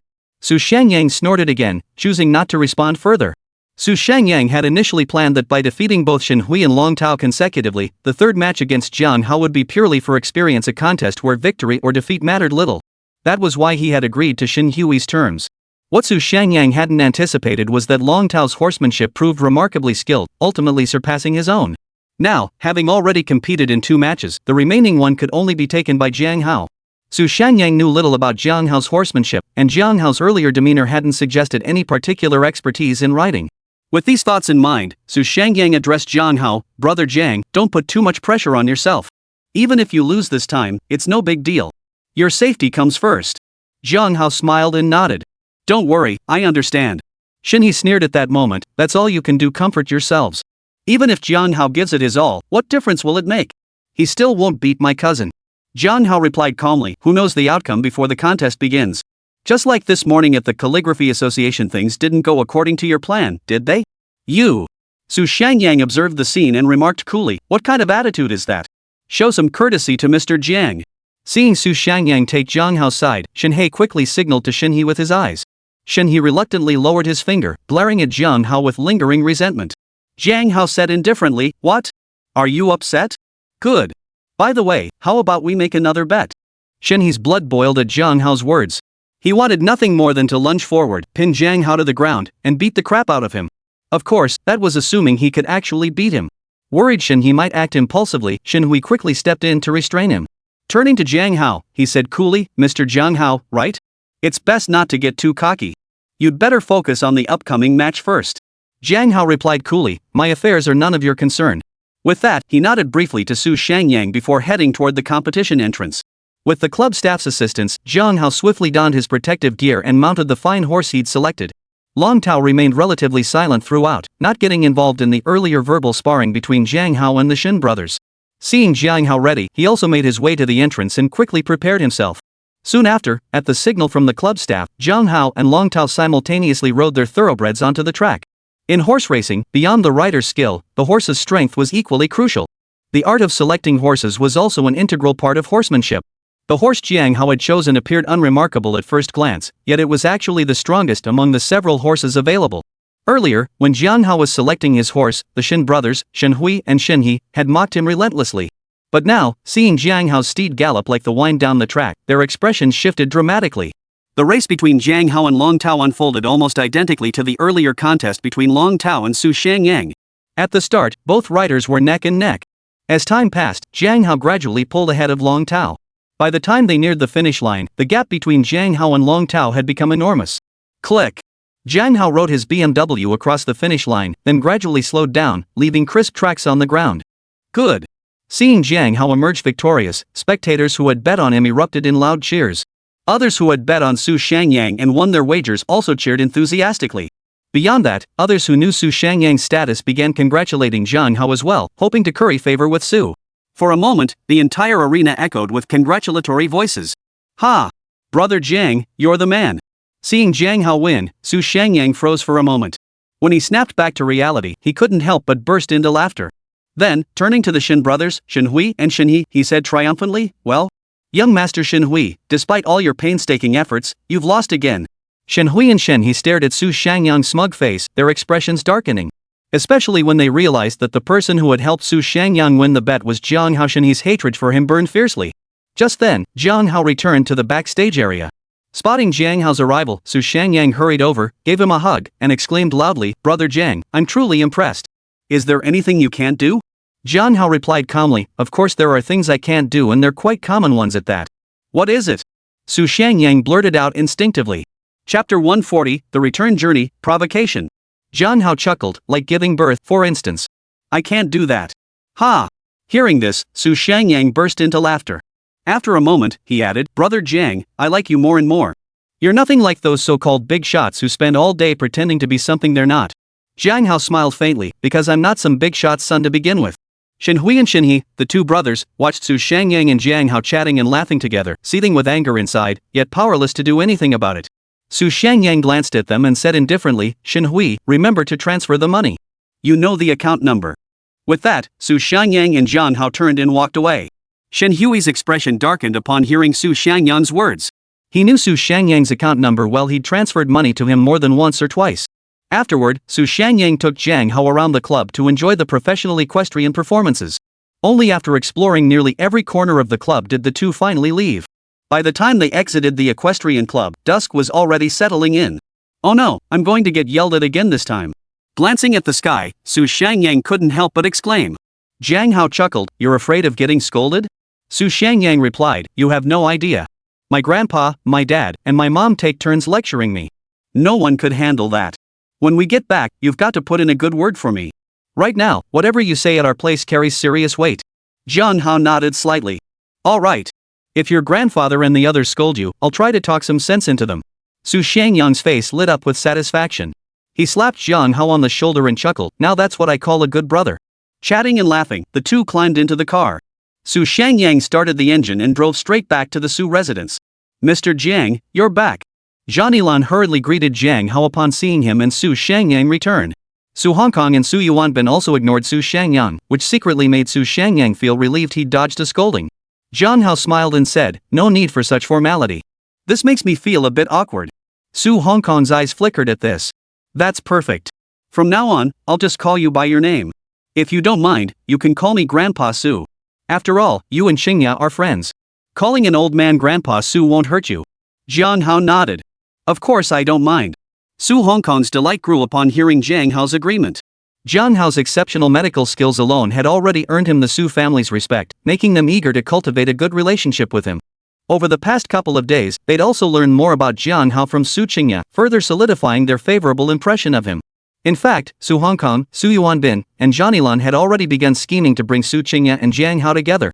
Of course, this stemmed from Su Qingya inadvertently revealing her admiration for Jiang Hao, which Johnny Lan had picked up on. Subsequently, the Su family members grew even closer to Jiang Hao.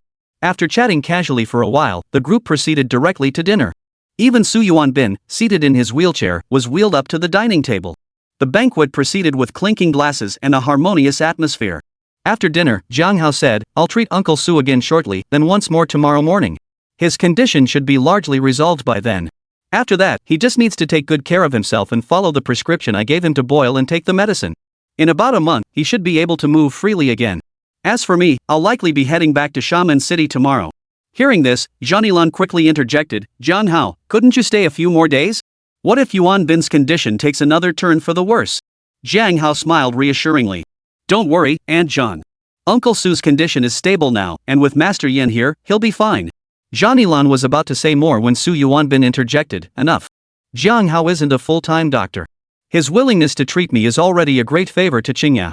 After all, he has his own company and business to run. We can't let my situation interfere with his responsibilities." Hearing Su Yuanbin's words, Johnny Lan immediately fell silent. Seeing this, Jiang Hao said nothing further. He proceeded to administer another treatment to Su Yuanbin. After the treatment concluded, everyone chatted idly for a while before retiring to their rooms to rest. Ding! "Good morning, host.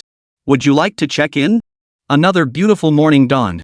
As soon as Jiang Hao awoke, the system's mechanical prompt sounded in his mind once more. Without hesitation, Jiang Hao selected yes. Instantly, the familiar virtual interface materialized before his eyes. Ding! Check-in successful. Congratulations, host. You have obtained one intermediate share certificate. Note, this certificate can be exchanged for shares in any company with a market value below 100 billion, with the proportion randomly determined.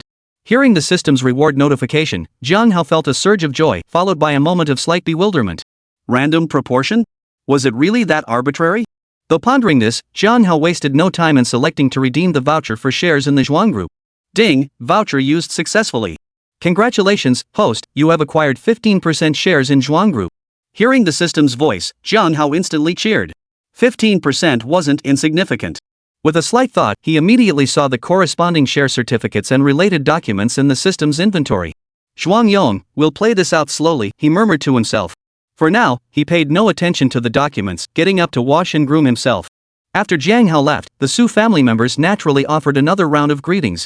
After breakfast, Jiang Hao administered another treatment to Su Yuanbin before bidding everyone farewell. Seeing Su Yuanbin's condition had stabilized, the Su family members made no further attempts to keep him. Su Yuanbin addressed Jiang Hao, "This life of mine, Su Yuanbin, was saved from the jaws of death by you, Jiang Hao. Should you ever need anything in the future, just ask. I, Su Yuanbin, will not hesitate." Jiang Hao smiled faintly. "Then I thank you in advance, Uncle Su. Grandfather Su, and John, Brother Su, Su Qingya farewell." After bidding farewell to the group, Jiang Hao drove his Bentley Mulsanne straight back toward Xiamen City. Suddenly, an Aston Martin supercar roared to life behind him, executing a sharp sideways drift to surge ahead of Jiang Hao's vehicle. What annoyed Jiang Hao was that the driver didn't just overtake him after passing, he deliberately stuck his hand out the window and flipped Jiang Hao the bird. Without hesitation, Jiang Hao slammed his foot down on the accelerator. With godlike driving skills, he swiftly retook the lead, returning the middle finger gesture to the supercar's driver. Seeing this, the Aston Martin driver flew into a rage, flooring his accelerator and locking horns with Jiang Hao. Chapter 141, A Notice. Roar! Both cars raced madly down the lane, their engines roaring in unison. Though the Aston Martin's performance slightly outclassed the Bentley Mulsanne, Jiang Hao's god-tier driving skills gave him the edge. Suddenly, a sharp curve appeared ahead, flanked by a bridge on one side. Jiang Hao's car drifted gracefully through the curve, speeding over the bridge. Crash! Behind him, the Aston Martin supercar slammed violently into the bridge's guardrail. Splash! The supercar was immediately hurled forward, plunging into the river below. Jiang Hao glanced briefly in his rearview mirror. Seeing the car land nose first in the water with the occupants seemingly unharmed, he chuckled softly and shook his head. Slowing down slightly, he continued driving toward Xiamen City. Damn it! Don't let me find out who you are. The owner of the Aston Martin supercar, a young man in a striped shirt, crawled out of the vehicle. Staring at the dented car, his face turned green with rage. Beside him stood a young woman dressed provocatively, now looking utterly disheveled. Her once perfect makeup was smeared across her face. "Young Master Yang, you absolutely must teach that bastard a lesson. Do I need your advice?" The young man snapped at her, venting his rage. Jiang Hao, of course, knew nothing of the events that unfolded after his departure. Even if he had, he wouldn't have cared. He was driving leisurely, speeding toward Xiamen City. Upon arriving in Xiamen City, Jiang Hao noticed an announcement playing on an outdoor screen. Fusang Nation's chess master challenges Xiamen Chess Association with arrogant attitude, inciting public outrage. The screen also played a video clip showing a short Japanese man ranting at the camera. While harmony and development were emphasized nowadays, certain things could never be completely forgotten. While there was no overt conflict between Japan and China, skirmishes between their people often erupted in seemingly insignificant corners. This so-called Go Masters challenge was merely a microcosm of that tension. With these thoughts swirling in his mind, Jiang Hao shook his head slightly before continuing to drive straight toward the Yi family's jewelry store. Though he had only been away from Xiamen City for a little over 2 days, Jiang Hao found himself already deeply missing Yi Qingxue. "Jiang Hao, you're back. Did you handle everything?" Yi Qingxue's face lit up with a smile as soon as she saw him arrive. By her side, the intelligent robot Shui Wei followed quietly. Jiang Hao nodded with a faint smile. "It's taken care of. Nothing happened these past 2 days, right?" Yi Qingxue shook her head slightly. "Nothing." Jiang Hao stepped forward, pulling Yi Qingxue into his embrace. He murmured, "I missed you." "Did you miss me?" Yi Qingxue's cheeks flushed slightly as she murmured, "Yes." Resting against Jiang Hao's chest, Yi Qingxue felt a wave of comfort and peace wash over her, freeing her mind from all thoughts. After a moment, she suddenly remembered they were still standing outside the jewelry store. Blushing, she murmured, "Jiang Hao, let's go inside first." "All right," Jiang Hao agreed, releasing her. Yi Qingxue naturally slipped her arm through Jiang Hao's, and with light steps, they walked into the jewelry store. "Hello, Uncle Yi." "Hello, Aunt One." Upon entering the jewelry store and seeing Yi Yongqiao and his wife, Jiang Hao proactively greeted them. "Oh, little Jiang, you're here. That's wonderful. Don't leave at noon, stay for lunch with our family," Wen Yi said with a smile upon seeing Jiang Hao arrive. "Sure, I'll take your advice," Jiang Hao agreed immediately upon hearing her words. Hearing his words, Wen Yi's smile grew even brighter. Yi Yongqiao inquired, "Qingxue mentioned you were handling business in Fuzhou City. How did things go?" Jiang Hao nodded slightly. "Nothing major.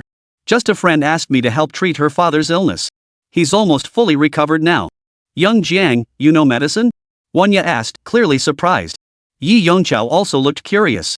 Yi Qingxue interjected, "Dad, Mom, haven't you forgotten? When I adopted my godmother earlier, I mentioned it. Back then, my godmother's illness was already very serious. It was Jiang Hao who stepped in and cured her. That's how I met my godmother and godfather." Wen Yi pondered for a moment before continuing, "I remember now. But when you mentioned that Mrs. Ren wanted to adopt you as her goddaughter that day, I was so surprised I completely overlooked that detail." After a moment of casual chatter, Wen Yi suddenly asked, "By the way, little Jiang, have you been busy lately?" Jiang Hao replied, "Not particularly." "Why?" Wen Yi explained, "My sister's daughter is getting engaged. You know her, we picked her up from the airport together that day.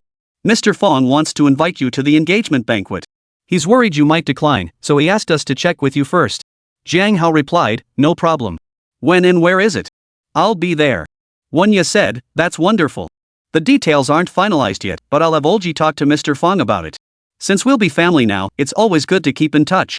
Jiang Hao nodded in agreement. "You're absolutely right, Auntie." As the owners of the jewelry store, Yi Qingxue's family naturally didn't need to stand outside waiting for customers like ordinary salespeople. The morning passed without incident, so the family mostly chatted idly, with Yi Yongqiao occasionally stepping out to make his rounds. Soon it was noon, and Jiang Hao shared a pleasant lunch with Yi Qingxue's family. After lunch, Jiang Hao thought it over and decided to visit Haotian Entertainment. After all, the company was currently in a state of leaderless chaos. "Qingxue, see Xiao Jiang off," Wen Yi promptly urged Yi Qingxue upon hearing Jiang Hao's plans. Yi Qingxue nodded slightly before heading out of the jewelry store with Jiang Hao. "Be careful on the way," Yi Qingxue reminded Jiang Hao as they reached the car. "Don't worry, I will." "You should go back inside," Jiang Hao replied with a slight nod. "Okay," Yi Qingxue replied, leaning down to give Jiang Hao a quick peck on the lips before returning to the jewelry store with her robot bodyguard, Shui Wei. Jiang Hao watched Yi Qingxue's retreating figure disappear into the store before finally getting into his car. Just as he was about to start the engine, his phone in his pocket rang. Chapter 142, Old Master O's Invitation. Jiang Hao casually answered the call. "Hello? Young Jiang? This is the old man who played chess with you at Ren Chang's house the other day. Do you remember me?" An aged voice came from the other end. "Oh, it's Old Master O. Hello, old master. What can I do for you? Jiang Hao instantly recognized the caller upon hearing the voice. Old Master O said, Xiao Jiang, where are you now? I have something I'd like to ask your help with. Jiang Hao replied, I'm out. Where are you? I'll come to you. Mr. O said, I'm at the Shaman Chess Association right now. If it's convenient, come over. Hearing old Master O's words, Jiang Hao couldn't help but recall the notice he'd seen earlier. He roughly understood what was being implied and replied calmly, all right then. Hold on a moment, I'll be right over. Though Jiang Hao wasn't a member of the chess association, since Master O had sought him out, he naturally didn't mind lending a hand. Alright, I'll wait for you at the chess association. No need to rush, drive safely. Hearing Jiang Hao's agreement, Master O immediately added. Alright, see you shortly. See you soon. After hanging up, Jiang Hao started his car, activated the navigation system, and headed straight for the chess association in Xiamen City. Upon arriving at the association, he parked and walked straight into the lobby. Young Jiang, you're here. Just as Jiang Hao was about to call old O, he spotted him in the lobby, walking toward him. Master O, I'm sorry to keep you waiting, Jiang Hao said with a smile upon seeing him. Not at all, Master O replied with a smile. Your timing is perfect. Come, I'll introduce you to the other members of the association. Jiang Hao nodded slightly at the invitation and followed old Master O deeper into the association's interior. They entered an office within the chess association, where an elderly man in his 60s sat alongside a young man roughly Jiang Hao's age. Upon entering the office, old O introduced them. This is Jiang Hao, whom I mentioned earlier. His chess skills far surpass even this old man's. He then turned to Jiang Hao. This is Pan Shiyu, president of the chess association, and this is Wei Feng, a rising star among our members. Wei Feng has dabbled in various board games, but his greatest expertise lies in Go. Jiang Hao proactively greeted them. Hello, President Pan and Mr. Wei. Hello, Mr. Jiang, Pan Shiyu and Wei Feng responded in unison. Mr. O, Mr. Jiang, please be seated, Pan Shiyu said after a pause, gesturing slightly with his hand. Old Master O nodded to Jiang Hao, and both men sat down on the chairs. Once everyone was seated, Pan Shiyu inquired, Mr. O's suggestion is for Mr. Jiang to face off against Uchikuni in the chess match, correct? The Meichuan Naiku Pan Shiyu referred to was the challenger from the land of the rising sun. Old Master O nodded. Precisely. Given Jiang Hao's mastery of chess, I believe he should win that match. Then, when Wei Feng defeats him in Go, I wonder what face that fellow will have left to be so arrogant. Jiang Hao then asked, Master O, are you referring to playing chess against that challenger from Fusong? Master O nodded. Exactly. Do you have confidence? Jiang Hao replied calmly, I should be fine. Old Master O smiled. That's good. Pan Shiyu cautioned, Mr. Jiang, do not be complacent. That Meichuan Naiku is formidable in chess. Like Wei Feng, he has dabbled in various board games, but his strength lies primarily in Go and chess. Moreover, both Chinese chess and Go are games with deep historical roots in our culture. He specifically aims to defeat us in these two disciplines. We must crush his arrogance. Jiang Hao nodded upon hearing this and replied calmly, I have considerable confidence in my chess skills. If you have any doubts, Chairman Pan, why don't we test our skills with a couple of games first? What do you say? Pan Shoyu's eyes lit up at Jiang Hao's words, his confidence in him growing. Wei Feng also gave Jiang Hao a deep look, his expression thoughtful. Ha! That's perfect. Not only will it put Chairman Pan's mind at ease, but I'll also get to enjoy watching someone else get crushed. Old O laughed heartily before Pan Shoyu could respond. Hearing Old O's words, Pan Shiyu and Wei Feng both looked at Jiang Hao with even greater astonishment. The implication in Old O's words was clear. He himself had been thoroughly trounced by Jiang Hao during their game. After a moment's pause, Pan Shiyu said, Very well. I'll play a couple of games with Mr. Jiang. I'm doing this for the greater good. If I happen to offend you in any way, please don't take it personally. Jiang Hao smiled faintly. Not at all. How could there be any offense? Please have the board prepared, Chairman Pan. Let's begin. Very well, Pan Shiyu replied, his gaze lingering on Jiang Hao before he instructed Wei Feng to fetch the chess set. Before long, Wei Feng returned carrying a chessboard and a set of xiangqi pieces. Behind Wei Feng, several members of the chess association followed in, their expressions tinged with surprise and uncertainty as they appraised Jiang Hao. Mr. Jiang, shall we begin? Pan Shiyu glanced at the group and spoke in a calm tone. Jiang Hao nodded slightly in response, saying nothing further. He sat directly opposite Pan Shiyu and began the game of Chinese chess. The individuals who had accompanied Wei Feng earlier watched this unfold, astonishment spreading across their faces. Their hearts filled with doubt and speculation as they began to ponder Jiang Hao's true identity. Though curious about his background, none of them held much hope for Jiang Hao. After all, until today, they had no idea how skilled he truly was at the game. Mr. Jiang, please make the first move, Pan Shiyu said with a smile, gesturing to Jiang Hao after they both settled into their seats. Jiang Hao nodded slightly and gently moved a piece. Pan Shiyu followed suit, making his own move. From there, the two engaged in a fierce battle on the board, trading attacks and defenses. The onlookers watched Jiang Hao and Pan Shiyu's match, their eyes growing increasingly bright. They hadn't expected Jiang Hao's chess skills to be so exceptional. Even when facing the chairman, he could hold his own in a fierce, evenly matched battle.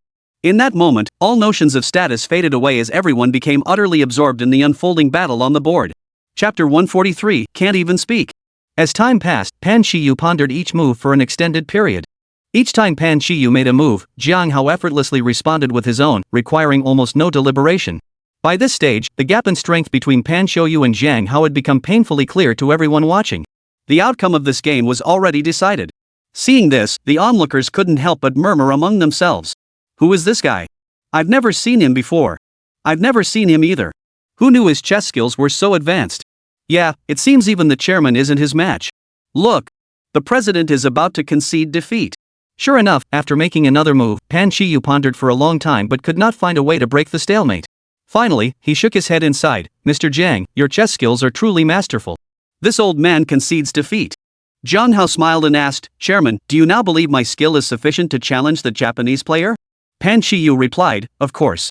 With you and Wei Feng facing the Japanese player in chess and Go respectively, we'll surely crush his arrogance. Wei Feng extended his hand toward Jiang Hao with a smile. Mr. Jiang, this time it's up to us. May we achieve victory from the very start. Jiang Hao shook Wei Feng's hand and replied with a smile, we will prevail. Though Jiang Hao possessed god-tier chess skills and had also reached an extremely high level of mastery in Go, he did not rashly propose to participate in the Go match himself. After all, the Chess Association had full confidence in Wei Feng, whose strength was clearly formidable. As long as they won, Jiang Hao saw no need to seek the limelight. At that moment, several members of the Chess Association who had just arrived with Wei Feng also greeted Jiang Hao. They all held deep admiration for his chess skills. By the way, when is that Japanese player's challenge scheduled? Jiang Hao paused before turning to Pan Shiyu and Old Master O. Pan Shiyu replied, the challenge is scheduled for 5 o'clock this afternoon. It will be streamed live online. Though just a single match, its impact on traditional arts is significant. Jiang Hao nodded slightly. Since it's this afternoon, I'll just wait here for the start. Wei Feng interjected, Mr. Jiang isn't yet an association member. If Meituan Naiku raises objections during the match, it could reflect poorly on us. I suggest we complete his membership registration this afternoon. Pan Shiyu nodded upon hearing this, then turned to Jiang Hao. Mr. Jiang, what do you think? Jiang Hao gave a slight nod. No problem. And everyone, please don't be so formal, just call me by my name. Subsequently, Jiang Hao completed the formalities to join the Chess Association, officially becoming a member of the Shaman Chess Association. The group remained at the association, awaiting the arrival of the Japanese chess player, Uchikura. After some conversation, the members of the Chess Association and Jiang Hao had become much more familiar with each other. Soon, the clock struck 4:30 p.m. While Jiang Hao and his companions were chatting and discussing chess techniques inside the association, word came from the entrance that Utsukushi had arrived. Accompanying him were the live streaming crew. Pan Shiyu said, you guys keep chatting. I'll go greet him so they don't say our Go Association doesn't know how to treat guests. Naturally, no one objected. Pan Shiyu exited and soon returned to the association. However, several new faces now accompanied Pan Shiyu. The most conspicuous figure was a short young man with a small tuft of mustache above his lip, dressed distinctly differently from the others. Jiang Hao had seen this man's face on the scrolling screens along the streets when he returned to Shaman City that morning. He knew him as the arrogant Japanese chess player, Meituan Naiku. Surrounding Uchikawa was a team of 4 bodyguards in black suits, along with a group of live streaming reporters and camera crews. Upon entering the Chess Association building, Maikowa Naiku bellowed in broken Mandarin, who is representing your Shaman Chess Association. Let this humble self make your acquaintance. Pan Shiyu replied, Your Excellency demonstrates mastery across all chess variants. Indeed, our association struggles to find members who rival your skill in both Chinese chess and Go simultaneously. Therefore, we propose 2 challengers, one for Chinese chess and one for Go to face you. Would you agree to this arrangement? Meituan Naiku snorted with disdain. I know full well you couldn't find a genius like me. Personally, I have no objection to your proposal. Whoever you send from your association, no matter how many, makes no difference to me. I will fight until you are thoroughly convinced. Hearing Maikowachi's arrogant words, the members of the Go Association couldn't help but show anger on their faces. Yet, recalling the chess match videos they'd witnessed earlier and comparing their own skills to his, a wave of helplessness washed over them. Pan Shiyu's expression darkened as he declared, Rest assured, our association will field only 2 players, one for Chinese chess and one for Go to face you. Should they lose, the Xiamen Chess Association will concede defeat outright. Meituan Naiku laughed heartily at this and declared, Then you can just wait to concede defeat. Hearing Meituan Naiku's smug laughter, Wei Feng couldn't hold back any longer. He stepped forward slightly and said calmly, "Sir, you're being a bit too confident. The game hasn't even started yet. The outcome is still uncertain." Mei Chuankuei-ku glanced at Wei Feng and replied, "Oh? Is that so? It seems you will be one of my opponents today. Which game do you intend to play, Go or Chinese chess?" Wei Feng replied, "Remember this, I am Wei Feng, and I will be the one to defeat you at Go today." Mei Chuankuei-ku replied coldly, "Yours won't do. I don't need to remember your name." Hearing Mei Chuan Nika's words, Wei Feng was instantly consumed by rage. Jiang Hao gently patted Wei Feng's shoulder and smiled, "Calm down, brother Wei. He might be worried he can't beat you, so he's deliberately provoking you to lose control. If you get angry with him, you'll just be falling into his trap." "Bull!" Mei Chuankuei-ku roared at Jiang Hao. Jiang Hao shook his head slightly. "You don't even know how to speak properly. I won't waste my breath getting angry at someone like you. We'll settle this on the chessboard." The crowd in the chess association burst into laughter at Jiang Hao's words. Mei Chuankuei-ku, seeing this, grew even more furious, silently marking Jiang Hao in his mind. Chapter 144, How Embarrassing. After Jiang Hao's words, Wei Feng's emotions settled considerably. The members of the Shaman Chess Association grew even more impressed with Jiang Hao. "Ahem, Mr. Mei Chuan, perhaps you should rest first. We'll begin preparations immediately and start the match promptly at 5 o'clock. Pan Shiyu cleared his throat lightly and addressed Mei Chuankuei-ku. Upon hearing Pan Shiyu's words, Mei Chuankuei-ku shot Jiang Hao a fierce glare. Then, escorted by several bodyguards and gestured to by Pan Shiyu, he sat down in his chair. Pan Shiyu gestured to Jiang Hao and his group as well, and everyone took their seats. Meanwhile, the filming crew began setting up their equipment. After everyone was seated, Pan Shiyu asked Mei Chuankuei-ku, "Mr. Mei, would you like to start with Go or chess?" Mei Chuankuei-ku glanced at Jiang Hao and Wei Feng before replying indifferently, "Whether we start with Go or chess, you're bound to lose. You choose." Pan Shiyu's expression darkened slightly at this, though he didn't press the matter. Turning to Jiang Hao and Wei Feng, he asked, "Which one of you will go first?" Wei Feng took a deep breath and said, "I'll go first." Although Jiang Hao's words had calmed Wei Feng's emotions, he still remembered Mei Chuankuei-ku's earlier contempt. He intended to redeem himself through this game against Mei Chuankuei-ku. Jiang Hao had no objection either way, the order of play made no difference to him. Pan Shiyu nodded slightly upon seeing this, then informed Mei Chuankuei-ku before beginning to prepare the Go board in stones. Before long, the preparations were complete, and the various live streaming equipment was also set up. Amidst the anticipation of the crowd, the clock swiftly ticked to 4:55 p.m. 56 minutes. 57 minutes. 58 minutes. 59 minutes. 5 o'clock sharp. As the clock struck the hour, everyone inside the Go Association held their breath, their full attention riveted on the game board. The live broadcast crew also focused their cameras on Wei Feng and Mei Chuankuei-ku, seated on either side of the board. This time, the two players did not choose to decide the first move by guessing, but instead opted for a lottery draw. Neither player provided the sticks or handled the drawing. That task fell to the livestream crew. As Wei Feng and Mei Chuankuei-ku each drew their lots, the crowd couldn't help but hold their breath, tension mounting. Some Go enthusiasts watching the scene on screen felt equally tense. In Go, when opponents are evenly matched, securing the first move carries a significant advantage. Amidst the tense anticipation, Wei Feng and Mei Chuankuei-ku simultaneously lifted their hands, revealing both slips to the camera. Wei Feng's slip bore white characters, signifying he would play with white stones. Mei Chuankuei-ku's slip bore black characters, signifying he would play black. In Go, it is customary for the player with black stones to move first.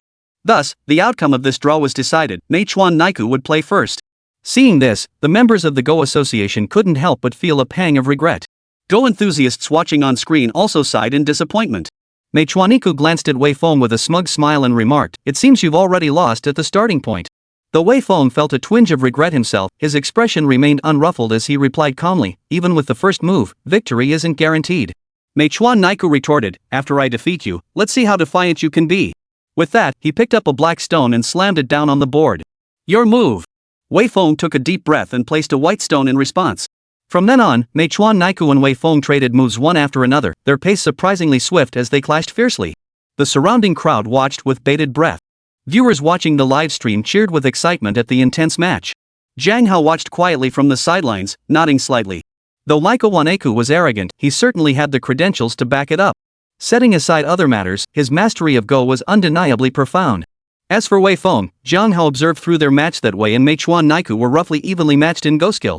Unfortunately, Mei Chuankuei held the advantage of playing first. Barring any unexpected turn, Wei Feng was likely to lose this game. At this thought, Jiang Hao couldn't help but shake his head slightly. As time passed, the board became densely packed with black and white stones. Mei Chuankuei-ku and Wei Feng gradually slowed their pace of play. Each time one player placed a stone, the other would ponder for a while before making their next move. At this point, Meichuan Naiku set aside his initial underestimation, growing increasingly cautious and meticulous in his play. Within the Go Association, spectators gathered on one side, watching the game in complete silence, afraid to make a sound lest they disturb the players. However, the live stream viewers were constantly cheering Wei Feng on. After all, this was a live broadcast. Gradually, though, the spectators noticed the situation beginning to turn unfavorable. With each move Wei Feng made, his contemplation grew longer, beads of sweat already forming on his forehead. In contrast, Mei Chuanyi appeared remarkably composed.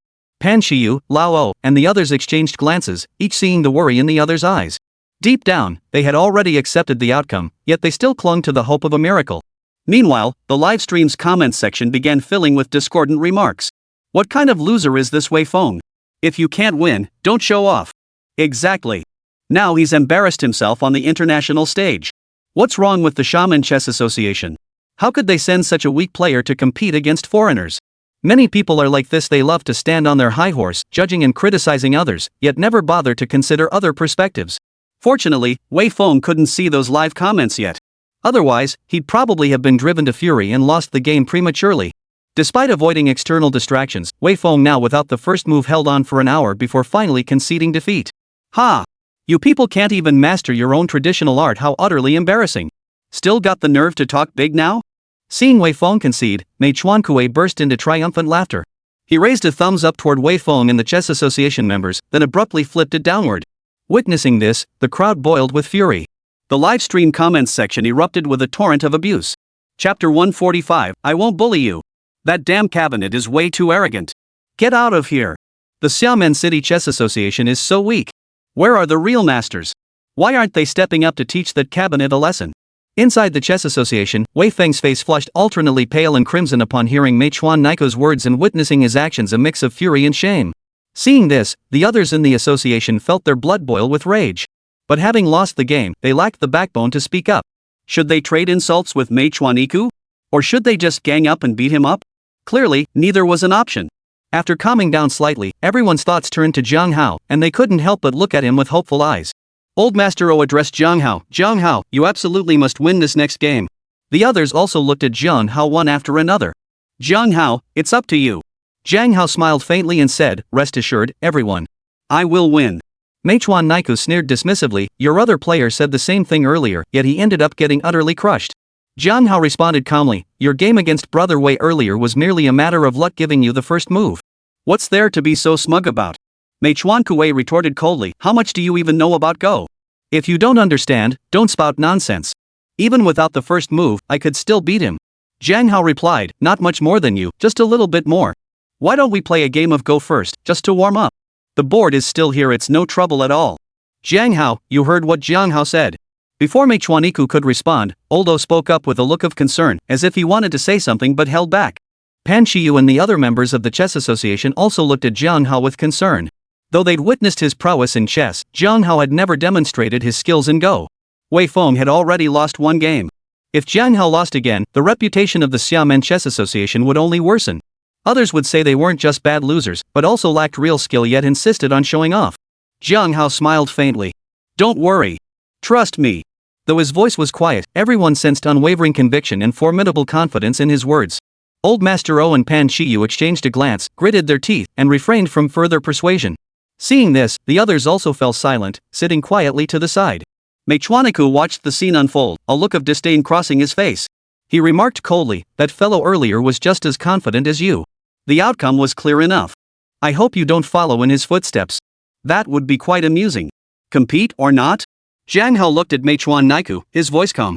Meichuan Naiku sneered, if you're looking for a beating, I'll oblige. Draw lots or choose sides? Zhang Hao replied, no need for that. You go first. Hearing Zhang Hao's words, the crowd gasped in surprise once more. Before the screens, the crowd also froze in surprise. They hadn't expected this new contestant to have such an arrogant attitude. Another wave of comments flooded the chat. He's got a lot of attitude, but who knows if he's got the skills. Hope he's not just full of hot air trying to get attention. He seems to have the aura of a pro. Let's see him take down little cabinet. Hurry up and start. Can't wait to see what he's got. Meichuan Inyaku paused for a moment before replying, alright then, I won't hold back. Don't regret it when you lose. Zhang Hao replied calmly, don't worry. Let's begin. With that, the two immediately began a new game of Go. Meichuan Naiku made the first move, placing a black stone steadily on the board. As soon as Maikowachi placed his stone, Jiang Hao swiftly followed with a white one. Meichuan Niku placed another stone, and Jiang Hao instantly followed. Third move, Jiang Hao placed his stone instantly. Fourth stone, fifth stone. From this point onward, every single one of Jiang Hao's moves was made within 1 second of Uchikawachi's. Witnessing this, the crowd gasped in astonishment. Members of the Go Association exchanged glances, their eyes lighting up with the glimmer of hope for victory. Before the live stream screens, chess enthusiasts watching this scene also cheered with excitement. 6. This is a true master. What a master! That speed is like a human versus AI match. I bet that little cabinet is freaking out right now. Ha! He was so cocky earlier, now he's probably about to cry. Meichuaniaiku was indeed freaking out inside. He never imagined Jiang Hao's mastery of Go would be this profound. Though Jiang Hao placed each stone with lightning speed, not a single move was out of place. Every single one landed at a critical point. At this moment, all of Maikowachi's black stones on the board were completely trapped in a crisis. Panic gripped Maikowachi's heart, beads of sweat already forming on his forehead. Jiang Hao remained calm and composed, responding instantly with a move every time Maikowachi placed his stone. Half an hour later, Maikowachi had been utterly crushed by Jiang Hao, with no chance of recovery. I've lost. After nearly 10 minutes of intense thought, Maikowachi still couldn't find a move to break the stalemate. Finally, he conceded defeat. Good. Seeing Maikowachi concede defeat, the crowd within the Go Association couldn't help but cheer, their faces lighting up with excited smiles. Wei Feng looked at Jiang Hao, his eyes flashing with a complex expression. When Maikowa Naiku had played against him, he had been driven into a desperate corner. But now, when it was Maikowa's turn to face Jiang Hao, it was Maikowa who was driven into a desperate situation. This stark contrast only served to highlight the unimaginably vast gap between himself and Jiang Hao. Meanwhile, a flood of comments rolled across the live stream screen once more. 999, six-fold. This is the real deal. There really are masters out there. Little Cabinet is crying her eyes out. So freaking awesome, bowing down to the master. This master is so skilled, but somehow they look familiar. Jiang Hao, unaware of the chatter in the livestream chat, smiled and nodded to the crowd at the Chess Association before turning to Meichuaniaiku. Take a break and get yourself together. I'm still waiting to play chess with you. Of course, if you're not in the right state today, we can play tomorrow. Whenever you're ready, I'll play chess with you. I won't take advantage of you, I'll even let you move first. Chapter 146, I didn't misjudge you. Hearing Jiang Hao's words, Meichuanaiku's face darkened instantly, anger surging within him. The members of the Shaman Chess Association, however, felt a surge of satisfaction. On the live stream screen, chess enthusiasts and bored onlookers watching the drama witnessed this scene, and another wave of comments rolled in. The master is amazing, radiating sheer dominance. Ha, I wouldn't dare bully you, you're the real deal. Crush that little cabinet. There really are masters out there. Meichuaniaiku took a deep breath, suppressing his anger, and coldly declared, no need to wait till tomorrow. We can start right now. I refuse to believe you're that good at chess. Don't try to intimidate me or mess with my emotions. Jiang Hao replied indifferently, whatever makes you happy. After a brief pause, Meichuaniaiku signaled for the Chess Association staff to set up the Chinese chessboard. The Chess Association took Meichuanaiku's challenge very seriously and had naturally prepared everything in advance. Soon, the chessboard was set up. Jiang Hao and Meichuanaiku each placed their pieces on the designated positions, and the chess battle commenced. Jiang Hao once again allowed Meichuanaiku to make the first move. Soon, the scene from their Go match replayed before everyone's eyes.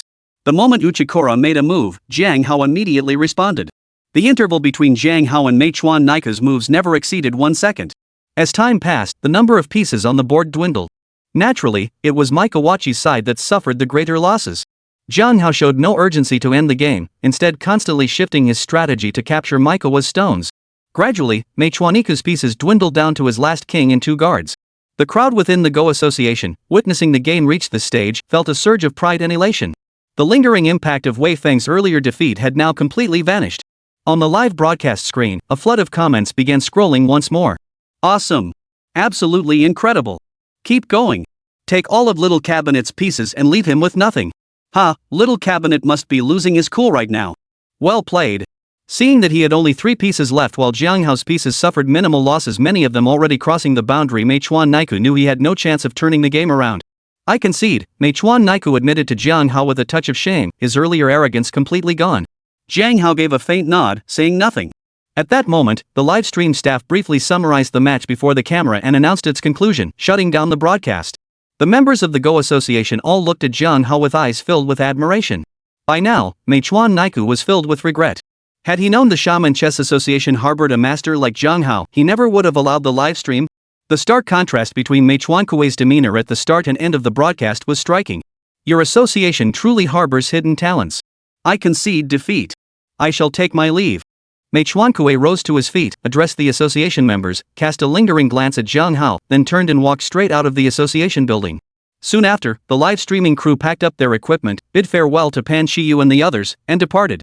Pan Shiyu and the others, seeing this, paid them no mind and let them depart on their own. Once they were gone, the chess association members instantly surrounded Zhang Hao in the center, erupting into loud cheers. Wei Feng watched Zhang Hao, now the center of attention, a complex mix of emotions stirring within him. In the past, Wei Feng had been the center of attention within the chess association. But now, that spotlight had shifted entirely to Zhang Hao. Still, Wei Feng held deep respect for Zhang Hao's prowess. Zhang Hao, thank you so much for this, Pan Shiyu said gratefully after the cheers died down. Zhang Hao smiled faintly, President, you're too kind. I'm now a member of the association, and besides, the opponent was a Fusan player. Even if I hadn't joined, I would still have stepped in. Old Master O chuckled, excellent. I haven't misjudged you. Wei Feng looked at Zhang Hao and said, Brother Zhang, I shall seek your guidance often on the path of chess. I hope you won't mind the trouble. Zhang Hao replied with a smile, Brother Wei, you flatter me. We'll all learn from each other. While the members of the Go Association cheered and celebrated, the online community was equally abuzz. Rivalries between Japan and Korea had always existed at every level. Witnessing Zhang Hao effortlessly crush Uchikura Koku brought a wave of satisfaction to everyone. The live-streamed footage of Zhang Hao's match against Uchikura went viral among netizens. Before anyone knew it, Zhang Hao had become an internet sensation once more. Netizens who had previously noticed his singing videos revealed that Zhang Hao was none other than the legendary god of song from years past. The online world erupted in even greater fervor. Who would have thought that this master, who excels in both chess and Go, was actually that legendary singing god? Indeed, the singing god has now become a chess god. What a marvel! I bow in awe to this master. I've made up my mind starting today, I'm learning chess so I can seek guidance from the chess god. Zhang Hao, of course, remained unaware of all this. After exchanging pleasantries with the chess association members, it was already getting late. So, Zhang Hao didn't head to the company after all. He turned directly toward the Yunshao villa. Back home, he whipped up a simple dinner. After dinner, he played some games before brushing his teeth and going to bed. As the morning sunlight streamed through the window into his room, Zhang Hao slowly opened his eyes, welcoming a new day. Ding! Good morning, host. Would you like to check in? Yes. With Zhang Hao's response, the familiar virtual interface reappeared before his eyes. Zhang Hao instinctively tapped the illuminated daily check-in button. Ding! Check-in successful. Congratulations, host. You have obtained one smart car. A smart car? Hearing the system's notification sound, Zhang Hao raised an eyebrow slightly. Having previously acquired a smartphone and a smart robot, he wasn't overly surprised by this development. Still, he was quite curious about the smart car's capabilities. With that thought in mind, Zhang Hao got up, freshened up, and headed straight to the garage, eager to experience the so-called smart car. Just as he reached the garage entrance, his phone rang. Chapter 147, Trouble at the Phone Company. Hello? Zhang Hao answered casually. Mr. Zhang, this is Chu Sanha. Regarding the company sale, there's been a slight complication. Would it be possible for you to come over? A respectful voice came from the other end after the call connected. Zhang Hao raised an eyebrow slightly and replied calmly, Are you at Chu River Company right now? I'll be there immediately. Yes, I'll be waiting for you at the company, Chu Sanha replied promptly. Alright then, Zhang Hao replied indifferently before hanging up. After hanging up, Zhang Hao didn't rush to Chu River Company. Instead, he immediately used his god-tier hacking skills to investigate the situation. Soon, he pieced together the situation. Just yesterday, another party had approached Chu Sanha with an offer to acquire Chu River Company, promising even more favorable terms. Chu Sanha was likely tempted. He wanted to bring Zhang Hao in to pit the two parties against each other, hoping to squeeze more benefits out of the situation. How utterly clueless. Upon learning this, Zhang Hao's eyebrows arched slightly, and a cold laugh escaped his lips. Last time he went to pick up Lu Qi, Chu Sheng had offended Zhang Hao over that Yi Dan in business. Chu Sanha, wanting to offload the company while also seeking to appease Zhang Hao, had negotiated with him to sell Chu River Company. Over the past few days, Chu Sanha had nearly finalized the contract details and was preparing to contact Zhang Hao for the signing when a new client approached him. Chu Sanha now wanted to back out of the deal. How could Zhang Hao possibly feel any goodwill toward him? Initially, it was Chu Sanha who had proactively proposed selling his company to Zhang Hao, not the other way around. Zhang Hao had already agreed on the price and was ready to sign the contract. Now that Chu Sanha was backing out, Zhang Hao was naturally furious. Since their agreement had been verbal, Chu Sanha's actions didn't technically violate any laws, regulations, or formal contracts. Had this not happened to Jiang Hao personally, he wouldn't have cared. However, since it concerned himself, Jiang Hao's attitude was predictable. After a moment's hesitation, Jiang Hao decided against heading straight to Chu Yi's company. He intended to test his smart car first. After all, Chu Sanha wouldn't be so quick to sell the company before he arrived, especially since contract amendments and paperwork would take time. With this thought in mind, Jiang Hao opened the garage door and stepped inside. There, parked quietly, was a sports car with an elegant and imposing exterior and sharp, defined lines. Its silhouette bore a striking resemblance 7 or 8 parts out of 10 to the Lamborghini Veneno parked beside it. Jiang Hao suddenly realized he didn't have a car key, and there were no handles or similar mechanisms on the doors. Recalling his first encounter with a smartphone, Jiang Hao tentatively said, "Open the door." No sooner had the words left his mouth than the smart supercar's door slid open automatically. Jiang Hao raised an eyebrow slightly at this sight, then stepped directly into the car. He felt the comfort level of this vehicle seemed to surpass even that of the Lamborghini and Bentley Mulsanne. After settling into the driver's seat and fastening his seatbelt, Jiang Hao gave the command, "Start the engine." Hum. The moment Jiang Hao spoke, the smart supercar roared to life with the deep rumble of its engine. Simultaneously, the doors closed automatically. "Respected owner, please set your destination and desired speed." A crisp, synthetic voice echoed in Jiang Hao's ears. Though not the first time he'd heard such a voice, Jiang Hao still felt a flicker of delight. After a brief pause, he calmly stated, "Destination, Chu River Mobile Electronics Company, limited speed, 60 miles per hour. Destination set. Proceed immediately? Initiate. I, my master." With a synthetic electronic voice, the intelligent supercar automatically drove out of the garage. Not bad. This certainly makes things more convenient. If I need to take a call inside the car or something, I won't have to worry about any issues. Feeling the supercar driving itself, Jiang Hao couldn't help but voice his satisfaction. Nearly an hour later, Jiang Hao arrived in the self-driving smart supercar, pulling directly into a parking spot at the entrance of Chu River Mobile Electronics Company, Ltd. He opened the door. At Jiang Hao's command, the supercar's doors opened automatically. Jiang Hao stepped out of the vehicle and commanded once more, "Close the doors." "Lock them." Beep beep. 2 soft beeps sounded as the doors closed and locked automatically. Jiang Hao gave a slight nod, then pulled out his phone and dialed Chu Sanha's number. "Mr. Jiang, hello. Have you arrived?" Chu Sanha greeted him respectfully the moment the call connected. Although Chu Sanha wanted to pit Jiang Hao against the new client to gain more benefits, he dared not be anything but respectful when dealing with Jiang Hao. Jiang Hao replied indifferently, "Correct. I'm currently at the main entrance of Chu River Company. Come out and escort me inside." Had Jiang Hao simply asked to see the company's owner, the staff might not have granted access, causing delays that would likely have forced him to call Chu Sanha anyway. Though this scenario hadn't played out, it was clearly foreseeable. Given that, Jiang Hao naturally had no desire to waste time. "Yes, Mr. Jiang. Please wait a moment. I'll be right there." Chu Sanha replied respectfully upon hearing Jiang Hao's words. "All right, that's settled. See you shortly." With that, Jiang Hao hung up the phone. Chu Sanha listened to the dial tone emanating from his phone, his expression shifting slightly as a wave of unease washed over him. Across from Chu Sanha sat a young man and woman. After Chu Sanha ended the call, noticing his expression, the young man asked casually, "What's wrong, Mr. Chu?" "Who was that?" Chu Sanha quickly replied, "It was Mr. Jiang. He's the one who agreed earlier to acquire our company." After a pause, Chu Sanha continued, "Please take a seat. I'll bring Mr. Jiang in immediately so you can discuss matters face to face." "Go ahead," the young man said casually, waving his hand dismissively. "I'm curious to see who dares challenge this young master." Chu Sanha's expression darkened further. Nodding in acknowledgement, he hurried toward the main entrance of Chu River Company. Chapter 148, Don't Push Your Luck. "Mr. Jiang, good day."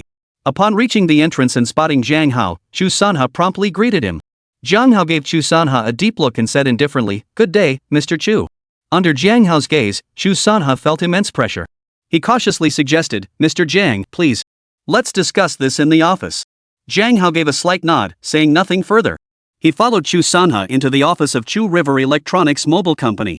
"It's you." No sooner had Jiang Hao entered the office than the young man abruptly stood up, his face flushed with anger as he fixed his gaze on Jiang Hao. Jiang Hao was also taken aback upon seeing the young man. This was none other than the young man driving the Aston Martin supercar whom Jiang Hao had encountered on the road while returning from Fuzhou City yesterday. At the time, the young man had taunted Jiang Hao, only to later crash into a river ditch with his car. Thinking this, Jiang Hao gave a faint smile and said, "Well, what a coincidence. I never expected it to be you." "Humph. Talk about running into the wrong person at the wrong time. I won't forget yesterday's incident. The young man gave Jiang Hao a cold snort, his voice icy. Jiang Hao replied indifferently, as long as you're happy. Chu Sanha cautiously interjected, did you two know each other before? No, both Jiang Hao and the young man shook their heads in unison. Humph. The young man snorted coldly at Jiang Hao once more before abruptly turning his head away. Chu Sanha interjected, is there some misunderstanding between you two? We should focus on the matter at hand. But first, allow me to introduce you both. With that, Chu Sanha proceeded to introduce both of them. Upon hearing Chu Sanha's introduction, Jiang Hao learned the identity of the young man before him. This young man was named Yang Baifan, the son of Yang Fengwan, the owner of Fengwan Group. Fengwan Group was one of the top conglomerates in Minnan province, boasting immense financial resources and considerable influence. Its primary business focused on mobile electronics. Yang Fengwan himself ranked among the top 3 wealthiest individuals in the entire province. In truth, if Jiang Hao's current assets were made public, they would likely rival Yang Fengwan's if not surpass them. The combined value of just 3 commercial towers, the twin towers of Wanshan Plaza, Dingfeng Tower, and Straight Pearl Tower, approached 100 billion yuan. Jiang Hao suddenly realized he might need to establish a real estate company.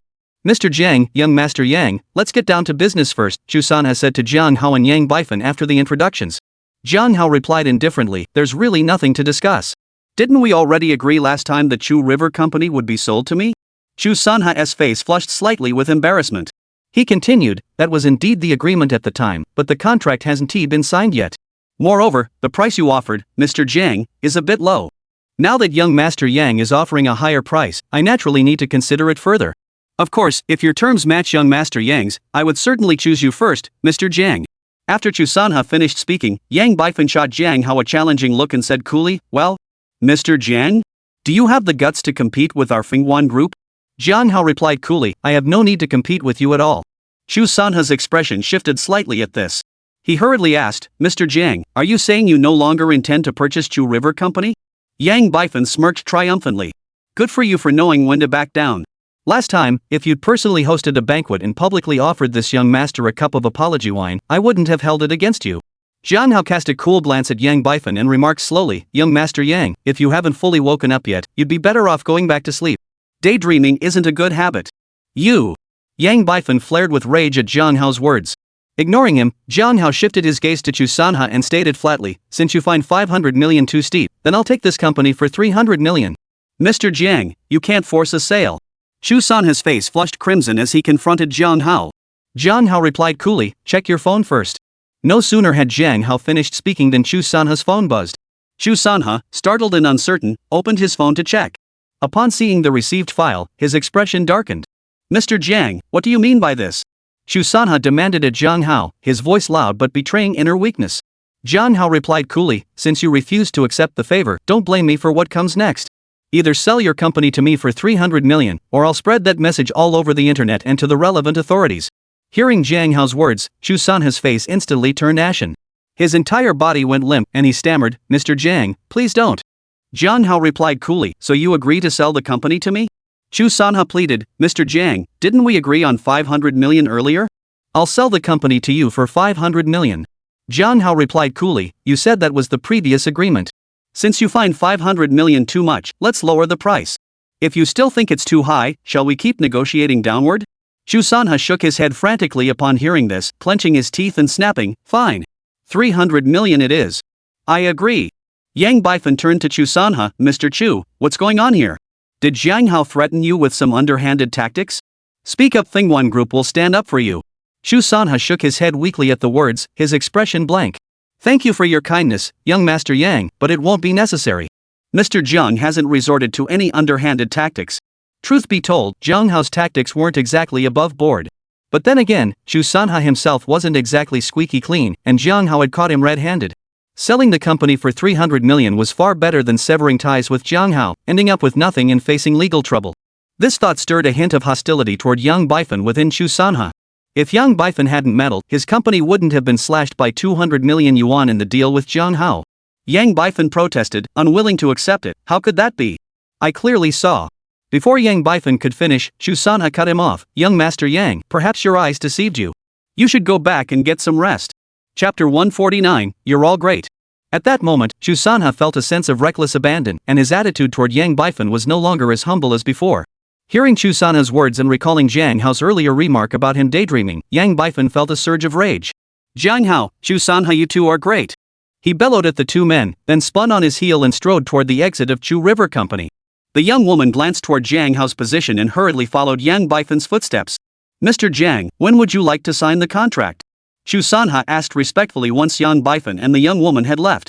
Though Chu Sanha was undoubtedly displeased with Jiang Hao's coercive tactics, he dared not show the slightest hint of it at this moment. Jiang Hao replied indifferently, the contract can be signed any time. However, I believe your current draft requires some revisions. Chu Sanha gave a bitter smile. Understood. Please wait a moment. I'll have someone adjust the figures and reprint a new contract. The contract terms were already finalized. It was merely a matter of changing a number, so it wouldn't take long.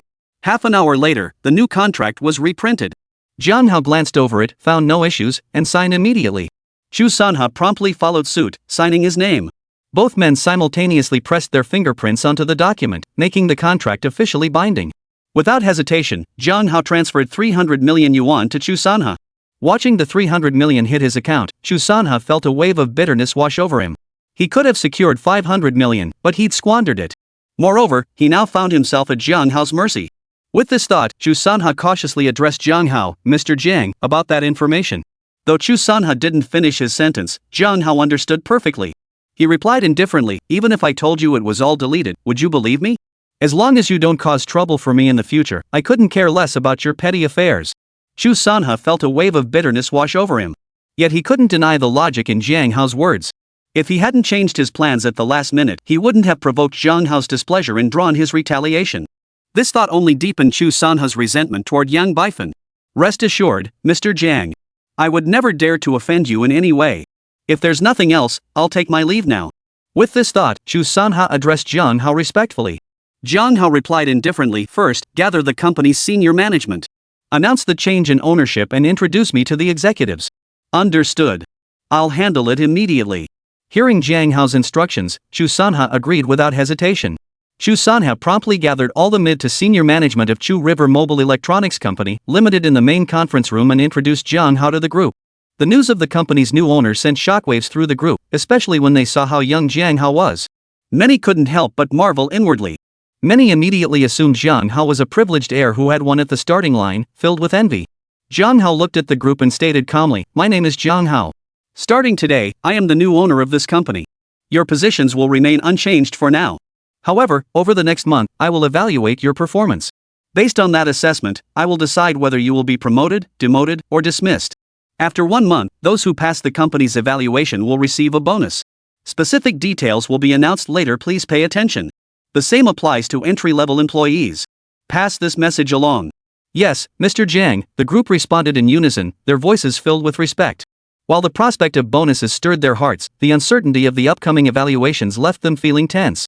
Jiang Hao added casually, also, please introduce yourselves so I can get to know you. That's why I gathered everyone here.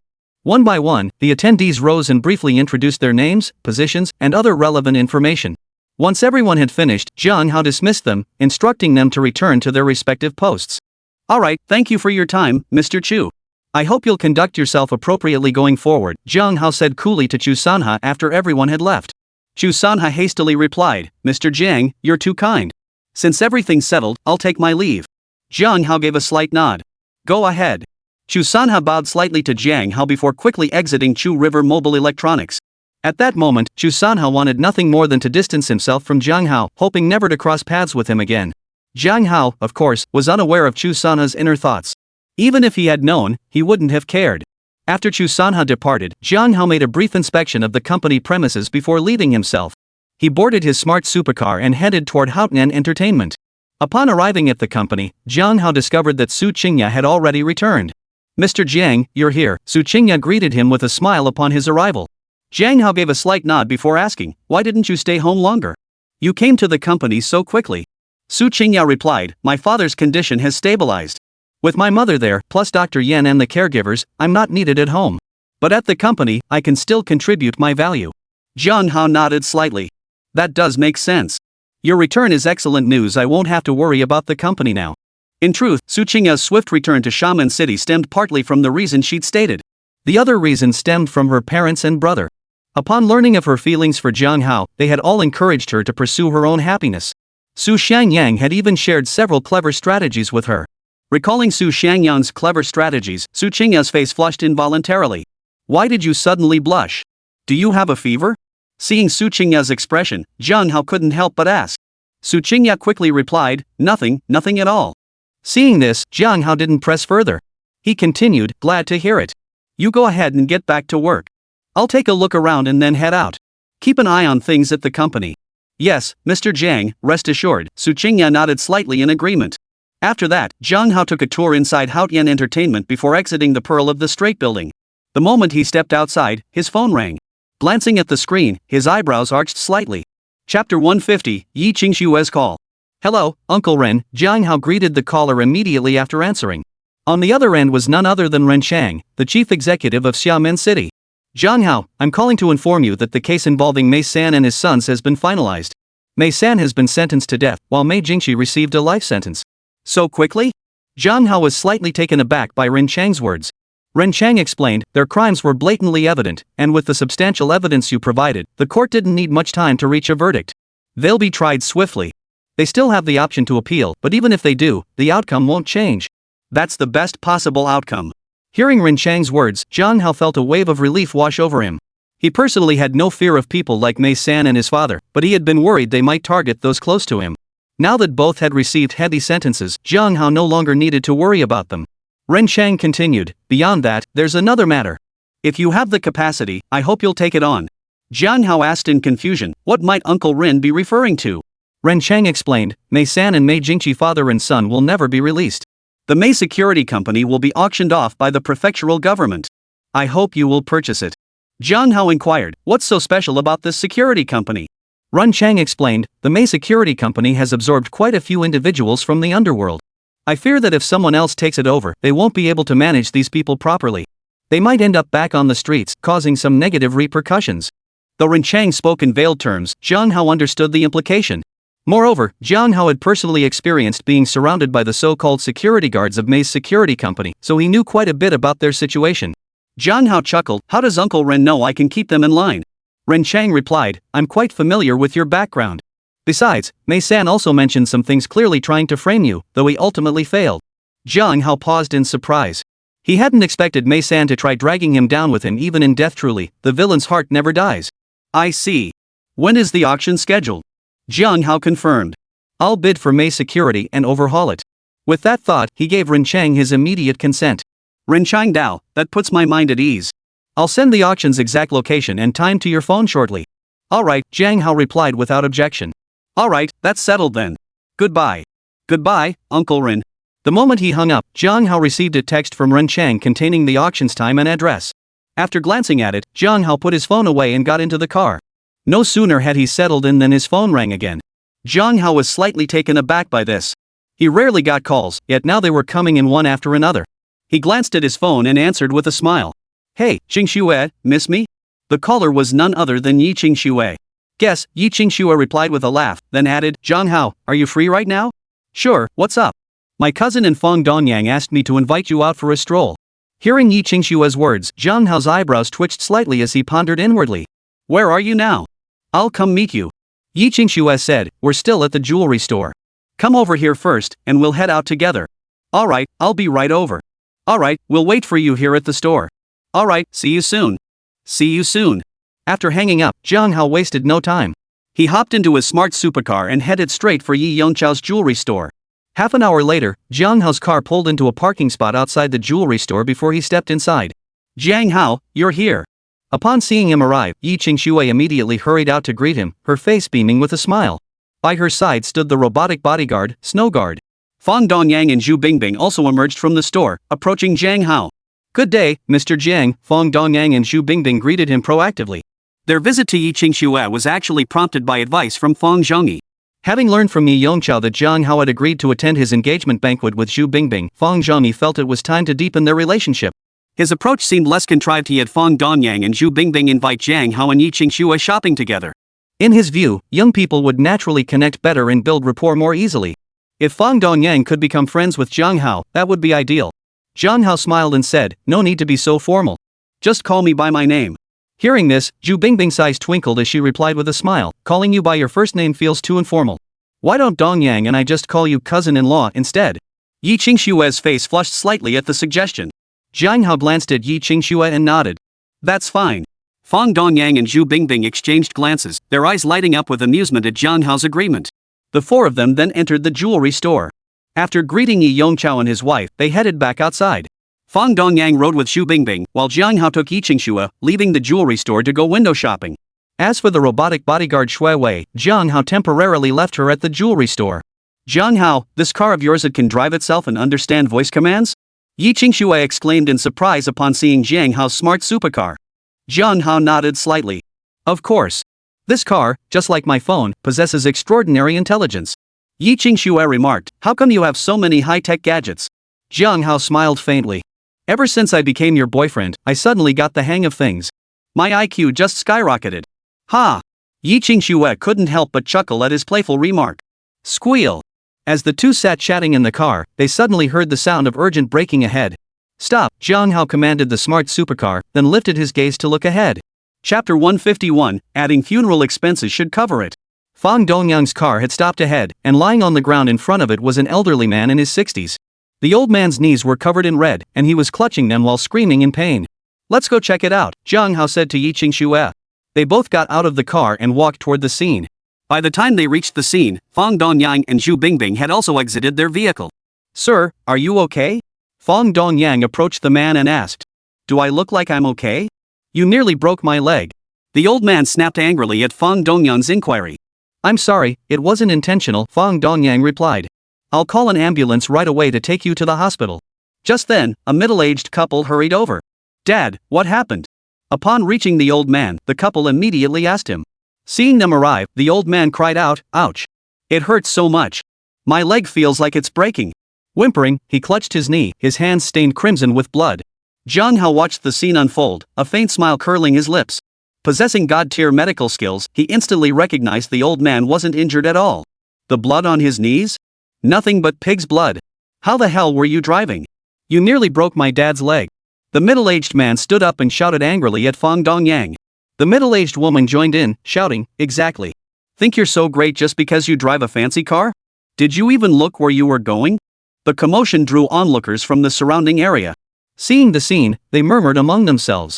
These rich people are such jerks, hitting someone and still acting so arrogant. Exactly. Think they're hot stuff just because they have a few stinking bucks. Film this and post it online so everyone knows about their wicked deeds.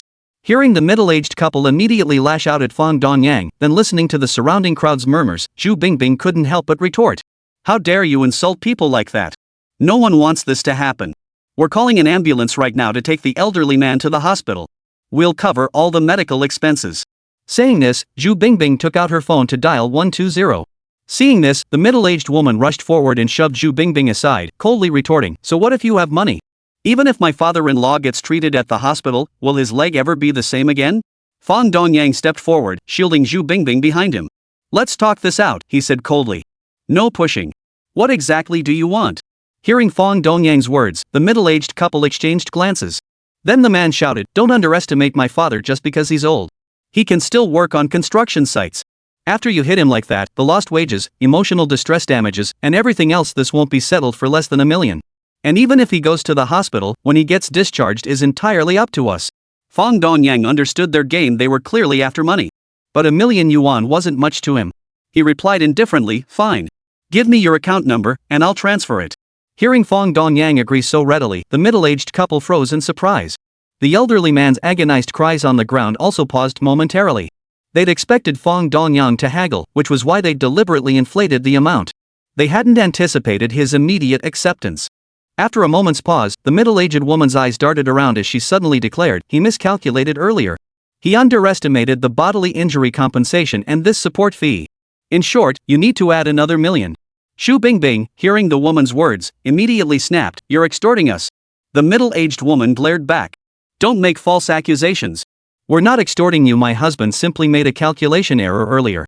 The middle-aged man chimed in, that's right. I miscalculated earlier.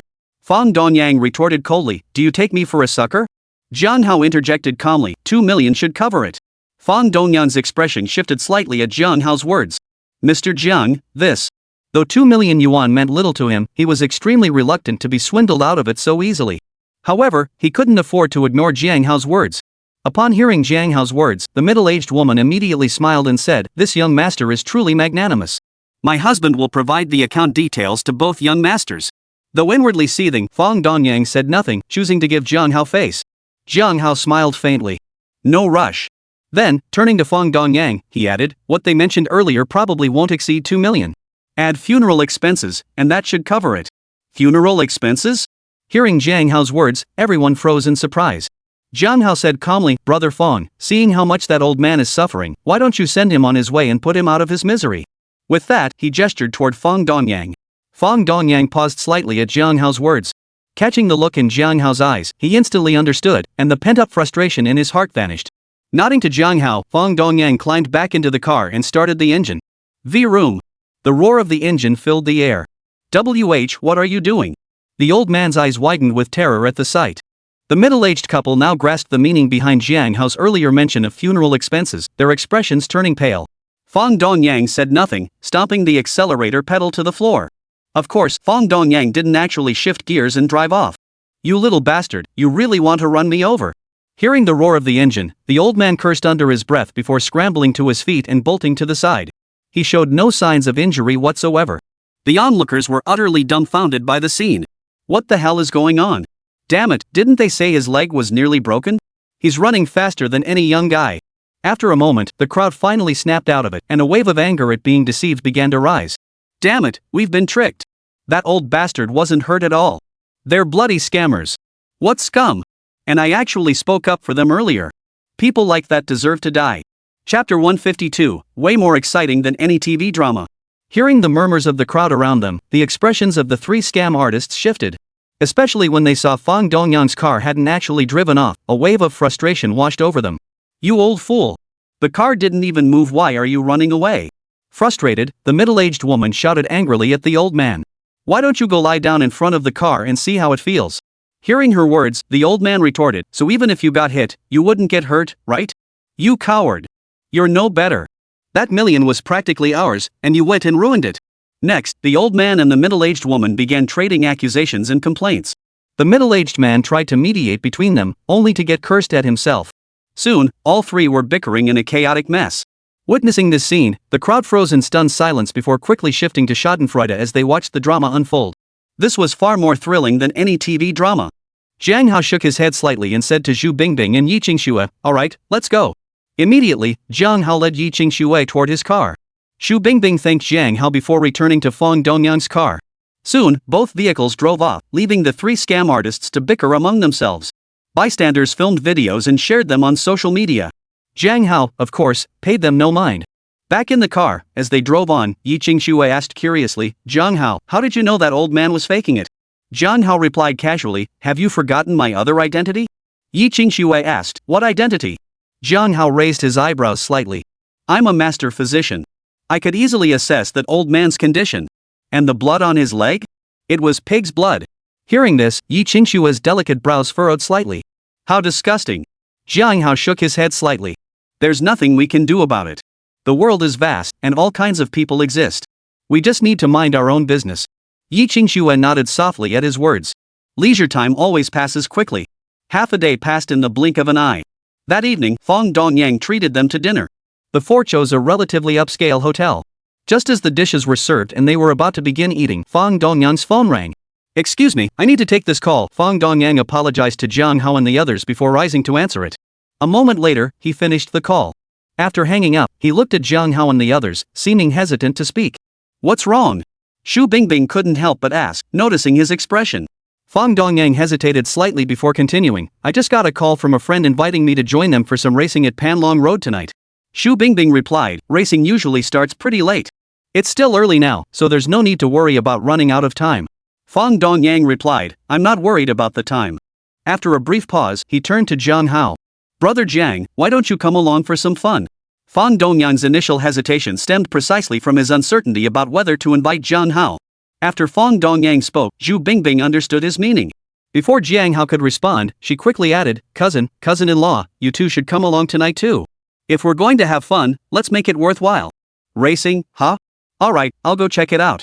Jiang Hao pondered briefly before agreeing. To be honest, he'd only ever seen car racing in movies and novels before, never experienced it firsthand. Isn't racing dangerous? Yi Qingxue voiced her concern. Xu Bingbing smiled reassuringly. Don't worry, cousin. While there might be some risks, Dongyang's driving skills are absolutely top-notch. As long as we're careful, we'll be fine. Besides, if you're worried about your cousin, you and him can just watch from the sidelines. You don't have to race. Yi Qingxue pondered Xu Bingbing's words and realized she was right.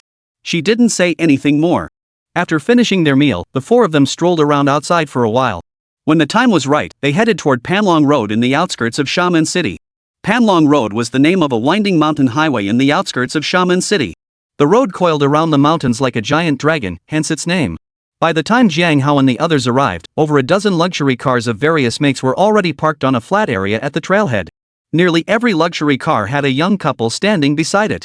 Spotting Fong Dongyang and Jiang Hao's group, a young man with a buzz cut and wearing a casual sweatshirt approached them, accompanied by a stylishly dressed young woman sporting sunglasses. "Brother Fong, you're late," the young man said with a smile as he approached Fong Dongyang. "You're just here early," Fong Dongyang replied. After a pause, he introduced Jiang Hao. "Brother Jiang, this is Yuan Hao, the friend who called me earlier. His family runs a fitness equipment business." After introducing Jiang Hao, he then explained Jiang Hao's background to Yuan Hao. "So you're the mysterious new owner of the Wanxian Twin Towers? Brother Jiang, that's truly remarkable." Yuan Hao couldn't help but give Jiang Hao a thumbs up, his voice filled with admiration. Jiang Hao smiled faintly and replied modestly, "You flatter me." As the two were talking, a tall, well-built young man with an extraordinary aura suddenly approached them. Approaching directly toward Fong Dongyang, he stated coolly, "You're Fong Dongyang? I hear you're the best driver around here. Care to race me?" Fong Dongyang's brow furrowed slightly. "A race is no problem, but shouldn't you introduce yourself first?" The young man replied coolly, "Remember this, my name is Yun Yang." Hearing Yun Yang's introduction, Fong Dongyang frowned deeply. He had no recollection of this man. "How do you want to race?" he asked flatly. Yun Yang replied, "Simple.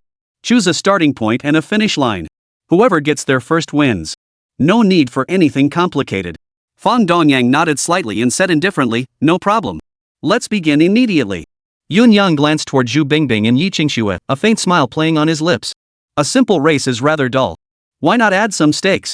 Chapter 153, Peer Provocation. Speak. How much do you want to wager?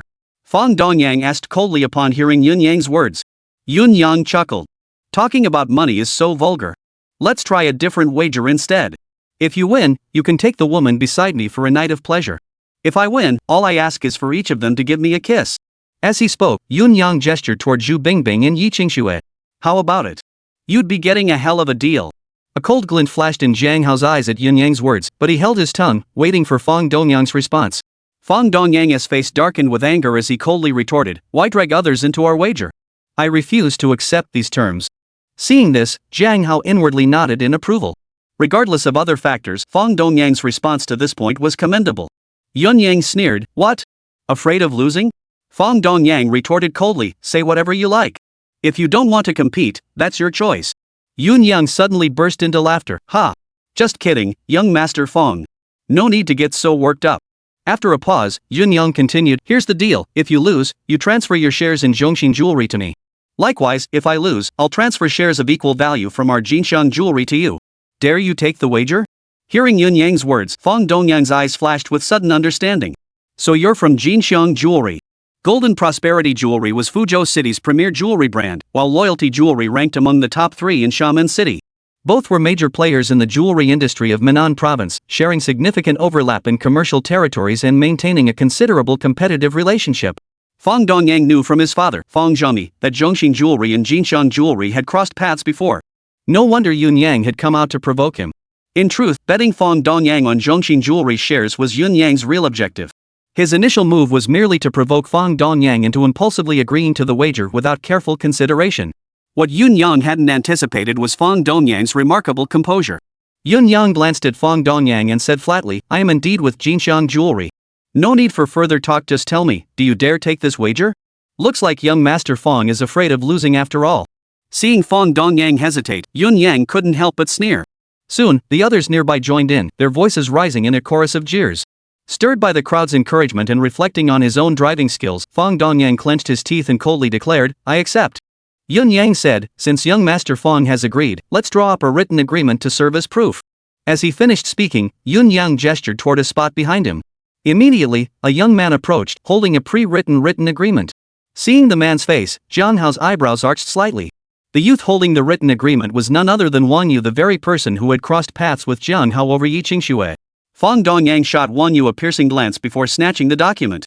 After a quick review, he signed his name. Yun Yang didn't even glance at it before signing his name. "Let's get started," Yun Yang challenged Fang Dongyang after signing. Fang Dongyang replied, "No problem." After acknowledging Yun Yang, Fang Dongyang turned to Jiang Hao, Yiqingshui, and Xu Bingbing. "Mr. Jiang, cousin, please wait here with Bingbing." Jiang Hao and Yiqingshui gave slight nods without further comment. "Be careful," Xu Bingbing cautioned Fang Dongyang. Fang Dongyang nodded to the three of them before climbing back into his Ferrari sports car. Yun Yang cast a scrutinizing glance at Jiang Hao and the others before striding toward his Pagani sports car. Soon, news of the wager between Fang Dongyang and Yun Yang spread like wildfire, sparking keen interest among the surrounding second-generation elites. However, this was Xiamen City after all, so those supporting Fang Dongyang were in the majority. But that had nothing to do with the outcome of the race. To Jiang Hao's surprise, before the race even began, the rich second-generation kids had already prepared tracking devices. Two small drones hovered above the roofs of the two cars. The footage captured by the drones would be broadcast on the massive advertising screen at the starting point of Panlong Road. Soon, the race between Fang Dongyang and Yun Yang commenced. Both vehicles accelerated at breakneck speeds. Initially, they raced neck and neck along the mountain road. However, as time passed, Yun Yang's Pagani gradually pulled slightly ahead. Seeing this, Xu Bingbing couldn't help but feel a pang of worry for Fang Dongyang. The wealthy second-generation crowd from Xiamen City were also taken aback by this turn of events. They hadn't expected the sudden newcomer, Yun Yang, to possess such formidable driving skills. After all, among them, Fang Dongyang was already considered exceptionally skilled. As they approached the first bend, the gap between Fang Dongyang's car and Yun Yang suddenly widened considerably. It was now nearly half a car length. Second curve. Third curve. Under the tense gazes of the crowd, the gap between Fang Dongyang's Ferrari and Yun Yang's Pagani kept widening. "It's over, young Master Fang is going to lose." Watching the gap between Fang Dongyang and Yun Yang's cars on the advertising screen, the crowd couldn't help but let out a collective sigh. The look of worry on Xu Bingbing's face grew even more pronounced. In the end, no miracle occurred. Yun Yang crossed the finish line over a second ahead of Fang Dongyang. A second might seem brief, but in racing terms, it was a massive gap. A moment later, both cars returned to the crowd. Yun Yang stepped out of his car with a triumphant smile. Fang Dongyang, however, wore a grim, unsettled expression. Though Fang Dongyang's stake in Zhongqing Jewelry was modest, just 5%, its transfer to his rival would undoubtedly deal a significant blow to the company. At that moment, Fang Dongyang couldn't help but feel a pang of regret he had been too impulsive earlier. Boom! Just as Yun Yang was about to taunt Fang Dongyang and bring up the share transfer. Just then, the roar of a supercar echoed through the air nearby. Squeal! In the blink of an eye, the car had pulled up before them. With a smooth sideways drift, it came to a halt just a meter away from the group. Chapter 154, Renegotiating the Bet. Instinctively, all eyes turned toward the vehicle, an Aston Martin supercar. Under their gaze, the Aston Martin's door slowly opened, and two figures, a man and a woman, stepped out. Upon seeing them, Jiang Hao's eyebrows shot up slightly. For these two were none other than Yang Baifan, whom Jiang Hao had encountered at the mobile phone company that morning, and the woman by his side. The moment Jiang Hao spotted Yang Baifan also noticed Jiang Hao, a flash of coldness darting through his eyes.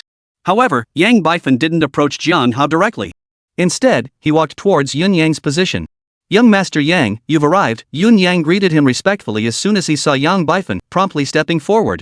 Yang Baifan gave a slight nod. "I heard there'd be a race here tonight, so I thought I'd come have some fun. How about it? I'm not too late, am I?" Yun Yang smiled. "Not at all. We've only just begun." He then introduced Wang Yu to Yang Baifan, who promptly greeted him with equal deference. Wang Yu had developed a grudge against Jiang Hao over the Yiqingshui incident. Later, at Sihai Auto Shop, he had suffered another setback, leaving him harboring deep resentment toward Jiang Hao. However, after gauging Jiang Hao's strength, Wang Yu realized he stood no chance against him and had been forced to bide his time. This time, the arrival of Yun Yang and Yang Baifan gave him hope, which was why he had chosen his allegiance so early. Upon learning Wang Yu also had a history with Jiang Hao, Yang Baifan grew somewhat more friendly toward him. After exchanging pleasantries, Yang Baifan inquired, "When I arrived earlier, I saw all of you gathered together. What was going on?" Yun Yang smiled at Yang Baifan's inquiry and replied, "Young Master Yang, it happened like this." He proceeded to recount the story of his race bet with Fang Dongyang. "Oh? Interesting. I didn't realize your driving skills were quite good, Yun Yang." Hearing this, Yang Baifan seemed slightly surprised.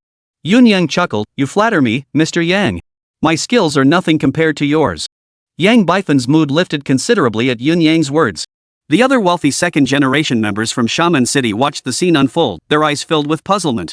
Clearly, they were curious about Yang Baifan's identity. Jiang Hao watched Yang Baifan and Yun Yang conversing nearby with a detached expression, showing no reaction.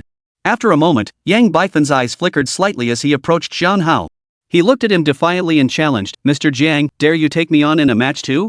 Jiang Hao replied indifferently, "It seems you, like Yun Yang, wish to wager against me. What exactly do you propose to bet?"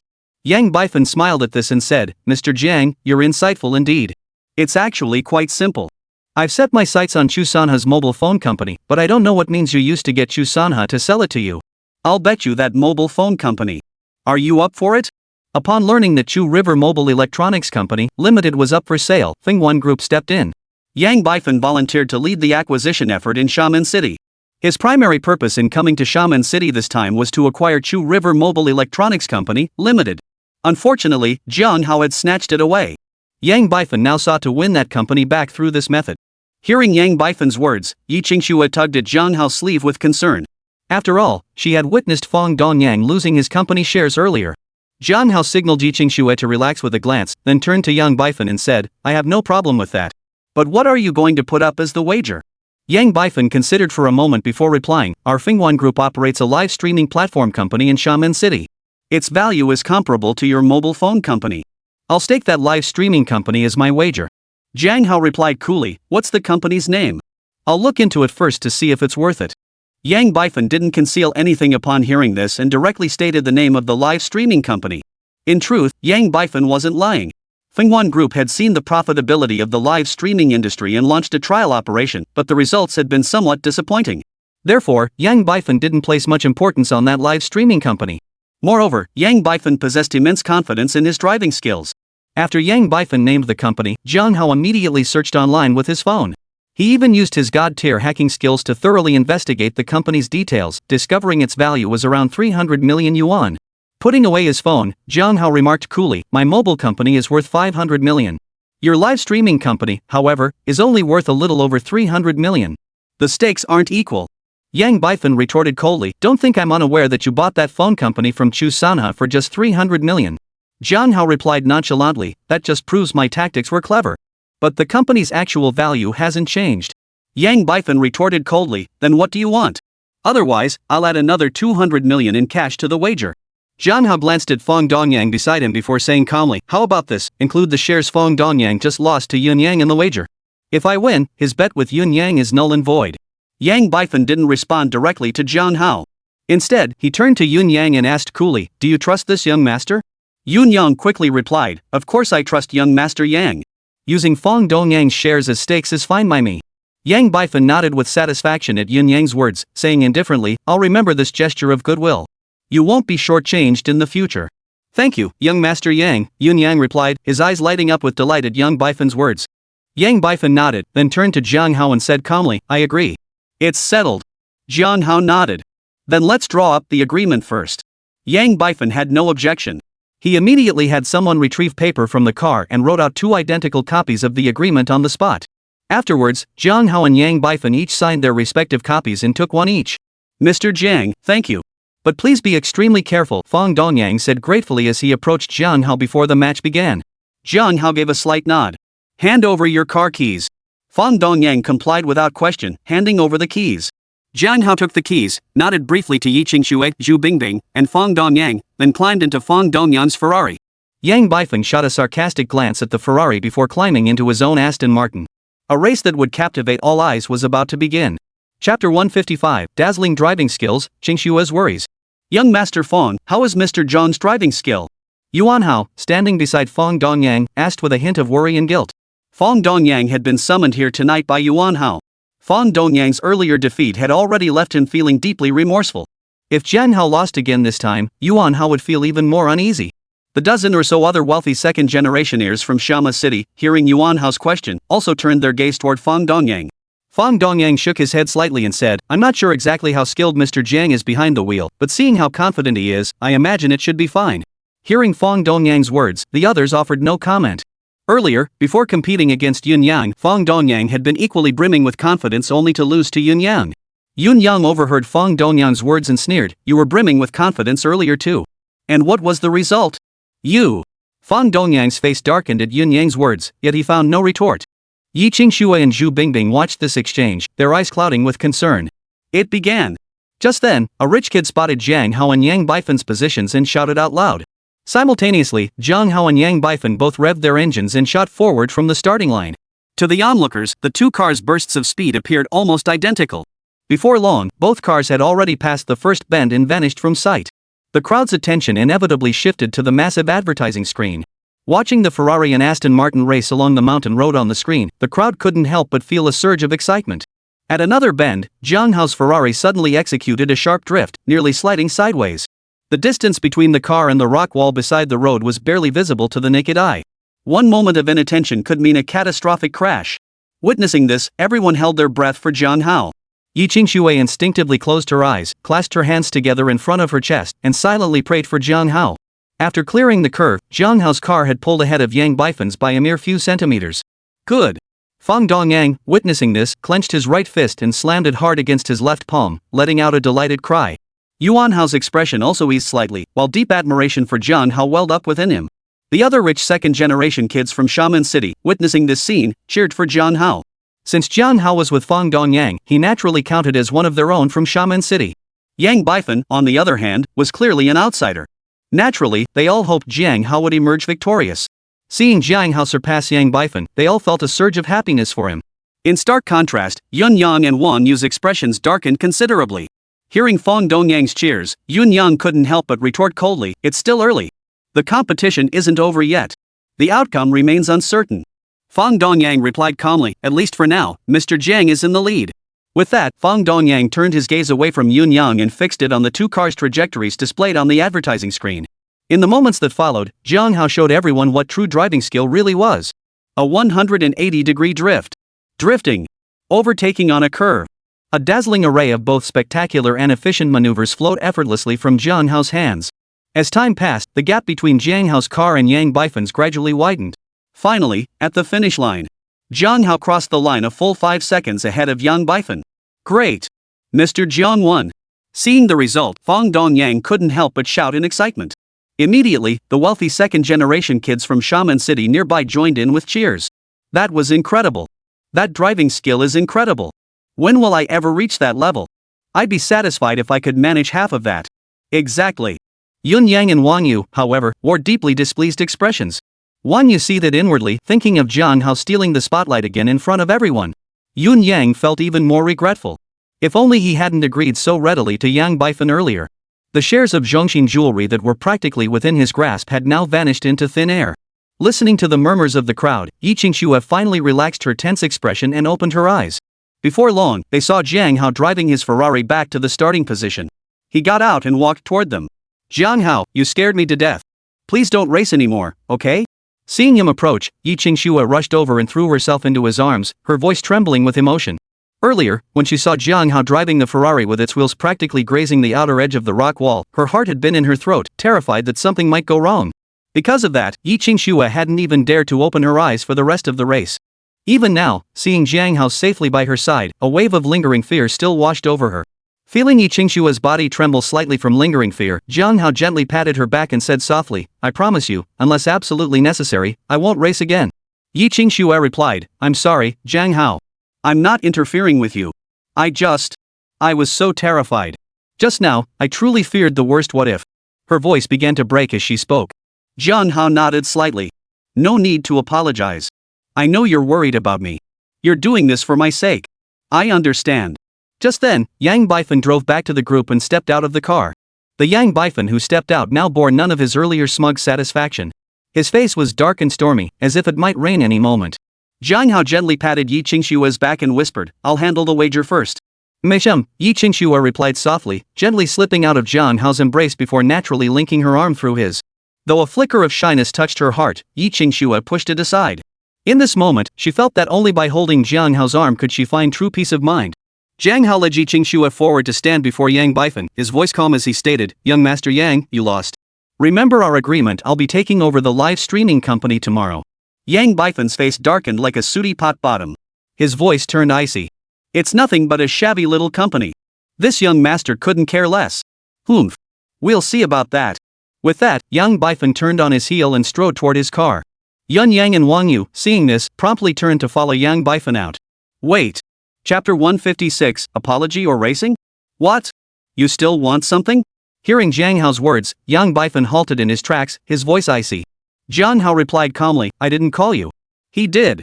As he spoke, Jiang Hao pointed his finger at Yun Yang. Yang Bifan glanced at Yun Yang, his eyes filled with questioning. Seeing Jiang Hao point at him, Yun Yang's expression shifted slightly before he retorted, What do you want? Jiang Hao replied indifferently, You're quite fond of betting on races, aren't you? Let's have a race. If you win, everything I just won back is yours. If you lose, I want a 10% stake in your Jinshan jewelry. At Jiang Hao's words, Yun Yang's expression abruptly changed. He had already witnessed Jiang Hao's driving skills firsthand. Winning against him was utterly impossible. Yang Bifan interjected, Jiang Hao, this is blatantly trying to rip off Yun Yang. Don't treat everyone like fools. Hearing Yang Bifan's words, Yun Yang also said, Exactly. I know my driving skills aren't as good as yours. I refuse to bet with you. Jiang Hao countered, Fine, no bet. But you must slap yourself 10 times right here. And with each slap, you must say to my girlfriend, I'm sorry. I was wrong. Upon hearing Jiang Hao's words, everyone was taken aback. Before long, they recalled what Yun Yang had said when he first challenged Fong Dongyang. Now, they all turned to look at Yun Yang with a hint of mockery in their eyes. Yun Yang's face darkened. If he did this in front of everyone, he would never have the face to show himself in Xiamen City's social circles again. Wang Yu watched the scene unfold, his eyes flickering with unease. Yet he dared not make any rash moves now. Yang Bifan raised an eyebrow at the remark and turned to Jiang Hao. Jiang Hao, don't you think this is going too far? Jiang Hao shot Yang Bifan a cold glance. None of your business. Go play somewhere else. Ignoring Yang Bifan's sour expression, Jiang Hao turned to Yun Yang and said flatly, Pick one. Hurry up. Yun Yang's face flushed from pale to crimson to ashen before he sneered coldly, I won't race, and I won't apologize. What are you going to do about it? With that, Yun Yang turned and strode toward his car. Jiang Hao watched him go, a cold gleam flashing in his eyes. Releasing Yi Qingshue's arm, he strode forward and delivered a swift kick to Yun Yang's shin. Thud. A heavy thud echoed as Yun Yang was sent crashing to his knees. Next, Jiang Hao grabbed Yun Yang by the collar, hoisting him up like a small chicken. He dragged him over to stand before Yi Qingxue.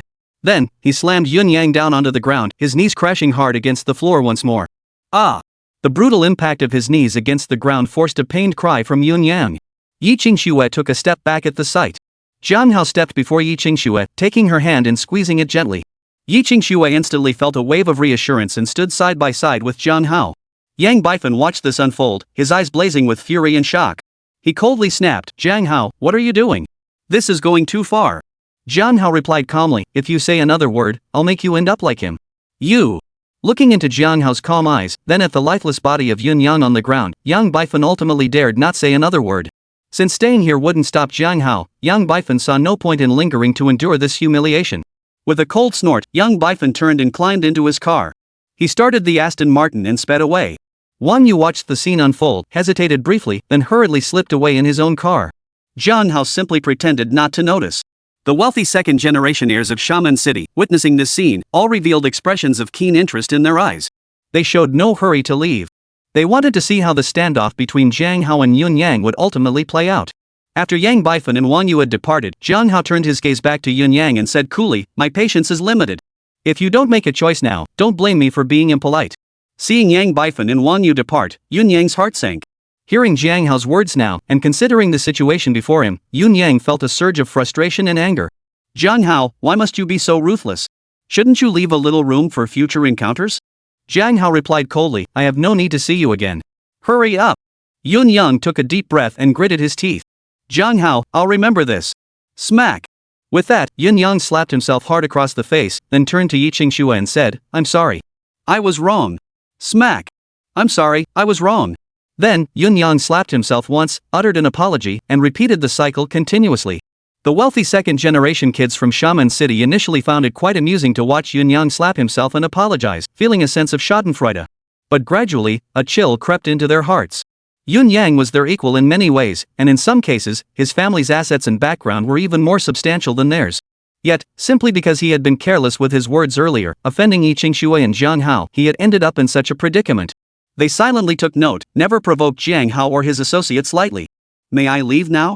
Amidst the crowd's swirling thoughts, Yun Yang concluded his self-administered ear-slapping ritual, his expression now calm. Jiang Hao glanced at Yun Yang and said indifferently, "Get lost." Without a word, Yun Yang rose silently and staggered toward his car. Yuan Hao and the other second-generation members of Xiamen City felt a pang of pity at the sight. Ignoring their thoughts, Jiang Hao addressed Fang Dongyang and Zhu Bingbing directly. "Xing Xue and I plan to head back first. Are you two returning, or staying?" Fang Dongyang and Zhu Bingbing exchanged a glance before replying, "We'll head back too." Jiang Hao nodded. "Let's go then." With that, Jiang Hao and Yi Qingxue entered the smart supercar. He started the engine and headed back toward the city center. Fang Dongyang waved a farewell to Yuan Hao and the others before getting back into his car with Zhu Bingbing. They too drove toward the city center of Xiamen. Only after Jiang Hao and Fang Dongyang's group departed did the remaining crowd feel the tension in the air ease. They chatted and laughed together, resuming their racing game. Meanwhile, after leaving Panlong Road, Jiang Hao and Fang Dongyang exchanged a quick farewell before taking Yi Qingxue back to Yunxiao Villa in the smart supercar. After freshening up, the two spent another sweet night together. Chapter 157, Tang Zhang's Plea. The next morning, Jiang Hao slept until he woke naturally. Feeling the warmth of the beauty beside him, a faint smile touched his lips as a wave of tenderness washed over him. Ding! "Good morning, host. Would you like to check in?" Just then, the familiar voice of the system echoed in Jiang Hao's mind once more. Jiang Hao's choice was, of course, unquestionable. After repeating the routine steps, the system's notification for the check-in reward sounded once more. Ding! Check-in successful. Congratulations, host. You have received a cash reward of 10 billion yuan, which will be automatically transferred to your bank account within 3 minutes. Ha? Cash again? Do I really need another 10 billion right now? Why not give me some immortal cultivation techniques or something to grant me eternal life? Hearing the system announce a 10 billion reward, Jiang Hao couldn't help but mentally complain to the system. Ding, if the host does not wish to accept the reward, the system can retrieve it. No, no. Hearing the system's voice, Jiang Hao quickly interrupted. Even a mosquito's leg is still meat, right? Besides, this 10 billion wasn't a mosquito's leg to him, it was more like an elephant's leg. Within a minute, Jiang Hao's phone buzzed with a deposit notification. Sure enough, another 10 billion had been added. But come to think of it, getting a billion in cash rewards every day wouldn't be so bad. Sure, it's a bit less, but it adds up over time, right? If anyone overheard Jiang Hao's mutterings, they'd probably want to drown him in spit. Listen to this, is that even human speech? 10 billion, and he still thinks it's too little. Was he getting too big for his britches? Jiang Hao's mind twisted slightly, then he got up and went to wash up. Not long after, Yi Qingxue also woke up. Good morning, Yi Qingxue murmured with a smile, glancing at Jiang Hao beside her. Morning, Jiang Hao replied with a smile, then added, go wash up quickly. Let's have breakfast. Imagem, Yi Qingxue murmured softly before heading to wash up. After Yi Qingxue finished her routine, the two shared a cozy breakfast together. After breakfast, Yi Qingxue suggested returning to the Yi family jewelry store. Jiang Hao immediately drove her there. Xiao Jiang, Qingxue, you're here. How was your outing yesterday? Wenya beamed at their arrival. Jiang Hao smiled, it was great. Wenya said, that's good. You can stay out a few more days without worry. Your uncle Yi and I are here to run the shop. Jiang Hao glanced at Yi Qingxue and said with a smile, Qingxue was worried about you two getting too tired, so she wanted to come back and help. Wenya quickly protested, no, no. There's no trouble at all. Seeing Wenya's expression, Yi Qingxue was momentarily speechless. She said impatiently, Mom, please stop talking. Wenya laughed. All right, I'll stop. Come inside and rest. As she spoke, Wenya led Jiang Hao and Yi Qingxue into the inner part of the jewelry store. Hello, Uncle Yi, Jiang Hao greeted Yi Yongchao proactively upon seeing him. Little Jiang, you're here. Have a seat, Yi Yongchao nodded to Jiang Hao, responding casually. The group then sat on the sofas and engaged in casual conversation. After a while, just as Jiang Hao was about to leave, he spotted Tang Zheng entering the jewelry store with a look of concern on his face. Upon seeing Jiang Hao, Tang Zheng's eyes lit up with a flicker of joy. Old Tang, you look troubled. What's the matter? Yi Yongchao asked directly upon seeing Tang Zheng's expression. Tang Zheng hesitated for a moment before saying, a while back, didn't I mention buying a Tang tricolor wear piece? Turns out it was a total rip-off. That so-called Tang tricolor wear was a complete fake. I shelled out 30 million for it, money down the drain. Hearing this, Yi Yongchao's brow furrowed deeply. For Jiang Hao today, even 10 billion wouldn't seem like much, but for Yi Yongchao and Tang Zheng, 30 million was a huge sum. Yi Yongchao inquired, surely you could recoup some of that from the counterfeit? Tang Zheng sighed helplessly. It would have, but a customer accidentally broke it. Yesterday, while a customer was admiring it, they accidentally shattered it. Naturally, I demanded compensation from the customer, but it was precisely at that moment that we discovered it was a fake. Because I initially demanded compensation at the price of an authentic piece, but after it was confirmed to be a fake, the other party accused me of intentionally trying to rip them off. After some negotiation, although there was some compensation, it was really a drop in the bucket. Jiang Hao listened to Tang Zhang's story and was at a loss for words. Tang Zhang really had been unlucky. Yi Yongqiao said, "Old Tang, don't be too upset. Just think of it as spending money to avoid disaster." Tang Zhang nodded in agreement. "That's exactly how I'm trying to console myself. But..." At this point, Tang Zhang hesitated slightly, looking as if he wanted to say something but held back. "What is it?" "Just say it," Yi Yongqiao urged, seeing his hesitation. Seeing Tang Zhang's expression, Jiang Hao understood. He probably wanted to borrow money, but felt awkward asking after what had happened earlier. Sure enough, when Yi Yongqiao inquired, Tang Zhang clenched his jaw and said, "I'm ashamed to admit it, but I need to borrow some money from you, old Ji, just to tide me over. Because of this Tang Sankai business, I've nearly depleted all the working capital in my shop. So I'm a bit short on cash flow right now." Wen Yu frowned at Tang Zhang's words. "Old Tang, it's not that we don't want to help, but you know our shop just opened. We haven't even paid off our original debts yet." Wen Yu wasn't lying, though in truth, their only remaining debt was the 8 million owed to Jiang Hao. Yi Yongqiao frowned upon hearing Wen Yu's words, as if he wanted to say something, but ultimately remained silent. After all, Wen Yu was telling the truth, he genuinely couldn't spare the money for Tang Zhang. Tang Zhang nodded. "I understand what you're saying, sister-in-law. But originally, I was hoping to approach Mr. Jiang through you." At this point, Tang Zhang turned to Jiang Hao. "Mr. Jiang, since you're here, I'll be direct. I wonder if you might have some funds available." Hearing Tang Zhang's words, Yi Yongqiao and his wife, along with Yi Qingxue, all turned their gaze toward Jiang Hao. Jiang Hao glanced at Tang Zhang and replied indifferently, "I have some available." "How much are you looking to borrow, Uncle Tang?" Tang Zhang replied, "If possible, how about 10 million?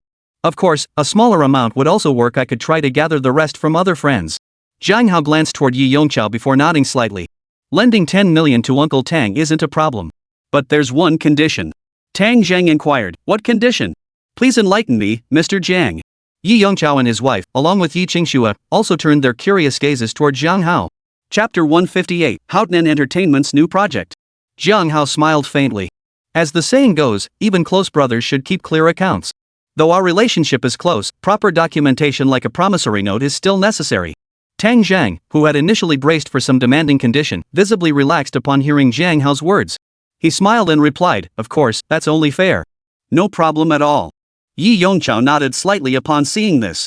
Though he said nothing, Yi Yongqiao understood that Jiang Hao was lending the money to Tang Zhang largely out of respect for him, a gesture that felt deeply gratifying. After all, 10 million yuan was no small sum. Next, Tang Zhang had Yi Yongqiao fetch paper and pen, and they drew up the promissory note on the spot. Jiang Hao tucked away the document and promptly transferred the 10 million yuan to Tang Zhang's account without hesitation. For Jiang Hao at this point, 10 million yuan was practically pocket change. After settling Tang Zhang's loan matter, the group chatted idly for a while longer. Jiang Hao then bid them farewell and drove away from the jewelry store. After leaving the jewelry store, Jiang Hao headed straight for the International Finance Center tower. The live streaming company Yang Bifan had mentioned was headquartered in the International Finance Center tower. Pulling up in front of the tower, he parked and immediately dialed Yang Bifan's number. "Hello?" Yang Bifan's voice came through the line. Jiang Hao said flatly, "Young Master Yang, it's Jiang Hao. I'm here to take over my company." Hearing Jiang Hao's voice, Yang Bifan felt a surge of irritation. His tone turned cold. "I'm waiting for you at the company. Just come straight over." With that, Yang Bifan hung up. Unfazed, Jiang Hao tucked his phone away and headed toward the live streaming platform Yang Bifan had mentioned. Before long, Jiang Hao arrived at the live streaming company and entered the general manager's office, where he encountered Yang Bifan once more. Compared to last night, Yang Bifan's complexion looked somewhat better now. Seeing Jiang Hao enter, Yang Bifan said indifferently, "The contract is ready. Take a look. If you have no objections, just sign it." As he spoke, Yang Bifan had someone bring out the contract and toss it onto the desk in front of Jiang Hao. Jiang Hao said nothing, sitting down at the desk and carefully reviewing the contract. Finding nothing amiss, he promptly signed his name. Yang Bifan had already signed his part of the contract. With Jiang Hao's signature, the company's ownership transfer was officially complete. "Since you've got your contract sorted, this young master won't be keeping you company any longer. Wishing your company smooth sailing." As Jiang Hao signed the final page, Yang Bifan glanced at him, his tone laced with faint sarcasm.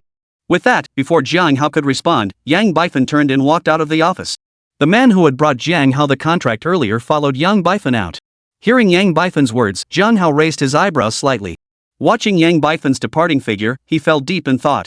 After a moment's pause, Jiang Hao retrieved his smartphone 9420 and immediately employed his god-tier hacking skills to infiltrate the company's systems. Before long, Jiang Hao pinpointed the root of the problem. This live streaming company had been practically drained into an empty shell by Yang Bifan. All the original contracted streamers had been terminated overnight. Moreover, the company's management team had also largely departed. Not only that, but the company's data systems had been nearly wiped clean of all previous financial records and other critical information. Jiang Hao gave a faint smile, paying little heed to these developments. Yang Bifan had dismantled the company's original framework, but perhaps that wasn't entirely a bad thing. As for the system data, Jiang Hao swiftly restored it using his god-tier hacking skills. The entire company system was back to normal. After a moment, Jiang Hao took out his phone and dialed Su Qingya's number. "Hello, Mr. Jiang?" Su Qingya's crisp voice greeted him when the call connected. Jiang Hao cut straight to the point. "I've recently acquired a small live streaming platform company and plan to integrate it under Houten Entertainment. It's essentially an empty shell right now. Could you arrange for a few people to come take over?" Su Qingya paused slightly upon hearing this before replying, "Understood. Where is this company located?" Jiang Hao immediately provided the detailed address, International Finance Center Tower. Su Qingya replied, "Understood.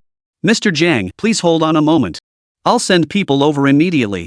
"Alright, that's all for now. See you shortly." "Alright, goodbye, Mr. Jiang." After hanging up, Jiang Hao casually started playing a game in his office while waiting for Su Qingya's arrival. About an hour later, Su Qingya arrived at the live streaming company with several people. "Hello, Mr. Jiang." Su Qingya and her team greeted Jiang Hao in unison upon seeing him. Jiang Hao gave a slight nod and said, "Please, have a seat." Once everyone was seated, Jiang Hao briefly explained the live streaming company's operations to Su Qingya and her group before directly sending the relevant data files to Su Qingya.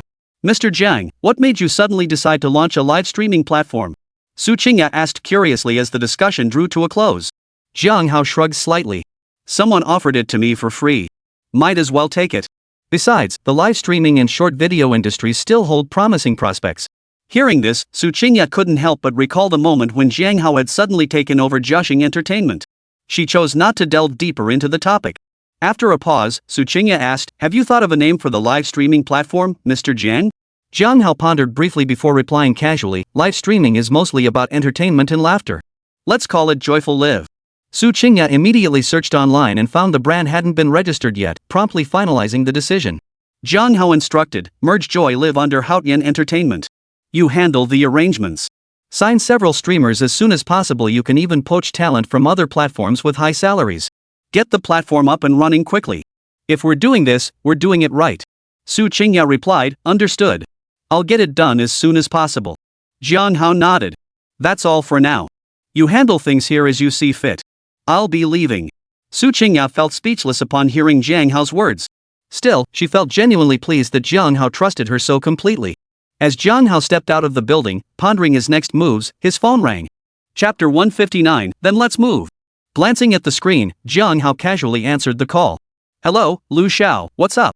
The caller was none other than Jiang Hao's close friend, Lu Qi. "Young Master Jiang, didn't you say I should wait a few days to start working at your mobile phone company? How's the situation with the mobile phone company? Is everything settled?" "Alright, what's the matter? Isn't it fun playing? In such a rush to go to work?" Hearing Lu Qi's words, Jiang Hao said with a laugh. Lu Qi retorted, "I'm not like you, young Master Jiang. I can't just play around and have money come rolling in. If I keep messing around, I'll be eating the wind." Jiang Hao chuckled. "Alright, where are you now?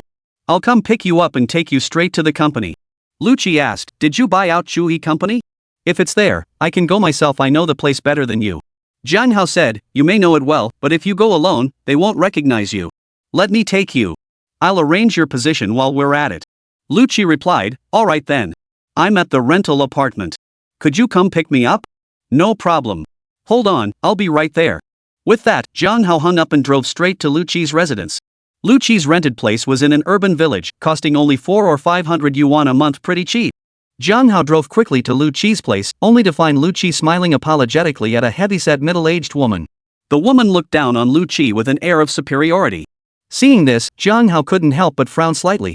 He immediately stepped toward Lu Qi. What was going on? Lu Qi gave a wry smile. "Nothing much, just a matter of rent." Jiang Hao asked, "What's the problem? Owing rent?" Lu Qi shook his head slightly. "Not exactly. But next month is uncertain. Plus, the landlord wants to raise the rent. I'm just pleading with her. Hearing Lu Qi's words, the plump woman retorted, pleading won't help. Just ask around in Shaman City where else has cheaper rent than mine? I'm raising the rent because prices are rising. It's the same for everyone, not just you. Lu Qi quickly replied, I know, but. Before Lu Qi could finish, the middle-aged plump woman cut him off. Good that you know. No buts about it. Instead of begging me here, you should get out there, work hard, and earn money. Just lazing around in your room all day, how will you ever make any? If you can't afford it, move out promptly. There are plenty of tenants waiting to rent my place. Hearing the plump woman's words, Jiang Hao's brow furrowed slightly. While what she said wasn't wrong, her attitude was downright awful. Lu Qi's face darkened slightly at her words. It wasn't that he wasn't working, he was just waiting for news from Jiang Hao.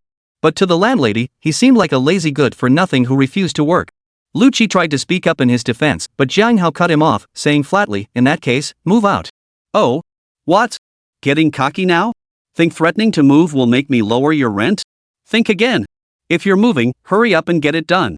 The plump landlady responded with a sarcastic tone upon hearing Jiang Hao's words. Lu Qi retorted, fine, I'll move.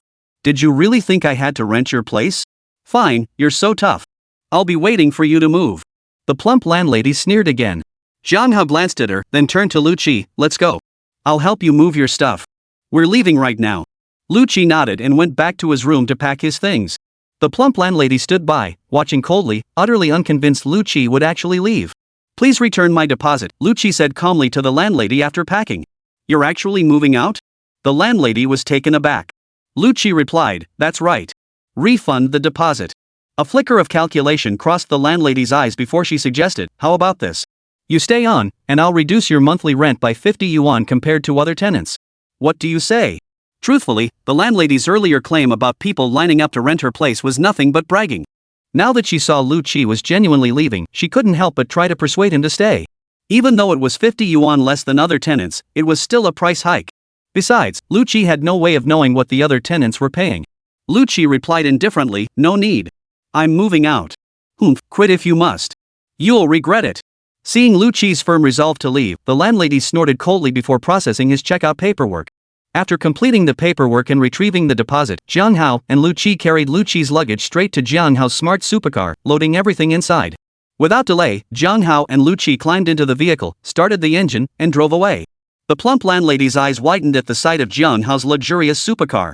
Remembering her earlier attitude toward Jiang Hao and Lu Qi, a wave of regret washed over her. Meanwhile, Jiang Hao drove straight to Chuhi Mobile Electronics Company, Limited with Lu Qi. While driving toward the company, Jiang Hao said to Lu Qi, once we've settled the company matters, you can just rent an apartment near the office. The rent will be covered by the company. Lu Qi replied, young Master Jiang, you've already done so much for me. I'll look for a place myself. Jiang Hao chuckled, don't overthink it. As long as you oversee the company well, what's a little rent? And it's not just for you, I plan to buy an entire building near the company to serve as employee dormitories. Of course, the specifics will be handled by you. Lu Qi expressed doubt, are you serious? Won't that significantly increase the company's expenses? Jiang Hao replied calmly, don't worry. Once our new phones hit the market, the profits will blow your mind. Lu Qi said nothing more upon hearing this. Before long, the two arrived at Chu River Company. Jiang Hao immediately appointed Lu Qi as the director of the mobile phone company, second only to himself in rank. His primary responsibility would be overseeing the entire company's management team. Seeing Lu Qi rise to such prominence overnight, everyone was filled with envy. Those who had known him before were particularly green with jealousy. After briefing Lu Qi on company matters, Jiang Hao led him out of the building. Their plan was to grab lunch first, then address Lu Qi's accommodation needs. The moment they stepped through the entrance of a nearby hotel, Jiang Hao spotted a familiar figure. His eyebrows arched slightly. Chapter 160, You're a Trouble Magnet. What's wrong? Seeing Jiang Hao's expression, Lu Qi couldn't help but ask curiously.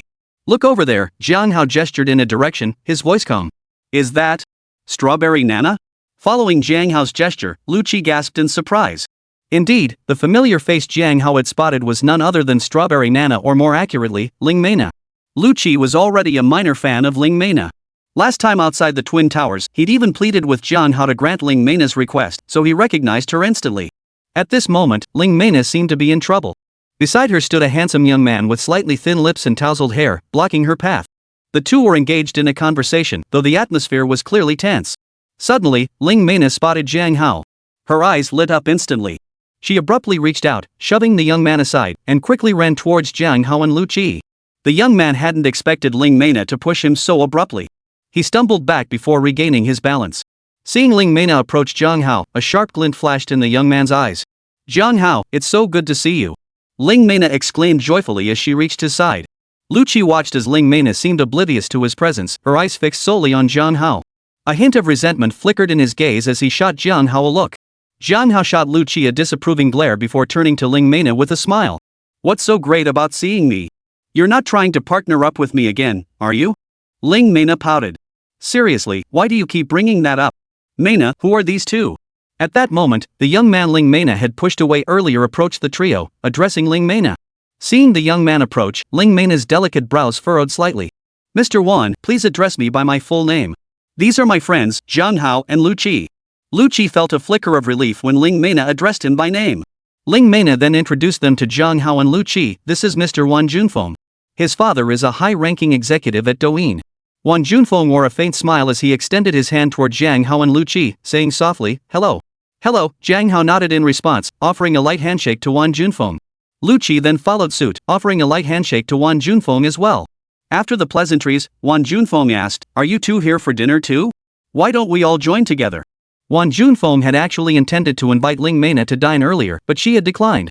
Hearing Wan Junfeng's words, Ling Mena couldn't help but shoot repeated glances at Jiang Hao and Lu Qi. Jiang Hao ignored her, glanced at Wan Junfeng, and replied indifferently, "No, thank you." Then, turning to Lu Qi, he said, "Let's go." With that, the two headed straight into the hotel. "Wait for me," Ling Mena called out, hurrying to follow. Wan Junfeng's expression darkened slightly at the scene, then he strode after Ling Mena. Noticing the two trailing behind, Jiang Hao raised an eyebrow and remarked coolly, "What are you two following us for?" Ling Mena retorted, "Why are you being so stingy? We're friends, after all.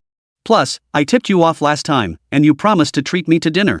Today's the perfect day for it." Jiang Hao thought for a moment.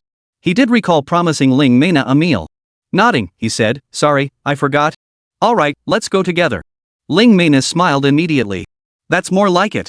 Then she turned to Wan Junfeng, "Young Master Wan, someone's treating me to dinner. No need for you to bother. Please go ahead without us." A flash of anger flickered in Wan Junfeng's eyes before he turned to Jiang Hao. "Brother Jiang Hao, right? Why don't we all go together? It'll be more lively with one more person. How about I treat everyone to dinner?"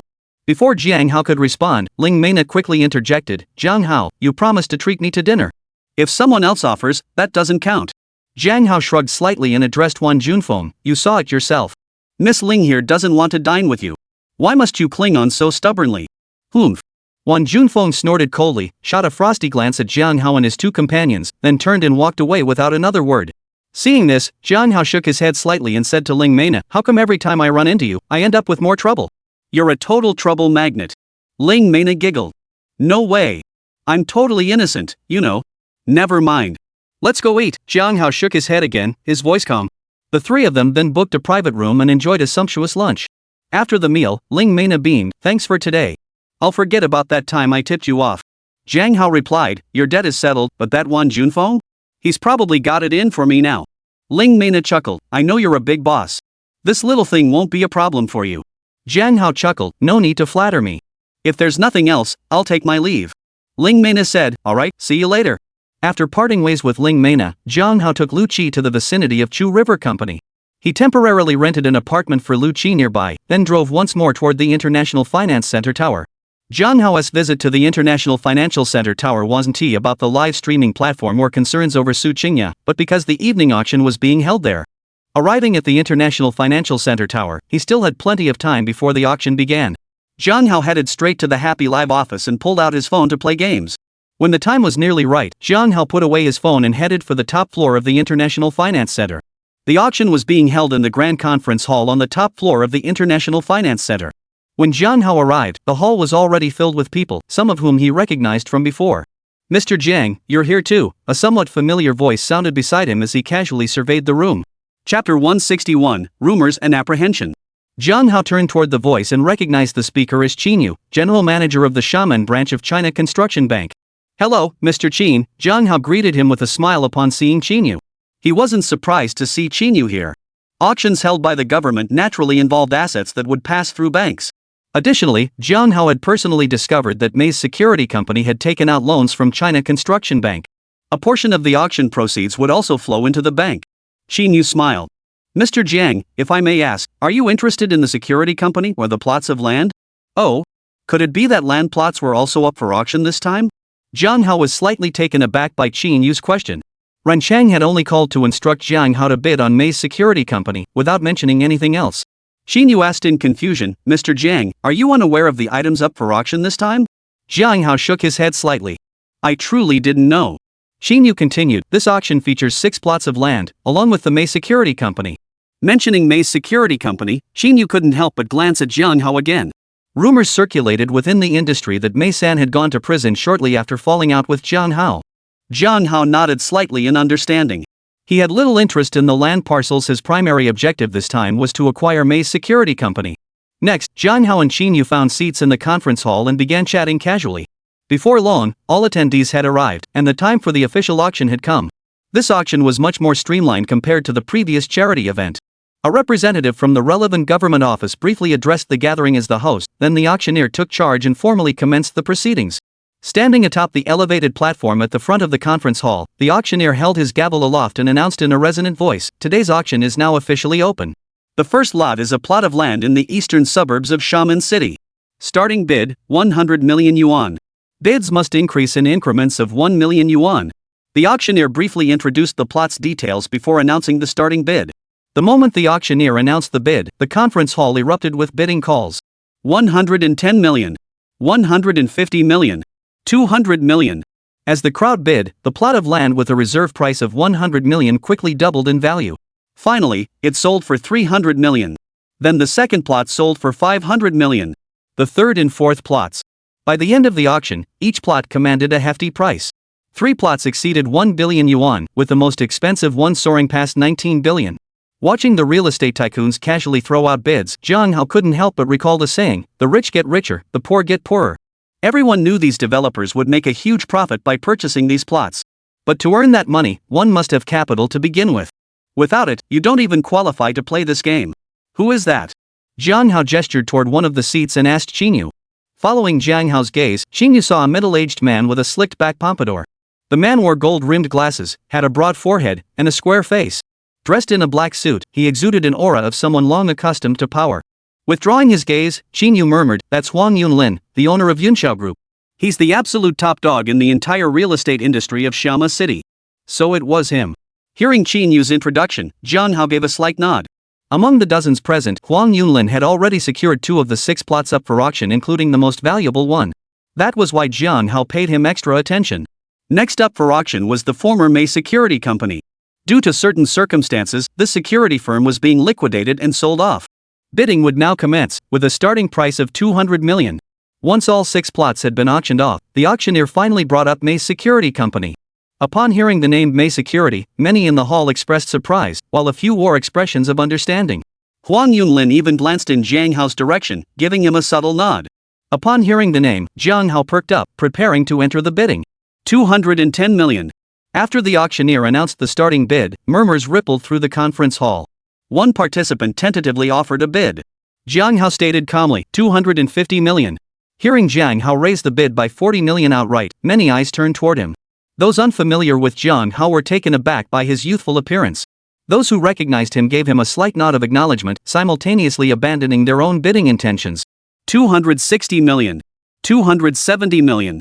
After a brief pause, 2 more bidders called out their offers in succession. Though most present were real estate developers, some had diversified beyond the property sector. Jiang Hao stated calmly, 300 million. Seeing Jiang Hao raise the bid again, murmurs began to ripple through the hall. Gradually, more and more eyes turned toward him, tinged with a hint of apprehension. A few more rounds of bidding ensued, but then those individuals seemed to be dissuaded by those beside them. Jiang Hao ultimately secured May's security company for 350 million yuan. After the auction concluded, the successful bidders swiftly completed the necessary paperwork. This rather straightforward auction concluded swiftly. Congratulations on your successful bid, Mr. Jiang. Huang Yunlin approached Jiang Hao with a smile after the auction ended, offering his congratulations. Jiang Hao smiled back, shared joy. Isn't Mr. Huang also returning with a full haul? Haha, indeed. We are both fortunate. Huang Yunlin laughed heartily, echoing Jiang Hao's sentiment. Huang Yunlin's status was well known to everyone in the hall. Seeing him conversing so easily with Jiang Hao, the crowd couldn't help but feel a mix of curiosity and apprehension toward Jiang Hao. After Huang Yunlin departed, several more individuals approached to exchange greetings with Jiang Hao before dispersing. Once everyone had dispersed, Jiang Hao bid farewell to Qin Yu and walked straight out of the International Finance Center building. "Let go of me, you bastard. Help!" Just as Jiang Hao reached his car, a familiar cry for help echoed from nearby. Chapter 162, Your Heaven Sent to Save Me. Jiang Hao looked toward the source of the cry and recognized the woman screaming for help as Ling Mena, whom he had encountered earlier that afternoon. Ling Mena was pinned against a car by a man who was about to assault her. As Jiang Hao looked over, Ling Mena's eyes met his. Her gaze pleaded for help. Jiang Hao hesitated for a moment, then stepped forward. After all, he and Ling Mena were at least half friends, he couldn't just look away. Besides, even if they were strangers, he would likely intervene if he had the ability. Stepping forward, Jiang Hao casually grabbed the man by the collar and tossed him aside. Glancing casually, Jiang Hao recognized the man as Wan Junfeng, whom he had encountered earlier that afternoon. "Jiang Hao, thank you. I feel like you were sent by heaven to save me. Every time I get into trouble, you show up." Ling Mena exclaimed excitedly, her voice tinged with relief. Seeing Ling Mena's expression, Jiang Hao shook his head slightly. She really was as carefree as ever. "You little punk, it's you again." Just then, Wan Junfeng scrambled to his feet. Spotting Jiang Hao, his eyes instantly blazed with fury, and a strong reek of alcohol hung heavily about him. Jiang Hao frowned slightly at the sight, backing away slightly. He turned to Ling Mena and asked, "What's going on?" Ling Mena replied, "I was just heading home after work when this despicable jerk blocked my way. If it weren't for you, I don't know what I would have done." It turned out Wan Junfeng had repeatedly pursued Ling Mena without success, and his patience had finally snapped. Seeing her and Jiang Hao acting so intimate at lunch had only fueled his jealous rage. Now, fueled by alcohol, he tried to force her into his car. Wan Junfeng believed that if he offered Ling Mena some benefits afterward, she would have no choice but to accept it meekly. But what Wan Junfeng hadn't anticipated was Jiang Hao showing up at the crucial moment and ruining his plans. "So what are you going to do now? Call the police?" Jiang Hao glanced at Wan Junfeng before turning to ask Ling Mena. Ling Mena shook her head. "Forget it. In this situation, even if we call the police, what can they do to him?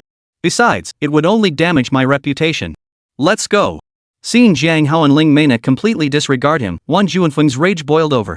He lunged at Jiang Hao, swinging a punch straight for the back of his head. "Jiang Hao, watch out." Ling Mena's eyes flashed with worry as she shouted the warning. Jiang Hao, however, dismissed the threat with a dismissive wave. He casually reached back, easily catching Wan Junfeng's wrist, then executed a swift shoulder throw, slamming Wan Junfeng hard onto the ground. Thud. Wan Junfeng's body made intimate contact with the ground, producing a dull thud. Seeing Wan Junfeng so easily thrown to the ground by Jiang Hao, Ling Mena's eyes lit up. She then walked over to Wan Junfeng and delivered a powerful kick right between his legs.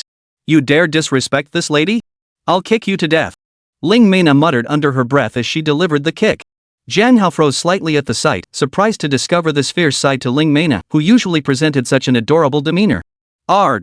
Struck in a sensitive spot by Ling Mena, Wan Junfeng let out a wolf-like howl, clutching his lower abdomen with both hands. "Damn it, Ling Mena, you'll get fired for this." Wan Junfeng's eyes burned with hatred as he gritted his teeth and snarled at Ling Mena. Hearing this, Ling Mena stepped forward again, delivering several kicks to Wan Junfeng's thigh before declaring, "Since I'm getting fired anyway, I've got nothing left to lose. This lady's done with you." With that, she walked over to Jiang Hao and said, "Let's go." Jiang Hao shot Wan Junfeng a sympathetic glance, shook his head slightly, then left the scene with Ling Mena. "Jiang Hao, how did you suddenly show up here? You weren't secretly following me to play bodyguard, were you?" Ling Mena asked Jiang Hao with a smile as they walked. Jiang Hao shot her a disapproving look and replied flatly, "You're overthinking it. I just happened to have business here today." Ling Mena chuckled, "That just proves we're meant to be. You're my guardian sent by the heavens." Jiang Hao replied flatly, "You're overthinking it. Alright, you should head back now." Ling Mena suggested, "Jiang Hao, why don't you walk me part of the way? My place is near where we had barbecue last time, it should be on your route anyway." Jiang Hao thought for a moment. It did seem that way. He nodded. "Alright, let's go." "Yay! Awesome." Ling Mena had only asked on a whim, never expecting Jiang Hao to actually agree. She was instantly thrilled. Jiang Hao shook his head slightly, saying nothing, and simply led Ling Mena to his car. "Jiang Hao, did you switch cars again? This one seems pretty high-end?" Ling Mena asked once they were inside. Jiang Hao nodded. "No, I haven't changed cars. I just switched between a few different ones." "Wow, you're really loaded," Ling Mena murmured admiringly at his words. As Jiang Hao started the engine, he remarked casually, "You don't seem worried at all about being unemployed?" Ling Mena replied, "Worrying won't change anything. Whether you're unhappy or happy, it's still one day. Why not choose to be happy every day?" Besides, if Douyin doesn't want me anymore, I'll just join another live streaming company. A top-tier streamer like me can thrive anywhere. If Douyin fires me, it's their loss.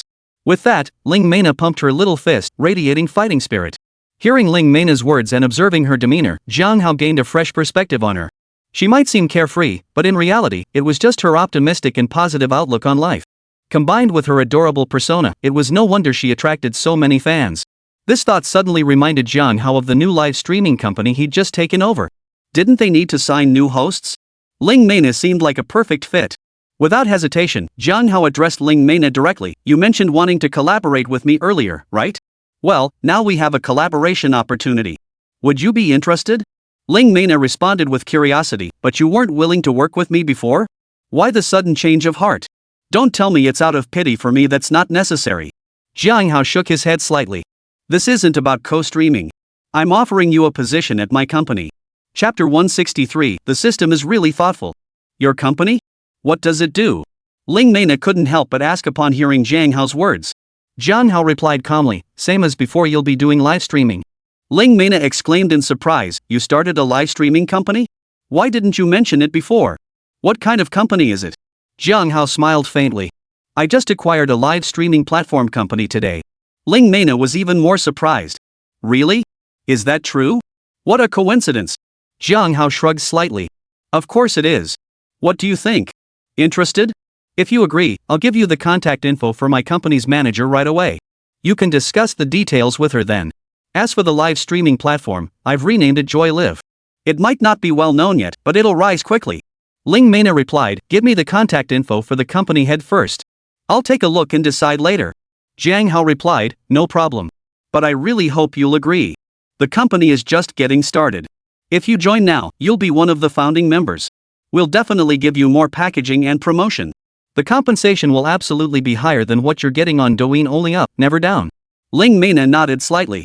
I'll give it serious consideration. Jiang Hao nodded slightly, choosing not to press further. He'd only mentioned it casually. Company affairs were largely handled by Su Qingya. Soon, Jiang Hao dropped Ling Mena off at the entrance of her residential complex. Would you like to come up for a visit? Ling Mena asked with a smile as she stood beside the car. No need. You should head back quickly. It wouldn't be good if something unexpected happened later. Jiang Hao shook his head slightly, replying casually.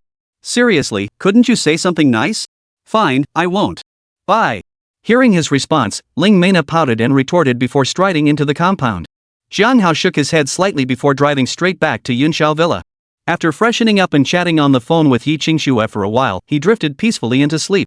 A beautiful day begins when you sleep until you wake naturally. Ding. Good morning, host. Would you like to check in? The moment Jiang Hao awoke, the familiar voice of the system echoed in his mind once more. Yes. With Jiang Hao's response, the familiar virtual interface reappeared before his eyes. Jiang Hao reached out and tapped the illuminated daily check-in button. Ding. Check-in successful. Congratulations, host. You have obtained 1 wisdom robot security coach. This system is surprisingly considerate. Hearing the reward it offered, Jiang Hao felt a pleasant surprise. He had just acquired a security company last night, and now the system was offering him a security coach. Perfect timing indeed. With a slight shift of his thoughts, Jiang Hao teleported the intelligent robot security coach from the system warehouse into the room. It looked remarkably similar to that previous smart robot bodyguard. Seeing another female robot with that golden ratio figure appear again, Jiang Hao was already quite accustomed to it. Ding. The robot's appearance can be altered according to the host's requirements. The robot bodyguard and the robot security instructor specialize in combat and protection, and training others, respectively. Hearing the system's explanation, Jiang Hao nodded slightly and asked no further questions. After all he needed to know was that this robot could help him train the security guards at his company. Jiang Hao searched for another image on his phone, instructing the robot to alter its appearance accordingly and assign a new name. From now on, you shall be known as Jiang'an. Your responsibility is to train the security guards of the company. Understood. Thank you for the name, Master, the intelligent robot responded respectfully upon hearing Jiang Hao's command. You may leave now. Jiang Hao nodded slightly before instructing Jiang'an. Yes, Master, Jiang'an acknowledged before retreating. Once the robot Jiang'an had exited, Jiang Hao began getting dressed and rising from bed. After washing up, he headed straight to the dining room, where the intelligent robot servant had already prepared breakfast. Good morning, Master. Please enjoy your meal. When no one else was home, the robot servant maintained the same captivating appearance it had upon first appearing. Seeing the robot servant now dressed in a maid outfit, with her exquisitely beautiful features, Jiang Hao felt his appetite increase considerably. Thank you, Jiang Hao replied habitually before beginning to enjoy his breakfast. While eating breakfast, Jiang Hao suddenly remembered that he'd activated 3 robots, and it seemed only the robot maid hadn't been named yet. Right, he said after a moment's thought, addressing the robot maid in a calm tone. From now on, you'll be called Jiang Pu. Thank you, master, for bestowing my name, the robot maid responded respectfully upon hearing Jiang Hao's words. Was it just his imagination? Jiang Hao thought he detected a hint of joy in the robot maid's voice. Jiang Hao gave a slight nod, saying nothing more as he focused on eating his breakfast. After finishing breakfast, Jiang Hao stood up and left the villa, accompanied by his robot trainer, Jiangyan. As for cleaning up after the meal, that naturally fell to the robotic maid, Jiang Pu. Jiang Hao drove the car with his robotic coach Jiangyan and soon arrived at the location of the former Mei security company. At this moment, the entire security company appeared somewhat desolate and quiet. Jiang Hao and Jiangyan entered the security company premises together. The people inside the security company greeted Jiang Hao's arrival with curious expressions. Among them, several security guards who had previously participated in the attack on Jiang Hao showed particularly shifty expressions. Mr. Jiang, you're here. Soon, a stout, middle-aged man in a security uniform hurried out from inside the company to greet Jiang Hao. Jiang Hao glanced at the man and asked flatly, "Who are you?" I'm He Hu, the supervisor here. After Mei-san and the others were taken in, I'm currently the highest-ranking person on duty. The county government has informed me that you will be taking over the company. The man responded respectfully upon hearing Jiang Hao's question. Jiang Hao nodded slightly. Supervisor He, is that correct? Gather all the security personnel currently at the company. I wish to meet with them. Yes, sir. He Hu responded respectfully upon hearing Jiang Hao's order, then promptly went to gather the company's security personnel. Before long, all the security personnel were assembled in the company lobby. The group watched Jiang Hao and the robot instructor, Jiangyan, their eyes flickering with unreadable thoughts. Chapter 164, Security Training, Airport Trip. Jiang Hao looked at the group and said calmly, starting today, I am the owner of this company. For those employees who wish to remain, you will undergo systematic training. During the training period, your wages will be paid as usual. He Hu cautiously inquired, what exactly will this training entail, Mr. Jiang? The security guards in the lobby also turned their gaze toward Jiang Hao, awaiting his response. Jiang Hao replied calmly, on one hand, we'll train you in combat techniques. On the other, we'll cover our security company's protocols. The training will last 1 month, followed by an assessment. Those who pass will retain their positions with a 10% pay increase. Those who fail will be dismissed immediately. The crowd immediately erupted into murmurs upon hearing Jiang Hao's words. After a moment, a middle-aged man who looked like a troublemaker spoke up loudly, we security guards just need to complete the security tasks our clients require. Why do we need any procedures? Also, how exactly does Mr. Jiang plan to train us in combat skills? His gaze fixed on Jiang Hao, tinged with a hint of challenge. The others followed suit, turning their eyes to Jiang Hao, eager to see how he would respond. Ignoring the provocateur, Jiang Hao turned his attention directly to He Hu.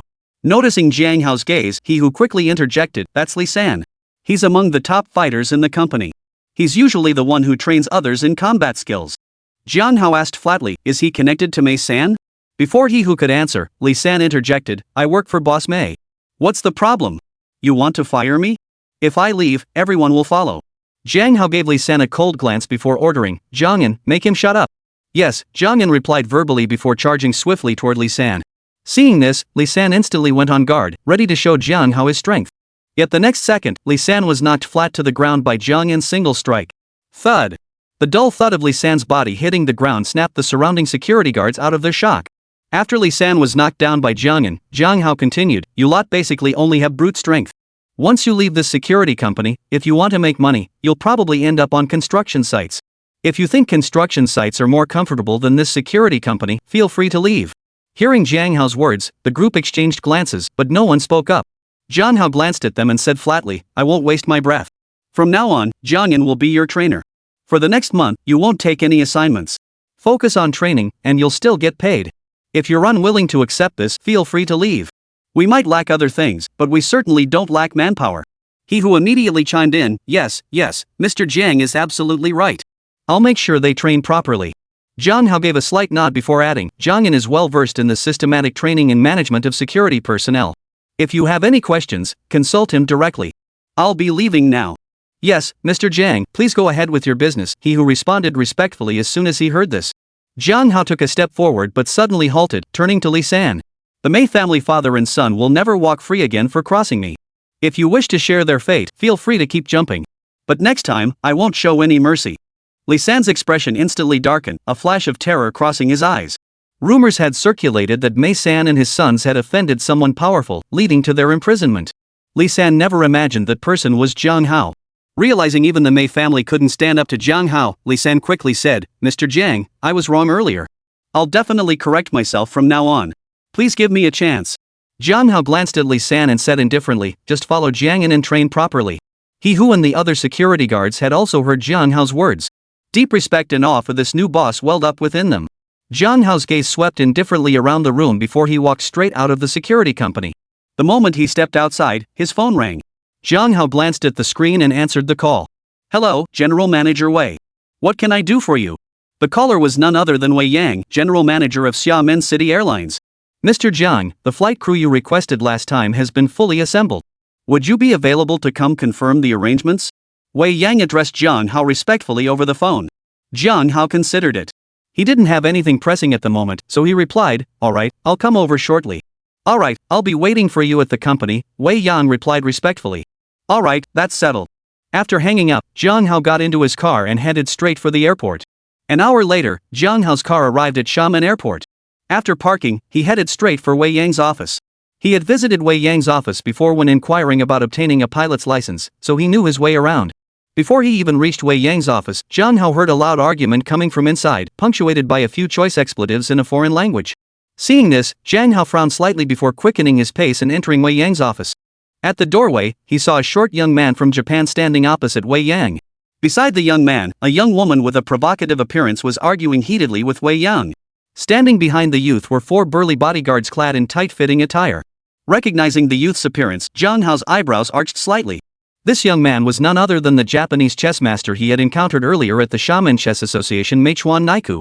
What surprised Jiang Hao even more was the presence of another familiar face in the office, Lu Jing, a friend of Yiqing Xue's. At that moment, Lu Jing stood beside Wei Yang, her face a mix of hurt and anger. Jiang Hao stepped into the office and asked calmly, "What's going on here?" Hearing Jiang Hao's voice, everyone in the office instinctively turned to look at him. Upon recognizing Jiang Hao's face, their expressions shifted in various ways. Chapter 165, The Arrogant Woman. Meichuan Naiku couldn't help but recall his last visit to the Xiamen Chess Association, where Jiang Hao had utterly crushed him in both chess and Go. His expression darkened considerably. Wei Yang hadn't expected Jiang Hao to arrive so quickly, catching him in the midst of an awkward situation. His expression held both embarrassment and tension. Lu Xian's eyes, however, lit up with delight. "Who the hell are you? What's wrong with your Xiamen Airlines? How can just anyone barge into the CEO's office? If anything happens to our young master Meichuan because of this, can you afford to take responsibility?" Just as Wei Yang was about to greet Jiang Hao, the flamboyantly dressed woman blurted out a loud rebuke. The first part of her outburst was directed at Jiang Hao, while the latter was aimed at Wei Yang. Hearing her words, Wei Yang's expression shifted slightly. He quickly interjected, "Ms. Bai, this is Mr. Jiang Hao, the largest shareholder of Xiamen Airlines. Please show some respect in your speech." This flamboyantly dressed woman was none other than Meichuan Naiku's Chinese interpreter, Bai Yaolian. Her expression shifted slightly at Wei Yang's words before she retorted, "Even if he is your airline's largest shareholder, that doesn't give him the right to interrupt others mid-sentence. Is this the level of civility you people possess?" Jiang Hao's brow furrowed slightly as he replied coolly, "You're not human?" Bai Yaolian responded with a smug expression, declaring loudly, "Of course I'm not human. I long ago acquired citizenship of the great nation of Fuso and became a citizen of Fuso. It is precisely because I disdain associating with people like you that I no longer wish to remain human." Hearing Bai Yaolian's words, Jiang Hao, Wei Yang, and Lu Xian all wore grim expressions. This woman truly has no shame. She was even more despicable than those foreigners who slandered us. Jiang Hao shot Bai Yaolian a cold glance. "We should be glad to be rid of shameless people like you. And don't forget this is my turf. Keep barking, and I'll have security throw you out. You're rude." Hearing Jiang Hao's words, Bai Yaolian's expression instantly changed. She snapped at Jiang Hao with a feigned sternness, then retreated to stand beside Meichuan Kuei. Jiang Hao despised such hypocrites even more than certain foreigners.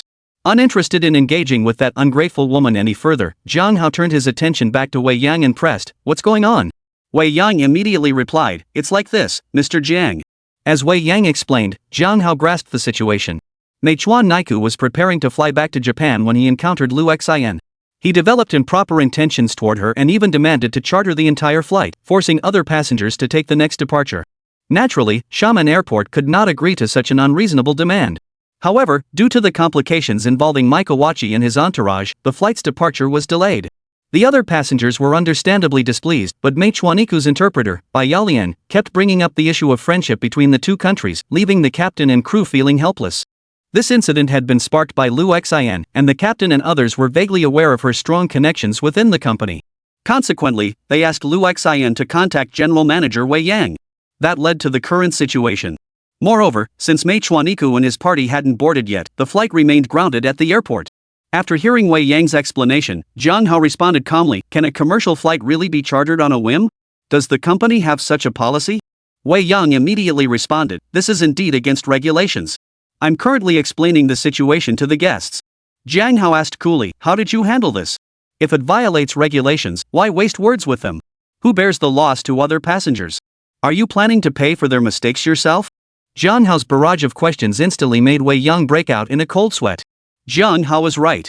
He'd been so preoccupied with bilateral friendship and the concerns of Mei Chuaniku's group that he'd overlooked the fact other passengers might not be as accommodating. With this realization, Wei Yang hurriedly said, "Mr. Jiang, I apologize. I failed in my duties." Zhang Hao glanced at Wei Yang and said flatly, "Notify the flight to depart immediately. Also inform them that all passengers on this flight will receive full refunds for their tickets as compensation." "Yes, sir. I'll handle it immediately."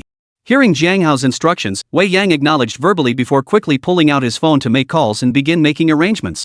"What are you doing? Our young master Mei Chuan hasn't boarded yet. How dare you let the plane take off?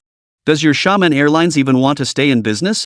Overhearing Zhang Hao and Wei Yang's exchange, Bai Yalian burst out again, loudly accusing them. "You're undermining the friendship between Japan and China. I'm going to the consulate to report you." Wei Yang's movements froze momentarily at Bai Yalian's words. Zhang Hao frowned slightly at the scene and said indifferently, "What are you standing there for? Didn't you hear what I just said?" "Yes, sir." Seeing Zhang Hao frown, Wei Yang promptly responded respectfully before making calls to arrange the flight departure and ticket refunds. Turning to Bai Yalian, Zhang Hao remarked coolly, "Go ahead and file your complaint. I'm curious to see if you can win this lawsuit." Upon hearing this, Bai Yalian immediately addressed Mei Chuan Naiku in Japanese, "Young Master Mei Chuan, will proceed directly to the consulate.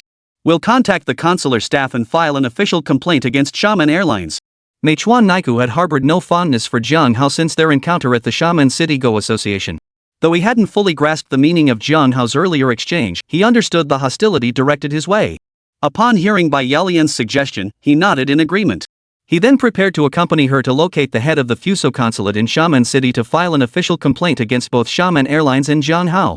The bodyguards naturally surrounded Bai Yalian and Mei Chuaniku, preparing to escort them out of the office. "Wait." At that moment, Zhang Hao spoke up again, halting them. "What? Do you intend to restrict our personal freedom?" Hearing Zhang Hao's words, Mei Chuan Naiku and his group halted. Bai Yalian coldly addressed Zhang Hao.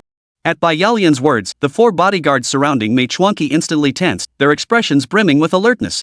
Chapter 166, Mine, I Won't Apologize. Mei Chuan Naiku also glared at Zhang Hao with a dark expression.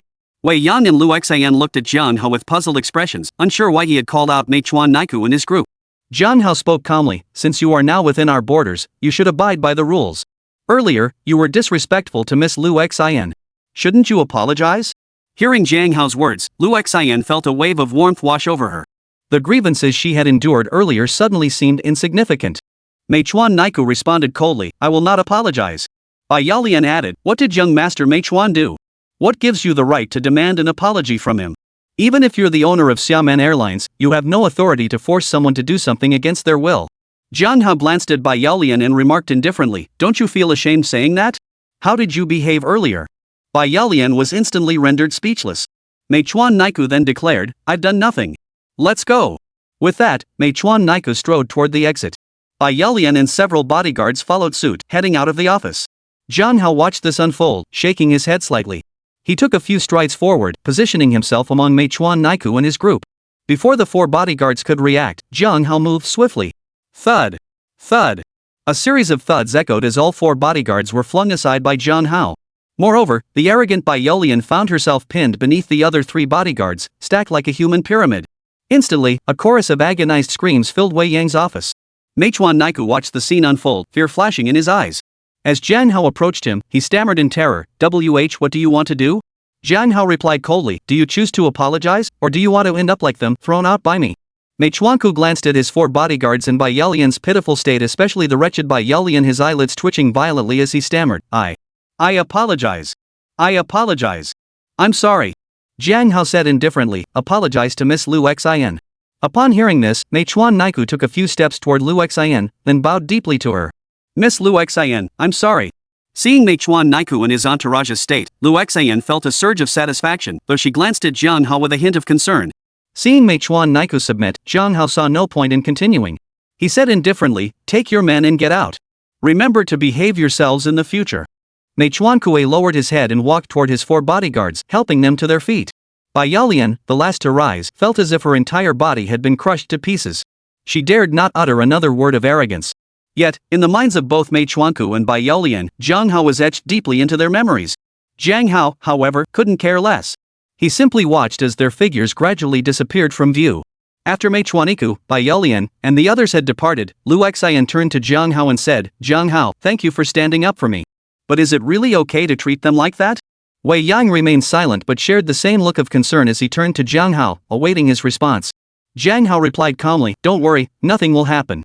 Also, Mr. Wei, remember this, as long as our company is in the right, no matter who the other party is, handle it however necessary. I don't want to see a situation like this happen again. Yes, I'll remember, Wei Yang promptly replied with respect upon hearing Jiang Hao's words. Jiang Hao nodded slightly before continuing, all right. You mentioned earlier that you'd assembled the crew for me. Have them come over so I can meet them? Yes, sir. Please wait a moment. Wei Yan respectfully agreed, then took out his phone to call the crew. Lu Xian then said, Mr. Jiang, Mr. Wei, if you two need to discuss matters, I'll step out for now. Jiang Hao gave a slight nod. All right, go ahead and attend to your duties. Lu Xian bid farewell to Jiang Hao and Wei Yang before exiting the office. After Lu Xian left, Jiang Hao and Wei Yang engaged in a casual conversation in the office while waiting for Jiang Hao's private crew. It wasn't long before a group of 4 entered the office. Mr. Jiang, allow me to introduce the crew I've selected for you. This is... Seeing everyone present, Wei Yang promptly stood up and introduced them to Jiang Hao. By the time Wei Yang finished, Jiang Hao had gained a basic understanding of the 4 individuals. Among the 4 were 1 man and 3 women. The pilots were a middle-aged couple, the man was Zhang Liang, and the woman was Bai Tian. The other 2 were flight attendants, one surnamed He and the other surnamed Lu. Then, Wei Yang addressed the group, this is Mr. Jiang Hao. He is the person who hired you, and he is also the largest shareholder of our Xiamen Airlines. Hello, Mr. Jiang. As soon as Wei Yan finished his introduction, the 4 immediately greeted Jiang Hao. They hadn't expected Jiang Hao to be the largest shareholder of Xiamen Airlines, nor did they anticipate him looking so young. Jiang Hao replied casually, no need for formalities. Please, take a seat. Thank you, Mr. Jiang, the group replied, expressing their gratitude before taking seats in the office chairs. Jiang Hao looked at them and asked, how long have you been working for the airline? And why are you considering leaving to join a private crew? The 4 exchanged glances before Zhang Liang stood up and spoke first, Mr. Jiang, I'm Zhang Liang. I've been flying for nearly 10 years, and my wife, Bai Tian, has been flying for about 8 years. The reason we wish to leave the company and join a private crew is that the schedule is much more flexible. Bai Tian and I have been constantly flying, often on different shifts, leaving us little time together. So, after Zhang Liang finished, Jiang Hao understood the situation and nodded slightly. No need to be formal. Sit down. Thank you, Mr. Jiang, Zhang Liang acknowledged before resettling into his chair. Zhang Liang had already explained Bai Tian's situation, so she didn't need to say anything. Next came the 2 flight attendants. The reasons both men gave Jiang Hao were not too different from Zhang Liang's. As for whether they were true or not, only they themselves knew. After everyone had finished their introductions, Jiang Hao turned to Wei Yang and remarked coolly, their professional skills should be up to par, right? If there are any issues, I'll be holding you accountable. Chapter 167, is this what the rich live like? Wei Yang immediately assured him, rest assured, Mr. Jiang. Their professional skills have undergone rigorous screening. There won't be any problems. Jiang Hao nodded slightly. All right then. I'll take them to familiarize themselves with my aircraft. You continue overseeing company affairs. If any unsolvable issues arise, call me. Yes, Mr. Jiang. Please focus on your work, Wei Yang replied respectfully. That's all. Remember, this kind of incident absolutely cannot happen again. Jiang Hao nodded slightly, issuing another reminder to Wei Yang. Understood. Hearing Jiang Hao's reminder, Wei Yang promptly assured him. Jiang Hao glanced at Wei Yang but said nothing further. He then led Zhang Liang and the others out of the office toward the exit. Wei Yang escorted them all the way to Jiang Hao's parking spot. Alright, you can go now. Doing your job well matters more than anything.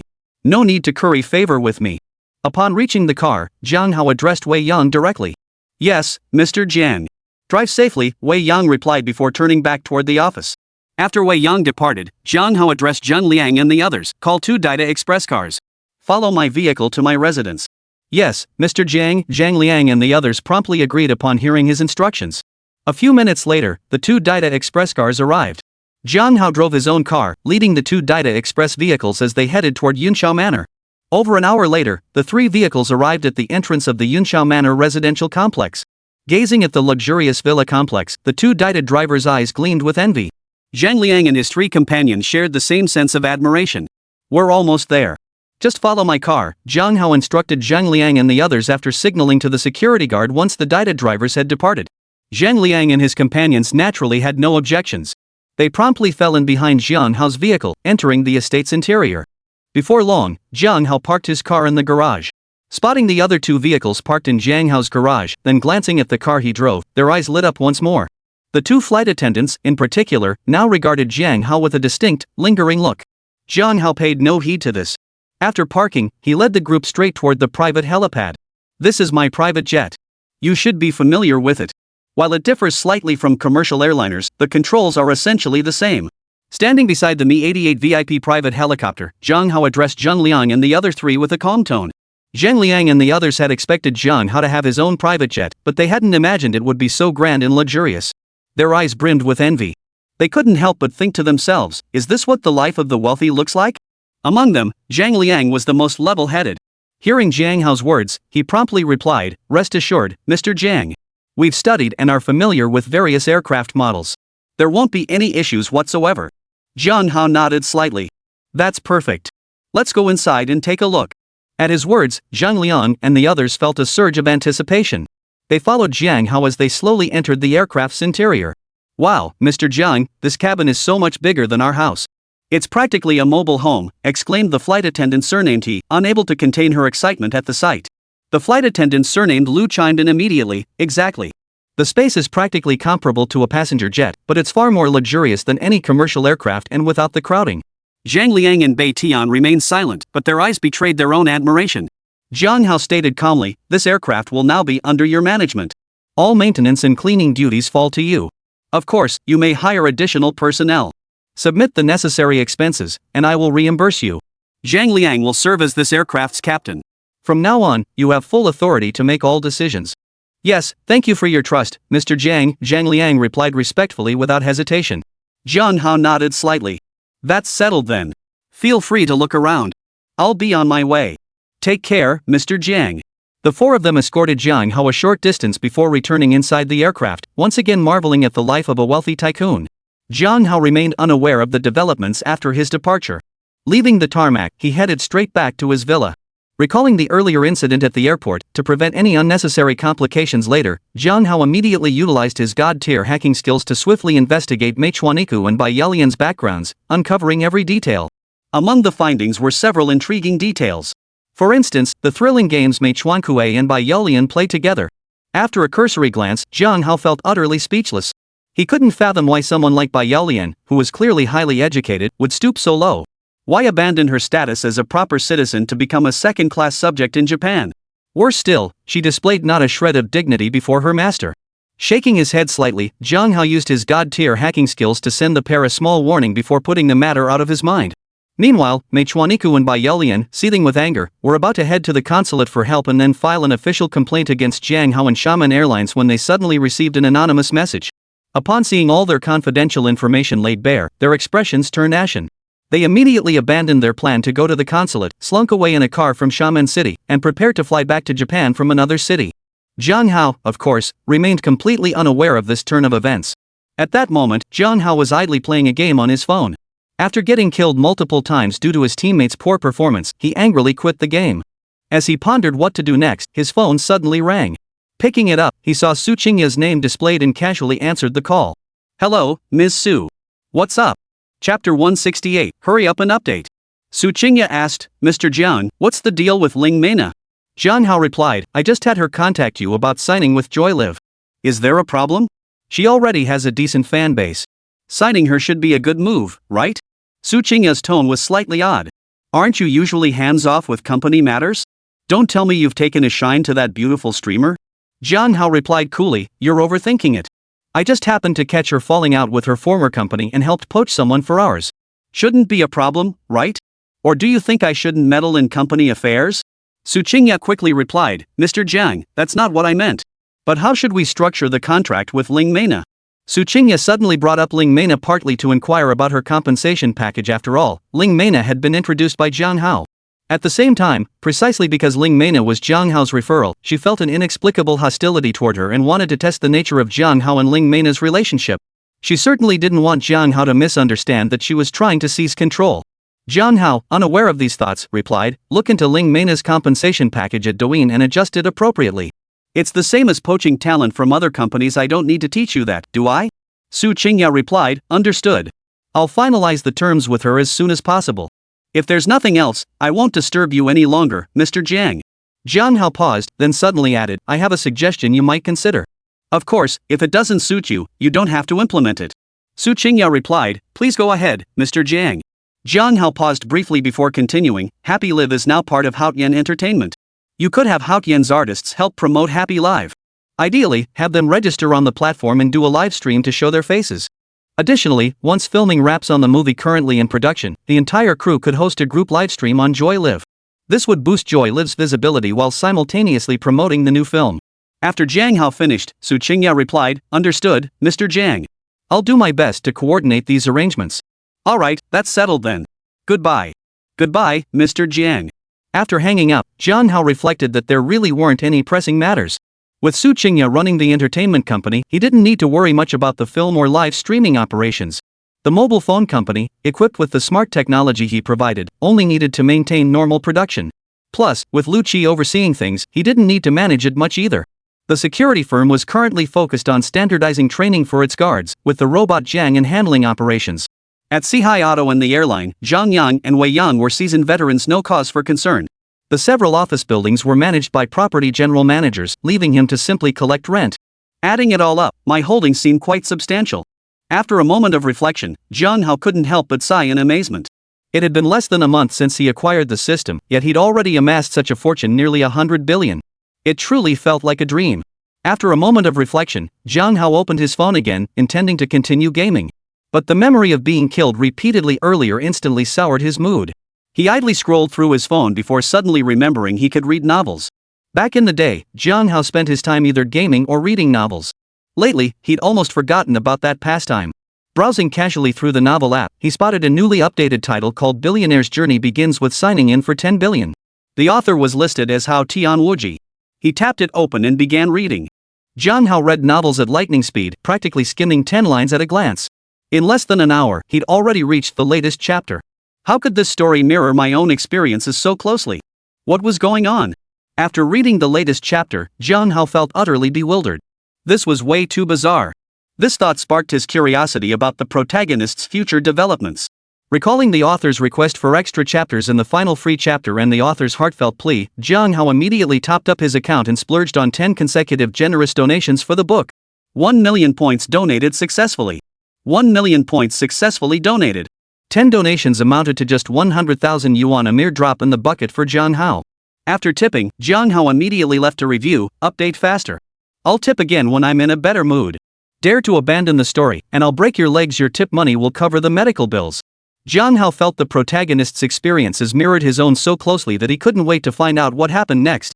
However, he knew the author couldn't possibly write so quickly, so he immediately switched to reading the next novel. Whenever he found something thrilling, he'd immediately shower it with rewards and demand updates. Little did Jiang Hao know that his frenzy of tipping had sent the entire website into an uproar among both authors and readers. Especially the author known as Hao Tianwuji. He was practically jumping for joy. It was actually other authors in the group who tagged him and shared the news. Hao Tianwuji was skeptical at first, but when he checked for himself, his heart began pounding wildly with excitement. Seeing his own book leap straight to the top of the tipping charts filled him with unbridled joy. Yet amidst his joy, a chill ran down his spine. Earlier, watching his book's steadily declining performance, he'd seriously considered abandoning it. After the initial thrill, Hao Tianwuji hurriedly replied to Jiang Hao's book review, "Thank you, sir. I'll work my ass off writing now and absolutely won't abandon this story." Other authors who had received rewards from Jiang Hao also flooded him with messages of gratitude, each one visibly thrilled. Jiang Hao remained oblivious to all this, and even if he knew, he wouldn't have cared. He spent the entire afternoon happily immersed in reading novels. Soon evening arrived. The robot maid Jiang Pu prepared dinner and approached Jiang Hao, respectfully announcing, "Master, dinner is ready." "Alright, I'm coming." Jiang Hao put away his phone, rubbed his slightly sore eyes, and then proceeded to enjoy the dinner Jiang Pu had prepared. After finishing dinner and freshening up, he was about to head to his bedroom when his phone rang again. Glancing at the name displayed on the screen, Jiang Hao casually answered the call. Chapter 169, Brewing New Ideas. "Hello, Brother Wu, what's up?" On the other end was Wu Zhang, one of Jiang Hao's neighbors who worked in e-commerce. Hearing Jiang Hao's greeting, Wu Zhang chuckled. "Brother Jiang, are you free tomorrow?" Jiang Hao thought for a moment. He didn't have any plans, so he casually replied, "Sure, why?" Wu Zhang explained, "A few friends and I are planning to play golf tomorrow afternoon to relax and discuss some small business matters. Would Brother Jiang be willing to grace us with your presence?" Jiang Hao chuckled, "Playing golf? That's fine. But I've never played before. If I make a fool of myself, you guys better not laugh at me."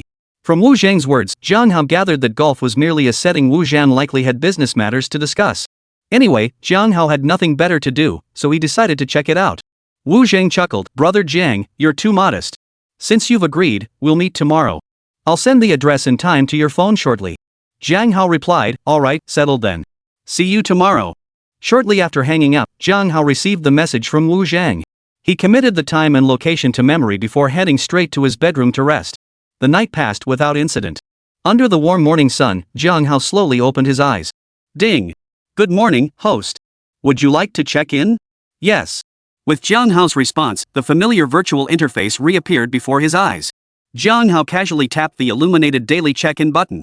Ding! "Check-in successful. Congratulations, host. You have acquired the skill, God-tier ball skills." "Huh, this system is kinda interesting," Jiang Hao murmured to himself upon hearing the reward notification.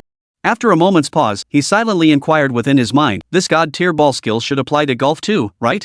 Ding, yes. After claiming the God-tier ball skills, the host will master God-tier abilities for all ball sports. Receiving the system's response, Jiang Hao nodded in satisfaction. He then silently recited the command, "Claim divine-level ball skills." The moment he finished the silent command, Jiang Hao felt an immense surge of knowledge about ball sports flood his mind. He sensed that basketball, soccer, ping-pong, every ball sport imaginable seemed to be innate to him, as if he possessed innate mastery and profound expertise in each. He had worried about not knowing golf and potentially embarrassing himself, but now that concern was gone. With that thought, Jiang Hao got up, freshened up, and began enjoying the breakfast prepared for him by his robotic maid, Jiang Pu.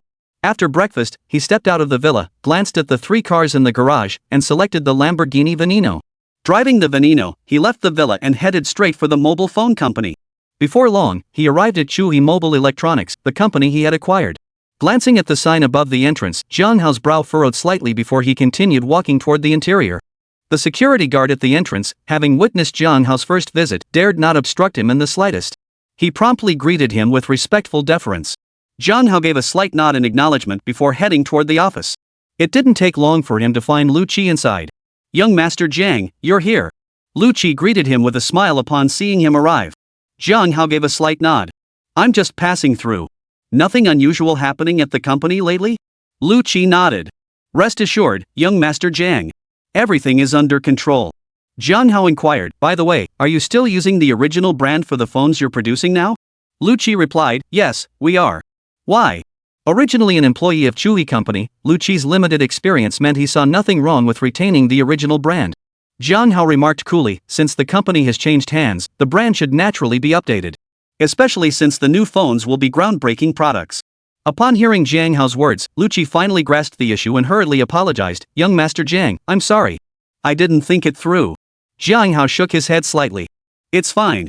You're still new to this role. You'll figure it out gradually.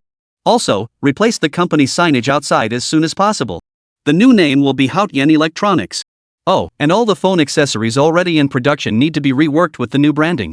From now on, the phones we produce will be called Haotian smartphones." Lu Qi nodded urgently.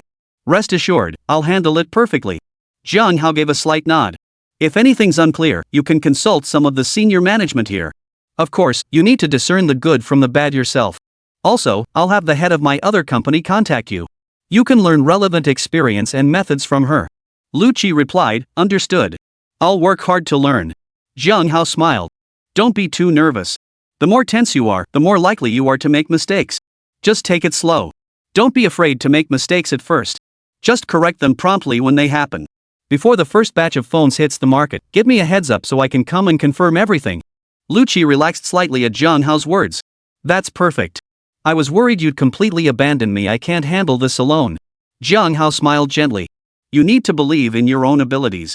After chatting casually for a while longer, Jiang Hao bid Lucci farewell and drove back to Haotian Entertainment. After a brief inspection, Jiang Hao relayed Lucci's situation to Su Qingya, asking her to mentor him. After leaving Haotian Entertainment, Jiang Hao also visited the security company, the airline, and Sihai Auto Shop. Half a day passed quickly. Each company was located in a different area, and running back and forth between them was quite a time-consuming affair. After inspecting all his companies, Jiang Hao couldn't help but voice his reflections aloud. Simultaneously, a certain idea began to take shape in his mind. Checking his phone, he saw it was about time. Jiang Hao got into his car and headed straight for the golf club location Wu Zhang had mentioned. After parking, he entered the clubhouse, dialing Wu Zhang's number as he walked to exchange their locations. Soon, the two met up. Beside Wu Zhang stood 3 or 4 young men, but among them was someone Jiang Hao had hoped not to see. Chapter 170, Maybe I'm Just Lucky. That person was none other than Yang Bifan, who had crossed paths with Jiang Hao in 2 or 3 unpleasant encounters earlier. The moment Jiang Hao spotted Yang Bifan, the latter also noticed him, his expression immediately darkening. Jiang Hao didn't want to see Yang Bifan, but Yang Bifan wanted to see Jiang Hao even less. Their first encounter had ended with Yang Bifan crashing his supercar into a ditch. The second time they met, the mobile phone company Yang Bifan intended to acquire was snatched away by Jiang Hao. The third time they crossed paths, he lost out to Jiang Hao in acquiring a live streaming company. The fourth encounter happened during the transfer of that live streaming company. Now, this was their 5th meeting. Yang Bifan wondered if it was because he hadn't checked the almanac before going out. How could he keep running into Jiang Hao within just a few days? Wu Zhang, standing with his back to Yang Bifan, missed the shift in his expression. Smiling, he addressed Jiang Hao, Brother Jiang, allow me to introduce you. Wu Zhang first introduced the 3 young men, all second-generation figures from Xiamen City who maintained reasonably good relations with him. Perhaps due to Yang Bifan's background, Wu Zhang saved him for last in his introductions to Jiang Hao. No need to introduce him, we've met before, Jiang Hao remarked with a faint smile as Wu Zhang prepared to introduce Yang Bifan. Hearing Jiang Hao's words, Wu Zhang paused slightly before replying, so Brother Jiang and Brother Yang already know each other? That's truly wonderful. Jiang Hao chuckled without elaborating, and Yang Bifan also fell silent. Noticing the awkwardness, Wu Zhang quickly shifted the conversation. Allow me to introduce everyone else. This is Brother Jiang Hao. Haotian Entertainment is one of his ventures, and the Wanxiang Twin Towers are also part of his portfolio. Hearing Wu Zhang's introduction, the others were slightly surprised. Initially, they had assumed Jiang Hao was just another rich kid, but it turned out he was a self-made entrepreneur like Wu Zhang. Hello, Brother Jiang, Yang Bifan and the other 2 greeted him proactively once Wu Zhang finished his introduction. Jiang Hao saw this and smiled, nodding in response. Wu Zhang said, let's head straight to the course. Jiang Hao and the others didn't object, so the group proceeded toward the golf club's course. The entire golf club covered a vast area. Wu Zhang led Jiang Hao and the others to one of the courses in no time. The course offered expansive views. Beyond the vast green lawns lay sand traps, water hazards, and streams. The harmonious blend of these elements created a truly refreshing and delightful sight. Upon their arrival, caddies assigned by the club promptly approached each of them, handing out golf clubs and preparing golf balls. As the organizer of this gathering and the one setting the tone, Wu Zhang waited until everyone was ready. Wu Zhang smiled and said, come on, let's put everything else aside for now and just relax. Hearing Wu Zhang's words, Jiang Hao and Yang Bifan exchanged a glance but said nothing. Wu Zhang's remark was clearly directed at them. Next, the 5 of them each grabbed a golf club and began casually playing golf on the course. Golf, in essence, was straightforward. The player with the club would strike the ball once or multiple times from the tee area, aiming to land it in the designated hole. Though it was Jiang Hao's first time playing golf, having mastered god-tier skills, he felt as if he'd been immersed in the game for years. Whether it was his grip on the club or his swing, everything looked flawless, with hardly a hint of imperfection. What surprised the others even more was how effortlessly Jiang Hao sent the ball into the hole. Watching Jiang Hao sink the ball effortlessly 3 times in a row, Wu Zhang couldn't help but laugh. When I called you yesterday, you said you'd never played golf before, right? But from the looks of it, you're clearly a pro. Yeah, Brother Zhang's skills are truly impressive. Honestly, no one I've ever seen plays as smoothly as Brother Jiang. Same here. Hearing Wu Zhang's words, the 3 young men chimed in agreement. Partly because they genuinely admired Jiang Hao's skill, and partly because of the impressive financial background Wu Zhang had mentioned earlier. Seeing Jiang Hao being flattered by Wu Zhang and the others, Yang Baifan's expression darkened slightly, though he didn't say much. Truth be told, Yang Baifan had initially considered challenging Jiang Hao to a golf wager. However, recalling their previous car racing wager, he felt a pang of hesitation and decided to observe Jiang Hao's golf skills before making a decision. Now, having witnessed Jiang Hao's mastery on the golf course, Yang Baifan couldn't help but feel a wave of relief. Thankfully, he hadn't challenged Jiang Hao to a bet earlier. Otherwise, he would have given Jiang Hao a chance to show off his skills and might have suffered a hefty loss. Jiang Hao chuckled. This really is my first time playing. I just looked into it after Brother Wu called. Maybe I'm just lucky. Hearing Jiang Hao's words, the others merely chuckled, clearly unconvinced. Hey! Young Master Yang, you're here too? Just then, a surprised voice rang out beside them. Simultaneously, a young man and woman strode briskly toward them. The young man wore a white shirt and white casual pants, his appearance and physique both striking. In his hand was a silver golf club that looked quite expensive. The woman wore a pink sun hat, her sweet features framed by a form-fitting pencil skirt that accentuated her curves. Oh, it's Faye. What a coincidence. Yang Baifan's eyes flickered slightly as he spotted the young man approaching. A smile spread across his face as he called out to him. He then introduced Ding Yifei to Wu Zhang, Jiang Hao, and the others. This is my friend, Ding Yifei. He's a professional golfer. He might be able to give us some pointers on that later. He then introduced Wu Zhang, Jiang Hao, and the others to Ding Yifei one by one. Ding Yifei greeted everyone in turn and briefly introduced his companion, a woman named He Hui. With Yang Baifan's introduction, Ding Yifei and He Hui joined Wu Zhang and Jiang Hao's group. After playing for a while longer, Yang Baifan gave Ding Yifei a knowing look. The two then excused themselves to use the restroom, temporarily separating from Jiang Hao and the others. Chapter 171, Adding Some Spice. Before long, Yang Baifan and Ding Yifei returned, acting as if nothing had happened. After a while, Yang Baifan suddenly suggested, playing like this is kind of boring. How about we add some stakes? Sounds good. Adding stakes definitely makes things more exciting, agreed the three rich second-generation youths beside Wu Zhang, immediately showing their approval. They usually enjoyed betting games, and playing without stakes like today was actually quite rare. However, whether it was Wu Zhang, Yang Baifan, or Jiang Hao, all three were clearly of higher status than them. They felt it would be inappropriate to bring it up themselves. Now that Yang Baifan brought it up, it perfectly aligned with their interests. Wu Zhang didn't respond immediately. Instead, he turned to Jiang Hao with a smile and asked, "What do you think, Brother Jiang?" Jiang Hao gave Yang Baifan a faint glance before nodding. "I'm in." Seeing Jiang Hao's agreement, Wu Zhang promptly added, "In that case, let's add some stakes. How much do you all think is appropriate?" Yang Baifan's eyes flashed with delight at the unanimous agreement before suggesting, just for fun, 10,000 per shot. Any objections? Hearing Yang Baifan's figure, the three young men immediately nodded in agreement. Wu Zhang breathed a sigh of relief. Initially, Wu Zhang had worried Yang Baifan might name an exorbitant amount, making it awkward for everyone to back down. But 100,000 per shot was practically nothing to the group present. With the stakes settled, the game commenced immediately. Throughout the game, Wu Zhang and his group experienced both wins and losses, while only Jiang Hao and Ding Yifei consistently emerged victorious. In roughly half an hour, Jiang Hao and Ding Yifei had each won several million. At this point, Yang Baifan chuckled, "I think that's enough. If we keep going, it'll just be the rest of us handing money to Jiang Hao and Ding Yifei. While it's not a huge amount, constantly giving them money like this doesn't feel quite right, does it?" Young Master Yang is right. Mr. Jiang and Mr. Ding are truly formidable. I must admit defeat. Indeed. Especially since Mr. Jiang claimed it was his first time playing golf, yet he's so skilled. Truly admirable. I agree. Wu Zhang smiled and added, "In that case, let's call it a day. What do you think, should we play freely for a bit, or wrap things up now?" Hearing Wu Zhang's words, Yang Baifan shot Ding Yifei a knowing glance. Ding Yifei immediately stepped forward, grinning. Ending it now would be too soon, wouldn't it? Besides, Mr. Jiang and I haven't settled the score yet. Why don't we play a few more rounds while the rest of you play freely? After a pause, Ding Yifei turned to Jiang Hao with a challenging look. I've only just learned that this is Mr. Jiang's first time playing golf, yet he's already this skilled. It's making me a bit jealous. I wonder if Mr. Jiang has the courage to compete with me. Jiang Hao shot Yang Baifan a half smile, then turned to Ding Yifei with a calm expression. Why wouldn't I dare? How do you want to play? Ding Yifei replied, same rules as before, but with slightly higher stakes. Are you up for it, Mr. Jiang? Hearing Ding Yifei's words, Wu Zhang's expression shifted slightly. He quickly stepped in to smooth things over. It's just for fun. There's no need for either of you to take it so seriously. If the stakes get too high, it might not be appropriate. Ding Yifei countered, just Mr. Jiang and me playing. A mere 100,000 yuan per bet? That's no thrill at all. We might not even decide the winner by tomorrow. Then, turning to Jiang Hao, he smiled and asked, so? Are you up for it, Mr. Jiang? Jiang Hao replied coolly, why wouldn't I? Just name your stakes. Ding Yifei said, no need to go too high. Just 5 million per shot. What do you say?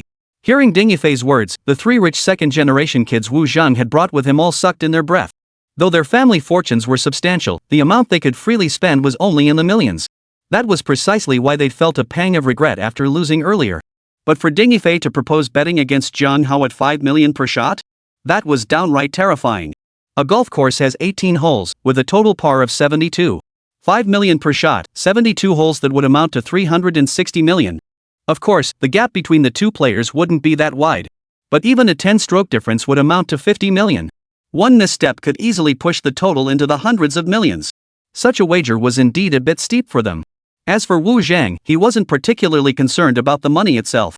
But Wu Zhang didn't want Jiang Hao and Ding Yifei to bet so high. If they kept this up, the whole game might lose its original flavor. Thinking this, Wu Zhang quickly interjected, this bet is far too high. Why don't we call it a day and go do something else together? Yang Baifan chuckled, since both Ding Yifei and Jiang Hao are eager to play, why must Brother Wu play the villain and stop them?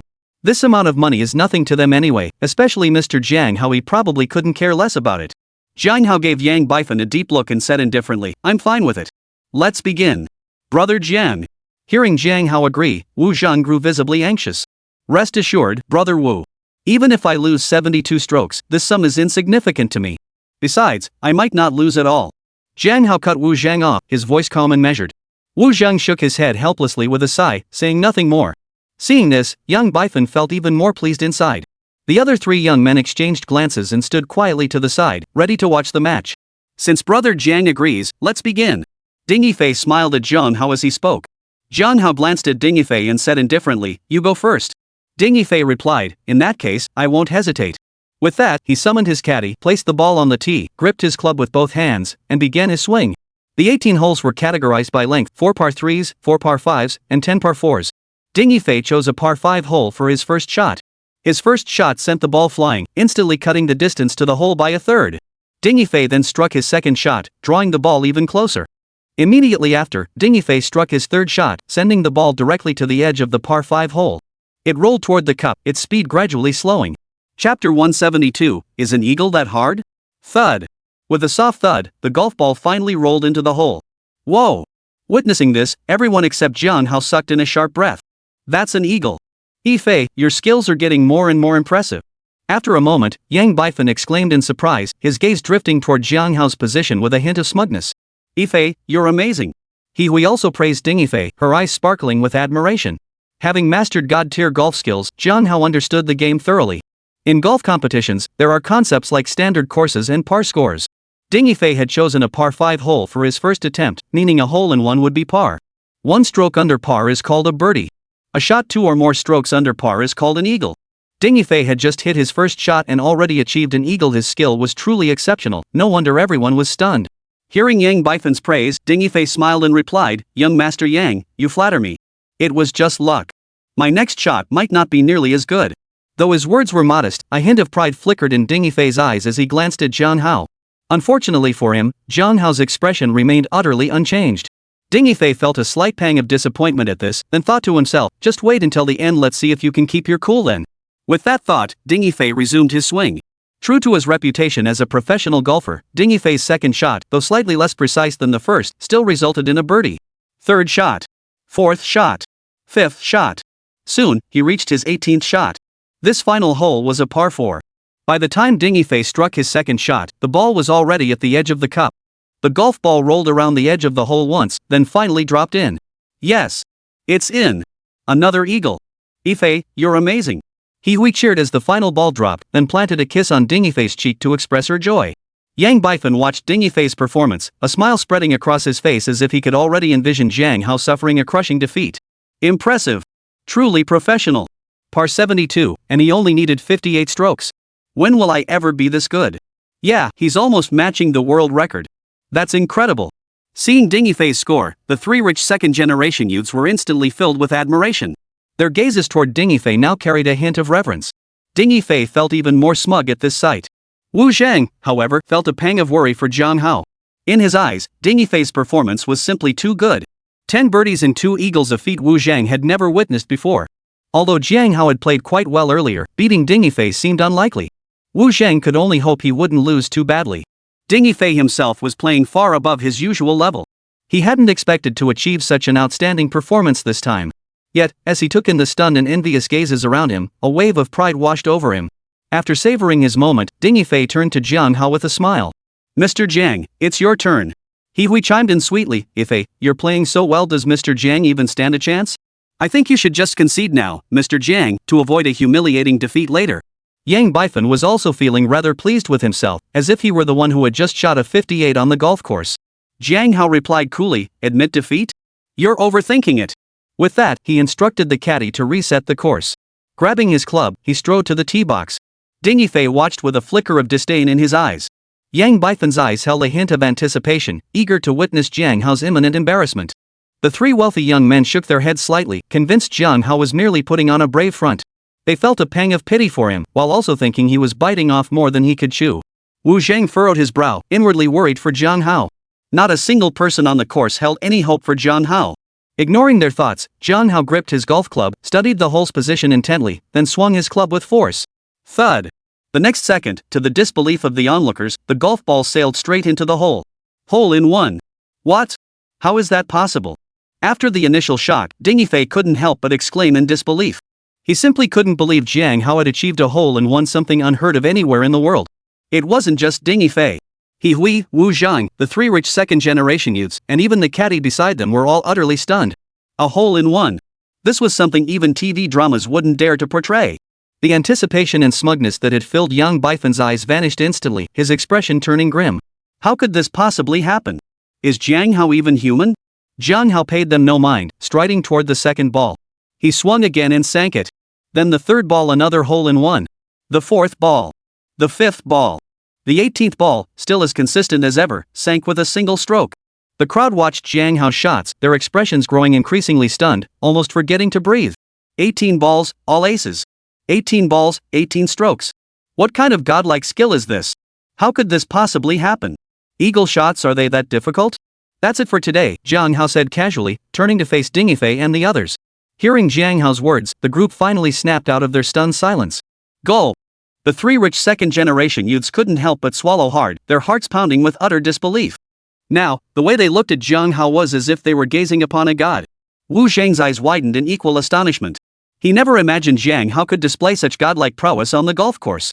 The world record was 55 strokes, yet Jiang Hao had managed 18. What did that even mean? Yang Baifan's face darkened like the bottom of a pot, consumed by jealousy and rage toward Jiang Hao. He Hui's sweet face twisted in disbelief. Dingy Fei stood completely frozen, his expression scattered, muttering repeatedly, this can't be, this can't be. Jiang Hao's calm gaze swept over the crowd, finally settling on Dingy Fei. His voice was cool and detached, 40 strokes. 200 million. Transfer the funds. Chapter 173, we'll see about that. Hearing Jiang Hao's words, Dingy Fei's face instantly turned ashen. He whipped his head toward Yang Baifan, his expression filled with unspoken words. Young Master Yang. Dingy Fei's provocation toward Jiang Hao stemmed directly from Yang Baifan's instructions after they'd gone to the restroom earlier. As a professional golfer, Dingy Fei's income wasn't exactly low, but coming up with 200 million yuan on the spot was simply too much for him. Moreover, it was precisely because of Yang Baifan's actions that he had been thrust into this awkward predicament, which was why he now turned to Yang Baifan for help. Noticing Dingy Fei's gaze, Yang Baifan shot him a warning look, signaling him to keep quiet. Dingy Fei immediately shut up, not daring to say another word. Only then did Yang Baifan show a hint of satisfaction. He turned his gaze to Jiang Hao and said coldly, I've already lent the 200 million to Ifei. Give me your account details.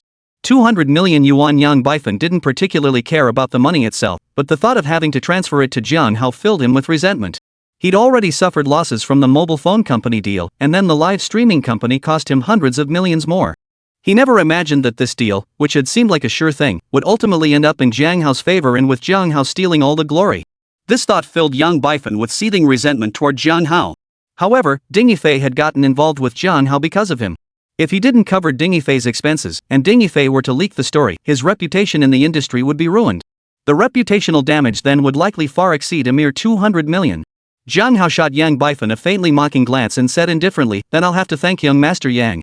He promptly provided his account details to Yang Baifan, who transferred the 200 million yuan without hesitation. Once the transfer was complete, Jiang Hao looked at Yang Baifan and smiled. Welcome, young Master Yang. Feel free to challenge me to more wagers like this. Whether you step up yourself or send someone else, I won't turn down a single one. Hearing Jiang Hao's words, Yang Baifan instantly realized all his previous schemes against Jiang Hao had been nullified. The thought made Yang Baifan's expression darken further as he coldly retorted, Jiang Hao, you're quite something. We'll see about that. With that, Yang Baifan abruptly turned and strode toward the exit of the golf club. Ding Yifei and He Hui, seeing this, hurriedly followed after him. After Yang Baifan and his group departed, Wu Zhang turned to Jiang Hao and murmured, Brother Jiang, I'm truly sorry. I had no idea there was such conflict between you and Yang Baifan. I never imagined it would escalate to this.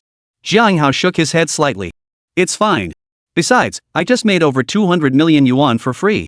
Not too shabby. After a pause, Jiang Hao added, Brother Wu, I suspect you didn't invite me here just for a round of golf. If you have something to discuss, please speak plainly. The three young second-generation heirs exchanged glances. One of them spoke up first, since Mr. Wu and Mr. Jiang have serious business to discuss, we'll take our leave. We'll gather again when the opportunity arises. Wu Zhang replied, all right then. We'll gather again next time for some proper fun. After the trio departed, Wu Zhang suggested, let's find a place to talk. This isn't the right setting for a conversation. Jiang Hao had no objection. They promptly exited the golf club and secured a private room at a nearby hotel. After ordering food, they began discussing matters while waiting for their meal to arrive. By the time Wu Zhang finished explaining, Jiang Hao understood the situation. Simply put, Wu Zhang was facing some cash flow issues and needed to raise funds. Initially, Wu Zhang had planned to approach both Jiang Hao and Yang Baifan for funding, but now he could only choose one. In the end, however, Wu Zhang chose Jiang Hao. After listening, Jiang Hao paused briefly before asking, Brother Wu, how much funding do you require? Wu Zhang replied, around 10 billion. My bank loan limit has already been maxed out, so I can't borrow that much more. That's why I'm seeking private funding. I can offer you the same interest rate as a bank loan. Jiang Hao smiled faintly. Forget about interest. What I'm actually interested in is collaborating with you, Brother Wu. Would you be open to that? Oh? How would you envision this partnership? Wu Zhang's eyes flickered as he turned to Jiang Hao. Jiang Hao replied calmly, I can transfer 10 billion directly to you, Brother Wu. But it wouldn't be a loan, it would be an investment in your company. What do you think? Wu Zhang's expression shifted slightly. Brother Jiang, are you trying to take advantage of the situation? In Wu Zhang's view, Jiang Hao was trying to acquire shares in his company. To him, this wasn't aid at all, it was detrimental to his business. Jiang Hao smiled. Brother Wu, you're overthinking it. I have no interest in your company.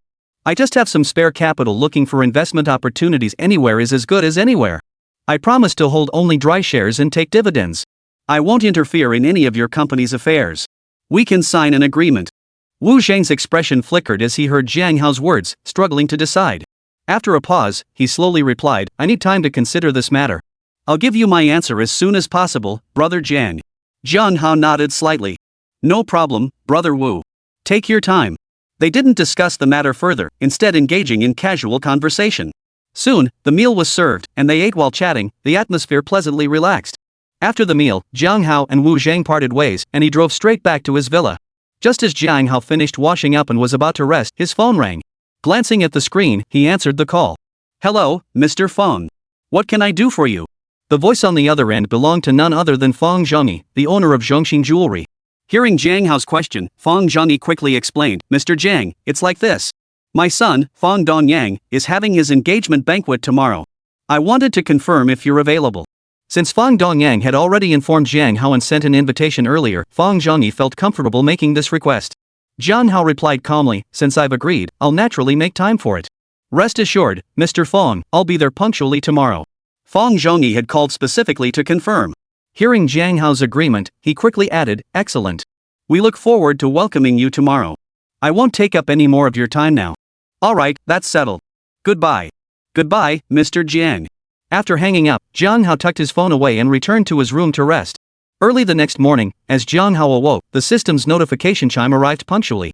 In response to Jiang Hao's acknowledgement, the familiar virtual interface materialized once more. Without hesitation, Jiang Hao tapped both the daily and weekly sign-in buttons simultaneously. Chapter 174, A Minor Hassle.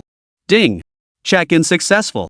Congratulations, host, you have obtained 2 Butterfly Trek Madun bicycles. Congratulations, host, you have obtained permanent ownership of the International Finance Center Tower. Bicycles? Hearing the system's notification sound, Jiang Hao froze slightly. The rewards from nearly a month of check-ins had been consistently impressive. This bike reward felt like a huge letdown. Pondering this, Jiang Hao immediately pulled out his phone to look them up online. After reviewing the results, Jiang Hao instantly realized that the system's rewards were, as always, incredibly generous. A single butterfly trek Madun bicycle had once sold for $5 million at auction, equivalent to over 30 million yuan. Two of them would be worth around 60 to 70 million. That value was truly staggering. Wait, wasn't this model supposed to be the only one in the world? After finishing his search, Jiang Hao asked the system with a hint of confusion. Ding! The other one is a replica created by the system based on the original design. Both bikes are identical in every aspect: performance, color, and everything else. Regarding Zhou Qian's International Finance Center tower, various supporting documents were stored in the system's repository. Hearing the system's explanation and glancing at the stack of documents, Jiang Hao nodded slightly to himself. This system was indeed quite capable. He just wondered what its origins truly were. Shaking his head slightly, Jiang Hao dismissed the chaotic thoughts. At least so far, the system had only offered him benefits without imposing any restrictions or disadvantages. That was enough. Putting his thoughts aside, Jiang Hao got dressed, freshened up, and began enjoying the breakfast prepared by his robotic maid, Jiang Pu. After breakfast, with nothing else to do, Jiang Hao headed straight to the garage to take a look at those two expensive bicycles. Soon, Jiang Hao found the two expensive bicycles in the garage. At first glance, their designs appeared no different from ordinary bicycles. However, through his god-tier appraisal skill, Jiang Hao could sense their unique highlights. The frames were adorned with a shimmering, transparent coating that resembled butterfly wings. Those transparent coatings were all genuine butterfly wings. The entire bicycle frame was constructed from carbon fiber. The original design was crafted by Britain's top designers. The high price tag was certainly justified. With that thought in mind, Jiang Hao casually selected one, mounted it, and rode around the villa for a while. It felt as though he had returned to the carefree days of his school years. After experiencing this expensive bicycle, Jiang Hao returned it to the garage. As Jiang Hao pondered his next move, his phone rang. He answered it without hesitation. Hello? Hello, is this Mr. Jiang Hao? A deep, resonant voice came through the phone. Yes, it's me. Mr. Jiang, this is Tian Honglu, General Manager of Property Management at the International Finance Center Tower. Would you happen to be available today? Having experienced similar calls before, Jiang Hao understood Tian Honglu's intent and replied casually, I'm available. Tian Honglu immediately responded, that's wonderful. We have some contracts that require your signature, and it also happens to be the rent collection date. Would you prefer to come over, or should I come to you? Jiang Hao replied, send me your office location. I'll head straight over. Tian Honglu replied, understood. I'll be waiting for you at the building shortly, Mr. Jiang. Alright, that's settled, Jiang Hao replied before hanging up immediately. The moment he hung up, a message from Tian Honglu appeared on Jiang Hao's phone. After a moment's thought, Jiang Hao opted to drive his Bentley Mulsanne toward the International Finance Center Tower. Before long, he arrived outside the International Finance Center. After parking, Jiang Hao followed the location Tian Honglu had sent and stepped inside the building, intending to take the elevator to Tian Honglu's office. Just as he reached the elevator lobby, he spotted two familiar figures, Ling Mena and Wan Junfeng, with whom Jiang Hao had crossed paths several times before. Jiang Hao, did you know I was in trouble and come to help? Ling Mena's eyes lit up with joy at the sight of him, and she hurried over. Jiang Hao raised an eyebrow slightly and replied indifferently, you're overthinking it. I came here for business. What's going on with you two?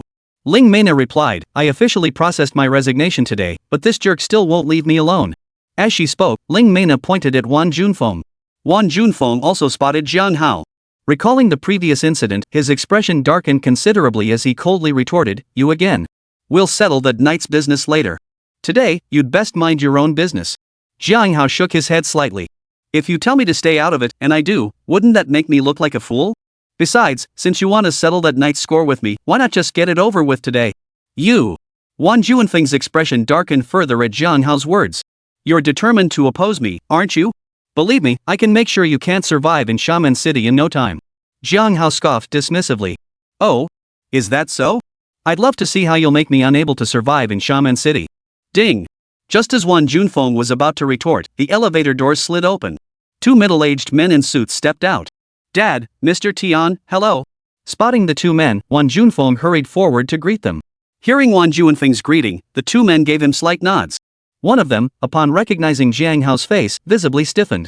He then cautiously inquired, you must be Mr. Jiang Hao? Hearing Wan Junfeng's introduction and recognizing the voice, Jiang Hao had already formed a rough guess. He replied calmly, that's me. Mr. Jiang, it's a pleasure to meet you. I'm Tian Honglu, who spoke with you earlier. I was just about to come out to greet you at the entrance, but I didn't expect you to arrive so quickly. Receiving Jiang Hao's confirmation, Tian Honglu's face immediately broke into a smile as he addressed Jiang Hao respectfully. Jiang Hao gave a slight nod. I just arrived myself and was about to come find you, but I ran into a little trouble. What sort of trouble? Tian Honglu inquired respectfully upon hearing Jiang Hao's words. Chapter 175, If You're Not Wild, Are You Even Young? The middle-aged man accompanying Tian Honglu was none other than Wan Juanfeng's father, Wan Yaogu. He had been heading out on business when he encountered Tian Honglu in the elevator, and the two had exited together. Wan Yaogu observed Tian Honglu's attitude toward Jiang Hao, and a look of surprise flashed in his eyes as he speculated about Jiang Hao's identity. As for Wan Junfeng, his eyelid twitched sharply.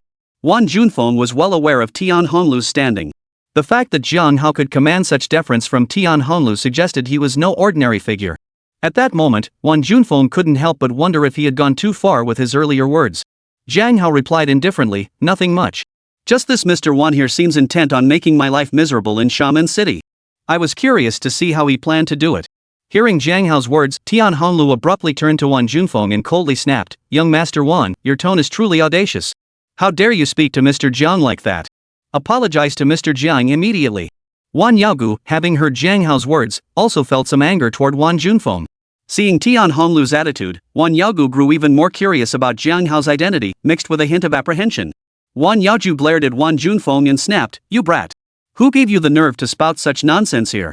Apologize to Mr. Jiang this instant. Wan Juanfeng's face darkened at Tian Honglu and Wan Yaoyu's words, especially when he caught Ling Mena watching him with schadenfreude. A wave of frustration washed over him. Jiang Hao glanced at Wan Yaoyu, then said indifferently, An apology isn't necessary. Even if you apologized, it wouldn't be sincere. Why put yourself through that? Then, Jiang Hao turned his gaze to Tian Honglu and said indifferently, Douyin's branch office in Xiamen City, its operations center is located in our building, correct? Hearing Jiang Hao's words, Wan Yaogu's expression shifted slightly. Recalling Tian Honglu's earlier attitude toward Jiang Hao's identity became painfully obvious. Wan Junfeng and Ling Mena, hearing Jiang Hao's words, were also struck by a wave of shock. The implication was clear, the International Financial Center tower was his. This was simply too unbelievable. Tian Honglu, hearing Jiang Hao's inquiry, hastily replied, Yes, Mr. Jiang. Jiang Hao replied indifferently, Have them relocate immediately. Our building is too small to accommodate such a deity. Wan Yaogu's face instantly darkened. He scrambled to protest, Mr. Jiang, this is merely a minor misunderstanding. Please show mercy. I'll have that good-for-nothing son of mine apologize to you right now. Turning to Wan Junfeng, Wan Yaogu's voice turned icy, You good-for-nothing. Apologize to Mr. Jiang this instant. If Wan Yaogu had been putting on a show earlier, his attitude now was entirely genuine. Wan Junfeng, now aware of Jiang Hao's identity and witnessing his father's fury, swallowed his resentment toward Jiang Hao and prepared to submit and apologize. I said no apology is necessary. Your Douyin branch can just move out. Jiang Hao spoke again, his tone as calm as ever, before Wan Junfeng could respond. Seeing Jiang Hao leave him no room for negotiation, Wan Yaoyu's expression darkened slightly. He coldly retorted, Mr. Jiang, are you unwilling to show even the slightest courtesy? Why make such a big fuss over a trivial matter? Jiang Hao glanced at Wan Yaoyu and replied coolly, Who are you? Do I even know you? What favor are you talking about? You. Hearing Jiang Hao's words, Wan Yaoyu's expression darkened further. He retorted coldly, Young man, don't get too cocky. Douyin Company isn't someone to mess with. Tian Honglu interjected, Mr. Wan, what exactly are you implying? Are you threatening Mr. Jiang? This building belongs to Mr. Jiang. To whom he chooses to lease it is entirely his freedom and right. Since Mr. Jiang no longer wishes to lease to you, we kindly request you vacate the premises promptly. Jiang Hao glanced at Wan Yaoyu and said indifferently, If I weren't arrogant, would I still be called a young man? If Douyin Company has any tricks up its sleeve, I'll gladly take them on.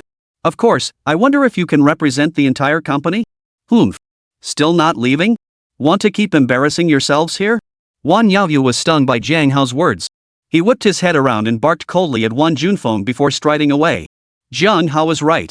Wan Yaoyu was merely the general manager of Douyin Company's Xiamen branch, not the company's owner. Even if he wanted to challenge Jiang Hao, he could only do so on behalf of the Xiamen branch. Wan Yaoyu certainly didn't have the clout to make the entire Douyin Corporation target Jiang Hao over his personal issues. Moreover, being kicked out of Douyin's Xiamen branch by Jiang Hao, the building's owner, would undoubtedly cause him significant damage. Realizing all this stemmed from Wan Junfeng, Wan Yaoyu's anger toward him boiled over. Upon hearing this, Wan Junfeng shot Jiang Hao a hateful glance before quickly following Wan Yaoyu out. Once Wan Yaoyu and his son had departed, Ling Mena couldn't help but turn to Jiang Hao and ask, Jiang Hao, is this International Financial Center tower really yours? Jiang Hao replied nonchalantly, What else could it be? Ling Mena exclaimed, I knew you were wealthy, but I never imagined you were this rich. Jiang Hao glanced at Ling Mena and said, alright, I have matters to attend to. Goodbye. Turning to Tian Honglu, he added, let's go. Tian Honglu responded respectfully the moment he heard Jiang Hao's words, yes, Mr. Jiang. Just then, the elevator doors opened. The two stepped straight inside. Jiang Hao, I've decided to subscribe to your happy livestream. Ling Mena called out to him. Jiang Hao nodded. Welcome. Just as Ling Mena was about to say something else, the elevator doors closed. She could only mutter a choice expletive under her breath before turning and walking away. Meanwhile, Jiang Hao followed Tian Honglu to his office. Mr. Jiang, please have a seat. Tian Honglu eagerly pulled out a chair for Jiang Hao, his voice filled with respect. Thank you, Jiang Hao acknowledged before sitting down. Seeing him seated, Tian Honglu promptly poured a cup of tea and placed it on the desk before him. He then retrieved the relevant contract documents from the cabinet. Mr. Jiang, these are the contracts requiring your signature. Once signed, you'll be able to collect the rent immediately. As he placed the contracts on the table before Jiang Hao, Tian Honglu addressed him respectfully. Jiang Hao gave a slight nod, casually picking up one contract and opening it to read. Just as he glanced at it, his phone in his pocket rang. Chapter 176, Are you running a shady operation? Jiang Hao glanced at his phone before answering the call. Xingxue, what's up? The caller was none other than Yi Xingxue. Jiang Hao, will you be attending my cousin and Fang Dongyang's engagement banquet today? Of course. Why? My mom said she wants me to go with you. Could you pick me up this afternoon? Recalling her mother Wenya's words, Yi Qingxue shook her head slightly. Wenya anticipated that Fang Zhami would invite numerous guests to Fang Dongyang and Zhu Bingbing's engagement banquet. By having Jiang Hao bring Yi Qingxue along, she intended to assert her claim in a subtle way. At the same time, Wenya also wanted everyone to see that she had such an outstanding son-in-law as Jiang Hao. That way, she would feel incredibly proud in front of everyone. Fine. So where should we go, the jewelry store or your home? Let's go straight to the jewelry store. Alright, I'll pick you up at the jewelry store then. Alright, nothing else then. We'll see each other this afternoon. Alright, see you this afternoon. Jiang Hao naturally had no idea about Wenya's thoughts. As for Yi Qingxue wanting to accompany him to Fang Dongyang and Zhu Bingbing's engagement banquet, he didn't read too much into it. After hanging up, Jiang Hao resumed reviewing the contracts on his desk. Once he confirmed everything was in order, he promptly signed his name. Another half hour later, Jiang Hao had signed all the contracts. After Tian Honglu verified them, he immediately sent notification messages to the tenants of the Guojin Fun Zhongrong Center building. Before long, Jiang Hao's phone was bombarded again by a barrage of incoming transaction notifications. Glancing at his account balance, which had increased by roughly 20 billion yuan, Jiang Hao gave a slight nod, feeling a surge of satisfaction. Realizing he now owned 4 commercial buildings, Jiang Hao felt that even if he did nothing but collect rent, he could live comfortably for the rest of his life. Alright, regarding the building property matters, Mr. Tian, please continue to oversee them diligently. If any issues arise, contact me by phone, Jiang Hao said calmly to Tian Honglu after settling the accounts. Yes, Mr. Jiang. Rest assured, Tian Honglu responded promptly with respectful deference upon hearing his instructions. Jiang Hao nodded slightly, then decided to head over to Happy Live to see how things were going. Thinking of Joy Live, Jiang Hao couldn't help but recall the matter concerning Douyin Company. He turned to Tian Honglu again and said, by the way, keep an eye on the Douyin branch office situation. Make sure they move out as soon as possible. Tian Honglu cautiously reminded him, Mr. Jiang, are you certain you want the Douyin branch to move out? If so, Douyin headquarters might have objections. Then, though Tian Honglu didn't finish his sentence, Jiang Hao understood his meaning. However, Jiang Hao didn't care much about Douyin. Given his current standing and the influence he wielded over the tenants in the 4 commercial buildings, Douyin couldn't threaten him even if they wanted to.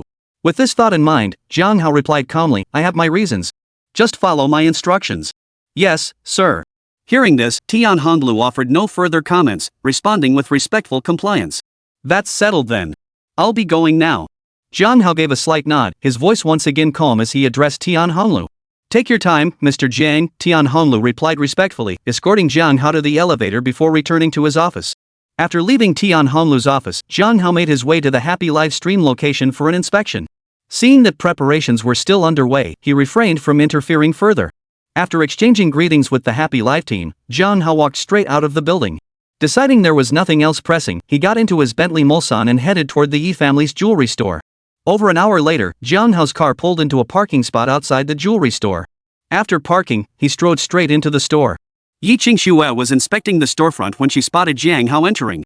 A delighted smile instantly lit up her face as she hurried over, her voice warm. Why did you come so early? Jiang Hao chuckled, I came early because I wanted to see you sooner. What? Not happy to see me? Yi Qingshue's face flushed slightly at his words. She murmured softly, you know that's not what I meant. Seeing this, Jiang Hao chuckled and didn't tease her further. Yi Qingxue naturally slipped her arm through Jiang Hao's as they headed toward the reception area inside the jewelry store. The store staff watched the scene with envy. Young Master Jiang is here. Since it's almost noon, please stay for lunch with us, Wen Ye said with a smile upon seeing Jiang Hao arrive. Jiang Hao chuckled, I wasn't planning on leaving anyway. Wen Ye added, that's the spirit. You should treat us all like family. Yi Yongqiao was relatively quiet, merely exchanging a brief greeting with Jiang Hao. After that, Jiang Hao stayed at the jewelry store, keeping Yi Qingxue company and occasionally lending a hand with small tasks. It was a rather unique experience. Suddenly, the sound of an argument drifted from nearby. Jiang Hao and Yi Qingxue looked over to see a woman dressed like a wealthy lady shopping for jewelry. She was hurling insults at a salesperson, her tirade encompassing the entire jewelry store. Jiang Hao frowned slightly at the scene and walked over with Yi Qingxue. Good afternoon, ma'am. May I ask what seems to be troubling you? Yi Qingxue approached the woman with a polite smile, her voice gentle. Who are you? The woman glared at Yi Qingxue and demanded coldly. Yi Qingxue smiled gently. My father owns this store. If you have any concerns, please tell me. I'll help resolve them. The woman responded with a sarcastic tone, so you're a spoiled rich girl. Why are your jewelry prices so much higher than other stores?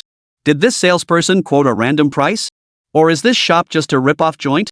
Hearing this, the salesperson quickly defended, Miss Yi, I didn't quote a random price. I simply followed the owner's set pricing when advising this customer. Yi Qingxue gave the salesperson a slight nod before turning to the wealthy woman. Which piece of jewelry are you referring to? What price was quoted to you? The wealthy woman pointed to an emerald green pendant and declared, this one right here. A single pendant like this costs 10 million? Are you running a rip-off shop? Chapter 177, An Unexpected Twist. Jiang Hao glanced at the pendant. The wealthy woman indicated it was indeed one of the pieces crafted from the rare imperial green jade he had supplied. Yi Qingxue recognized it too. Hearing the woman's words, she smiled and said, I'm sorry, ma'am, but this pendant is indeed priced at that amount. The pendant you're interested in is crafted from imperial green jadeite. Among all jade varieties, it's the most precious, renowned as the Emperor of Jades. That's why the price is higher. The noblewoman frowned at this, retorting coldly, imperial green or not, even if it's the Emperor of Jades, it's still just a jade pendant. How could it possibly cost that much? 1 million is the absolute ceiling in my opinion. Yi Qingxue replied, I'm truly sorry, ma'am, but 1 million won't cover this pendant. Perhaps you'd like to look at other styles? As she spoke, Yi Qingxue gestured toward some more affordable pendants nearby. The woman glanced casually at them before insisting, I want this one. 2 million should be enough, right? I know how you sellers mark things up, your prices are outrageous. 2 million is more than enough profit for you. Yi Qingxue shook her head slightly. I'm truly sorry, but this pendant is genuinely worth 10 million. Our pricing strictly adheres to the standards set by the Price Bureau. There's no room for the kind of situation you're suggesting.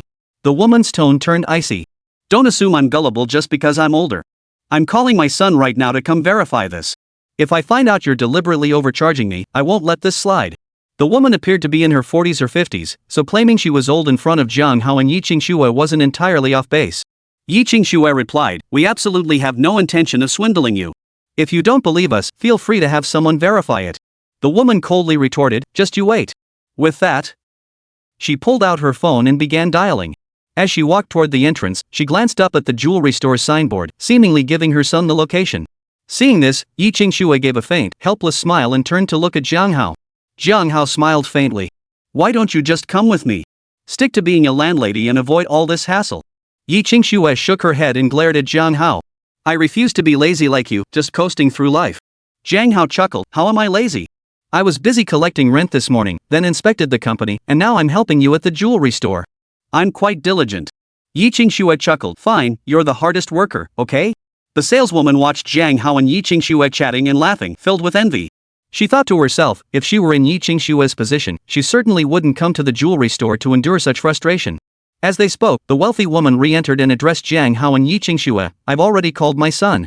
He'll be here shortly. Please wait. Yi Qingxue replied politely, certainly. Would you like a glass of water? I'll pour you one. Please take a seat and wait. Hearing Yi Qingxue's offer, the woman's expression softened slightly. She nodded. All right then. Go get me a glass of water. Yi Qingxue didn't dwell on the woman's attitude. She promptly fetched a glass of water and then stepped aside with Jiang Hao. Other customers in the store witnessed this exchange, and their impression of Yi Qingxue and the jewelry shop instantly improved. They couldn't help but silently nod in approval. Before long, the wealthy woman's son arrived at the jewelry store. Upon seeing him, Jiang Hao froze in surprise. It was none other than Li Lei, the man he'd encountered several times before. Li Lei, of course, recognized Jiang Hao too. Seeing him, Li Lei's heart skipped a beat. Why did nothing good ever come of his encounters with Jiang Hao? Li Lei had visited Yi Qingshue's jewelry store once before. That time, his girlfriend had set her sights on the jade bracelet Jiang Hao had prepared for Yi Qingxue, only to leave with her tail between her legs. Little did he expect that this time, his own mother would end up stumbling into the same place. Mr. Jiang, Miss Yi, my deepest apologies. My mother has caused you both trouble. Li Lei hurriedly approached Jiang Hao and Yi Qingxue, his thoughts racing as he spoke respectfully. Seeing Li Lei's reaction, the wealthy woman froze momentarily before retorting, "Son, what are you doing? What do you mean I've caused them trouble? It's clearly them who's been randomly overpricing their items." Hearing this, Li Lei quickly turned to the wealthy woman. "Mom, please don't speak recklessly. Mr. Jiang and Miss Yi would never arbitrarily set prices. You simply weren't aware." Li Lei's family background wasn't particularly privileged. It was through his own hard work and fortunate opportunities that he had managed to accumulate modest assets, allowing them to live comfortably. His mother, however, had very limited knowledge about valuable items. Li Lei was well aware of her situation. Jiang Hao said calmly, "Your mother was just making wild accusations in the store, claiming my girlfriend's family runs a shady operation and sets arbitrary prices, causing a very negative impact on the jewelry store. Do you really think a simple apology will suffice?" Li Lei hurriedly replied, "Mr. Jiang, Miss Yi, I'm truly sorry. It was all my mother talking nonsense." Then, turning to the other customers in the store, Li Lei added, "Everyone, due to my mother's limited knowledge, she spoke ill of the jewelry store earlier. Please don't take it to heart." Witnessing this dramatic scene, everyone couldn't help but chuckle. At first, the wealthy woman had appeared quite imposing, and both Jiang Hao and Yi Qingxue had treated her with utmost courtesy.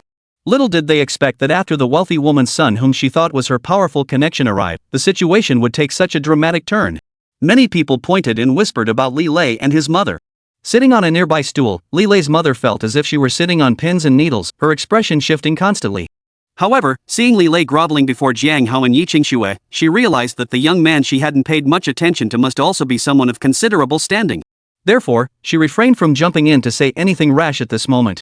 After a moment, Li Lei's mother gritted her teeth, stood up, and apologized to Jiang Hao and Yi Qingxue. "I'm sorry. I was wrong earlier.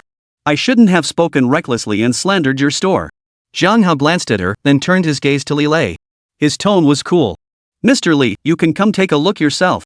Or you can bring in other experts to appraise it. See if this pendant is truly worth 10 million. See if we've deceived or swindled your mother." Chapter 178, See clearly now? Hearing Jiang Hao's words, Li Lei hurriedly replied, "Mr. Jiang, you're joking. How could such a thing happen? It must be my mother talking nonsense. Please don't take it to heart." Jiang Hao addressed the salesperson, "Bring out the pendant." "Yes, Mr. Jiang." The salesperson, aware of Jiang Hao's relationship with Yi Qingxue, promptly complied upon hearing his request and retrieved the imperial green jade pendant. Holding the pendant, Jiang Hao displayed it before everyone. He turned to Li Lei and said coolly, "Look closely before you speak." Yes, Li Lei replied respectfully upon hearing Jiang Hao's words. He then scrutinized the pendant closely, as if examining a flower etched upon it. Other customers in the store witnessed the scene and began gathering around, their eyes fixed on the pendant Jiang Hao held in his hand. Upon recognizing the pendant's form, several customers in the jewelry store couldn't help but burst into murmurs. That pendant was actually made of imperial green jade. No wonder it's priced at 10 million. It's such a large imperial green jadeite pendant. Exactly.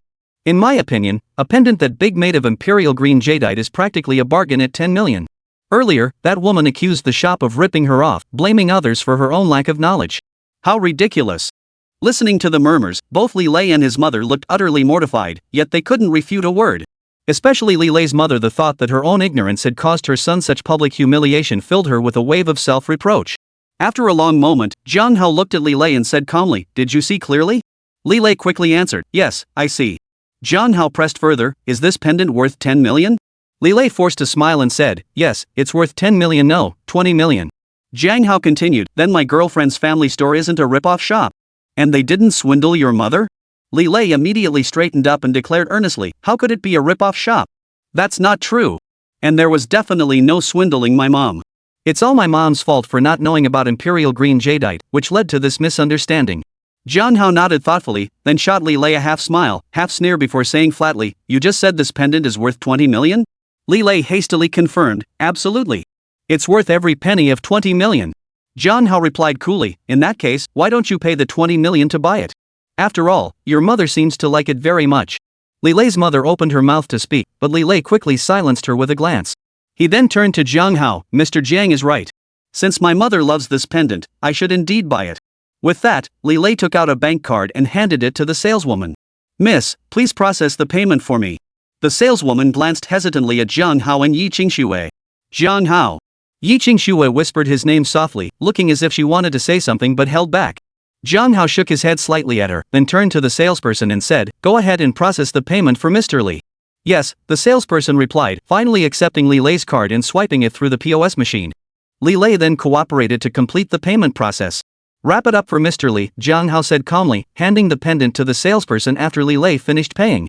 Yes, sir, the salesperson replied respectfully, carefully wrapping the pendant before presenting it to Li Lei with both hands.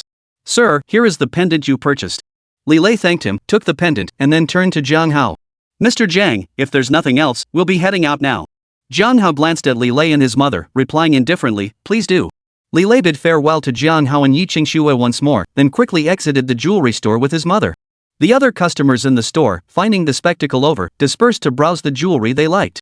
As they walked, they murmured among themselves about the incident, unable to hide their schadenfreude toward Li Lei and his mother. A pendant originally priced at 10 million had just doubled in value, truly a case of reaping what they sowed. At the same time, they secretly memorized Jiang Hao's appearance, their curiosity about his identity piqued. Jiang Hao, of course, couldn't care less. He simply continued browsing casually with Yi Qingxue inside the jewelry store, passing the time. Time flew by, and before they knew it, it was almost time to leave. Yi Yongchao and Wenya freshened up a bit, made arrangements for the jewelry store, then called Jiang Hao and Yi Qingxue to join them as they prepared to head to the venue where Fang Dongyang and Zhu Bingbing were holding their engagement banquet. Little Jiang, Qingxue will be with you from now on. Uncle Yi and I will take one car, and you and Qingxue will take another, Wenya said with a smile to Jiang Hao after they left the jewelry store. Jiang Hao nodded. Sure, no problem. Wenya continued, your Uncle Yi and I can't keep up with your young people's pace. Once we arrive at the hotel, we won't bother you. Just keep an eye on Qingxue and make sure she doesn't get drunk. Jiang Hao smiled faintly. Don't worry, Auntie. I'll take care of it. Alright then, that's settled. You two get in the car quickly, Wenya said with a smile upon seeing Jiang Hao agree. Yi Yongchao reminded him, drive carefully and stay safe. Don't worry, Uncle Yi. I will, Jiang Hao nodded in agreement. He bid farewell to the two of them and then, accompanied by Yi Qingxue, got into his Bentley Mulsanne. Seeing the Bentley Mulsanne, Yi Qingxue asked curiously, why aren't you driving that smart car today? Jiang Hao explained, we'll definitely be drinking at the hotel. If we get pulled over by traffic police on the way back, wouldn't it be a hassle to explain? I brought this car specifically so I can call a designated driver later. Yi Qingxue nodded in understanding and smiled. You're quite thoughtful, aren't you? Jiang Hao chuckled, of course I am. Who do you think I am? Chatting and laughing, they headed toward the twin towers of the Wanshan Plaza. Fang Dongyang and Zhu Bingbing's engagement banquet was being held at the Imperial Hotel within the towers. Upon arriving at the twin towers, they parked and waited briefly before Yi Yongchao and Wenya also arrived. The four of them immediately headed toward the Emperor Hotel together. By the time they reached the hotel, a crowd had already gathered at the entrance. Mr. Jiang, you've arrived. Several figures swiftly approached Jiang Hao and his companions, their voices filled with deference as they greeted him. Chapter 179, the center of attention, unrivaled in the spotlight. Among those approaching Jiang Hao, the figure at the front was none other than Fang Zhongmi, the father of Fang Dongyang and the host of this engagement banquet. Beside Fang Zhongmi stood Chen Jinhao, the general manager of the Emperor Hotel. The others were all business owners from the Twin Towers. The Emperor Hotel saw a constant flow of guests. Initially, when everyone saw Chen Jinhao, Fang Zhongmi, and the others waiting at the entrance, they were filled with curiosity, wondering whom they were waiting for. Now, as Jiang Hao and his group arrived, the surrounding guests turned their surprised and curious gazes toward him. Jiang Hao looked decidedly young, and his attire didn't suggest he was some rich kid or the offspring of a powerful figure. How could he command such respect? To say nothing of others, the fact that the Grand Emperor Hotel's general manager personally came to greet him at the entrance was already a tremendous show of respect. And now, with figures like Fang Zhongyi and other bigwigs all greeting him together, this was simply too extravagant. Just who was this Mr. Jiang before them? After Chen Jinhao and Fang Zhongyi finished greeting Jiang Hao, they also extended their greetings to Yi Yongchao and his wife, as well as Yi Qingxue. Wenya basked in the admiring glances of those around her, feeling immensely proud and overjoyed. Yi Yongchao, however, remained composed, exchanging formalities with Chen Jinhao and the others with impeccable decorum. Seeing this, Chen Jinhao and the others regarded Yi Yongchao with even greater respect. Yi Qingxue watched as everyone gathered around Jiang Hao, offering respectful greetings. She felt genuinely happy for him, her heart swelling with immense pride. Jiang Hao gave Fang Zhongyi and the others a slight nod and smiled. You're all too kind. I feel quite embarrassed to have kept you waiting here. I should have arrived earlier. It's our pleasure to wait for you, Mr. Jiang. You're too kind. Let's head inside now, Shen Jinhao replied with a smile, addressing Jiang Hao courteously. The other business owners chimed in agreement. Fang Zhongyi added, Mr. Jiang, Miss Yi, Mr. Yi, and Mrs. Yi, shall we proceed inside together? Jiang Hao gave a slight nod. Let's proceed. Upon hearing Jiang Hao's agreement, Fang Zhongyi, Shen Jinhao, and the others promptly made way for him, gesturing for him to lead the way. Seeing this, Jiang Hao took Yi Qingshua's hand and walked over to Yi Yongqiao and Wenya. Uncle Yi, and Wen, let's go together. Soon, Jiang Hao walked arm in arm with Yi Qingxue, while Wenya linked arms with Yi Yongqiao. The four of them proceeded side by side into the interior of the Emperor Hotel. Feeling the envious gazes of those around them, especially the admiration in Wen Xian's eyes among the crowd, Wenya felt a surge of satisfaction. Her approval of Jiang Hao as her son-in-law grew even stronger. Fang Zhongyi, Shen Jinhao, and the others witnessed this scene, their admiration for Jiang Hao deepening. Simultaneously, they quickly realized they now had another avenue to build closer ties with him. Once Jiang Hao and his group stepped into the hotel, Shen Jinhao and Fang Zhongyi promptly followed alongside, guiding them forward. Shortly after, the other business owners and guests, accompanied by Zhu Zhishan and his wife, slowly made their way toward the Emperor Hotel. Once everyone had entered the hotel, the surrounding crowd could no longer contain their whispers. Who exactly was that young man from earlier? Exactly. How could so many big bosses be so courteous, even respectful, toward him? We haven't heard of any top-tier second-generation heir visiting Shaman City. How enviable that girl is, she found a boyfriend who's not only handsome but also holds such a high position. He must be a hidden tycoon too. And that handsome guy was so respectful to her parents, it's just perfect. Jiang Hao naturally had no idea about the whispers and speculation that followed them after they entered the hotel. Led by Chen Jinhao and Fang Zhongyi, Jiang Hao and his three companions quickly entered the banquet hall that Fang Zhongyi had reserved in advance. Other guests, seeing Fang Zhongyi and Chen Jinhao escorting Jiang Hao and his companions, watched with curious expressions. Particularly among those from Jiangsu and Zhejiang provinces, relatives and friends from Zhu Zhishan's circle, Jiang Hao was an unfamiliar face. They began asking those around them about his background. Mr. Jiang, Miss Yi, Mr. Yi, Mrs. Yi, please be seated. Upon entering the banquet hall, Fang Zhongyi led the four directly to the seat of honor at the head of the table and addressed them courteously. Yi Yongqiao shook his head at this point. There are far too many here more deserving of this seat than us. Wenya and I won't be sitting here. Hearing Yi Yongqiao's words, Fang Zhongyi hastily replied, Mr. Yi, you're being too modest. You. Before Fang could finish, Yi Yongqiao waved his hand. I understand your meaning, Mr. Fang. I know my own standing better than anyone.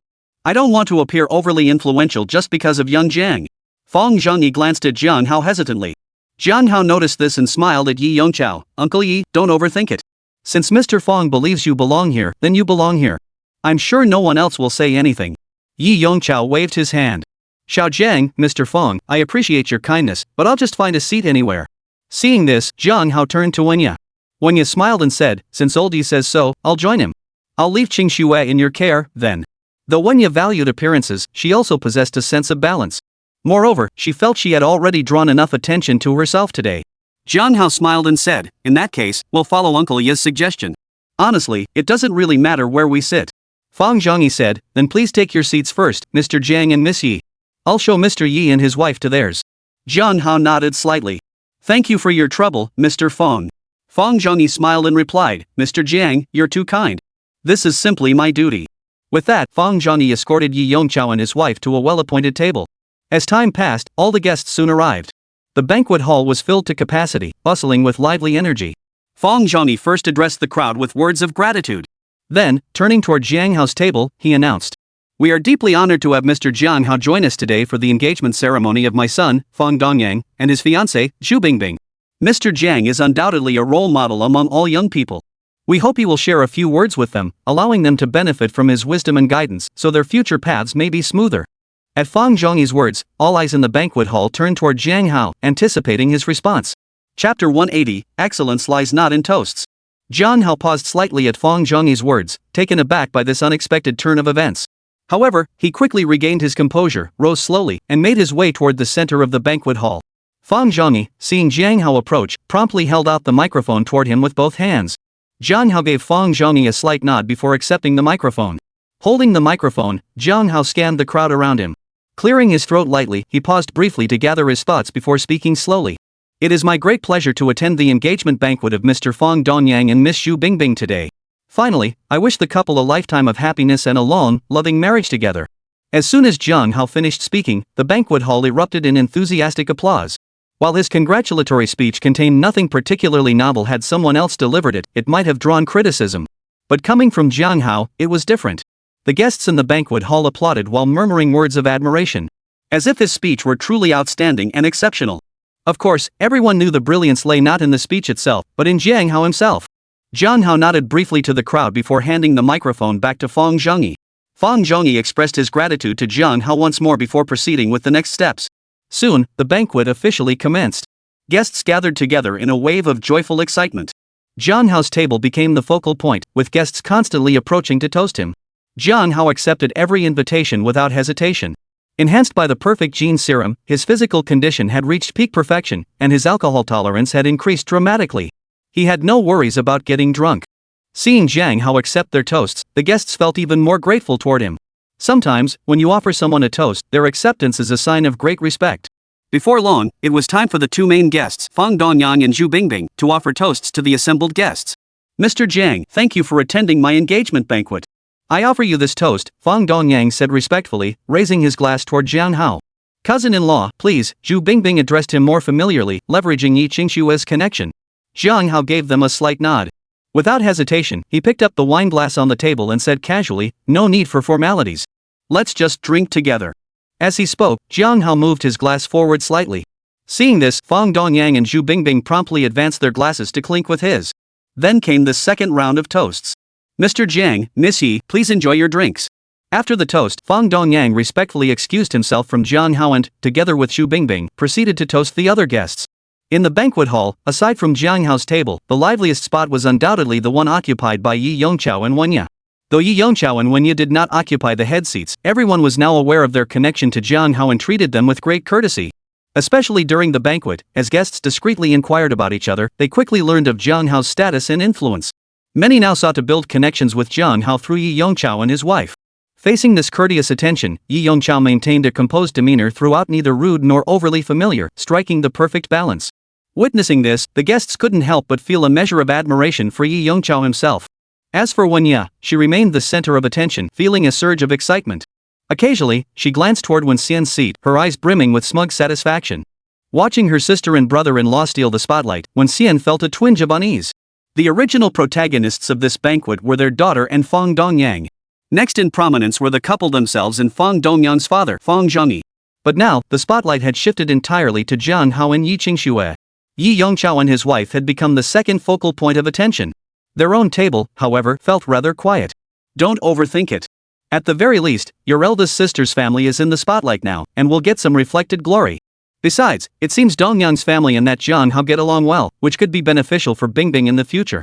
Seeing his wife's expression, Zhu Zhishan quietly urged her to calm down. Zhu Zhishan knew Wen Xian's temperament well. He didn't want her to do anything rash out of jealousy toward Wenya. Wen Xian took a deep breath upon hearing this, then nodded. Don't worry. I understand. Zhu Zhishan gave a slight nod in response, saying nothing more. Amidst the varied thoughts of the guests, the joyous engagement banquet finally drew to a close. With Fong Zhongyi, his son, and Zhu Bingbing expressing their gratitude to the guests, the banquet officially concluded. Jiang Hao and Yi Qingxue rose together and made their way toward Yi Yongqiao and Wenya's table. Uncle Yi, and Wen, shall we head out together? Jiang Hao observed Yi Yongqiao's tipsy state and smiled as he addressed him and Wenya. Little Jiang, you're just in time. Everyone's been so enthusiastic. Uncle Yi has had quite a bit to drink, and even I'm feeling a bit lightheaded, Wenya said with a smile as she saw Jiang Hao and Yi Qingxue approach. Her words carried a hint of playful reproach, yet her tone radiated genuine delight. Wenya understood that the special treatment they received tonight was largely due to Jiang Hao, which only deepened her satisfaction with him. Jiang Hao understood Wenya's personality well. Hearing her words, he smiled and said, I'll help Uncle Yi out. As he spoke, he walked directly to Yi Yongqiao's side and placed his hand on the man's shoulder. Yi Qingxue stepped forward to take Wenya's arm. Seeing this, her smile grew even broader. Mr. Fong, everyone, we'll take our leave now. Jiang Hao bid farewell to the group before escorting Yi Yongqiao and his wife out of the hotel alongside Yi Qingxue. Fong Dongyang and the others promptly responded, seeing the group of four off to the elevator. Fong Dongyang and Zhu Bingbing exchanged a glance, their eyes tinged with a hint of bitterness. At today's banquet, Jiang Hao had completely stolen their thunder. Unaware of this, Jiang Hao hailed 2 designated drivers outside the hotel. 2 cars transported the group back to the Yunxiao villa. Upon returning to the villa, the Yi Yongqiao couple freshened up and retired to the guest room. Jiang Hao and Yi Qingxue, however, felt no sleepiness. It's still early. Let me take you out for a walk and show you something, Jiang Hao suddenly suggested to Yi Qingxue with a smile. What is it? Yi Qingxue asked curiously upon hearing this. Chapter 181, Memories of the Past, Like a Dream. You'll see soon enough, Jiang Hao replied with a faint smile, keeping Yi Qingxue guessing. Yi Qingxue pouted playfully, really, being so mysterious. Chatting and laughing, the two left the villa room and headed toward the garage. Upon reaching the garage, Yi Qingxue immediately spotted the 2 bicycles inside. A look of delight flashed in her eyes. Are these the bicycles you mentioned earlier? Jiang Hao nodded slightly. That's right. What do you think? Pretty nice, huh? Yi Qingxue nodded slightly. They are very nice. And since leaving school, I've hardly ridden a bicycle at all. Seeing them suddenly is a bit of a surprise. After a pause, Yi Qingxue turned to Jiang Hao and smiled. But then again, what made you suddenly decide to buy a bicycle? It doesn't quite fit your status as Mr. Jiang, does it? Jiang Hao shot Yi Qingxue a disapproving look and replied coolly, what status do I have to speak of? Besides, who cares about status? If I want to do something, why should I care what others think? Hee, I was just joking, Yi Qingxue chuckled aloud upon hearing this. Jiang Hao didn't pursue the topic. He smiled and said, 2 bicycles, 1 for each of us. We can ride around the estate a few times to relax and reminisce about our youth.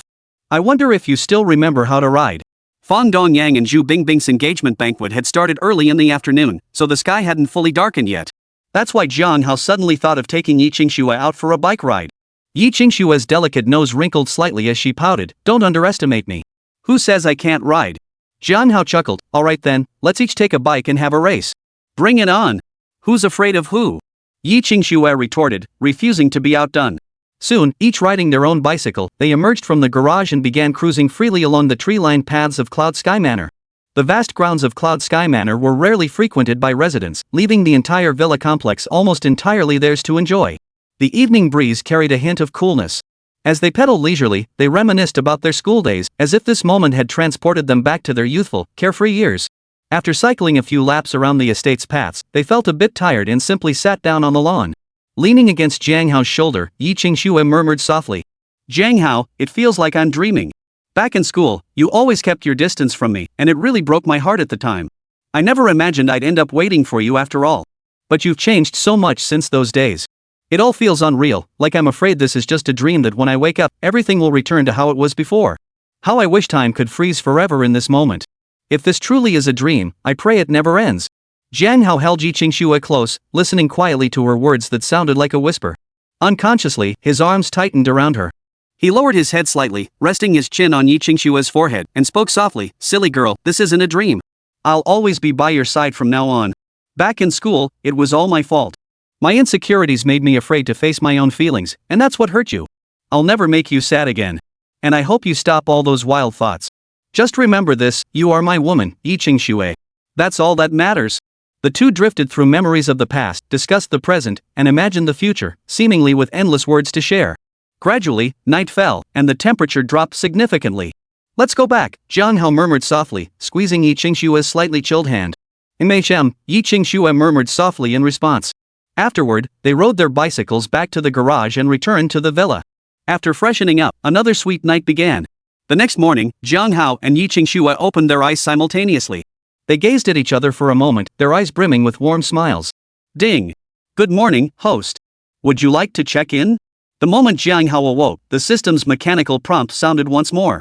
Glancing at Yi Qingxue beside him, Jiang Hao silently asked the system in his mind, could I check in a little later? Ding! Certainly. Please set the next reminder time. 10 minutes then, Jiang Hao thought for a moment before mentally replying.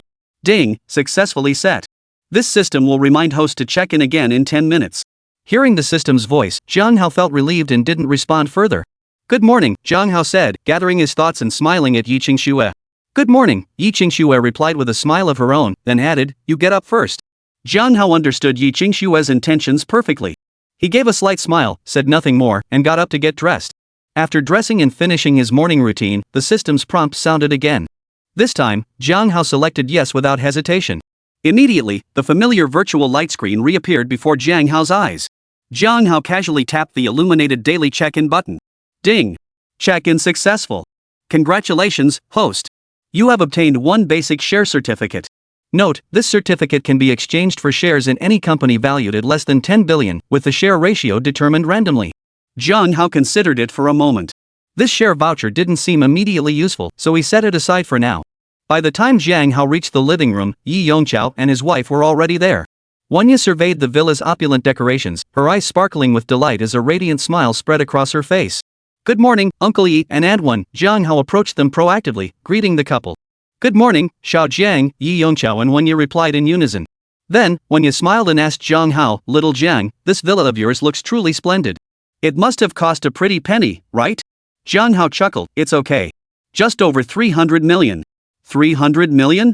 Hearing this, Wanya was utterly shocked. Their entire family's assets combined didn't even reach 100 million. This villa is just too expensive. Though Yi Yongqiao remained silent, he felt equally stunned inside. After a few casual exchanges between Jiang Hao and the Yi Yongqiao couple, Yi Qingxue finished her morning routine, and they all sat down to breakfast prepared by the robotic maid, Jiang Pu. Just as they finished breakfast, Jiang Hao's phone rang. Chapter 182, Father in Trouble. Glancing at the name displayed on his phone, Jiang Hao raised an eyebrow slightly. He addressed Yi Yongqiao and the others, I need to take this call. It's fine, go ahead, Wanya replied with a smile. Yi Yongqiao and Yi Qingxue nodded slightly without comment. Jiang Hao gave them a brief nod before answering the call. Hello, cousin. What's up? On the other end was Jiang Hao's cousin, Jiang Tao. Jiang Hao, something's happened to Uncle Air. You should come back and see him. What happened? Jiang Hao's expression darkened instantly as he pressed for details. Jiang Hao knew perfectly well that the second uncle Jiang Tao referred to was none other than his own father. Jiang Tao explained, Uncle's tricycle accidentally scraped someone else's car. The owner got out and started smashing Uncle's tricycle. Uncle stepped in to stop him, but not only was the tricycle wrecked, he got beaten up too. Hearing this, Jiang Hao's expression turned cold. Is my father seriously injured? How is he now? Jiang Tao replied, it's not life-threatening, but it's not minor either. He's currently at Taiha Hospital. He hasn't wanted you to know. Jiang Hao said, I understand. I'll head back today. You keep an eye on things for me. Jiang Tao replied, don't worry, I'm here. Alright, that's settled. I'll hang up now. Got it. After hanging up, Jiang Hao's expression remained grim. Seeing this, Yi Qingxue asked with concern, Jiang Hao, what's wrong? Jiang Hao took a deep breath and slowly recounted the situation. He then added, I'm heading back immediately. If you need anything, just let Jiang Pu know. Yi Yongqiao replied, no need. We were planning to head back to the jewelry store anyway. We'll go together. You go check on your father. Wanya's eyes flickered as she suggested, how about this? Let Qingxue go with you. When it comes to caring for patients, girls tend to be more attentive. Beyond the surface meaning, Wanya's suggestion also carried her own private concerns. After all, the gap between her family and Jiang Hao's had widened considerably. Wanya feared that something might happen to disrupt the relationship between Jiang Hao and Yi Qingxue. Therefore, Wanya thought it best for Yi Qingxue to accompany Jiang Hao back to meet his parents first. This would also be an opportunity for Yi Qingxue to win over Jiang Hao's parents, which would give Wanya greater peace of mind. Unaware of Wanya's deeper thoughts, Jiang Hao simply nodded at her suggestion. That sounds good. Though uncle and auntie might be a bit busier then. Wanya smiled reassuringly. It's fine. With so many people helping out at the shop, one less person won't make a difference. Yi Qingxue then spoke up, Jiang Hao, while I'm traveling back with you, could Shuiwei stay with my parents for a while? Thinking of the ordeal her father had endured, Yi Qingxue couldn't help but feel some concern for Yi Yongqiao and his wife. However, given Shuiwei's unique circumstances, she sought Jiang Hao's permission. Jiang Hao considered it for a moment before replying, of course it's fine. With Yi Qingxue by his side, there wouldn't be any issues. Having Shuiwei stay with Yi Yongqiao and his wife for a while was perfectly fine. Yi Yongqiao protested, there's no need to go to such trouble. Yi Qingxue interceded, Dad, please don't refuse. It's settled. Don't underestimate Shuiwei just because she's a girl, she's a highly capable bodyguard. With her by your side, I'll feel much more at ease. Recalling that Shuiwei was a robot, Yi Qingxue added, Shuiwei doesn't like eating with others. You don't need to worry about her meals, she'll handle it herself. Yi Yongqiao was about to protest further when Wenya interjected, alright, old Yi. Since this is Qingxue's thoughtful gesture, there's no need to refuse. Besides, I feel perfectly at ease with Qingxue staying by Xiao Zhang's side. Yi Yongqiao heard this and said no more. Shortly after, Yi Yongqiao and Wenya, accompanied by Shuiwei, left the villa and drove toward the jewelry store. After the Yi Yongqiao couple departed, Jiang Hao immediately dialed the number of his private pilot, Zhang Liang. Mr. Jiang, hello, Zhang Liang's respectful voice answered immediately after the call connected. Jiang Hao skipped the pleasantries and got straight to the point, gather the entire crew and come to the villa immediately. I'm preparing to leave Shaman. Yes, Mr. Jiang. Please hold. We'll be right there, Zhang Liang promptly replied with deference upon hearing Jiang Hao's instructions. Alright, that's all. With that, Jiang Hao hung up the phone, his expression still tense. Seeing this, Yi Qingxue stepped forward, took Jiang Hao's hand, and whispered softly, "Don't worry. Your cousin and auntie are taking care of things at the hospital. I'm sure everything will be fine." Feeling the warmth of Yi Qingxue's hand and hearing her words, Jiang Hao's mood calmed slightly. He gave a slight nod and said nothing more. The two sat together on the sofa, quietly awaiting Zhang Liang and the others' arrival. At that moment, Jiang Hao found himself growing even more desperate to obtain his pilot's license.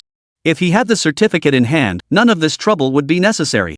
Half an hour later, Zhang Liang and his three companions arrived at the villa. "My apologies, Mr. Jiang, for keeping you waiting," Zhang Liang said respectfully upon seeing Jiang Hao. Jiang Hao waved his hand dismissively. "No need for formalities. Let's get going." "Yes, sir." Hearing Jiang Hao's words, Zhang Liang and the others naturally had no objections. The two flight attendants exchanged glances upon seeing Yi Qingxue beside Jiang Hao, their eyes flickering with a fleeting expression. Jiang Hao had no time to spare for them. He led the group out of the villa, locked the main gate, and headed toward the helipad. "Mr. Jiang, Miss Yi, please fasten your seatbelts. The aircraft will be taking off shortly." Once Jiang Hao and Yi Qingxue were seated in the Mi-88 helicopter, the flight attendant smiled and reminded them. Jiang Hao gave a slight nod, then fastened his seatbelt alongside Yi Qingxue. He instructed Zhang Liang to begin takeoff. Only after takeoff did Jiang Hao suddenly recall that upon returning to his hometown, there seemed to be no suitable landing site. "Jiang Hao, what's wrong?" Noticing his uneasy expression, Yi Qingxue asked with concern.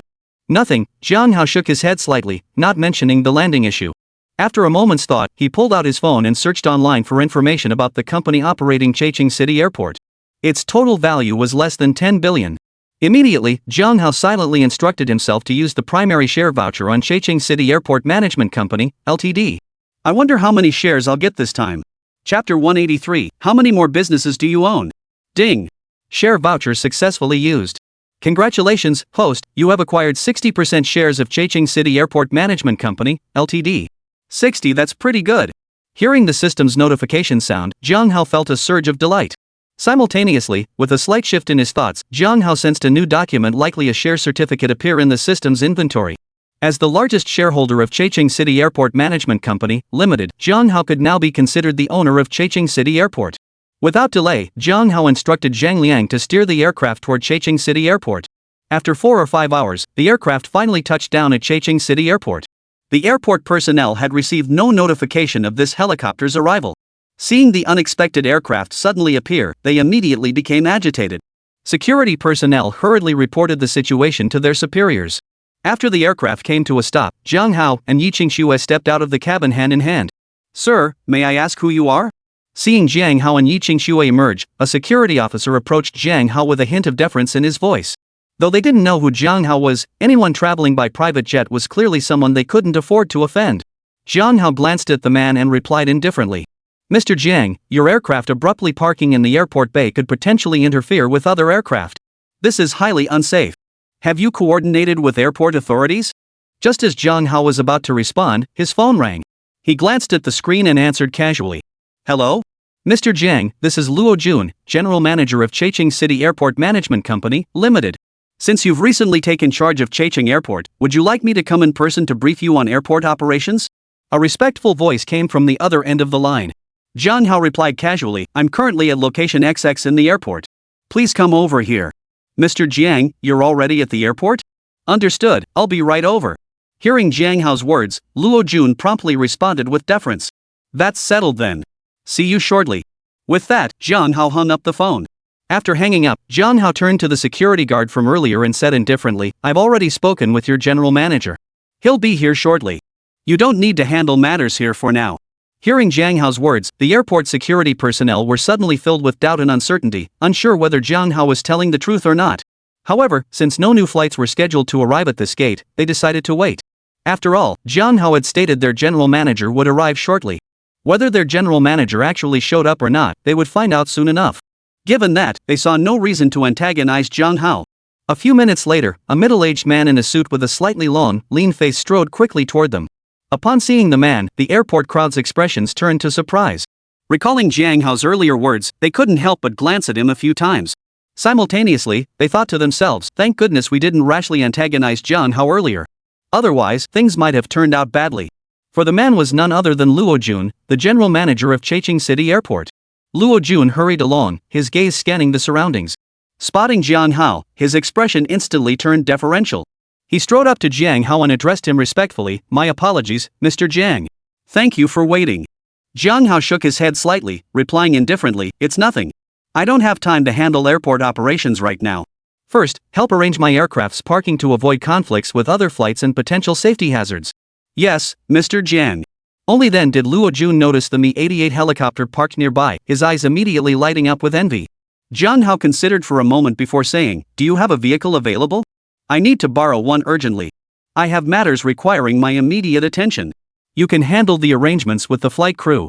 Luo Jun immediately replied, "Yes, Mr. Jiang. Please follow me." Jiang Hao gave a slight nod.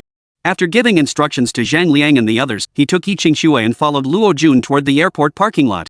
The airport staff watching the scene were stunned. It was the first time they'd ever seen their CEO act so deferential toward someone else. After the initial shock, whispers began to circulate among them, filled with speculation about Jiang Hao's identity. "Mr. Jiang, this is my vehicle. It may be a bit modest, I apologize for the inconvenience," Luo Jun said respectfully to Jiang Hao and Yiqing Shui as they approached an Audi SUV, a hint of regret visible on his face. As he spoke, Luo Jun retrieved the car keys and extended them toward Jiang Hao with both hands. Jiang Hao accepted the keys and replied calmly, "Mr. Luo, you're too kind. There's no need to apologize. I should be thanking you for the ride. I have urgent business to attend to, so I won't keep you any longer." "Certainly, Mr. Jiang, please," Luo Jun replied, promptly stepping forward to open the car door for Jiang Hao. Jiang Hao gave Luo Jun a slight nod before entering the Audi with Yiqing Shui. Nodding briefly to Luo Jun, Jiang Hao started the engine and drove off toward Taiha Hospital with Yiqing Shui. Luo Jun watched until the car vanished from sight before turning to head toward the helipad to negotiate landing arrangements with Zhang Liang and the others. "Jiang Hao, why was that Mr. Luo so respectful toward you just now?" Yiqing Shui asked him during the drive. Jiang Hao replied casually, "Not long ago, I became the largest shareholder of Checheng City Airport. You could say I'm his boss now. Naturally, his attitude toward me wouldn't be anything less than respectful." "What? Jiang Hao, you own the airport too? How many businesses do you have?" Yiqing Shui exclaimed in surprise. Jiang Hao replied, "Not much at the moment, but it will only grow from here." Yiqing Shui nodded slightly upon hearing this, choosing not to press further. Instead, she engaged Jiang Hao in casual conversation. Her question stemmed not only from curiosity but also from a desire to divert his attention and ease his mood. The actual answer held little weight for her. Jiang Hao knew the city roads like the back of his hand. Driving the Audi, they reached Taiha Hospital in about an hour. Jiang Tao had already texted Jiang Hao the ward location. After parking the car, Jiang Hao immediately took Yiqing Shui with him and hurried toward his father's ward. Just as they reached the ward entrance, they heard a commotion of arguing and shouting coming from inside. Chapter 184, To Avoid Wasting Resources. Hearing the commotion, Jiang Hao's brows furrowed slightly as he hurried into the room. Inside, Jiang Tao was engaged in a heated argument with a young man wearing a suit and tie, sporting a slicked-back hairstyle. Also present was a middle-aged doctor in a white coat, slightly balding. Jiang Hao's mother, Wang Giju, and Jiang Tao's girlfriend, Zhang Yan, were also present by the hospital bed. Jiang Hao's father, Zhang Zhenyuan, lay in the hospital bed, his arms and legs bandaged, a look of pain etched on his face. "What's going on?" Jiang Hao asked immediately upon entering the room. "Jiang Hao, you're back!" Jiang Tao exclaimed joyfully upon seeing him. Zhang Zhenyuan and his wife also felt a surge of joy. Jiang Hao nodded at Jiang Tao and asked again, "What happened?" Jiang Tao said, "That kid just had a wisdom tooth pulled, yet he insists on snatching Uncle Air's VIP room. That doctor actually sided with him. I'm in the middle of arguing with them right now." The VIP ward environment was naturally much better than the regular wards. After bringing Zhang Zhenyu to the hospital, Jiang Tao had him admitted directly to the VIP ward. Jiang Tao knew full well that Jiang Hao wouldn't bat an eye at the cost. Naturally, he wanted to secure the best possible environment and treatment for Zhang Zhenyuan. Jiang Tao's brow furrowed slightly as he turned to the doctor and said coolly, "Is this how your hospital treats patients? Do we owe you money or something? What gives you the right to make us move out?" The doctor retorted, "The patient's condition is stable now, no immediate danger. He can move to a regular ward. It won't make much difference. VIP rooms are in short supply. What's wrong with making room for other patients?" Jiang Tao's voice turned icy. "If it were a critically ill patient, asking us to yield might be understandable. But you had a damn wisdom tooth pulled and still insist on hogging this room? You're really something, aren't you?" The spiky-haired youth smirked arrogantly. So what if I'm a big shot? I'm staying in this VIP room. You'll move whether you like it or not. Jiang Hao was already in a foul mood. Seeing the youth's arrogance, his expression turned icy. He stepped forward and kicked the young man hard, sending him crashing to the floor. Then he coldly declared, "If you want to stay in this ward, fine. But first, let me add some injuries to you. That way, you won't be wasting resources. You little punk. You dare hit me? I won't let this slide." The spiky-haired youth, knocked to the ground by Jiang Hao, screamed out loud. "Keep barking, and I'll keep beating you," Jiang Hao said coldly, glancing at him. The youth's heart skipped a beat at Jiang Hao's gaze. He dared not speak further, silently getting up and standing to the side, his eyes flickering as he pondered something. "Sir, how could you resort to violence in a hospital?" The middle-aged doctor, witnessing the scene, immediately confronted Jiang Hao. Jiang Hao replied indifferently, "If you keep arguing, I'll beat you up too. Go fetch your director. I'm curious to see how he plans to handle this." The middle-aged doctor's expression shifted slightly before he replied, "Our director is extremely busy. He wouldn't have time to handle such a minor matter." Jiang Hao scoffed, "You think not making the call will let you off the hook?" With that, Jiang Hao pulled out his phone and entered the number of Jiang Zhenyuan's attending physician, displayed on the wall, into his device. Then, using his god-tier hacking skills, he quickly found the phone number for the president of Taiha Hospital and dialed it directly. "Hello, who's this?" The voice of Lin Tai, the director of Taiha Hospital, came through the line. Jiang Hao said calmly, "I'm a family member of a patient currently in VIP room 086. If you don't want Taiha Hospital to make headlines in the Car City Daily over a doctor-patient dispute, you'd better come over immediately." Room 086 was precisely Jiang Zhenyuan's ward number. Hearing Jiang Hao's words, Lin Tai's expression immediately shifted. Medical disputes were the hospital's greatest fear at present. Moreover, anyone who could afford a VIP room undoubtedly had considerable influence. If the hospital got into a dispute with such a patient, the repercussions would be far greater. Absolutely not good for Taiha Hospital. "Sir, please don't get upset. I'll be right over," Lin Tai replied to Jiang Hao while thinking to himself. "All right then," Jiang Hao said before hanging up immediately. After a moment's hesitation, Jiang Hao once again utilized his god-tier hacking skills to infiltrate Lin Tai's phone, extracting all his personal data and information. If Lin Tai's handling of the situation failed to satisfy Jiang Hao, he wouldn't hesitate to teach him a lesson. "Don't think you can just make a call and claim to be our director. How would you even have our director's number?" The middle-aged doctor looked at Jiang Hao suspiciously. Jiang Hao replied indifferently, "To find out if it's real, just wait until Lin Tai arrives. You'll see." Hearing Jiang Hao's words, the middle-aged doctor's expression instantly changed, a flicker of unease creeping into his heart. His reason for siding with the young man with the pompadour and helping him seize the VIP ward was, of course, that the young man's status was no ordinary matter, and he would reap considerable benefits from it. But judging by Jiang Hao's demeanor, he seemed no ordinary figure either. He had clearly checked the patient's records earlier and confirmed Jiang Zhenyu's identity. Could there be some mistake? The young man with the buzzcut's eyes flickered with uncertainty as he speculated about Jiang Hao's background. "Dad, how are you?" Jiang Hao ignored the two men, walking straight to the hospital bed and speaking with concern to Jiang Zhenyuan. Jiang Zhenyuan gritted his teeth against the pain. "It's nothing serious. Just a minor injury. It'll heal in a few days. Why did you rush back?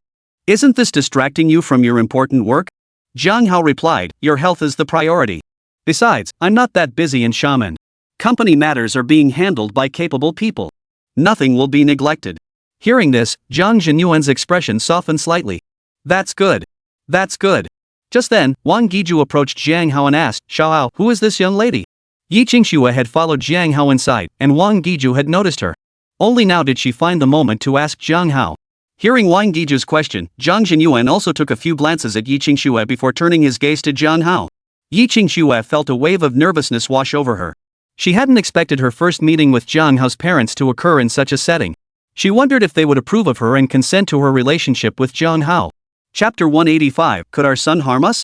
Jiang Hao glanced at Yi Qingxue, who looked somewhat nervous, gently took her hand, and smiled as he addressed Jiang Zhenyuan and his wife. "Dad, Mom, haven't you always been urging me to find you a daughter-in-law? Well, she's the one I found for you. What do you think? Not bad, right?" Wang Guiju saw Jiang Hao's gesture and heard his words, a smile immediately lighting up her face. "Not just not bad, she's absolutely perfect." After a pause, Wang Guiju turned to Yi Qingxue and asked gently, "By the way, what's your name again?" Jiang Hao mentioned it last time, but my memory isn't what it used to be at my age, and I've forgotten. Yi Qingxue smiled gently. "Hello, Auntie. My name is Yi Qingxue." Wang Guiju nodded slightly at her words and smiled. "What a lovely name. Truly lovely. Jiang Jinyuan felt a wave of relief upon seeing Jiang Hao bring home his girlfriend, as if the pain in his body had eased considerably. The family chatted amiably, radiating warmth and harmony. Yet the middle-aged doctor and the young man with the pompadour watching this scene felt a surge of displeasure. Before long, Dr. Lin Tai, the director of Taiha Hospital, also arrived at the ward. The middle-aged doctor's expression changed the moment he saw Lin Tai. His earlier actions had been entirely aimed at currying favor with the young man with the pompadour, which had violated hospital regulations. Now that the director himself had personally arrived, his fate was likely to be grim. Lin Tai entered the room, his gaze sweeping around briefly before he spoke. "I am Lin Tai, director of Taiha Hospital. May I ask which gentleman called me earlier?" Jiang Hao glanced at Lin Tai and replied calmly, "That would be me." "Good day, sir. Might I ask what has transpired here?" As soon as Jiang Hao spoke, Lin Tai recognized his voice and inquired politely.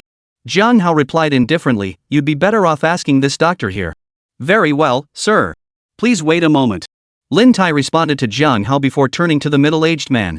"Dr. Huang, what exactly happened? I expect you to tell the truth. After all, the person involved is here. If you lie, it will be exposed immediately." The middle-aged doctor, indeed surnamed Huang, paled slightly at Lin Tai's words before reluctantly recounting the earlier incident. After listening, Lin Tai's expression turned cold as he snapped, "Dr. Huang, how could you act so recklessly?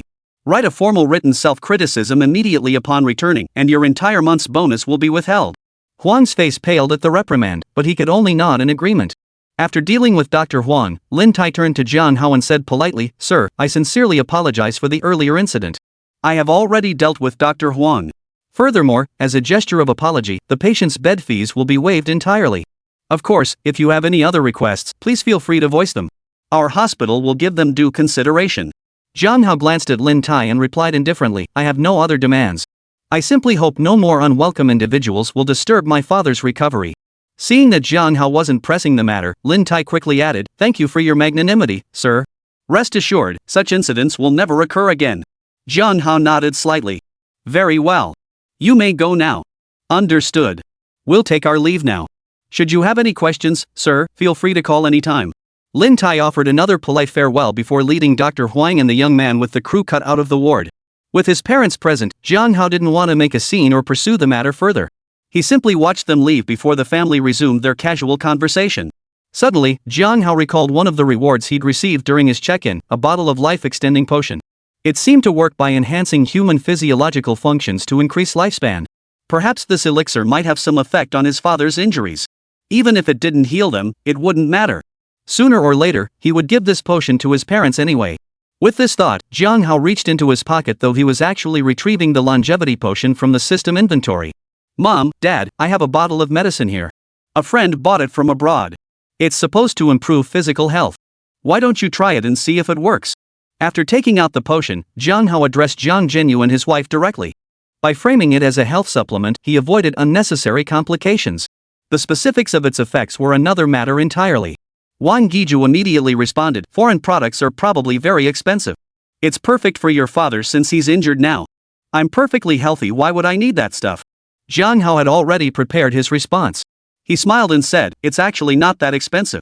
Besides, this is enough for 2 people. Taking too much alone won't do any good. If Xiao Hao says so, then I'll trust him." "How could you possibly know more than Xiao Hao?" Jiang Jinyuan interjected, addressing Wang Giju. Wang Giju retorted irritably, "As if you know so much yourself." Jiang Jinyuan replied, "I may not know much, but that's precisely why I trust Xiao Hao. Would my own son ever harm us?" Jiang Hao watched his parents bicker, exchanged a glance with Yi Qingxue, and shrugged slightly. He then retrieved 2 disposable cups from the cabinet, divided the longevity potion equally between them, and poured it into each cup. He then picked up the cups, handing one to each of his parents. Jiang Jinyuan and Wang Giju took the cups and downed the entire contents in one gulp. "Seems like nothing happened? Xiao Hao, you weren't tricked by some foreigner, were you?" Wang Giju asked doubtfully after finishing. Jiang Hao chuckled, "Mom, you're overthinking it.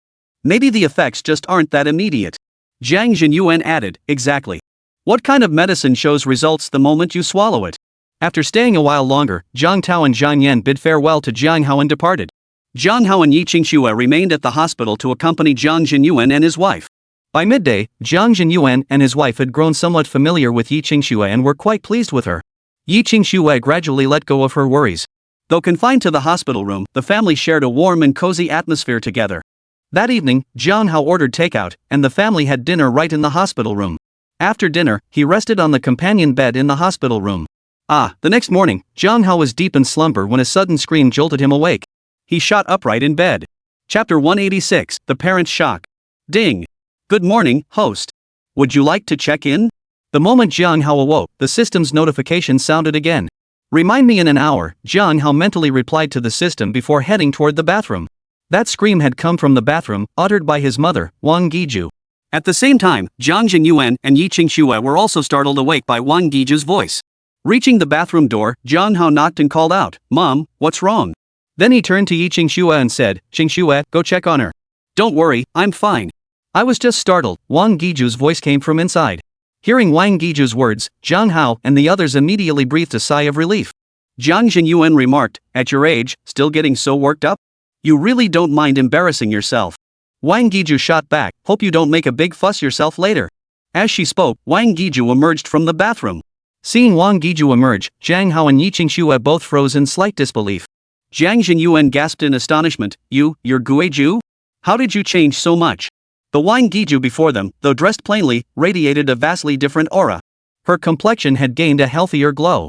More importantly, she now appeared over 10 years younger than her appearance just yesterday.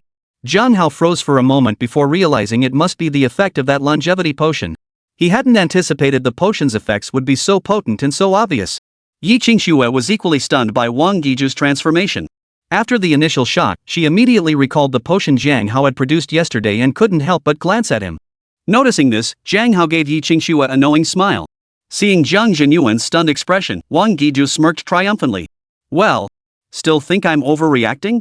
Look at yourself, you're the one frozen in shock." Earlier, after checking her reflection in the bathroom mirror, Wang Giju had discovered her appearance had suddenly reverted to what it was over a decade ago. The change was so hard to believe that she couldn't help but scream. Zhang Jinyuan stammered, This change is too drastic. Is that potion Xiao Hao brought really that miraculous? I don't feel any different." Hearing Zhang Jinyuan's words, the others finally noticed him and turned their attention toward him. Wang Giju chuckled, "You just haven't seen your own transformation yet. You've become much younger too." Zhang Jinyuan perked up at this. "Really? Quick, get me a mirror." As he spoke, Zhang Jinyuan instinctively sat up. The moment he did, he braced himself for the pain, expecting to endure the agony once more. But to his surprise, the wounds on his body no longer hurt. Why doesn't it hurt at all? Hearing Zhang Jinyuan's words, Jiang Hao's eyes lit up. It seemed the longevity potion could indeed significantly improve one's physical condition. He immediately walked over to Zhang Jinyuan's hospital bedside and examined him, discovering that Zhang Jinyuan's injuries had essentially healed completely. Wang Giju, hearing Zhang Jinyuan's words, exclaimed with delight, "Really? It seems that potion is truly miraculous. Quick, try moving around a bit." "Alright, I'll try," Zhang Jinyuan replied, immediately beginning to gently move his arms and legs. For the moment, he set aside the issue of his youthful appearance. After all, for Zhang Jinyuan, a healthy body was the most important thing. After moving around a few times, Zhang Jinyuan said, "It really doesn't hurt at all. I feel completely healed." Wang Giju asked, "Are you sure it's not just your imagination?" Jiang Hao chimed in with a smile, "Mom, don't worry. I've already checked Dad. His recovery is going very well. He's ready to be discharged now." Wang Giju remained skeptical. "You're not a doctor. What kind of examination could you possibly perform?" Hearing Wang Giju's words, Jiang Hao couldn't help but rub his nose in exasperation. He really wasn't a doctor. Yi Qingxue smiled and interjected, "Auntie, you don't know this, but even though Jiang Hao isn't formally trained as a doctor, his medical skills are truly remarkable. Back in Shaman City, even the chief specialists at the People's Hospital held him in the highest regard for his medical expertise." Saying this, Yi Qingxue felt a surge of pride. Wang Giju asked, "Xiao Hao, is that really true? I've never seen you study medicine or anything like that." Jiang Hao smiled reassuringly. "Mom, rest assured. Of course it's true. I just had some opportunities later on that gave me confidence in my medical skills." Wang Giju still seemed uneasy. "Since you say so, let's have the doctor examine you. If everything checks out, we'll go ahead and discharge your father." Jiang Hao nodded slightly. "Alright, let's have the doctor examine him." Next, Wang Giju contacted Zhang Jinyuan's attending physician and had him undergo a thorough examination. The results showed that Zhang Jinyuan had indeed fully recovered. Moreover, his physical condition far exceeded the health levels of people his age. Only then did Wang Giju finally relax completely. The attending physician was astonished by the dramatic changes in Zhang Jinyuan and Wang Giju, desperately wanting to uncover the truth. However, Jiang Hao casually brushed him off. "Ding! Would the host like to check in?" Just after seeing the doctor off, the system's prompt sounded in Jiang Hao's mind once more. "I'm going to the restroom," Jiang Hao informed Jiang Jinyuan and the others before quickly heading to the bathroom. He promptly responded to the system in his mind. With his response, the familiar virtual interface materialized before his eyes. Without hesitation, Jiang Hao tapped the illuminated daily check-in button. Ding! Check-in successful. Congratulations, host. You have obtained one basic fixed asset exchange voucher. Note, this voucher can be exchanged for company assets valued at up to 10 billion. Jiang Hao froze slightly upon hearing this. What was the difference between this and a share voucher? Ding! Share vouchers can only be exchanged for publicly listed companies, while property exchange vouchers can be used for unlisted fixed assets. Upon hearing the system's explanation, Jiang Hao instantly understood, though he didn't plan to use the voucher just yet. After leaving the restroom, Jiang Hao and his group proceeded directly to complete Jiang Jinyuan's discharge procedures. Then, driving the borrowed Audi, Jiang Hao returned to the Jiang family's residence in Chase City, a dilapidated suburban apartment of over 70 square meters. No sooner had they arrived home than Jiang Hao's phone rang. Glancing at the screen, he answered immediately. "Hey, cousin, what's up?" Chapter 187, Taking Away Your Leverage. Jiang Tao said, "I forgot to tell you yesterday the car uncle accidentally scratched belongs to Wang Xing, the son of Wang Wanjin, the boss of Wanjin Real Estate. He's demanding uncle compensate him with a brand new car." A cold glint flashed in Jiang Hao's eyes as he replied indifferently, "Got it." Jiang Tao sounded concerned. Wanjin Real Estate is reportedly worth billions. Wang Wanjin has considerable influence in Checheng. You need to be careful. What Jiang Tao shared came from what he'd learned from Zhang Yan's father. It was precisely this powerful background that made Wang Xing so arrogant. He didn't give a damn about the minor influence Zhang Yan's family held, let alone Jiang Tao. As for Jiang Hao's situation, Wang Xing knew absolutely nothing. Jiang Hao replied indifferently, "I know. Don't worry, cousin. A mere Wang Wanjin is nothing to me." Jiang Tao replied, "Good to know you've got it covered." Jiang Hao said, "If there's nothing else, that's all for now." "Alright, goodbye." "Goodbye." Seeing Jiang Hao hang up, Wang Guiju asked curiously, "Who was that?" Jiang Hao replied, "My cousin's call." Wang Guiju nodded upon hearing this and said, "Your cousin has been quite helpful this time, running around for your father's affairs. When you have time, invite your cousin and your uncle's family over for a meal." But Wang Guiju had more than that in mind. Inviting Jiang Hao's uncle's family over was only part of it. The other part was to introduce Yi Qingxue to the relatives. Unaware of his mother's thoughts, Jiang Hao nodded slightly. "Whatever you think is best." After chatting casually at home for a while, Jiang Hao said, "I need to step out for something. Qingxue, you stay here and keep my parents company." "Okay," Yi Qingxue replied without asking questions, simply nodding lightly in agreement. "You just got back yesterday," Wang Guiju remarked. "What could possibly come up?" Jiang Hao replied, "Just some company business. I'll handle it and be back soon." Wang Guiju was about to say more when Jiang Jinyuan interjected, "Enough. Xiao Hao isn't a child anymore. Why do you need to worry so much? Just drive safely."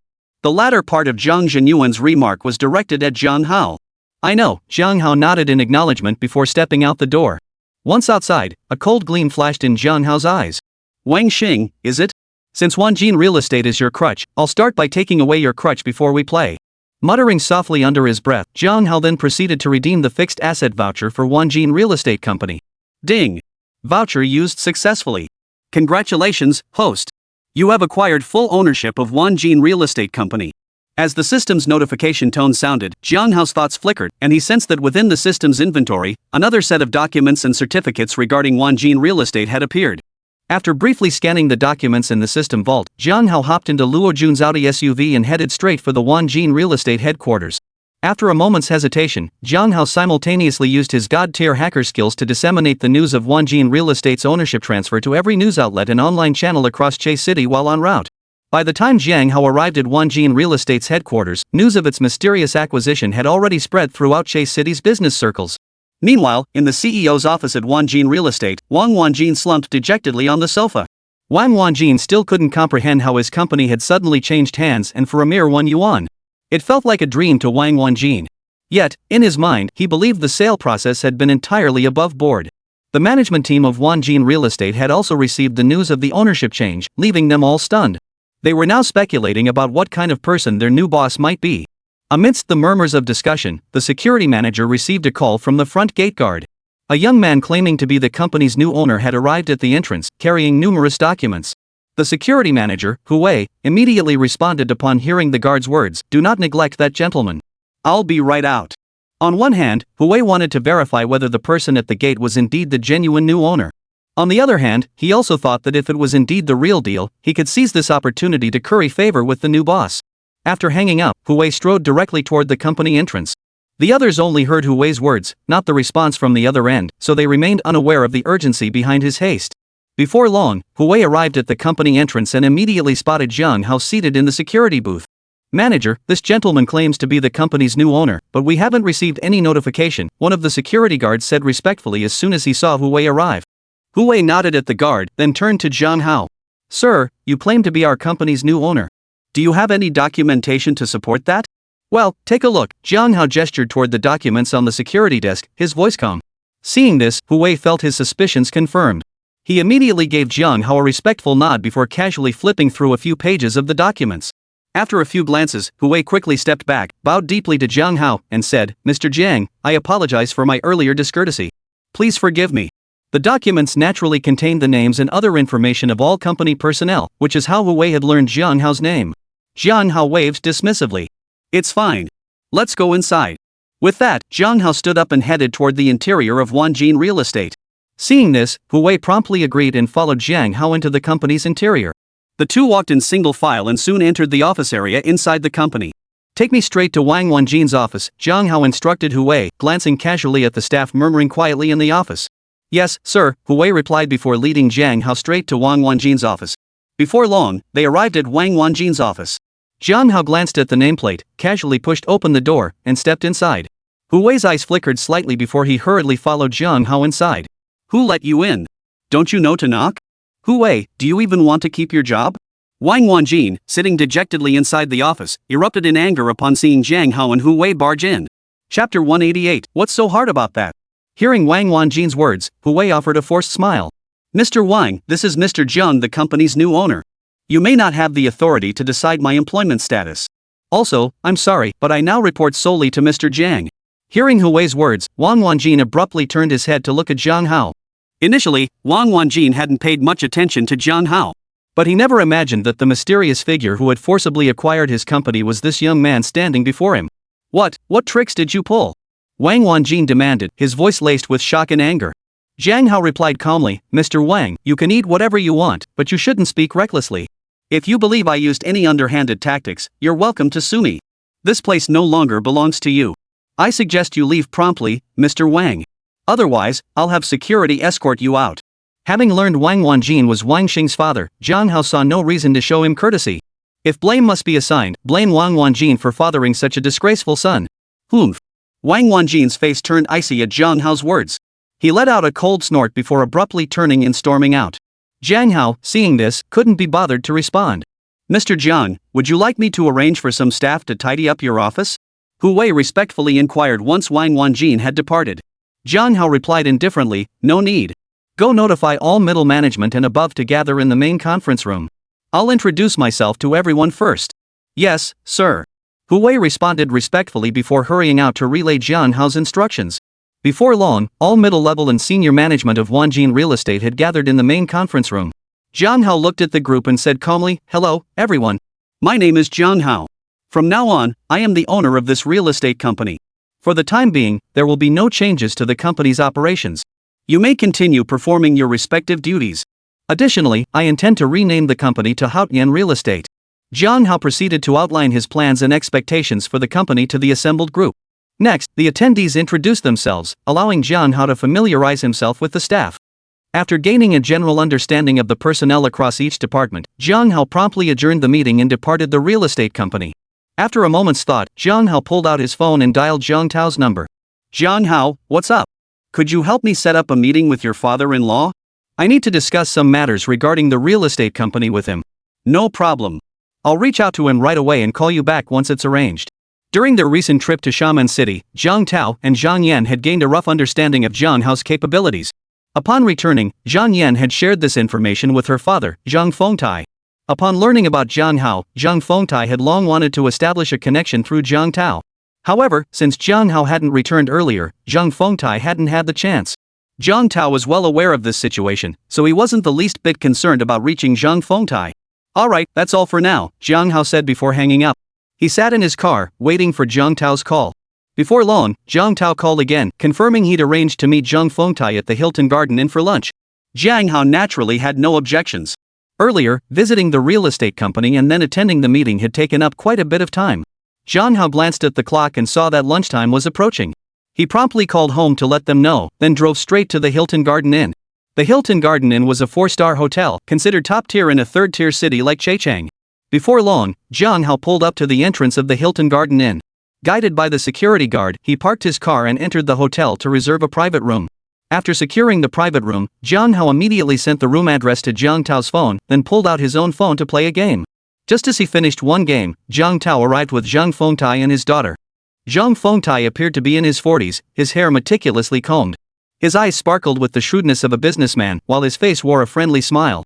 Upon entering the private room, Jiang Tao smiled and introduced everyone. "Mr. Zhang, hello. Thank you for coming." Jiang Hao greeted Zhang Fengtai proactively after the introductions, extending his hand. Zhang Fengtai promptly shook his hand, his face softening into a smile. "Mr. Jiang, you're too kind. Since you and Jiang Tao are cousins, we're practically family. If there's anything I can do for you, just let me know." Jiang Hao smiled faintly and said, "Let's sit down and talk first." Once the four were seated, Jiang Hao began slowly, "It's nothing major, really. I just took over Wanjin Real Estate today and wanted to understand the key considerations for establishing a real estate company in Checheng City." "Wait, Mr. Jiang, you mean Wanjin Real Estate suddenly changed hands, and the person who took it over is you?" Zhang Fengtai blurted out, unable to contain himself when Jiang Hao reached this point. Jiang Tao and Zhang Yan were equally stunned. At that moment, Jiang Tao couldn't help but recall his earlier phone call warning Jiang Hao to be cautious about Wanjin Real Estate. At the time, Jiang Hao had dismissed Wanjin as insignificant. Now it seemed he was right. How long had it even been? Jiang Hao had already taken over Wanjin Real Estate outright. That was just too impressive. Jiang Hao nodded slightly. "That's right. I took over Wanjin Real Estate this morning." Jiang Tao's eyes widened. "Jiang Hao, you moved way too fast. I only told you this morning that the car owner giving Uncle Air trouble was Wang Wanjin's son, and then you went and acquired Wanjin Real Estate in the blink of an eye?" Zhang Fengtai, hearing Jiang Tao's words, sucked in a sharp breath of cold air. Zhang Fengtai hadn't anticipated this angle. Even if Jiang Hao had intended to acquire Wanjin Real Estate earlier, the fact that he'd completed the purchase today was shocking enough. What Zhang Fengtai never imagined was that Jiang Hao had only decided on the acquisition this very morning and succeeded in completing it in the blink of an eye. When did acquiring a real estate company worth billions become so effortless? All these years, he, Zhang Fengtai, had toiled tirelessly just to amass a little over 100 million in assets. His entire life had been utterly wasted. Jiang Hao smiled faintly.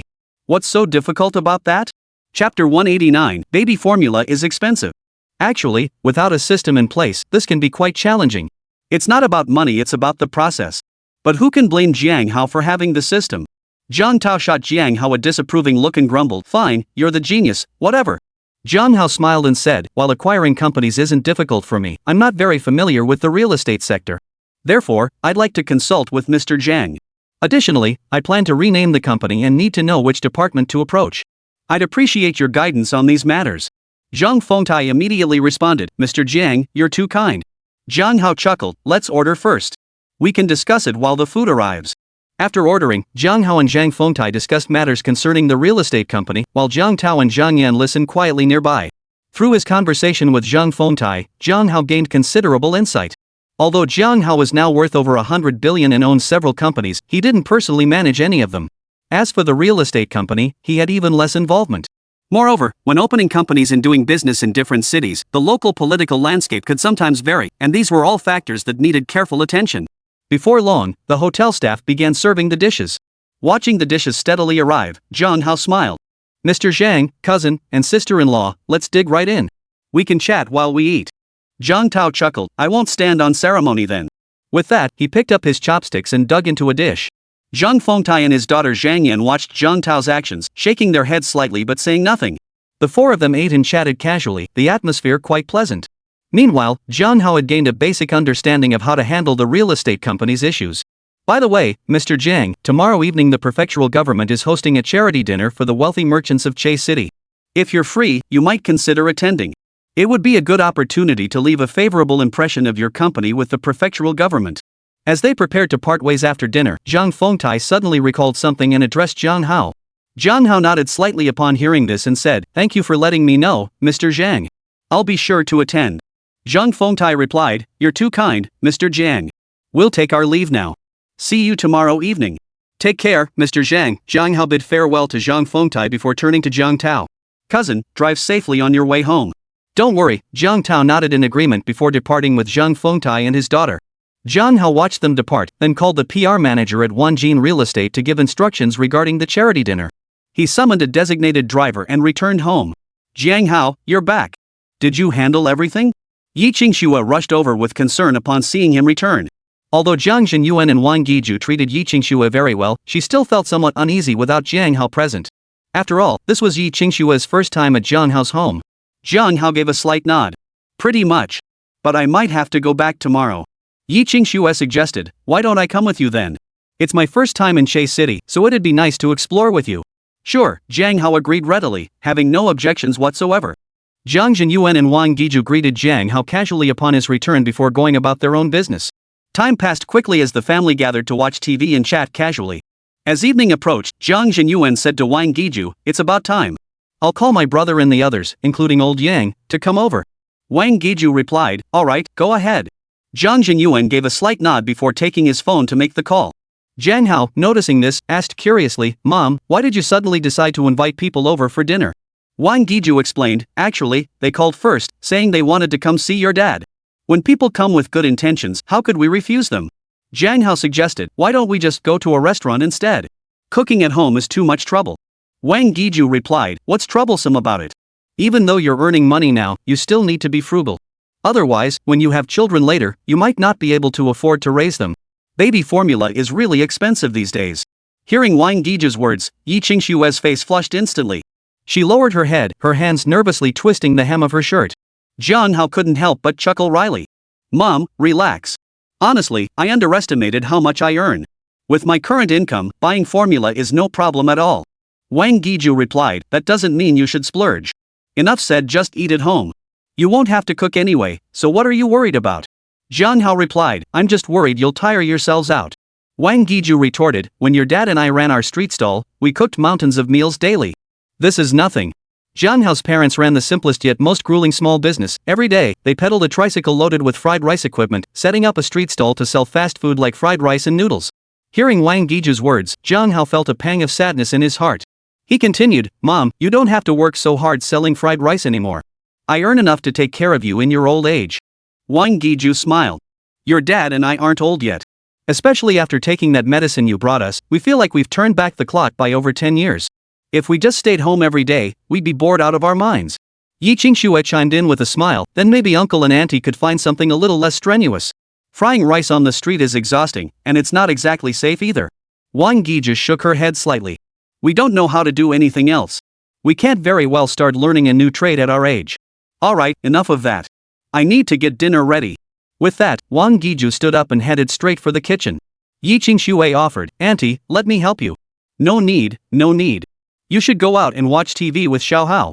Your uncle Jiang and I can handle it quickly," Wang Yiju said, gently pushing Yi Qingxue toward the door. Jiang Hao smiled at the scene, stepped forward, and pulled Yi Qingxue back. "Alright, next time I'll let you show off your skills." Just as Yi Qingxue was about to respond, a knock sounded at the door. "I'll get it," Jiang Hao said to Yi Qingxue before rising to open the door. Chapter 190, Getting You a Job. After opening the door, a young man wearing a camouflage t-shirt, black pants, and sporting a buzzcut came into Jiang Hao's view. The young man appeared to be in his early 20s, with a tall, sturdy build. The muscles on his exposed arms were particularly prominent, clearly marking him as a man of great physical strength. "Lu Song? It's you!" Jiang Hao's face flashed with surprise, mixed with a hint of delight. This young man was none other than Lu Song, Jiang Hao's high school classmate. Due to family circumstances, Lu Song had not continued his education after graduating from high school but had instead enlisted in the military. Lu Song and Jiang Hao had been inseparable during high school, though they hadn't seen each other in ages. "Jiang Hao, you're back." The young man's stern face broke into a warm smile upon seeing him. Jiang Hao nodded. "Just got back yesterday. Come on in." As he spoke, he stepped aside to let Lu Song into the room. Lu Song didn't stand on ceremony and followed Jiang Hao into his home. In Lu Song's hands were 2 gift boxes, containing supplements and similar products typically used by middle-aged and elderly people. "You came all this way, why bring anything?" Jiang Hao asked. "I heard Uncle Jiang had an accident, so I came to check on you. I picked up some supplements along the way, they're quite affordable." "I hope you don't mind," Lu Song replied with a smile. Why bring this up? Jiang Hao shook his head slightly, took the gift boxes, and set them aside. After a pause, Lutesong asked again, by the way, how is Uncle Jiang doing now? Jiang Hao replied, my father is fine now. That's good, Lutesong nodded in response. As they spoke, they had already reached the living room. Spotting Yi Qingxue in the living room, Lutesong turned to Jiang Hao and inquired, Jiang Hao, who is this? Jiang Hao smiled and said, this is my girlfriend, Yi Qingxue. He then turned to Yi Qingxue and introduced, Qingxue, this is my high school classmate Lutesong, also a good buddy of mine. Hello, please have a seat, Yi Qingxue said politely to Lutesong with a smile after hearing Jiang Hao's introduction. Hello, Lutesong replied to Yi Qingxue before taking a seat on the sofa. I'll go pour some tea, Yi Qingxue said to Jiang Hao and Lutesong before walking off to the side. Lutesong leaned closer to Jiang Hao and whispered, bro, you're doing great. You've got yourself quite the girlfriend. Jiang Hao chuckled. Of course. You know who I am.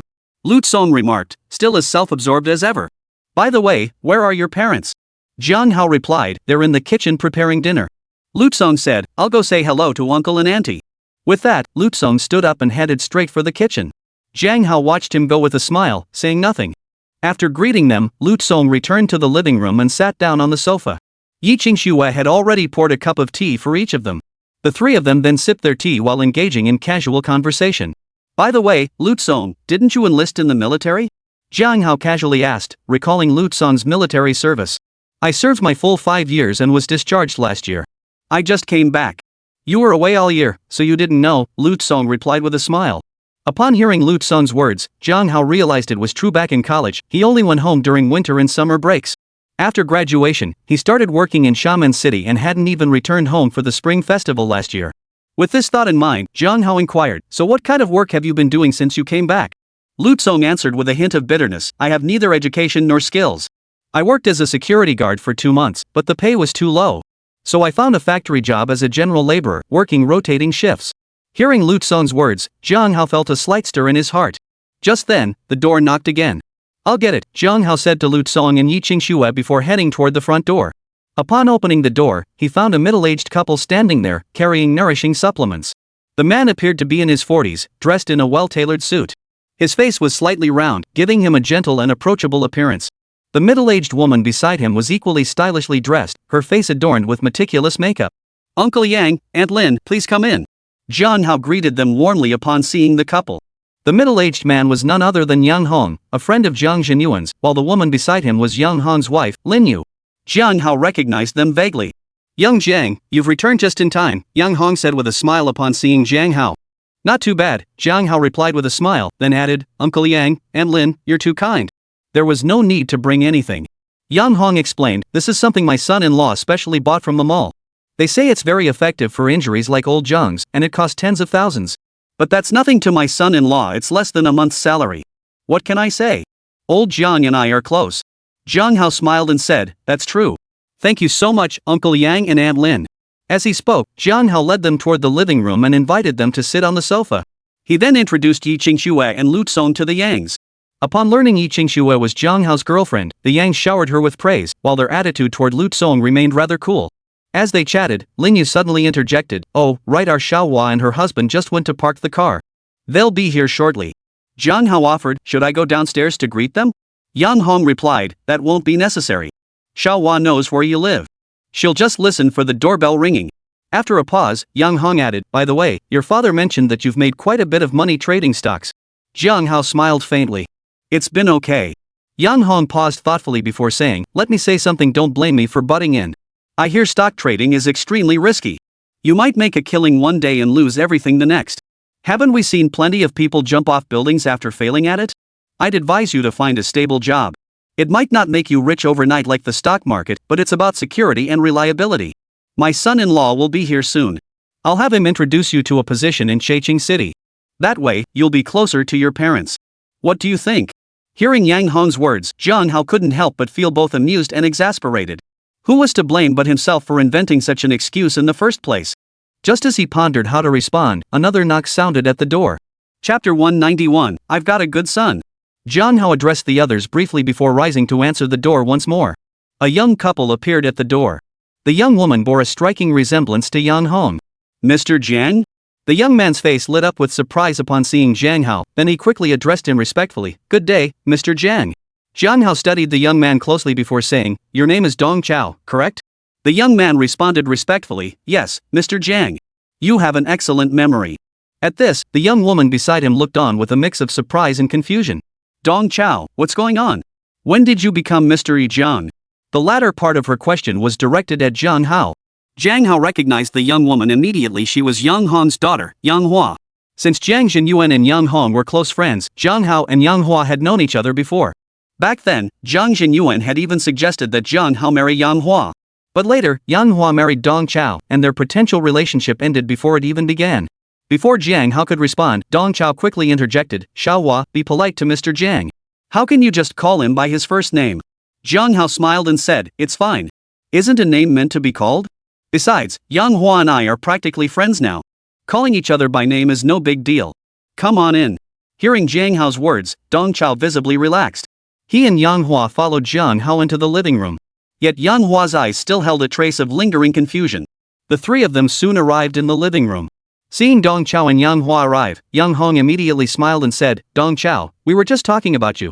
Does your company have any good positions? Introduce one to Jiang Hao." "Ha?" Dong Chao exclaimed in surprise at Yang Hong's suggestion. "Are you kidding me? Asking him to find Jiang Hao a job? That's ridiculous. Why would Mr. Jiang need anyone to find him a job?" Taking a deep breath, Dong Chao finally said, "Dad, you don't seem to be aware of Mr. Jiang's status, do you?"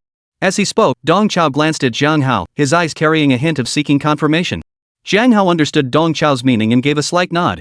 "Dong Chao, what exactly is Jiang Hao's status? Why are you calling him Mr. Jiang?" Yan Hua, having heard Dong Chao's words, immediately turned to ask him directly. Yan Hong, Lin Yu, and Lu Song all turned to Dong Chao with curious expressions. Yi Qingxue, however, remained composed, a faint smile playing in her eyes. Dong Chao explained, "You probably don't know yet, but the company I work for, Wanjin Real Estate, changed ownership this morning." Yang Hua interrupted, "Your company changed owners? What does that have to do with Jiang Hao?"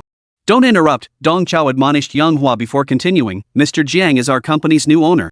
So when they asked me to introduce work to Mr. Jiang, it really put me in a tough spot. My job depends on Mr. Jiang's favor." Whoosh!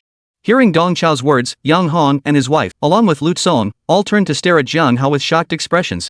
Wanjin Real Estate was a household name in Checheng City. They never imagined Jiang Hao would become its new owner. Even Yi Qingxue felt a wave of surprise. Had Jiang Hao mentioned earlier that he was going out to handle some business? Was he actually referring to acquiring a real estate company? But why would Jiang Hao suddenly decide to acquire a real estate company? "Hey, old Yang, you're here. What's gotten into you? Why do you all look so stunned?" Just then, Jiang Jinyuan emerged from the kitchen. Seeing everyone's expressions, he couldn't help but ask in confusion. Hearing Jiang Jinyuan's words, Yang Hong exclaimed, "Old Jiang, you've been keeping this under wraps pretty well. I never imagined your son had become so accomplished. I'm seriously jealous." Yang Hong and Jiang Jinyuan were close friends who often enjoyed comparing and showing off their achievements to each other. In the past, Yang Hong was always the one showing off to Jiang Jinyuan. One day he'd brag about his daughter buying him a new outfit, the next about his son-in-law gifting him a fancy watch, or else about how impressive his son-in-law's job was and how high his salary was. But now, everything had suddenly flipped upside down. Although Yang Hong didn't know exactly how much Wanjin Real Estate was worth, he knew it was absolutely beyond his wildest dreams to ever earn that kind of money. Moreover, Yang Hong's greatest source of pride had always been his son-in-law, Dong Chao, a man with a respectable job and a generous salary. But now, Jiang Hao had become Dong Chao's boss. What a reversal! Jiang Jinyuan, unaware of what had just transpired, asked directly, "What's going on? Why are you suddenly praising my son?" Yang Hong replied, "Didn't you know? Your son, Jiang Hao, has become the new boss of Wanjin Real Estate Company." "What? Wanjin Real Estate? Isn't that where young Dong works? You mean Jiang Hao is the boss now?" Jiang Jinyuan froze upon hearing this. He truly hadn't known about Jiang Hao taking over Wanjin Real Estate that morning. Yang Hong retorted impatiently, "All right, old Jiang, stop pretending. I admit defeat this time, okay?" Jiang Jinyuan retorted, "What am I pretending? I genuinely didn't know." Then, Jiang Jinyuan turned to Jiang Hao and asked, "Jiang Hao, is this true?" Jiang Hao nodded slightly. "Of course it's true. That's exactly what I went out to handle this morning." Jiang Jinyuan suddenly recalled the incident with Wang Xing and inquired, "Oh, right. I accidentally scratched a sports car earlier. The owner mentioned he was the son of the Wanjin Real Estate Company's boss. Was that why you went ahead and acquired the company?" Jiang Hao replied calmly, "Exactly. Wasn't he acting all high and mighty just because his old man owns Wanjin Real Estate? So I took away his crutch. Let's see what he's got left to be arrogant about. Hearing Jiang Hao's words, the people in the living room were instantly stunned. The looks Yang Hong and his wife shot at Jiang Jinyuan were filled with envy. Dong Chao and Yan Hua exchanged glances, their hearts pounding. Dong Chao especially hadn't imagined that the change in ownership of Wanjin real estate was due to this very incident. Yi Qingxue finally understood why Jiang Hao had suddenly acquired a real estate company and found his actions deeply commendable. Jiang Jinyuan paused, feeling a tingle in his eyes. Then, he couldn't help but burst into laughter. Ha! Good. That bastard son relies on having a good father, but I have a good son. Stronger than his father. Chapter 192, Regardless of Children. Earlier, Jiang Jinyuan had accidentally scraped Wang Xing's car while riding his tricycle. Yes, he was indeed at fault. But if he had to pay for repairs or compensation as long as it wasn't unreasonable, he could accept that. But Wang Xing smashed his tricycle to pieces and even beat him up so badly he was seriously injured. How could Jiang Jinyuan not be furious? But in Jiang Jinyuan's eyes, his family simply couldn't afford to cross Wang Xing. Even with the tricycle wrecked and his son beaten, they had no choice but to swallow their pride. What Jiang Jinyuan hadn't anticipated was that his son, Jiang Hao, proved far more capable than he'd imagined. He had taken down the Wanjin real estate company, the very entity Wang Xing had relied on. Thinking of this, Jiang Jinyuan felt a surge of satisfaction. Seeing his father's reaction, Jiang Hao felt his actions had been well worth it. Moreover, his revenge against Wang Xing wouldn't end there. Since Wang Xing dared to lay a hand on his father, how could Jiang Hao let him off easy?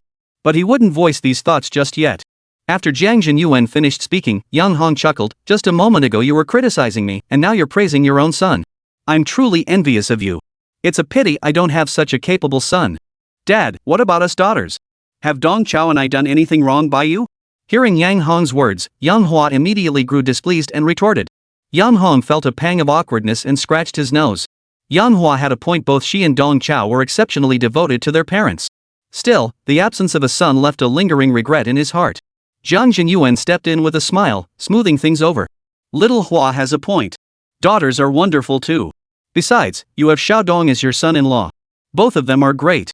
Haven't you been bragging to me every day about having such a wonderful daughter and son-in-law?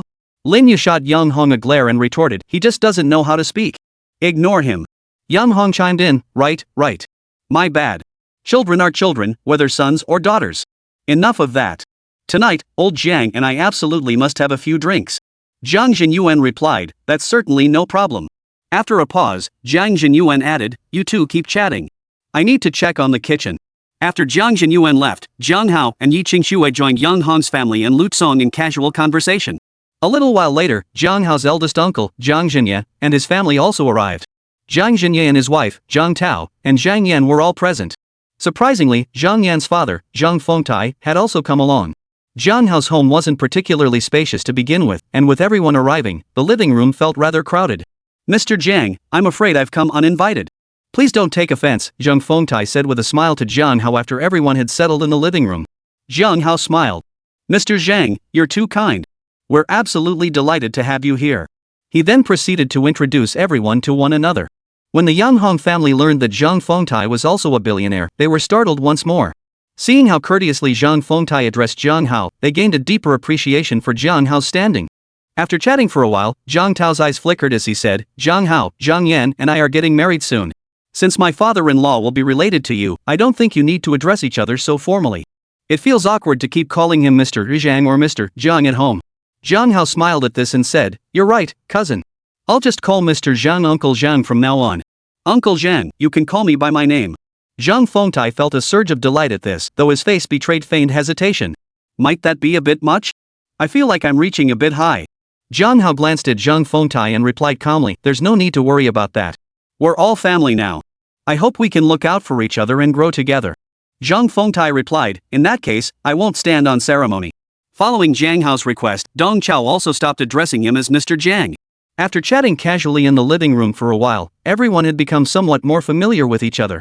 Suddenly, Jiang Hao's uncle, Jiang Jianye, spoke up, Jiang Hao, now that you've made something of yourself and I won't even mention your aunt, you must look out for your cousin from now on.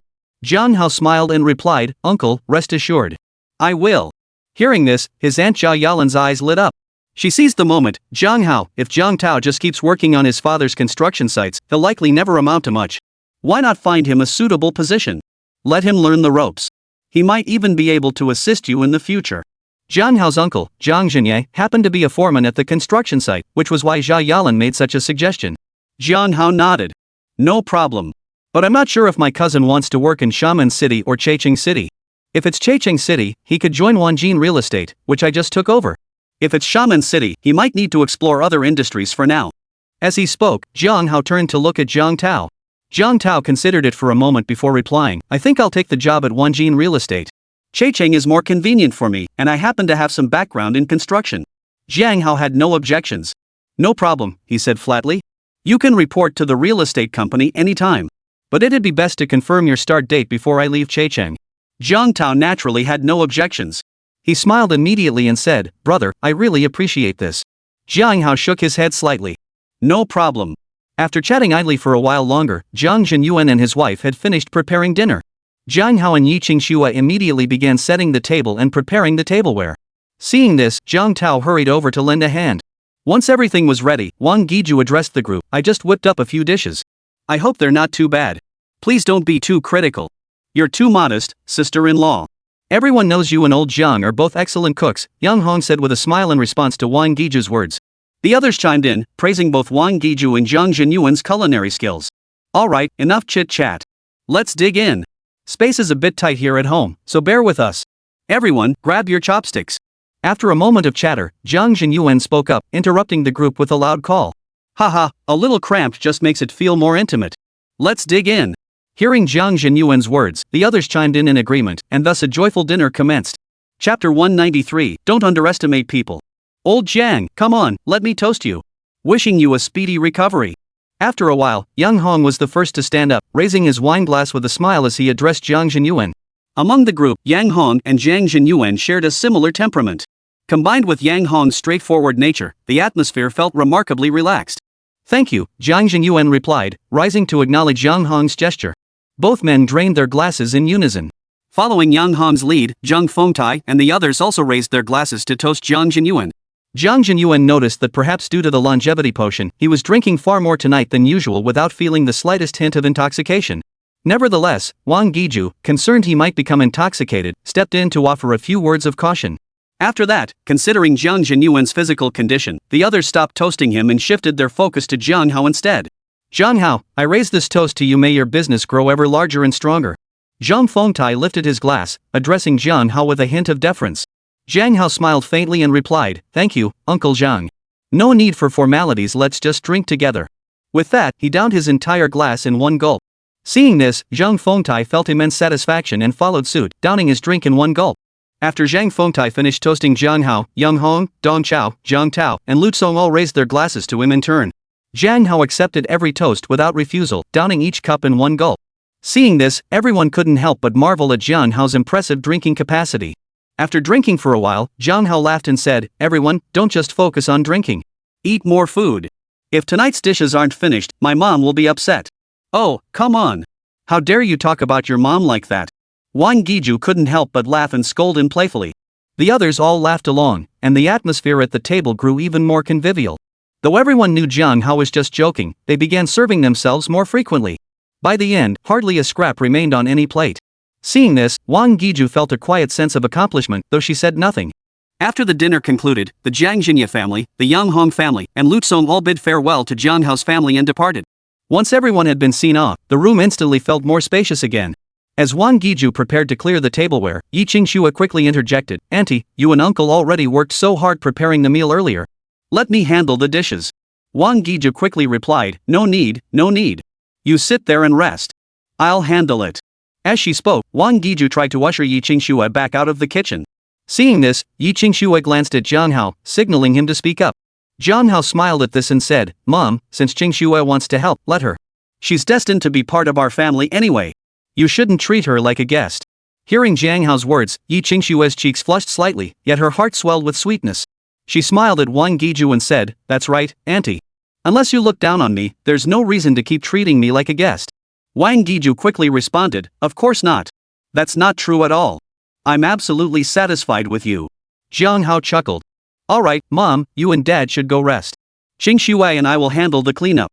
As he spoke, Jiang Hao stepped forward and gently nudged Wang Guizhu toward the kitchen exit. You kid, really? Pushed out of the kitchen, Wang Guizhu couldn't help but grumble, though deep down she felt quite pleased.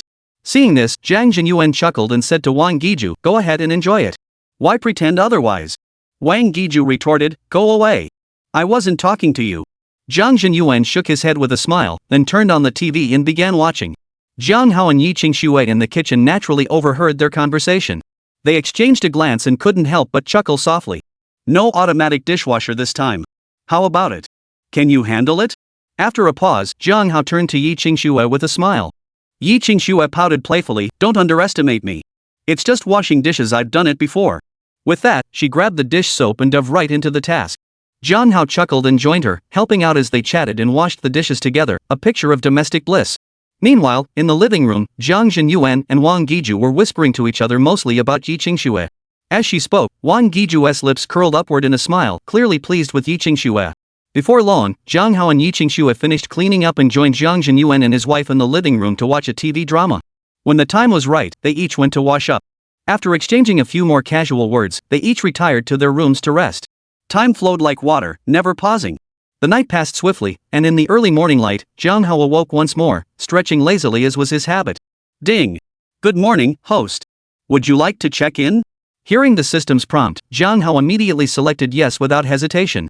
Instantly, the familiar light screen appeared once more. Jiang Hao casually tapped the illuminated daily check-in button. Ding! Check-in successful. Congratulations, host. You have obtained one residential building exchange voucher. Note, this voucher can be exchanged for any vacant residential building valued at up to 10 billion credits. Hearing the system's prompt, Jiang Hao froze for a moment. A residential building exchange voucher? That sounded pretty decent. Moreover, he couldn't help but wonder, were there even residential buildings worth over 10 billion? Didn't that mean he could essentially exchange for any residential building he wanted? Originally, after last night's crowded dinner, Jiang Hao had planned to buy a new apartment. But now it seemed unnecessary. With an entire residential building at his disposal, would he ever worry about having nowhere to live? Jiang Hao, how come you're almost always awake before me? As Jiang Hao pondered this, Yi Qingxue's slightly lazy voice drifted into his ears. Jiang Hao chuckled, because you sleep better. He chuckled. Hearing Jiang Hao's words, Yi Qingxue couldn't help but recall a morning conversation they'd had earlier at the Yinshao villa. A soft chuckle escaped her lips. You're finally learning to speak properly. Jiang Hao chuckled, of course. I'm improving every day. Narcissist, Yi Qingxue murmured, playfully scolding him. After chatting and laughing for a while, they both got up and freshened up. By then, Zhang Zhenyuan and Wang Giju had already prepared breakfast. After breakfast, Zhang Zhenyuan said, Jiang Hao, take Qingxue for a stroll around Car City. Your mother and I have some errands to run. What kind of business? Jiang Hao asked curiously. Chapter 194, What a Spendthrift. Hearing Jiang Hao's question, Zhang Zhenyuan's expression darkened slightly. Wang Giju interjected, it's about that tricycle. Your father's tricycle was wrecked by that good-for-nothing. It's unusable now, so we plan to buy a new one. That's going to cost us quite a bit. Jiang Hao suggested, why not just skip buying one? You two don't need to keep slaving away selling fried rice on the street. It's exhausting and unsafe. We're not short on money now. You should just enjoy your retirement. Zhang Zhenyuan shook his head. How could that be? We're still young. Are we supposed to just sit around at home waiting to die? Wang Giju chimed in, exactly. We need something to keep us busy. Jiang Hao pondered for a moment before suggesting, if you insist on staying busy, I can keep an eye out for farmhouse restaurants up for sale. We could open one ourselves. That way, you wouldn't have to ride that tricycle out in the sun and wind every day. Zhang Zhenyuan's eyes lit up at the idea, but then worry crept in. Opening a farmhouse restaurant must cost a lot, right? And there's paperwork and all that. Jiang Hao chuckled.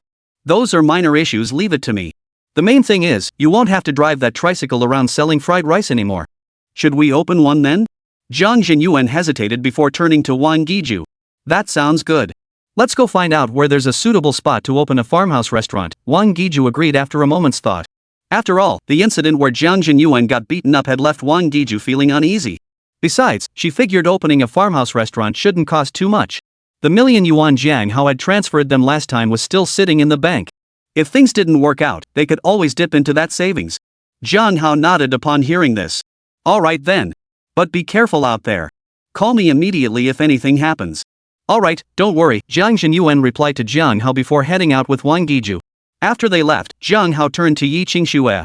Let's head out too. We can handle some company matters while we're out. I'll just follow you wherever you go, Yi Qingxue replied with a smile.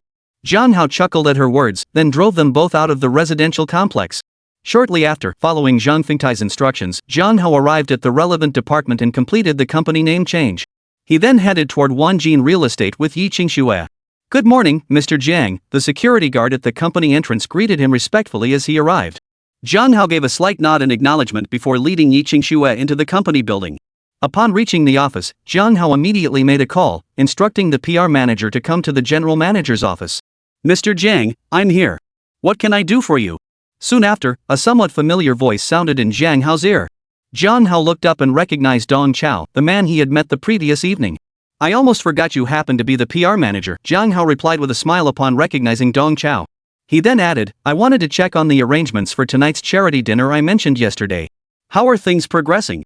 Dong Chao immediately assured him, "Rest assured, Mr. Jiang. Everything is arranged." Originally, Wanjin Real Estate was also scheduled to attend this charity dinner. "We contacted the county government office again, explained the company's changes to them, and re-registered our attendance." Jiang Hao nodded slightly. "That's good." Dong Chao added, "Oh, and the county office sent a new invitation. I'll go get it for you right away." "Alright, go ahead," Jiang Hao responded with a slight nod. Moments later, Dong Chao returned with the invitation in hand. "If there's nothing else, you may go about your duties. Keep an eye on company matters for me for now. Call me anytime if any issues arise," Jiang Hao said calmly to Dong Chao after receiving the invitation. Dong Chao's heart leapt with delight at the words. He hurriedly replied, "Yes, Mr. Jiang. Understood. I'll step out now." Jiang Hao nodded in acknowledgement, saying nothing more. After Dong Chao left, Jiang Hao used his god-tier hacking skills to thoroughly investigate every detail of Wanjin Real Estate online. Only then did he take Yi Qingxue out of the company and stroll through the streets. Chase City was merely a third-tier city, far inferior to Xiamen City. Yet for two souls deeply connected, the surroundings held little significance. Hand in hand, Jiang Hao and Yi Qingxue wandered the streets of Chaicheng for most of the morning. As noon approached, Jiang Hao received a call from his mother. "Mom, what's up?" Jiang Hao asked with a hint of concern after answering the call. "Nothing much. It's almost noon. Do you want to come back for lunch?" Wang Giju's voice came through the phone. Jiang Hao thought for a moment and replied, "We'll be right back." "Alright, drive safely on your way back," Wang Giju reminded him before hanging up. "Mom wants us home for lunch." "Let's go," Jiang Hao said with a smile to Yi Qingxue after hanging up. Yi Qingxue responded softly. Together, they got into the car and headed back to the Jiang residence. Upon arriving home and seeing the state of the house, Jiang Hao suddenly remembered he'd forgotten to choose an apartment building. After lunch, Jiang Jinyuan and Wang Giju were preparing to go out again to inquire about farmhouse restaurant locations, but Jiang Hao called out to them. "What is it? Is there something else?" Jiang Jinyuan looked at Jiang Hao, asking with some confusion. Jiang Hao said, "I just bought a new house. I want to take you guys to pick one to live in. Let's put the farmhouse business on hold for now. This afternoon, we'll go check out the houses first." Hearing this, Jiang Jinyuan's eyes widened in disbelief. "What did you say? You bought a house? Are you sure it's a house, not just an apartment?" Jiang Hao smiled and nodded. "Indeed, a whole building." Once Jiang Hao confirmed it, Wang Giju immediately complained, "Why did you buy so many houses? You're such a spendthrift. Even if you think our current place is too small, just buy a bigger one. Why buy so many?" Hearing Wang Giju's words, Jiang Hao awkwardly rubbed his nose. What could he do? The system had given him one house, not one apartment. There was no way to explain this, so he could only play the part of the spendthrift for once. System, so it's my fault for being too generous? Chapter 195, Smash Your Car. Yi Qingxue spoke up then, "Auntie, since Jiang Hao has already bought it, we should still go take a look together. Besides, real estate always has appreciation potential these days. If you feel there are too many houses, you can always sell or rent them out later." Yi Qingxue's current status was different after all. Hearing her speak up for Jiang Hao, Wang Giju stopped nagging him and addressed Jiang Hao directly, "Then take us to see it. Just don't go wasting money recklessly anymore." Jiang Hao flashed Yi Qingxue a grateful smile before reassuring Wang Giju, "Mom, don't worry. I understand. Let's head out now." Jiang Jinyuan remained silent on the sidelines. Next, the four of them quickly gathered their things and headed out. Jiang Hao drove the Audi, carrying his family toward their destination. During the lunch break, Jiang Hao had already selected a location and redeemed the residential building voucher. He had chosen Tianlin Garden, a residential complex in the East Bay district of Chase City. Property prices in Tianlin Garden hovered around 7,000 to 8,000 yuan per square meter, placing it among Chase City's most exclusive neighborhoods. More importantly, Tianlin Garden boasted a pleasant surrounding environment, convenient transportation, and well-developed commercial facilities. Moreover, Chase City People's Park lay just a short distance away. Once they moved into their new home, it would be a perfect spot for his parents to stroll when they felt like getting out. Before long, Jiang Hao arrived at Tianlin Garden with his family. After parking in an outdoor spot, the family walked together to the main gate of Tianlin Garden. You bought a house here? Wang Giju felt a pang of heartache upon seeing the luxurious properties of Tianlin Garden. Judging by the location and layout, Zhang Jinyuan and Wang Giju could easily guess that the property here wouldn't come cheap. Yes, Zhang Hao replied with a slight nod. Zhang Jinyuan remarked, homes here must be expensive, right? Zhang Hao replied, it's okay, only 7 or 8,000 per square meter. Compared to the houses in Xiamen City, this is much cheaper. 7 or 8,000 per square meter? That's 7 or 800,000 for one unit. And you bought an entire building? Just think how much that must have cost. What a spendthrift. Hearing Zhang Hao's words, Wang Giju couldn't help but voice her complaints again. Zhang Hao scratched his nose and said, it's not that much. Only about 100 units total, less than 100 million yuan. Talk about a toad yawning. What a big mouth. With your penniless state, you probably can't even afford one apartment, let alone a whole building. Just as Zhang Hao finished speaking and Wang Giju was about to retort, a shrill voice cut through the air behind them. Hearing that voice, Zhang Jinyuan's expression instantly darkened. Wang Giju's expression wasn't much better either. Zhang Hao turned toward the source of the noise and saw a young man in a white suit. The young man sported a side-swept hairstyle, wore a pair of sunglasses, and carried an air of arrogance. Beside him stood a young woman in her early 20s, her makeup meticulously applied. What are you staring at? Never seen a beauty before? The woman sneered at Zhang Hao when she noticed his gaze. Zhang Hao scoffed dismissively. You call yourself beautiful? Your breast implants are barely a month old. You've had your nose done, and that face is clearly a plastic surgery version of some internet celebrity look. Where do you get your confidence? You're talking nonsense. The young woman's face darkened at Zhang Hao's words, her voice rising in anger.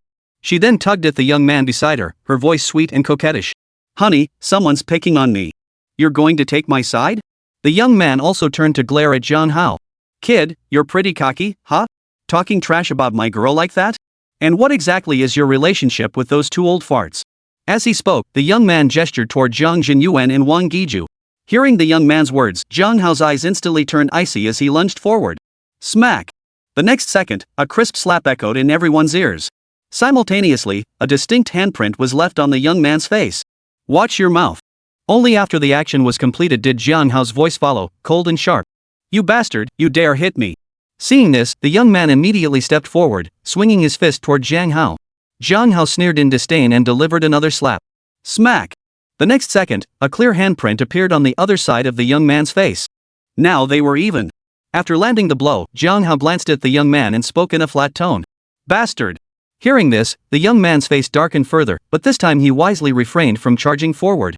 Zhang Hao added coldly, keep barking, and I'll keep slapping you. You! Hearing Zhang Hao's words, the young man's expression changed. He grabbed the young woman and prepared to leave. Wait, Zhang Hao called out, halting them. What else do you want?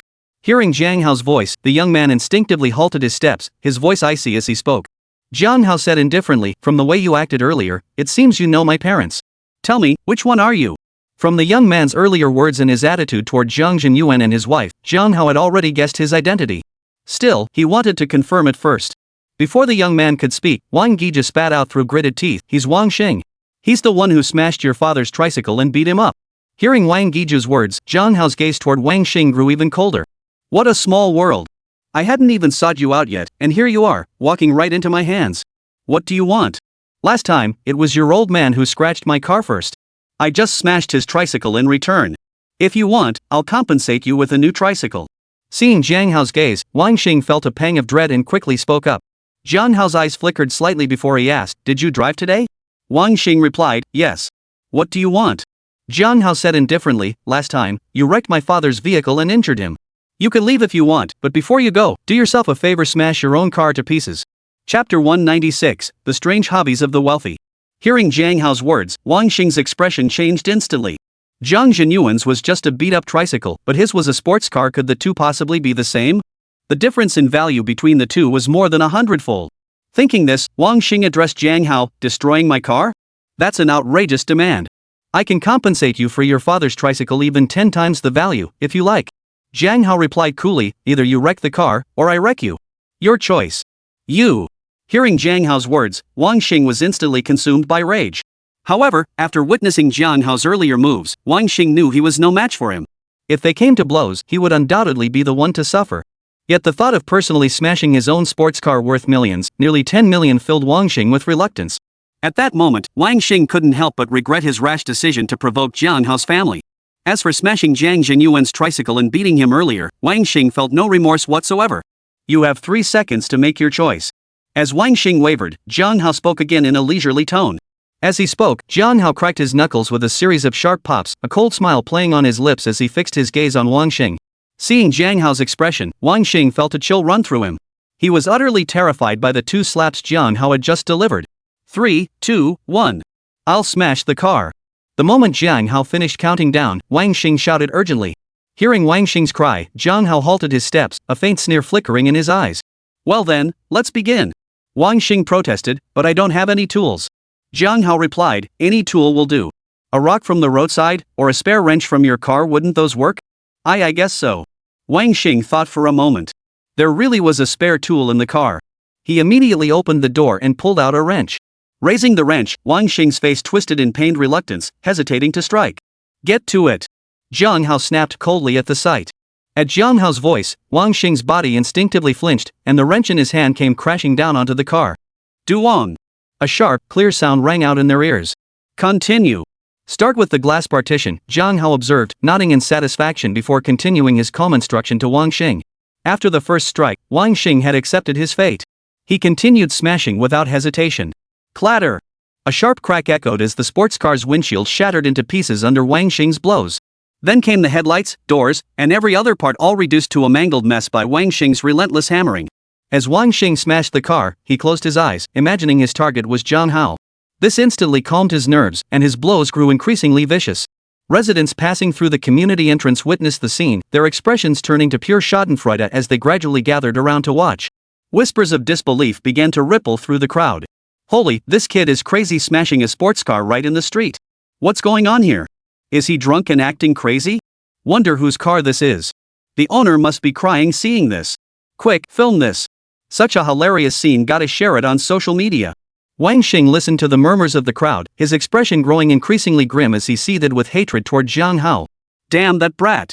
Just you wait, I'll repay today's humiliation tenfold, 100-fold. While cursing Jiang Hao in his mind, Wang Xing kept smashing the sports car with all his might. In his mind, the car became Jiang Hao himself. He struck it with no mercy whatsoever, wishing he could smash it to smithereens. Jiang Jinyuan and his wife watched Wang Xing violently smashing his own sports car, feeling a surge of satisfaction. Especially Jiang Jinyuan, recalling how Wang Xing had once wrecked his tricycle, he now felt it was worth every moment. A beat-up tricycle for a sports car? Worth it. And seeing Wang Xing personally smash his own sports car brought Jiang Jinyuan an even greater sense of satisfaction. Yi Qingxua knew Jiang Hao was doing this to vent for Jiang Jinyuan, so she simply watched quietly from the side, her expression unchanged. Sir, what are you doing? Stop it immediately. After Wang Xing had been smashing for a while, the security guard from the gatehouse finally rushed over and shouted at him to stop. Get lost. It's my damn car I'm smashing, what business is it of yours? Wang Xing was already seething with rage, but he dared not take it out on Jiang Hao. Instead, he vented his fury on the security guard. The guard paused, then asked, Sir, is this really your car? Could you please prove it? Wang Xing pulled out his car keys and pressed them a few times, then produced his driver's license. Is that good enough now? He sneered. Get lost. Don't bother me. The guard watched this unfold, a strange look flashing in his eyes before he stepped aside to watch the show. The onlookers witnessed the scene and immediately erupted in a buzz of astonishment. He actually smashed his own car? Is this guy out of his mind? Is this what the world of the wealthy looks like?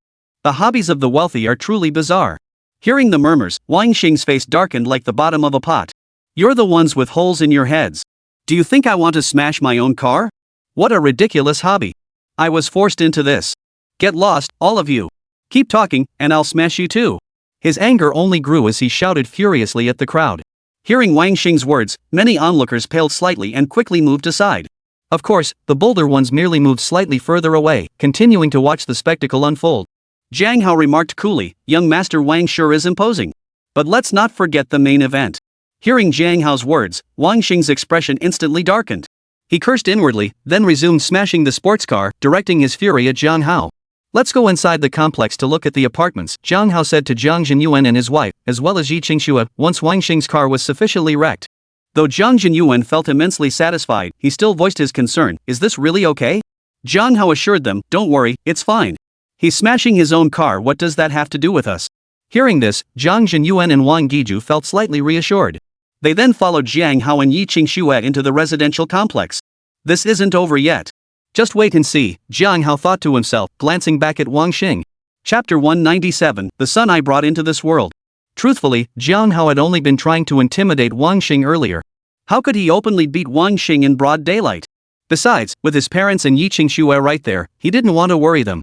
However, perhaps because Jiang Hao had slapped Wang Xing twice right off the bat, it had instilled a sense of fear in him, leading him to believe Jiang Hao would actually beat him up.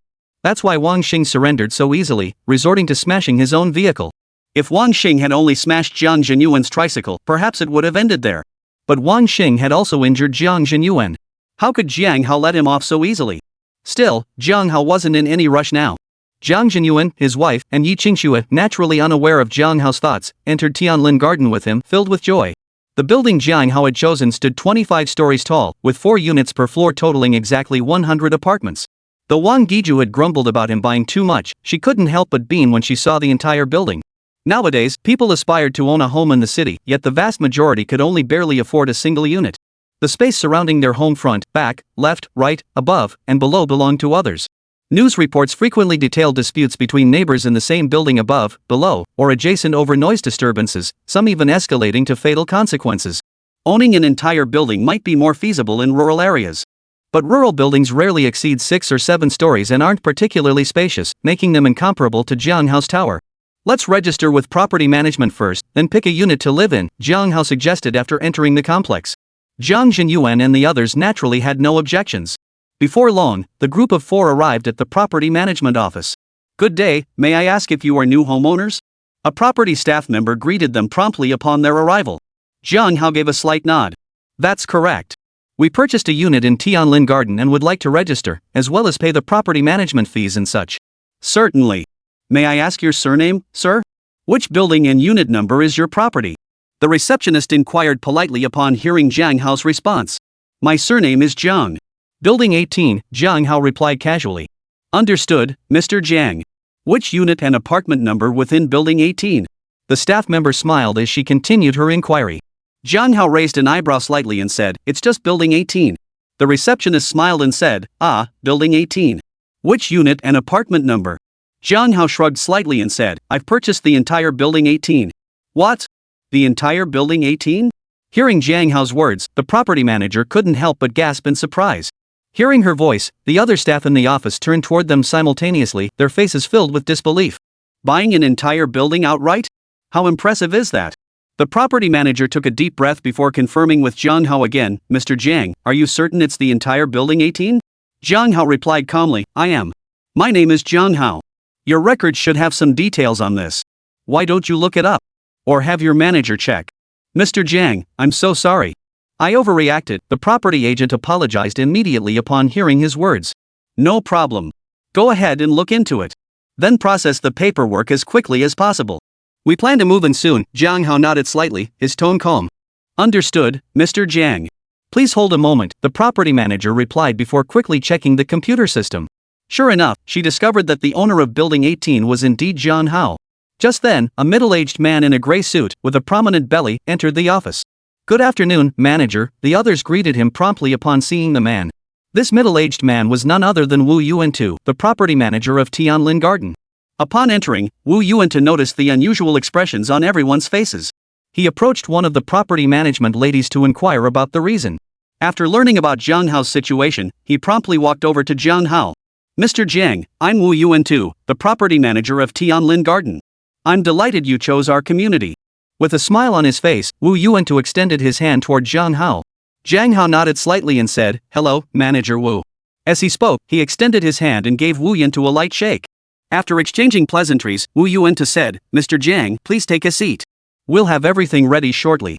Jiang Hao nodded slightly and sat down with Yi Qingxue and the Jiang Zhenyuan couple on the chairs in the property management office. Under Wu Yuantu's personal guidance, the paperwork for Jiang Hao and his companions was swiftly completed. Wu Yuantu then personally escorted them to the entrance of Building 18. As Wu Yuantu escorted them out, the entire property management office erupted in astonishment. Mr. Jiang had actually purchased an entire building, how astonishing. I wonder what Mr. Jiang does for a living, he must be incredibly wealthy. I'd be satisfied if I could afford just one unit someday. I wonder if Mr. Jiang is married. If he lives in the community, maybe we'll have a chance to marry into a wealthy family someday. You're thinking too far ahead. Didn't you see the girlfriend by his side? A girlfriend isn't the same as a wife. Even if she were his wife, it wouldn't matter. I wouldn't mind being the other woman. Pfft, shameless. Jiang Hao naturally had no idea about the property management lady's gossip after they left, and even if he did, he wouldn't have cared. After Wu Yuantu personally escorted them downstairs, he finally took his leave. Jiang Hao led Yi Qingxue and the Jiang Xingyuan couple into the building's interior. How are we supposed to choose from 100 apartments? This is so hard, Jiang Xingyuan exclaimed upon learning the total number of units in the building. His eyes sparkled with amusement as he spoke. Wang Giju retorted irritably, "What are you bragging about? It's not like you bought it with your own hard-earned money." Jiang Xingyuan chuckled, "But it is my son, born through my own merit. In a few days, we'll move into our new home. Then we'll invite my eldest brother and old Jiang over for a gathering. This time, it won't be crowded." Wang Giju shot Jiang Xingyuan a disapproving look. "Always showing off. Don't you feel even a little embarrassed?" Jiang Hao watched his parents banter and couldn't help glancing toward Yi Qingxue. Yi Qingxue happened to look at Jiang Hao at the same moment. Their eyes met, and they shared a knowing smile, 1,000 words spoken without uttering a single one. Chapter 198. You don't mind wasting it, do you? Next, the group of 4 browsed and selected apartments while chatting and laughing. Jiang Xingyuan and his wife found every unit they viewed quite appealing, and by the end of the afternoon, they were dazzled by the sheer variety. In the end, they settled on the 18th floor. On one hand, the 18th floor offered a moderate height with decent views. On the other hand, choosing the number 18 was for good luck.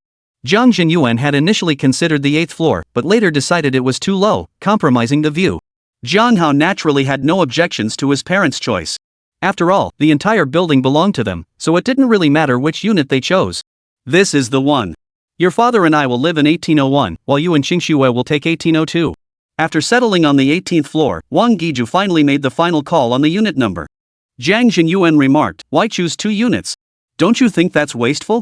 Wang Giju retorted irritably, "We old folks have different habits than the young. It's better to live separately. We've already bought these places, not using them would be the real waste. Nowadays, parents rarely live with their children after they get married. They understand that as they grow older, they may increasingly clash with younger generations in many ways. If they live together constantly, minor daily irritations could be magnified endlessly. Over time, these frustrations would inevitably erupt into conflicts. Especially the age-old mother-in-law and daughter-in-law issues." Wang Giju currently gets along well with Yi Qingxue, but she doesn't have much confidence about how things will be when she's older. That's why she feels it's better to plan ahead now. Moreover, although they would live in separate houses, they were very close by, so there was no need to worry about not being able to look out for each other. Since the 2 flats were right next to each other, Jiang Hao didn't think much of it. He smiled and said, "All right then. You 2 decide when would be best, and we'll just move over." Jiang Xingyuan added, "I'll find someone to pick an auspicious date. But honestly, this entire building just for the few of us living here feels a bit too quiet." Jiang Hao chuckled, "If you find it too quiet, you could rent out the other units, or invite your uncle and his family to pick one to live in." Jiang Xingyuan's eyes lit up at the suggestion. "Good idea. Once we move in, we'll have your uncles and aunts come live here too." Jiang Hao considered it for a moment before replying, "Whether it's your uncles or others, it'd be best to have them stay on different floors.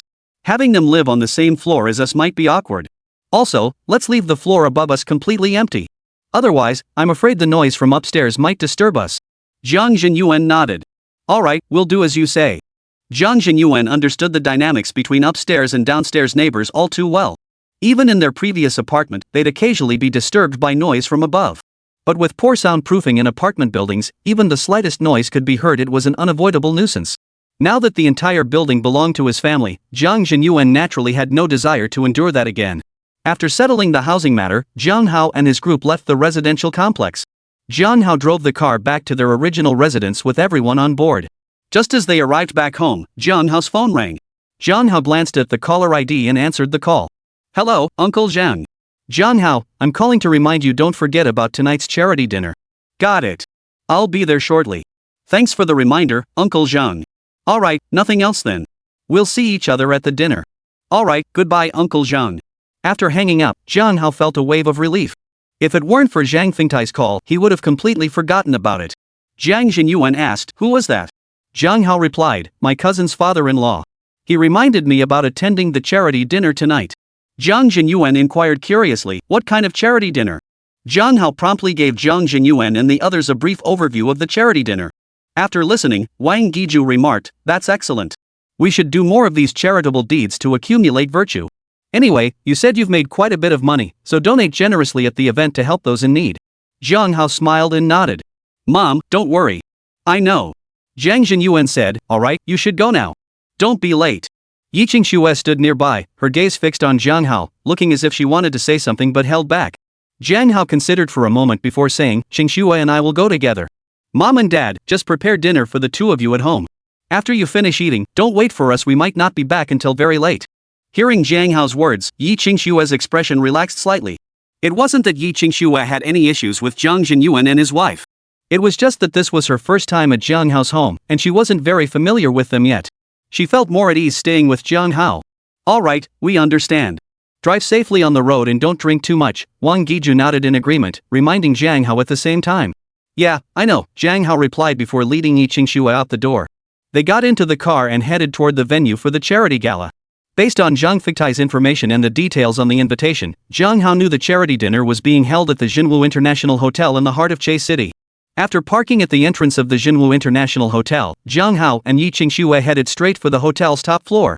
The top floor of the Jinwu International Hotel housed a large conference hall. The charity dinner naturally prioritized the charitable aspect over the dinner itself. Before the dinner commenced, a charity event was held in the conference hall on the top floor of the Jinwu International Hotel. Upon reaching the conference hall entrance, Jiang Hao presented his invitation and led Yi Qingxue directly inside. By now, the conference hall was already filled with quite a number of people. These attendees were primarily members of Che City's local elite circle.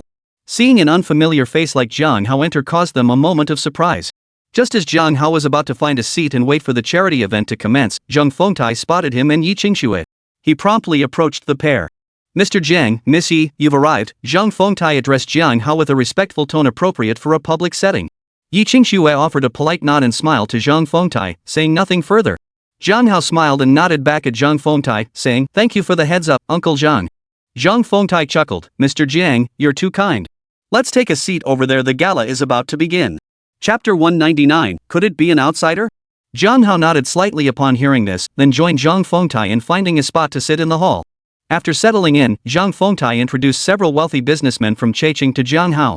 When they learned that Jiang Hao was the mysterious figure who had acquired the Wanjin real estate company, their faces lit up with astonishment, and their demeanor toward him grew even more respectful. Amidst their casual conversation, the charity gala entered its final countdown. The event officially commenced with a dance performance titled The Gift of Love. Following the dance, the host took the stage to deliver opening remarks and introduce the distinguished guests and officials in attendance. Following the host's speech, celebrities were invited on stage to sing and perform. The audience below responded with continuous applause and cheers, creating a warm and harmonious atmosphere. Following the performance segment, the host delivered another speech before the chief executive of Che City slowly ascended the stage to thunderous applause. The city administrator, Yi Hangyuan, had reportedly been in office for just over a year, according to Jiang Hao's intelligence. Yi Hangyuan wore a crisp suit, his hair meticulously combed, his expression solemn. Upon reaching the elevated platform at the front of the conference hall, Yi Hangyuan extended his hand toward the audience and then lowered it. The applause in the hall immediately ceased. Holding the microphone, Yi Hangyuan looked out at the audience and declared in a resonant voice, the purpose of this charity event has already been explained to everyone earlier, so I won't repeat it here. First, I wish to express my deepest gratitude to all the compassionate individuals from the business community who have graced this event with their presence. Your generosity will greatly benefit the charitable endeavors of Che City and the people in need. I assure you all here that every single expense from this fundraising effort will be publicly disclosed and accounted for. There will absolutely be no issues whatsoever. Finally, thank you all once more for extending your helping hands. We will now formally commence the fundraising ceremony. After Yi Hangyuan finished his speech, the host returned to the stage. The wealthy businessmen then proceeded with their donations, with dedicated staff recording each contribution. Simultaneously, journalists from media outlets like the Checheng Evening News were present to cover the event. Jiang Hao paused briefly before donating 300 million yuan directly in the name of Haotian Real Estate. In a third-tier city like Checheng, a donation of 300 million yuan was certainly no small sum. The fundraising process concluded swiftly. The host returned to the stage to deliver another speech before inviting the celebrity to perform. Meanwhile, the organizers tallied the donations, with media reporters covering the entire event openly. This was done to prevent any embezzlement. By the time the performance concluded, the organizers had already compiled detailed figures on the donations and released them publicly. Upon seeing the figures, the crowd erupted in murmurs. What was the story behind Haotian Real Estate, the top contributor? Why had no one ever heard of Haotian real estate before? Has anyone heard of them? I don't know either. Could it be an upstart from out of town? Jiang Hao hadn't expected that his casual donation of 300 million yuan would catapult him straight to the top of the list. And the second place donation was only 50 million. Jiang Hao's donation amount was a full 6 times that of the runner-up. Zhang Fengtai stared at the donation figures, equally stunned. But soon, he seemed to recall something and turned to Jiang Hao, asking uncertainly, Mr. Jiang, that Haotian real estate, is that yours? Jiang Hao nodded slightly. That's correct. I just renamed Wanjin Real Estate to Haotian Real Estate. The news might not have spread yet. Zhang Fengtai remarked, Mr. Jiang, this is truly a generous gesture. Jiang Hao looked puzzled. Is 300 million really that much? Surely many people could easily come up with that? Hearing this, Zhang Fengtai's mouth twitched. 300 million was already 3 times his entire net worth. How could that not be a lot? The few people beside Jiang Hao and Zhang Fengtai also inwardly scoffed at his words. He truly didn't treat money as money. Yet amidst their private disapproval, they gained a new appreciation for Jiang Hao's generosity. Simultaneously, they began scheming about how to leverage Zhang Fengtai to build closer ties with Jiang Hao. Zhang Fengtai took a deep breath before continuing, Mr. Jiang, while 300 million might be within reach for some in Chase City, this isn't an investment in business. Donating it would be like throwing money down the drain. Who would be willing to part with that much? Jiang Hao pondered this momentarily. It was undeniably true. The development level of Checheng City lagged far behind that of Xiamen City. In Checheng City, someone like Zhang Fengtai, with a fortune in the hundreds of millions, was already considered quite remarkable. Those with fortunes in the billions were likely few and far between. As for those worth tens of billions? That was highly unlikely. It seemed that in Checheng City, 300 million yuan was indeed no small sum. Jiang Hao had previously judged things based on Xiamen City's standards, overlooking these realities. But for him personally, 300 million really wasn't anything to write home about. Thinking this, Jiang Hao smiled and said, my mistake. Thank you for the reminder, Uncle Zhang. But speaking of which, this shouldn't cause any resentment among everyone, right? Sometimes, if everyone is on the same level and you suddenly leap far ahead, others might harbor resentment or even hostility. Zhang Fengtai replied, some might voice objections, but most won't go looking for trouble. Besides, once they learn you're the mysterious figure who acquired Wanjin real estate in a single day, they'll likely think twice before harboring ill will toward you. Hearing Zhang Fengtai's words, Jiang Hao nodded slightly and said nothing more. Truthfully, even if someone did harbor resentment toward him, Jiang Hao didn't care much. After the data was announced, the host delivered another speech. Suddenly, the spotlight in the conference hall shifted to Jiang Hao. Please welcome this gentleman to the stage. As the entrepreneur representative of this charity event, he will share a few words with everyone. As the spotlight locked onto Jiang Hao, the host smiled and announced directly. Jiang Hao hadn't anticipated this turn of events, but he remained unfazed. He stood up and walked slowly to the front of the stage. Once he reached the elevated platform at the front of the hall, the host smiled and asked, Sir, would you mind starting with a brief self-introduction? Jiang Hao took the microphone, nodded slightly, and replied, Certainly. Then, turning his gaze to the audience below the stage, he said calmly, Good evening, everyone. My name is Jiang Hao, and I am the owner of Haotian Real Estate. Tonight. As Jiang Hao spoke, the conference hall erupted in surprise. People immediately began whispering to those beside them, trying to find out Jiang Hao's background. As for the rest of his words, few paid much attention. Chapter 200, The Young Man Seeks the Spotlight. Little did they expect that the owner of Haotian Real Estate would be such a young man. So he was the owner of Haotian Real Estate. Probably just some youngster trying to make a splash, that's why he donated 300 million all at once. I agree. Young people these days have no idea how hard it is to earn money. Maybe he's just some rich kid from out of town, trying to polish his image in the city. The wealthy businessmen in the conference hall were mostly in their 40s and above. Anyone in their 30s was considered young. Seeing Jiang Hao so young, they instinctively assumed he was a rich kid too, that he donated 300 million just to show off. This eased their initial displeasure somewhat. If Jiang Hao knew what they were thinking, he wouldn't know whether to laugh or cry. Thank you, Mr. Jiang Hao, for your speech and for your generous support of this charity event. After Jiang Hao finished speaking, the host publicly expressed gratitude to him, subtly elevating his reputation in the process. Subsequently, the host invited celebrities back on stage for singing and dance performances. After the performances concluded, Yi Hangyuan, the chief executive of Chase City, returned to the stage to deliver another speech and personally presented Jiang Hao with a certificate of recognition for his charitable contributions. Thank you, Mr. Jiang, for your tremendous support of this charity event. We hope you will continue to support charitable causes and the development of your hometown. After presenting the certificate, Yi Hangyuan shook Jiang Hao's hand, offered words of encouragement, and then escorted him back to his seat. Yi Hangyuan then presented charity certificates to the second and third ranked wealthy businessmen before stepping down. The remaining certificates were handled by designated staff. Following the completion of the certificate presentations, a performance of song and dance brought the charity event to a perfect close. After the host announced the conclusion of the fundraising event, the attendees began exiting the conference hall. Zhang Fengtai walked beside Jiang Hao, smiling as he said, "Congratulations, Mr. Jiang. Making an appearance at this charity event has truly caught Director Ye's attention. Your future development in Chase City will only become smoother." Jiang Hao smiled faintly. I hadn't expected Commissioner Yi to specifically speak with me.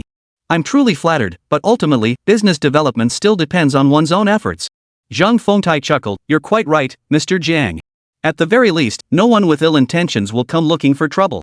Jiang Hao nodded slightly in understanding. He knew this while having caught the attention of Chase City's chief. He meant his future development in the city would be somewhat secured, provided he didn't make any reckless moves. Immediately after, several wealthy businessmen who had been seated near Jiang Hao and Zhang Fengtai earlier also began offering their congratulations to Jiang Hao. They, too, were filled with envy toward Jiang Hao. Yet they knew such treatment was beyond their reach. Donating 300 million yuan in one go was simply beyond their means. Jiang Hao, however, didn't put on airs. He chatted casually with the group while heading toward the banquet hall, which had been reserved long ago. Being a charity dinner, a banquet after the fundraising was naturally a given. This particular banquet, however, was provided free of charge by the owner of the Jinwu International Hotel. In his words, it was his modest contribution to the charitable endeavors of Chase City. The dinner table was the perfect place to build connections. After the feast, many of the wealthy businessmen present had become friends, while others had sealed deals. The atmosphere was exceptionally harmonious. During the banquet, news of Jiang Hao's acquisition of Wanjin real estate finally spread far and wide. At this point, everyone understood the origins of Haotian real estate. The fact that Jiang Hao had acquired a real estate company worth billions like Wanjin Properties in a single day left everyone in awe, while also sparking even more curiosity about his background and identity. Throughout the banquet, people kept coming over to toast Jiang Hao. Some sought to subtly probe his background, while others aimed to build connections with him. Jiang Hao accepted every toast without exception. Witnessing this, the guests grew even more favorably disposed toward him, perceiving him as someone worth associating with. Many exchanged business cards with Jiang Hao. Thus, without even trying, Jiang Hao had inadvertently broadened his business connections in Chase City. After the banquet, Jiang Hao bid farewell to Zhang Fengtai and left the Jinwu International Hotel with Yi Qingxue. "How are you? Are you okay?" Yi Qingxue asked Jiang Hao with concern as they stepped outside. Jiang Hao understood her concern and smiled reassuringly. "Don't worry. My body's a bit unusual. I rarely get drunk under normal circumstances." Yi Qingxue replied, "Even if you don't get drunk, you shouldn't drink too much. Last time, my brother had to get his stomach pumped because he was forced to drink too much. You were the one who took him. You need to be careful too." Jiang Hao nodded slightly. "I understand. I'll try to drink less next time." Though Jiang Hao knew his own constitution meant he wouldn't end up like Yi Fan after overindulging, he didn't refuse Yi Qingxue's well-intentioned advice. "Good.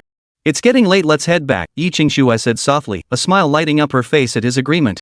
Jiang Hao replied, "All right, let's head back then. Will you drive, or should we call a designated driver?" Yi Qingxue said, "No need to call a designated driver. I'll drive." Jiang Hao naturally had no objections, and the two immediately returned to the car. Yi Qingxue skillfully started the car and drove Jiang Hao back to the Jiang residence. By the time they arrived home, Jiang Zhenyuan and his wife were still watching TV in the living room. "Dad, Mom, didn't I tell you not to wait up for us?" Jiang Hao remarked, glancing at Jiang Zhenyuan who was leaning back on the sofa, looking a bit drowsy. Wang Guiju replied, "No, we were just about to go to bed. Since you're back, we'll head to bed first. There's a hangover soup prepared in the kitchen. Have a bowl before resting, so you won't wake up with a headache in the morning." As she spoke, Wang Guiju stood up, nudging Jiang Zhenyuan along with her. "Come on, let's go to bed," she said impatiently. "Ah, okay," Jiang Zhenyuan mumbled dazedly before following Wang Guiju toward the bedroom. Jiang Hao knew perfectly well that Wang Guiju was just saying that on purpose. Thinking of his mother's thoughtful preparations for him, a wave of warmth washed over Jiang Hao's heart. Yi Qingxue smiled softly. "Jiang Hao, your uncle and aunt are so kind to you." Jiang Hao smiled and said, "I'll treat you the same way in the future." Hearing this, Yi Qingxue's face flushed slightly with embarrassment. Afterward, Jiang Hao went straight to the kitchen, drank the hangover soup, and then he and Yi Qingxue each freshened up before heading back to their room to rest. Chapter 201, Aren't you afraid I'll sell you off? The night passed without incident. The next morning arrived in the blink of an eye. Jiang Hao stretched comfortably, then slowly opened his eyes. Ding. "Good morning, host. Would you like to check in?" "Yes." Jiang Hao couldn't be bothered with small talk and selected the affirmative answer directly. Ding. "Check-in successful. Congratulations, host. You have obtained the true essence of Tai Chi. Jiang Hao froze upon hearing this. This was modern society, not some martial arts world. What use could Tai Chi possibly have? Ah well, it's free from the system anyway. Might as well take it. With that thought, Jiang Hao selected to claim the true essence of Tai Chi. Instantly, Jiang Hao felt his mind fill with vast knowledge about Tai Chi. Tai Chi, it was said, was a martial art created by Zhang Sanfeng, the founder of the true martial sect. Its health benefits far surpassed its utility in combat. Nevertheless, its power remained formidable. Jiang Hao discovered that even though he already possessed god-tier combat skills, his combat prowess saw a significant boost after comprehending Tai Chi. Most notably, Jiang Hao sensed that after grasping the true essence of Tai Chi, his physical attributes had undergone another remarkable enhancement. If human physical prowess were quantified, with an average person rated at 50, Jiang Hao had reached a level of 100 after consuming the perfect gene elixir. Now, having grasped the true essence of Tai Chi, he sensed his physical prowess could reach a level of 200. In other words, his physical prowess had doubled once more, building upon the foundation laid by the perfect gene liquid. In combat, divine tier martial arts primarily emphasized a fierce and unyielding approach. Having grasped the essence of Tai Chi, Jiang Hao could now use softness to overcome hardness, seamlessly transition between hard and soft techniques, or even fuse them together. His individual combat prowess had increased by more than double. Tai Chi seems quite effective. When the opportunity arises, I should teach it to my parents. It would not only strengthen their bodies but also give them some self-defense capabilities. That seems like a good idea. After pondering the essence of Tai Chi, Jiang Hao couldn't help but think this way. He then set aside thoughts of Tai Chi for the moment, got dressed, and headed to wash up. Just as he finished, his phone rang. Glancing at the screen, he answered immediately. "Hey, cousin, what's up?" On the other end was his cousin, Zhang Tao. Zhang Tao said, "I heard that the World Martial Arts Festival is being held at Jinwu Mountain these days. Apparently, martial arts masters from all over the world are competing. Zhang Yan and I are planning to go check out the excitement. Do you guys want to come along?" Hearing this, Jiang Hao's eyebrows raised slightly. Could this be why the system had unlocked the true essence of Tai Chi? Thinking this, Jiang Hao replied, "Sure. I'll bring my parents, and you can bring your uncle and aunt. We can all go together as two families and enjoy a trip to Jinwu Mountain." Jinwu Mountain held considerable fame throughout the land, being one of the ancient Taoist sacred sites passed down through the ages. Countless tourists from around the world visit Jinwu Mountain each year to sightsee and admire its scenery. The mountain's presence also brought considerable revenue to Checheng City. Although Mount Jinwu was located within Che City's boundaries, the Jiang family, as residents of Che City, had never once visited it for leisure. It wasn't that the entrance fee was prohibitively expensive. Rather, Jiang Hao's parents had always been too busy working to cover the siblings' education and household expenses to have the leisure for sightseeing. When Jiang Hao was younger, his family's circumstances were even worse than when he first arrived in Xiamen to work. Back then, Jiang Hao didn't have the courage to ask for money to go sightseeing. By the time he entered university and began working, the family's circumstances had improved slightly. Yet by then, Jiang Hao had already moved far away from the city. He had visited some scenic spots in other regions, but he had never had the chance to go to Jinwu Mountain. So when Zhang Tao suggested it now, Jiang Hao agreed without hesitation. This trip would not only make up for his own regret, but also give his parents a chance to relax. With his current income, he certainly didn't have to worry about the family finances becoming strained if his parents took a few days off. Upon hearing Jiang Hao's agreement, Zhang Tao immediately exclaimed with delight, "No problem. I'll notify them right away. When should we depart?" Jiang Hao replied calmly, "This afternoon. I plan to buy a car in the morning. Have your family come over to ours for lunch? After we finish eating, we'll head to Jinwu Mountain together." "Alright, it's settled then." "Alright, that's settled then." After hanging up, Jiang Hao noticed Yi Qingxue had already woken up and was standing beside him. "Who was that?" Yi Qingxue asked after Jiang Hao ended the call. Jiang Hao replied, "My cousin. He invited us to visit Jinwu Mountain and catch the World Martial Arts Festival." "World Martial Arts Festival? I think I saw something about it online," Yi Qingxue recalled after hearing Jiang Hao's words. "Yeah, we'll go check it out this afternoon. We might even stay overnight at Jinwu Mountain tonight." Jiang Hao nodded slightly, smiling as he spoke. Yi Qingxue replied, "Sounds good. Anyway, wherever you go, I'll go with you." Jiang Hao chuckled. "Aren't you afraid I'll sell you off?" Yi Qingxue gave a coy snort. "Would you even dare?" Jiang Hao raised his hands in mock surrender. "My bad. Of course I wouldn't dare." Yi Qingxue couldn't help but chuckle softly at Jiang Hao's expression. "Go wash up first. After breakfast, we'll go buy a car," Jiang Hao said to Yi Qingxue after a few more light-hearted exchanges. "Shem," Yi Qingxue murmured softly before beginning her morning routine. Jiang Hao went out first to tell his parents about the trip to Jinwu Mountain. Upon hearing about the trip to Jinwu Mountain, Jiang Zhenyuan and his wife were filled with excitement. In the past, they had never even considered the idea of traveling. To them, traveling was a luxury reserved for the wealthy. They never imagined they'd get to enjoy such an experience themselves. After breakfast, the family headed toward the car dealership. As they neared the dealership, Jang Hao spotted several rough-looking youths on the roadside beating up a young man wearing a camouflage t-shirt. Originally, Jang Hao had no intention of getting involved. However, upon recognizing the face of the young man being attacked, his brow furrowed slightly. Without hesitation, he pulled the car over, jumped out, and sprinted toward the scene. Chapter 202, Want me to help you get even? Jang Hao covered the distance in a few strides, his movements fluid and effortless. He casually grabbed one of the thugs by the back of his collar and gave him a light tug backward. Thud. The next second, the youth was tossed onto the ground by Jang Hao, landing with a heavy thud. Without pause, Jang Hao struck again. His movements appeared soft and effortless, yet their force was extraordinary. Thud. Thud. In the blink of an eye, all the rowdy young thugs were tossed aside onto the ground by Jang Hao. Jang Hao? How is this possible? Only after Jang Hao had dealt with the thugs did the camouflage t-shirt-clad youth who had been under attack exclaim in surprise, his gaze toward Jang Hao tinged with astonishment. This camouflage t-shirt-clad youth was none other than Lu Tsong, Jang Hao's high school classmate and close friend, who had recently visited Jang Hao's home to see his father. I never expected such a coincidence. What's going on? Jang Hao asked Lu Tsong. Lu Tsong shook his head slightly, his tone tinged with bitterness. It's my own fault for meddling. While I was working at the factory. Lu Tsong then recounted the entire incident. It turned out that while working at the factory, Lu Tsong had encountered the factory owner's son harassing female employees. He stepped in to rescue the women and ended up beating up the owner's son. Shortly after, Lu Tsong was fired. These men were hired by the factory owner's son specifically to teach him a lesson.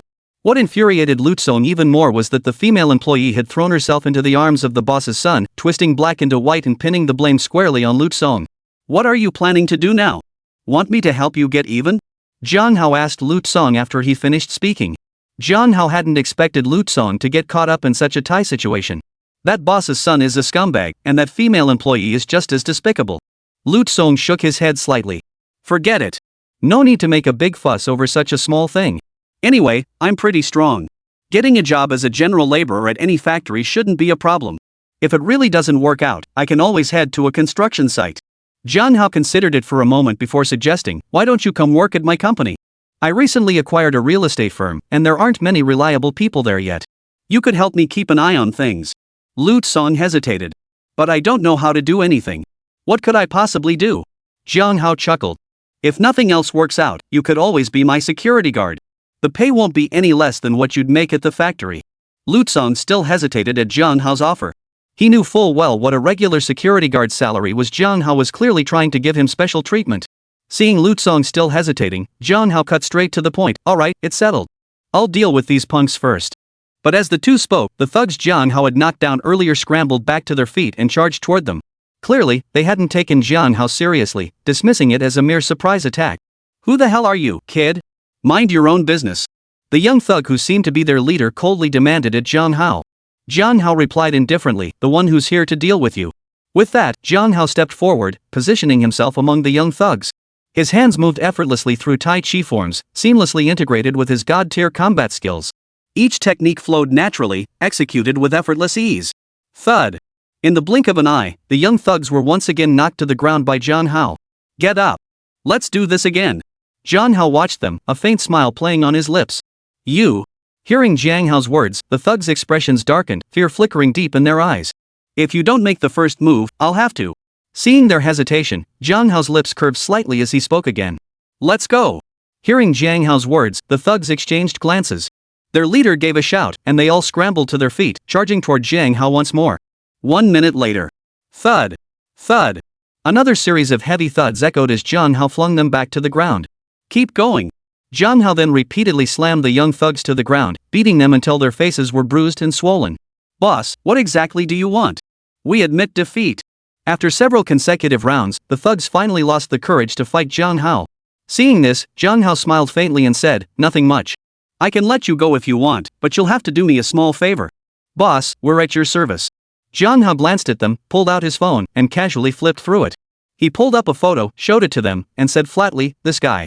Within 3 days, I want to see him looking 3 times worse than you lot do right now. Otherwise, I'll find you again for another round of practice. Hearing Jang Hao's words, the thugs shuddered visibly. They certainly didn't want to endure another round of his training. Yes, sir. We'll get right on it. Still, the thought of merely disciplining someone didn't bother them much. Give me your phone number, Jiang Hao said, glancing at the young man in charge. Yes, the youth replied, then recited a number. Jiang Hao jotted down the number, then operated on his phone before stating matter-of-factly, Zhao Shan, male, 27 years old. I got the family head right, didn't I? Jiang Hao had used the phone number to access the young man's information through his god-tier hacking skills, uncovering every detail. Zhao Shan trembled inwardly upon realizing how effortlessly Jiang Hao had uncovered his entire background. He hurriedly confirmed, that's correct. Absolutely correct. Jiang Hao glanced at Zhao Shan and said flatly, this man's photo and details are already on your phone. Complete the task within 3 days, then send a video to your phone. I have my ways of seeing it. If it's not done, I'll come looking for you. Yes, sir. Rest assured, I'll guarantee the task is completed.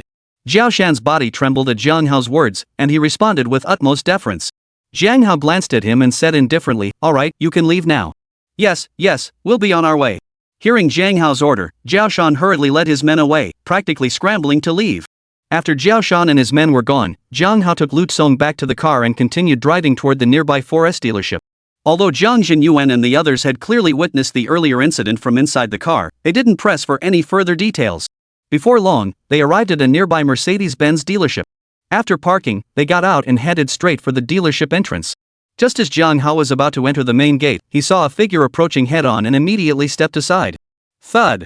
Jiang Hao stepped aside, but the person also moved to the side, colliding directly with Jiang Hao. Chapter 203, The Saleswoman's Emotional Roller Coaster. Are you blind? I made room for you, and you still bump into me. After colliding with Jiang Hao, the person was instantly pushed back, prompting them to yell angrily at Jiang Hao. Jiang Hao frowned at the words and replied coolly, watch your language. And besides, you're the one who bumped into me. The man was about to retort when he caught sight of the muscular Lu Tsong standing beside Jiang Hao, and Zhang Jinyuan and the others looming behind him. The words on his tip of his tongue instantly vanished. Humph! With a cold snort, the man turned and walked away. Jiang Hao paid it little mind as the group continued into the dealership. Welcome! Are you here to purchase a vehicle? As soon as they entered the showroom, a saleswoman dressed in motorcycle gear approached them briskly, her smile warm. Jiang Hao replied casually, yes, what models would you recommend right now? Hearing this, the saleswoman's eyes lit up. Certainly. May I ask what price range you have in mind? Jiang Hao replied nonchalantly, as long as the car is good, price isn't an issue. Changsha was only a third-tier city, and cars generally weren't that expensive there, so Jiang Hao naturally didn't care much about the price. Her eyes lit up even brighter. If price isn't a concern, we happen to have the latest Maybach S-Class S680 Collector's Edition. It's perfect for a successful gentleman like yourself. Jiang Hao chuckled softly and said, let's go see the car first. Certainly, sir. Please follow me, the saleswoman replied respectfully, immediately leading the way. Jiang Hao gave a slight nod, then turned to Yi Qingxue and the others, let's all go take a look. Yi Qingxue and the others naturally had no objections. The group promptly exited the lobby and headed toward the vehicle's parking area. Before long, they arrived at the vehicle. This is the latest Maybach S-Class S680 Dual-Tone Collector's Edition. Currently, our dealership has only this one unit. Its performance. As soon as they approached the vehicle, the saleswoman began enthusiastically detailing its various advantages. Jiang Hao glanced at it. The car was indeed impressive. Its overall black color scheme and substantial frame gave it a dignified and imposing presence. The overall lines were quite impressive. When the saleswoman finished her presentation, Jiang Hao nodded slightly and said, impressive. Wang Guiju then asked, how much is this car? The saleswoman smiled and replied, around 3,500,000. 3,500,000? That's outrageously expensive. Hearing the saleswoman's words, Wang Guiju couldn't help but gasp in surprise. For people like them, even a million yuan had always been an unattainable dream. Hearing that a single car cost over 3.5 million yuan was enough to shock anyone. Hearing this, the saleswoman thought to herself, did that young man just exaggerate? She stole a glance at Jiang Hao. Seeing that his expression hadn't changed at all upon hearing the price, she dismissed her suspicions. The saleswoman smiled slightly and said, ma'am, you get what you pay for. This car is truly exceptional in every aspect: brand, performance, comfort, and more. You're welcome to take it for a test drive first. Jiang Hao chuckled lightly and said, alright, let's take it for a spin. He then turned to Zhang Jinyuan and his wife, Yi Qingxue, and Lu Tsong, smiling as he added, since she's offered, let's see how this car handles. But it's so expensive. I think we should just pick a cheaper one, Wang Guiju said reluctantly. Jiang Hao chuckled, Mom, it's only 3.5 million. That's nothing. Isn't making money all about enjoying life? Let's take turns experiencing this car first. Next, Jiang Hao and the others took turns in 2 groups, accompanied by the saleswoman, to experience the car's comfort. Jiang Zhenyuan and his wife also thought the car was impressive, but the price still stunned when they considered it. Let's look at some other cars, Wang Giju suggested. Though slightly disappointed, the saleswoman smiled and replied, certainly. Let's continue looking over here. This one. Subsequently, the saleswoman led Jiang Hao and his group to view 7 or 8 additional models across different price ranges.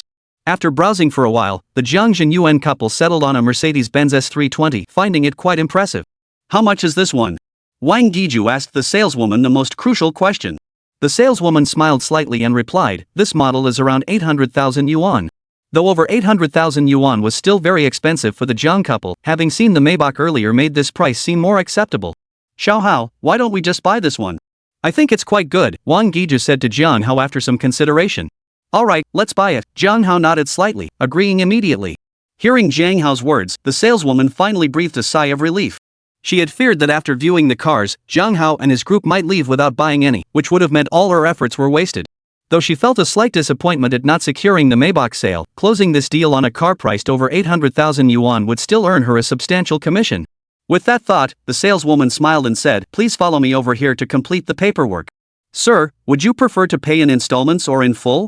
Jiang Hao replied, full payment. Hearing his response, the saleswoman felt her efforts hadn't been wasted after all. They promptly returned to the lobby to complete the paperwork. While the paperwork was being processed, Jiang Hao took advantage of Jiang Zhenyuan and his wife not paying attention and whispered to the saleswoman, go ahead and process that Maybach from earlier too. Ha! The saleswoman froze slightly at his request. Jiang Hao glanced at her and continued, register the Maybach under Jiang Hao and the S320 under Jiang Zhenyuan. Certainly, sir, the saleswoman replied, her heart suddenly filled with delight. She hadn't expected such a pleasant surprise to come her way so suddenly. With these 2 cars sold, even if she didn't sell a single one for the rest of the month, it wouldn't seem like such a big deal. Before long, the saleswoman had completed the paperwork for both vehicles. After completing the paperwork, Jiang Hao asked, can we get the license plates here? The saleswoman replied, yes, sir. Official plates may take a few days, but temporary plates can be issued immediately. You? Just then, a voice both familiar and unfamiliar sounded beside Jiang Hao. Chapter 204, mess with me? You think you're good enough? As the voice faded, a figure materialized beside Jiang Hao, none other than the young man who had bumped into him earlier at the dealership entrance. Beside him was a saleswoman, clearly indicating he'd also been looking at cars earlier. What's up? Jiang Hao glanced at the young man and asked indifferently. The young man's eyes flickered briefly before he replied, nothing really. I was just curious, what kind of car did you buy? Jiang Hao replied coolly, what I buy has nothing to do with you, does it? The young man shot Jiang Hao a challenging look, lifting the corner of his mouth. It's none of my business, but Xiaoyao, tell this gentleman what kind of car I'm buying. The saleswoman, hearing the young man's words, quickly replied, the gentleman is about to purchase a Maybach S-Class, the S680 dual-tone collector's edition. Clearly, Xiaoyao was her nickname. Hearing Xiaoyao's words, Jiang Hao's eyebrows arched slightly. He glanced at the saleswoman who had attended to them earlier. If he remembered correctly, she had mentioned that there was only one Maybach S680 dual-tone collector's edition in the entire dealership. The saleswoman immediately understood Jiang Hao's implication and turned to Xiaoyao. Xiaoyao, did you get that wrong? We only have one Maybach S680 dual-tone collector's edition in stock, but I just sold it a moment ago. Ha! Hearing this, the young man's expression changed abruptly. He shot Jiang Hao a surprised glance and coldly asked, you bought that Maybach? Jiang Hao replied indifferently, that's correct. Is there a problem? Kid, are you deliberately trying to mess with me? The young man's expression turned icy upon hearing Jiang Hao's words, his voice dripping with coldness. Jiang Hao glanced at the young man and said indifferently, picking a fight with you? You think you're worthy? I let the previous incident slide, but now you're causing trouble again. You were the one who acted too late, yet you seem to enjoy blaming others. Hearing Jiang Hao's words, the young man's face twisted in displeasure.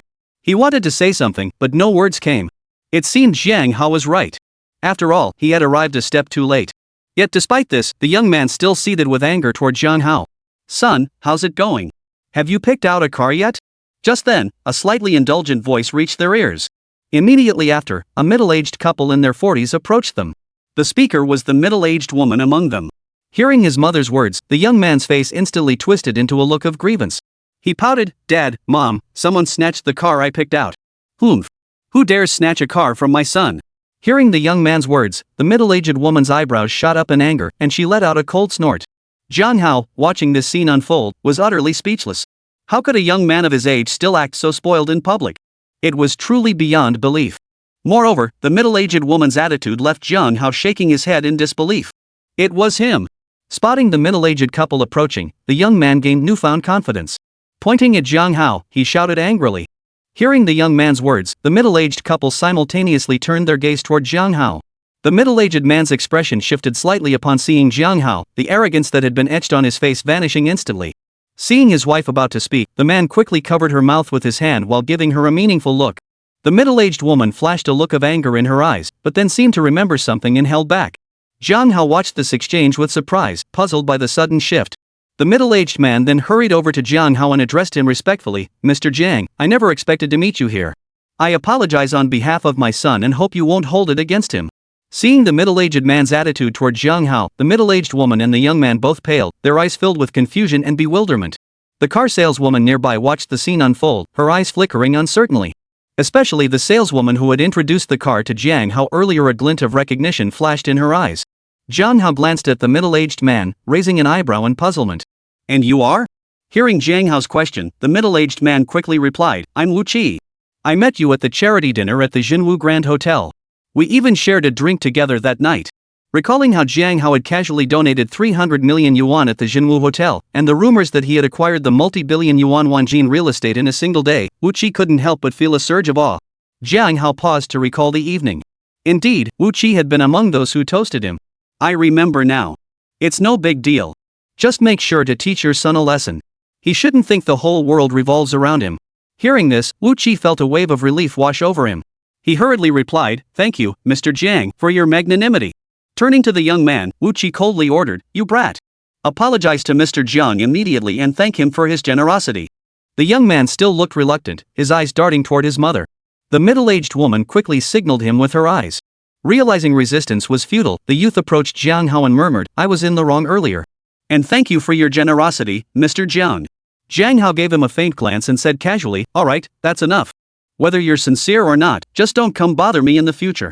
Hearing Jiang Hao's words, Wu Qi promptly signaled to the young man with his eyes.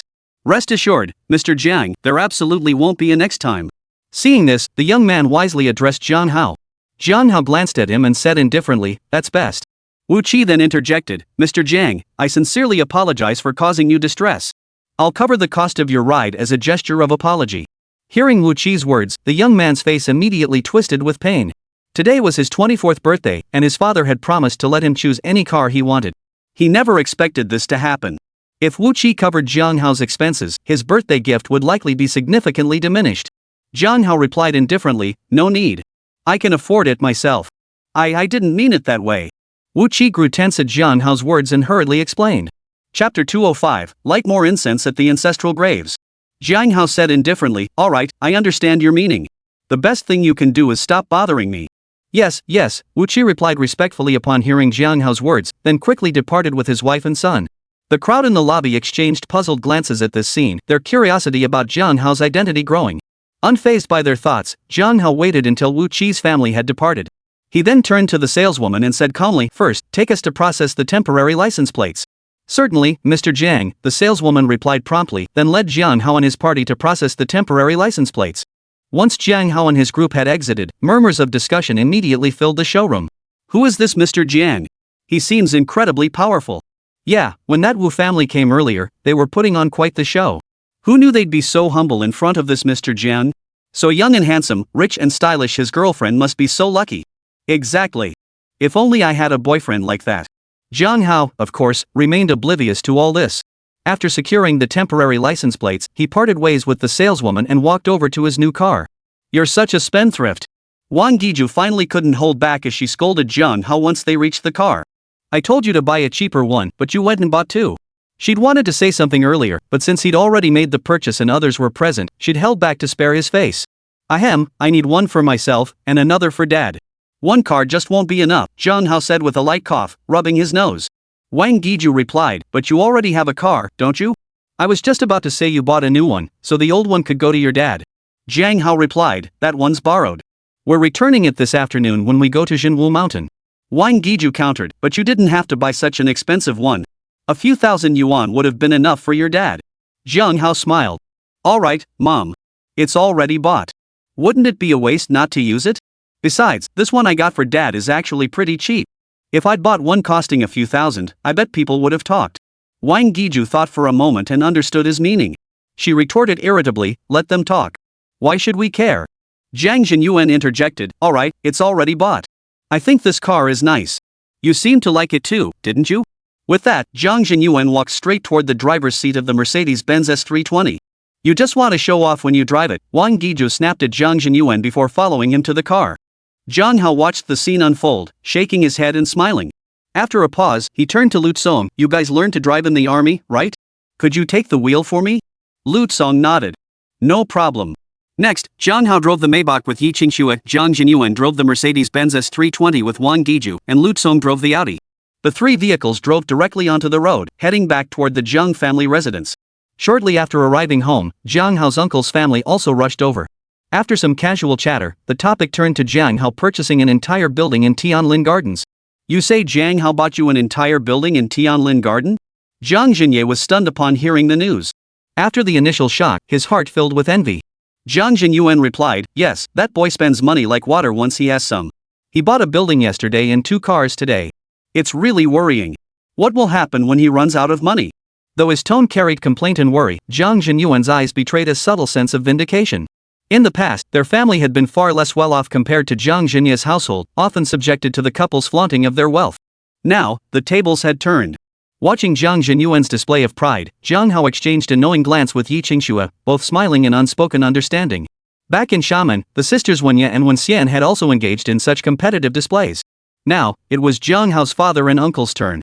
However, even though they occasionally competed to satisfy their vanity, it never escalated into anything truly unpleasant between family members. Jiang Hao's aunt, Zhao Yalan, suggested, it's still early.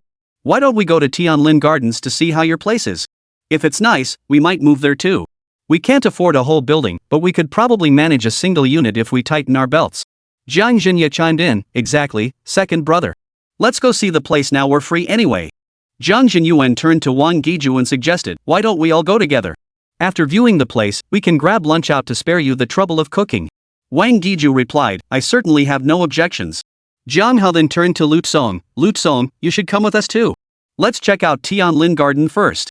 After lunch, I'd like to trouble you to help me drive the car. Then we'll head to Zhenwishan together. Lu Song hesitated slightly before finally nodding in agreement. Immediately, the group of 4 cars set off in a grand procession toward Tianlin Garden. Upon arriving at Tianlin Garden and seeing the entire house belonging to Jiang Hao's family, Jiang Jinye's family couldn't help but feel envious. Jiang Jinye remarked. Impressive. Jiang Hao has truly made something of himself, far surpassing our own Jiang Tao. Jiang Tao quickly retorted, Dad, I'm not bad either, okay? At least I'm doing much better than most people my age. It's just that Jiang Hao was really something else. Jiang Jinyuan's face lit up with a smile. Tao, don't praise Jiang Hao to the skies. He just had a lucky break this year and suddenly rose to prominence. We should go back to our hometown soon to tend to the ancestral graves, burn more joss paper, and offer more incense. Zhao Yalan chimed in, your uncle's right. We should burn extra paper money then to help Jiang Tao turn his luck around too. Jiang Hao chuckled at this. His sudden rise to prominence was actually due to the system. Unless Jiang Tao acquired a similar system, relying solely on ancestral grave offerings to catch up to him was likely hopeless. Chapter 206, Kid, you're pretty arrogant. Next, the Jiang Jinye family followed Jiang Hao's family as they toured the apartments in the building, their eyes brimming with envy. After a while, Jiang Jinyuan spoke up, I've discussed this with Guizhu and Jiang Hao. With so many apartments, our family feels a bit lonely living here alone. If you're willing, after returning from Jinwu Mountain, you and your family can choose one to live in here too. Hearing this, Jiang Jinye's eyes lit up, though he replied, that might not be quite appropriate. As he spoke, Jiang Jinye glanced at Jiang Hao and Wang Giju. As blood brothers, Jiang Jinye and Jiang Jinyuan shared a close bond. While Jiang Jinye wasn't surprised by his brother's thoughtful offer, he worried Jiang Hao or Wang Giju might object. Wang Giju chimed in, Jinyuan speaks for both me and Jiang Hao. Big brother, you two should definitely move in. But since our family already occupies the 18th floor, you'll need to choose another floor. Jiang Jinye smiled immediately upon hearing this. That's incredibly kind of you. I won't hesitate to accept. We'll move in a few days after you've settled in first. Zhao Yalan and Jiang Tao were also delighted. Though not a direct gift of an apartment, offering them a place to live was practically the same as giving them one. And with such a prime location, they were naturally delighted. After touring a few more units, the Jiang Jinye family settled on a place on the 16th floor. The Jiang Hao family had no objections. Once the decision was made, Jiang Hao addressed the group, it's about time. Let's go out for lunch. After eating, we'll head to Jinwu Mountain. Right, let's eat first, Jiang Tao chimed in, agreeing with Jiang Hao's suggestion. The others had no objections either. Soon, the whole group left Tianlin Garden in a convoy, driving to a randomly chosen restaurant to settle their lunch. After finishing their meal, the group had just reached the parking lot when a young couple stepped out of a BMW. Jiang Hao, Jiang Tao, and the others didn't recognize the couple and paid them little mind. Lu Song and Jiang Hao headed toward their respective vehicles. Lu Song walked straight to the Audi Jiang Hao had borrowed, opening the door. The young man saw Lu Song opening the Audi door and couldn't help but sneer, "Well done, Lu Kong. You didn't do any real work at the factory, just harassing the female employees. Now that you've been fired, you've turned to stealing cars." Hearing the young man's words, Lu Song's expression instantly turned icy. His face darkened further when he noticed the woman standing beside the young man. It turned out the young man was none other than Chao Yuling, the son of the factory owner where Lu Song had worked. Lu Song had been fired precisely because he had beaten up Chao Yuling at the factory and had even been beaten up by a group of thugs afterward. And that young woman was none other than the factory girl Lu Song had rescued from Chao Yuching. Later, however, Lu Song realized he'd meddled in something that wasn't his business. "What are you staring at? You poor beggar, trying to play the hero? Why don't you take a good look at your own pitiful state?" The woman, noticing Lu Song's gaze, couldn't help but sneer at him. "Humph. Serves me right for being blinded dog trying to catch mice. Meddling in others' affairs." Lu Song took a deep breath, gave the young woman a cold snort, then turned to enter the carriage, unwilling to engage with these two any longer. "Darling, he called me a rat." The woman pouted, turning to Chao Yuling beside her. Chao Yuling soothed her, "Wait, let me get revenge for you." With that, she strode up to Lu Song's car and sneered, "Lu Song, you think stealing a car will let you get away? Calling yourself a dog is spot on, you're nothing but a thief and a scoundrel." Lu Song retorted coldly, "Nonsense. Move aside. This is my friend's car." Chao Yuling sneered, as the saying goes, birds of a feather flock together. "What kind of wealthy friend could a penniless bum like you possibly have? Who's the owner of this car? Let's find out." Lu Song retorted, "Who owns this car is none of your business." Chao Yuling retorted, "Who said it's none of mine? Since I've caught you stealing a car, I can't just look the other way. Otherwise, who knows when you might steal from me?" Lu Song, never one for words, didn't know how to argue back. Hearing Chao Yuling's words, he only shouted angrily, "Nonsense. You're making baseless accusations." Meanwhile, Jiang Hao was about to drive away when he noticed the commotion over Lu Song's side. His brow furrowed slightly. "Wait in the car," Jiang Hao instructed Yiqing Xue before stepping out and walking toward Lu Song and Chao Yuching. "What's going on here?" Jiang Hao asked Lu Song as soon as he reached the car. Lu Song replied, "He's the son of the factory owner I was at earlier. He slandered me, calling me a car thief and saying this vehicle was stolen." Chao Yuling sneered at Jiang Hao's approach. "So, is this your car? Give me your name. I'll have someone check if you're the owner." Jiang Hao glanced at Chao Yuling and said indifferently, "Are you a police officer?" Chao Yuling replied, "Though I'm not a police officer." Before Chao Yuling could finish, Jiang Hao cut him off. "Since you're not a cop, what gives you the right to interrogate people here? Get lost and stop blocking the road. Kid, you're pretty cocky. Give me your name. I'd like to see who you think you are." Chao Yuling's expression turned icy as he demanded. Jiang Hao glanced at Chao Yuling and said indifferently, "Are you sure you don't want to move?" Chao Yuling sneered coldly, "As soon as you prove this car is yours, I'll move out of the way immediately." Jiang Hao snorted coldly at her words, ignoring her entirely as he turned to Lu Song, "Move to the back seat." Though Lu Song didn't understand Jiang Hao's intent, he nodded in agreement and moved to the back seat. Once Lu Song was seated, Jiang Hao got into the car and took the driver's seat.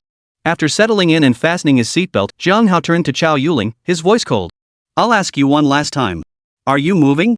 I dare you to crash into me." Witnessing this, Chao Yuling roughly grasped Jiang Hao's intentions and couldn't help but let out a cold laugh. The young woman beside her wore a hint of mockery on her face. In the back seat, Lu Song looked visibly tense. "Jiang Hao, don't do anything rash." Jiang Hao gave a faint smile and said, "No problem." With that, he fired up the engine and floored the accelerator in one fluid motion. Chapter 207, The Car Thief Jiang Hao. "Ah!" Hearing the roar of the engine, the young woman let out a shriek, releasing Chao Yuling's hand and scrambling to one side. Chao Yuling's face also turned pale as she scrambled and crawled away. But what they hadn't anticipated was that although Jiang Hao floored the accelerator, and the engine's roar was indeed terrifying, he had actually shifted into reverse. After flooring the gas, he swiftly hit the brakes. Jiang Hao possessed god-tier driving skills, coupled with physical abilities far surpassing ordinary people. His movements were incredibly swift, ensuring no accidents occurred. By the time Chao Yuling and the young woman regained their senses, Jiang Hao had already shifted back into drive and sped away. Chao Yuling, recalling her own disheveled state and seeing Jiang Hao drive away, felt a surge of rage. She shouted, "Car thief! Everyone, take pictures!" Remember that thief's face and license plate number. As soon as Jiang Hao drove the Audi a short distance away, he heard Chao Yuling's words. Simultaneously, he sensed several people around him mistaking him for a thief and starting to take photos. Furrowing his brow slightly, Jiang Hao reversed the car back. After parking, he opened the door and walked straight over to Chao Yuling. Smack! Smack! One slap to each cheek sent stars dancing before Chao Yuling's eyes. Shut up! Only after delivering the blows did Jiang Hao coldly bark at Chao Yuling. Feeling the pain on her face, hearing Jiang Hao's icy tone, and meeting his piercing gaze, Chao Yuling flinched inwardly and instinctively shut her mouth. What do you think you're doing? There are plenty of witnesses right here. Chao Yuling stared at Jiang Hao, her words dripping with feigned bravado. Meanwhile, bystanders watching the scene murmured among themselves. These days, you really see all kinds of people. Exactly. Stealing a bike in broad daylight. And that thief is so brazen, even hitting someone in public. We have to film this and post it online to expose him. Exactly. Damn that thief. Shut up, you ignorant, blindly following idiots. As the crowd's comments grew increasingly outrageous, Jiang Hao couldn't help but roar in anger. Hearing Jiang Hao's angry shout and witnessing Chao Yuching's pitiful state, the surrounding murmurs instantly quieted down considerably. Still, a few people, having backed away a bit, continued whispering among themselves. As long as he couldn't hear them, Jiang Hao couldn't be bothered with these ignorant fools. He turned his gaze to Chao Yuching and said coldly, "You called me a bike thief, didn't you? Well, go ahead and call the police now." Jiang Hao had originally intended to waste no time and simply leave. But since Chao Yuling was so reckless, he'd play along. After all, in China, making false accusations is also a crime. Chao Yuling froze at Jiang Hao's words, then stammered uncertainly, "You really want me to call the police?"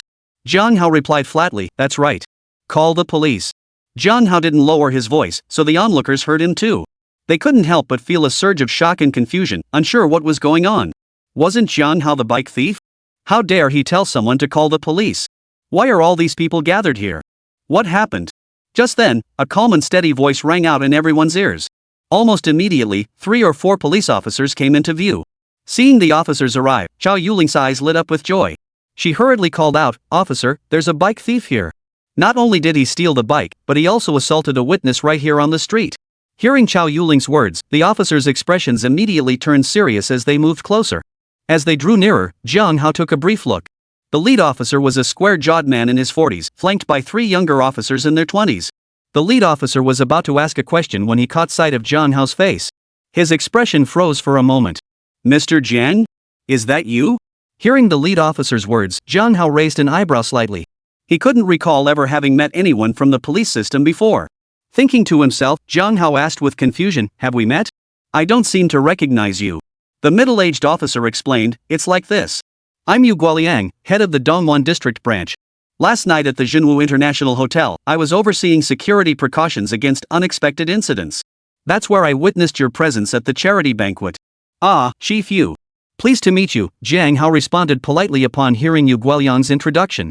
Yu Guoliang said, "Mr. Jiang, you're too kind."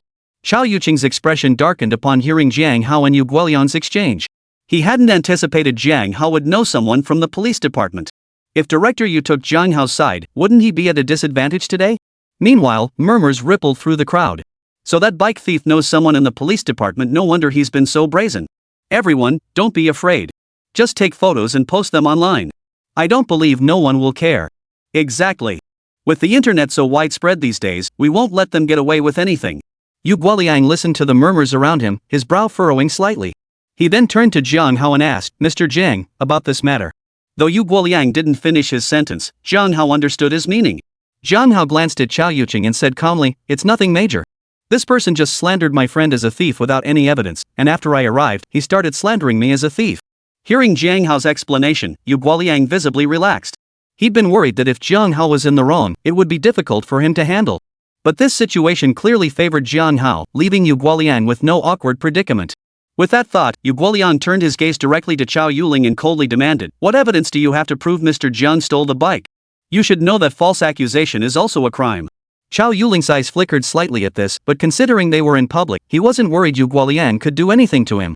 Thinking this, Chao Yuling deliberately raised his voice, "That Lu Song is an employee from our factory. He was recently fired for harassing female staff. I know his circumstances best, he couldn't possibly afford an Audi." Yu Guoliang responded coldly, "You know Lu Song's situation, but do you know Mr. John's background? Spouting nonsense like this." Chao Yuling sneered in response, "Birds of a feather flock together. What wealthy friends could a penniless man like Lu Tsong possibly have? Or could it be that this Mr. Jiang has some connection to you, Director Yu? Chapter 208, is there anything else you wish to say? Yu Guoliang's expression instantly turned icy. He said sternly, "Comrade, it seems you've made a habit of slandering people, constantly labeling others and defaming them. I only met Mr. Jiang for the second time today. Last night, at the charity dinner hosted by the prefectural office, he directly donated 300 million yuan, making an immense contribution to Chase City's charitable endeavors." Do you really think someone of Mr. Jiang's standing would stoop to stealing a car worth a few $100,000? The crowd erupted in murmurs upon hearing Yu Guoliang's words. Wait, is this real? Donating 300 million yuan outright? That's incredible. If I got just 1% of that, I'd be satisfied. Even 1/10 of 1% wouldn't be too shabby. This guy's got serious money just casually donating 300 million? How much does he have? For someone that wealthy to accuse others of stealing a car worth a few $100,000, that's just ridiculous. I knew that guy was no good from the start. He started out slandering others. Exactly. In the blink of an eye, the crowd's murmurs took a sharp turn. Upon hearing Yu Guoliang's words, Chao Yuqing's expression changed abruptly. He hadn't expected Jiang Hao to actually be a wealthy individual. Donating 300 million yuan. Even his own father didn't have that kind of clout. 300 million yuan that exceeded half of their family's total assets. Chao Yuling found it hard to believe and refused to believe that Lu Tsong could have such an influential friend. Director Yu, you wouldn't happen to be in cahoots with this kid, would you? Also, I've seen online that certain criminal gangs impersonate police officers. You wouldn't be. Though Chao Yuqing didn't finish his sentence, everyone present understood his implication. The onlookers who had initially sided with Jiang Hao began to waver. Could these people really be part of a criminal gang? You little punk, what nonsense are you spouting? How dare you say such things? Hearing Chao Yuling's words, a young police officer couldn't help but shout angrily at him. Fortunately, we brought our credentials today. If any of you doubt us, feel free to come and check them, another officer said, noticing the growing skepticism around them. As he spoke, he pulled his badge from his pocket. Seeing this, the onlookers felt somewhat reassured. Yu Guoliang shot Chao Yuling a cold glance before turning to the crowd. Last night's charity dinner at the Jinwu Grand Hotel, it's already in the news. You can look it up yourselves. Hearing Yu Guoliang's words, many people immediately pulled out their phones to search online. Soon, they found the latest news reports, and a flurry of eager discussion erupted once more. It's true after all, Mr. Jiang is the top donor. I saw it too. Mr. Jiang even gave a speech as a representative. And look, Director Yi is talking with Mr. Jiang. Over here, I spotted Director Yu too. Director Yu was telling the truth all along. That kid really did frame Mr. Jiang. He donated 300 million yuan. Would someone that wealthy go steal a car worth a few $100,000? While the crowd praised Jiang Hao and Yu Guoliang, they pointed fingers at Chao Yuqing. This time, no one stood by Chao Yuqing's side. Yu Guoliang turned to Chao Yuling and coldly asked, "Do you have anything else to say?" Chao Yuling was instantly speechless, at a loss for words. Seeing this, Yu Guoliang said coldly, "You publicly slandered a renowned entrepreneur and falsely accused a public official. Come with us." With that, Yu Guoliang signaled to the young police officers. Two immediately stepped forward, taking Chao Yuling by the arms and escorting him toward a nearby police car. Yu Guoliang and the officers had only intended to grab lunch, never expecting to encounter such an incident. Director Yu, I'm sorry. I was wrong. I shouldn't have spoken recklessly. I apologize. Chao Yuling's expression changed instantly as he pleaded with Yu Guoliang. Yu Guoliang replied coldly, "We're all adults here. We must take responsibility for our words and actions." Chao Yuling hastily added, "Director Yu, my father is Chao Xinglong of Xinglong Motors. Please show mercy for his sake and don't hold this against me." Yu Guoliang frowned and said, "Who cares who your father is? Take her away." The onlookers erupted into murmurs of approval. That kid's a real piece of work, all cocky when he was framing someone, but now he's backing down? Who knew he was a rich kid? I think I remember Star Dragon Motors. People who make such baseless accusations deserve severe punishment. Exactly. Ignoring Chao Yuqing's pleas for mercy, Yu Guoliang ordered two police officers to take him away. Seeing this, the young woman's face turned panicked, and she fled in disarray. Yu Guoliang then turned to Jiang Hao. "Mr. Jiang, if there's nothing else, I'll take my leave now. I won't disturb you further." Jiang Hao gave a slight nod. "Go ahead, Director Yu. Thank you for your assistance this time." Yu Guoliang replied, "You're too kind, Mr. Jiang. I was merely following protocol." Jiang Hao nodded slightly, saying nothing more. While Yu Guoliang's words weren't entirely wrong, had it not been for him, Jiang Hao might have had to engage in a protracted dispute with Chao Yuqing, a waste of time. After Yu Guoliang and his team departed, Jiang Hao instructed Lu Tsong to start the car and set off. He himself returned to the Maybach. As for Jiang Tao's family and Jiang Zhenyuan's couple, they had already driven off some distance earlier, unaware of the situation here. Jiang Hao had informed them he would head to the airport first, instructing them to proceed to the foot of Jinwu Mountain instead. They could all begin their ascent together once they reached the base. Jiang Hao, how did it go? Is everything taken care of? Yi Qingxue asked urgently upon seeing him return. Jiang Hao gave a slight nod. Don't worry, it's all taken care of. That's good, Yi Qingxue relaxed upon hearing this. Jiang Hao nodded again, then started the car. With Yi Qingxue aboard, they continued toward Mount Jinwu. True Marshall Mountain lay in the same direction as Che City Airport. Jiang Hao and Yi Qingxue drove ahead, with Lu Song following behind in his Audi. Before long, the two vehicles arrived at Checheng City Airport, one in front and one behind. After parking, Jiang Hao immediately pulled out his phone and dialed the airport general manager, Luo Jun. Hello, Mr. Jiang, Luo Jun's respectful voice answered immediately after the call connected. Chapter 209, Yi Qingxue's Idol. Mr. Luo, please come to the airport parking lot immediately. I'll return your vehicle to you, Jiang Hao stated without further ado. Certainly, Mr. Jiang. Please hold on, I'll be right there, Luo Jun responded respectfully upon hearing Jiang Hao's request. Alright, that's settled then, Jiang Hao replied before hanging up. He and Yi Qingxue waited in the car for Luo Jun's arrival. Suddenly, a commotion erupted nearby. A large crowd began converging on their location. Several bodyguard-like figures stretched out their arms, blocking the surging crowd behind them. Simultaneously, a young woman wearing a red mask and sporting a topknot hurried toward the parking spot. Among the parked vehicles nearby, Jiang Hao's Maybach stood out as one of the larger frames. The young woman ran straight to the side of Jiang Hao's car, seemingly trying to hide from the crowd's gaze. Seeing this, Jiang Hao raised an eyebrow, instantly understanding the situation. Moreover, the frenzied crowd behind her was chanting something, further confirming his suspicion. Yi Qingxue also heard the crowd's shouts, her eyes brightening with surprise as she exclaimed, "It's Xiao Liying?" Hearing Yi Qingxue's voice, the young woman hiding beside Jiang Hao's car flashed a look of panic in her eyes. She lifted her head slightly to glance inside the car while simultaneously pointing a finger toward Yi Qingxue's position, making a shushing gesture. This young woman was none other than Xiao Liying, one of the hottest stars in the industry and also one of Yi Qingxue's personal idols. Seeing this, Yi Qingxue gave Xiao Liying a slight nod, signaling her understanding. Xiao Liying felt slightly reassured by Yi Qingxue's gesture. However, at that very moment, the frenzied crowd broke through Xiao Liying's security detail and surged toward them, seemingly poised to circle around to Jiang Hao's car. Xiao Liying's eyes flashed with panic. Yi Qingxue addressed Xiao Liying, "Miss Xiao, why don't you take shelter in our car for now?" Hearing Yi Qingxue's suggestion, a flicker of hesitation crossed Xiao Liying's eyes. Yet, meeting Yi Qingxue's clear gaze and seeing the frenzied crowd closing in, Xiao Liying nodded in agreement. Having spent several years in the entertainment industry, Xiao Liying had a fair amount of confidence in her ability to judge people. Seeing Xiao Liying agree, Yi Qingxue turned to Jiang Hao. Jiang Hao gave a slight nod before unlocking the car door. Xiao Liying pulled the door open, slipped into the Maybach, and swiftly closed the door behind her. "Thank you," Xiao Liying expressed her gratitude to Yi Qingxue after settling into the seat. Once seated, Xiao Liying noticed Jiang Hao beside Yi Qingxue, and her eyes flickered slightly. Yi Qingxue smiled gently. "Hello, Miss Xiao. My name is Yi Qingxue. I'm actually one of your fans. This gentleman beside me is my boyfriend, Jiang Hao. There's no need for you to worry about anything." Xiao Liying nodded slightly. "Hello, Miss Yi. Thank you both."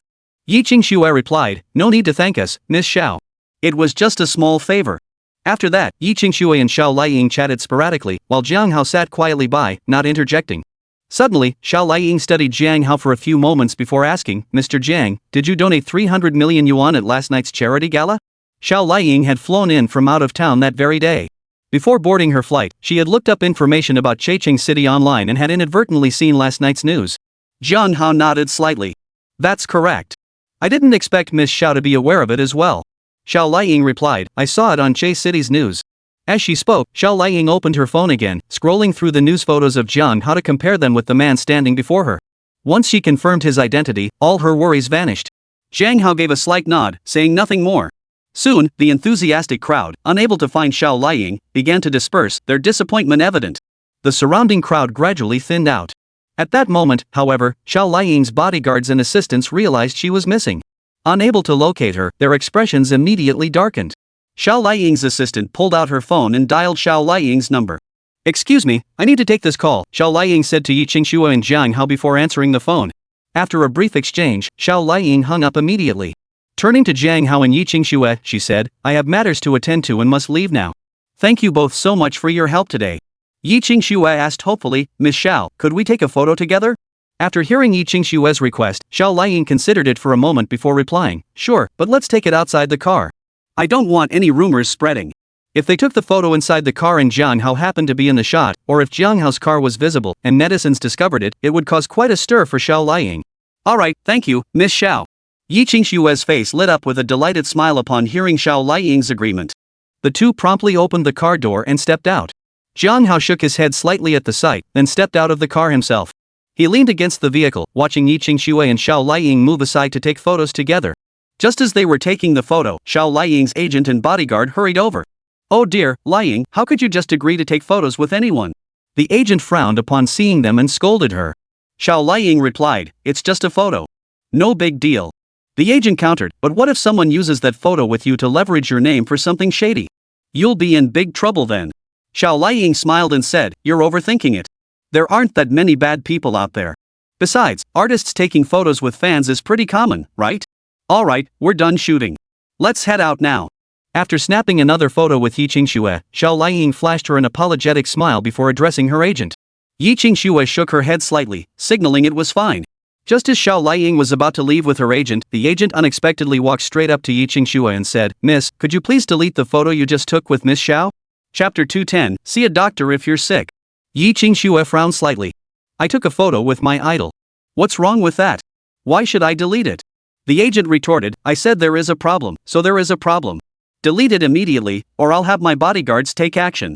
Xiao Liang's delicate brows also knitted together as she interjected, "The photo with Miss Yi was taken voluntarily. It doesn't violate any company agreements. Don't overstep your bounds." The agent retorted, "Liang, you're just too kind-hearted. This world is full of bad people." Xiao Liang frowned deeply and said coldly, "Enough. Let's go. We shouldn't disturb others. Besides, if more people show up later, it'll only get more complicated." With that, Xiao Liang turned and walked away. Seeing this, the agent signaled to the bodyguards beside him, signaling them to seize Yi Qingshue's phone. At that moment, Jiang Hao appeared silently beside Yi Qingxue. His voice was calm yet firm, "You'd better not make a move." The agent's eyebrows shot up in anger. "And who are you?" she snapped. "Are you in cahoots with this woman, trying to frame our Liang?" Jiang Hao felt this agent of Xiao Liang was truly brain-dead. He gave her a dismissive glance and said indifferently, "If you're sick, go see a doctor. Don't bother others here." "Mr. Jiang, what's going on?" Just then, Luo Jun hurried over and addressed Jiang Hao respectfully. Jiang Hao replied indifferently, "Nothing. Just ran into someone who's clearly lost their mind." Luo Jun's expression shifted slightly. He turned to Xiao Liang's agent and the bodyguards, his voice turning cold. "Who are you? Planning to cause trouble at our airport?" Xiao Liang's agent's expression also shifted slightly upon hearing Luo Jun's words before retorting, "And who are you?" Luo Jun declared, "I'm the general manager of this airport. Any issues? If you intend to cause trouble, I'll call security immediately." "Humph. We're leaving." The agent snorted coldly, gave a signal to the bodyguards, and strode off to the side. Seeing this, Luo Jun turned to Jiang Hao for guidance. "Mr. Jiang, what should we do?" "Jiang Hao, let it go." Before Jiang Hao could respond, Yi Qingxue tugged at his sleeve and shook her head slightly. If this escalated, it would definitely reflect poorly on Xiao Liang. Yi Qingxue genuinely liked Xiao Liang and didn't want this incident to affect her. Besides, from start to finish, this wasn't Xiao Liang's fault, it was entirely her agent's problem. Hearing Yi Qingshue's words, Jiang Hao nodded slightly and said, "Alright, I'll take your advice." Turning to Luo Jun, he added, "Since Qingxue doesn't wish to pursue this, let's drop it. I'll return your car keys now, and we'll be on our way." Luo Jun immediately offered, "Mr. Jiang, would you like to rest at the airport office?" Jiang Hao waved it off. "No need. People are waiting for us." Hearing this, Luo Jun naturally dared not say more. The three of them immediately walked toward Luo Jun's Audi. They soon reached the vehicle. Lutsong took the keys and stepped out of the car. Jiang Hao looked at Lutsong and said, "Lutsong, this is Mr. Luo, the general manager of Che City Airport. I borrowed this car from him. Just hand him the keys." Lutsong nodded in agreement upon hearing this, then promptly handed the keys to Luo Jun. "Mr. Luo, your car keys." Uncertain of Lutsong and Jiang Hao's relationship, Luo Jun took the keys and inquired, "And who might this gentleman be?"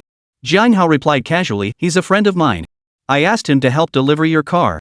Hearing Jiang Hao's words, Luo Jun's attitude toward Lutsong instantly warmed. He extended his hand to shake Lutsong's, smiling as he said, "My name is Luo Jun, pleased to meet you. And please, don't call me General Manager Luo. Let's just use our first names." Lutsong couldn't help but glance at Jiang Hao. Jiang Hao understood Lutsong's thoughts, but he didn't mind. He gave Lutsong a slight nod. Seeing this, Lu Tsong immediately agreed with Luo Jun and formally introduced himself to him. Once the pleasantries were exchanged, Jiang Hao said, "Alright, Mr. Luo, you go ahead with your work. We'll be on our way." Luo Jun promptly replied with respectful deference, "Mr. Jiang, please take your time." Jiang Hao gave a slight nod before leading Yi Qingshui and Lu Tsong toward the Maybach. Upon reaching the car, Lu Tsong smiled and suggested, "Jiang Hao, how about letting me drive? I've never had the chance to try such a fine vehicle." Jiang Hao glanced at Lu Tsong and smiled. "Alright, you take the wheel." Jiang Hao then took Yi Qingshui and settled into the back seat, while Lu Tsong took the driver's seat. He drove the Maybach toward Jinwu Mountain. By the time Jiang Hao and his companions reached the foot of Jinwu Mountain, Jiang Jinyuan and his wife, along with Jiang Tao's family, had already been waiting for some time. "What took you so long?" Jiang Tao asked with a hint of reproach when he saw them arrive. Jiang Hao replied indifferently, "It's fine. After all, it's quite a distance from the airport to here. Alright, let's park the cars first and hurry on our way. If we don't reach the mountain lodging before dark, that'll be a real problem," Jiang Tao added casually. Jiang Hao nodded slightly. "Have you all parked your cars?" Jiang Tao pointed. "Right over there, not far away. There's a parking lot, but the fees are outrageous, 100 yuan per car for 24 hours. With 3 of us here for a few days, it'll add up to a hefty sum." Jiang Tao pointed toward the parking lot as he spoke. Jiang Hao nodded slightly before asking, "How many days are you planning to stay up the mountain?" Jiang Tao replied, "I heard the martial arts festival lasts 4 days. Tomorrow is the first day, so counting today, it'll be about 5 days." Jiang Hao gave a slight nod before turning to Jiang Jinyuan and the others. "Mom, Dad, Uncle, Aunt, does that mean we'll be staying on Jinwu Mountain for 5 days?" Jiang Jinyuan said, "5 days might be a bit too long. That seems like such a waste of time." Wang Giju chimed in, "Why not just stay a day or two? Then we need to find a farmhouse to get up and running quickly. You can't just play around every day." Zhao Yalan chimed in with a smile, "If you ask me, you just don't know how to enjoy yourselves. If my son Tao had Xiao Hao's abilities, Jinya and I would be traveling and having fun every single day." Jiang Tao chimed in, "Uncle, Auntie, you've come all this way, just relax and enjoy yourselves. Jiang Hao's got plenty of money now, and once you open that farmhouse you'll be swamped. You might not get another chance to travel." Chapter 211, Massage.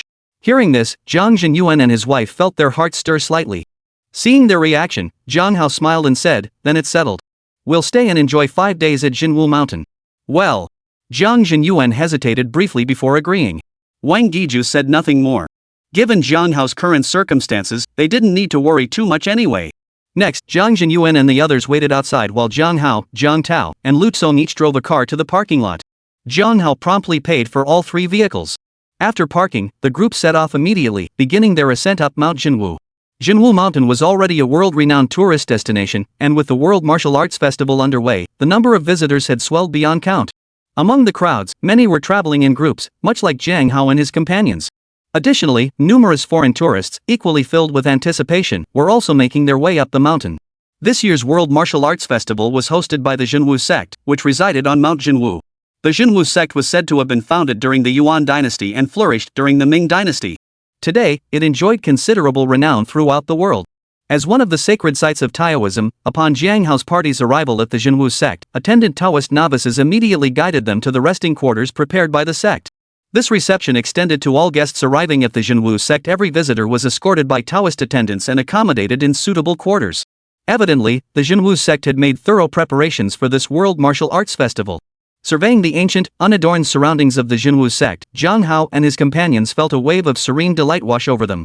Jiang Tao chuckled, "We've read many martial arts novels that mention the Jinwu sect. I wonder if the Jinwu sect today still has martial arts masters like those described in the stories." Jiang Jinye replied, "Martial arts masters certainly exist, though we haven't seen them ourselves. Back when we were children, we heard stories from our neighbor, Grandpa Zhang, about the exploits of martial arts masters from years past. But nowadays, people with genuine skills are becoming increasingly rare." Jiang Jinyuan chimed in, "That's right. Grandpa Zhang told those stories so vividly, they didn't sound made up. Your grandfather was still around back then. I think he actually saw martial arts masters with his own eyes." Jiang Tao's eyes lit up at this. "So then, this time we might actually get to witness a real martial arts master in action?" Jiang Hao smiled faintly.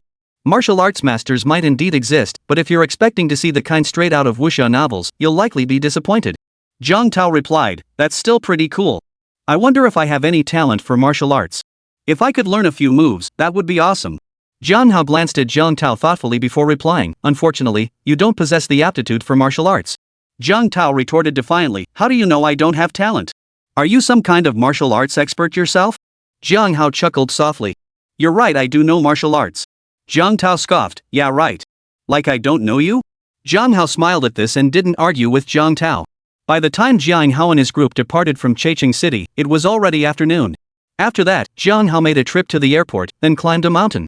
By the time they reached the Jinwu sect, it was getting late.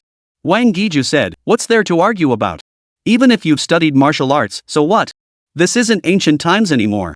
Martial arts aren't important now. If you ask me, we should buy some food first, eat, and then get some rest early. This mountain climbing is really exhausting. Zhao Yalan agreed, exactly. My legs are already aching. I really don't get what those hiking enthusiasts are after. Though the others said nothing, Jiang Hao could see the weariness etched on their faces. Jiang Hao smiled at this and said, then let's have dinner first. After dinner, we'll get some proper rest. Naturally, the others had no objections. Afterward, Jiang Hao approached a junior disciple of the Jinwu sect, ordered some food, and the group shared a simple dinner before retiring to their rooms. Returning to their room together, Jiang Hao noticed the weariness on Yi Qingshua's face and smiled gently. You must be tired. Would you like me to give you a massage? Yi Qingxue flushed slightly at his words and retorted, you're not planning to get up to no good, are you? Jiang Hao replied with a hint of exasperation, you really don't know a good deed when you see one. Hearing his words, Yi Qingxue thought to herself that whether he was up to no good or not didn't really matter. After all, their relationship had long since transcended mere friendship. With that thought, Yi Qingxue said, alright then, give me a massage. My legs feel like they're about to give out. Though the Yi family wasn't among the wealthiest, they still possessed tens of millions in assets. Yi Qingxue had never known hardship growing up. Climbing such a high mountain for the first time had indeed left her exhausted. She simply hadn't wanted to show it in front of Wang Guiju and the others earlier. Jiang Hao didn't say much upon hearing this. He simply applied his knowledge from the divine medical arts, massaging Yi Qingshue's pressure points. At first, Yi Qingxue wasn't entirely sure if Jiang Hao was genuinely massaging her.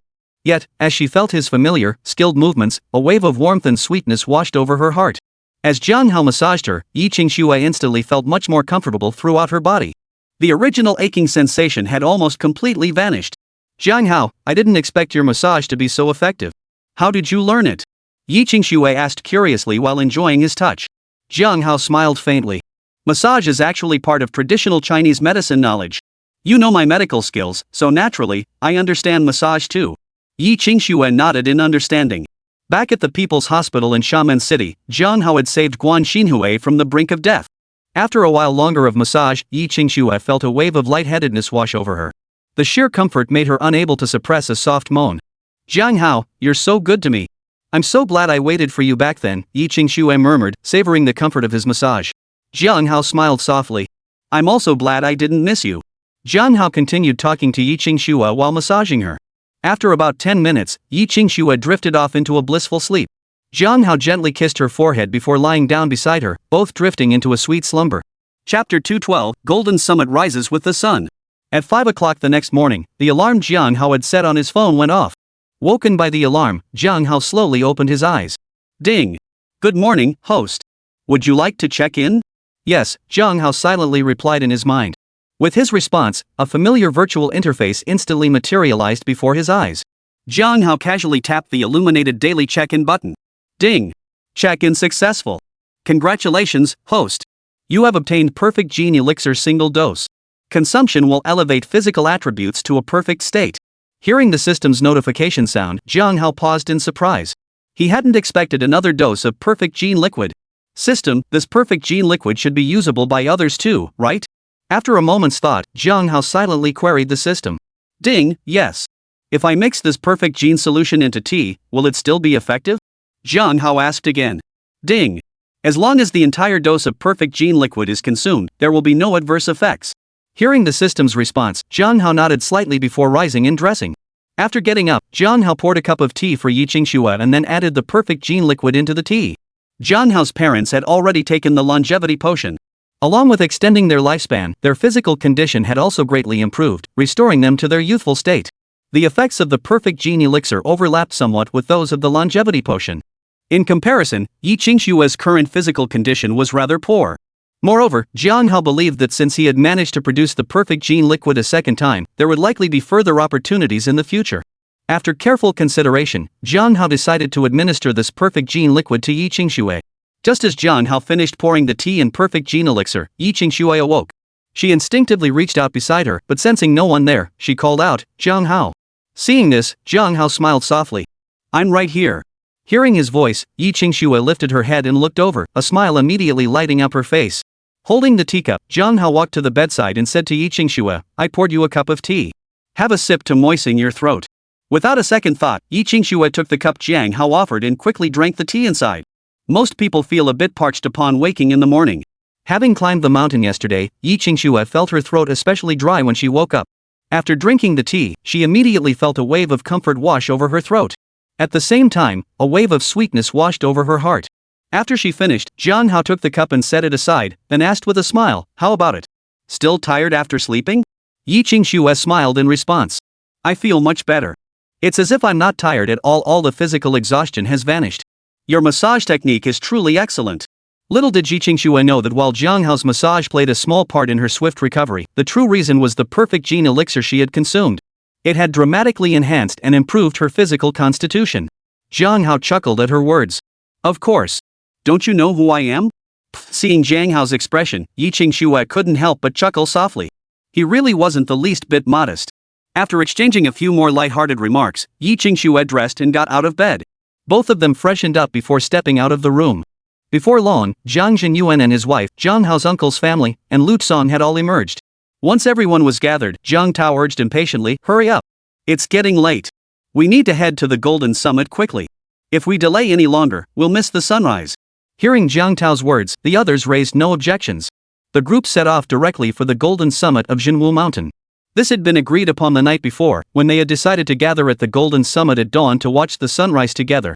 By the time Jiang Hao and his group reached the Golden Summit, countless tourists had already gathered there. The Golden Summit of Jinwu Mountain was undoubtedly one of its most iconic attractions. Especially now that the World Martial Arts Festival was being held at the Jinwu sect, visitors from all over the world had gathered here. Compared to usual days, the Golden Summit was even more crowded and chaotic. "Looks like we're a bit late." "There aren't any good spots left," Jiang Zhengye said with a slight shake of his head, a hint of regret in his voice as he surveyed the summit packed with people.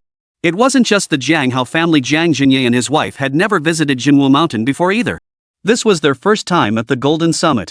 Jiang Hao smiled. "We'll just find a spot slightly higher up." Watching the sunrise is really about the atmosphere. With so many people here as the backdrop, the atmosphere is actually quite good. After a pause, he added, "Besides, we got a good night's rest inside the Jinwu sect compound. Many people here probably spent half the night freezing in the cold wind on this peak." Hearing this, Jiang Tao chuckled. Jiang Hao's right. Our spot might not be ideal, but at least we got a good night's rest. Compared to those who spent half the night out there in the mountain wind, I'd much rather have slept soundly under my blanket. Amidst their chatter and laughter, they found a somewhat decent spot and waited for the moment the sun would rise. It wasn't just Jiang Hao's group, countless others across the entire Golden Summit were waiting for the sunrise. Amidst the collective anticipation, a patch of crimson dawn gradually emerged in the eastern sky above the Golden Summit. As time passed, the crimson glow expanded and deepened, bathing the crowd atop the Golden Summit in a sea of red light. The exquisite crimson hue captivated everyone on the summit. Slowly, the crimson sun peeked out, rising and dipping. At first, it appeared as a crimson crescent, then a half circle, and finally a flattened orb. Finally, the entire sun appeared before their eyes. It glowed with such vivid redness, yet it was not at all glaring. How beautiful! Yi Qingxue gazed at the slowly rising crimson sun, murmuring her admiration softly. In that moment, not only Yi Qingxue, but everyone on the Golden Peak was utterly captivated by the breathtaking beauty of the rising sun. "Danger! Come back quickly!" But at that very instant, a voice filled with panic and worry, sharp and urgent, reached Jiang Hao and the others. Chapter 213, That young man is truly remarkable. Hearing the voice, Jiang Hao and the others instinctively looked toward its source. There, a toddler of 2 or 3 years old, smiling, was wobbling toward the edge of the Golden Peak. With arms outstretched, the child seemed intent on catching the newly risen sun. The crimson glow of the rising sun illuminated the child's face, making him resemble a cherub beside the god of wealth, innocent yet radiating festive joy. But now, the child was already nearing the cliff's edge. About 10 meters away, a woman in her 30s, dressed in elegant, luxurious attire and wearing meticulous makeup, her face filled with panic, was rushing toward the child. That piercing scream had come from the elegantly dressed woman. However, upon hearing the woman's voice, the child mistook it for playfulness.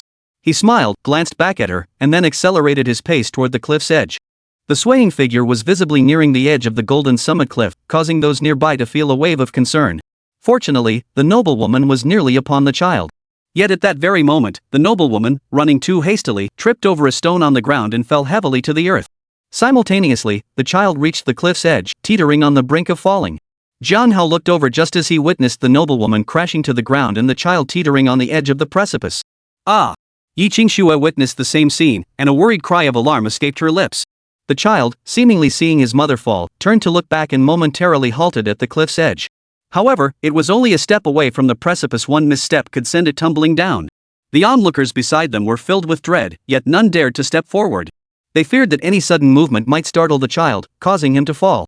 If that happened, the blame would surely fall on them. Though the bystanders might be overthinking it, that was precisely the reality. Many who had initially harbored good intentions were now paralyzed by fear.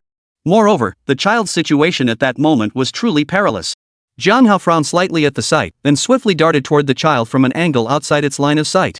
Perhaps it was his deep understanding of the essence of Tai Chi, or the effects of the perfect gene serum, but Jiang Hao felt his body grow light and airy, as if he could glide effortlessly.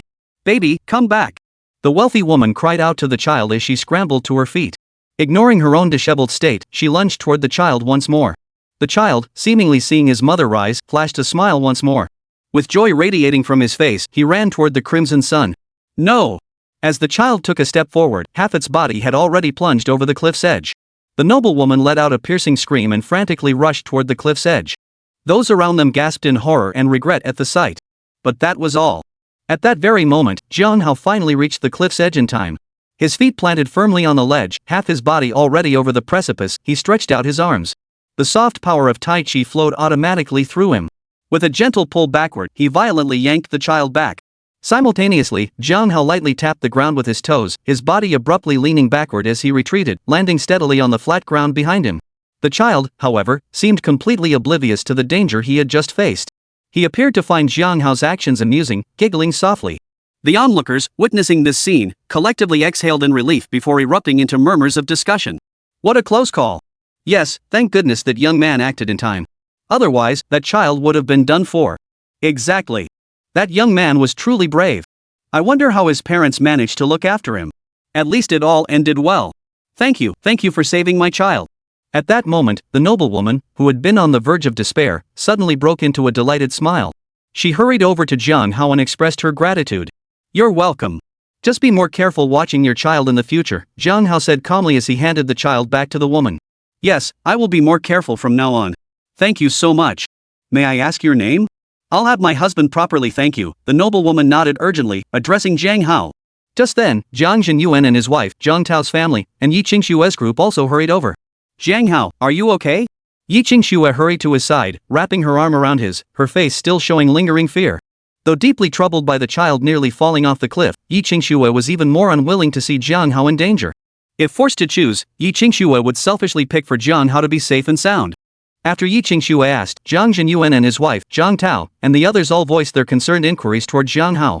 Jiang Hao gently patted Yi Qingxue's hand, signaling her to relax, then spoke up, everyone, don't worry. I'm fine. Didn't I tell you all before? I know martial arts. This little thing is no problem for me. He deliberately said this to divert their attention and ease their worries. Hearing their words, the wealthy woman learned Jiang Hao's name and hurriedly said, Mr. Jiang, I can't thank you enough. If not for you, I truly don't know what I would have done. And I'm so sorry for putting you in danger. Jiang Hao waved his hand dismissively. It's nothing. Honestly, it hardly felt like a risk to me. Let's just leave it at that. Mom, Dad, Qingxue, let's continue watching the sunrise, he said to the group after addressing the noblewoman. The group then moved deeper into the golden summit to continue admiring the breathtaking sunrise. However, after that delay, they had already missed the prime time for viewing the sunrise. The crimson sun had gradually climbed halfway into the sky, its hue shifting from red to a deep yellow.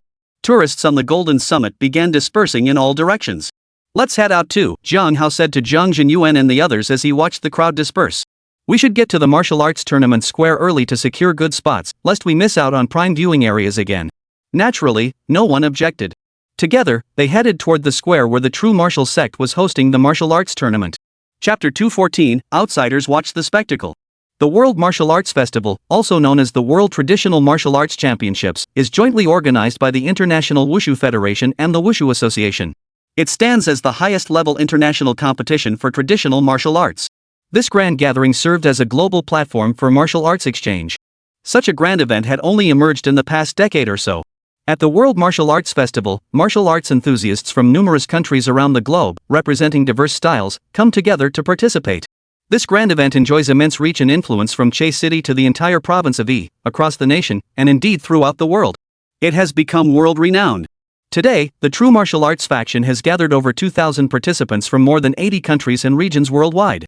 Additionally, it attracts distinguished guests from various sectors and officials from relevant departments. The sheer size of the spectator crowd was beyond counting. When Jiang Hao and his group arrived at the True Martial Sect Plaza, the vast square was already teeming with an unimaginable crowd. Surrounding the plaza, not only were True Martial Sect disciples guiding the way, but officers dispatched by the Chechen City Police were also maintaining order to prevent chaos, stampedes, or other accidents. What a crowd! Jiang Tao couldn't help but exclaim at the sight of the sea of people filling the square. Jiang Hao replied calmly, "Wasn't this expected? After all, such a world-class event is quite rare." As they spoke, the group followed the disciples to their seats in the spectator area. Jiang Hao and his companions had arrived relatively early, securing seats near the front. From their vantage point, they could clearly see the elevated stage for the martial arts performances at the center of the plaza. Gradually, the crowd on Jinwu Square swelled as the time approached for the martial arts festival to officially commence. At exactly 8 o'clock, the host ascended the central platform and delivered a standard opening address. Following this, Yi Hengyuan, the chief executive of Che City, also took the stage to deliver a speech. Every step of the martial arts festival had been meticulously planned in advance, and everyone proceeded according to the schedule without a hitch. Soon, the event moved directly into its main focus, and the martial arts festival officially commenced. The martial arts performance stage at the center of Jinwu Square was divided into several sections. Martial artists of different age groups and styles took turns performing and competing on stage. Jiang Hao watched the martial arts performances with a sense of boredom. Jiang Tao and the others, however, were thoroughly engrossed. As the saying goes, amateurs watch for the spectacle. Jiang Jinyuan and his wife, Jiang Tao's family, and Lu Song were all there just to enjoy the show, finding it quite entertaining. Experts see the essence. Having mastered god-tier combat techniques and grasped the true meaning of Tai Chi, Jiang Hao had essentially entered the realm of martial arts connoisseurship. Watching those performers, however, he felt somewhat disappointed. Especially when he saw the Tai Chi performers' movements, Jiang Hao couldn't help but shake his head in disbelief. "Jiang Hao, what's wrong?" Yi Qingxue, seated beside him, couldn't help but ask curiously at his reaction. Jiang Hao smiled faintly. "Nothing much. It just strikes me how people today have nearly abandoned the traditional martial arts passed down through generations. Those on stage have only grasped the superficial aspects, and they're performing purely for show, completely losing the essence of martial arts." Yi Qingxue paused slightly before asking, "You actually know martial arts?" Earlier, when Jiang Hao had mentioned understanding martial arts, Yi Qingxue and the others had assumed he was joking. But now, seeing the seriousness in Jiang Hao's expression and recalling how he had indeed demonstrated considerable knowledge before, Yi Qingxue couldn't help but believe he truly understood martial arts. Jiang Hao nodded slightly. "Of course. Haven't you forgotten back in Xiamen City? I stepped in to teach a few people a lesson on several occasions." Hearing this, Yi Qingxue recalled their time in Xiamen City. A smile touched her lips as she said, "Didn't you say back then it was just combat techniques? I remember my brother even wanted you to teach him." Jiang Hao replied, "I've been learning new things lately. Besides, there seem to be plenty of combat techniques at the martial arts festival too." Yi Qingxue chuckled at his words before adding, "Well, that's what you get for approaching it from a professional perspective. Just pretend you don't know anything and enjoy the spectacle." Jiang Hao smiled faintly at her words and said, "You're quite right about that." After that, Jiang Hao and Yi Qingxue chatted and laughed as they watched the performances on the martial arts stage, enjoying themselves quite pleasantly. Throughout the viewing, Jiang Hao consciously guided Yi Qingxue, offering insights into Tai Chi and combat techniques. Although he had arranged for Yi Qingxue to have the robotic bodyguard Shui Wei, Jiang Hao felt it would be even better if she learned some martial arts or combat techniques herself. The surrounding spectators, however, were thoroughly engrossed in the martial arts display unfolding on the central stage of the plaza. Jiang Jinyuan and his wife, along with Jiang Tao's family and Lu Song, all found the experience a real feast for the eyes. Even for lunch, everyone simply bought some simple food and ate it on the spectator stands. Time slipped through their fingers like sand, quietly slipping away without warning. Before long, the first day of the martial arts festival came to a close. Following the host's announcement, police officers guided the surrounding spectators as they slowly exited the viewing stands, heading toward the accommodations arranged for them by the Jinwu sect. Jiang Hao and his group also left the elevated platform and hurried back to their lodgings. These martial arts performances look quite impressive, Jiang Hao's uncle, Jiang Jianye, remarked appreciatively as they walked. Jiang Jinyuan chimed in, "Yes, but I wonder how powerful they'd be in a real fight." Jiang Tao chuckled, "I've already seen it. The first day is mostly demonstrations, but I believe the actual combat matches start tomorrow." The actual matches include bare-handed combat, bare-handed versus weaponry, weapon versus weapon, and more. Plus, there are not only individual battles but also team competitions. Oh? Is that so? I hadn't really paid attention. Tomorrow I can see how they fight. It should be much more interesting than watching TV shows, Zhang Jinyuan said with some anticipation. Zhang Hao shook his head slightly at this. He hadn't expected his father to be such a martial arts enthusiast. The group chatted casually as they made their way to the accommodations arranged for them by the true martial sect. Just as they neared their lodgings, a cacophony of sounds drifted from ahead. Among them, he recognized a familiar voice. Zhang Hao's eyebrows arched slightly as he looked toward the source of the noise. Chapter 215, What's the point of standing out? Not far ahead, Xiao Liang, whom they had encountered at the airport earlier, was now being blocked by a burly, muscular man. Xiao Liang's bodyguards and her agent lay sprawled on the ground nearby. A look of panic now flashed across Xiao Liang's face. Mr. Ted, please don't do anything rash. The true martial sect disciple who had been guiding Xiao Liang's group spoke up, trying to reason with the burly man. That burly man was none other than Ted, one of the contestants from a Southeast Asian country. He was also a focal point at the martial arts tournament, rumored to possess formidable strength. Ted let out a wild laugh. I'm merely asking Miss Xiao for a drink. Aren't you people known for your hospitality? Why all the hesitation over such a small matter? Xiao Liang replied, I'm sorry, Mr. Ted, but I don't drink. Please step aside, or I'll call the police. Ted quipped, You want to hug me? Come on, I don't mind. As he spoke, he spread his arms wide and lunged toward Xiao Liang. Bystanders who witnessed this scene were filled with righteous indignation, many shouting angry rebukes. This is outrageous. That foreigner is bullying our own people right here on our turf. We have to get proof and have the authorities deal with him. Those bodyguards are useless. 3 or 4 of them, and they got taken down by one guy so easily. Damn it, I actually admired that Ted guy before. Who knew he was this kind of person? The crowd buzzed with discussion, yet not a single soul stepped forward to help. After all, many had witnessed Ted's formidable strength earlier. They weren't eager to court trouble. Zhang Hao, can you take on that Ted? Yi Qingxue, seeing Xiao Liang's predicament, hesitated slightly before asking Zhang Hao. Yi Qingxue naturally wanted Zhang Hao to help Xiao Liang, but if it meant putting him in danger, she'd rather he stand by and watch. Zhang Hao gave a slight nod. No problem. His words signaled both his confidence in handling Ted and his willingness to intervene and aid Xiao Liang. With that, Zhang Hao strode directly over to Xiao Liang and Ted. His right hand hooked lightly around Ted's wrist, pulling him slightly to the side. Thud! In an instant, Ted's massive frame stumbled backward uncontrollably, taking 4 or 5 steps before finally regaining his balance. Xiao Liang, who had been filled with despair and helplessness upon seeing Ted advancing toward her, had only been able to retreat to the side. She never expected someone would step forward at this critical moment. Watching Zhang Hao's not particularly broad back, a sense of security welled up in Xiao Liang's heart. When she saw Ted being effortlessly swept aside by Zhang Hao, astonishment flashed in her eyes. She had witnessed Ted's strength when he tossed her bodyguard aside earlier. She never imagined Zhang Hao could be this formidable. Who the hell are you, kid? How dare you butt in? Regaining his footing, Ted stepped forward again, his gaze fixed on Zhang Hao, cold as ice. Ted didn't believe Zhang Hao was stronger than him. He simply thought Zhang Hao had only managed to push him back because of the sneak attack. Moreover, Ted felt no discomfort whatsoever, which only reinforced his belief that Zhang Hao's abilities were nothing special. In truth, Zhang Hao had merely employed the yielding force of Tai Chi to guide Ted off balance, creating this illusion. Zhang Hao spoke calmly, so what if I'm stepping forward? Arrogant. Let me see what you're made of. Seeing Zhang Hao's calm demeanor and hearing his words, Ted's expression darkened instantly. He gave Zhang Hao a cold snort. Yi Qingxue watched this unfold, a hint of worry flickering in her eyes. She silently regretted letting Zhang Hao go out. Zhang Jinyuan and the others hadn't even grasped what was happening before Zhang Hao had already stepped out. Xiao Liang glanced at Zhang Hao, her eyes also carrying a hint of worry. The onlookers watched Zhang Hao step forward. While they admired his courage, few believed he stood a chance. Seeing Ted prepare to confront Zhang Hao, tension rippled through the crowd. Though they dared not step forward themselves, they were still on Zhang Hao and Xiao Liang's side. What was happening here? Just then, several patrol officers rushed over. The lead officer addressed the crowd. At the sight of the officers, Ted's expression shifted slightly. He shot Zhang Hao a fierce glare but temporarily held back his intention to attack. Ted turned to the officers and said indifferently, "Nothing's wrong. I was just joking around with Miss Xiao and this gentleman." The officer then looked at Xiao Liang and Zhang Hao and asked, "Is that so?" Zhang Hao replied indifferently, "I'm not entirely sure about the details. You can ask Miss Xiao and the other tourists." The officer nodded slightly before turning his gaze to Xiao Liang. Xiao Liang hesitated slightly before her gaze hardened. "Mr. Ted attempted to force me to drink with him," she stated firmly.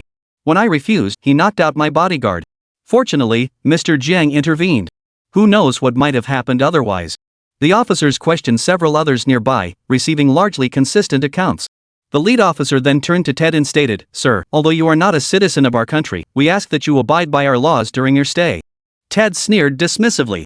Don't assume I'm ignorant. I merely wanted to invite Miss Xiao for a drink.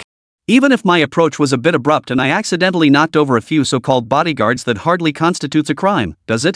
I only intended to test my skills against Miss Xiao's bodyguards initially. Who knew they'd be so weak? Hearing Ted's words, Xiao Liying's bodyguards flushed with embarrassment, unable to retort. Since Miss Xiao declines, there's nothing further to discuss. I'll take my leave. Ted shot a cold glance at Jiang Hao before addressing the police officers. With that, Ted turned and strode away.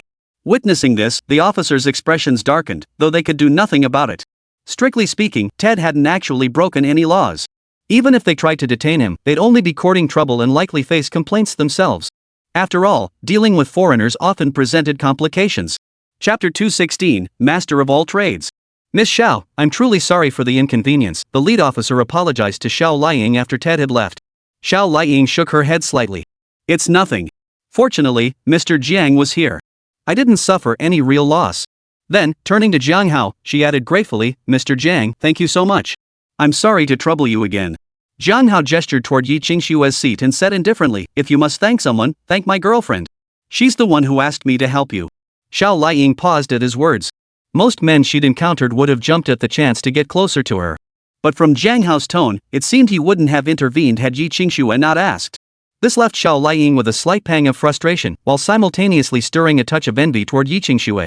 Suppressing her complex emotions, Xiao Liying said, regardless, I must thank Mr. Jiang. And of course, my thanks to Miss Yi as well. I never properly thanked her for what happened at the airport last time. You're welcome. We just happened to be there, Yi Qingxue replied, having walked over to Jiang Hao's side. If there's nothing else, we'll be taking our leave. With all sorts of people gathering on Mount Jinwu these days, everyone should return to their lodgings early to avoid any further trouble. Just as Xiao Liying was about to say something, the lead police officer addressed the surrounding crowd. Understood. Thank you for your assistance. Xiao Liying nodded slightly to the officers, responding politely.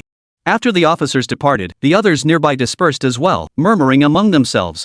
Jiang Hao gave Xiao Liying a nod. Miss Xiao, you should head back soon. We're leaving too. Goodbye, Miss Xiao. Yi Qingxue bid farewell to Xiao Liying before linking arms with Jiang Hao. Together, they walked toward Jiang Jinyuan and the others. Goodbye, Xiao Liying murmured softly, watching Jiang Hao and Yi Qingshue's retreating figures. She then helped her agent to her feet and headed back to their residence. Meanwhile, after Jiang Hao and Yi Qingxue returned, Wang Guiju reproached him, why did you have to be so stubborn? Don't meddle in other people's business in the future. That foreigner earlier clearly wasn't someone to be trusted. Thank goodness the police arrived, otherwise, you'd have been in real trouble. Though Jiang Hao had claimed to know martial arts, Wang Guiju and the others clearly didn't believe him. Moreover, the stark contrast in physique between Jiang Hao and Ted only deepened Wang Guiju's unease. Jiang Hao didn't argue. He just smiled and said, okay, Mom, I got it. After that, the group headed straight back to their residence. Following dinner, everyone retired to their rooms to rest. Jiang Hao, I'm sorry I got you yelled at by Auntie, Yi Qingxue whispered to him once they were in the room. Jiang Hao smiled and replied, why apologize? Didn't you see how I tossed that foreigner aside with a single move? As for my mom's words, don't take them to heart. She doesn't know my situation, she's just worried about me. You can't really call that scolding, can you? Yi Qingxue murmured, lowering her head. A wave of warmth washed over her heart. Alright, stop thinking about it. Get some rest early. Jiang Hao saw her expression, ruffled Yi Qingshue's hair, and said with a smile. Soon after, both of them drifted off into a deep sleep. The next morning, Jiang Hao opened his sleepy eyes. No sooner had he awakened than the system's mechanical prompt sounded again. Ding! Good morning, host. Would you like to check in? Yes. With Jiang Hao's response, the familiar virtual light screen reappeared before his eyes. Jiang Hao reached out and tapped the illuminated daily check-in button. Instantly, it turned gray again. Ding! Check-in successful. Congratulations, host. You have acquired the skill, Instrument Proficiency. Weapon Mastery? What the hell is that? Hearing the system's voice, Jiang Hao felt slightly surprised. He had never heard of such a skill before. Though puzzled, Jiang Hao immediately chose to claim the weaponry mastery skill. Upon claiming it, Jiang Hao instantly felt strange knowledge filling his mind. Swords, spears, sabers, halberds, all manner of traditional weapons seemed to become deeply familiar to him, as if he'd practiced wielding them for years. Interesting. The ancients said one should master 18 types of weapons. But this? 18? More like 80. This system really delivers. Too bad I wasn't born in ancient times. If I had, mastering all these weapons would have been even more useful. Of course, Jiang Hao merely pondered this. After all, skills never go to waste. Having more abilities was certainly no bad thing. With these thoughts swirling in his mind, Jiang Hao dressed and got out of bed, then proceeded to wash up. By the time he finished, Yi Qingxue had already woken up. "Good morning, Jiang Hao," she greeted him. "Good morning," Jiang Hao replied with a smile, then added, "Get up and freshen up. Once you're ready, we'll go back to watching the performances."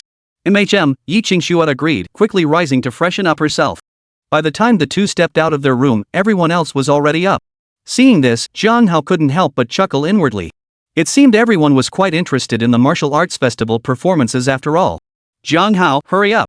We'll be late again," Jiang Tao called out as soon as he saw Jiang Hao and Yi Qingxue emerge.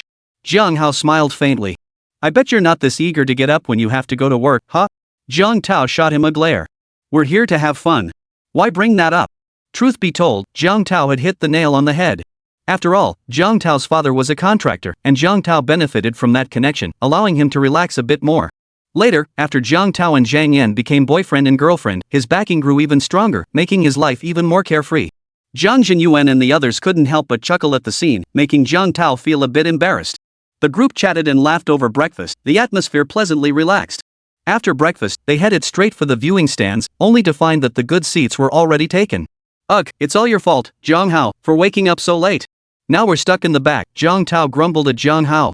Hearing Jiang Tao's words, Yi Qingxue stuck out her tongue apologetically at Jiang Hao, too embarrassed to step forward. "Mr. Jiang, is that you?" Just then, a voice filled with surprise and delight rang out near Jiang Hao and the others.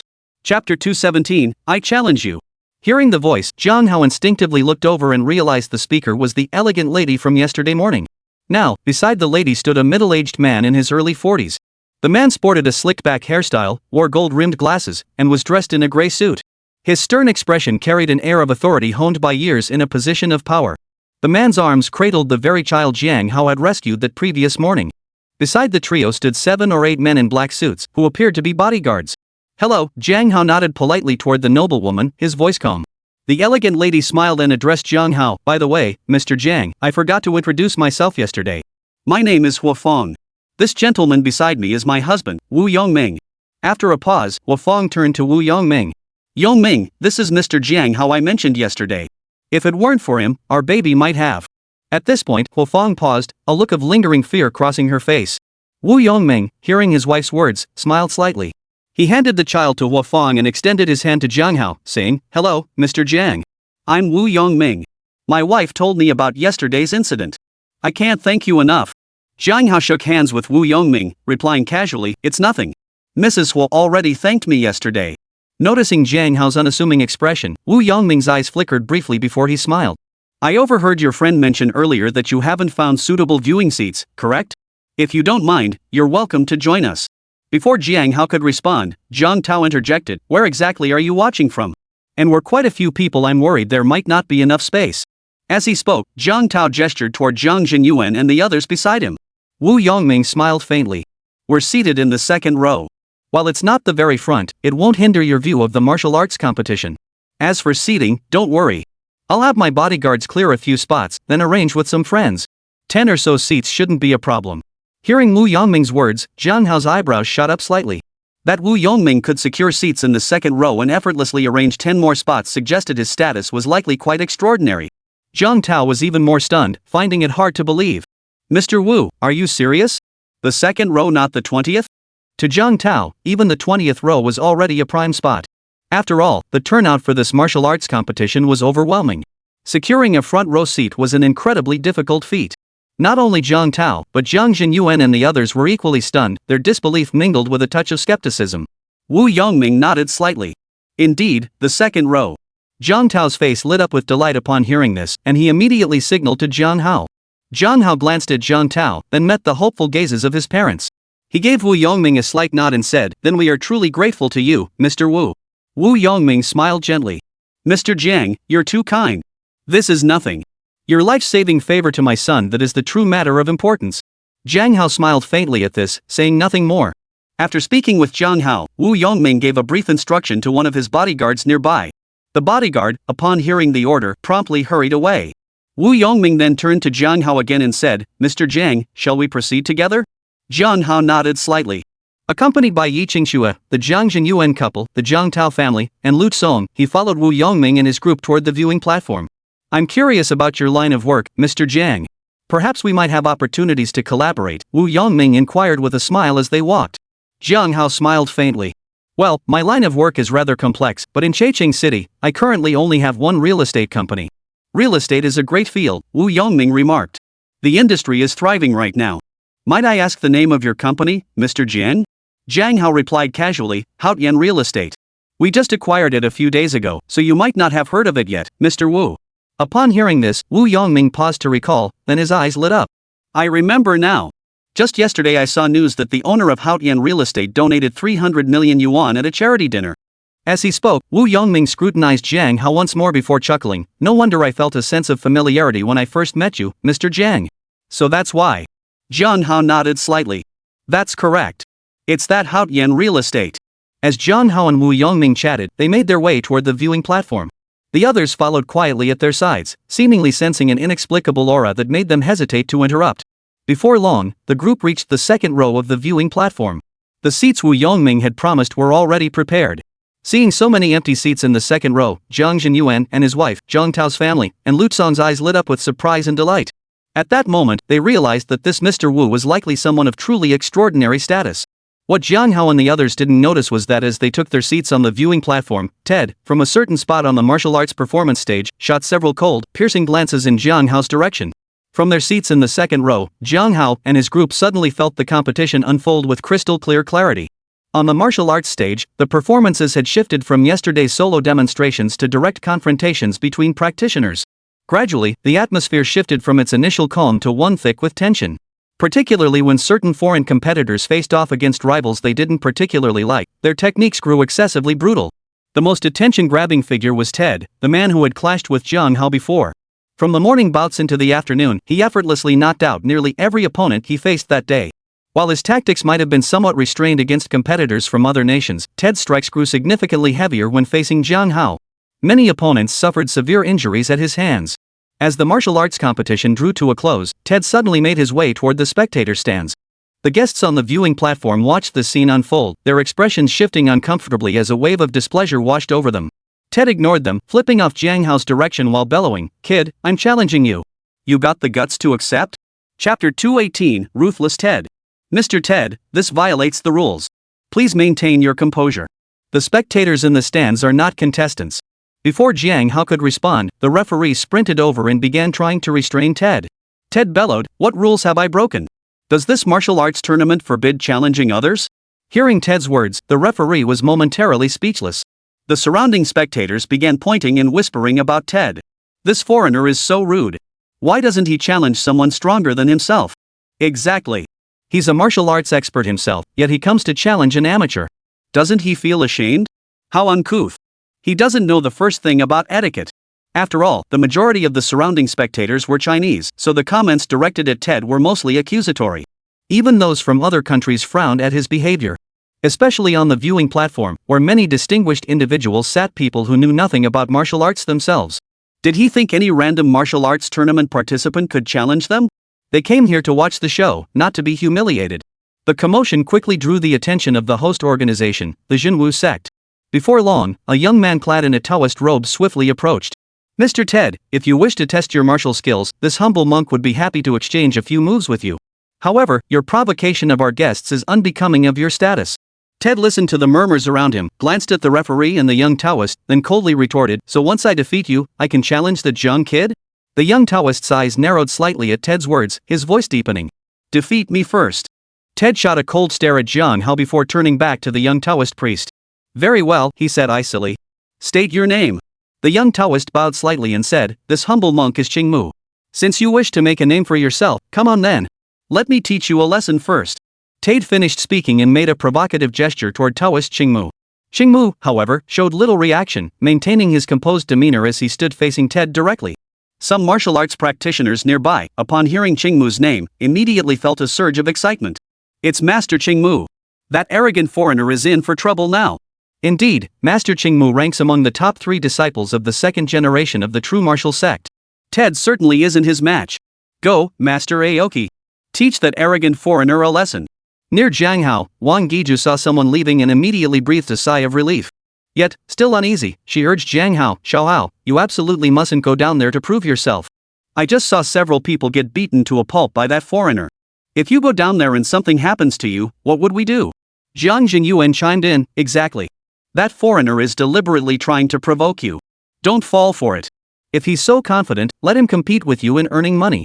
Wu Yongming also tried to reason with Jiang Hao, Mr. Jiang, don't stoop to that boor's level. Sure, he's got some personal strength, but what era are we living in? What does being a little stronger matter? If need be, just hire a few more bodyguards. No need to clash with him head-on. Immediately after, Zhang Zhenye and his wife, Yi Qingxue, Zhang Tao, Zhang Yan, and others all chimed in to advise Jiang Hao. Although Jiang Hao had mentioned his martial arts skills, after witnessing Ted's brutality, they had no confidence in him whatsoever. Seeing this, Jiang Hao felt a wave of exasperation wash over him. Just then, Master Qingmu stepped forward. Jiang Hao held back his urge to act, nodded reassuringly to the group, and said, don't worry. I won't act rashly. Hearing his words, the group finally let go of their worries. They refocused their attention and turned their gaze toward the martial arts performance stage. Jiang Hao shook his head slightly and also turned his gaze toward the martial arts stage. Observing the crowd's admiration for Qingmu Taoist, Jiang Hao raised an eyebrow slightly. He hadn't expected this young Taoist, who seemed to have appeared out of nowhere, to carry such considerable prestige. As a disciple of the true martial sect, Master Qingmu practiced the sect's signature Tai Chi boxing.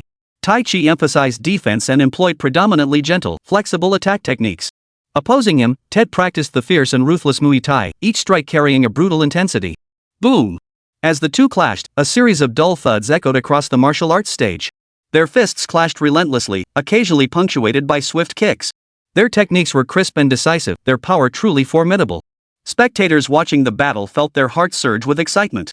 Jiang Hao watched their battle intently. Though both Ted and Master Aoki were considerably weaker than Jiang Hao, their combat experience and techniques held many valuable lessons. As he watched and admired, Jiang Hao nodded to himself in silent approval. Good. Master Aoki, keep it up. Take down that foreign brute. Hit him. Whenever Aoki gained even a slight advantage, the crowd erupted in cheers, loudly rooting for him. Yet whenever Ted gained the upper hand, the crowd couldn't help but feel a pang of worry for Qingmu. Jiang Hao's companions Jiang Tao, Jiang Zhenyuan, and Jiang Zhenye were all deeply fascinated by martial arts. Watching the battle unfold, their emotions surged with every twist and turn. Seeing this, Jiang Hao couldn't help but shake his head slightly. After nearly half an hour of combat, Ted suddenly seized a moment when Master Qingmu was off guard and landed a vicious punch squarely into Qingmu's ribs. Thud! Qingmu's body recoiled with a dull thud, stumbling backward several steps. Seizing the moment, Ted charged forward again, driving his left fist toward Qingmu's jaw while his right fist slammed hard into Qingmu's abdomen. Thud! Thud! Aoki's double-fisted block only managed to parry Ted's left punch, leaving his midsection exposed to a brutal right hook. Put! In the next instant, Qingmu spat a mouthful of blood as his body crashed heavily to the ground. After knocking Qingmu down, Ted showed no sign of stopping. He continued advancing toward Master Qingmu, raising his right foot high before bringing it crashing down with brutal force.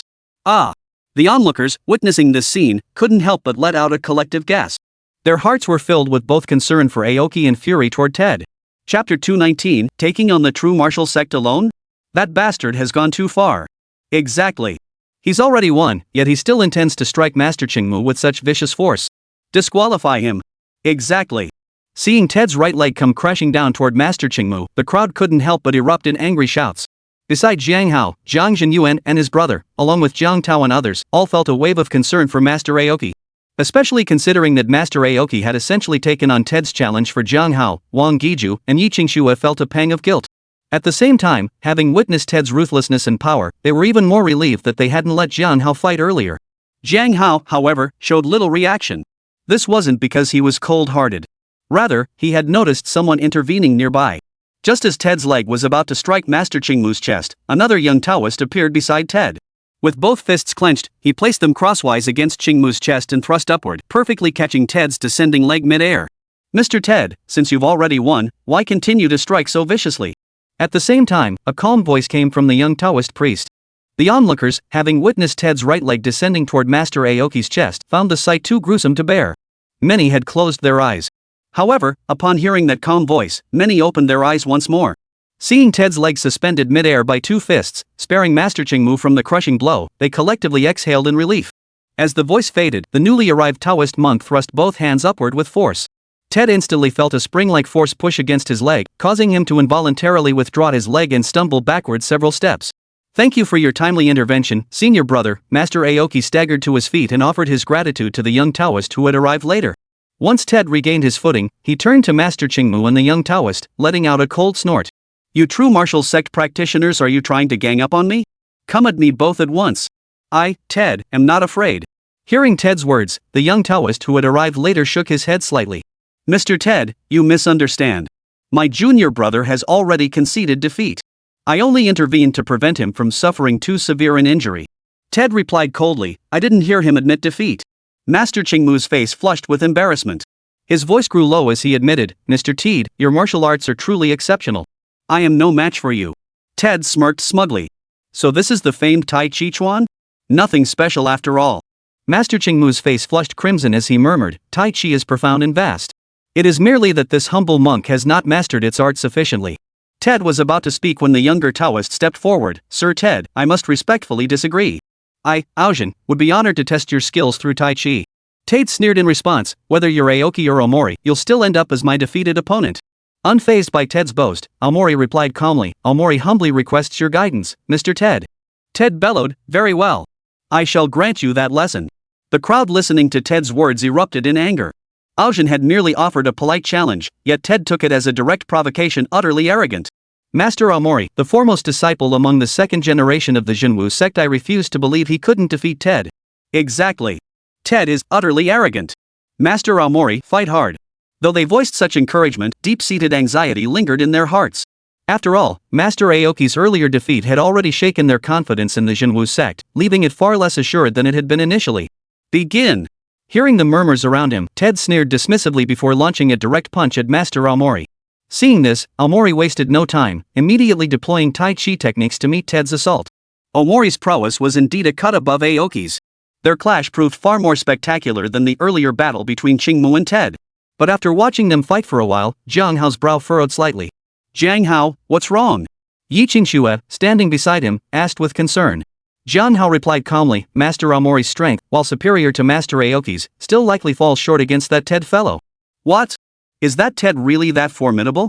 Yi Qingxue was taken aback by Jiang Hao's words, her voice tinged with worry.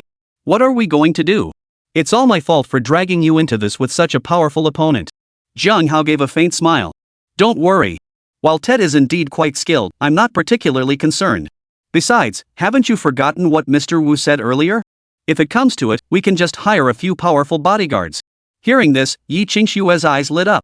"Jiang Hao, why don't we have your plane return to Shaman and bring back Shui Wei? She should be quite formidable, after all." Mid-sentence, Yi Qingxue stopped herself. She knew Jiang Hao didn't want the fact that Shui Wei was a robot to be revealed. Jiang Hao understood Yi Qingxue's meaning perfectly. He smiled faintly and said, "Don't worry. We won't need that just yet. Remember how I tossed that Ted aside yesterday without a second thought?" Yi Qingxue's worries eased slightly at his words, though she still felt uneasy. "Are you absolutely certain? Is it really okay?" Jiang Hao gently squeezed Yi Qingxue's hand and smiled softly. "Trust me. It'll be fine." Feeling the warmth of Jiang Hao's palm, Yi Qingxue instantly felt a wave of reassurance wash over her. She silently nodded. While Jiang Hao and Yi Qingxue spoke, the battle between Master Aokora and Ted on the martial arts stage had already concluded. The outcome of their battle matched Jiang Hao's prediction exactly, leaving the onlookers with a wave of disappointment and sighs. "Defeated again. The Jinwu sect is one of our nation's renowned martial arts sanctuaries. How could they be so pitiful? We've truly placed our trust in the wrong place. Utterly useless." Once their initial hopes turned to disappointment, the crowd didn't direct their abuse at Ted this time. Instead, they began to unleash a barrage of criticism on the Jinwu sect. Aomori and Aoki, the two brothers in arms, now wore expressions of utter shame. "Ha! What other masters does your Jinwu sect have? Bring them out for me to see. Today, I'll take on every single one of your Jinwu sect masters by myself." Seeing this, Ted burst into raucous laughter, his voice dripping with arrogance. Chapter 220, Dishonorable. Watching Ted's unrestrained laughter and hearing his words, Aomori and Aoki's faces flushed crimson. The whispers of the surrounding crowd pierced their hearts like needles, filling them with mortifying shame. Yet they were utterly powerless. After all, whose strength could compare to Ted's? Oh, heavenly Lord! At that moment, an elderly man clad in a Taoist robe, his hair streaked with white, stepped onto the martial arts platform. Though advanced in years, the old man bore little difference from a youth beyond his silver hair. His face, in particular, glowed with a rosy, almost infant-like radiance. "Master!" Xingmu and Omori bowed simultaneously as they greeted the elder. The old man nodded slightly. "We practice martial arts to strengthen our bodies, not to engage in reckless fighting. Why place such importance on winning or losing?" "Yes, master. We understand." Hearing the old Taoist's words, Aomori and Aoki felt their spirits lift slightly, their demeanor no longer as despondent as before. At that moment, the onlookers also caught sight of the old man's appearance. Among the martial arts practitioners present, some immediately lit up with joy upon recognizing the old man, and the tone of their discussion shifted once more. "Isn't that Master Mu Xian, the current head of the true martial sect? Who would have thought even he would be drawn into this? Indeed. If Master Mu Xian steps in, that Ted fellow won't stand a chance." "Exactly. How could the true martial sect possibly lack any masters?" Ted turned to the old man and said, "You're their master, so your skills must be even more formidable, right? Since you've come out, why don't I test you?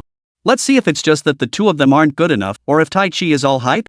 Master Mu Xian glanced at Ted and replied calmly, "Tai Chi is profound and vast. Even I have only grasped its superficial aspects. Those two haven't even mastered the basics. Their defeat stems solely from their own inadequacy, not Tai Chi itself." Ted retorted, "If that's how you feel, let's skip the chatter and settle this directly. Why all the nonsense?" His string of victories had inflated Ted's confidence. He now dismissed Tai Chi as nothing special. Moreover, as a practitioner of Muay Thai, Ted suspected Tai Chi might follow a similar pattern, that its effectiveness would decline after a certain age. Therefore, he didn't believe Master Mu Xian could be all that formidable. Master Mu Xian smiled faintly upon hearing this and said, "In that case, please make your move." Though Master Mu Xian himself didn't place much importance on victory or defeat, he was, after all, the head of the true martial sect. He had to uphold the sect's reputation. The consecutive defeats of Qingmu and Aomori had already sparked murmurs of discontent among the crowd regarding the Jinwu sect, leaving Master Mu Xian no choice but to step forward. Now that Ted had volunteered to challenge him, it suited Master Mu Xian perfectly. "Humph. Since you're playing the old man card, don't blame me for being ruthless." Ted snorted coldly. With that, his feet slammed heavily onto the martial arts platform. His fists, accompanied by a whistling wind, surged forward to strike Master Mu Xian. Facing Ted's assault, Master Mu Xian remained serene and composed. He first assumed the opening stance of Tai Chi, then executed the white crane spreads its wings technique to meet Ted's fists. Soon, the two were locked in a fierce exchange of blows. Ted consistently initiated the offense, his punches fierce and relentless, each strike aimed squarely at Master Mu Xian's vital points. Yet, each strike missed its mark. Master Mu Xian maintained an air of effortless calm throughout, executing various Tai Chi techniques with seemingly effortless ease. His movements appeared more like a performance than a fight. Despite this, Master Mu Xian maintained the upper hand throughout. Indeed, a true master is in a league of his own. His prowess is no mere boast. Witnessing Master Mu Xian effortlessly suppressing Ted, Zhang Tao couldn't help but laugh and praise aloud. Zhang Jinyuan, Zhang Jinya, and the others all looked thrilled and excited. The onlookers once again began praising the Jinwu sect and Tai Chi. Many even expressed their desire to join the Tai Chi training. Jiang Hao observed the scene and gave a slight nod. He hadn't expected Master Mu Xian's dedication to Tai Chi to be so profound. Though he fell slightly short compared to himself, Master Mu Xian had achieved this level without systematic guidance, truly impressive. Yi Qingxue, however, was a bit confused. She turned to Jiang Hao and asked, "Jiang Hao, do you think the old Taoist master will win this time?" Jiang Hao nodded slightly. Barring any surprises, the Taoist should win. Yi Qingxue relaxed at his words. "That's good. Once that Ted gets beaten, he probably won't have the nerve to challenge anyone else." Of course, Yi Qingxue's greatest worry remained that Ted would continue provoking Jiang Hao. Even though Jiang Hao claimed he could defeat Ted, Yi Qingxue couldn't help but worry. It wasn't about trust, it was just an instinctive concern. Jiang Hao smiled without elaborating. He understood Yi Qingxue's concerns, though in his view, they were entirely unnecessary. The battle unfolded exactly as Jiang Hao had predicted. After nearly half an hour of fighting, Master Mu Xian had already tossed Ted aside several times. The situation bore an uncanny resemblance to the techniques Jiang Hao had employed the previous day. Ted hadn't managed to scratch Master Mu Xian. Had the master not held back, Ted would likely be covered in wounds by now. Yet Ted felt no gratitude for Master Mu Xian's restraint. Instead, he dismissed the master's strength as unimpressive. Moreover, the familiar technique only fueled the resentment surging within Ted's heart. Ted's eyes darted about, and suddenly, an idea struck him. He then mimicked the etiquette of martial arts festivals, performing a bow toward Master Mu Xian and bending his body in respect. Master Mu Xian, seeing this, assumed Ted had conceded defeat. With a faint smile, he halted his attack and declared in a clear voice, "You win." Good. The onlookers, witnessing this turn of events, couldn't help but cheer loudly. At that moment, they finally felt a sense of vindication. After Master Mu Xian finished speaking to Ted, he turned to inspect the injuries of Qingmu and Aomori. But at that very moment, Ted behind him suddenly launched a double punch, striking fiercely at Master Mu Xian's left ribs and the back of his head. The onlookers, witnessing this scene, couldn't help but let out cries of concern and anger. Dishonorable. Watch out. But their warnings came too late. Thud. Thud. Two dull thuds echoed as Ted's fist slammed heavily into Master Mu Xian's body. Chapter 221, Zhang Hao takes the stage. Though Master Mu Xian shifted his head slightly at the critical moment, avoiding the vulnerable back of his skull, he still couldn't evade Ted's assault. Ted's right fist slammed into the junction of Master Mu Xian's neck and shoulder, while his left fist crashed directly into the Master's left ribs. Crack! A sharp crack echoed from Master Mu Xian's body. Both Master Mu Xian's left ribs and shoulder blade had been fractured by Ted's sneak attack. In that instant, even Master Mu Xian couldn't suppress his rage, unleashing a furious punch toward Ted. Ted, however, was already prepared. After landing two more punches on Master Mu Xian, he immediately retreated to the side, evading the oncoming fist. After that strike, Master Mu Xian felt excruciating pain radiating from his right shoulder blade and left ribs, making it nearly impossible to continue fighting. Seeing this, Ted roared with laughter, "Master Mu Xian, do you concede defeat? If you refuse, don't blame me for going all out next." The spectators on the viewing platform and competitors from around the world all hurled scornful shouts at Ted. Bastard! How could he be so despicable and shameless? Master Mu Xian had clearly won earlier. He showed mercy, yet this man dared to strike from behind. That despicable bastard. Master Mu Xian truly shouldn't have shown him mercy. On the viewing platform, Jiang Jinyuan and his brother beside Zhang Hao, along with Jiang Tao and others, all voiced their fury. Damn it, this Ted is a complete scumbag. The gaze Zhang Hao now directed at Ted carried a chill. To be precise, the three from the Jinwu sect had intervened because of him. Aomori and Aoki's faces darkened instantly upon seeing Master Mu Xian injured. Aoki shouted angrily, "You clearly admitted defeat just now. Why did you sneak an attack?" Ted feigned confusion. "Did I admit defeat? Which one of you heard me say I gave up?" "You." Aoki was momentarily speechless upon hearing Ted's words. While his earlier gesture could be interpreted as a surrender signal within martial arts circles, it wasn't universally recognized as such in the wider world. As for the words of surrender, Ted had indeed never spoken them aloud. This realization only fueled the rage within both Aoki and Aomori. Ted shot them a cold, mocking glance before turning his gaze back to Master Mu Xian. His voice was icy as he demanded, "Master Mu Xian, do you concede defeat, or do you wish to continue this fight? Give us a clear answer. Don't waste everyone's time." Before Master Mu Xian could speak, Aomori interjected, "My master concedes defeat. However, everyone here sees clearly. I advise you to reconsider your actions." Hearing Aomori speak first, Master Mu Xuan sighed deeply and said, "Very well. This old Taoist admits defeat." With that, Master Mu Xian, Qing Xin, and Shang Mu all retreated from the platform together. The crowd gathered at Jinwu Plaza watched the scene unfold, their expressions darkening. Yet none dared speak. If blame was to be placed, it could only be on Ted for his underhanded tactics. Though from the competition's perspective, Ted still technically won this round, no one dared to speak ill of the Jinwu sect this time. Watching Master Mu Xian and his two companions leave, Ted let out a cold laugh before turning his gaze back to Jiang Hao's position. His voice was icy as he declared, "Jiang, now that the Jinwu sect can no longer protect you, it's your turn. If you're a man, come down and fight me." Hearing Ted's words, many eyes shifted toward Jiang Hao. At this moment, many recalled that initially, Ted had intended to challenge Jiang Hao, only to be stopped by Cheng Mu. That sequence of events, Ted's consecutive confrontations with three Jinwu martial arts masters, had unfolded precisely because of that earlier incident. Jiang Hao could be considered a catalyst for the Jinwu sect and Tai Chi being mocked by Ted and misunderstood by others. With this realization, many began pointing fingers at Jiang Hao once more. Who was that guy? How did he provoke that ruthless guy Ted? He didn't step up himself, yet made the Jinwu sect take the fall for him. Exactly. He has no sense of responsibility whatsoever. But then again, he probably wasn't trained in martial arts, maybe he was just scared. The Jinwu sect really has suffered an undeserved calamity this time. Xiao Hao, don't be stubborn. Let them talk, their mouths are their own.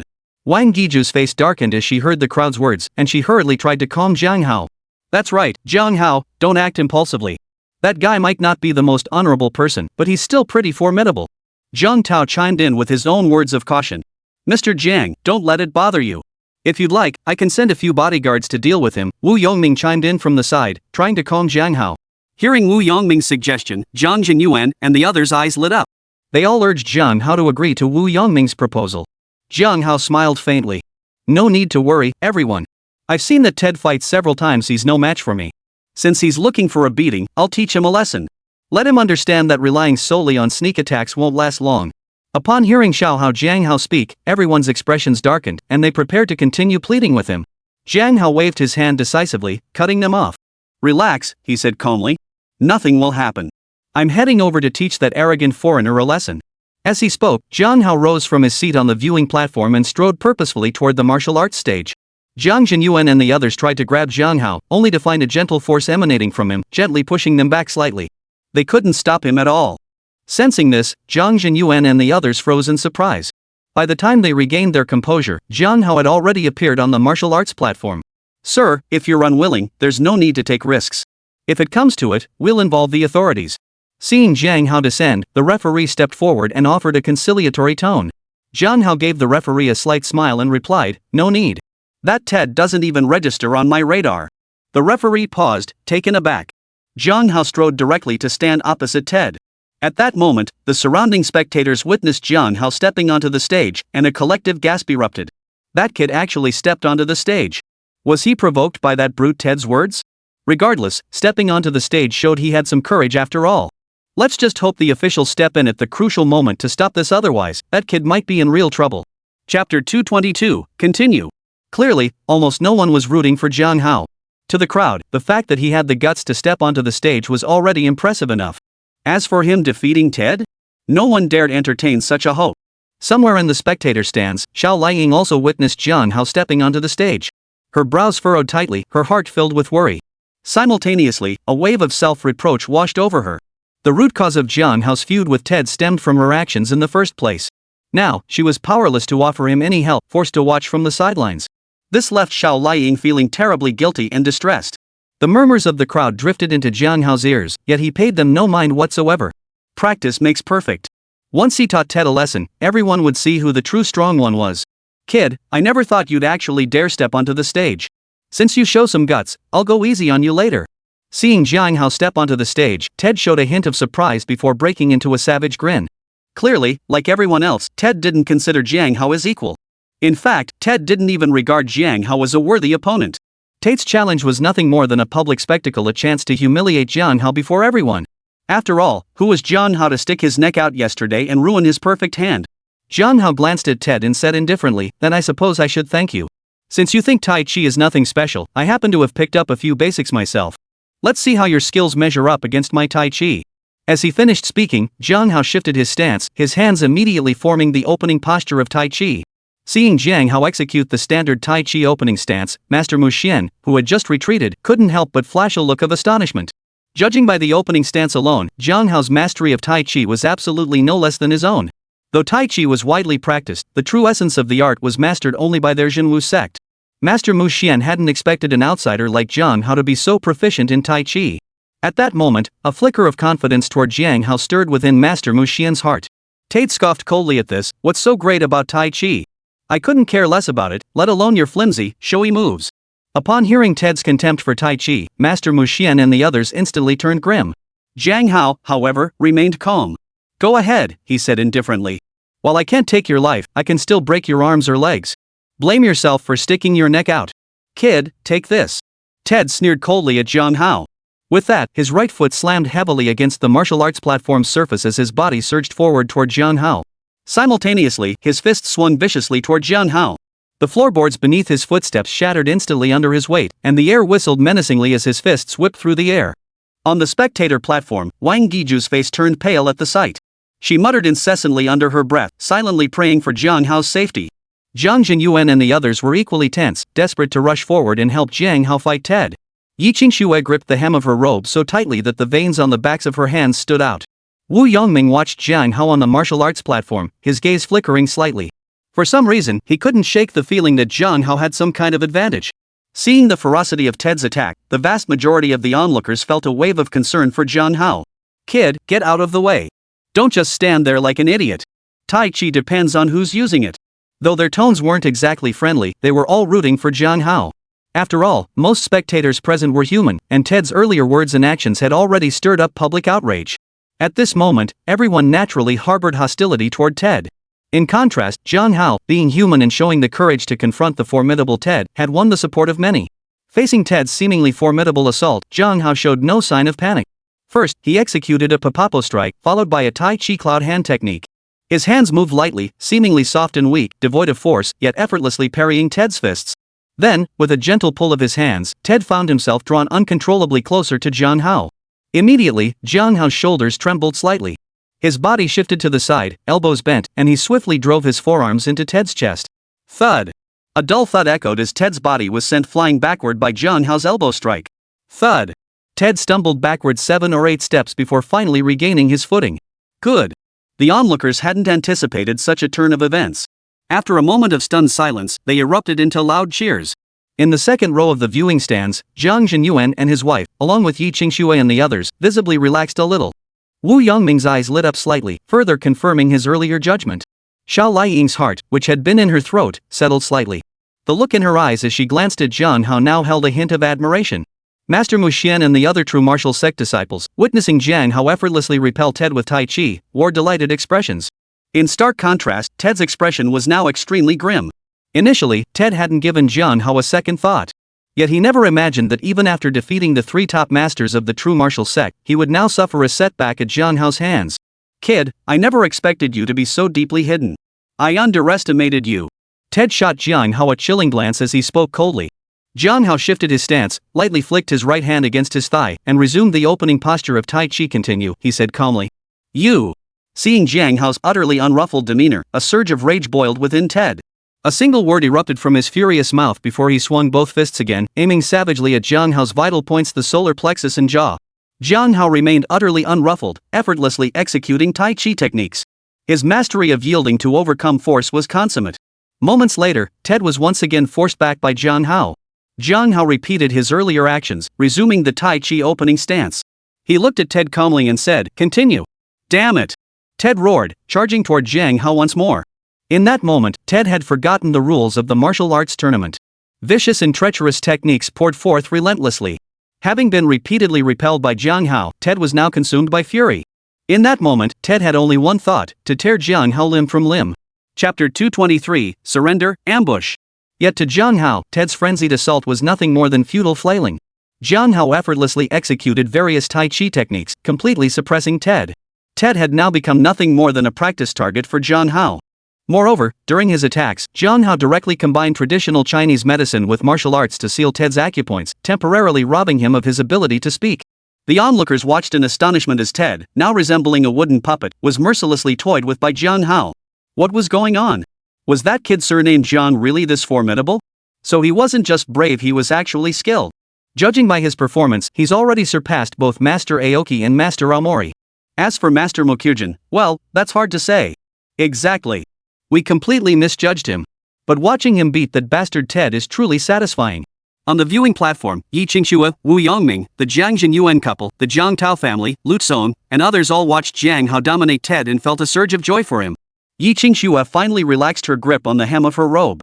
Jiang Zhenyuan and his wife also let go of their worries, feeling immense pride in their son. Jiang Tao wore an expression of pure envy, already plotting to ask Jiang Hao for a few lessons later. On the other side, Xiao Laiying breathed a sigh of relief upon seeing Jiang Hao gain the upper hand. The weight that had been hanging over her heart finally settled back into place. The true martial sect disciples watched Jiang Hao perform his Tai Chi, their eyes sparkling with admiration. With each move Jiang Hao executed, Master Mu Xian couldn't help but exclaim in admiration, "White crane spreads its wings. This move is left grasping the sparrow's tail. This is double peaks piercing the ears. This is turning to block the hammer." Amidst Master Mu Xian's exclamations, Jiang Hao performed all 24 forms of Tai Chi against Ted one by one. Throughout this process, Ted remained completely passive, taking blow after blow like a puppet utterly devoid of agency. After completing the final move, Jiang Hao slowly withdrew his fist and stood poised, while Ted continued flailing wildly at the air like a headless fly. Jiang Hao stepped forward slightly and casually delivered 2 strikes. Smack! Smack! 2 crisp slaps echoed in the ears of the onlookers. Immediately after, everyone saw 2 red handprints imprinted on Ted's face. Simultaneously with his strike, Jiang Hao lifted the restriction on Ted's ability to speak. The 2 slaps jolted Ted back to his senses. You. His eyes, now clear, fixed on Jiang Hao with a mix of shock and fury, while a deep chill gripped his soul. The feeling of being manipulated like a puppet was something Ted never wanted to experience again in his entire life. What was even more terrifying was that during Jiang Hao's brutal assault, he realized he couldn't even utter the words to admit defeat. This was truly terrifying. Jiang Hao gave Ted a deep, piercing look and said calmly, "What's wrong with me?" Ted shivered at Jiang Hao's gaze and hurriedly replied, "Nothing, nothing. You're formidable. I concede. You win." Jiang Hao asked indifferently, "How about Tai Chi?" Bitter resentment churned within Ted, yet his expression remained respectful as he replied, "Tai Chi truly lives up to its reputation for formidable power. I was mistaken earlier." Good. The onlookers, witnessing Jiang Hao effortlessly defeat Ted and force him to admit defeat and apologize, erupted into loud cheers. Though they had no connection to Jiang Hao, many didn't even know him. But as fellow human beings, they all felt a shared sense of pride. This Mr. Jiang is truly remarkable. Yeah, that sweet-talking guy was so cocky earlier, huh? Now he's wilted like a flower. Haha, exactly. This land breeds extraordinary people who knows how many hidden masters dwell here. He deserved it for getting cocky. Mr. Jiang is mighty. Tai Chi is mighty. Hearing Jiang Hao and Ted's exchange, along with the surrounding murmurs, the true martial sect disciples felt a surge of pride and vindication. Aomori and Aoki both looked at Jiang Hao with eyes brimming with admiration. Master Muxian watched Jiang Hao on the martial arts stage, his eyes flickering as a certain thought formed in his mind. Zhang Jinyuan and his wife watched their son become the center of attention, their hearts swelling with pride and joy. All their earlier worries were now completely put to rest. Jiang Tao watched his brother steal the show, his own desire to learn martial arts from Jiang Hao growing even stronger. Lu Tsong clenched his fists tightly, feeling genuinely happy for his classmate and buddy. Yi Qingxue stared intently at Jiang Hao, her face radiant with joy and boundless pride. This was her boyfriend. Xiao Liang watched Jiang Hao in the center of the martial arts stage. The guilt in her heart finally eased a little, and the look in her eyes as she gazed at Jiang Hao was filled with admiration. The World Martial Arts Festival was a globally acclaimed event, drawing not only a live audience but also live television coverage.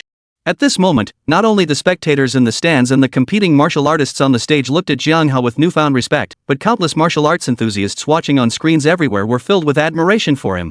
Moreover, many were now inspired to follow Jiang Hao's path and learn Tai Chi. Jiang Hao remained unfazed by the surrounding thoughts. He glanced at Ted and said calmly, "Keep a low profile.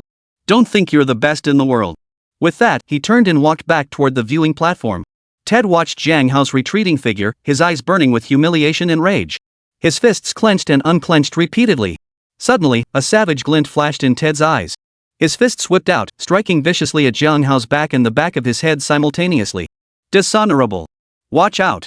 The onlookers, witnessing this all too familiar scene, were instantly filled with boiling anger, their voices rising in a chorus of shouts. On the viewing platform, the hearts of Zhang Jinyuan and his wife, Zhang Tao's family, Lu Tsong, Yi Qingxue, and others, which had just settled, once again hung in suspense. Xiao Liang couldn't help but gasp aloud, her gaze toward Jiang Hao filled with worry. Aomori and Aoki witnessed this and couldn't help but slam their right fists into their left palms, sighing helplessly. Master Muxian's eyes flickered slightly as a certain suspicion formed in his mind. On the martial arts stage, amidst the crowd's alarmed cries, Jiang Hao remained utterly composed. His hands seemed to reach backward with casual ease. Chapter 224, Karma's a bitch, right? Snap. Two crisp sounds rang out in the crowd's ears. Immediately after, to the astonished and delighted expressions of the crowd, Jiang Hao's hands effortlessly seized Ted's fists. He then stepped back, executed a shoulder charge, and slammed his right shoulder hard into Ted's jaw. Snap. In the next instant, the bones in Ted's jaw shattered under Jiang Hao's impact, emitting a sharp crack. And this was only the beginning. Jiang Hao spun violently, tightening his grip on Ted's fist and crushing it with all his might. Snap. Snap. Two more sharp cracks echoed through the air. The bones in Ted's hands were crushed cleanly by Jiang Hao's grip. Immediately, Jiang Hao grabbed Ted's wrists and executed a brutal shoulder throw, slamming Ted hard onto the ground. His right foot shot up, smashing down hard onto Ted's chest. Snap. A dull thud echoed, the sound of Ted's ribs shattering. Without pause, Jiang Hao unleashed a flurry of strikes targeting Ted's limbs. Snap. Snap. Four crisp snaps echoed in succession as every bone in Ted's limbs shattered. "I'm no Master Muxian."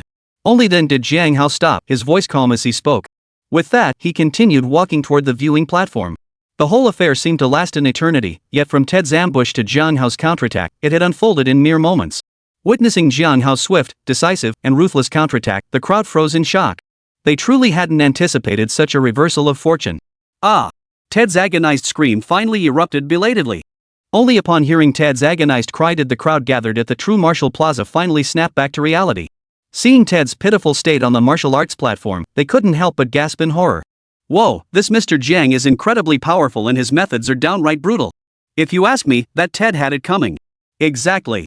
He got away with ambushing Master Mu Xian earlier, and now he tried to ambush Mr. Jiang? Serves him right. Well played, Mr. Jiang. But didn't Mr. Jiang go a bit too far? This might reflect poorly on us internationally. Screw the impact. Does that mean Mr. Jiang deserved to be ambushed? Exactly. On the viewing platform, Jiang Jinyuan and his wife relaxed when they saw Jiang Hao had dodged Ted's sneak attack. But seeing how badly Jiang Hao beat Ted, they couldn't help but feel a bit worried. Jiang Tao's family, Lu Zong, Yi Qingxue, and others also worried whether Jiang Hao might face official punishment. Wu Yongming, however, remained unconcerned. Witnessing Jiang Hao's decisive action only deepened his interest in the young man. On the other side of the viewing platform, Xiao Liying had initially been deeply worried for Jiang Hao when she saw him ambushed. Later, when she saw Jiang Hao counter and defuse Ted's sneak attack, her worries instantly eased. Yet now, she couldn't help but feel concerned for him once more. After all, as a public figure, she knew all too well how troublesome dealing with foreigners could sometimes be. At the same time, Xiao Liying had witnessed another side of Jiang Hao. She hadn't expected that beneath his refined and gentle exterior, he could be so ruthless when he acted. On the Jinwu's sect side, Qingmu and Omori felt a surge of satisfaction upon seeing Ted's pitiful state after Jiang Hao's punishment. Both had suffered significant injuries at Ted's hands earlier, and Ted had even ambushed and wounded their master, Master Mu Xian. This had filled them with righteous indignation. Now, Jiang Hao's actions had avenged their grievances. Master Mu Xian also felt a surge of satisfaction. Yet, comparing his own response to the earlier ambush, he was overcome with shame. Compared to Jiang Hao, his own response had been utterly inadequate. However, Master Mu Xian's brow furrowed slightly at the ruthless manner Jiang Hao had punished Ted. At a world-class martial arts tournament like this, both they and the Jinwu sect were in the spotlight. If Ted's country chose to pursue the matter relentlessly, it would be quite difficult to handle. Master Mu Xian wasn't alone in this concern. Among the officials seated in the front row of the viewing platform, particularly Yi Hangyuan, the city administrator of Checheng who had crossed paths with Jiang Hao before, his brow furrowed deeply. While Jiang Hao's actions were satisfying, they had also landed him in considerable trouble. This kind of situation was truly difficult to handle. Jiang Hao, however, paid no heed to others' thoughts, striding directly back to his seat on the viewing platform. Jiang Hao, are you alright? Yi Qingxue called out with concern as soon as she saw him return. Jiang Jinyuan and his wife, along with Jiang Tao and the others, all looked at Jiang Hao with concern. Though he appeared unharmed, they'd heard stories about martial artists sustaining hidden injuries that could cause serious long-term damage. Jiang Hao shook his head slightly and smiled. Don't worry, I'm perfectly fine. I told you all before that Ted was no match for me. Now you believe me, right? Hearing Jiang Hao mention Ted, Yi Qingxue voiced her concern. Jiang Hao, you beat him up like that. Are you sure you won't get into trouble? Yes, Xiao Hao. While that bastard's sneak attack was despicable, you did go a bit too far, Wang Giju chimed in with concern. Jiang Jinyuan interjected, now isn't the time for complaints. We need to figure out how to handle the problems ahead. Jiang Tao, Lu Zong, and the others couldn't help but feel uneasy for Jiang Hao. Jiang Hao gave a faint smile. Don't worry, it'll be fine. After all, Ted initiated the attack. With so many witnesses, I was merely defending myself. At worst, it's excessive self-defense. I'll compensate him for medical and recuperation expenses. Wu Yongming chimed in, Mr. Jiang is correct. While dealing with foreigners can sometimes be tricky, this incident has drawn global attention.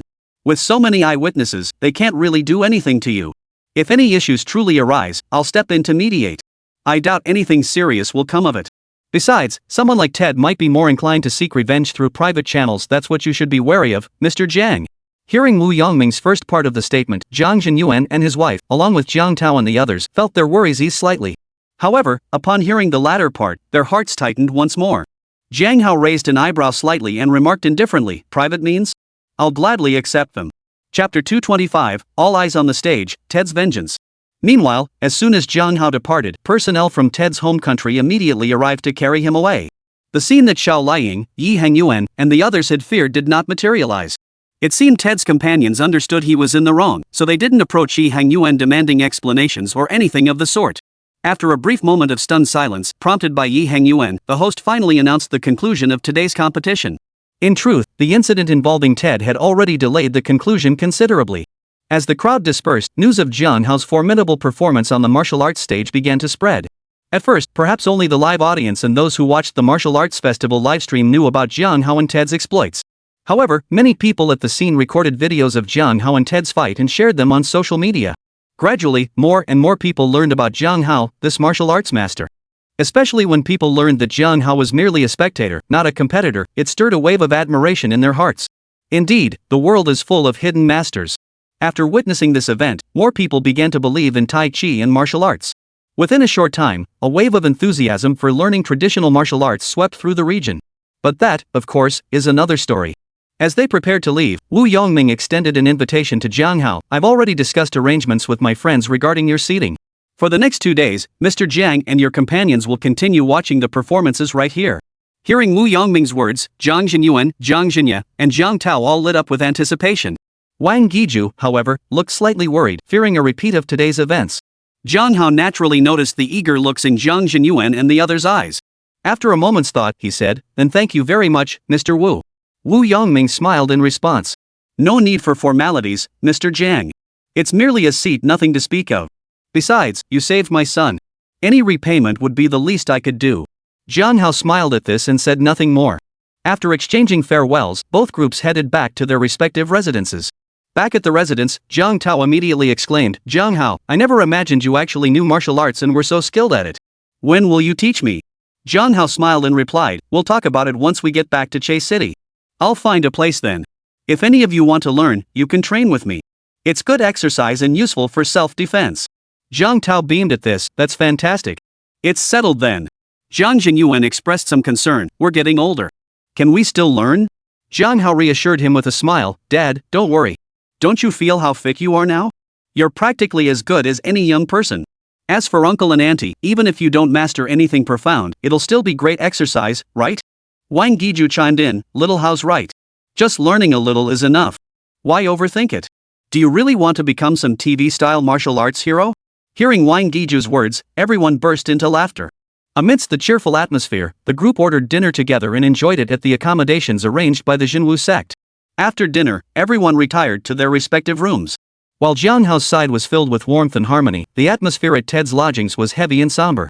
Ted, covered in wounds, lay on his bed. Standing by his bedside were several companions from his own country who had come to visit him. Besides his compatriots, several short, sallow-faced middle-aged men stood nearby, martial artists from the land of the rising sun. "Damn it! I, Ted, have never suffered such a crushing defeat. I will exact my revenge." Ted lay in bed, gritting his teeth through the pain as he spoke. Hearing his words, a man who seemed to be their leader glanced at the Fusan warriors beside him and gave Ted a knowing look. The leader of the Fusan warriors smiled slightly and said, "Sir, there's no need to worry. The friendship between our Fusan nation and your country is paramount. Besides, I personally don't care for him either. I won't leak any information." Before Ted's companion could speak, Ted interjected, "Mr. Umazawa is correct. You're being far too cautious." The leader of the Japanese warriors bore the name Umazawa Yuichi, none other than Umazawa Yuichi, the strongest fighter among Japan's competitors. However, his true mastery lay not in unarmed combat, but in the katana. Upon hearing this, Maikowa's eyes flickered briefly. He smiled and said, "Thank you for your trust, Mr. Ted. Maikowa Yuichi is deeply grateful." As he spoke, he placed one hand over his heart and bowed deeply to Ted. Ted replied, "Mr. Umazawa, you're too polite." As Uchikawa bowed, Ted caught sight of the katana at his waist. His eyes lit up, and he continued, "Mr. Uchikawa, I have a request. Would you be willing to grant it?" Maikawa Yuichi replied, "Please speak, Mr. Tate." Ted explained, "Though I lost to that Jiang Hao today, it was solely due to the peculiar nature of Tai Chi. That inexplicable force threw me off balance and caused me to lose my composure, leading to my defeat. I wish to ask you, Mr. Maikawa, to use the katana at your waist during tomorrow's weapon competition to thoroughly teach the Jiang Hao a lesson to vent my anger. Even if you cannot kill him, cripple him so he's missing limbs." Meichuan Yuichi pondered briefly before replying, "I'm quite willing to teach someone a lesson, but we're here in public. I can't go too far. Your injuries are serious, but not crippling. If I severed any of Jiang Hao's limbs, I doubt the authorities would let it slide." Tate frowned slightly, his tone turning less than friendly. "If Mr. Maikawa fears the consequences, then so be it." Maikawa shook his head slightly. "Mr. Ted, please calm down. I only said I couldn't sever Jiang Hao's limbs, I never said I couldn't teach him a lesson." Tate's expression softened slightly upon hearing this. "Then how does Mr. Maikawa propose to teach Jiang Hao a lesson?" Maikawa Yuichi replied, "It's quite simple. While I cannot sever his limbs, I can sever the tendons in his hands and feet. Once that is done, he will be no different from a cripple." As he spoke, a cold, piercing glint flashed in Maikawa Yuichi's eyes. "Ha! Excellent. We'll proceed exactly as you suggest, Mr. Maikawa." Ted burst into laughter upon hearing this. Seeing this, Meichuan Yuichi joined in the laughter alongside Ted. Chapter 226, Timely Check-in Reward. Jiang Hao, of course, knew nothing of the conversation between Ted and Meichuan Yuichi. After returning to his room with Yi Qingxue, he immediately embarked on a sweet night. The next morning, as Jiang Hao slowly awoke, the system's notification chime sounded punctually. Ding, good morning, host. Would you like to check in? Yes. As Jiang Hao responded, the familiar virtual interface materialized before his eyes once more. Another week already?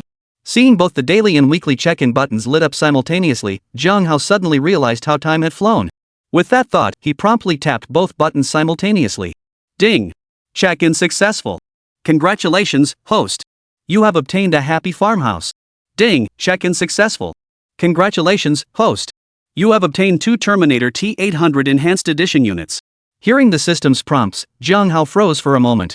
This system was remarkably considerate. Whatever he wanted, it delivered.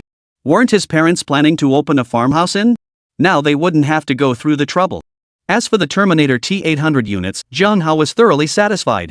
Although he had already created several intelligent robots, the only one with high combat prowess seemed to be Shui Wei, who was still stationed in Xiama City. Having incurred Ted's enmity this time, Jiang Hao wasn't particularly worried for himself, but he did fret for his parents. Now, with the Terminator T800, he had little to fear. What puzzled Jiang Hao, however, was why it was still referred to as an optimized version. Additionally, he recalled that there was supposedly only one T800 model. Pondering this, Jiang Hao directly queried the system. Ding!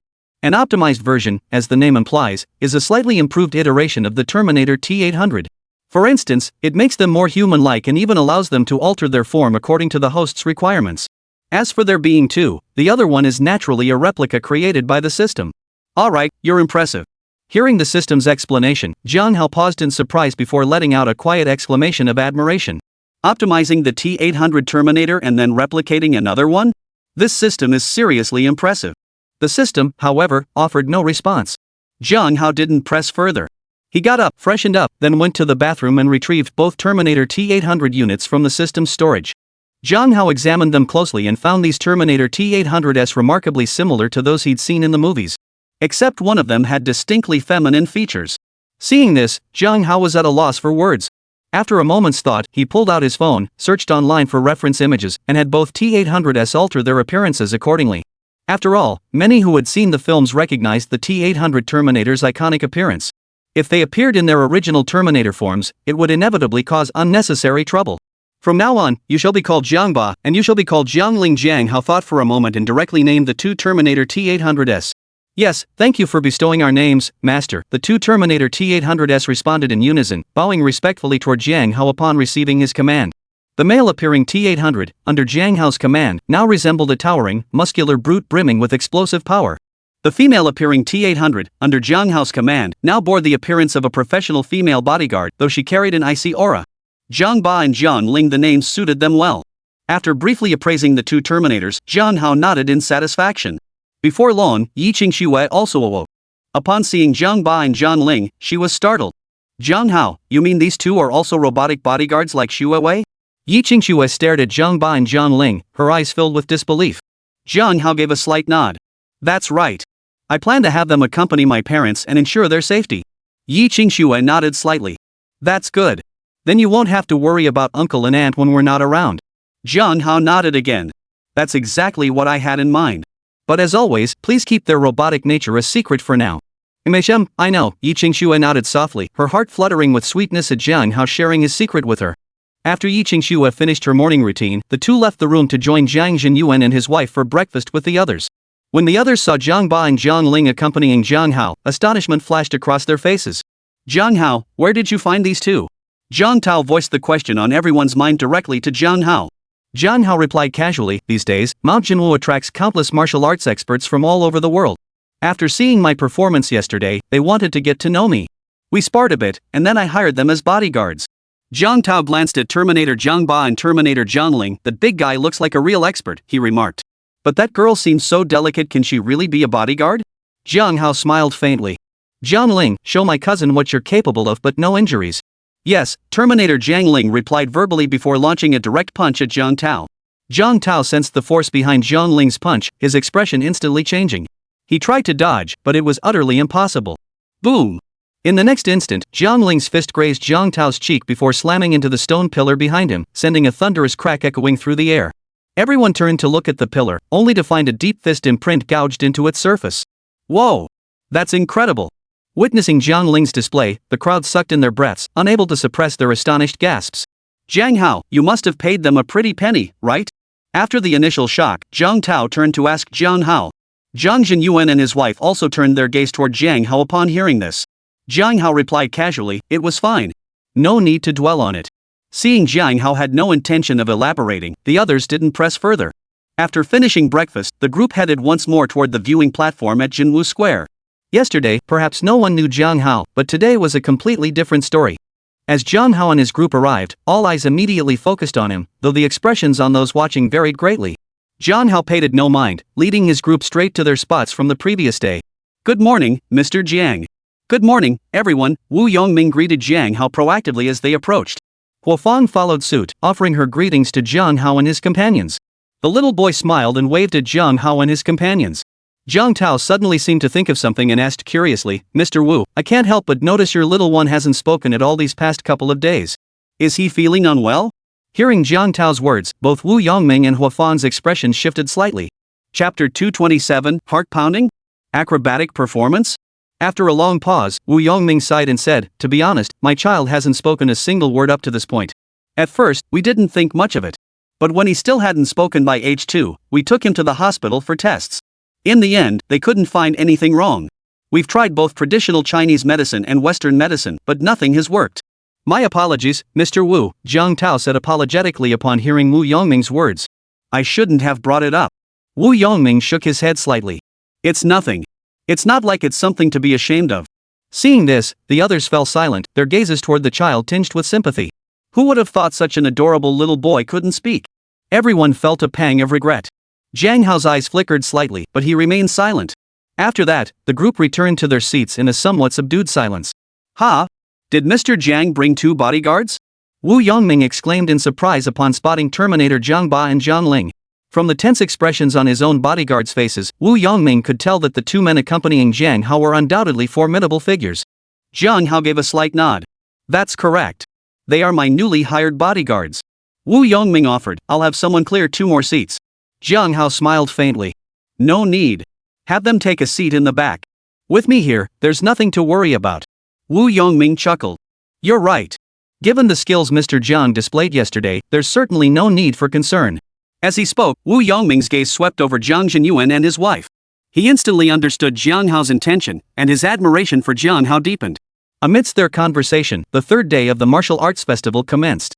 The first day had been largely ceremonial. The second day featured bare-handed combat. Compared to the previous days, today's competition proved far more breathtaking.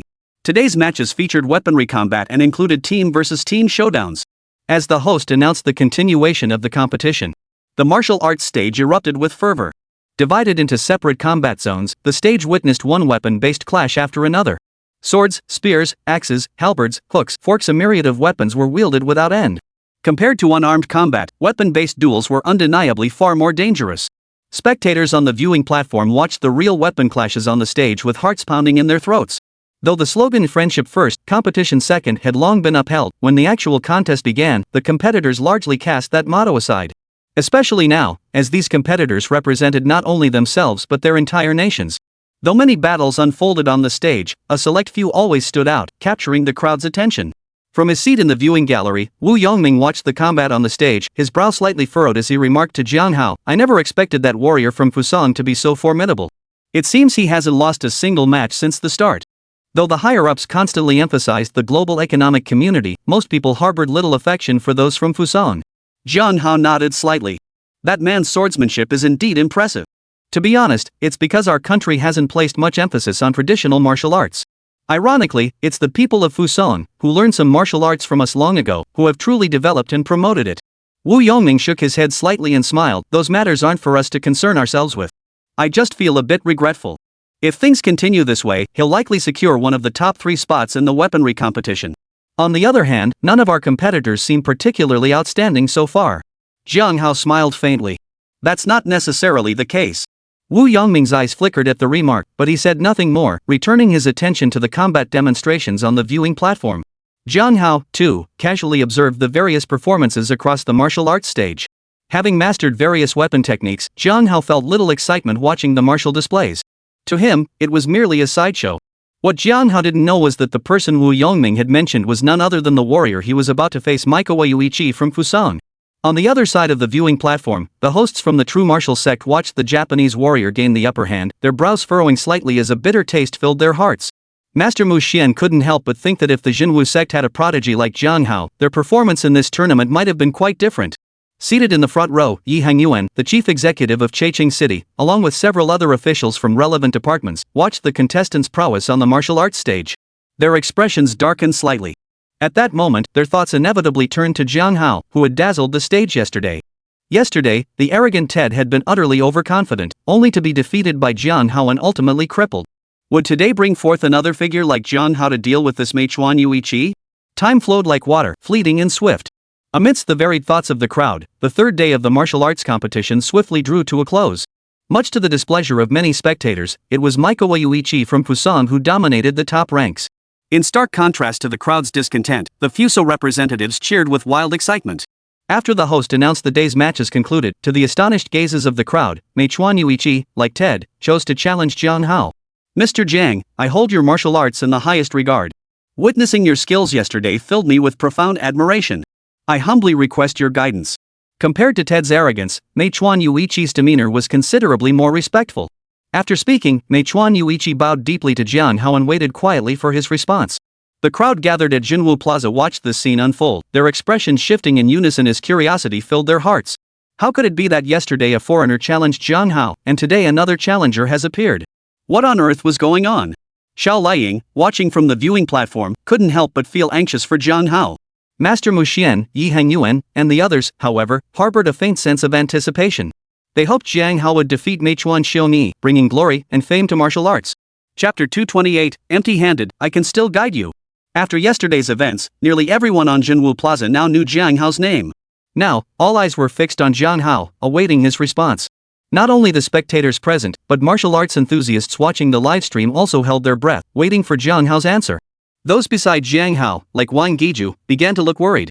Wang Guiju spoke up directly, urging him, Xiao Hao, this involves knives. It's not like yesterday's bare-handed fight. Don't be reckless. What if something bad happens? What then? Auntie's right. You're not like them, making a living off this. Ignore them. Otherwise, have your bodyguard go down and teach him a lesson. Hearing Wang Guiju's words, Zhang Tao chimed in with his own advice. Wang Guiju's eyes lit up at Zhang Tao's words. Taozi is right. That's what we'll do. Have the bodyguard you hired fight him. That guy from Japan down there is so short. Your big bodyguard will definitely win. Wang Guiju knew nothing of martial arts. To her, Terminator Jiang Bao looked imposing and radiated explosive power. He must be incredibly strong. After Wang Guiju finished speaking, Jiang Zhenyuan and the others chimed in, trying to dissuade Jiang Hao. Yi Qingxue clutched Jiang Hao's hand tightly, refusing to let go. Wu Yongming also chimed in, Ms. Wang is absolutely right. Mr. Jiang, you're not even a contestant in this competition. Why bother with that Japanese guy's challenge? Just have your bodyguard deal with him. If you prefer, I can send mine instead. Jiang Hao couldn't help but feel both amused and exasperated. Everyone really didn't trust him, did they? But upon reflection, he realized they had a point. Though he personally saw no threat from that Japanese man, he saw no need to demonstrate his strength to him. Besides, it was always wise to keep something in reserve. There was no need to lay all his cards on the table. After a moment of internal deliberation, Jiang Hao smiled faintly. All right, Mom, I'll take your advice. That's more like it. What kind of society are we living in now? Who still resorts to violence? Hearing Jiang Hao's words, Wang Guiju's face instantly relaxed into a relieved smile as she addressed him. Hearing this, the others also breathed a collective sigh of relief. Yi Qingxue, holding Jiang Hao's hand, also relaxed slightly. With his decision made, Jiang Hao wasted no time. Seated upright, he observed Meichuan Xiongyi bowing on the martial arts stage and stated calmly, You may challenge me if you wish. But first, you must defeat my bodyguard. The crowd at Jinwu Plaza felt a wave of disappointment wash over them at Jiang Hao's response. This was especially true among the hot-blooded youths who had previously idolized him, their attitudes shifting instantly. What's going on? Did he just chicken out? Yeah, and I was such a big fan of his.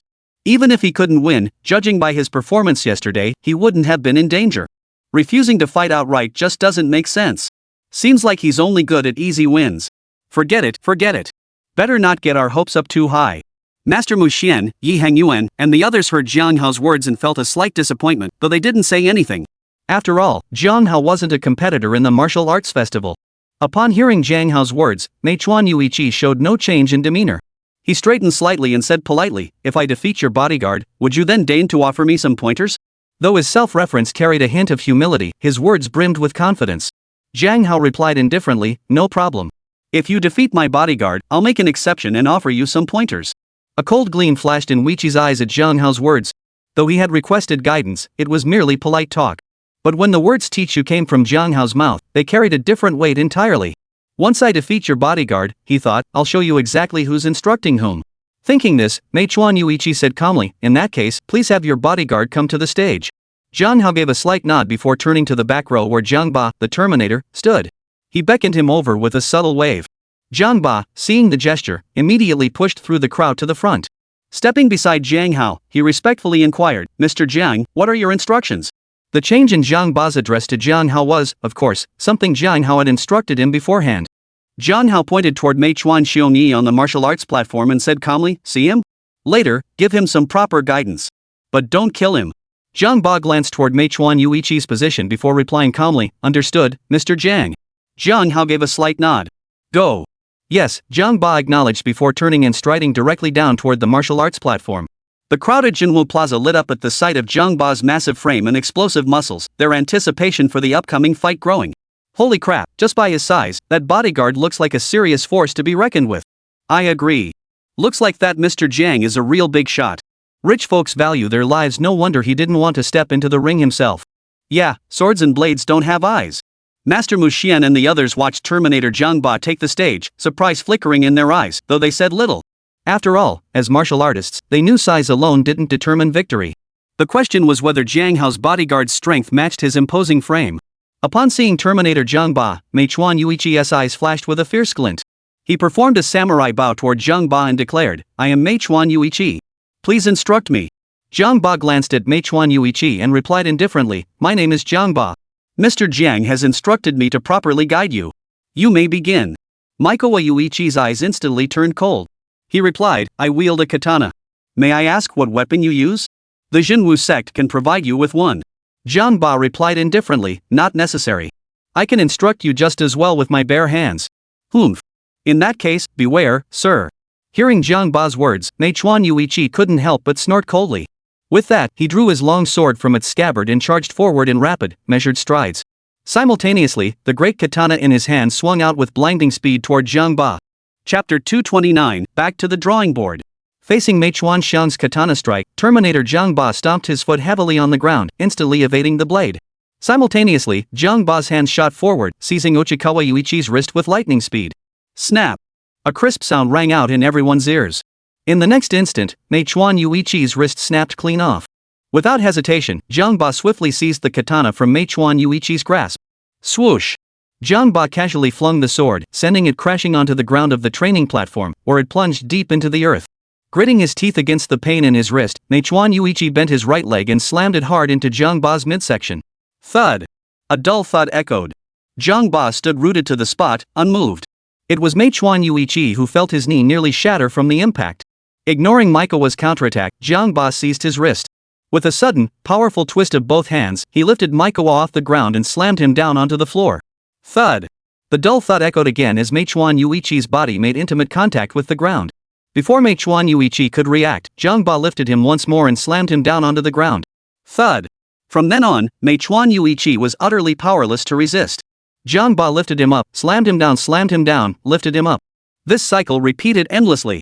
Whoosh! Around the martial arts stage, whether it was the other participants in the martial arts festival or the spectators in the stands, witnessing this scene, they couldn't help but gasp in shock, their hearts filled with utter disbelief. Jiang Tao watched Meichuan Yuichi being pounded like a punching bag by Jiang Ba, swallowing hard. Thankfully, he had chosen Jiang Ling earlier that morning instead of provoking Jiang Ba. Otherwise, he would have been utterly devastated. Yi Qingxue, Wang Guiju, and the others felt a wave of relief wash over them as they witnessed Jiang Ba defeat Meichuan Yuichi with such ease. Jiang Hao had made it clear earlier, only if Meichuan Yuichi defeated Jiang Ba would he be allowed to face Jiang Hao. Now that Meichuan Yuichi was clearly no match for Jiang Ba, Jiang Hao naturally didn't need to step in. Not only Yi Qingxue, Wang Guiju, and Jiang Hao's other relatives, but Xiao Liying on the other side also breathed a sigh of relief for Jiang Hao upon witnessing this. Master Mu Xian, Yi Hangyuan, and the others felt a surge of excitement as they watched Jiang Ba effortlessly dominate Meichuan Xiongyi. After the initial shock, the onlookers couldn't help but erupt into murmurs of discussion. The entire Jinwoo Plaza once again became a seething cauldron of excitement. The gap was just too vast. Earlier, that Mechuan Yuichi had relentlessly beaten other contestants, yet now he was being brutally beaten by a mere bodyguard. Truly, fortune favors the bold. Karma sure came fast. Who would have thought that not only is Mr. Jiang himself so powerful, but his bodyguard is equally formidable? The surrounding referees stood stunned for a moment. Seeing Mechuan Yuichi beaten to a pulp by Jiangba, they snapped out of their daze and hurried forward to plead with Jiangba, "Sir, please stop for now." Jiangba paid no heed whatsoever to the referee's words. "Jiangba, stop now." Just as the referee was growing increasingly anxious, Jiang Hao's voice came from the second row of the viewing stands, calm and measured. "Yes, Mr. Jiang." At Jiang Hao's command, Jiangba stopped without hesitation. Mechuan Xiongyi was tossed aside onto the ground. Though Maikowa Yuichi appeared severely injured, he had only suffered a few fractures. The damage was far greater to the training platform beneath him.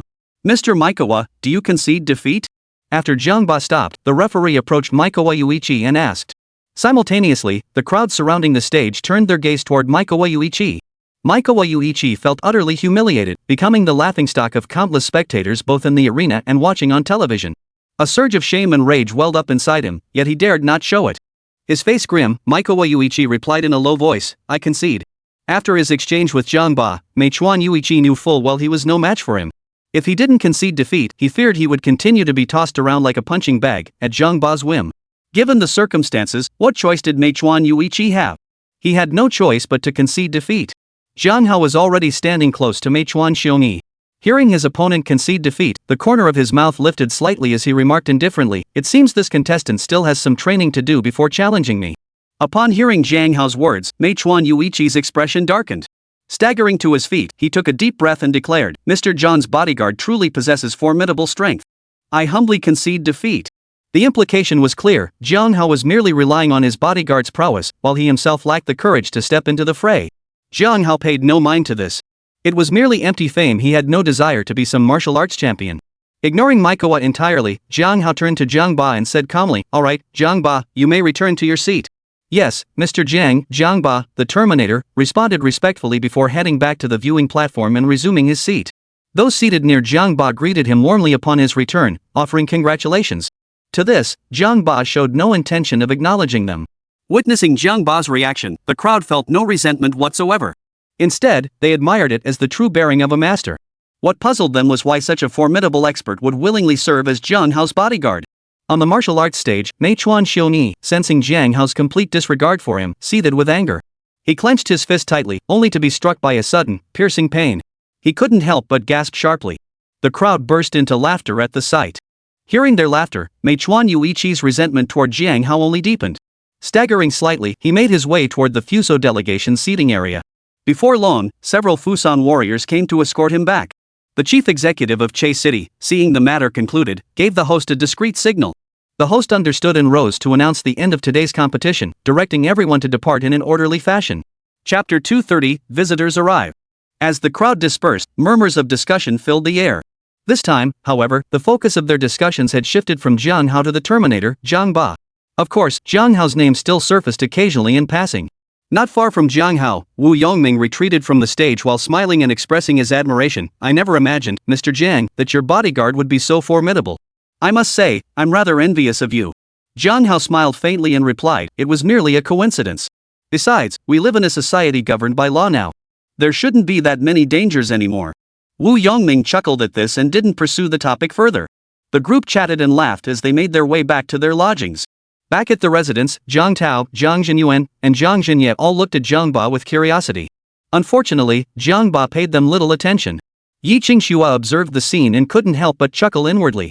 Suddenly, Zhang Tao turned to Jiang Hao and asked, "Jiang Hao, speaking of which, who's more formidable, you or your bodyguard?" Hearing Jiang Tao's words, the others also turned to Jiang Hao with a hint of curiosity. Jiang Hao smiled faintly. "Probably about the same. But he wouldn't dare lay a finger on me." Jiang Tao's eyes lit up at this. "Now I'm actually looking forward to it," he said. "Hurry up and finish this martial arts festival so we can get back to Che City and have you teach us martial arts." Having witnessed the prowess of Jiang Hao and Jiangba, Jiang Tao and his companions no longer held the same anticipation for the martial arts festival's competitors as they once did. Yesterday, Jiang Hao had effortlessly defeated the boxing expert Ted. Today, Jiang Ba had casually beaten the weaponry master Mei Chuan Xiongyi. It wasn't just Jiang Tao and his friends. Everyone who had witnessed Jiang Hao and Jiang Ba's prowess now felt that the martial arts tournament competitors were nothing special. It seemed the true masters were hidden among the crowd, like Jiang Hao and Jiang Ba.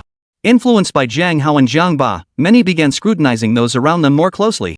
Later, quite a few even developed a keen interest in the elderly practicing Tai Chi in the park, wondering if masters might be hiding among them. Of course, that was all water under the bridge. As the group was talking, a knock sounded at the door. Upon opening the door, they found Master Mu Xian of the Jinwu sect, along with Aomori, Aoki, and the other two who had fought against Ted yesterday, standing together at the entrance to Jiang Hao and the others' residence. Earlier at Jinwu Square, Zhang Jinyuan and the others had learned of Master Mu Xian's identity. Moreover, from the very beginning, Qingmu, Aomori, and Master Mu Xian had effectively stepped in on Jiang Hao's behalf, even though Jiang Hao hadn't needed their assistance. Therefore, upon seeing the three arrive, Zhang Jinyuan and the others promptly ushered them inside with courtesy. "Greetings, masters. May I ask what brings you here?" Zhang Jinyuan inquired politely after ushering them into the room. Master Mu Xian smiled faintly. "This humble monk has come on a matter I wish to discuss with Mr. Jiang Hao." Jiang Hao raised an eyebrow slightly and replied indifferently, "I wonder what Master Mu Xian would like to discuss with me."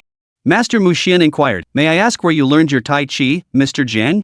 Jiang Hao replied, "I acquired it by chance." "Why? Does it violate any rules of the Jinwu sect?" "Nowadays, it seems many people practice Tai Chi across the country, doesn't it?"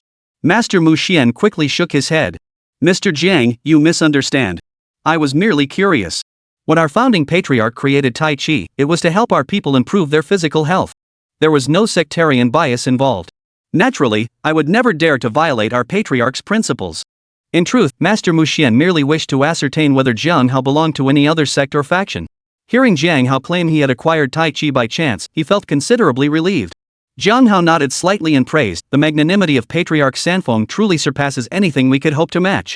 It's just a pity that many of our countrymen remain unaware of the profound subtleties within Tai Chi." Hearing Jiang Hao's praise for the founder of the true martial sect, Master Mu Xian felt even more pleased. He smiled and said, "Mr. Jiang speaks well. However, through this martial arts festival, especially after witnessing Mr. Zhang's formidable display of Tai Chi, I believe many will grow more interested in this art." After a pause, Master Mu Xian continued, "I shan't beat around the bush.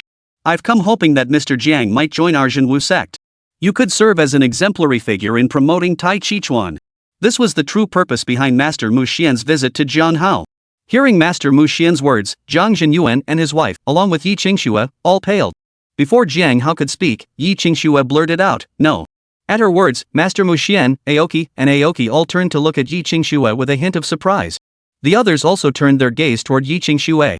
Seeing this, Yi Qingxue's face flushed slightly as she murmured, "If Jiang Hao joins your Jinwu sect, wouldn't that mean he's going to become a Taoist monk?" Then, though Yi Qingxue didn't finish her sentence, everyone understood her meaning. Wang Giju chimed in, "Exactly. My son is perfectly fine now. There's absolutely no way he'd become a Taoist priest. You three should just go back." At this point, Wang Giju's attitude toward Mu Xian and his companions had turned decidedly frosty. Zhang Jinyuan beside her felt similarly displeased. He had only this one son. If Master Mu Xian were to persuade him to become a Taoist priest, that would be unthinkable. Earlier, upon hearing Master Mu Xian's words, Zhang Jinyuan and his wife, along with Yi Qingxue, had all simultaneously considered this possibility. Hearing Yi Qingxue and Wang Giju's words, Master Mu Xian paused slightly before replying, "There's no need for concern. Joining the Jinwu sect doesn't necessarily mean renouncing worldly life. Even the foremost disciple of Patriarch Sanfeng had a family of his own." Hearing Master Mu Xian's words, the expressions of Zhang Jinyuan and his wife, as well as Yi Qingxue, eased slightly. Jiang Hao, however, shook his head slightly and said, "Thank you for your kindness, Master Mu Xian. But I have no desire to join any sect. My involvement in the earlier fight with Ted was purely for personal reasons. Martial arts is merely an amateur hobby for me." Master Mu Xian's expression shifted slightly upon hearing Jiang Hao's words. With a hint of regret, he sighed, "Mr. Jiang, there's no need to refuse so hastily. Joining the true martial sect would impose no restrictions upon you. It could deepen your understanding of Tai Chi Chuan and provide access to the sect's extensive connections." Thump. Just as Jiang Hao was about to speak, the door knocked again. Chapter 231, Vying for Invitation. "I'll get it," Zhang Tao said to the others before stepping forward to open the door. Upon opening the door and seeing the four figures standing there, Zhang Tao's expression shifted slightly. He hurriedly asked, "Chief Yi, what brings you here?" The visitor was none other than Yi Hengyuan, the city's administrative chief. Behind him stood two young men, one resembling a secretary, the other appearing to be a bodyguard. Beside Yi Hangyuan stood an elderly man in his 50s, dressed in martial arts training attire. Hearing Jiang Tao's voice, Zhang Jinyuan and the others immediately turned their attention toward the doorway. Spotting Yi Hangyuan at the doorway, they all stepped forward to offer respectful greetings. Though Zhang Jinyuan and the others had never met Yi Hangyuan in person, they had seen his face on television news before and recognized him instantly. Jiang Hao had also met Yi Hangyuan at the charity dinner at the Jinwu International Hotel last time, so he recognized him as well. Yi Hangyuan smiled faintly and said, "No need for formalities, everyone." Then, turning to Master Muxian, he added with a hint of surprise, "I hadn't expected to find Master Muxian here as well." Master Muxian replied, "I have come to invite Mr. Jiang Hao to join the Jinwu sect and promote martial arts." The elderly gentleman beside him quickly interjected, "But has Mr. Jiang agreed yet?" Master Muxian bowed slightly to the old man and replied courteously, Chairman Tang. Mr. Jiang and I were still discussing matters when Commissioner Yi and the rest of you arrived." Yi Hangyuan then smiled and addressed Jiang Hao and the others, "By the way, allow me to introduce you. This is Tang Yilong, president of the Checheng City Martial Arts Association." "Hello, Chairman Tang." Zhang Jinyuan, Jiang Tao, and the others greeted Tang Yilong in unison upon hearing Yi Hangyuan's introduction. Jiang Hao also offered a polite greeting. Tang Yilong, showing no airs, returned the greeting to Jiang Hao and the others. After a pause, Tang Yilong smiled and said, "Actually, the reason I came here is quite similar to that of Master Muxian." By this point, Jiang Hao understood what he meant, having previously joined both the Chess Association and Calligraphy Association. Sure enough, Tang Yilong continued, "I witnessed Mr. Jiang Hao's prowess yesterday at Jinwu Plaza. Therefore, I wish to invite Mr. Jiang to join our Checheng City Martial Arts Association and of course, the gentleman beside him as well." The latter half of that sentence, however, was directed at Jiang Ba. Master Muxian's expression shifted slightly at this, his tone tinged with urgency. "Chairman Tang, aren't you poaching talent?" Tang Yilong smiled and said, "Didn't you say Mr. Jiang Hao hasn't agreed to join the Jinwu sect yet? And even if Mr. Jiang did join the Jinwu sect, he could still join the Martial Arts Association. That wouldn't be a conflict, would it?" Master Muxian paused slightly upon hearing this, suddenly recalling that he himself was also a member of the Checheng City Martial Arts Association. After Tang Yilong finished speaking, Yi Hangyuan also smiled and said, "Jiang Hao, regarding Chairman Tang's invitation, I suggest you give it serious consideration. Because of your performance, many people have developed a keen interest in traditional martial arts, especially Tai Chi. I hope your joining will inspire more people in Checheng City to participate." Jiang Hao nodded briefly to Yi Hangyuan before turning to Tang Yilong and asking calmly, "If I join the Martial Arts Association, are there any restrictions? And what benefits would I gain?" Tang Yilong replied, "The association imposes no restrictions on you. We simply hope you'll occasionally visit to serve as a guiding presence. Of course, if you're willing to teach others, that would be most welcome. As for benefits, once you join the Checheng Martial Arts Association, you'll be officially registered. Disputes like the ones you've had with Ted and Meichuan Yuichi can be resolved through the association's channels." Jiang Hao raised an eyebrow slightly and asked, "Does that mean something like a martial arts duel from the wuxia world?" Tang Yilong smiled faintly. "It's essentially the same idea. You'll understand the specifics once you join. Moreover, our association maintains deep connections across various sectors, which could broaden your business network." Jiang Hao pondered briefly before replying, "In that case, joining the Martial Arts Association sounds like a good idea." Tang Yilong's eyes lit up instantly. "So, Mr. Jiang, you agree to join the Chase City Martial Arts Association?" Jiang Hao gave a slight nod. "Yes, I agree." Tang Yilong, overjoyed at Jiang Hao's confirmation, smiled and said, "It's truly wonderful that you've agreed, Mr. Jiang. I'll return immediately and have them prepare. After tomorrow's martial arts festival concludes, we'll conveniently use the Jinwu Plaza to hold your induction ceremony into the Martial Arts Association and complete the necessary formalities." Jiang Hao replied calmly, "Then proceed as the chairman suggests." At that moment, Master Muxian spoke up, "And regarding joining the true martial sect, what are your thoughts, Mr. Jiang?" Jiang Hao shook his head slightly. "I'm truly sorry. I have no interest in joining any sect. I'm afraid I've made Master Muxian make a wasted trip." Master Muxian sighed softly upon hearing Jiang Hao's words, then continued, "Very well. This is entirely voluntary. There's no need for apologies, Mr. Jiang. Since that is the case, this humble monk will take his leave." Jiang Hao nodded. "Take care, sirs." Master Muxian gave Jiang Hao and his companions a slight nod, then bid farewell to Yi Hangyuan and Tang Yilong before departing from their lodgings first. After Master Muxian and the others departed, Tang Yilong also bid farewell to Jiang Hao and the others. "Since that's the case, I shan't disturb your rest. Mr. Jiang, just be prepared to join the Martial Arts Association tomorrow." Yi Hangyuan added, "Chairman Tang and I will be leaving together. Everyone, get some rest." "Officer Yi, Chairman Tang, take your time," Jiang Hao and Jiang Jinyuan called out as they saw Yi Hangyuan and the others off to the door. Only after everyone had departed did Jiang Jinyuan and his wife, Jiang Tao's family, and Lu Tsong finally exhale deeply. After all, those who had just visited were no ordinary figures to them.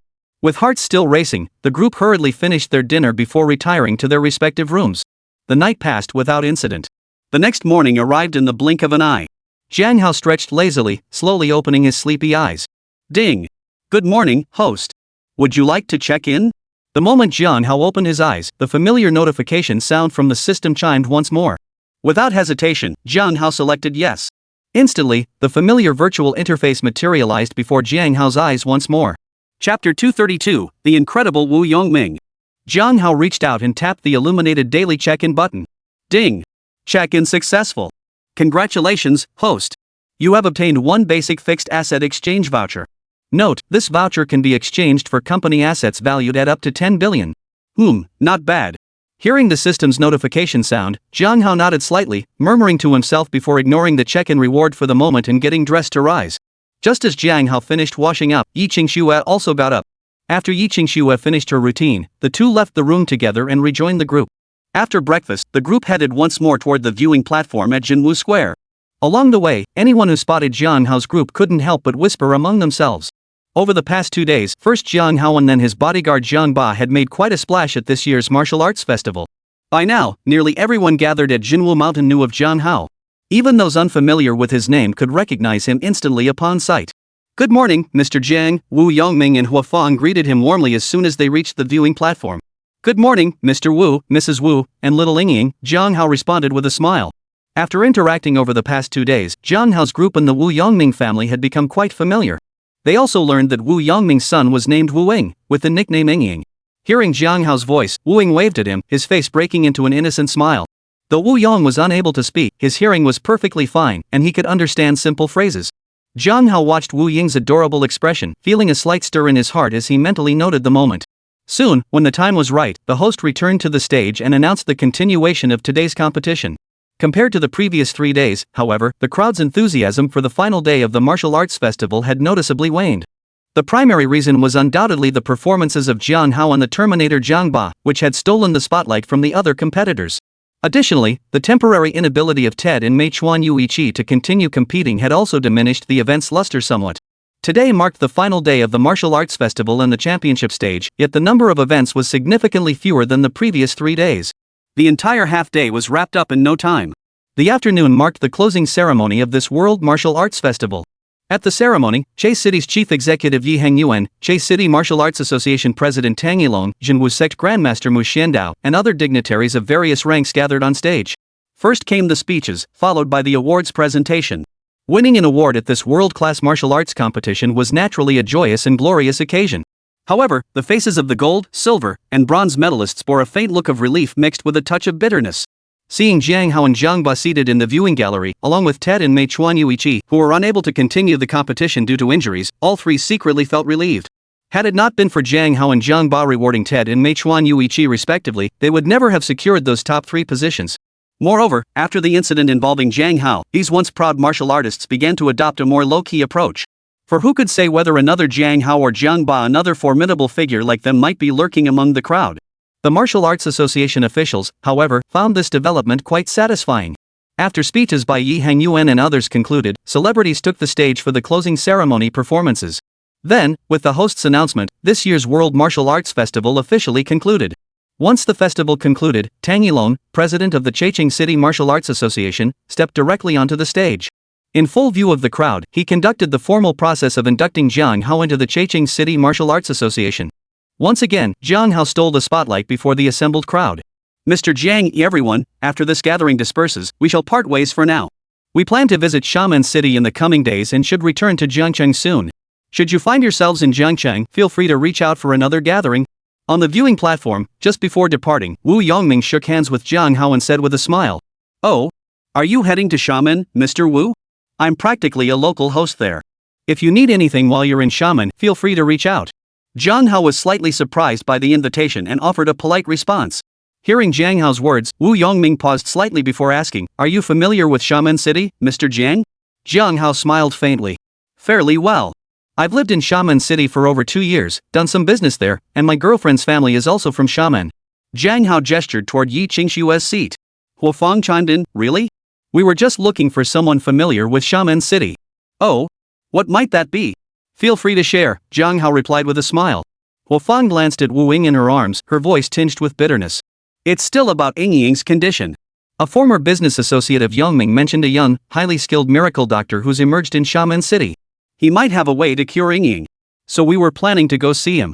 Have you too heard of this miracle doctor? Hearing Huo Fang's words, Yi Qingxue couldn't help but glance at Jiang Hao. If she wasn't mistaken, the young miracle doctor Huo Fang referred to was likely none other than Jiang Hao himself. After Huo Fang finished speaking, Wu Yongming also turned to Jiang Hao and Yi Qingxue, asking, Mr. Jiang and Miss Yi, do you happen to know anything about this miracle doctor? Yi Qingxue's gaze shifted to Jiang Hao, her expression tinged with hesitation. Jiang Hao had already gotten into trouble by helping Xiao Liying, and Yi Qingxue didn't want to cause him further complications. Though deep down, she did hope Jiang Hao could cure Wu Yong. Wu Yongming and Huo Fang, noticing this, also turned their gaze toward Jiang Hao, their eyes carrying a hint of expectation. After a moment's pause, Jiang Hao asked calmly, Mr. Wu, regarding the divine physician your business associate mentioned, approximately how old is he, and where did this reputation originate? Wu Yongming considered the question. This divine physician is said to be only in his 20s. His first public display of medical skill was at the People's Hospital in Xiamen City. Come to think of it, it's quite a coincidence that divine physician also happens to bear the surname Jiang. Jiang Hao raised an eyebrow slightly and said indifferently, if I'm not mistaken, the miracle doctor you're referring to is none other than yours truly.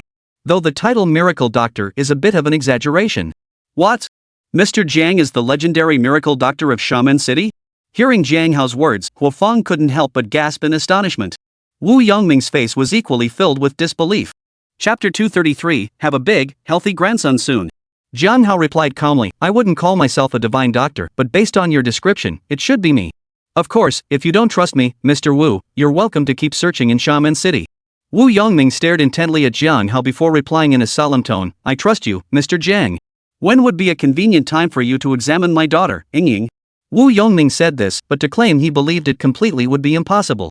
Naturally, Wu Yongming wouldn't reveal his doubts. He'd already decided that once he parted ways with Jiang Hao, he'd immediately call his friend to thoroughly inquire about the circumstances of that divine physician. Jiang Hao considered for a moment and said, this isn't the most convenient place to discuss it. Let's wait until we get back to Chaiqing City.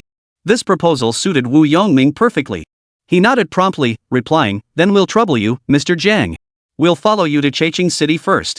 Jiang Hao gave a slight nod of agreement. The two parties then temporarily parted ways, returning to their respective lodgings to pack their belongings.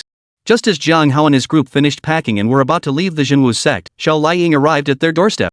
Mr. Jiang, I'm truly sorry for the trouble my situation has caused you. Thank goodness you're unharmed, otherwise, I wouldn't know how to make amends, Xiao Liying said politely, her face filled with regret upon seeing Jiang Hao. Jiang Hao shook his head slightly. It's nothing. Such a minor matter doesn't weigh on my mind. Xiao Liying smiled gently. Regardless, I must express my gratitude to you, Mr. Jiang, and also thank you and Missy for your assistance. Here is my personal number. I hope you both will keep it. Should you ever need anything from me in the future, feel free to call.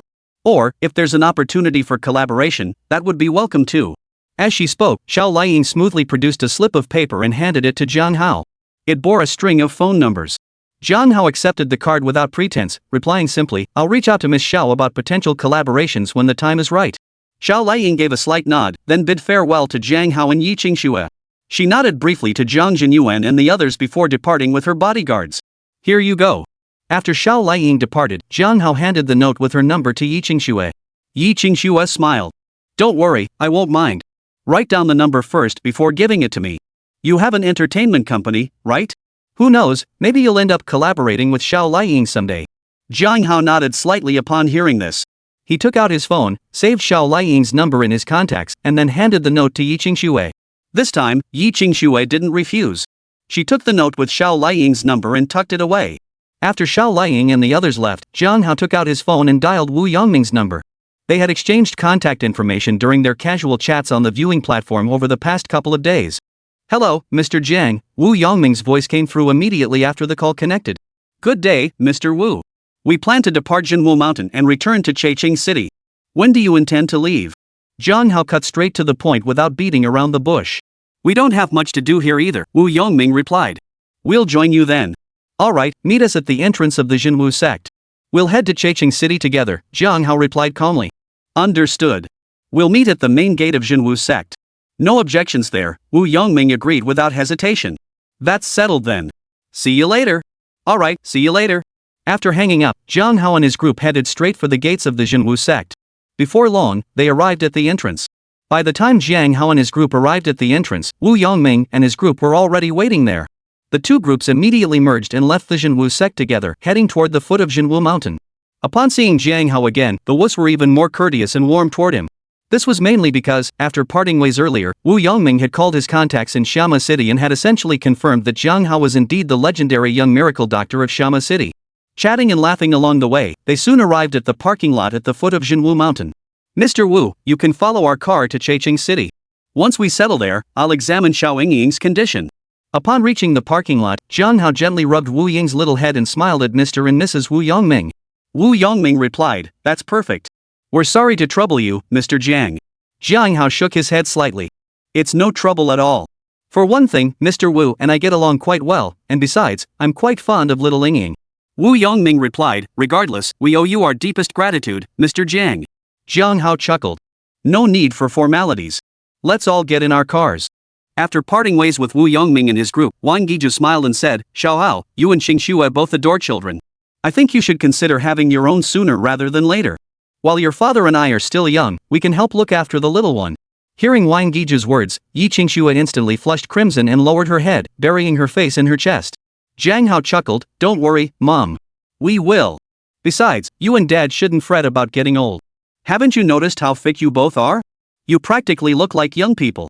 Wang Giju nodded thoughtfully. "That's true. But that doesn't mean you can't give me a plump little grandson sooner rather than later." Ha ha. Hearing Wang Giju's words, Zhang Tao and Lu Tsong couldn't help but chuckle beside them. Jia Yalan then pointed at Zhang Tao and said, "What's so funny? You and Zhang Yan need to work hard too. Even if you can't match Jiang Hao in other areas, you absolutely must have a child before he and his wife do." Watching this scene, Jiang Hao couldn't help but find it amusing. After a while of chatting and laughing, everyone returned to their cars, started them up, and headed toward Che City. As for the two bodyguards, they naturally accompanied Jiang Jingyuan and his wife. By the time the group returned to Che City, dusk had already fallen. No sooner had Jiang Hao and his companions parked than a dozen or so oddly dressed young men burst out of an alley beside the residential complex. Armed with various clubs and sticks, they surrounded Jiang Hao's group. Chapter 234, Don't They Know When to Quit? Who's Jiang Hao? Who's Lu Tsong? Step forward so we can beat you up. Let's get this over with quickly and avoid hurting anyone else. After encircling them, the thug leader surveyed the group and spoke casually. Jiang Hao raised an eyebrow slightly and replied coolly, "Who sent you?" "Boss, that looks like Jiang Hao," one thug remarked after scrutinizing Jiang Hao. He pulled out his phone, compared Jiang Hao's face to a photo, and reported to the leader. "We've found the real deal. Get him." The thug leader glanced at the photo on his phone, then waved his hand and barked the order. Jiang Hao glanced at the thug and said indifferently, "Jiang Ba, take care of them. Remember, no one gets killed." "Yes, Mr. Jiang." Jiang Ba, standing nearby, promptly responded with respectful obedience before charging straight into the crowd of thugs. "What a load of bull. Charge." The gang leader sneered at Jiang Hao's order to Jiang Ba, then waved his hand, signaling the others to surround and attack both Jiang Ba and Jiang Hao. Yet the next moment, he realized who was truly the braggart. Jiang Ba charged into the group of over a dozen thugs, his fists flying relentlessly. With every punch, another thug was sent crashing to the ground. Thud! Thud! A series of heavy thuds echoed in the ears of the onlookers. In the blink of an eye, only the leader remained standing among the dozen or so thugs. Don't come any closer." The gang leader stammered, his heart sinking as he watched Jiang Ba advance toward him. Jiang Ba paid him no mind, stepping forward directly to the thug leader's side and knocking him down with another punch. On the other side, the bodyguards surrounding Wu Yongming watched Jiang Ba's display, their eyes flashing with shock. Though they too held no regard for these lowlifes, taking them all down with such decisive, swift precision was far beyond their capabilities. After dispatching the thugs, Jiang Ba retreated to Jiang Jinyuan's side and stood silently. Jiang Hao strode up to the thug leader and said flatly, "Now, can you tell me who sent you?" The gang leader's eyes flickered nervously. He glanced at Jiang Ba standing quietly nearby, hesitated, then stammered, I don't know. We only communicated by phone." Jiang Hao glanced at the thug leader and said coolly, "Unlock your phone." After a moment's hesitation, the gang leader complied. He retrieved his phone, unlocked it, and handed it to Jiang Hao. Jiang Hao opened the phone and, using his god-tier hacking skills, pulled up all the data stored within call logs, even the content of conversations. He then transferred all this data to his 9420 smart device, instructing it to autonomously analyze and search. Combined with his god-tier hacking skills, he quickly found what he was looking for. "Chao Yuqing, you really don't know when to quit." After a series of operations, Jiang Hao directly identified the person who had ordered the thugs to deal with him and Lu Song. Truthfully, when those thugs first started bellowing threats to teach him and Lu Song a lesson, Jiang Hao already had his suspicions. This only confirmed them completely. After completing the investigation, Jiang Hao pulled up Chao Yuqing's photo online and returned the thug leader's phone to him. Within 3 days, I want news of this man being hospitalized. Otherwise, you'd better watch your backs. After issuing his orders, Jiang Hao calmly detailed the thug leader's background. The situation mirrored their previous encounter. Last time, Jiang Hao had used his god-tier hacking skills to witness Wang Xing beaten to a pitiful state on the thug leader's phone. This time, it was Chao Yuling's turn. Yes, sir. Rest assured, I'll handle it. Seeing Jiang Hao had such clear information on him, the gang leader was stunned, his respect for Jiang Hao deepening. Get lost. Jiang Hao gave the gang leader a cold glance before issuing his order in a detached tone. Yes, we'll leave immediately. Hearing Jiang Hao's words, the gang leader felt a wave of relief wash over him. He hastily responded with a respectful nod before quickly leading his men away from the scene. After dismissing the thugs, Jiang Hao turned to Wu Yongming and smiled. I'm afraid I've made a spectacle of myself before you, Mr. Wu.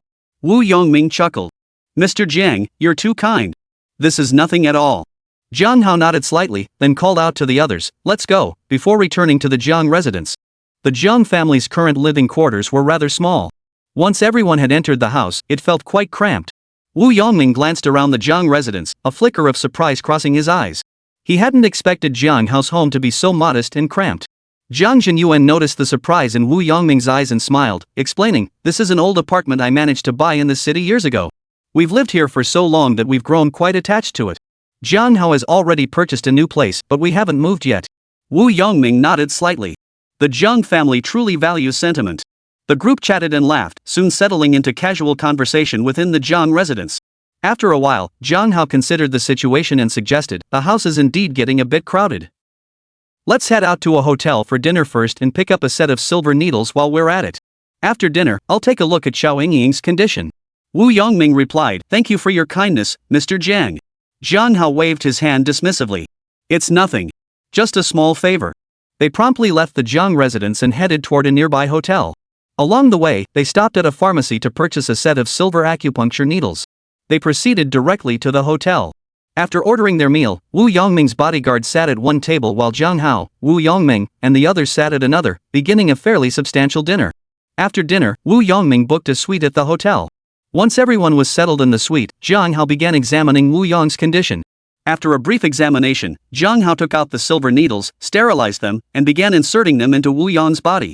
Seeing the tiny body covered in silver needles, everyone felt a pang of heartache. Wu Yongming and his wife were filled with both tension and anticipation. Chapter 235, Rescue and Temporary Farewell. 5 minutes later, Jiang Hao slowly withdrew his hand. At this point, Wu Ying's body was completely covered in silver needles. Gazing at the needles glinting silver under the lamp, Wu Ying showed no fear. Instead, she giggled continuously. Despite her young age, Wu Ying was remarkably sensible and obediently refrained from fidgeting with the needles. Mr. Jiang, how is Ying doing? Seeing Jiang Hao withdraw his hand, Huo Fang couldn't help but ask him. Wu Yongming remained silent but wore an expectant look as he turned to Jiang Hao. Not only Wu Yongming, but even Jiang Jinyuan and his wife, Yi Qingxue, Zhang Tao, and others all turned their eyes to Jiang Hao, awaiting his answer. Over the past few days, everyone had grown quite fond of the well-behaved child, Wu Ying. Jiang Hao smiled gently. Rest assured, I can cure little Ying. It just requires a bit of time. Today marks the first acupuncture session. We'll perform another tomorrow and one more the day after. That should be sufficient. Of course, it would be best to prepare a medicinal formula during this period. Upon hearing this, Wu Yongming promptly said, I'll have someone prepare paper and ink immediately. With that, he gave a command to one of the bodyguards behind him. The bodyguard promptly exited the room and soon returned with a set of paper and brush. Jiang Hao accepted the materials without hesitation and began writing a prescription on the room's desk. Follow this prescription. Administer the medicine once each day today, tomorrow, and the day after. Combined with the acupuncture treatment over these 3 days, Xiao Yingying's vocal system should return to normal. After that, you can gradually teach him simple language. He'll be able to learn to speak, and within half a month, he should reach the level of a child his age. Jiang Hao handed the prescription to Wu Yongming while explaining the plan. Wu Yongming and Huo Fang were overjoyed upon hearing Jiang Hao's words. Thank you, Mr. Jiang. We cannot repay your kindness to our little Yingying. Should you ever need anything from me, Wu Yongming, please don't hesitate to ask, Wu Yongming said solemnly after taking the prescription and instructing a bodyguard to procure the herbs. Jiang Hao smiled faintly. If the need arises, I shall certainly trouble you, Mr. Wu. Afterward, the group chatted casually in the guest room. About half an hour later, Jiang Hao moved again, carefully removing the silver needles from Wu Yong's body. Right then, it's getting late. Mr. Wu, you'll have to make do with staying at the hotel for now. We'll be heading back. After putting away the silver needles, Jiang Hao addressed Wu Yongming. Wu Yongming replied, "What inconvenience is there in staying at a hotel? I'll see Mr. Jiang and his companions off." Huo Fang remained in the room to tend to Wu Yong. Wu Yongming personally escorted Jiang Hao and the others to their car. Only then, at Jiang Hao's request, did he return to the hotel. "Jiang Hao, we're heading back too. Remember to give your cousin a hand when the time comes," Jiang Zhinya said to Jiang Hao after Wu Yongming had left. Jiang Hao smiled faintly. "Uncle, rest assured. My cousin can report to Haotian Real Estate anytime. I'll arrange a suitable position for him." Zhao Yalan smiled upon hearing this. "Well then, thank you in advance, Xiao Hao. We'll be on our way now, no need to trouble you at home." Jiang Zhinyuan and his wife didn't insist on keeping them. First, the Jiang Zhinya residence was also in the city center of Checheng, not too far away. Second, their current home simply didn't have enough rooms to accommodate everyone. After exchanging farewells, the Jiang Zhinya family boarded the Land Rover driven by Jiang Tao and headed back to their home. At that moment, Lu Tsong also spoke up. "Uncle, Auntie, Jiang Hao, Miss Yi, I'm heading back too. Remember to come visit my place sometime when you have the chance." Jiang Hao considered for a moment before saying, "I'll drive you part of the way. Better safe than sorry. No need to trouble yourself. What could possibly happen?" Lu Tsong retorted immediately. Ignoring Lu Tsong, Jiang Hao addressed Jiang Zhinyuan and his wife. "Dad, Mom, have Jiang Ba and Jiang Ling go back with you first.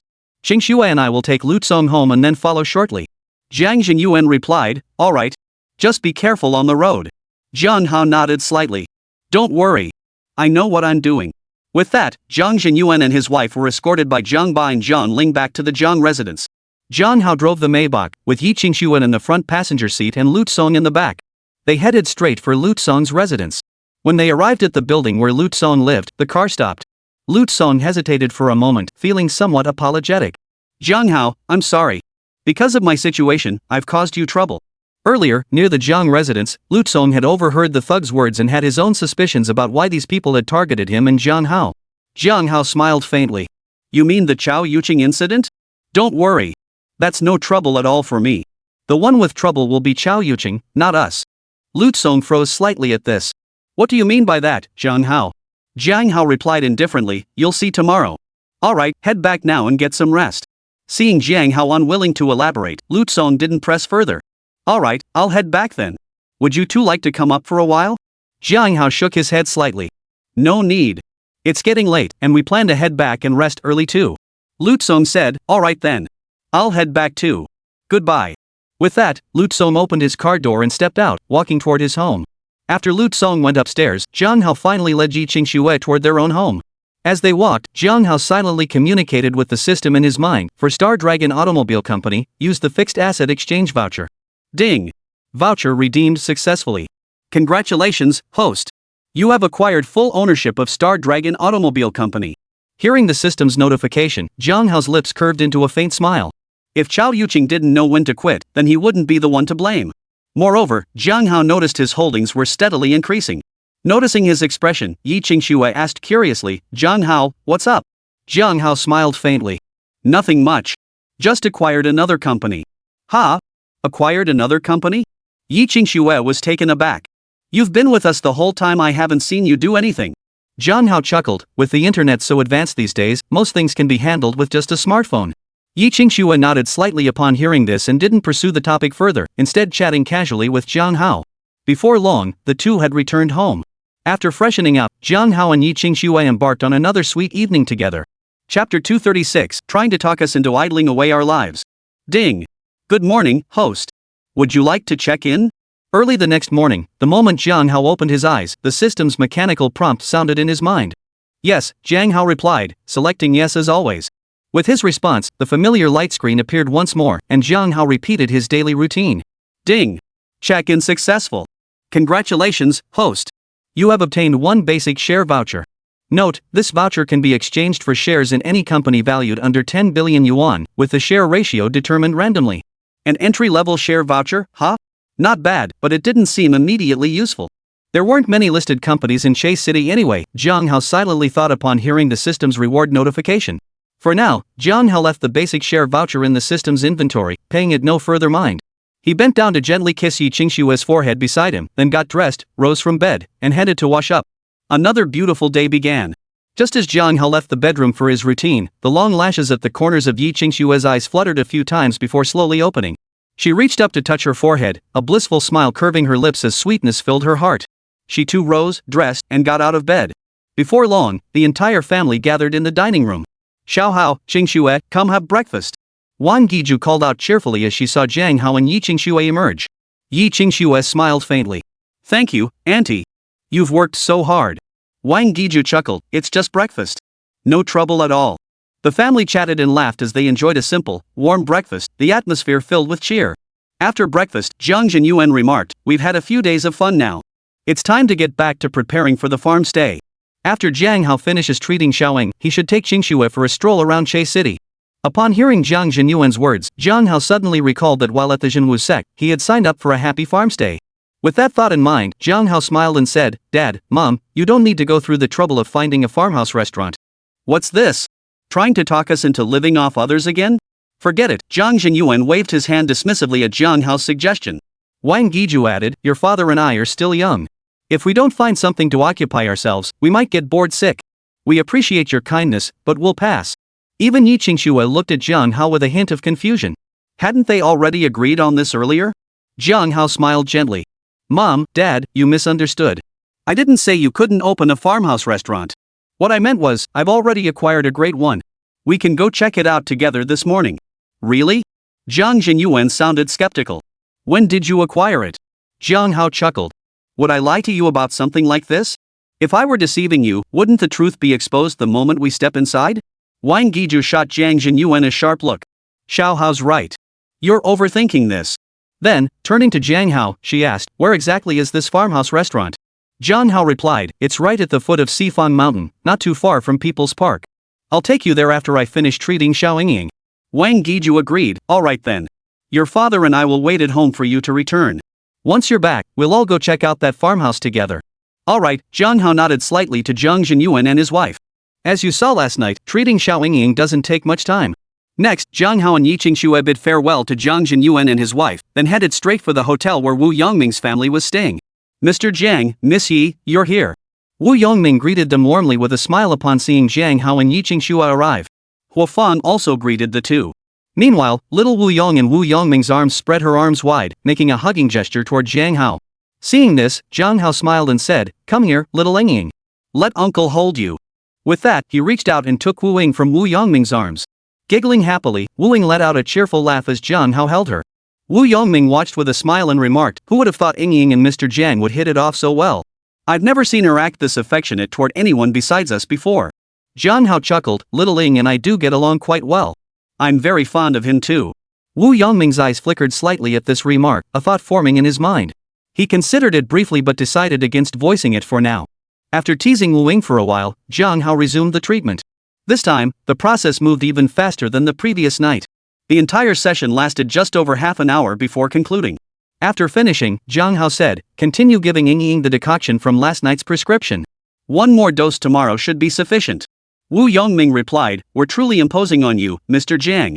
Jiang Hao shook his head slightly. It's nothing. For me, it's just a small favor. Well, that's all for today. I have some things to attend to shortly. Oh? Might you be able to share what those matters are? Perhaps I could offer a little assistance, Wu Yongming inquired promptly. Jiang Hao chuckled, nothing major. My parents are planning to open a farmhouse restaurant. I'll accompany them to scout locations and help with preparations, figuring out when we can officially launch. Wu Yongming's eyes lit up. A farmhouse restaurant sounds great. It's eco-friendly, profitable, and not too demanding, perfect for your parents. Jiang Hao nodded slightly. Exactly. That's precisely what we had in mind. Wu Yongming added, once you set the official opening date, be sure to let me know. I'll come celebrate with you then. Jiang Hao smiled faintly. No problem. After exchanging a few more polite remarks, Jiang Hao took Yi Qingsue back home. Together with Jiang Zhenyuan and his wife, they headed toward the location of the Happy Farmhouse. Upon arriving at the entrance of Happy Farmhouse and parking the car, Jiang Hao and his companions couldn't help but furrow their brows slightly. Chapter 237, I'll take care of it for you. At the entrance of Happy Farmhouse, a dozen or so young thugs were blocking the path leading to the restaurant. Every passing customer was being turned away by them. Though they didn't resort to outright violence, the sight of these thugs deterred any nearby customers from dining at the happy farmhouse. The small-time leader of the thugs was currently discussing something with a middle-aged, overweight owner whose face was etched with worry. "Mom, Dad, Xingxue, wait here for a moment. I'll go see what's going on," Jiang Hao said to Jiang Zhenyuan and his wife, as well as Yi Qingxue, before heading toward the location of the middle-aged, overweight owner. Jiang Zhenyuan watched with concern. "Why not let Jiang Ba accompany you? Better safe than sorry." Jiang Hao smiled faintly. "Don't worry. You saw my skills back at the Jinwu sect. I'll be fine. It's you two who need Jiang Ba and Jiang Ling's protection more." Without waiting for the Jiang couple to respond, he continued walking toward the plump owner. The thugs nearby, seeing Jiang Hao heading toward the happy farmhouse, assumed he was a customer.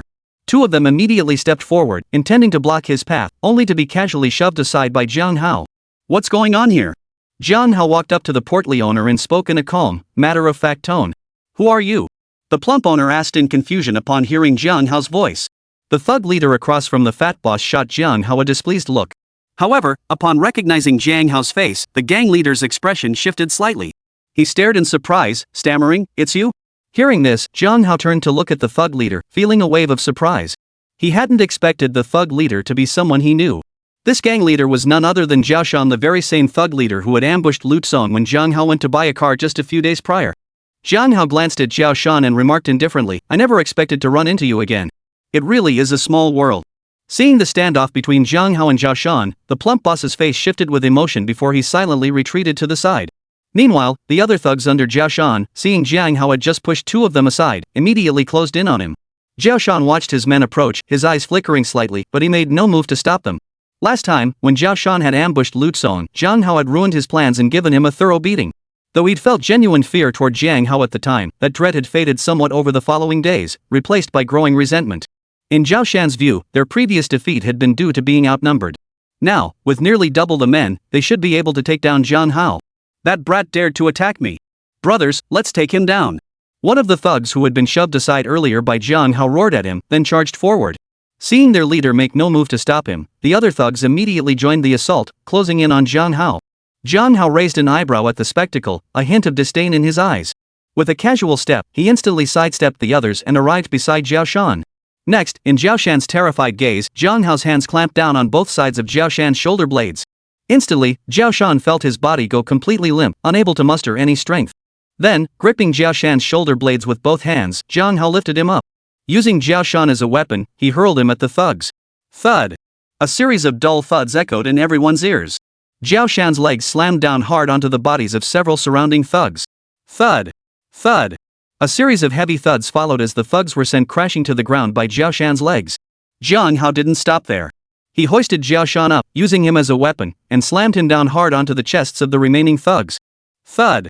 Another series of dull thuds echoed as Zhao Shan's feet slammed into the chests of his henchmen. Ouch! That hurts! Damn it! Bastards! One after another, the thugs all ended up sprawled on the ground, wailing in agony. The whole thing was a long story, but in reality, it all happened in just a few seconds. The overweight owner and nearby customers who witnessed the scene all wore expressions of shock. Ah!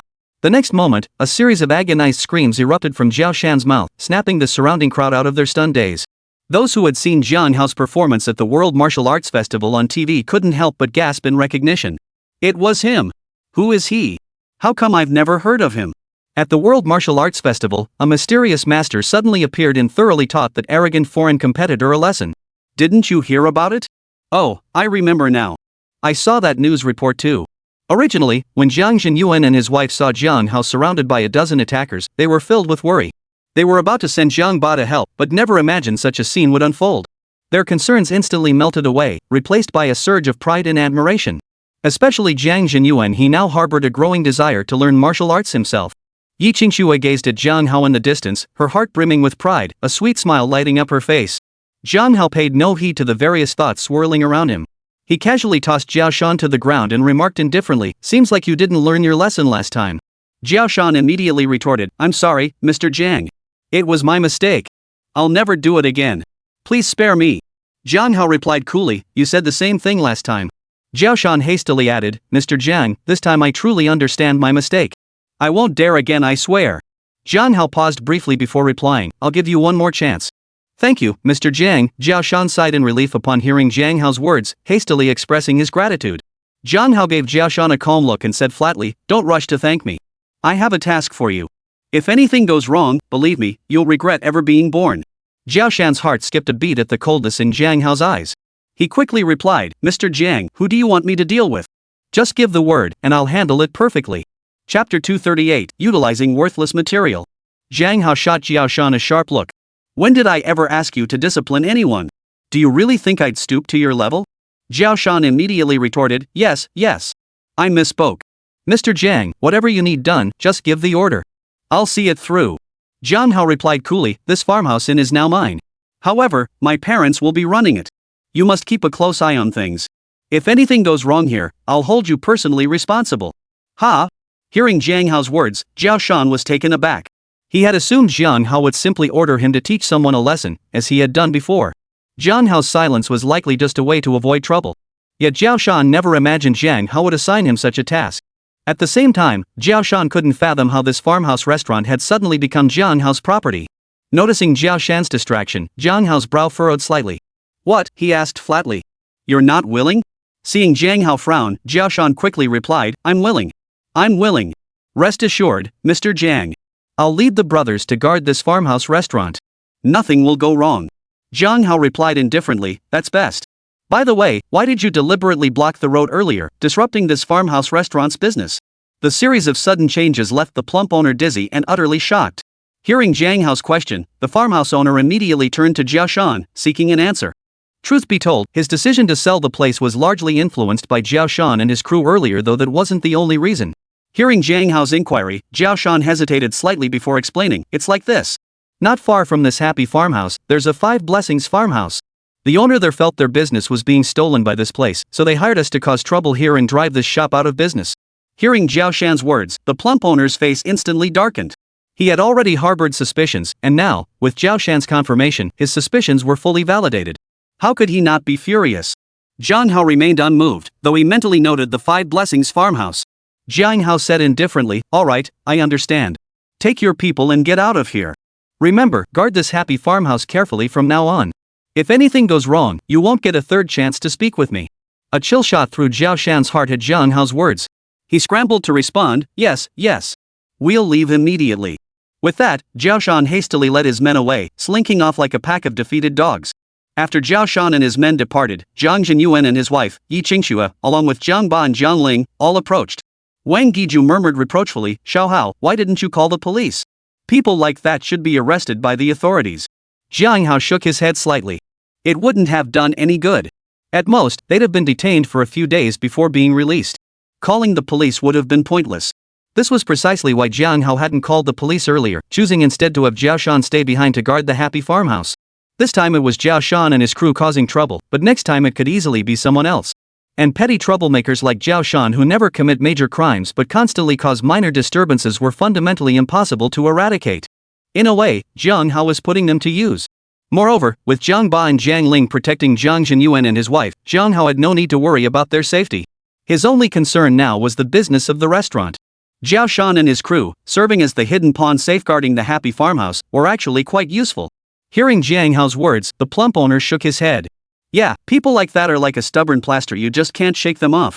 That's why most folks avoid tangling with them. They've got nothing to lose, so we business owners are better off not pushing them too hard." Jiang Jinyuan nodded in acknowledgement. "Thank you for the warning, boss. We'll keep that in mind." The plump owner sighed and continued, "I heard you mention earlier that you plan to take over this shop?" Jiang Hao smiled faintly. "Not planning to take over, we already have. Here are the paperwork and documents. Please take a look." The plump owner took the documents Jiang Hao handed him, glanced through them, and nodded slightly. "Indeed, they are correct. In that case, this farmhouse restaurant is yours starting today. I'll inform the staff and then pack up and leave." Jiang Jinyuan replied, "We're grateful for your help." The portly owner nodded slightly, then led Jiang Hao and his group inside the happy countryside farmhouse. He gathered all the staff together and announced the change in ownership. Though surprised by the news, the staff remained largely composed. They had already heard rumors beforehand. Their only concern was whether Jiang Jinyuan and his wife would continue employing them and how their wages and benefits might change. Jiang Hao had already briefed Jiang Jinyuan on the relevant talking points. Stepping forward, Jiang Xingyuan addressed the pressing concerns about wages and benefits, effectively calming the staff. With that, the farmhouse was officially taken over by the Jiang couple. The couple remained at the farmhouse to handle the various handover procedures. Jiang Hao, however, led Yi Qingxue out of the farmhouse. Where are we going now? Yi Qingxue asked Jiang Hao after they exited the farmhouse. Jiang Hao thought for a moment before replying, "We're going to take over another business." The newly acquired company you mentioned last night? Hearing Jiang Hao's words, Yi Qingxue immediately recalled the acquisition he had told her about upon returning last night. Jiang Hao nodded slightly. Yes, this time we acquired an automobile company. Yi Qingxue responded with some concern. "I recall your companies already span several sectors: entertainment, mobile phones, real estate, automobiles, aviation. Isn't that a bit too scattered? I think focusing on developing one specific area might be more prudent." Jiang Hao smiled faintly. "I believe comprehensive development is key to building a robust business framework. As for the issue of complexity, I've been considering that. Soon, I plan to establish a holding company to consolidate all these entities under one umbrella." Yi Qingxue nodded gently. As long as you have it figured out. Jiang Hao chuckled at her words and dropped the subject. The two continued chatting as they made their way toward the Star Dragon Automotive Company.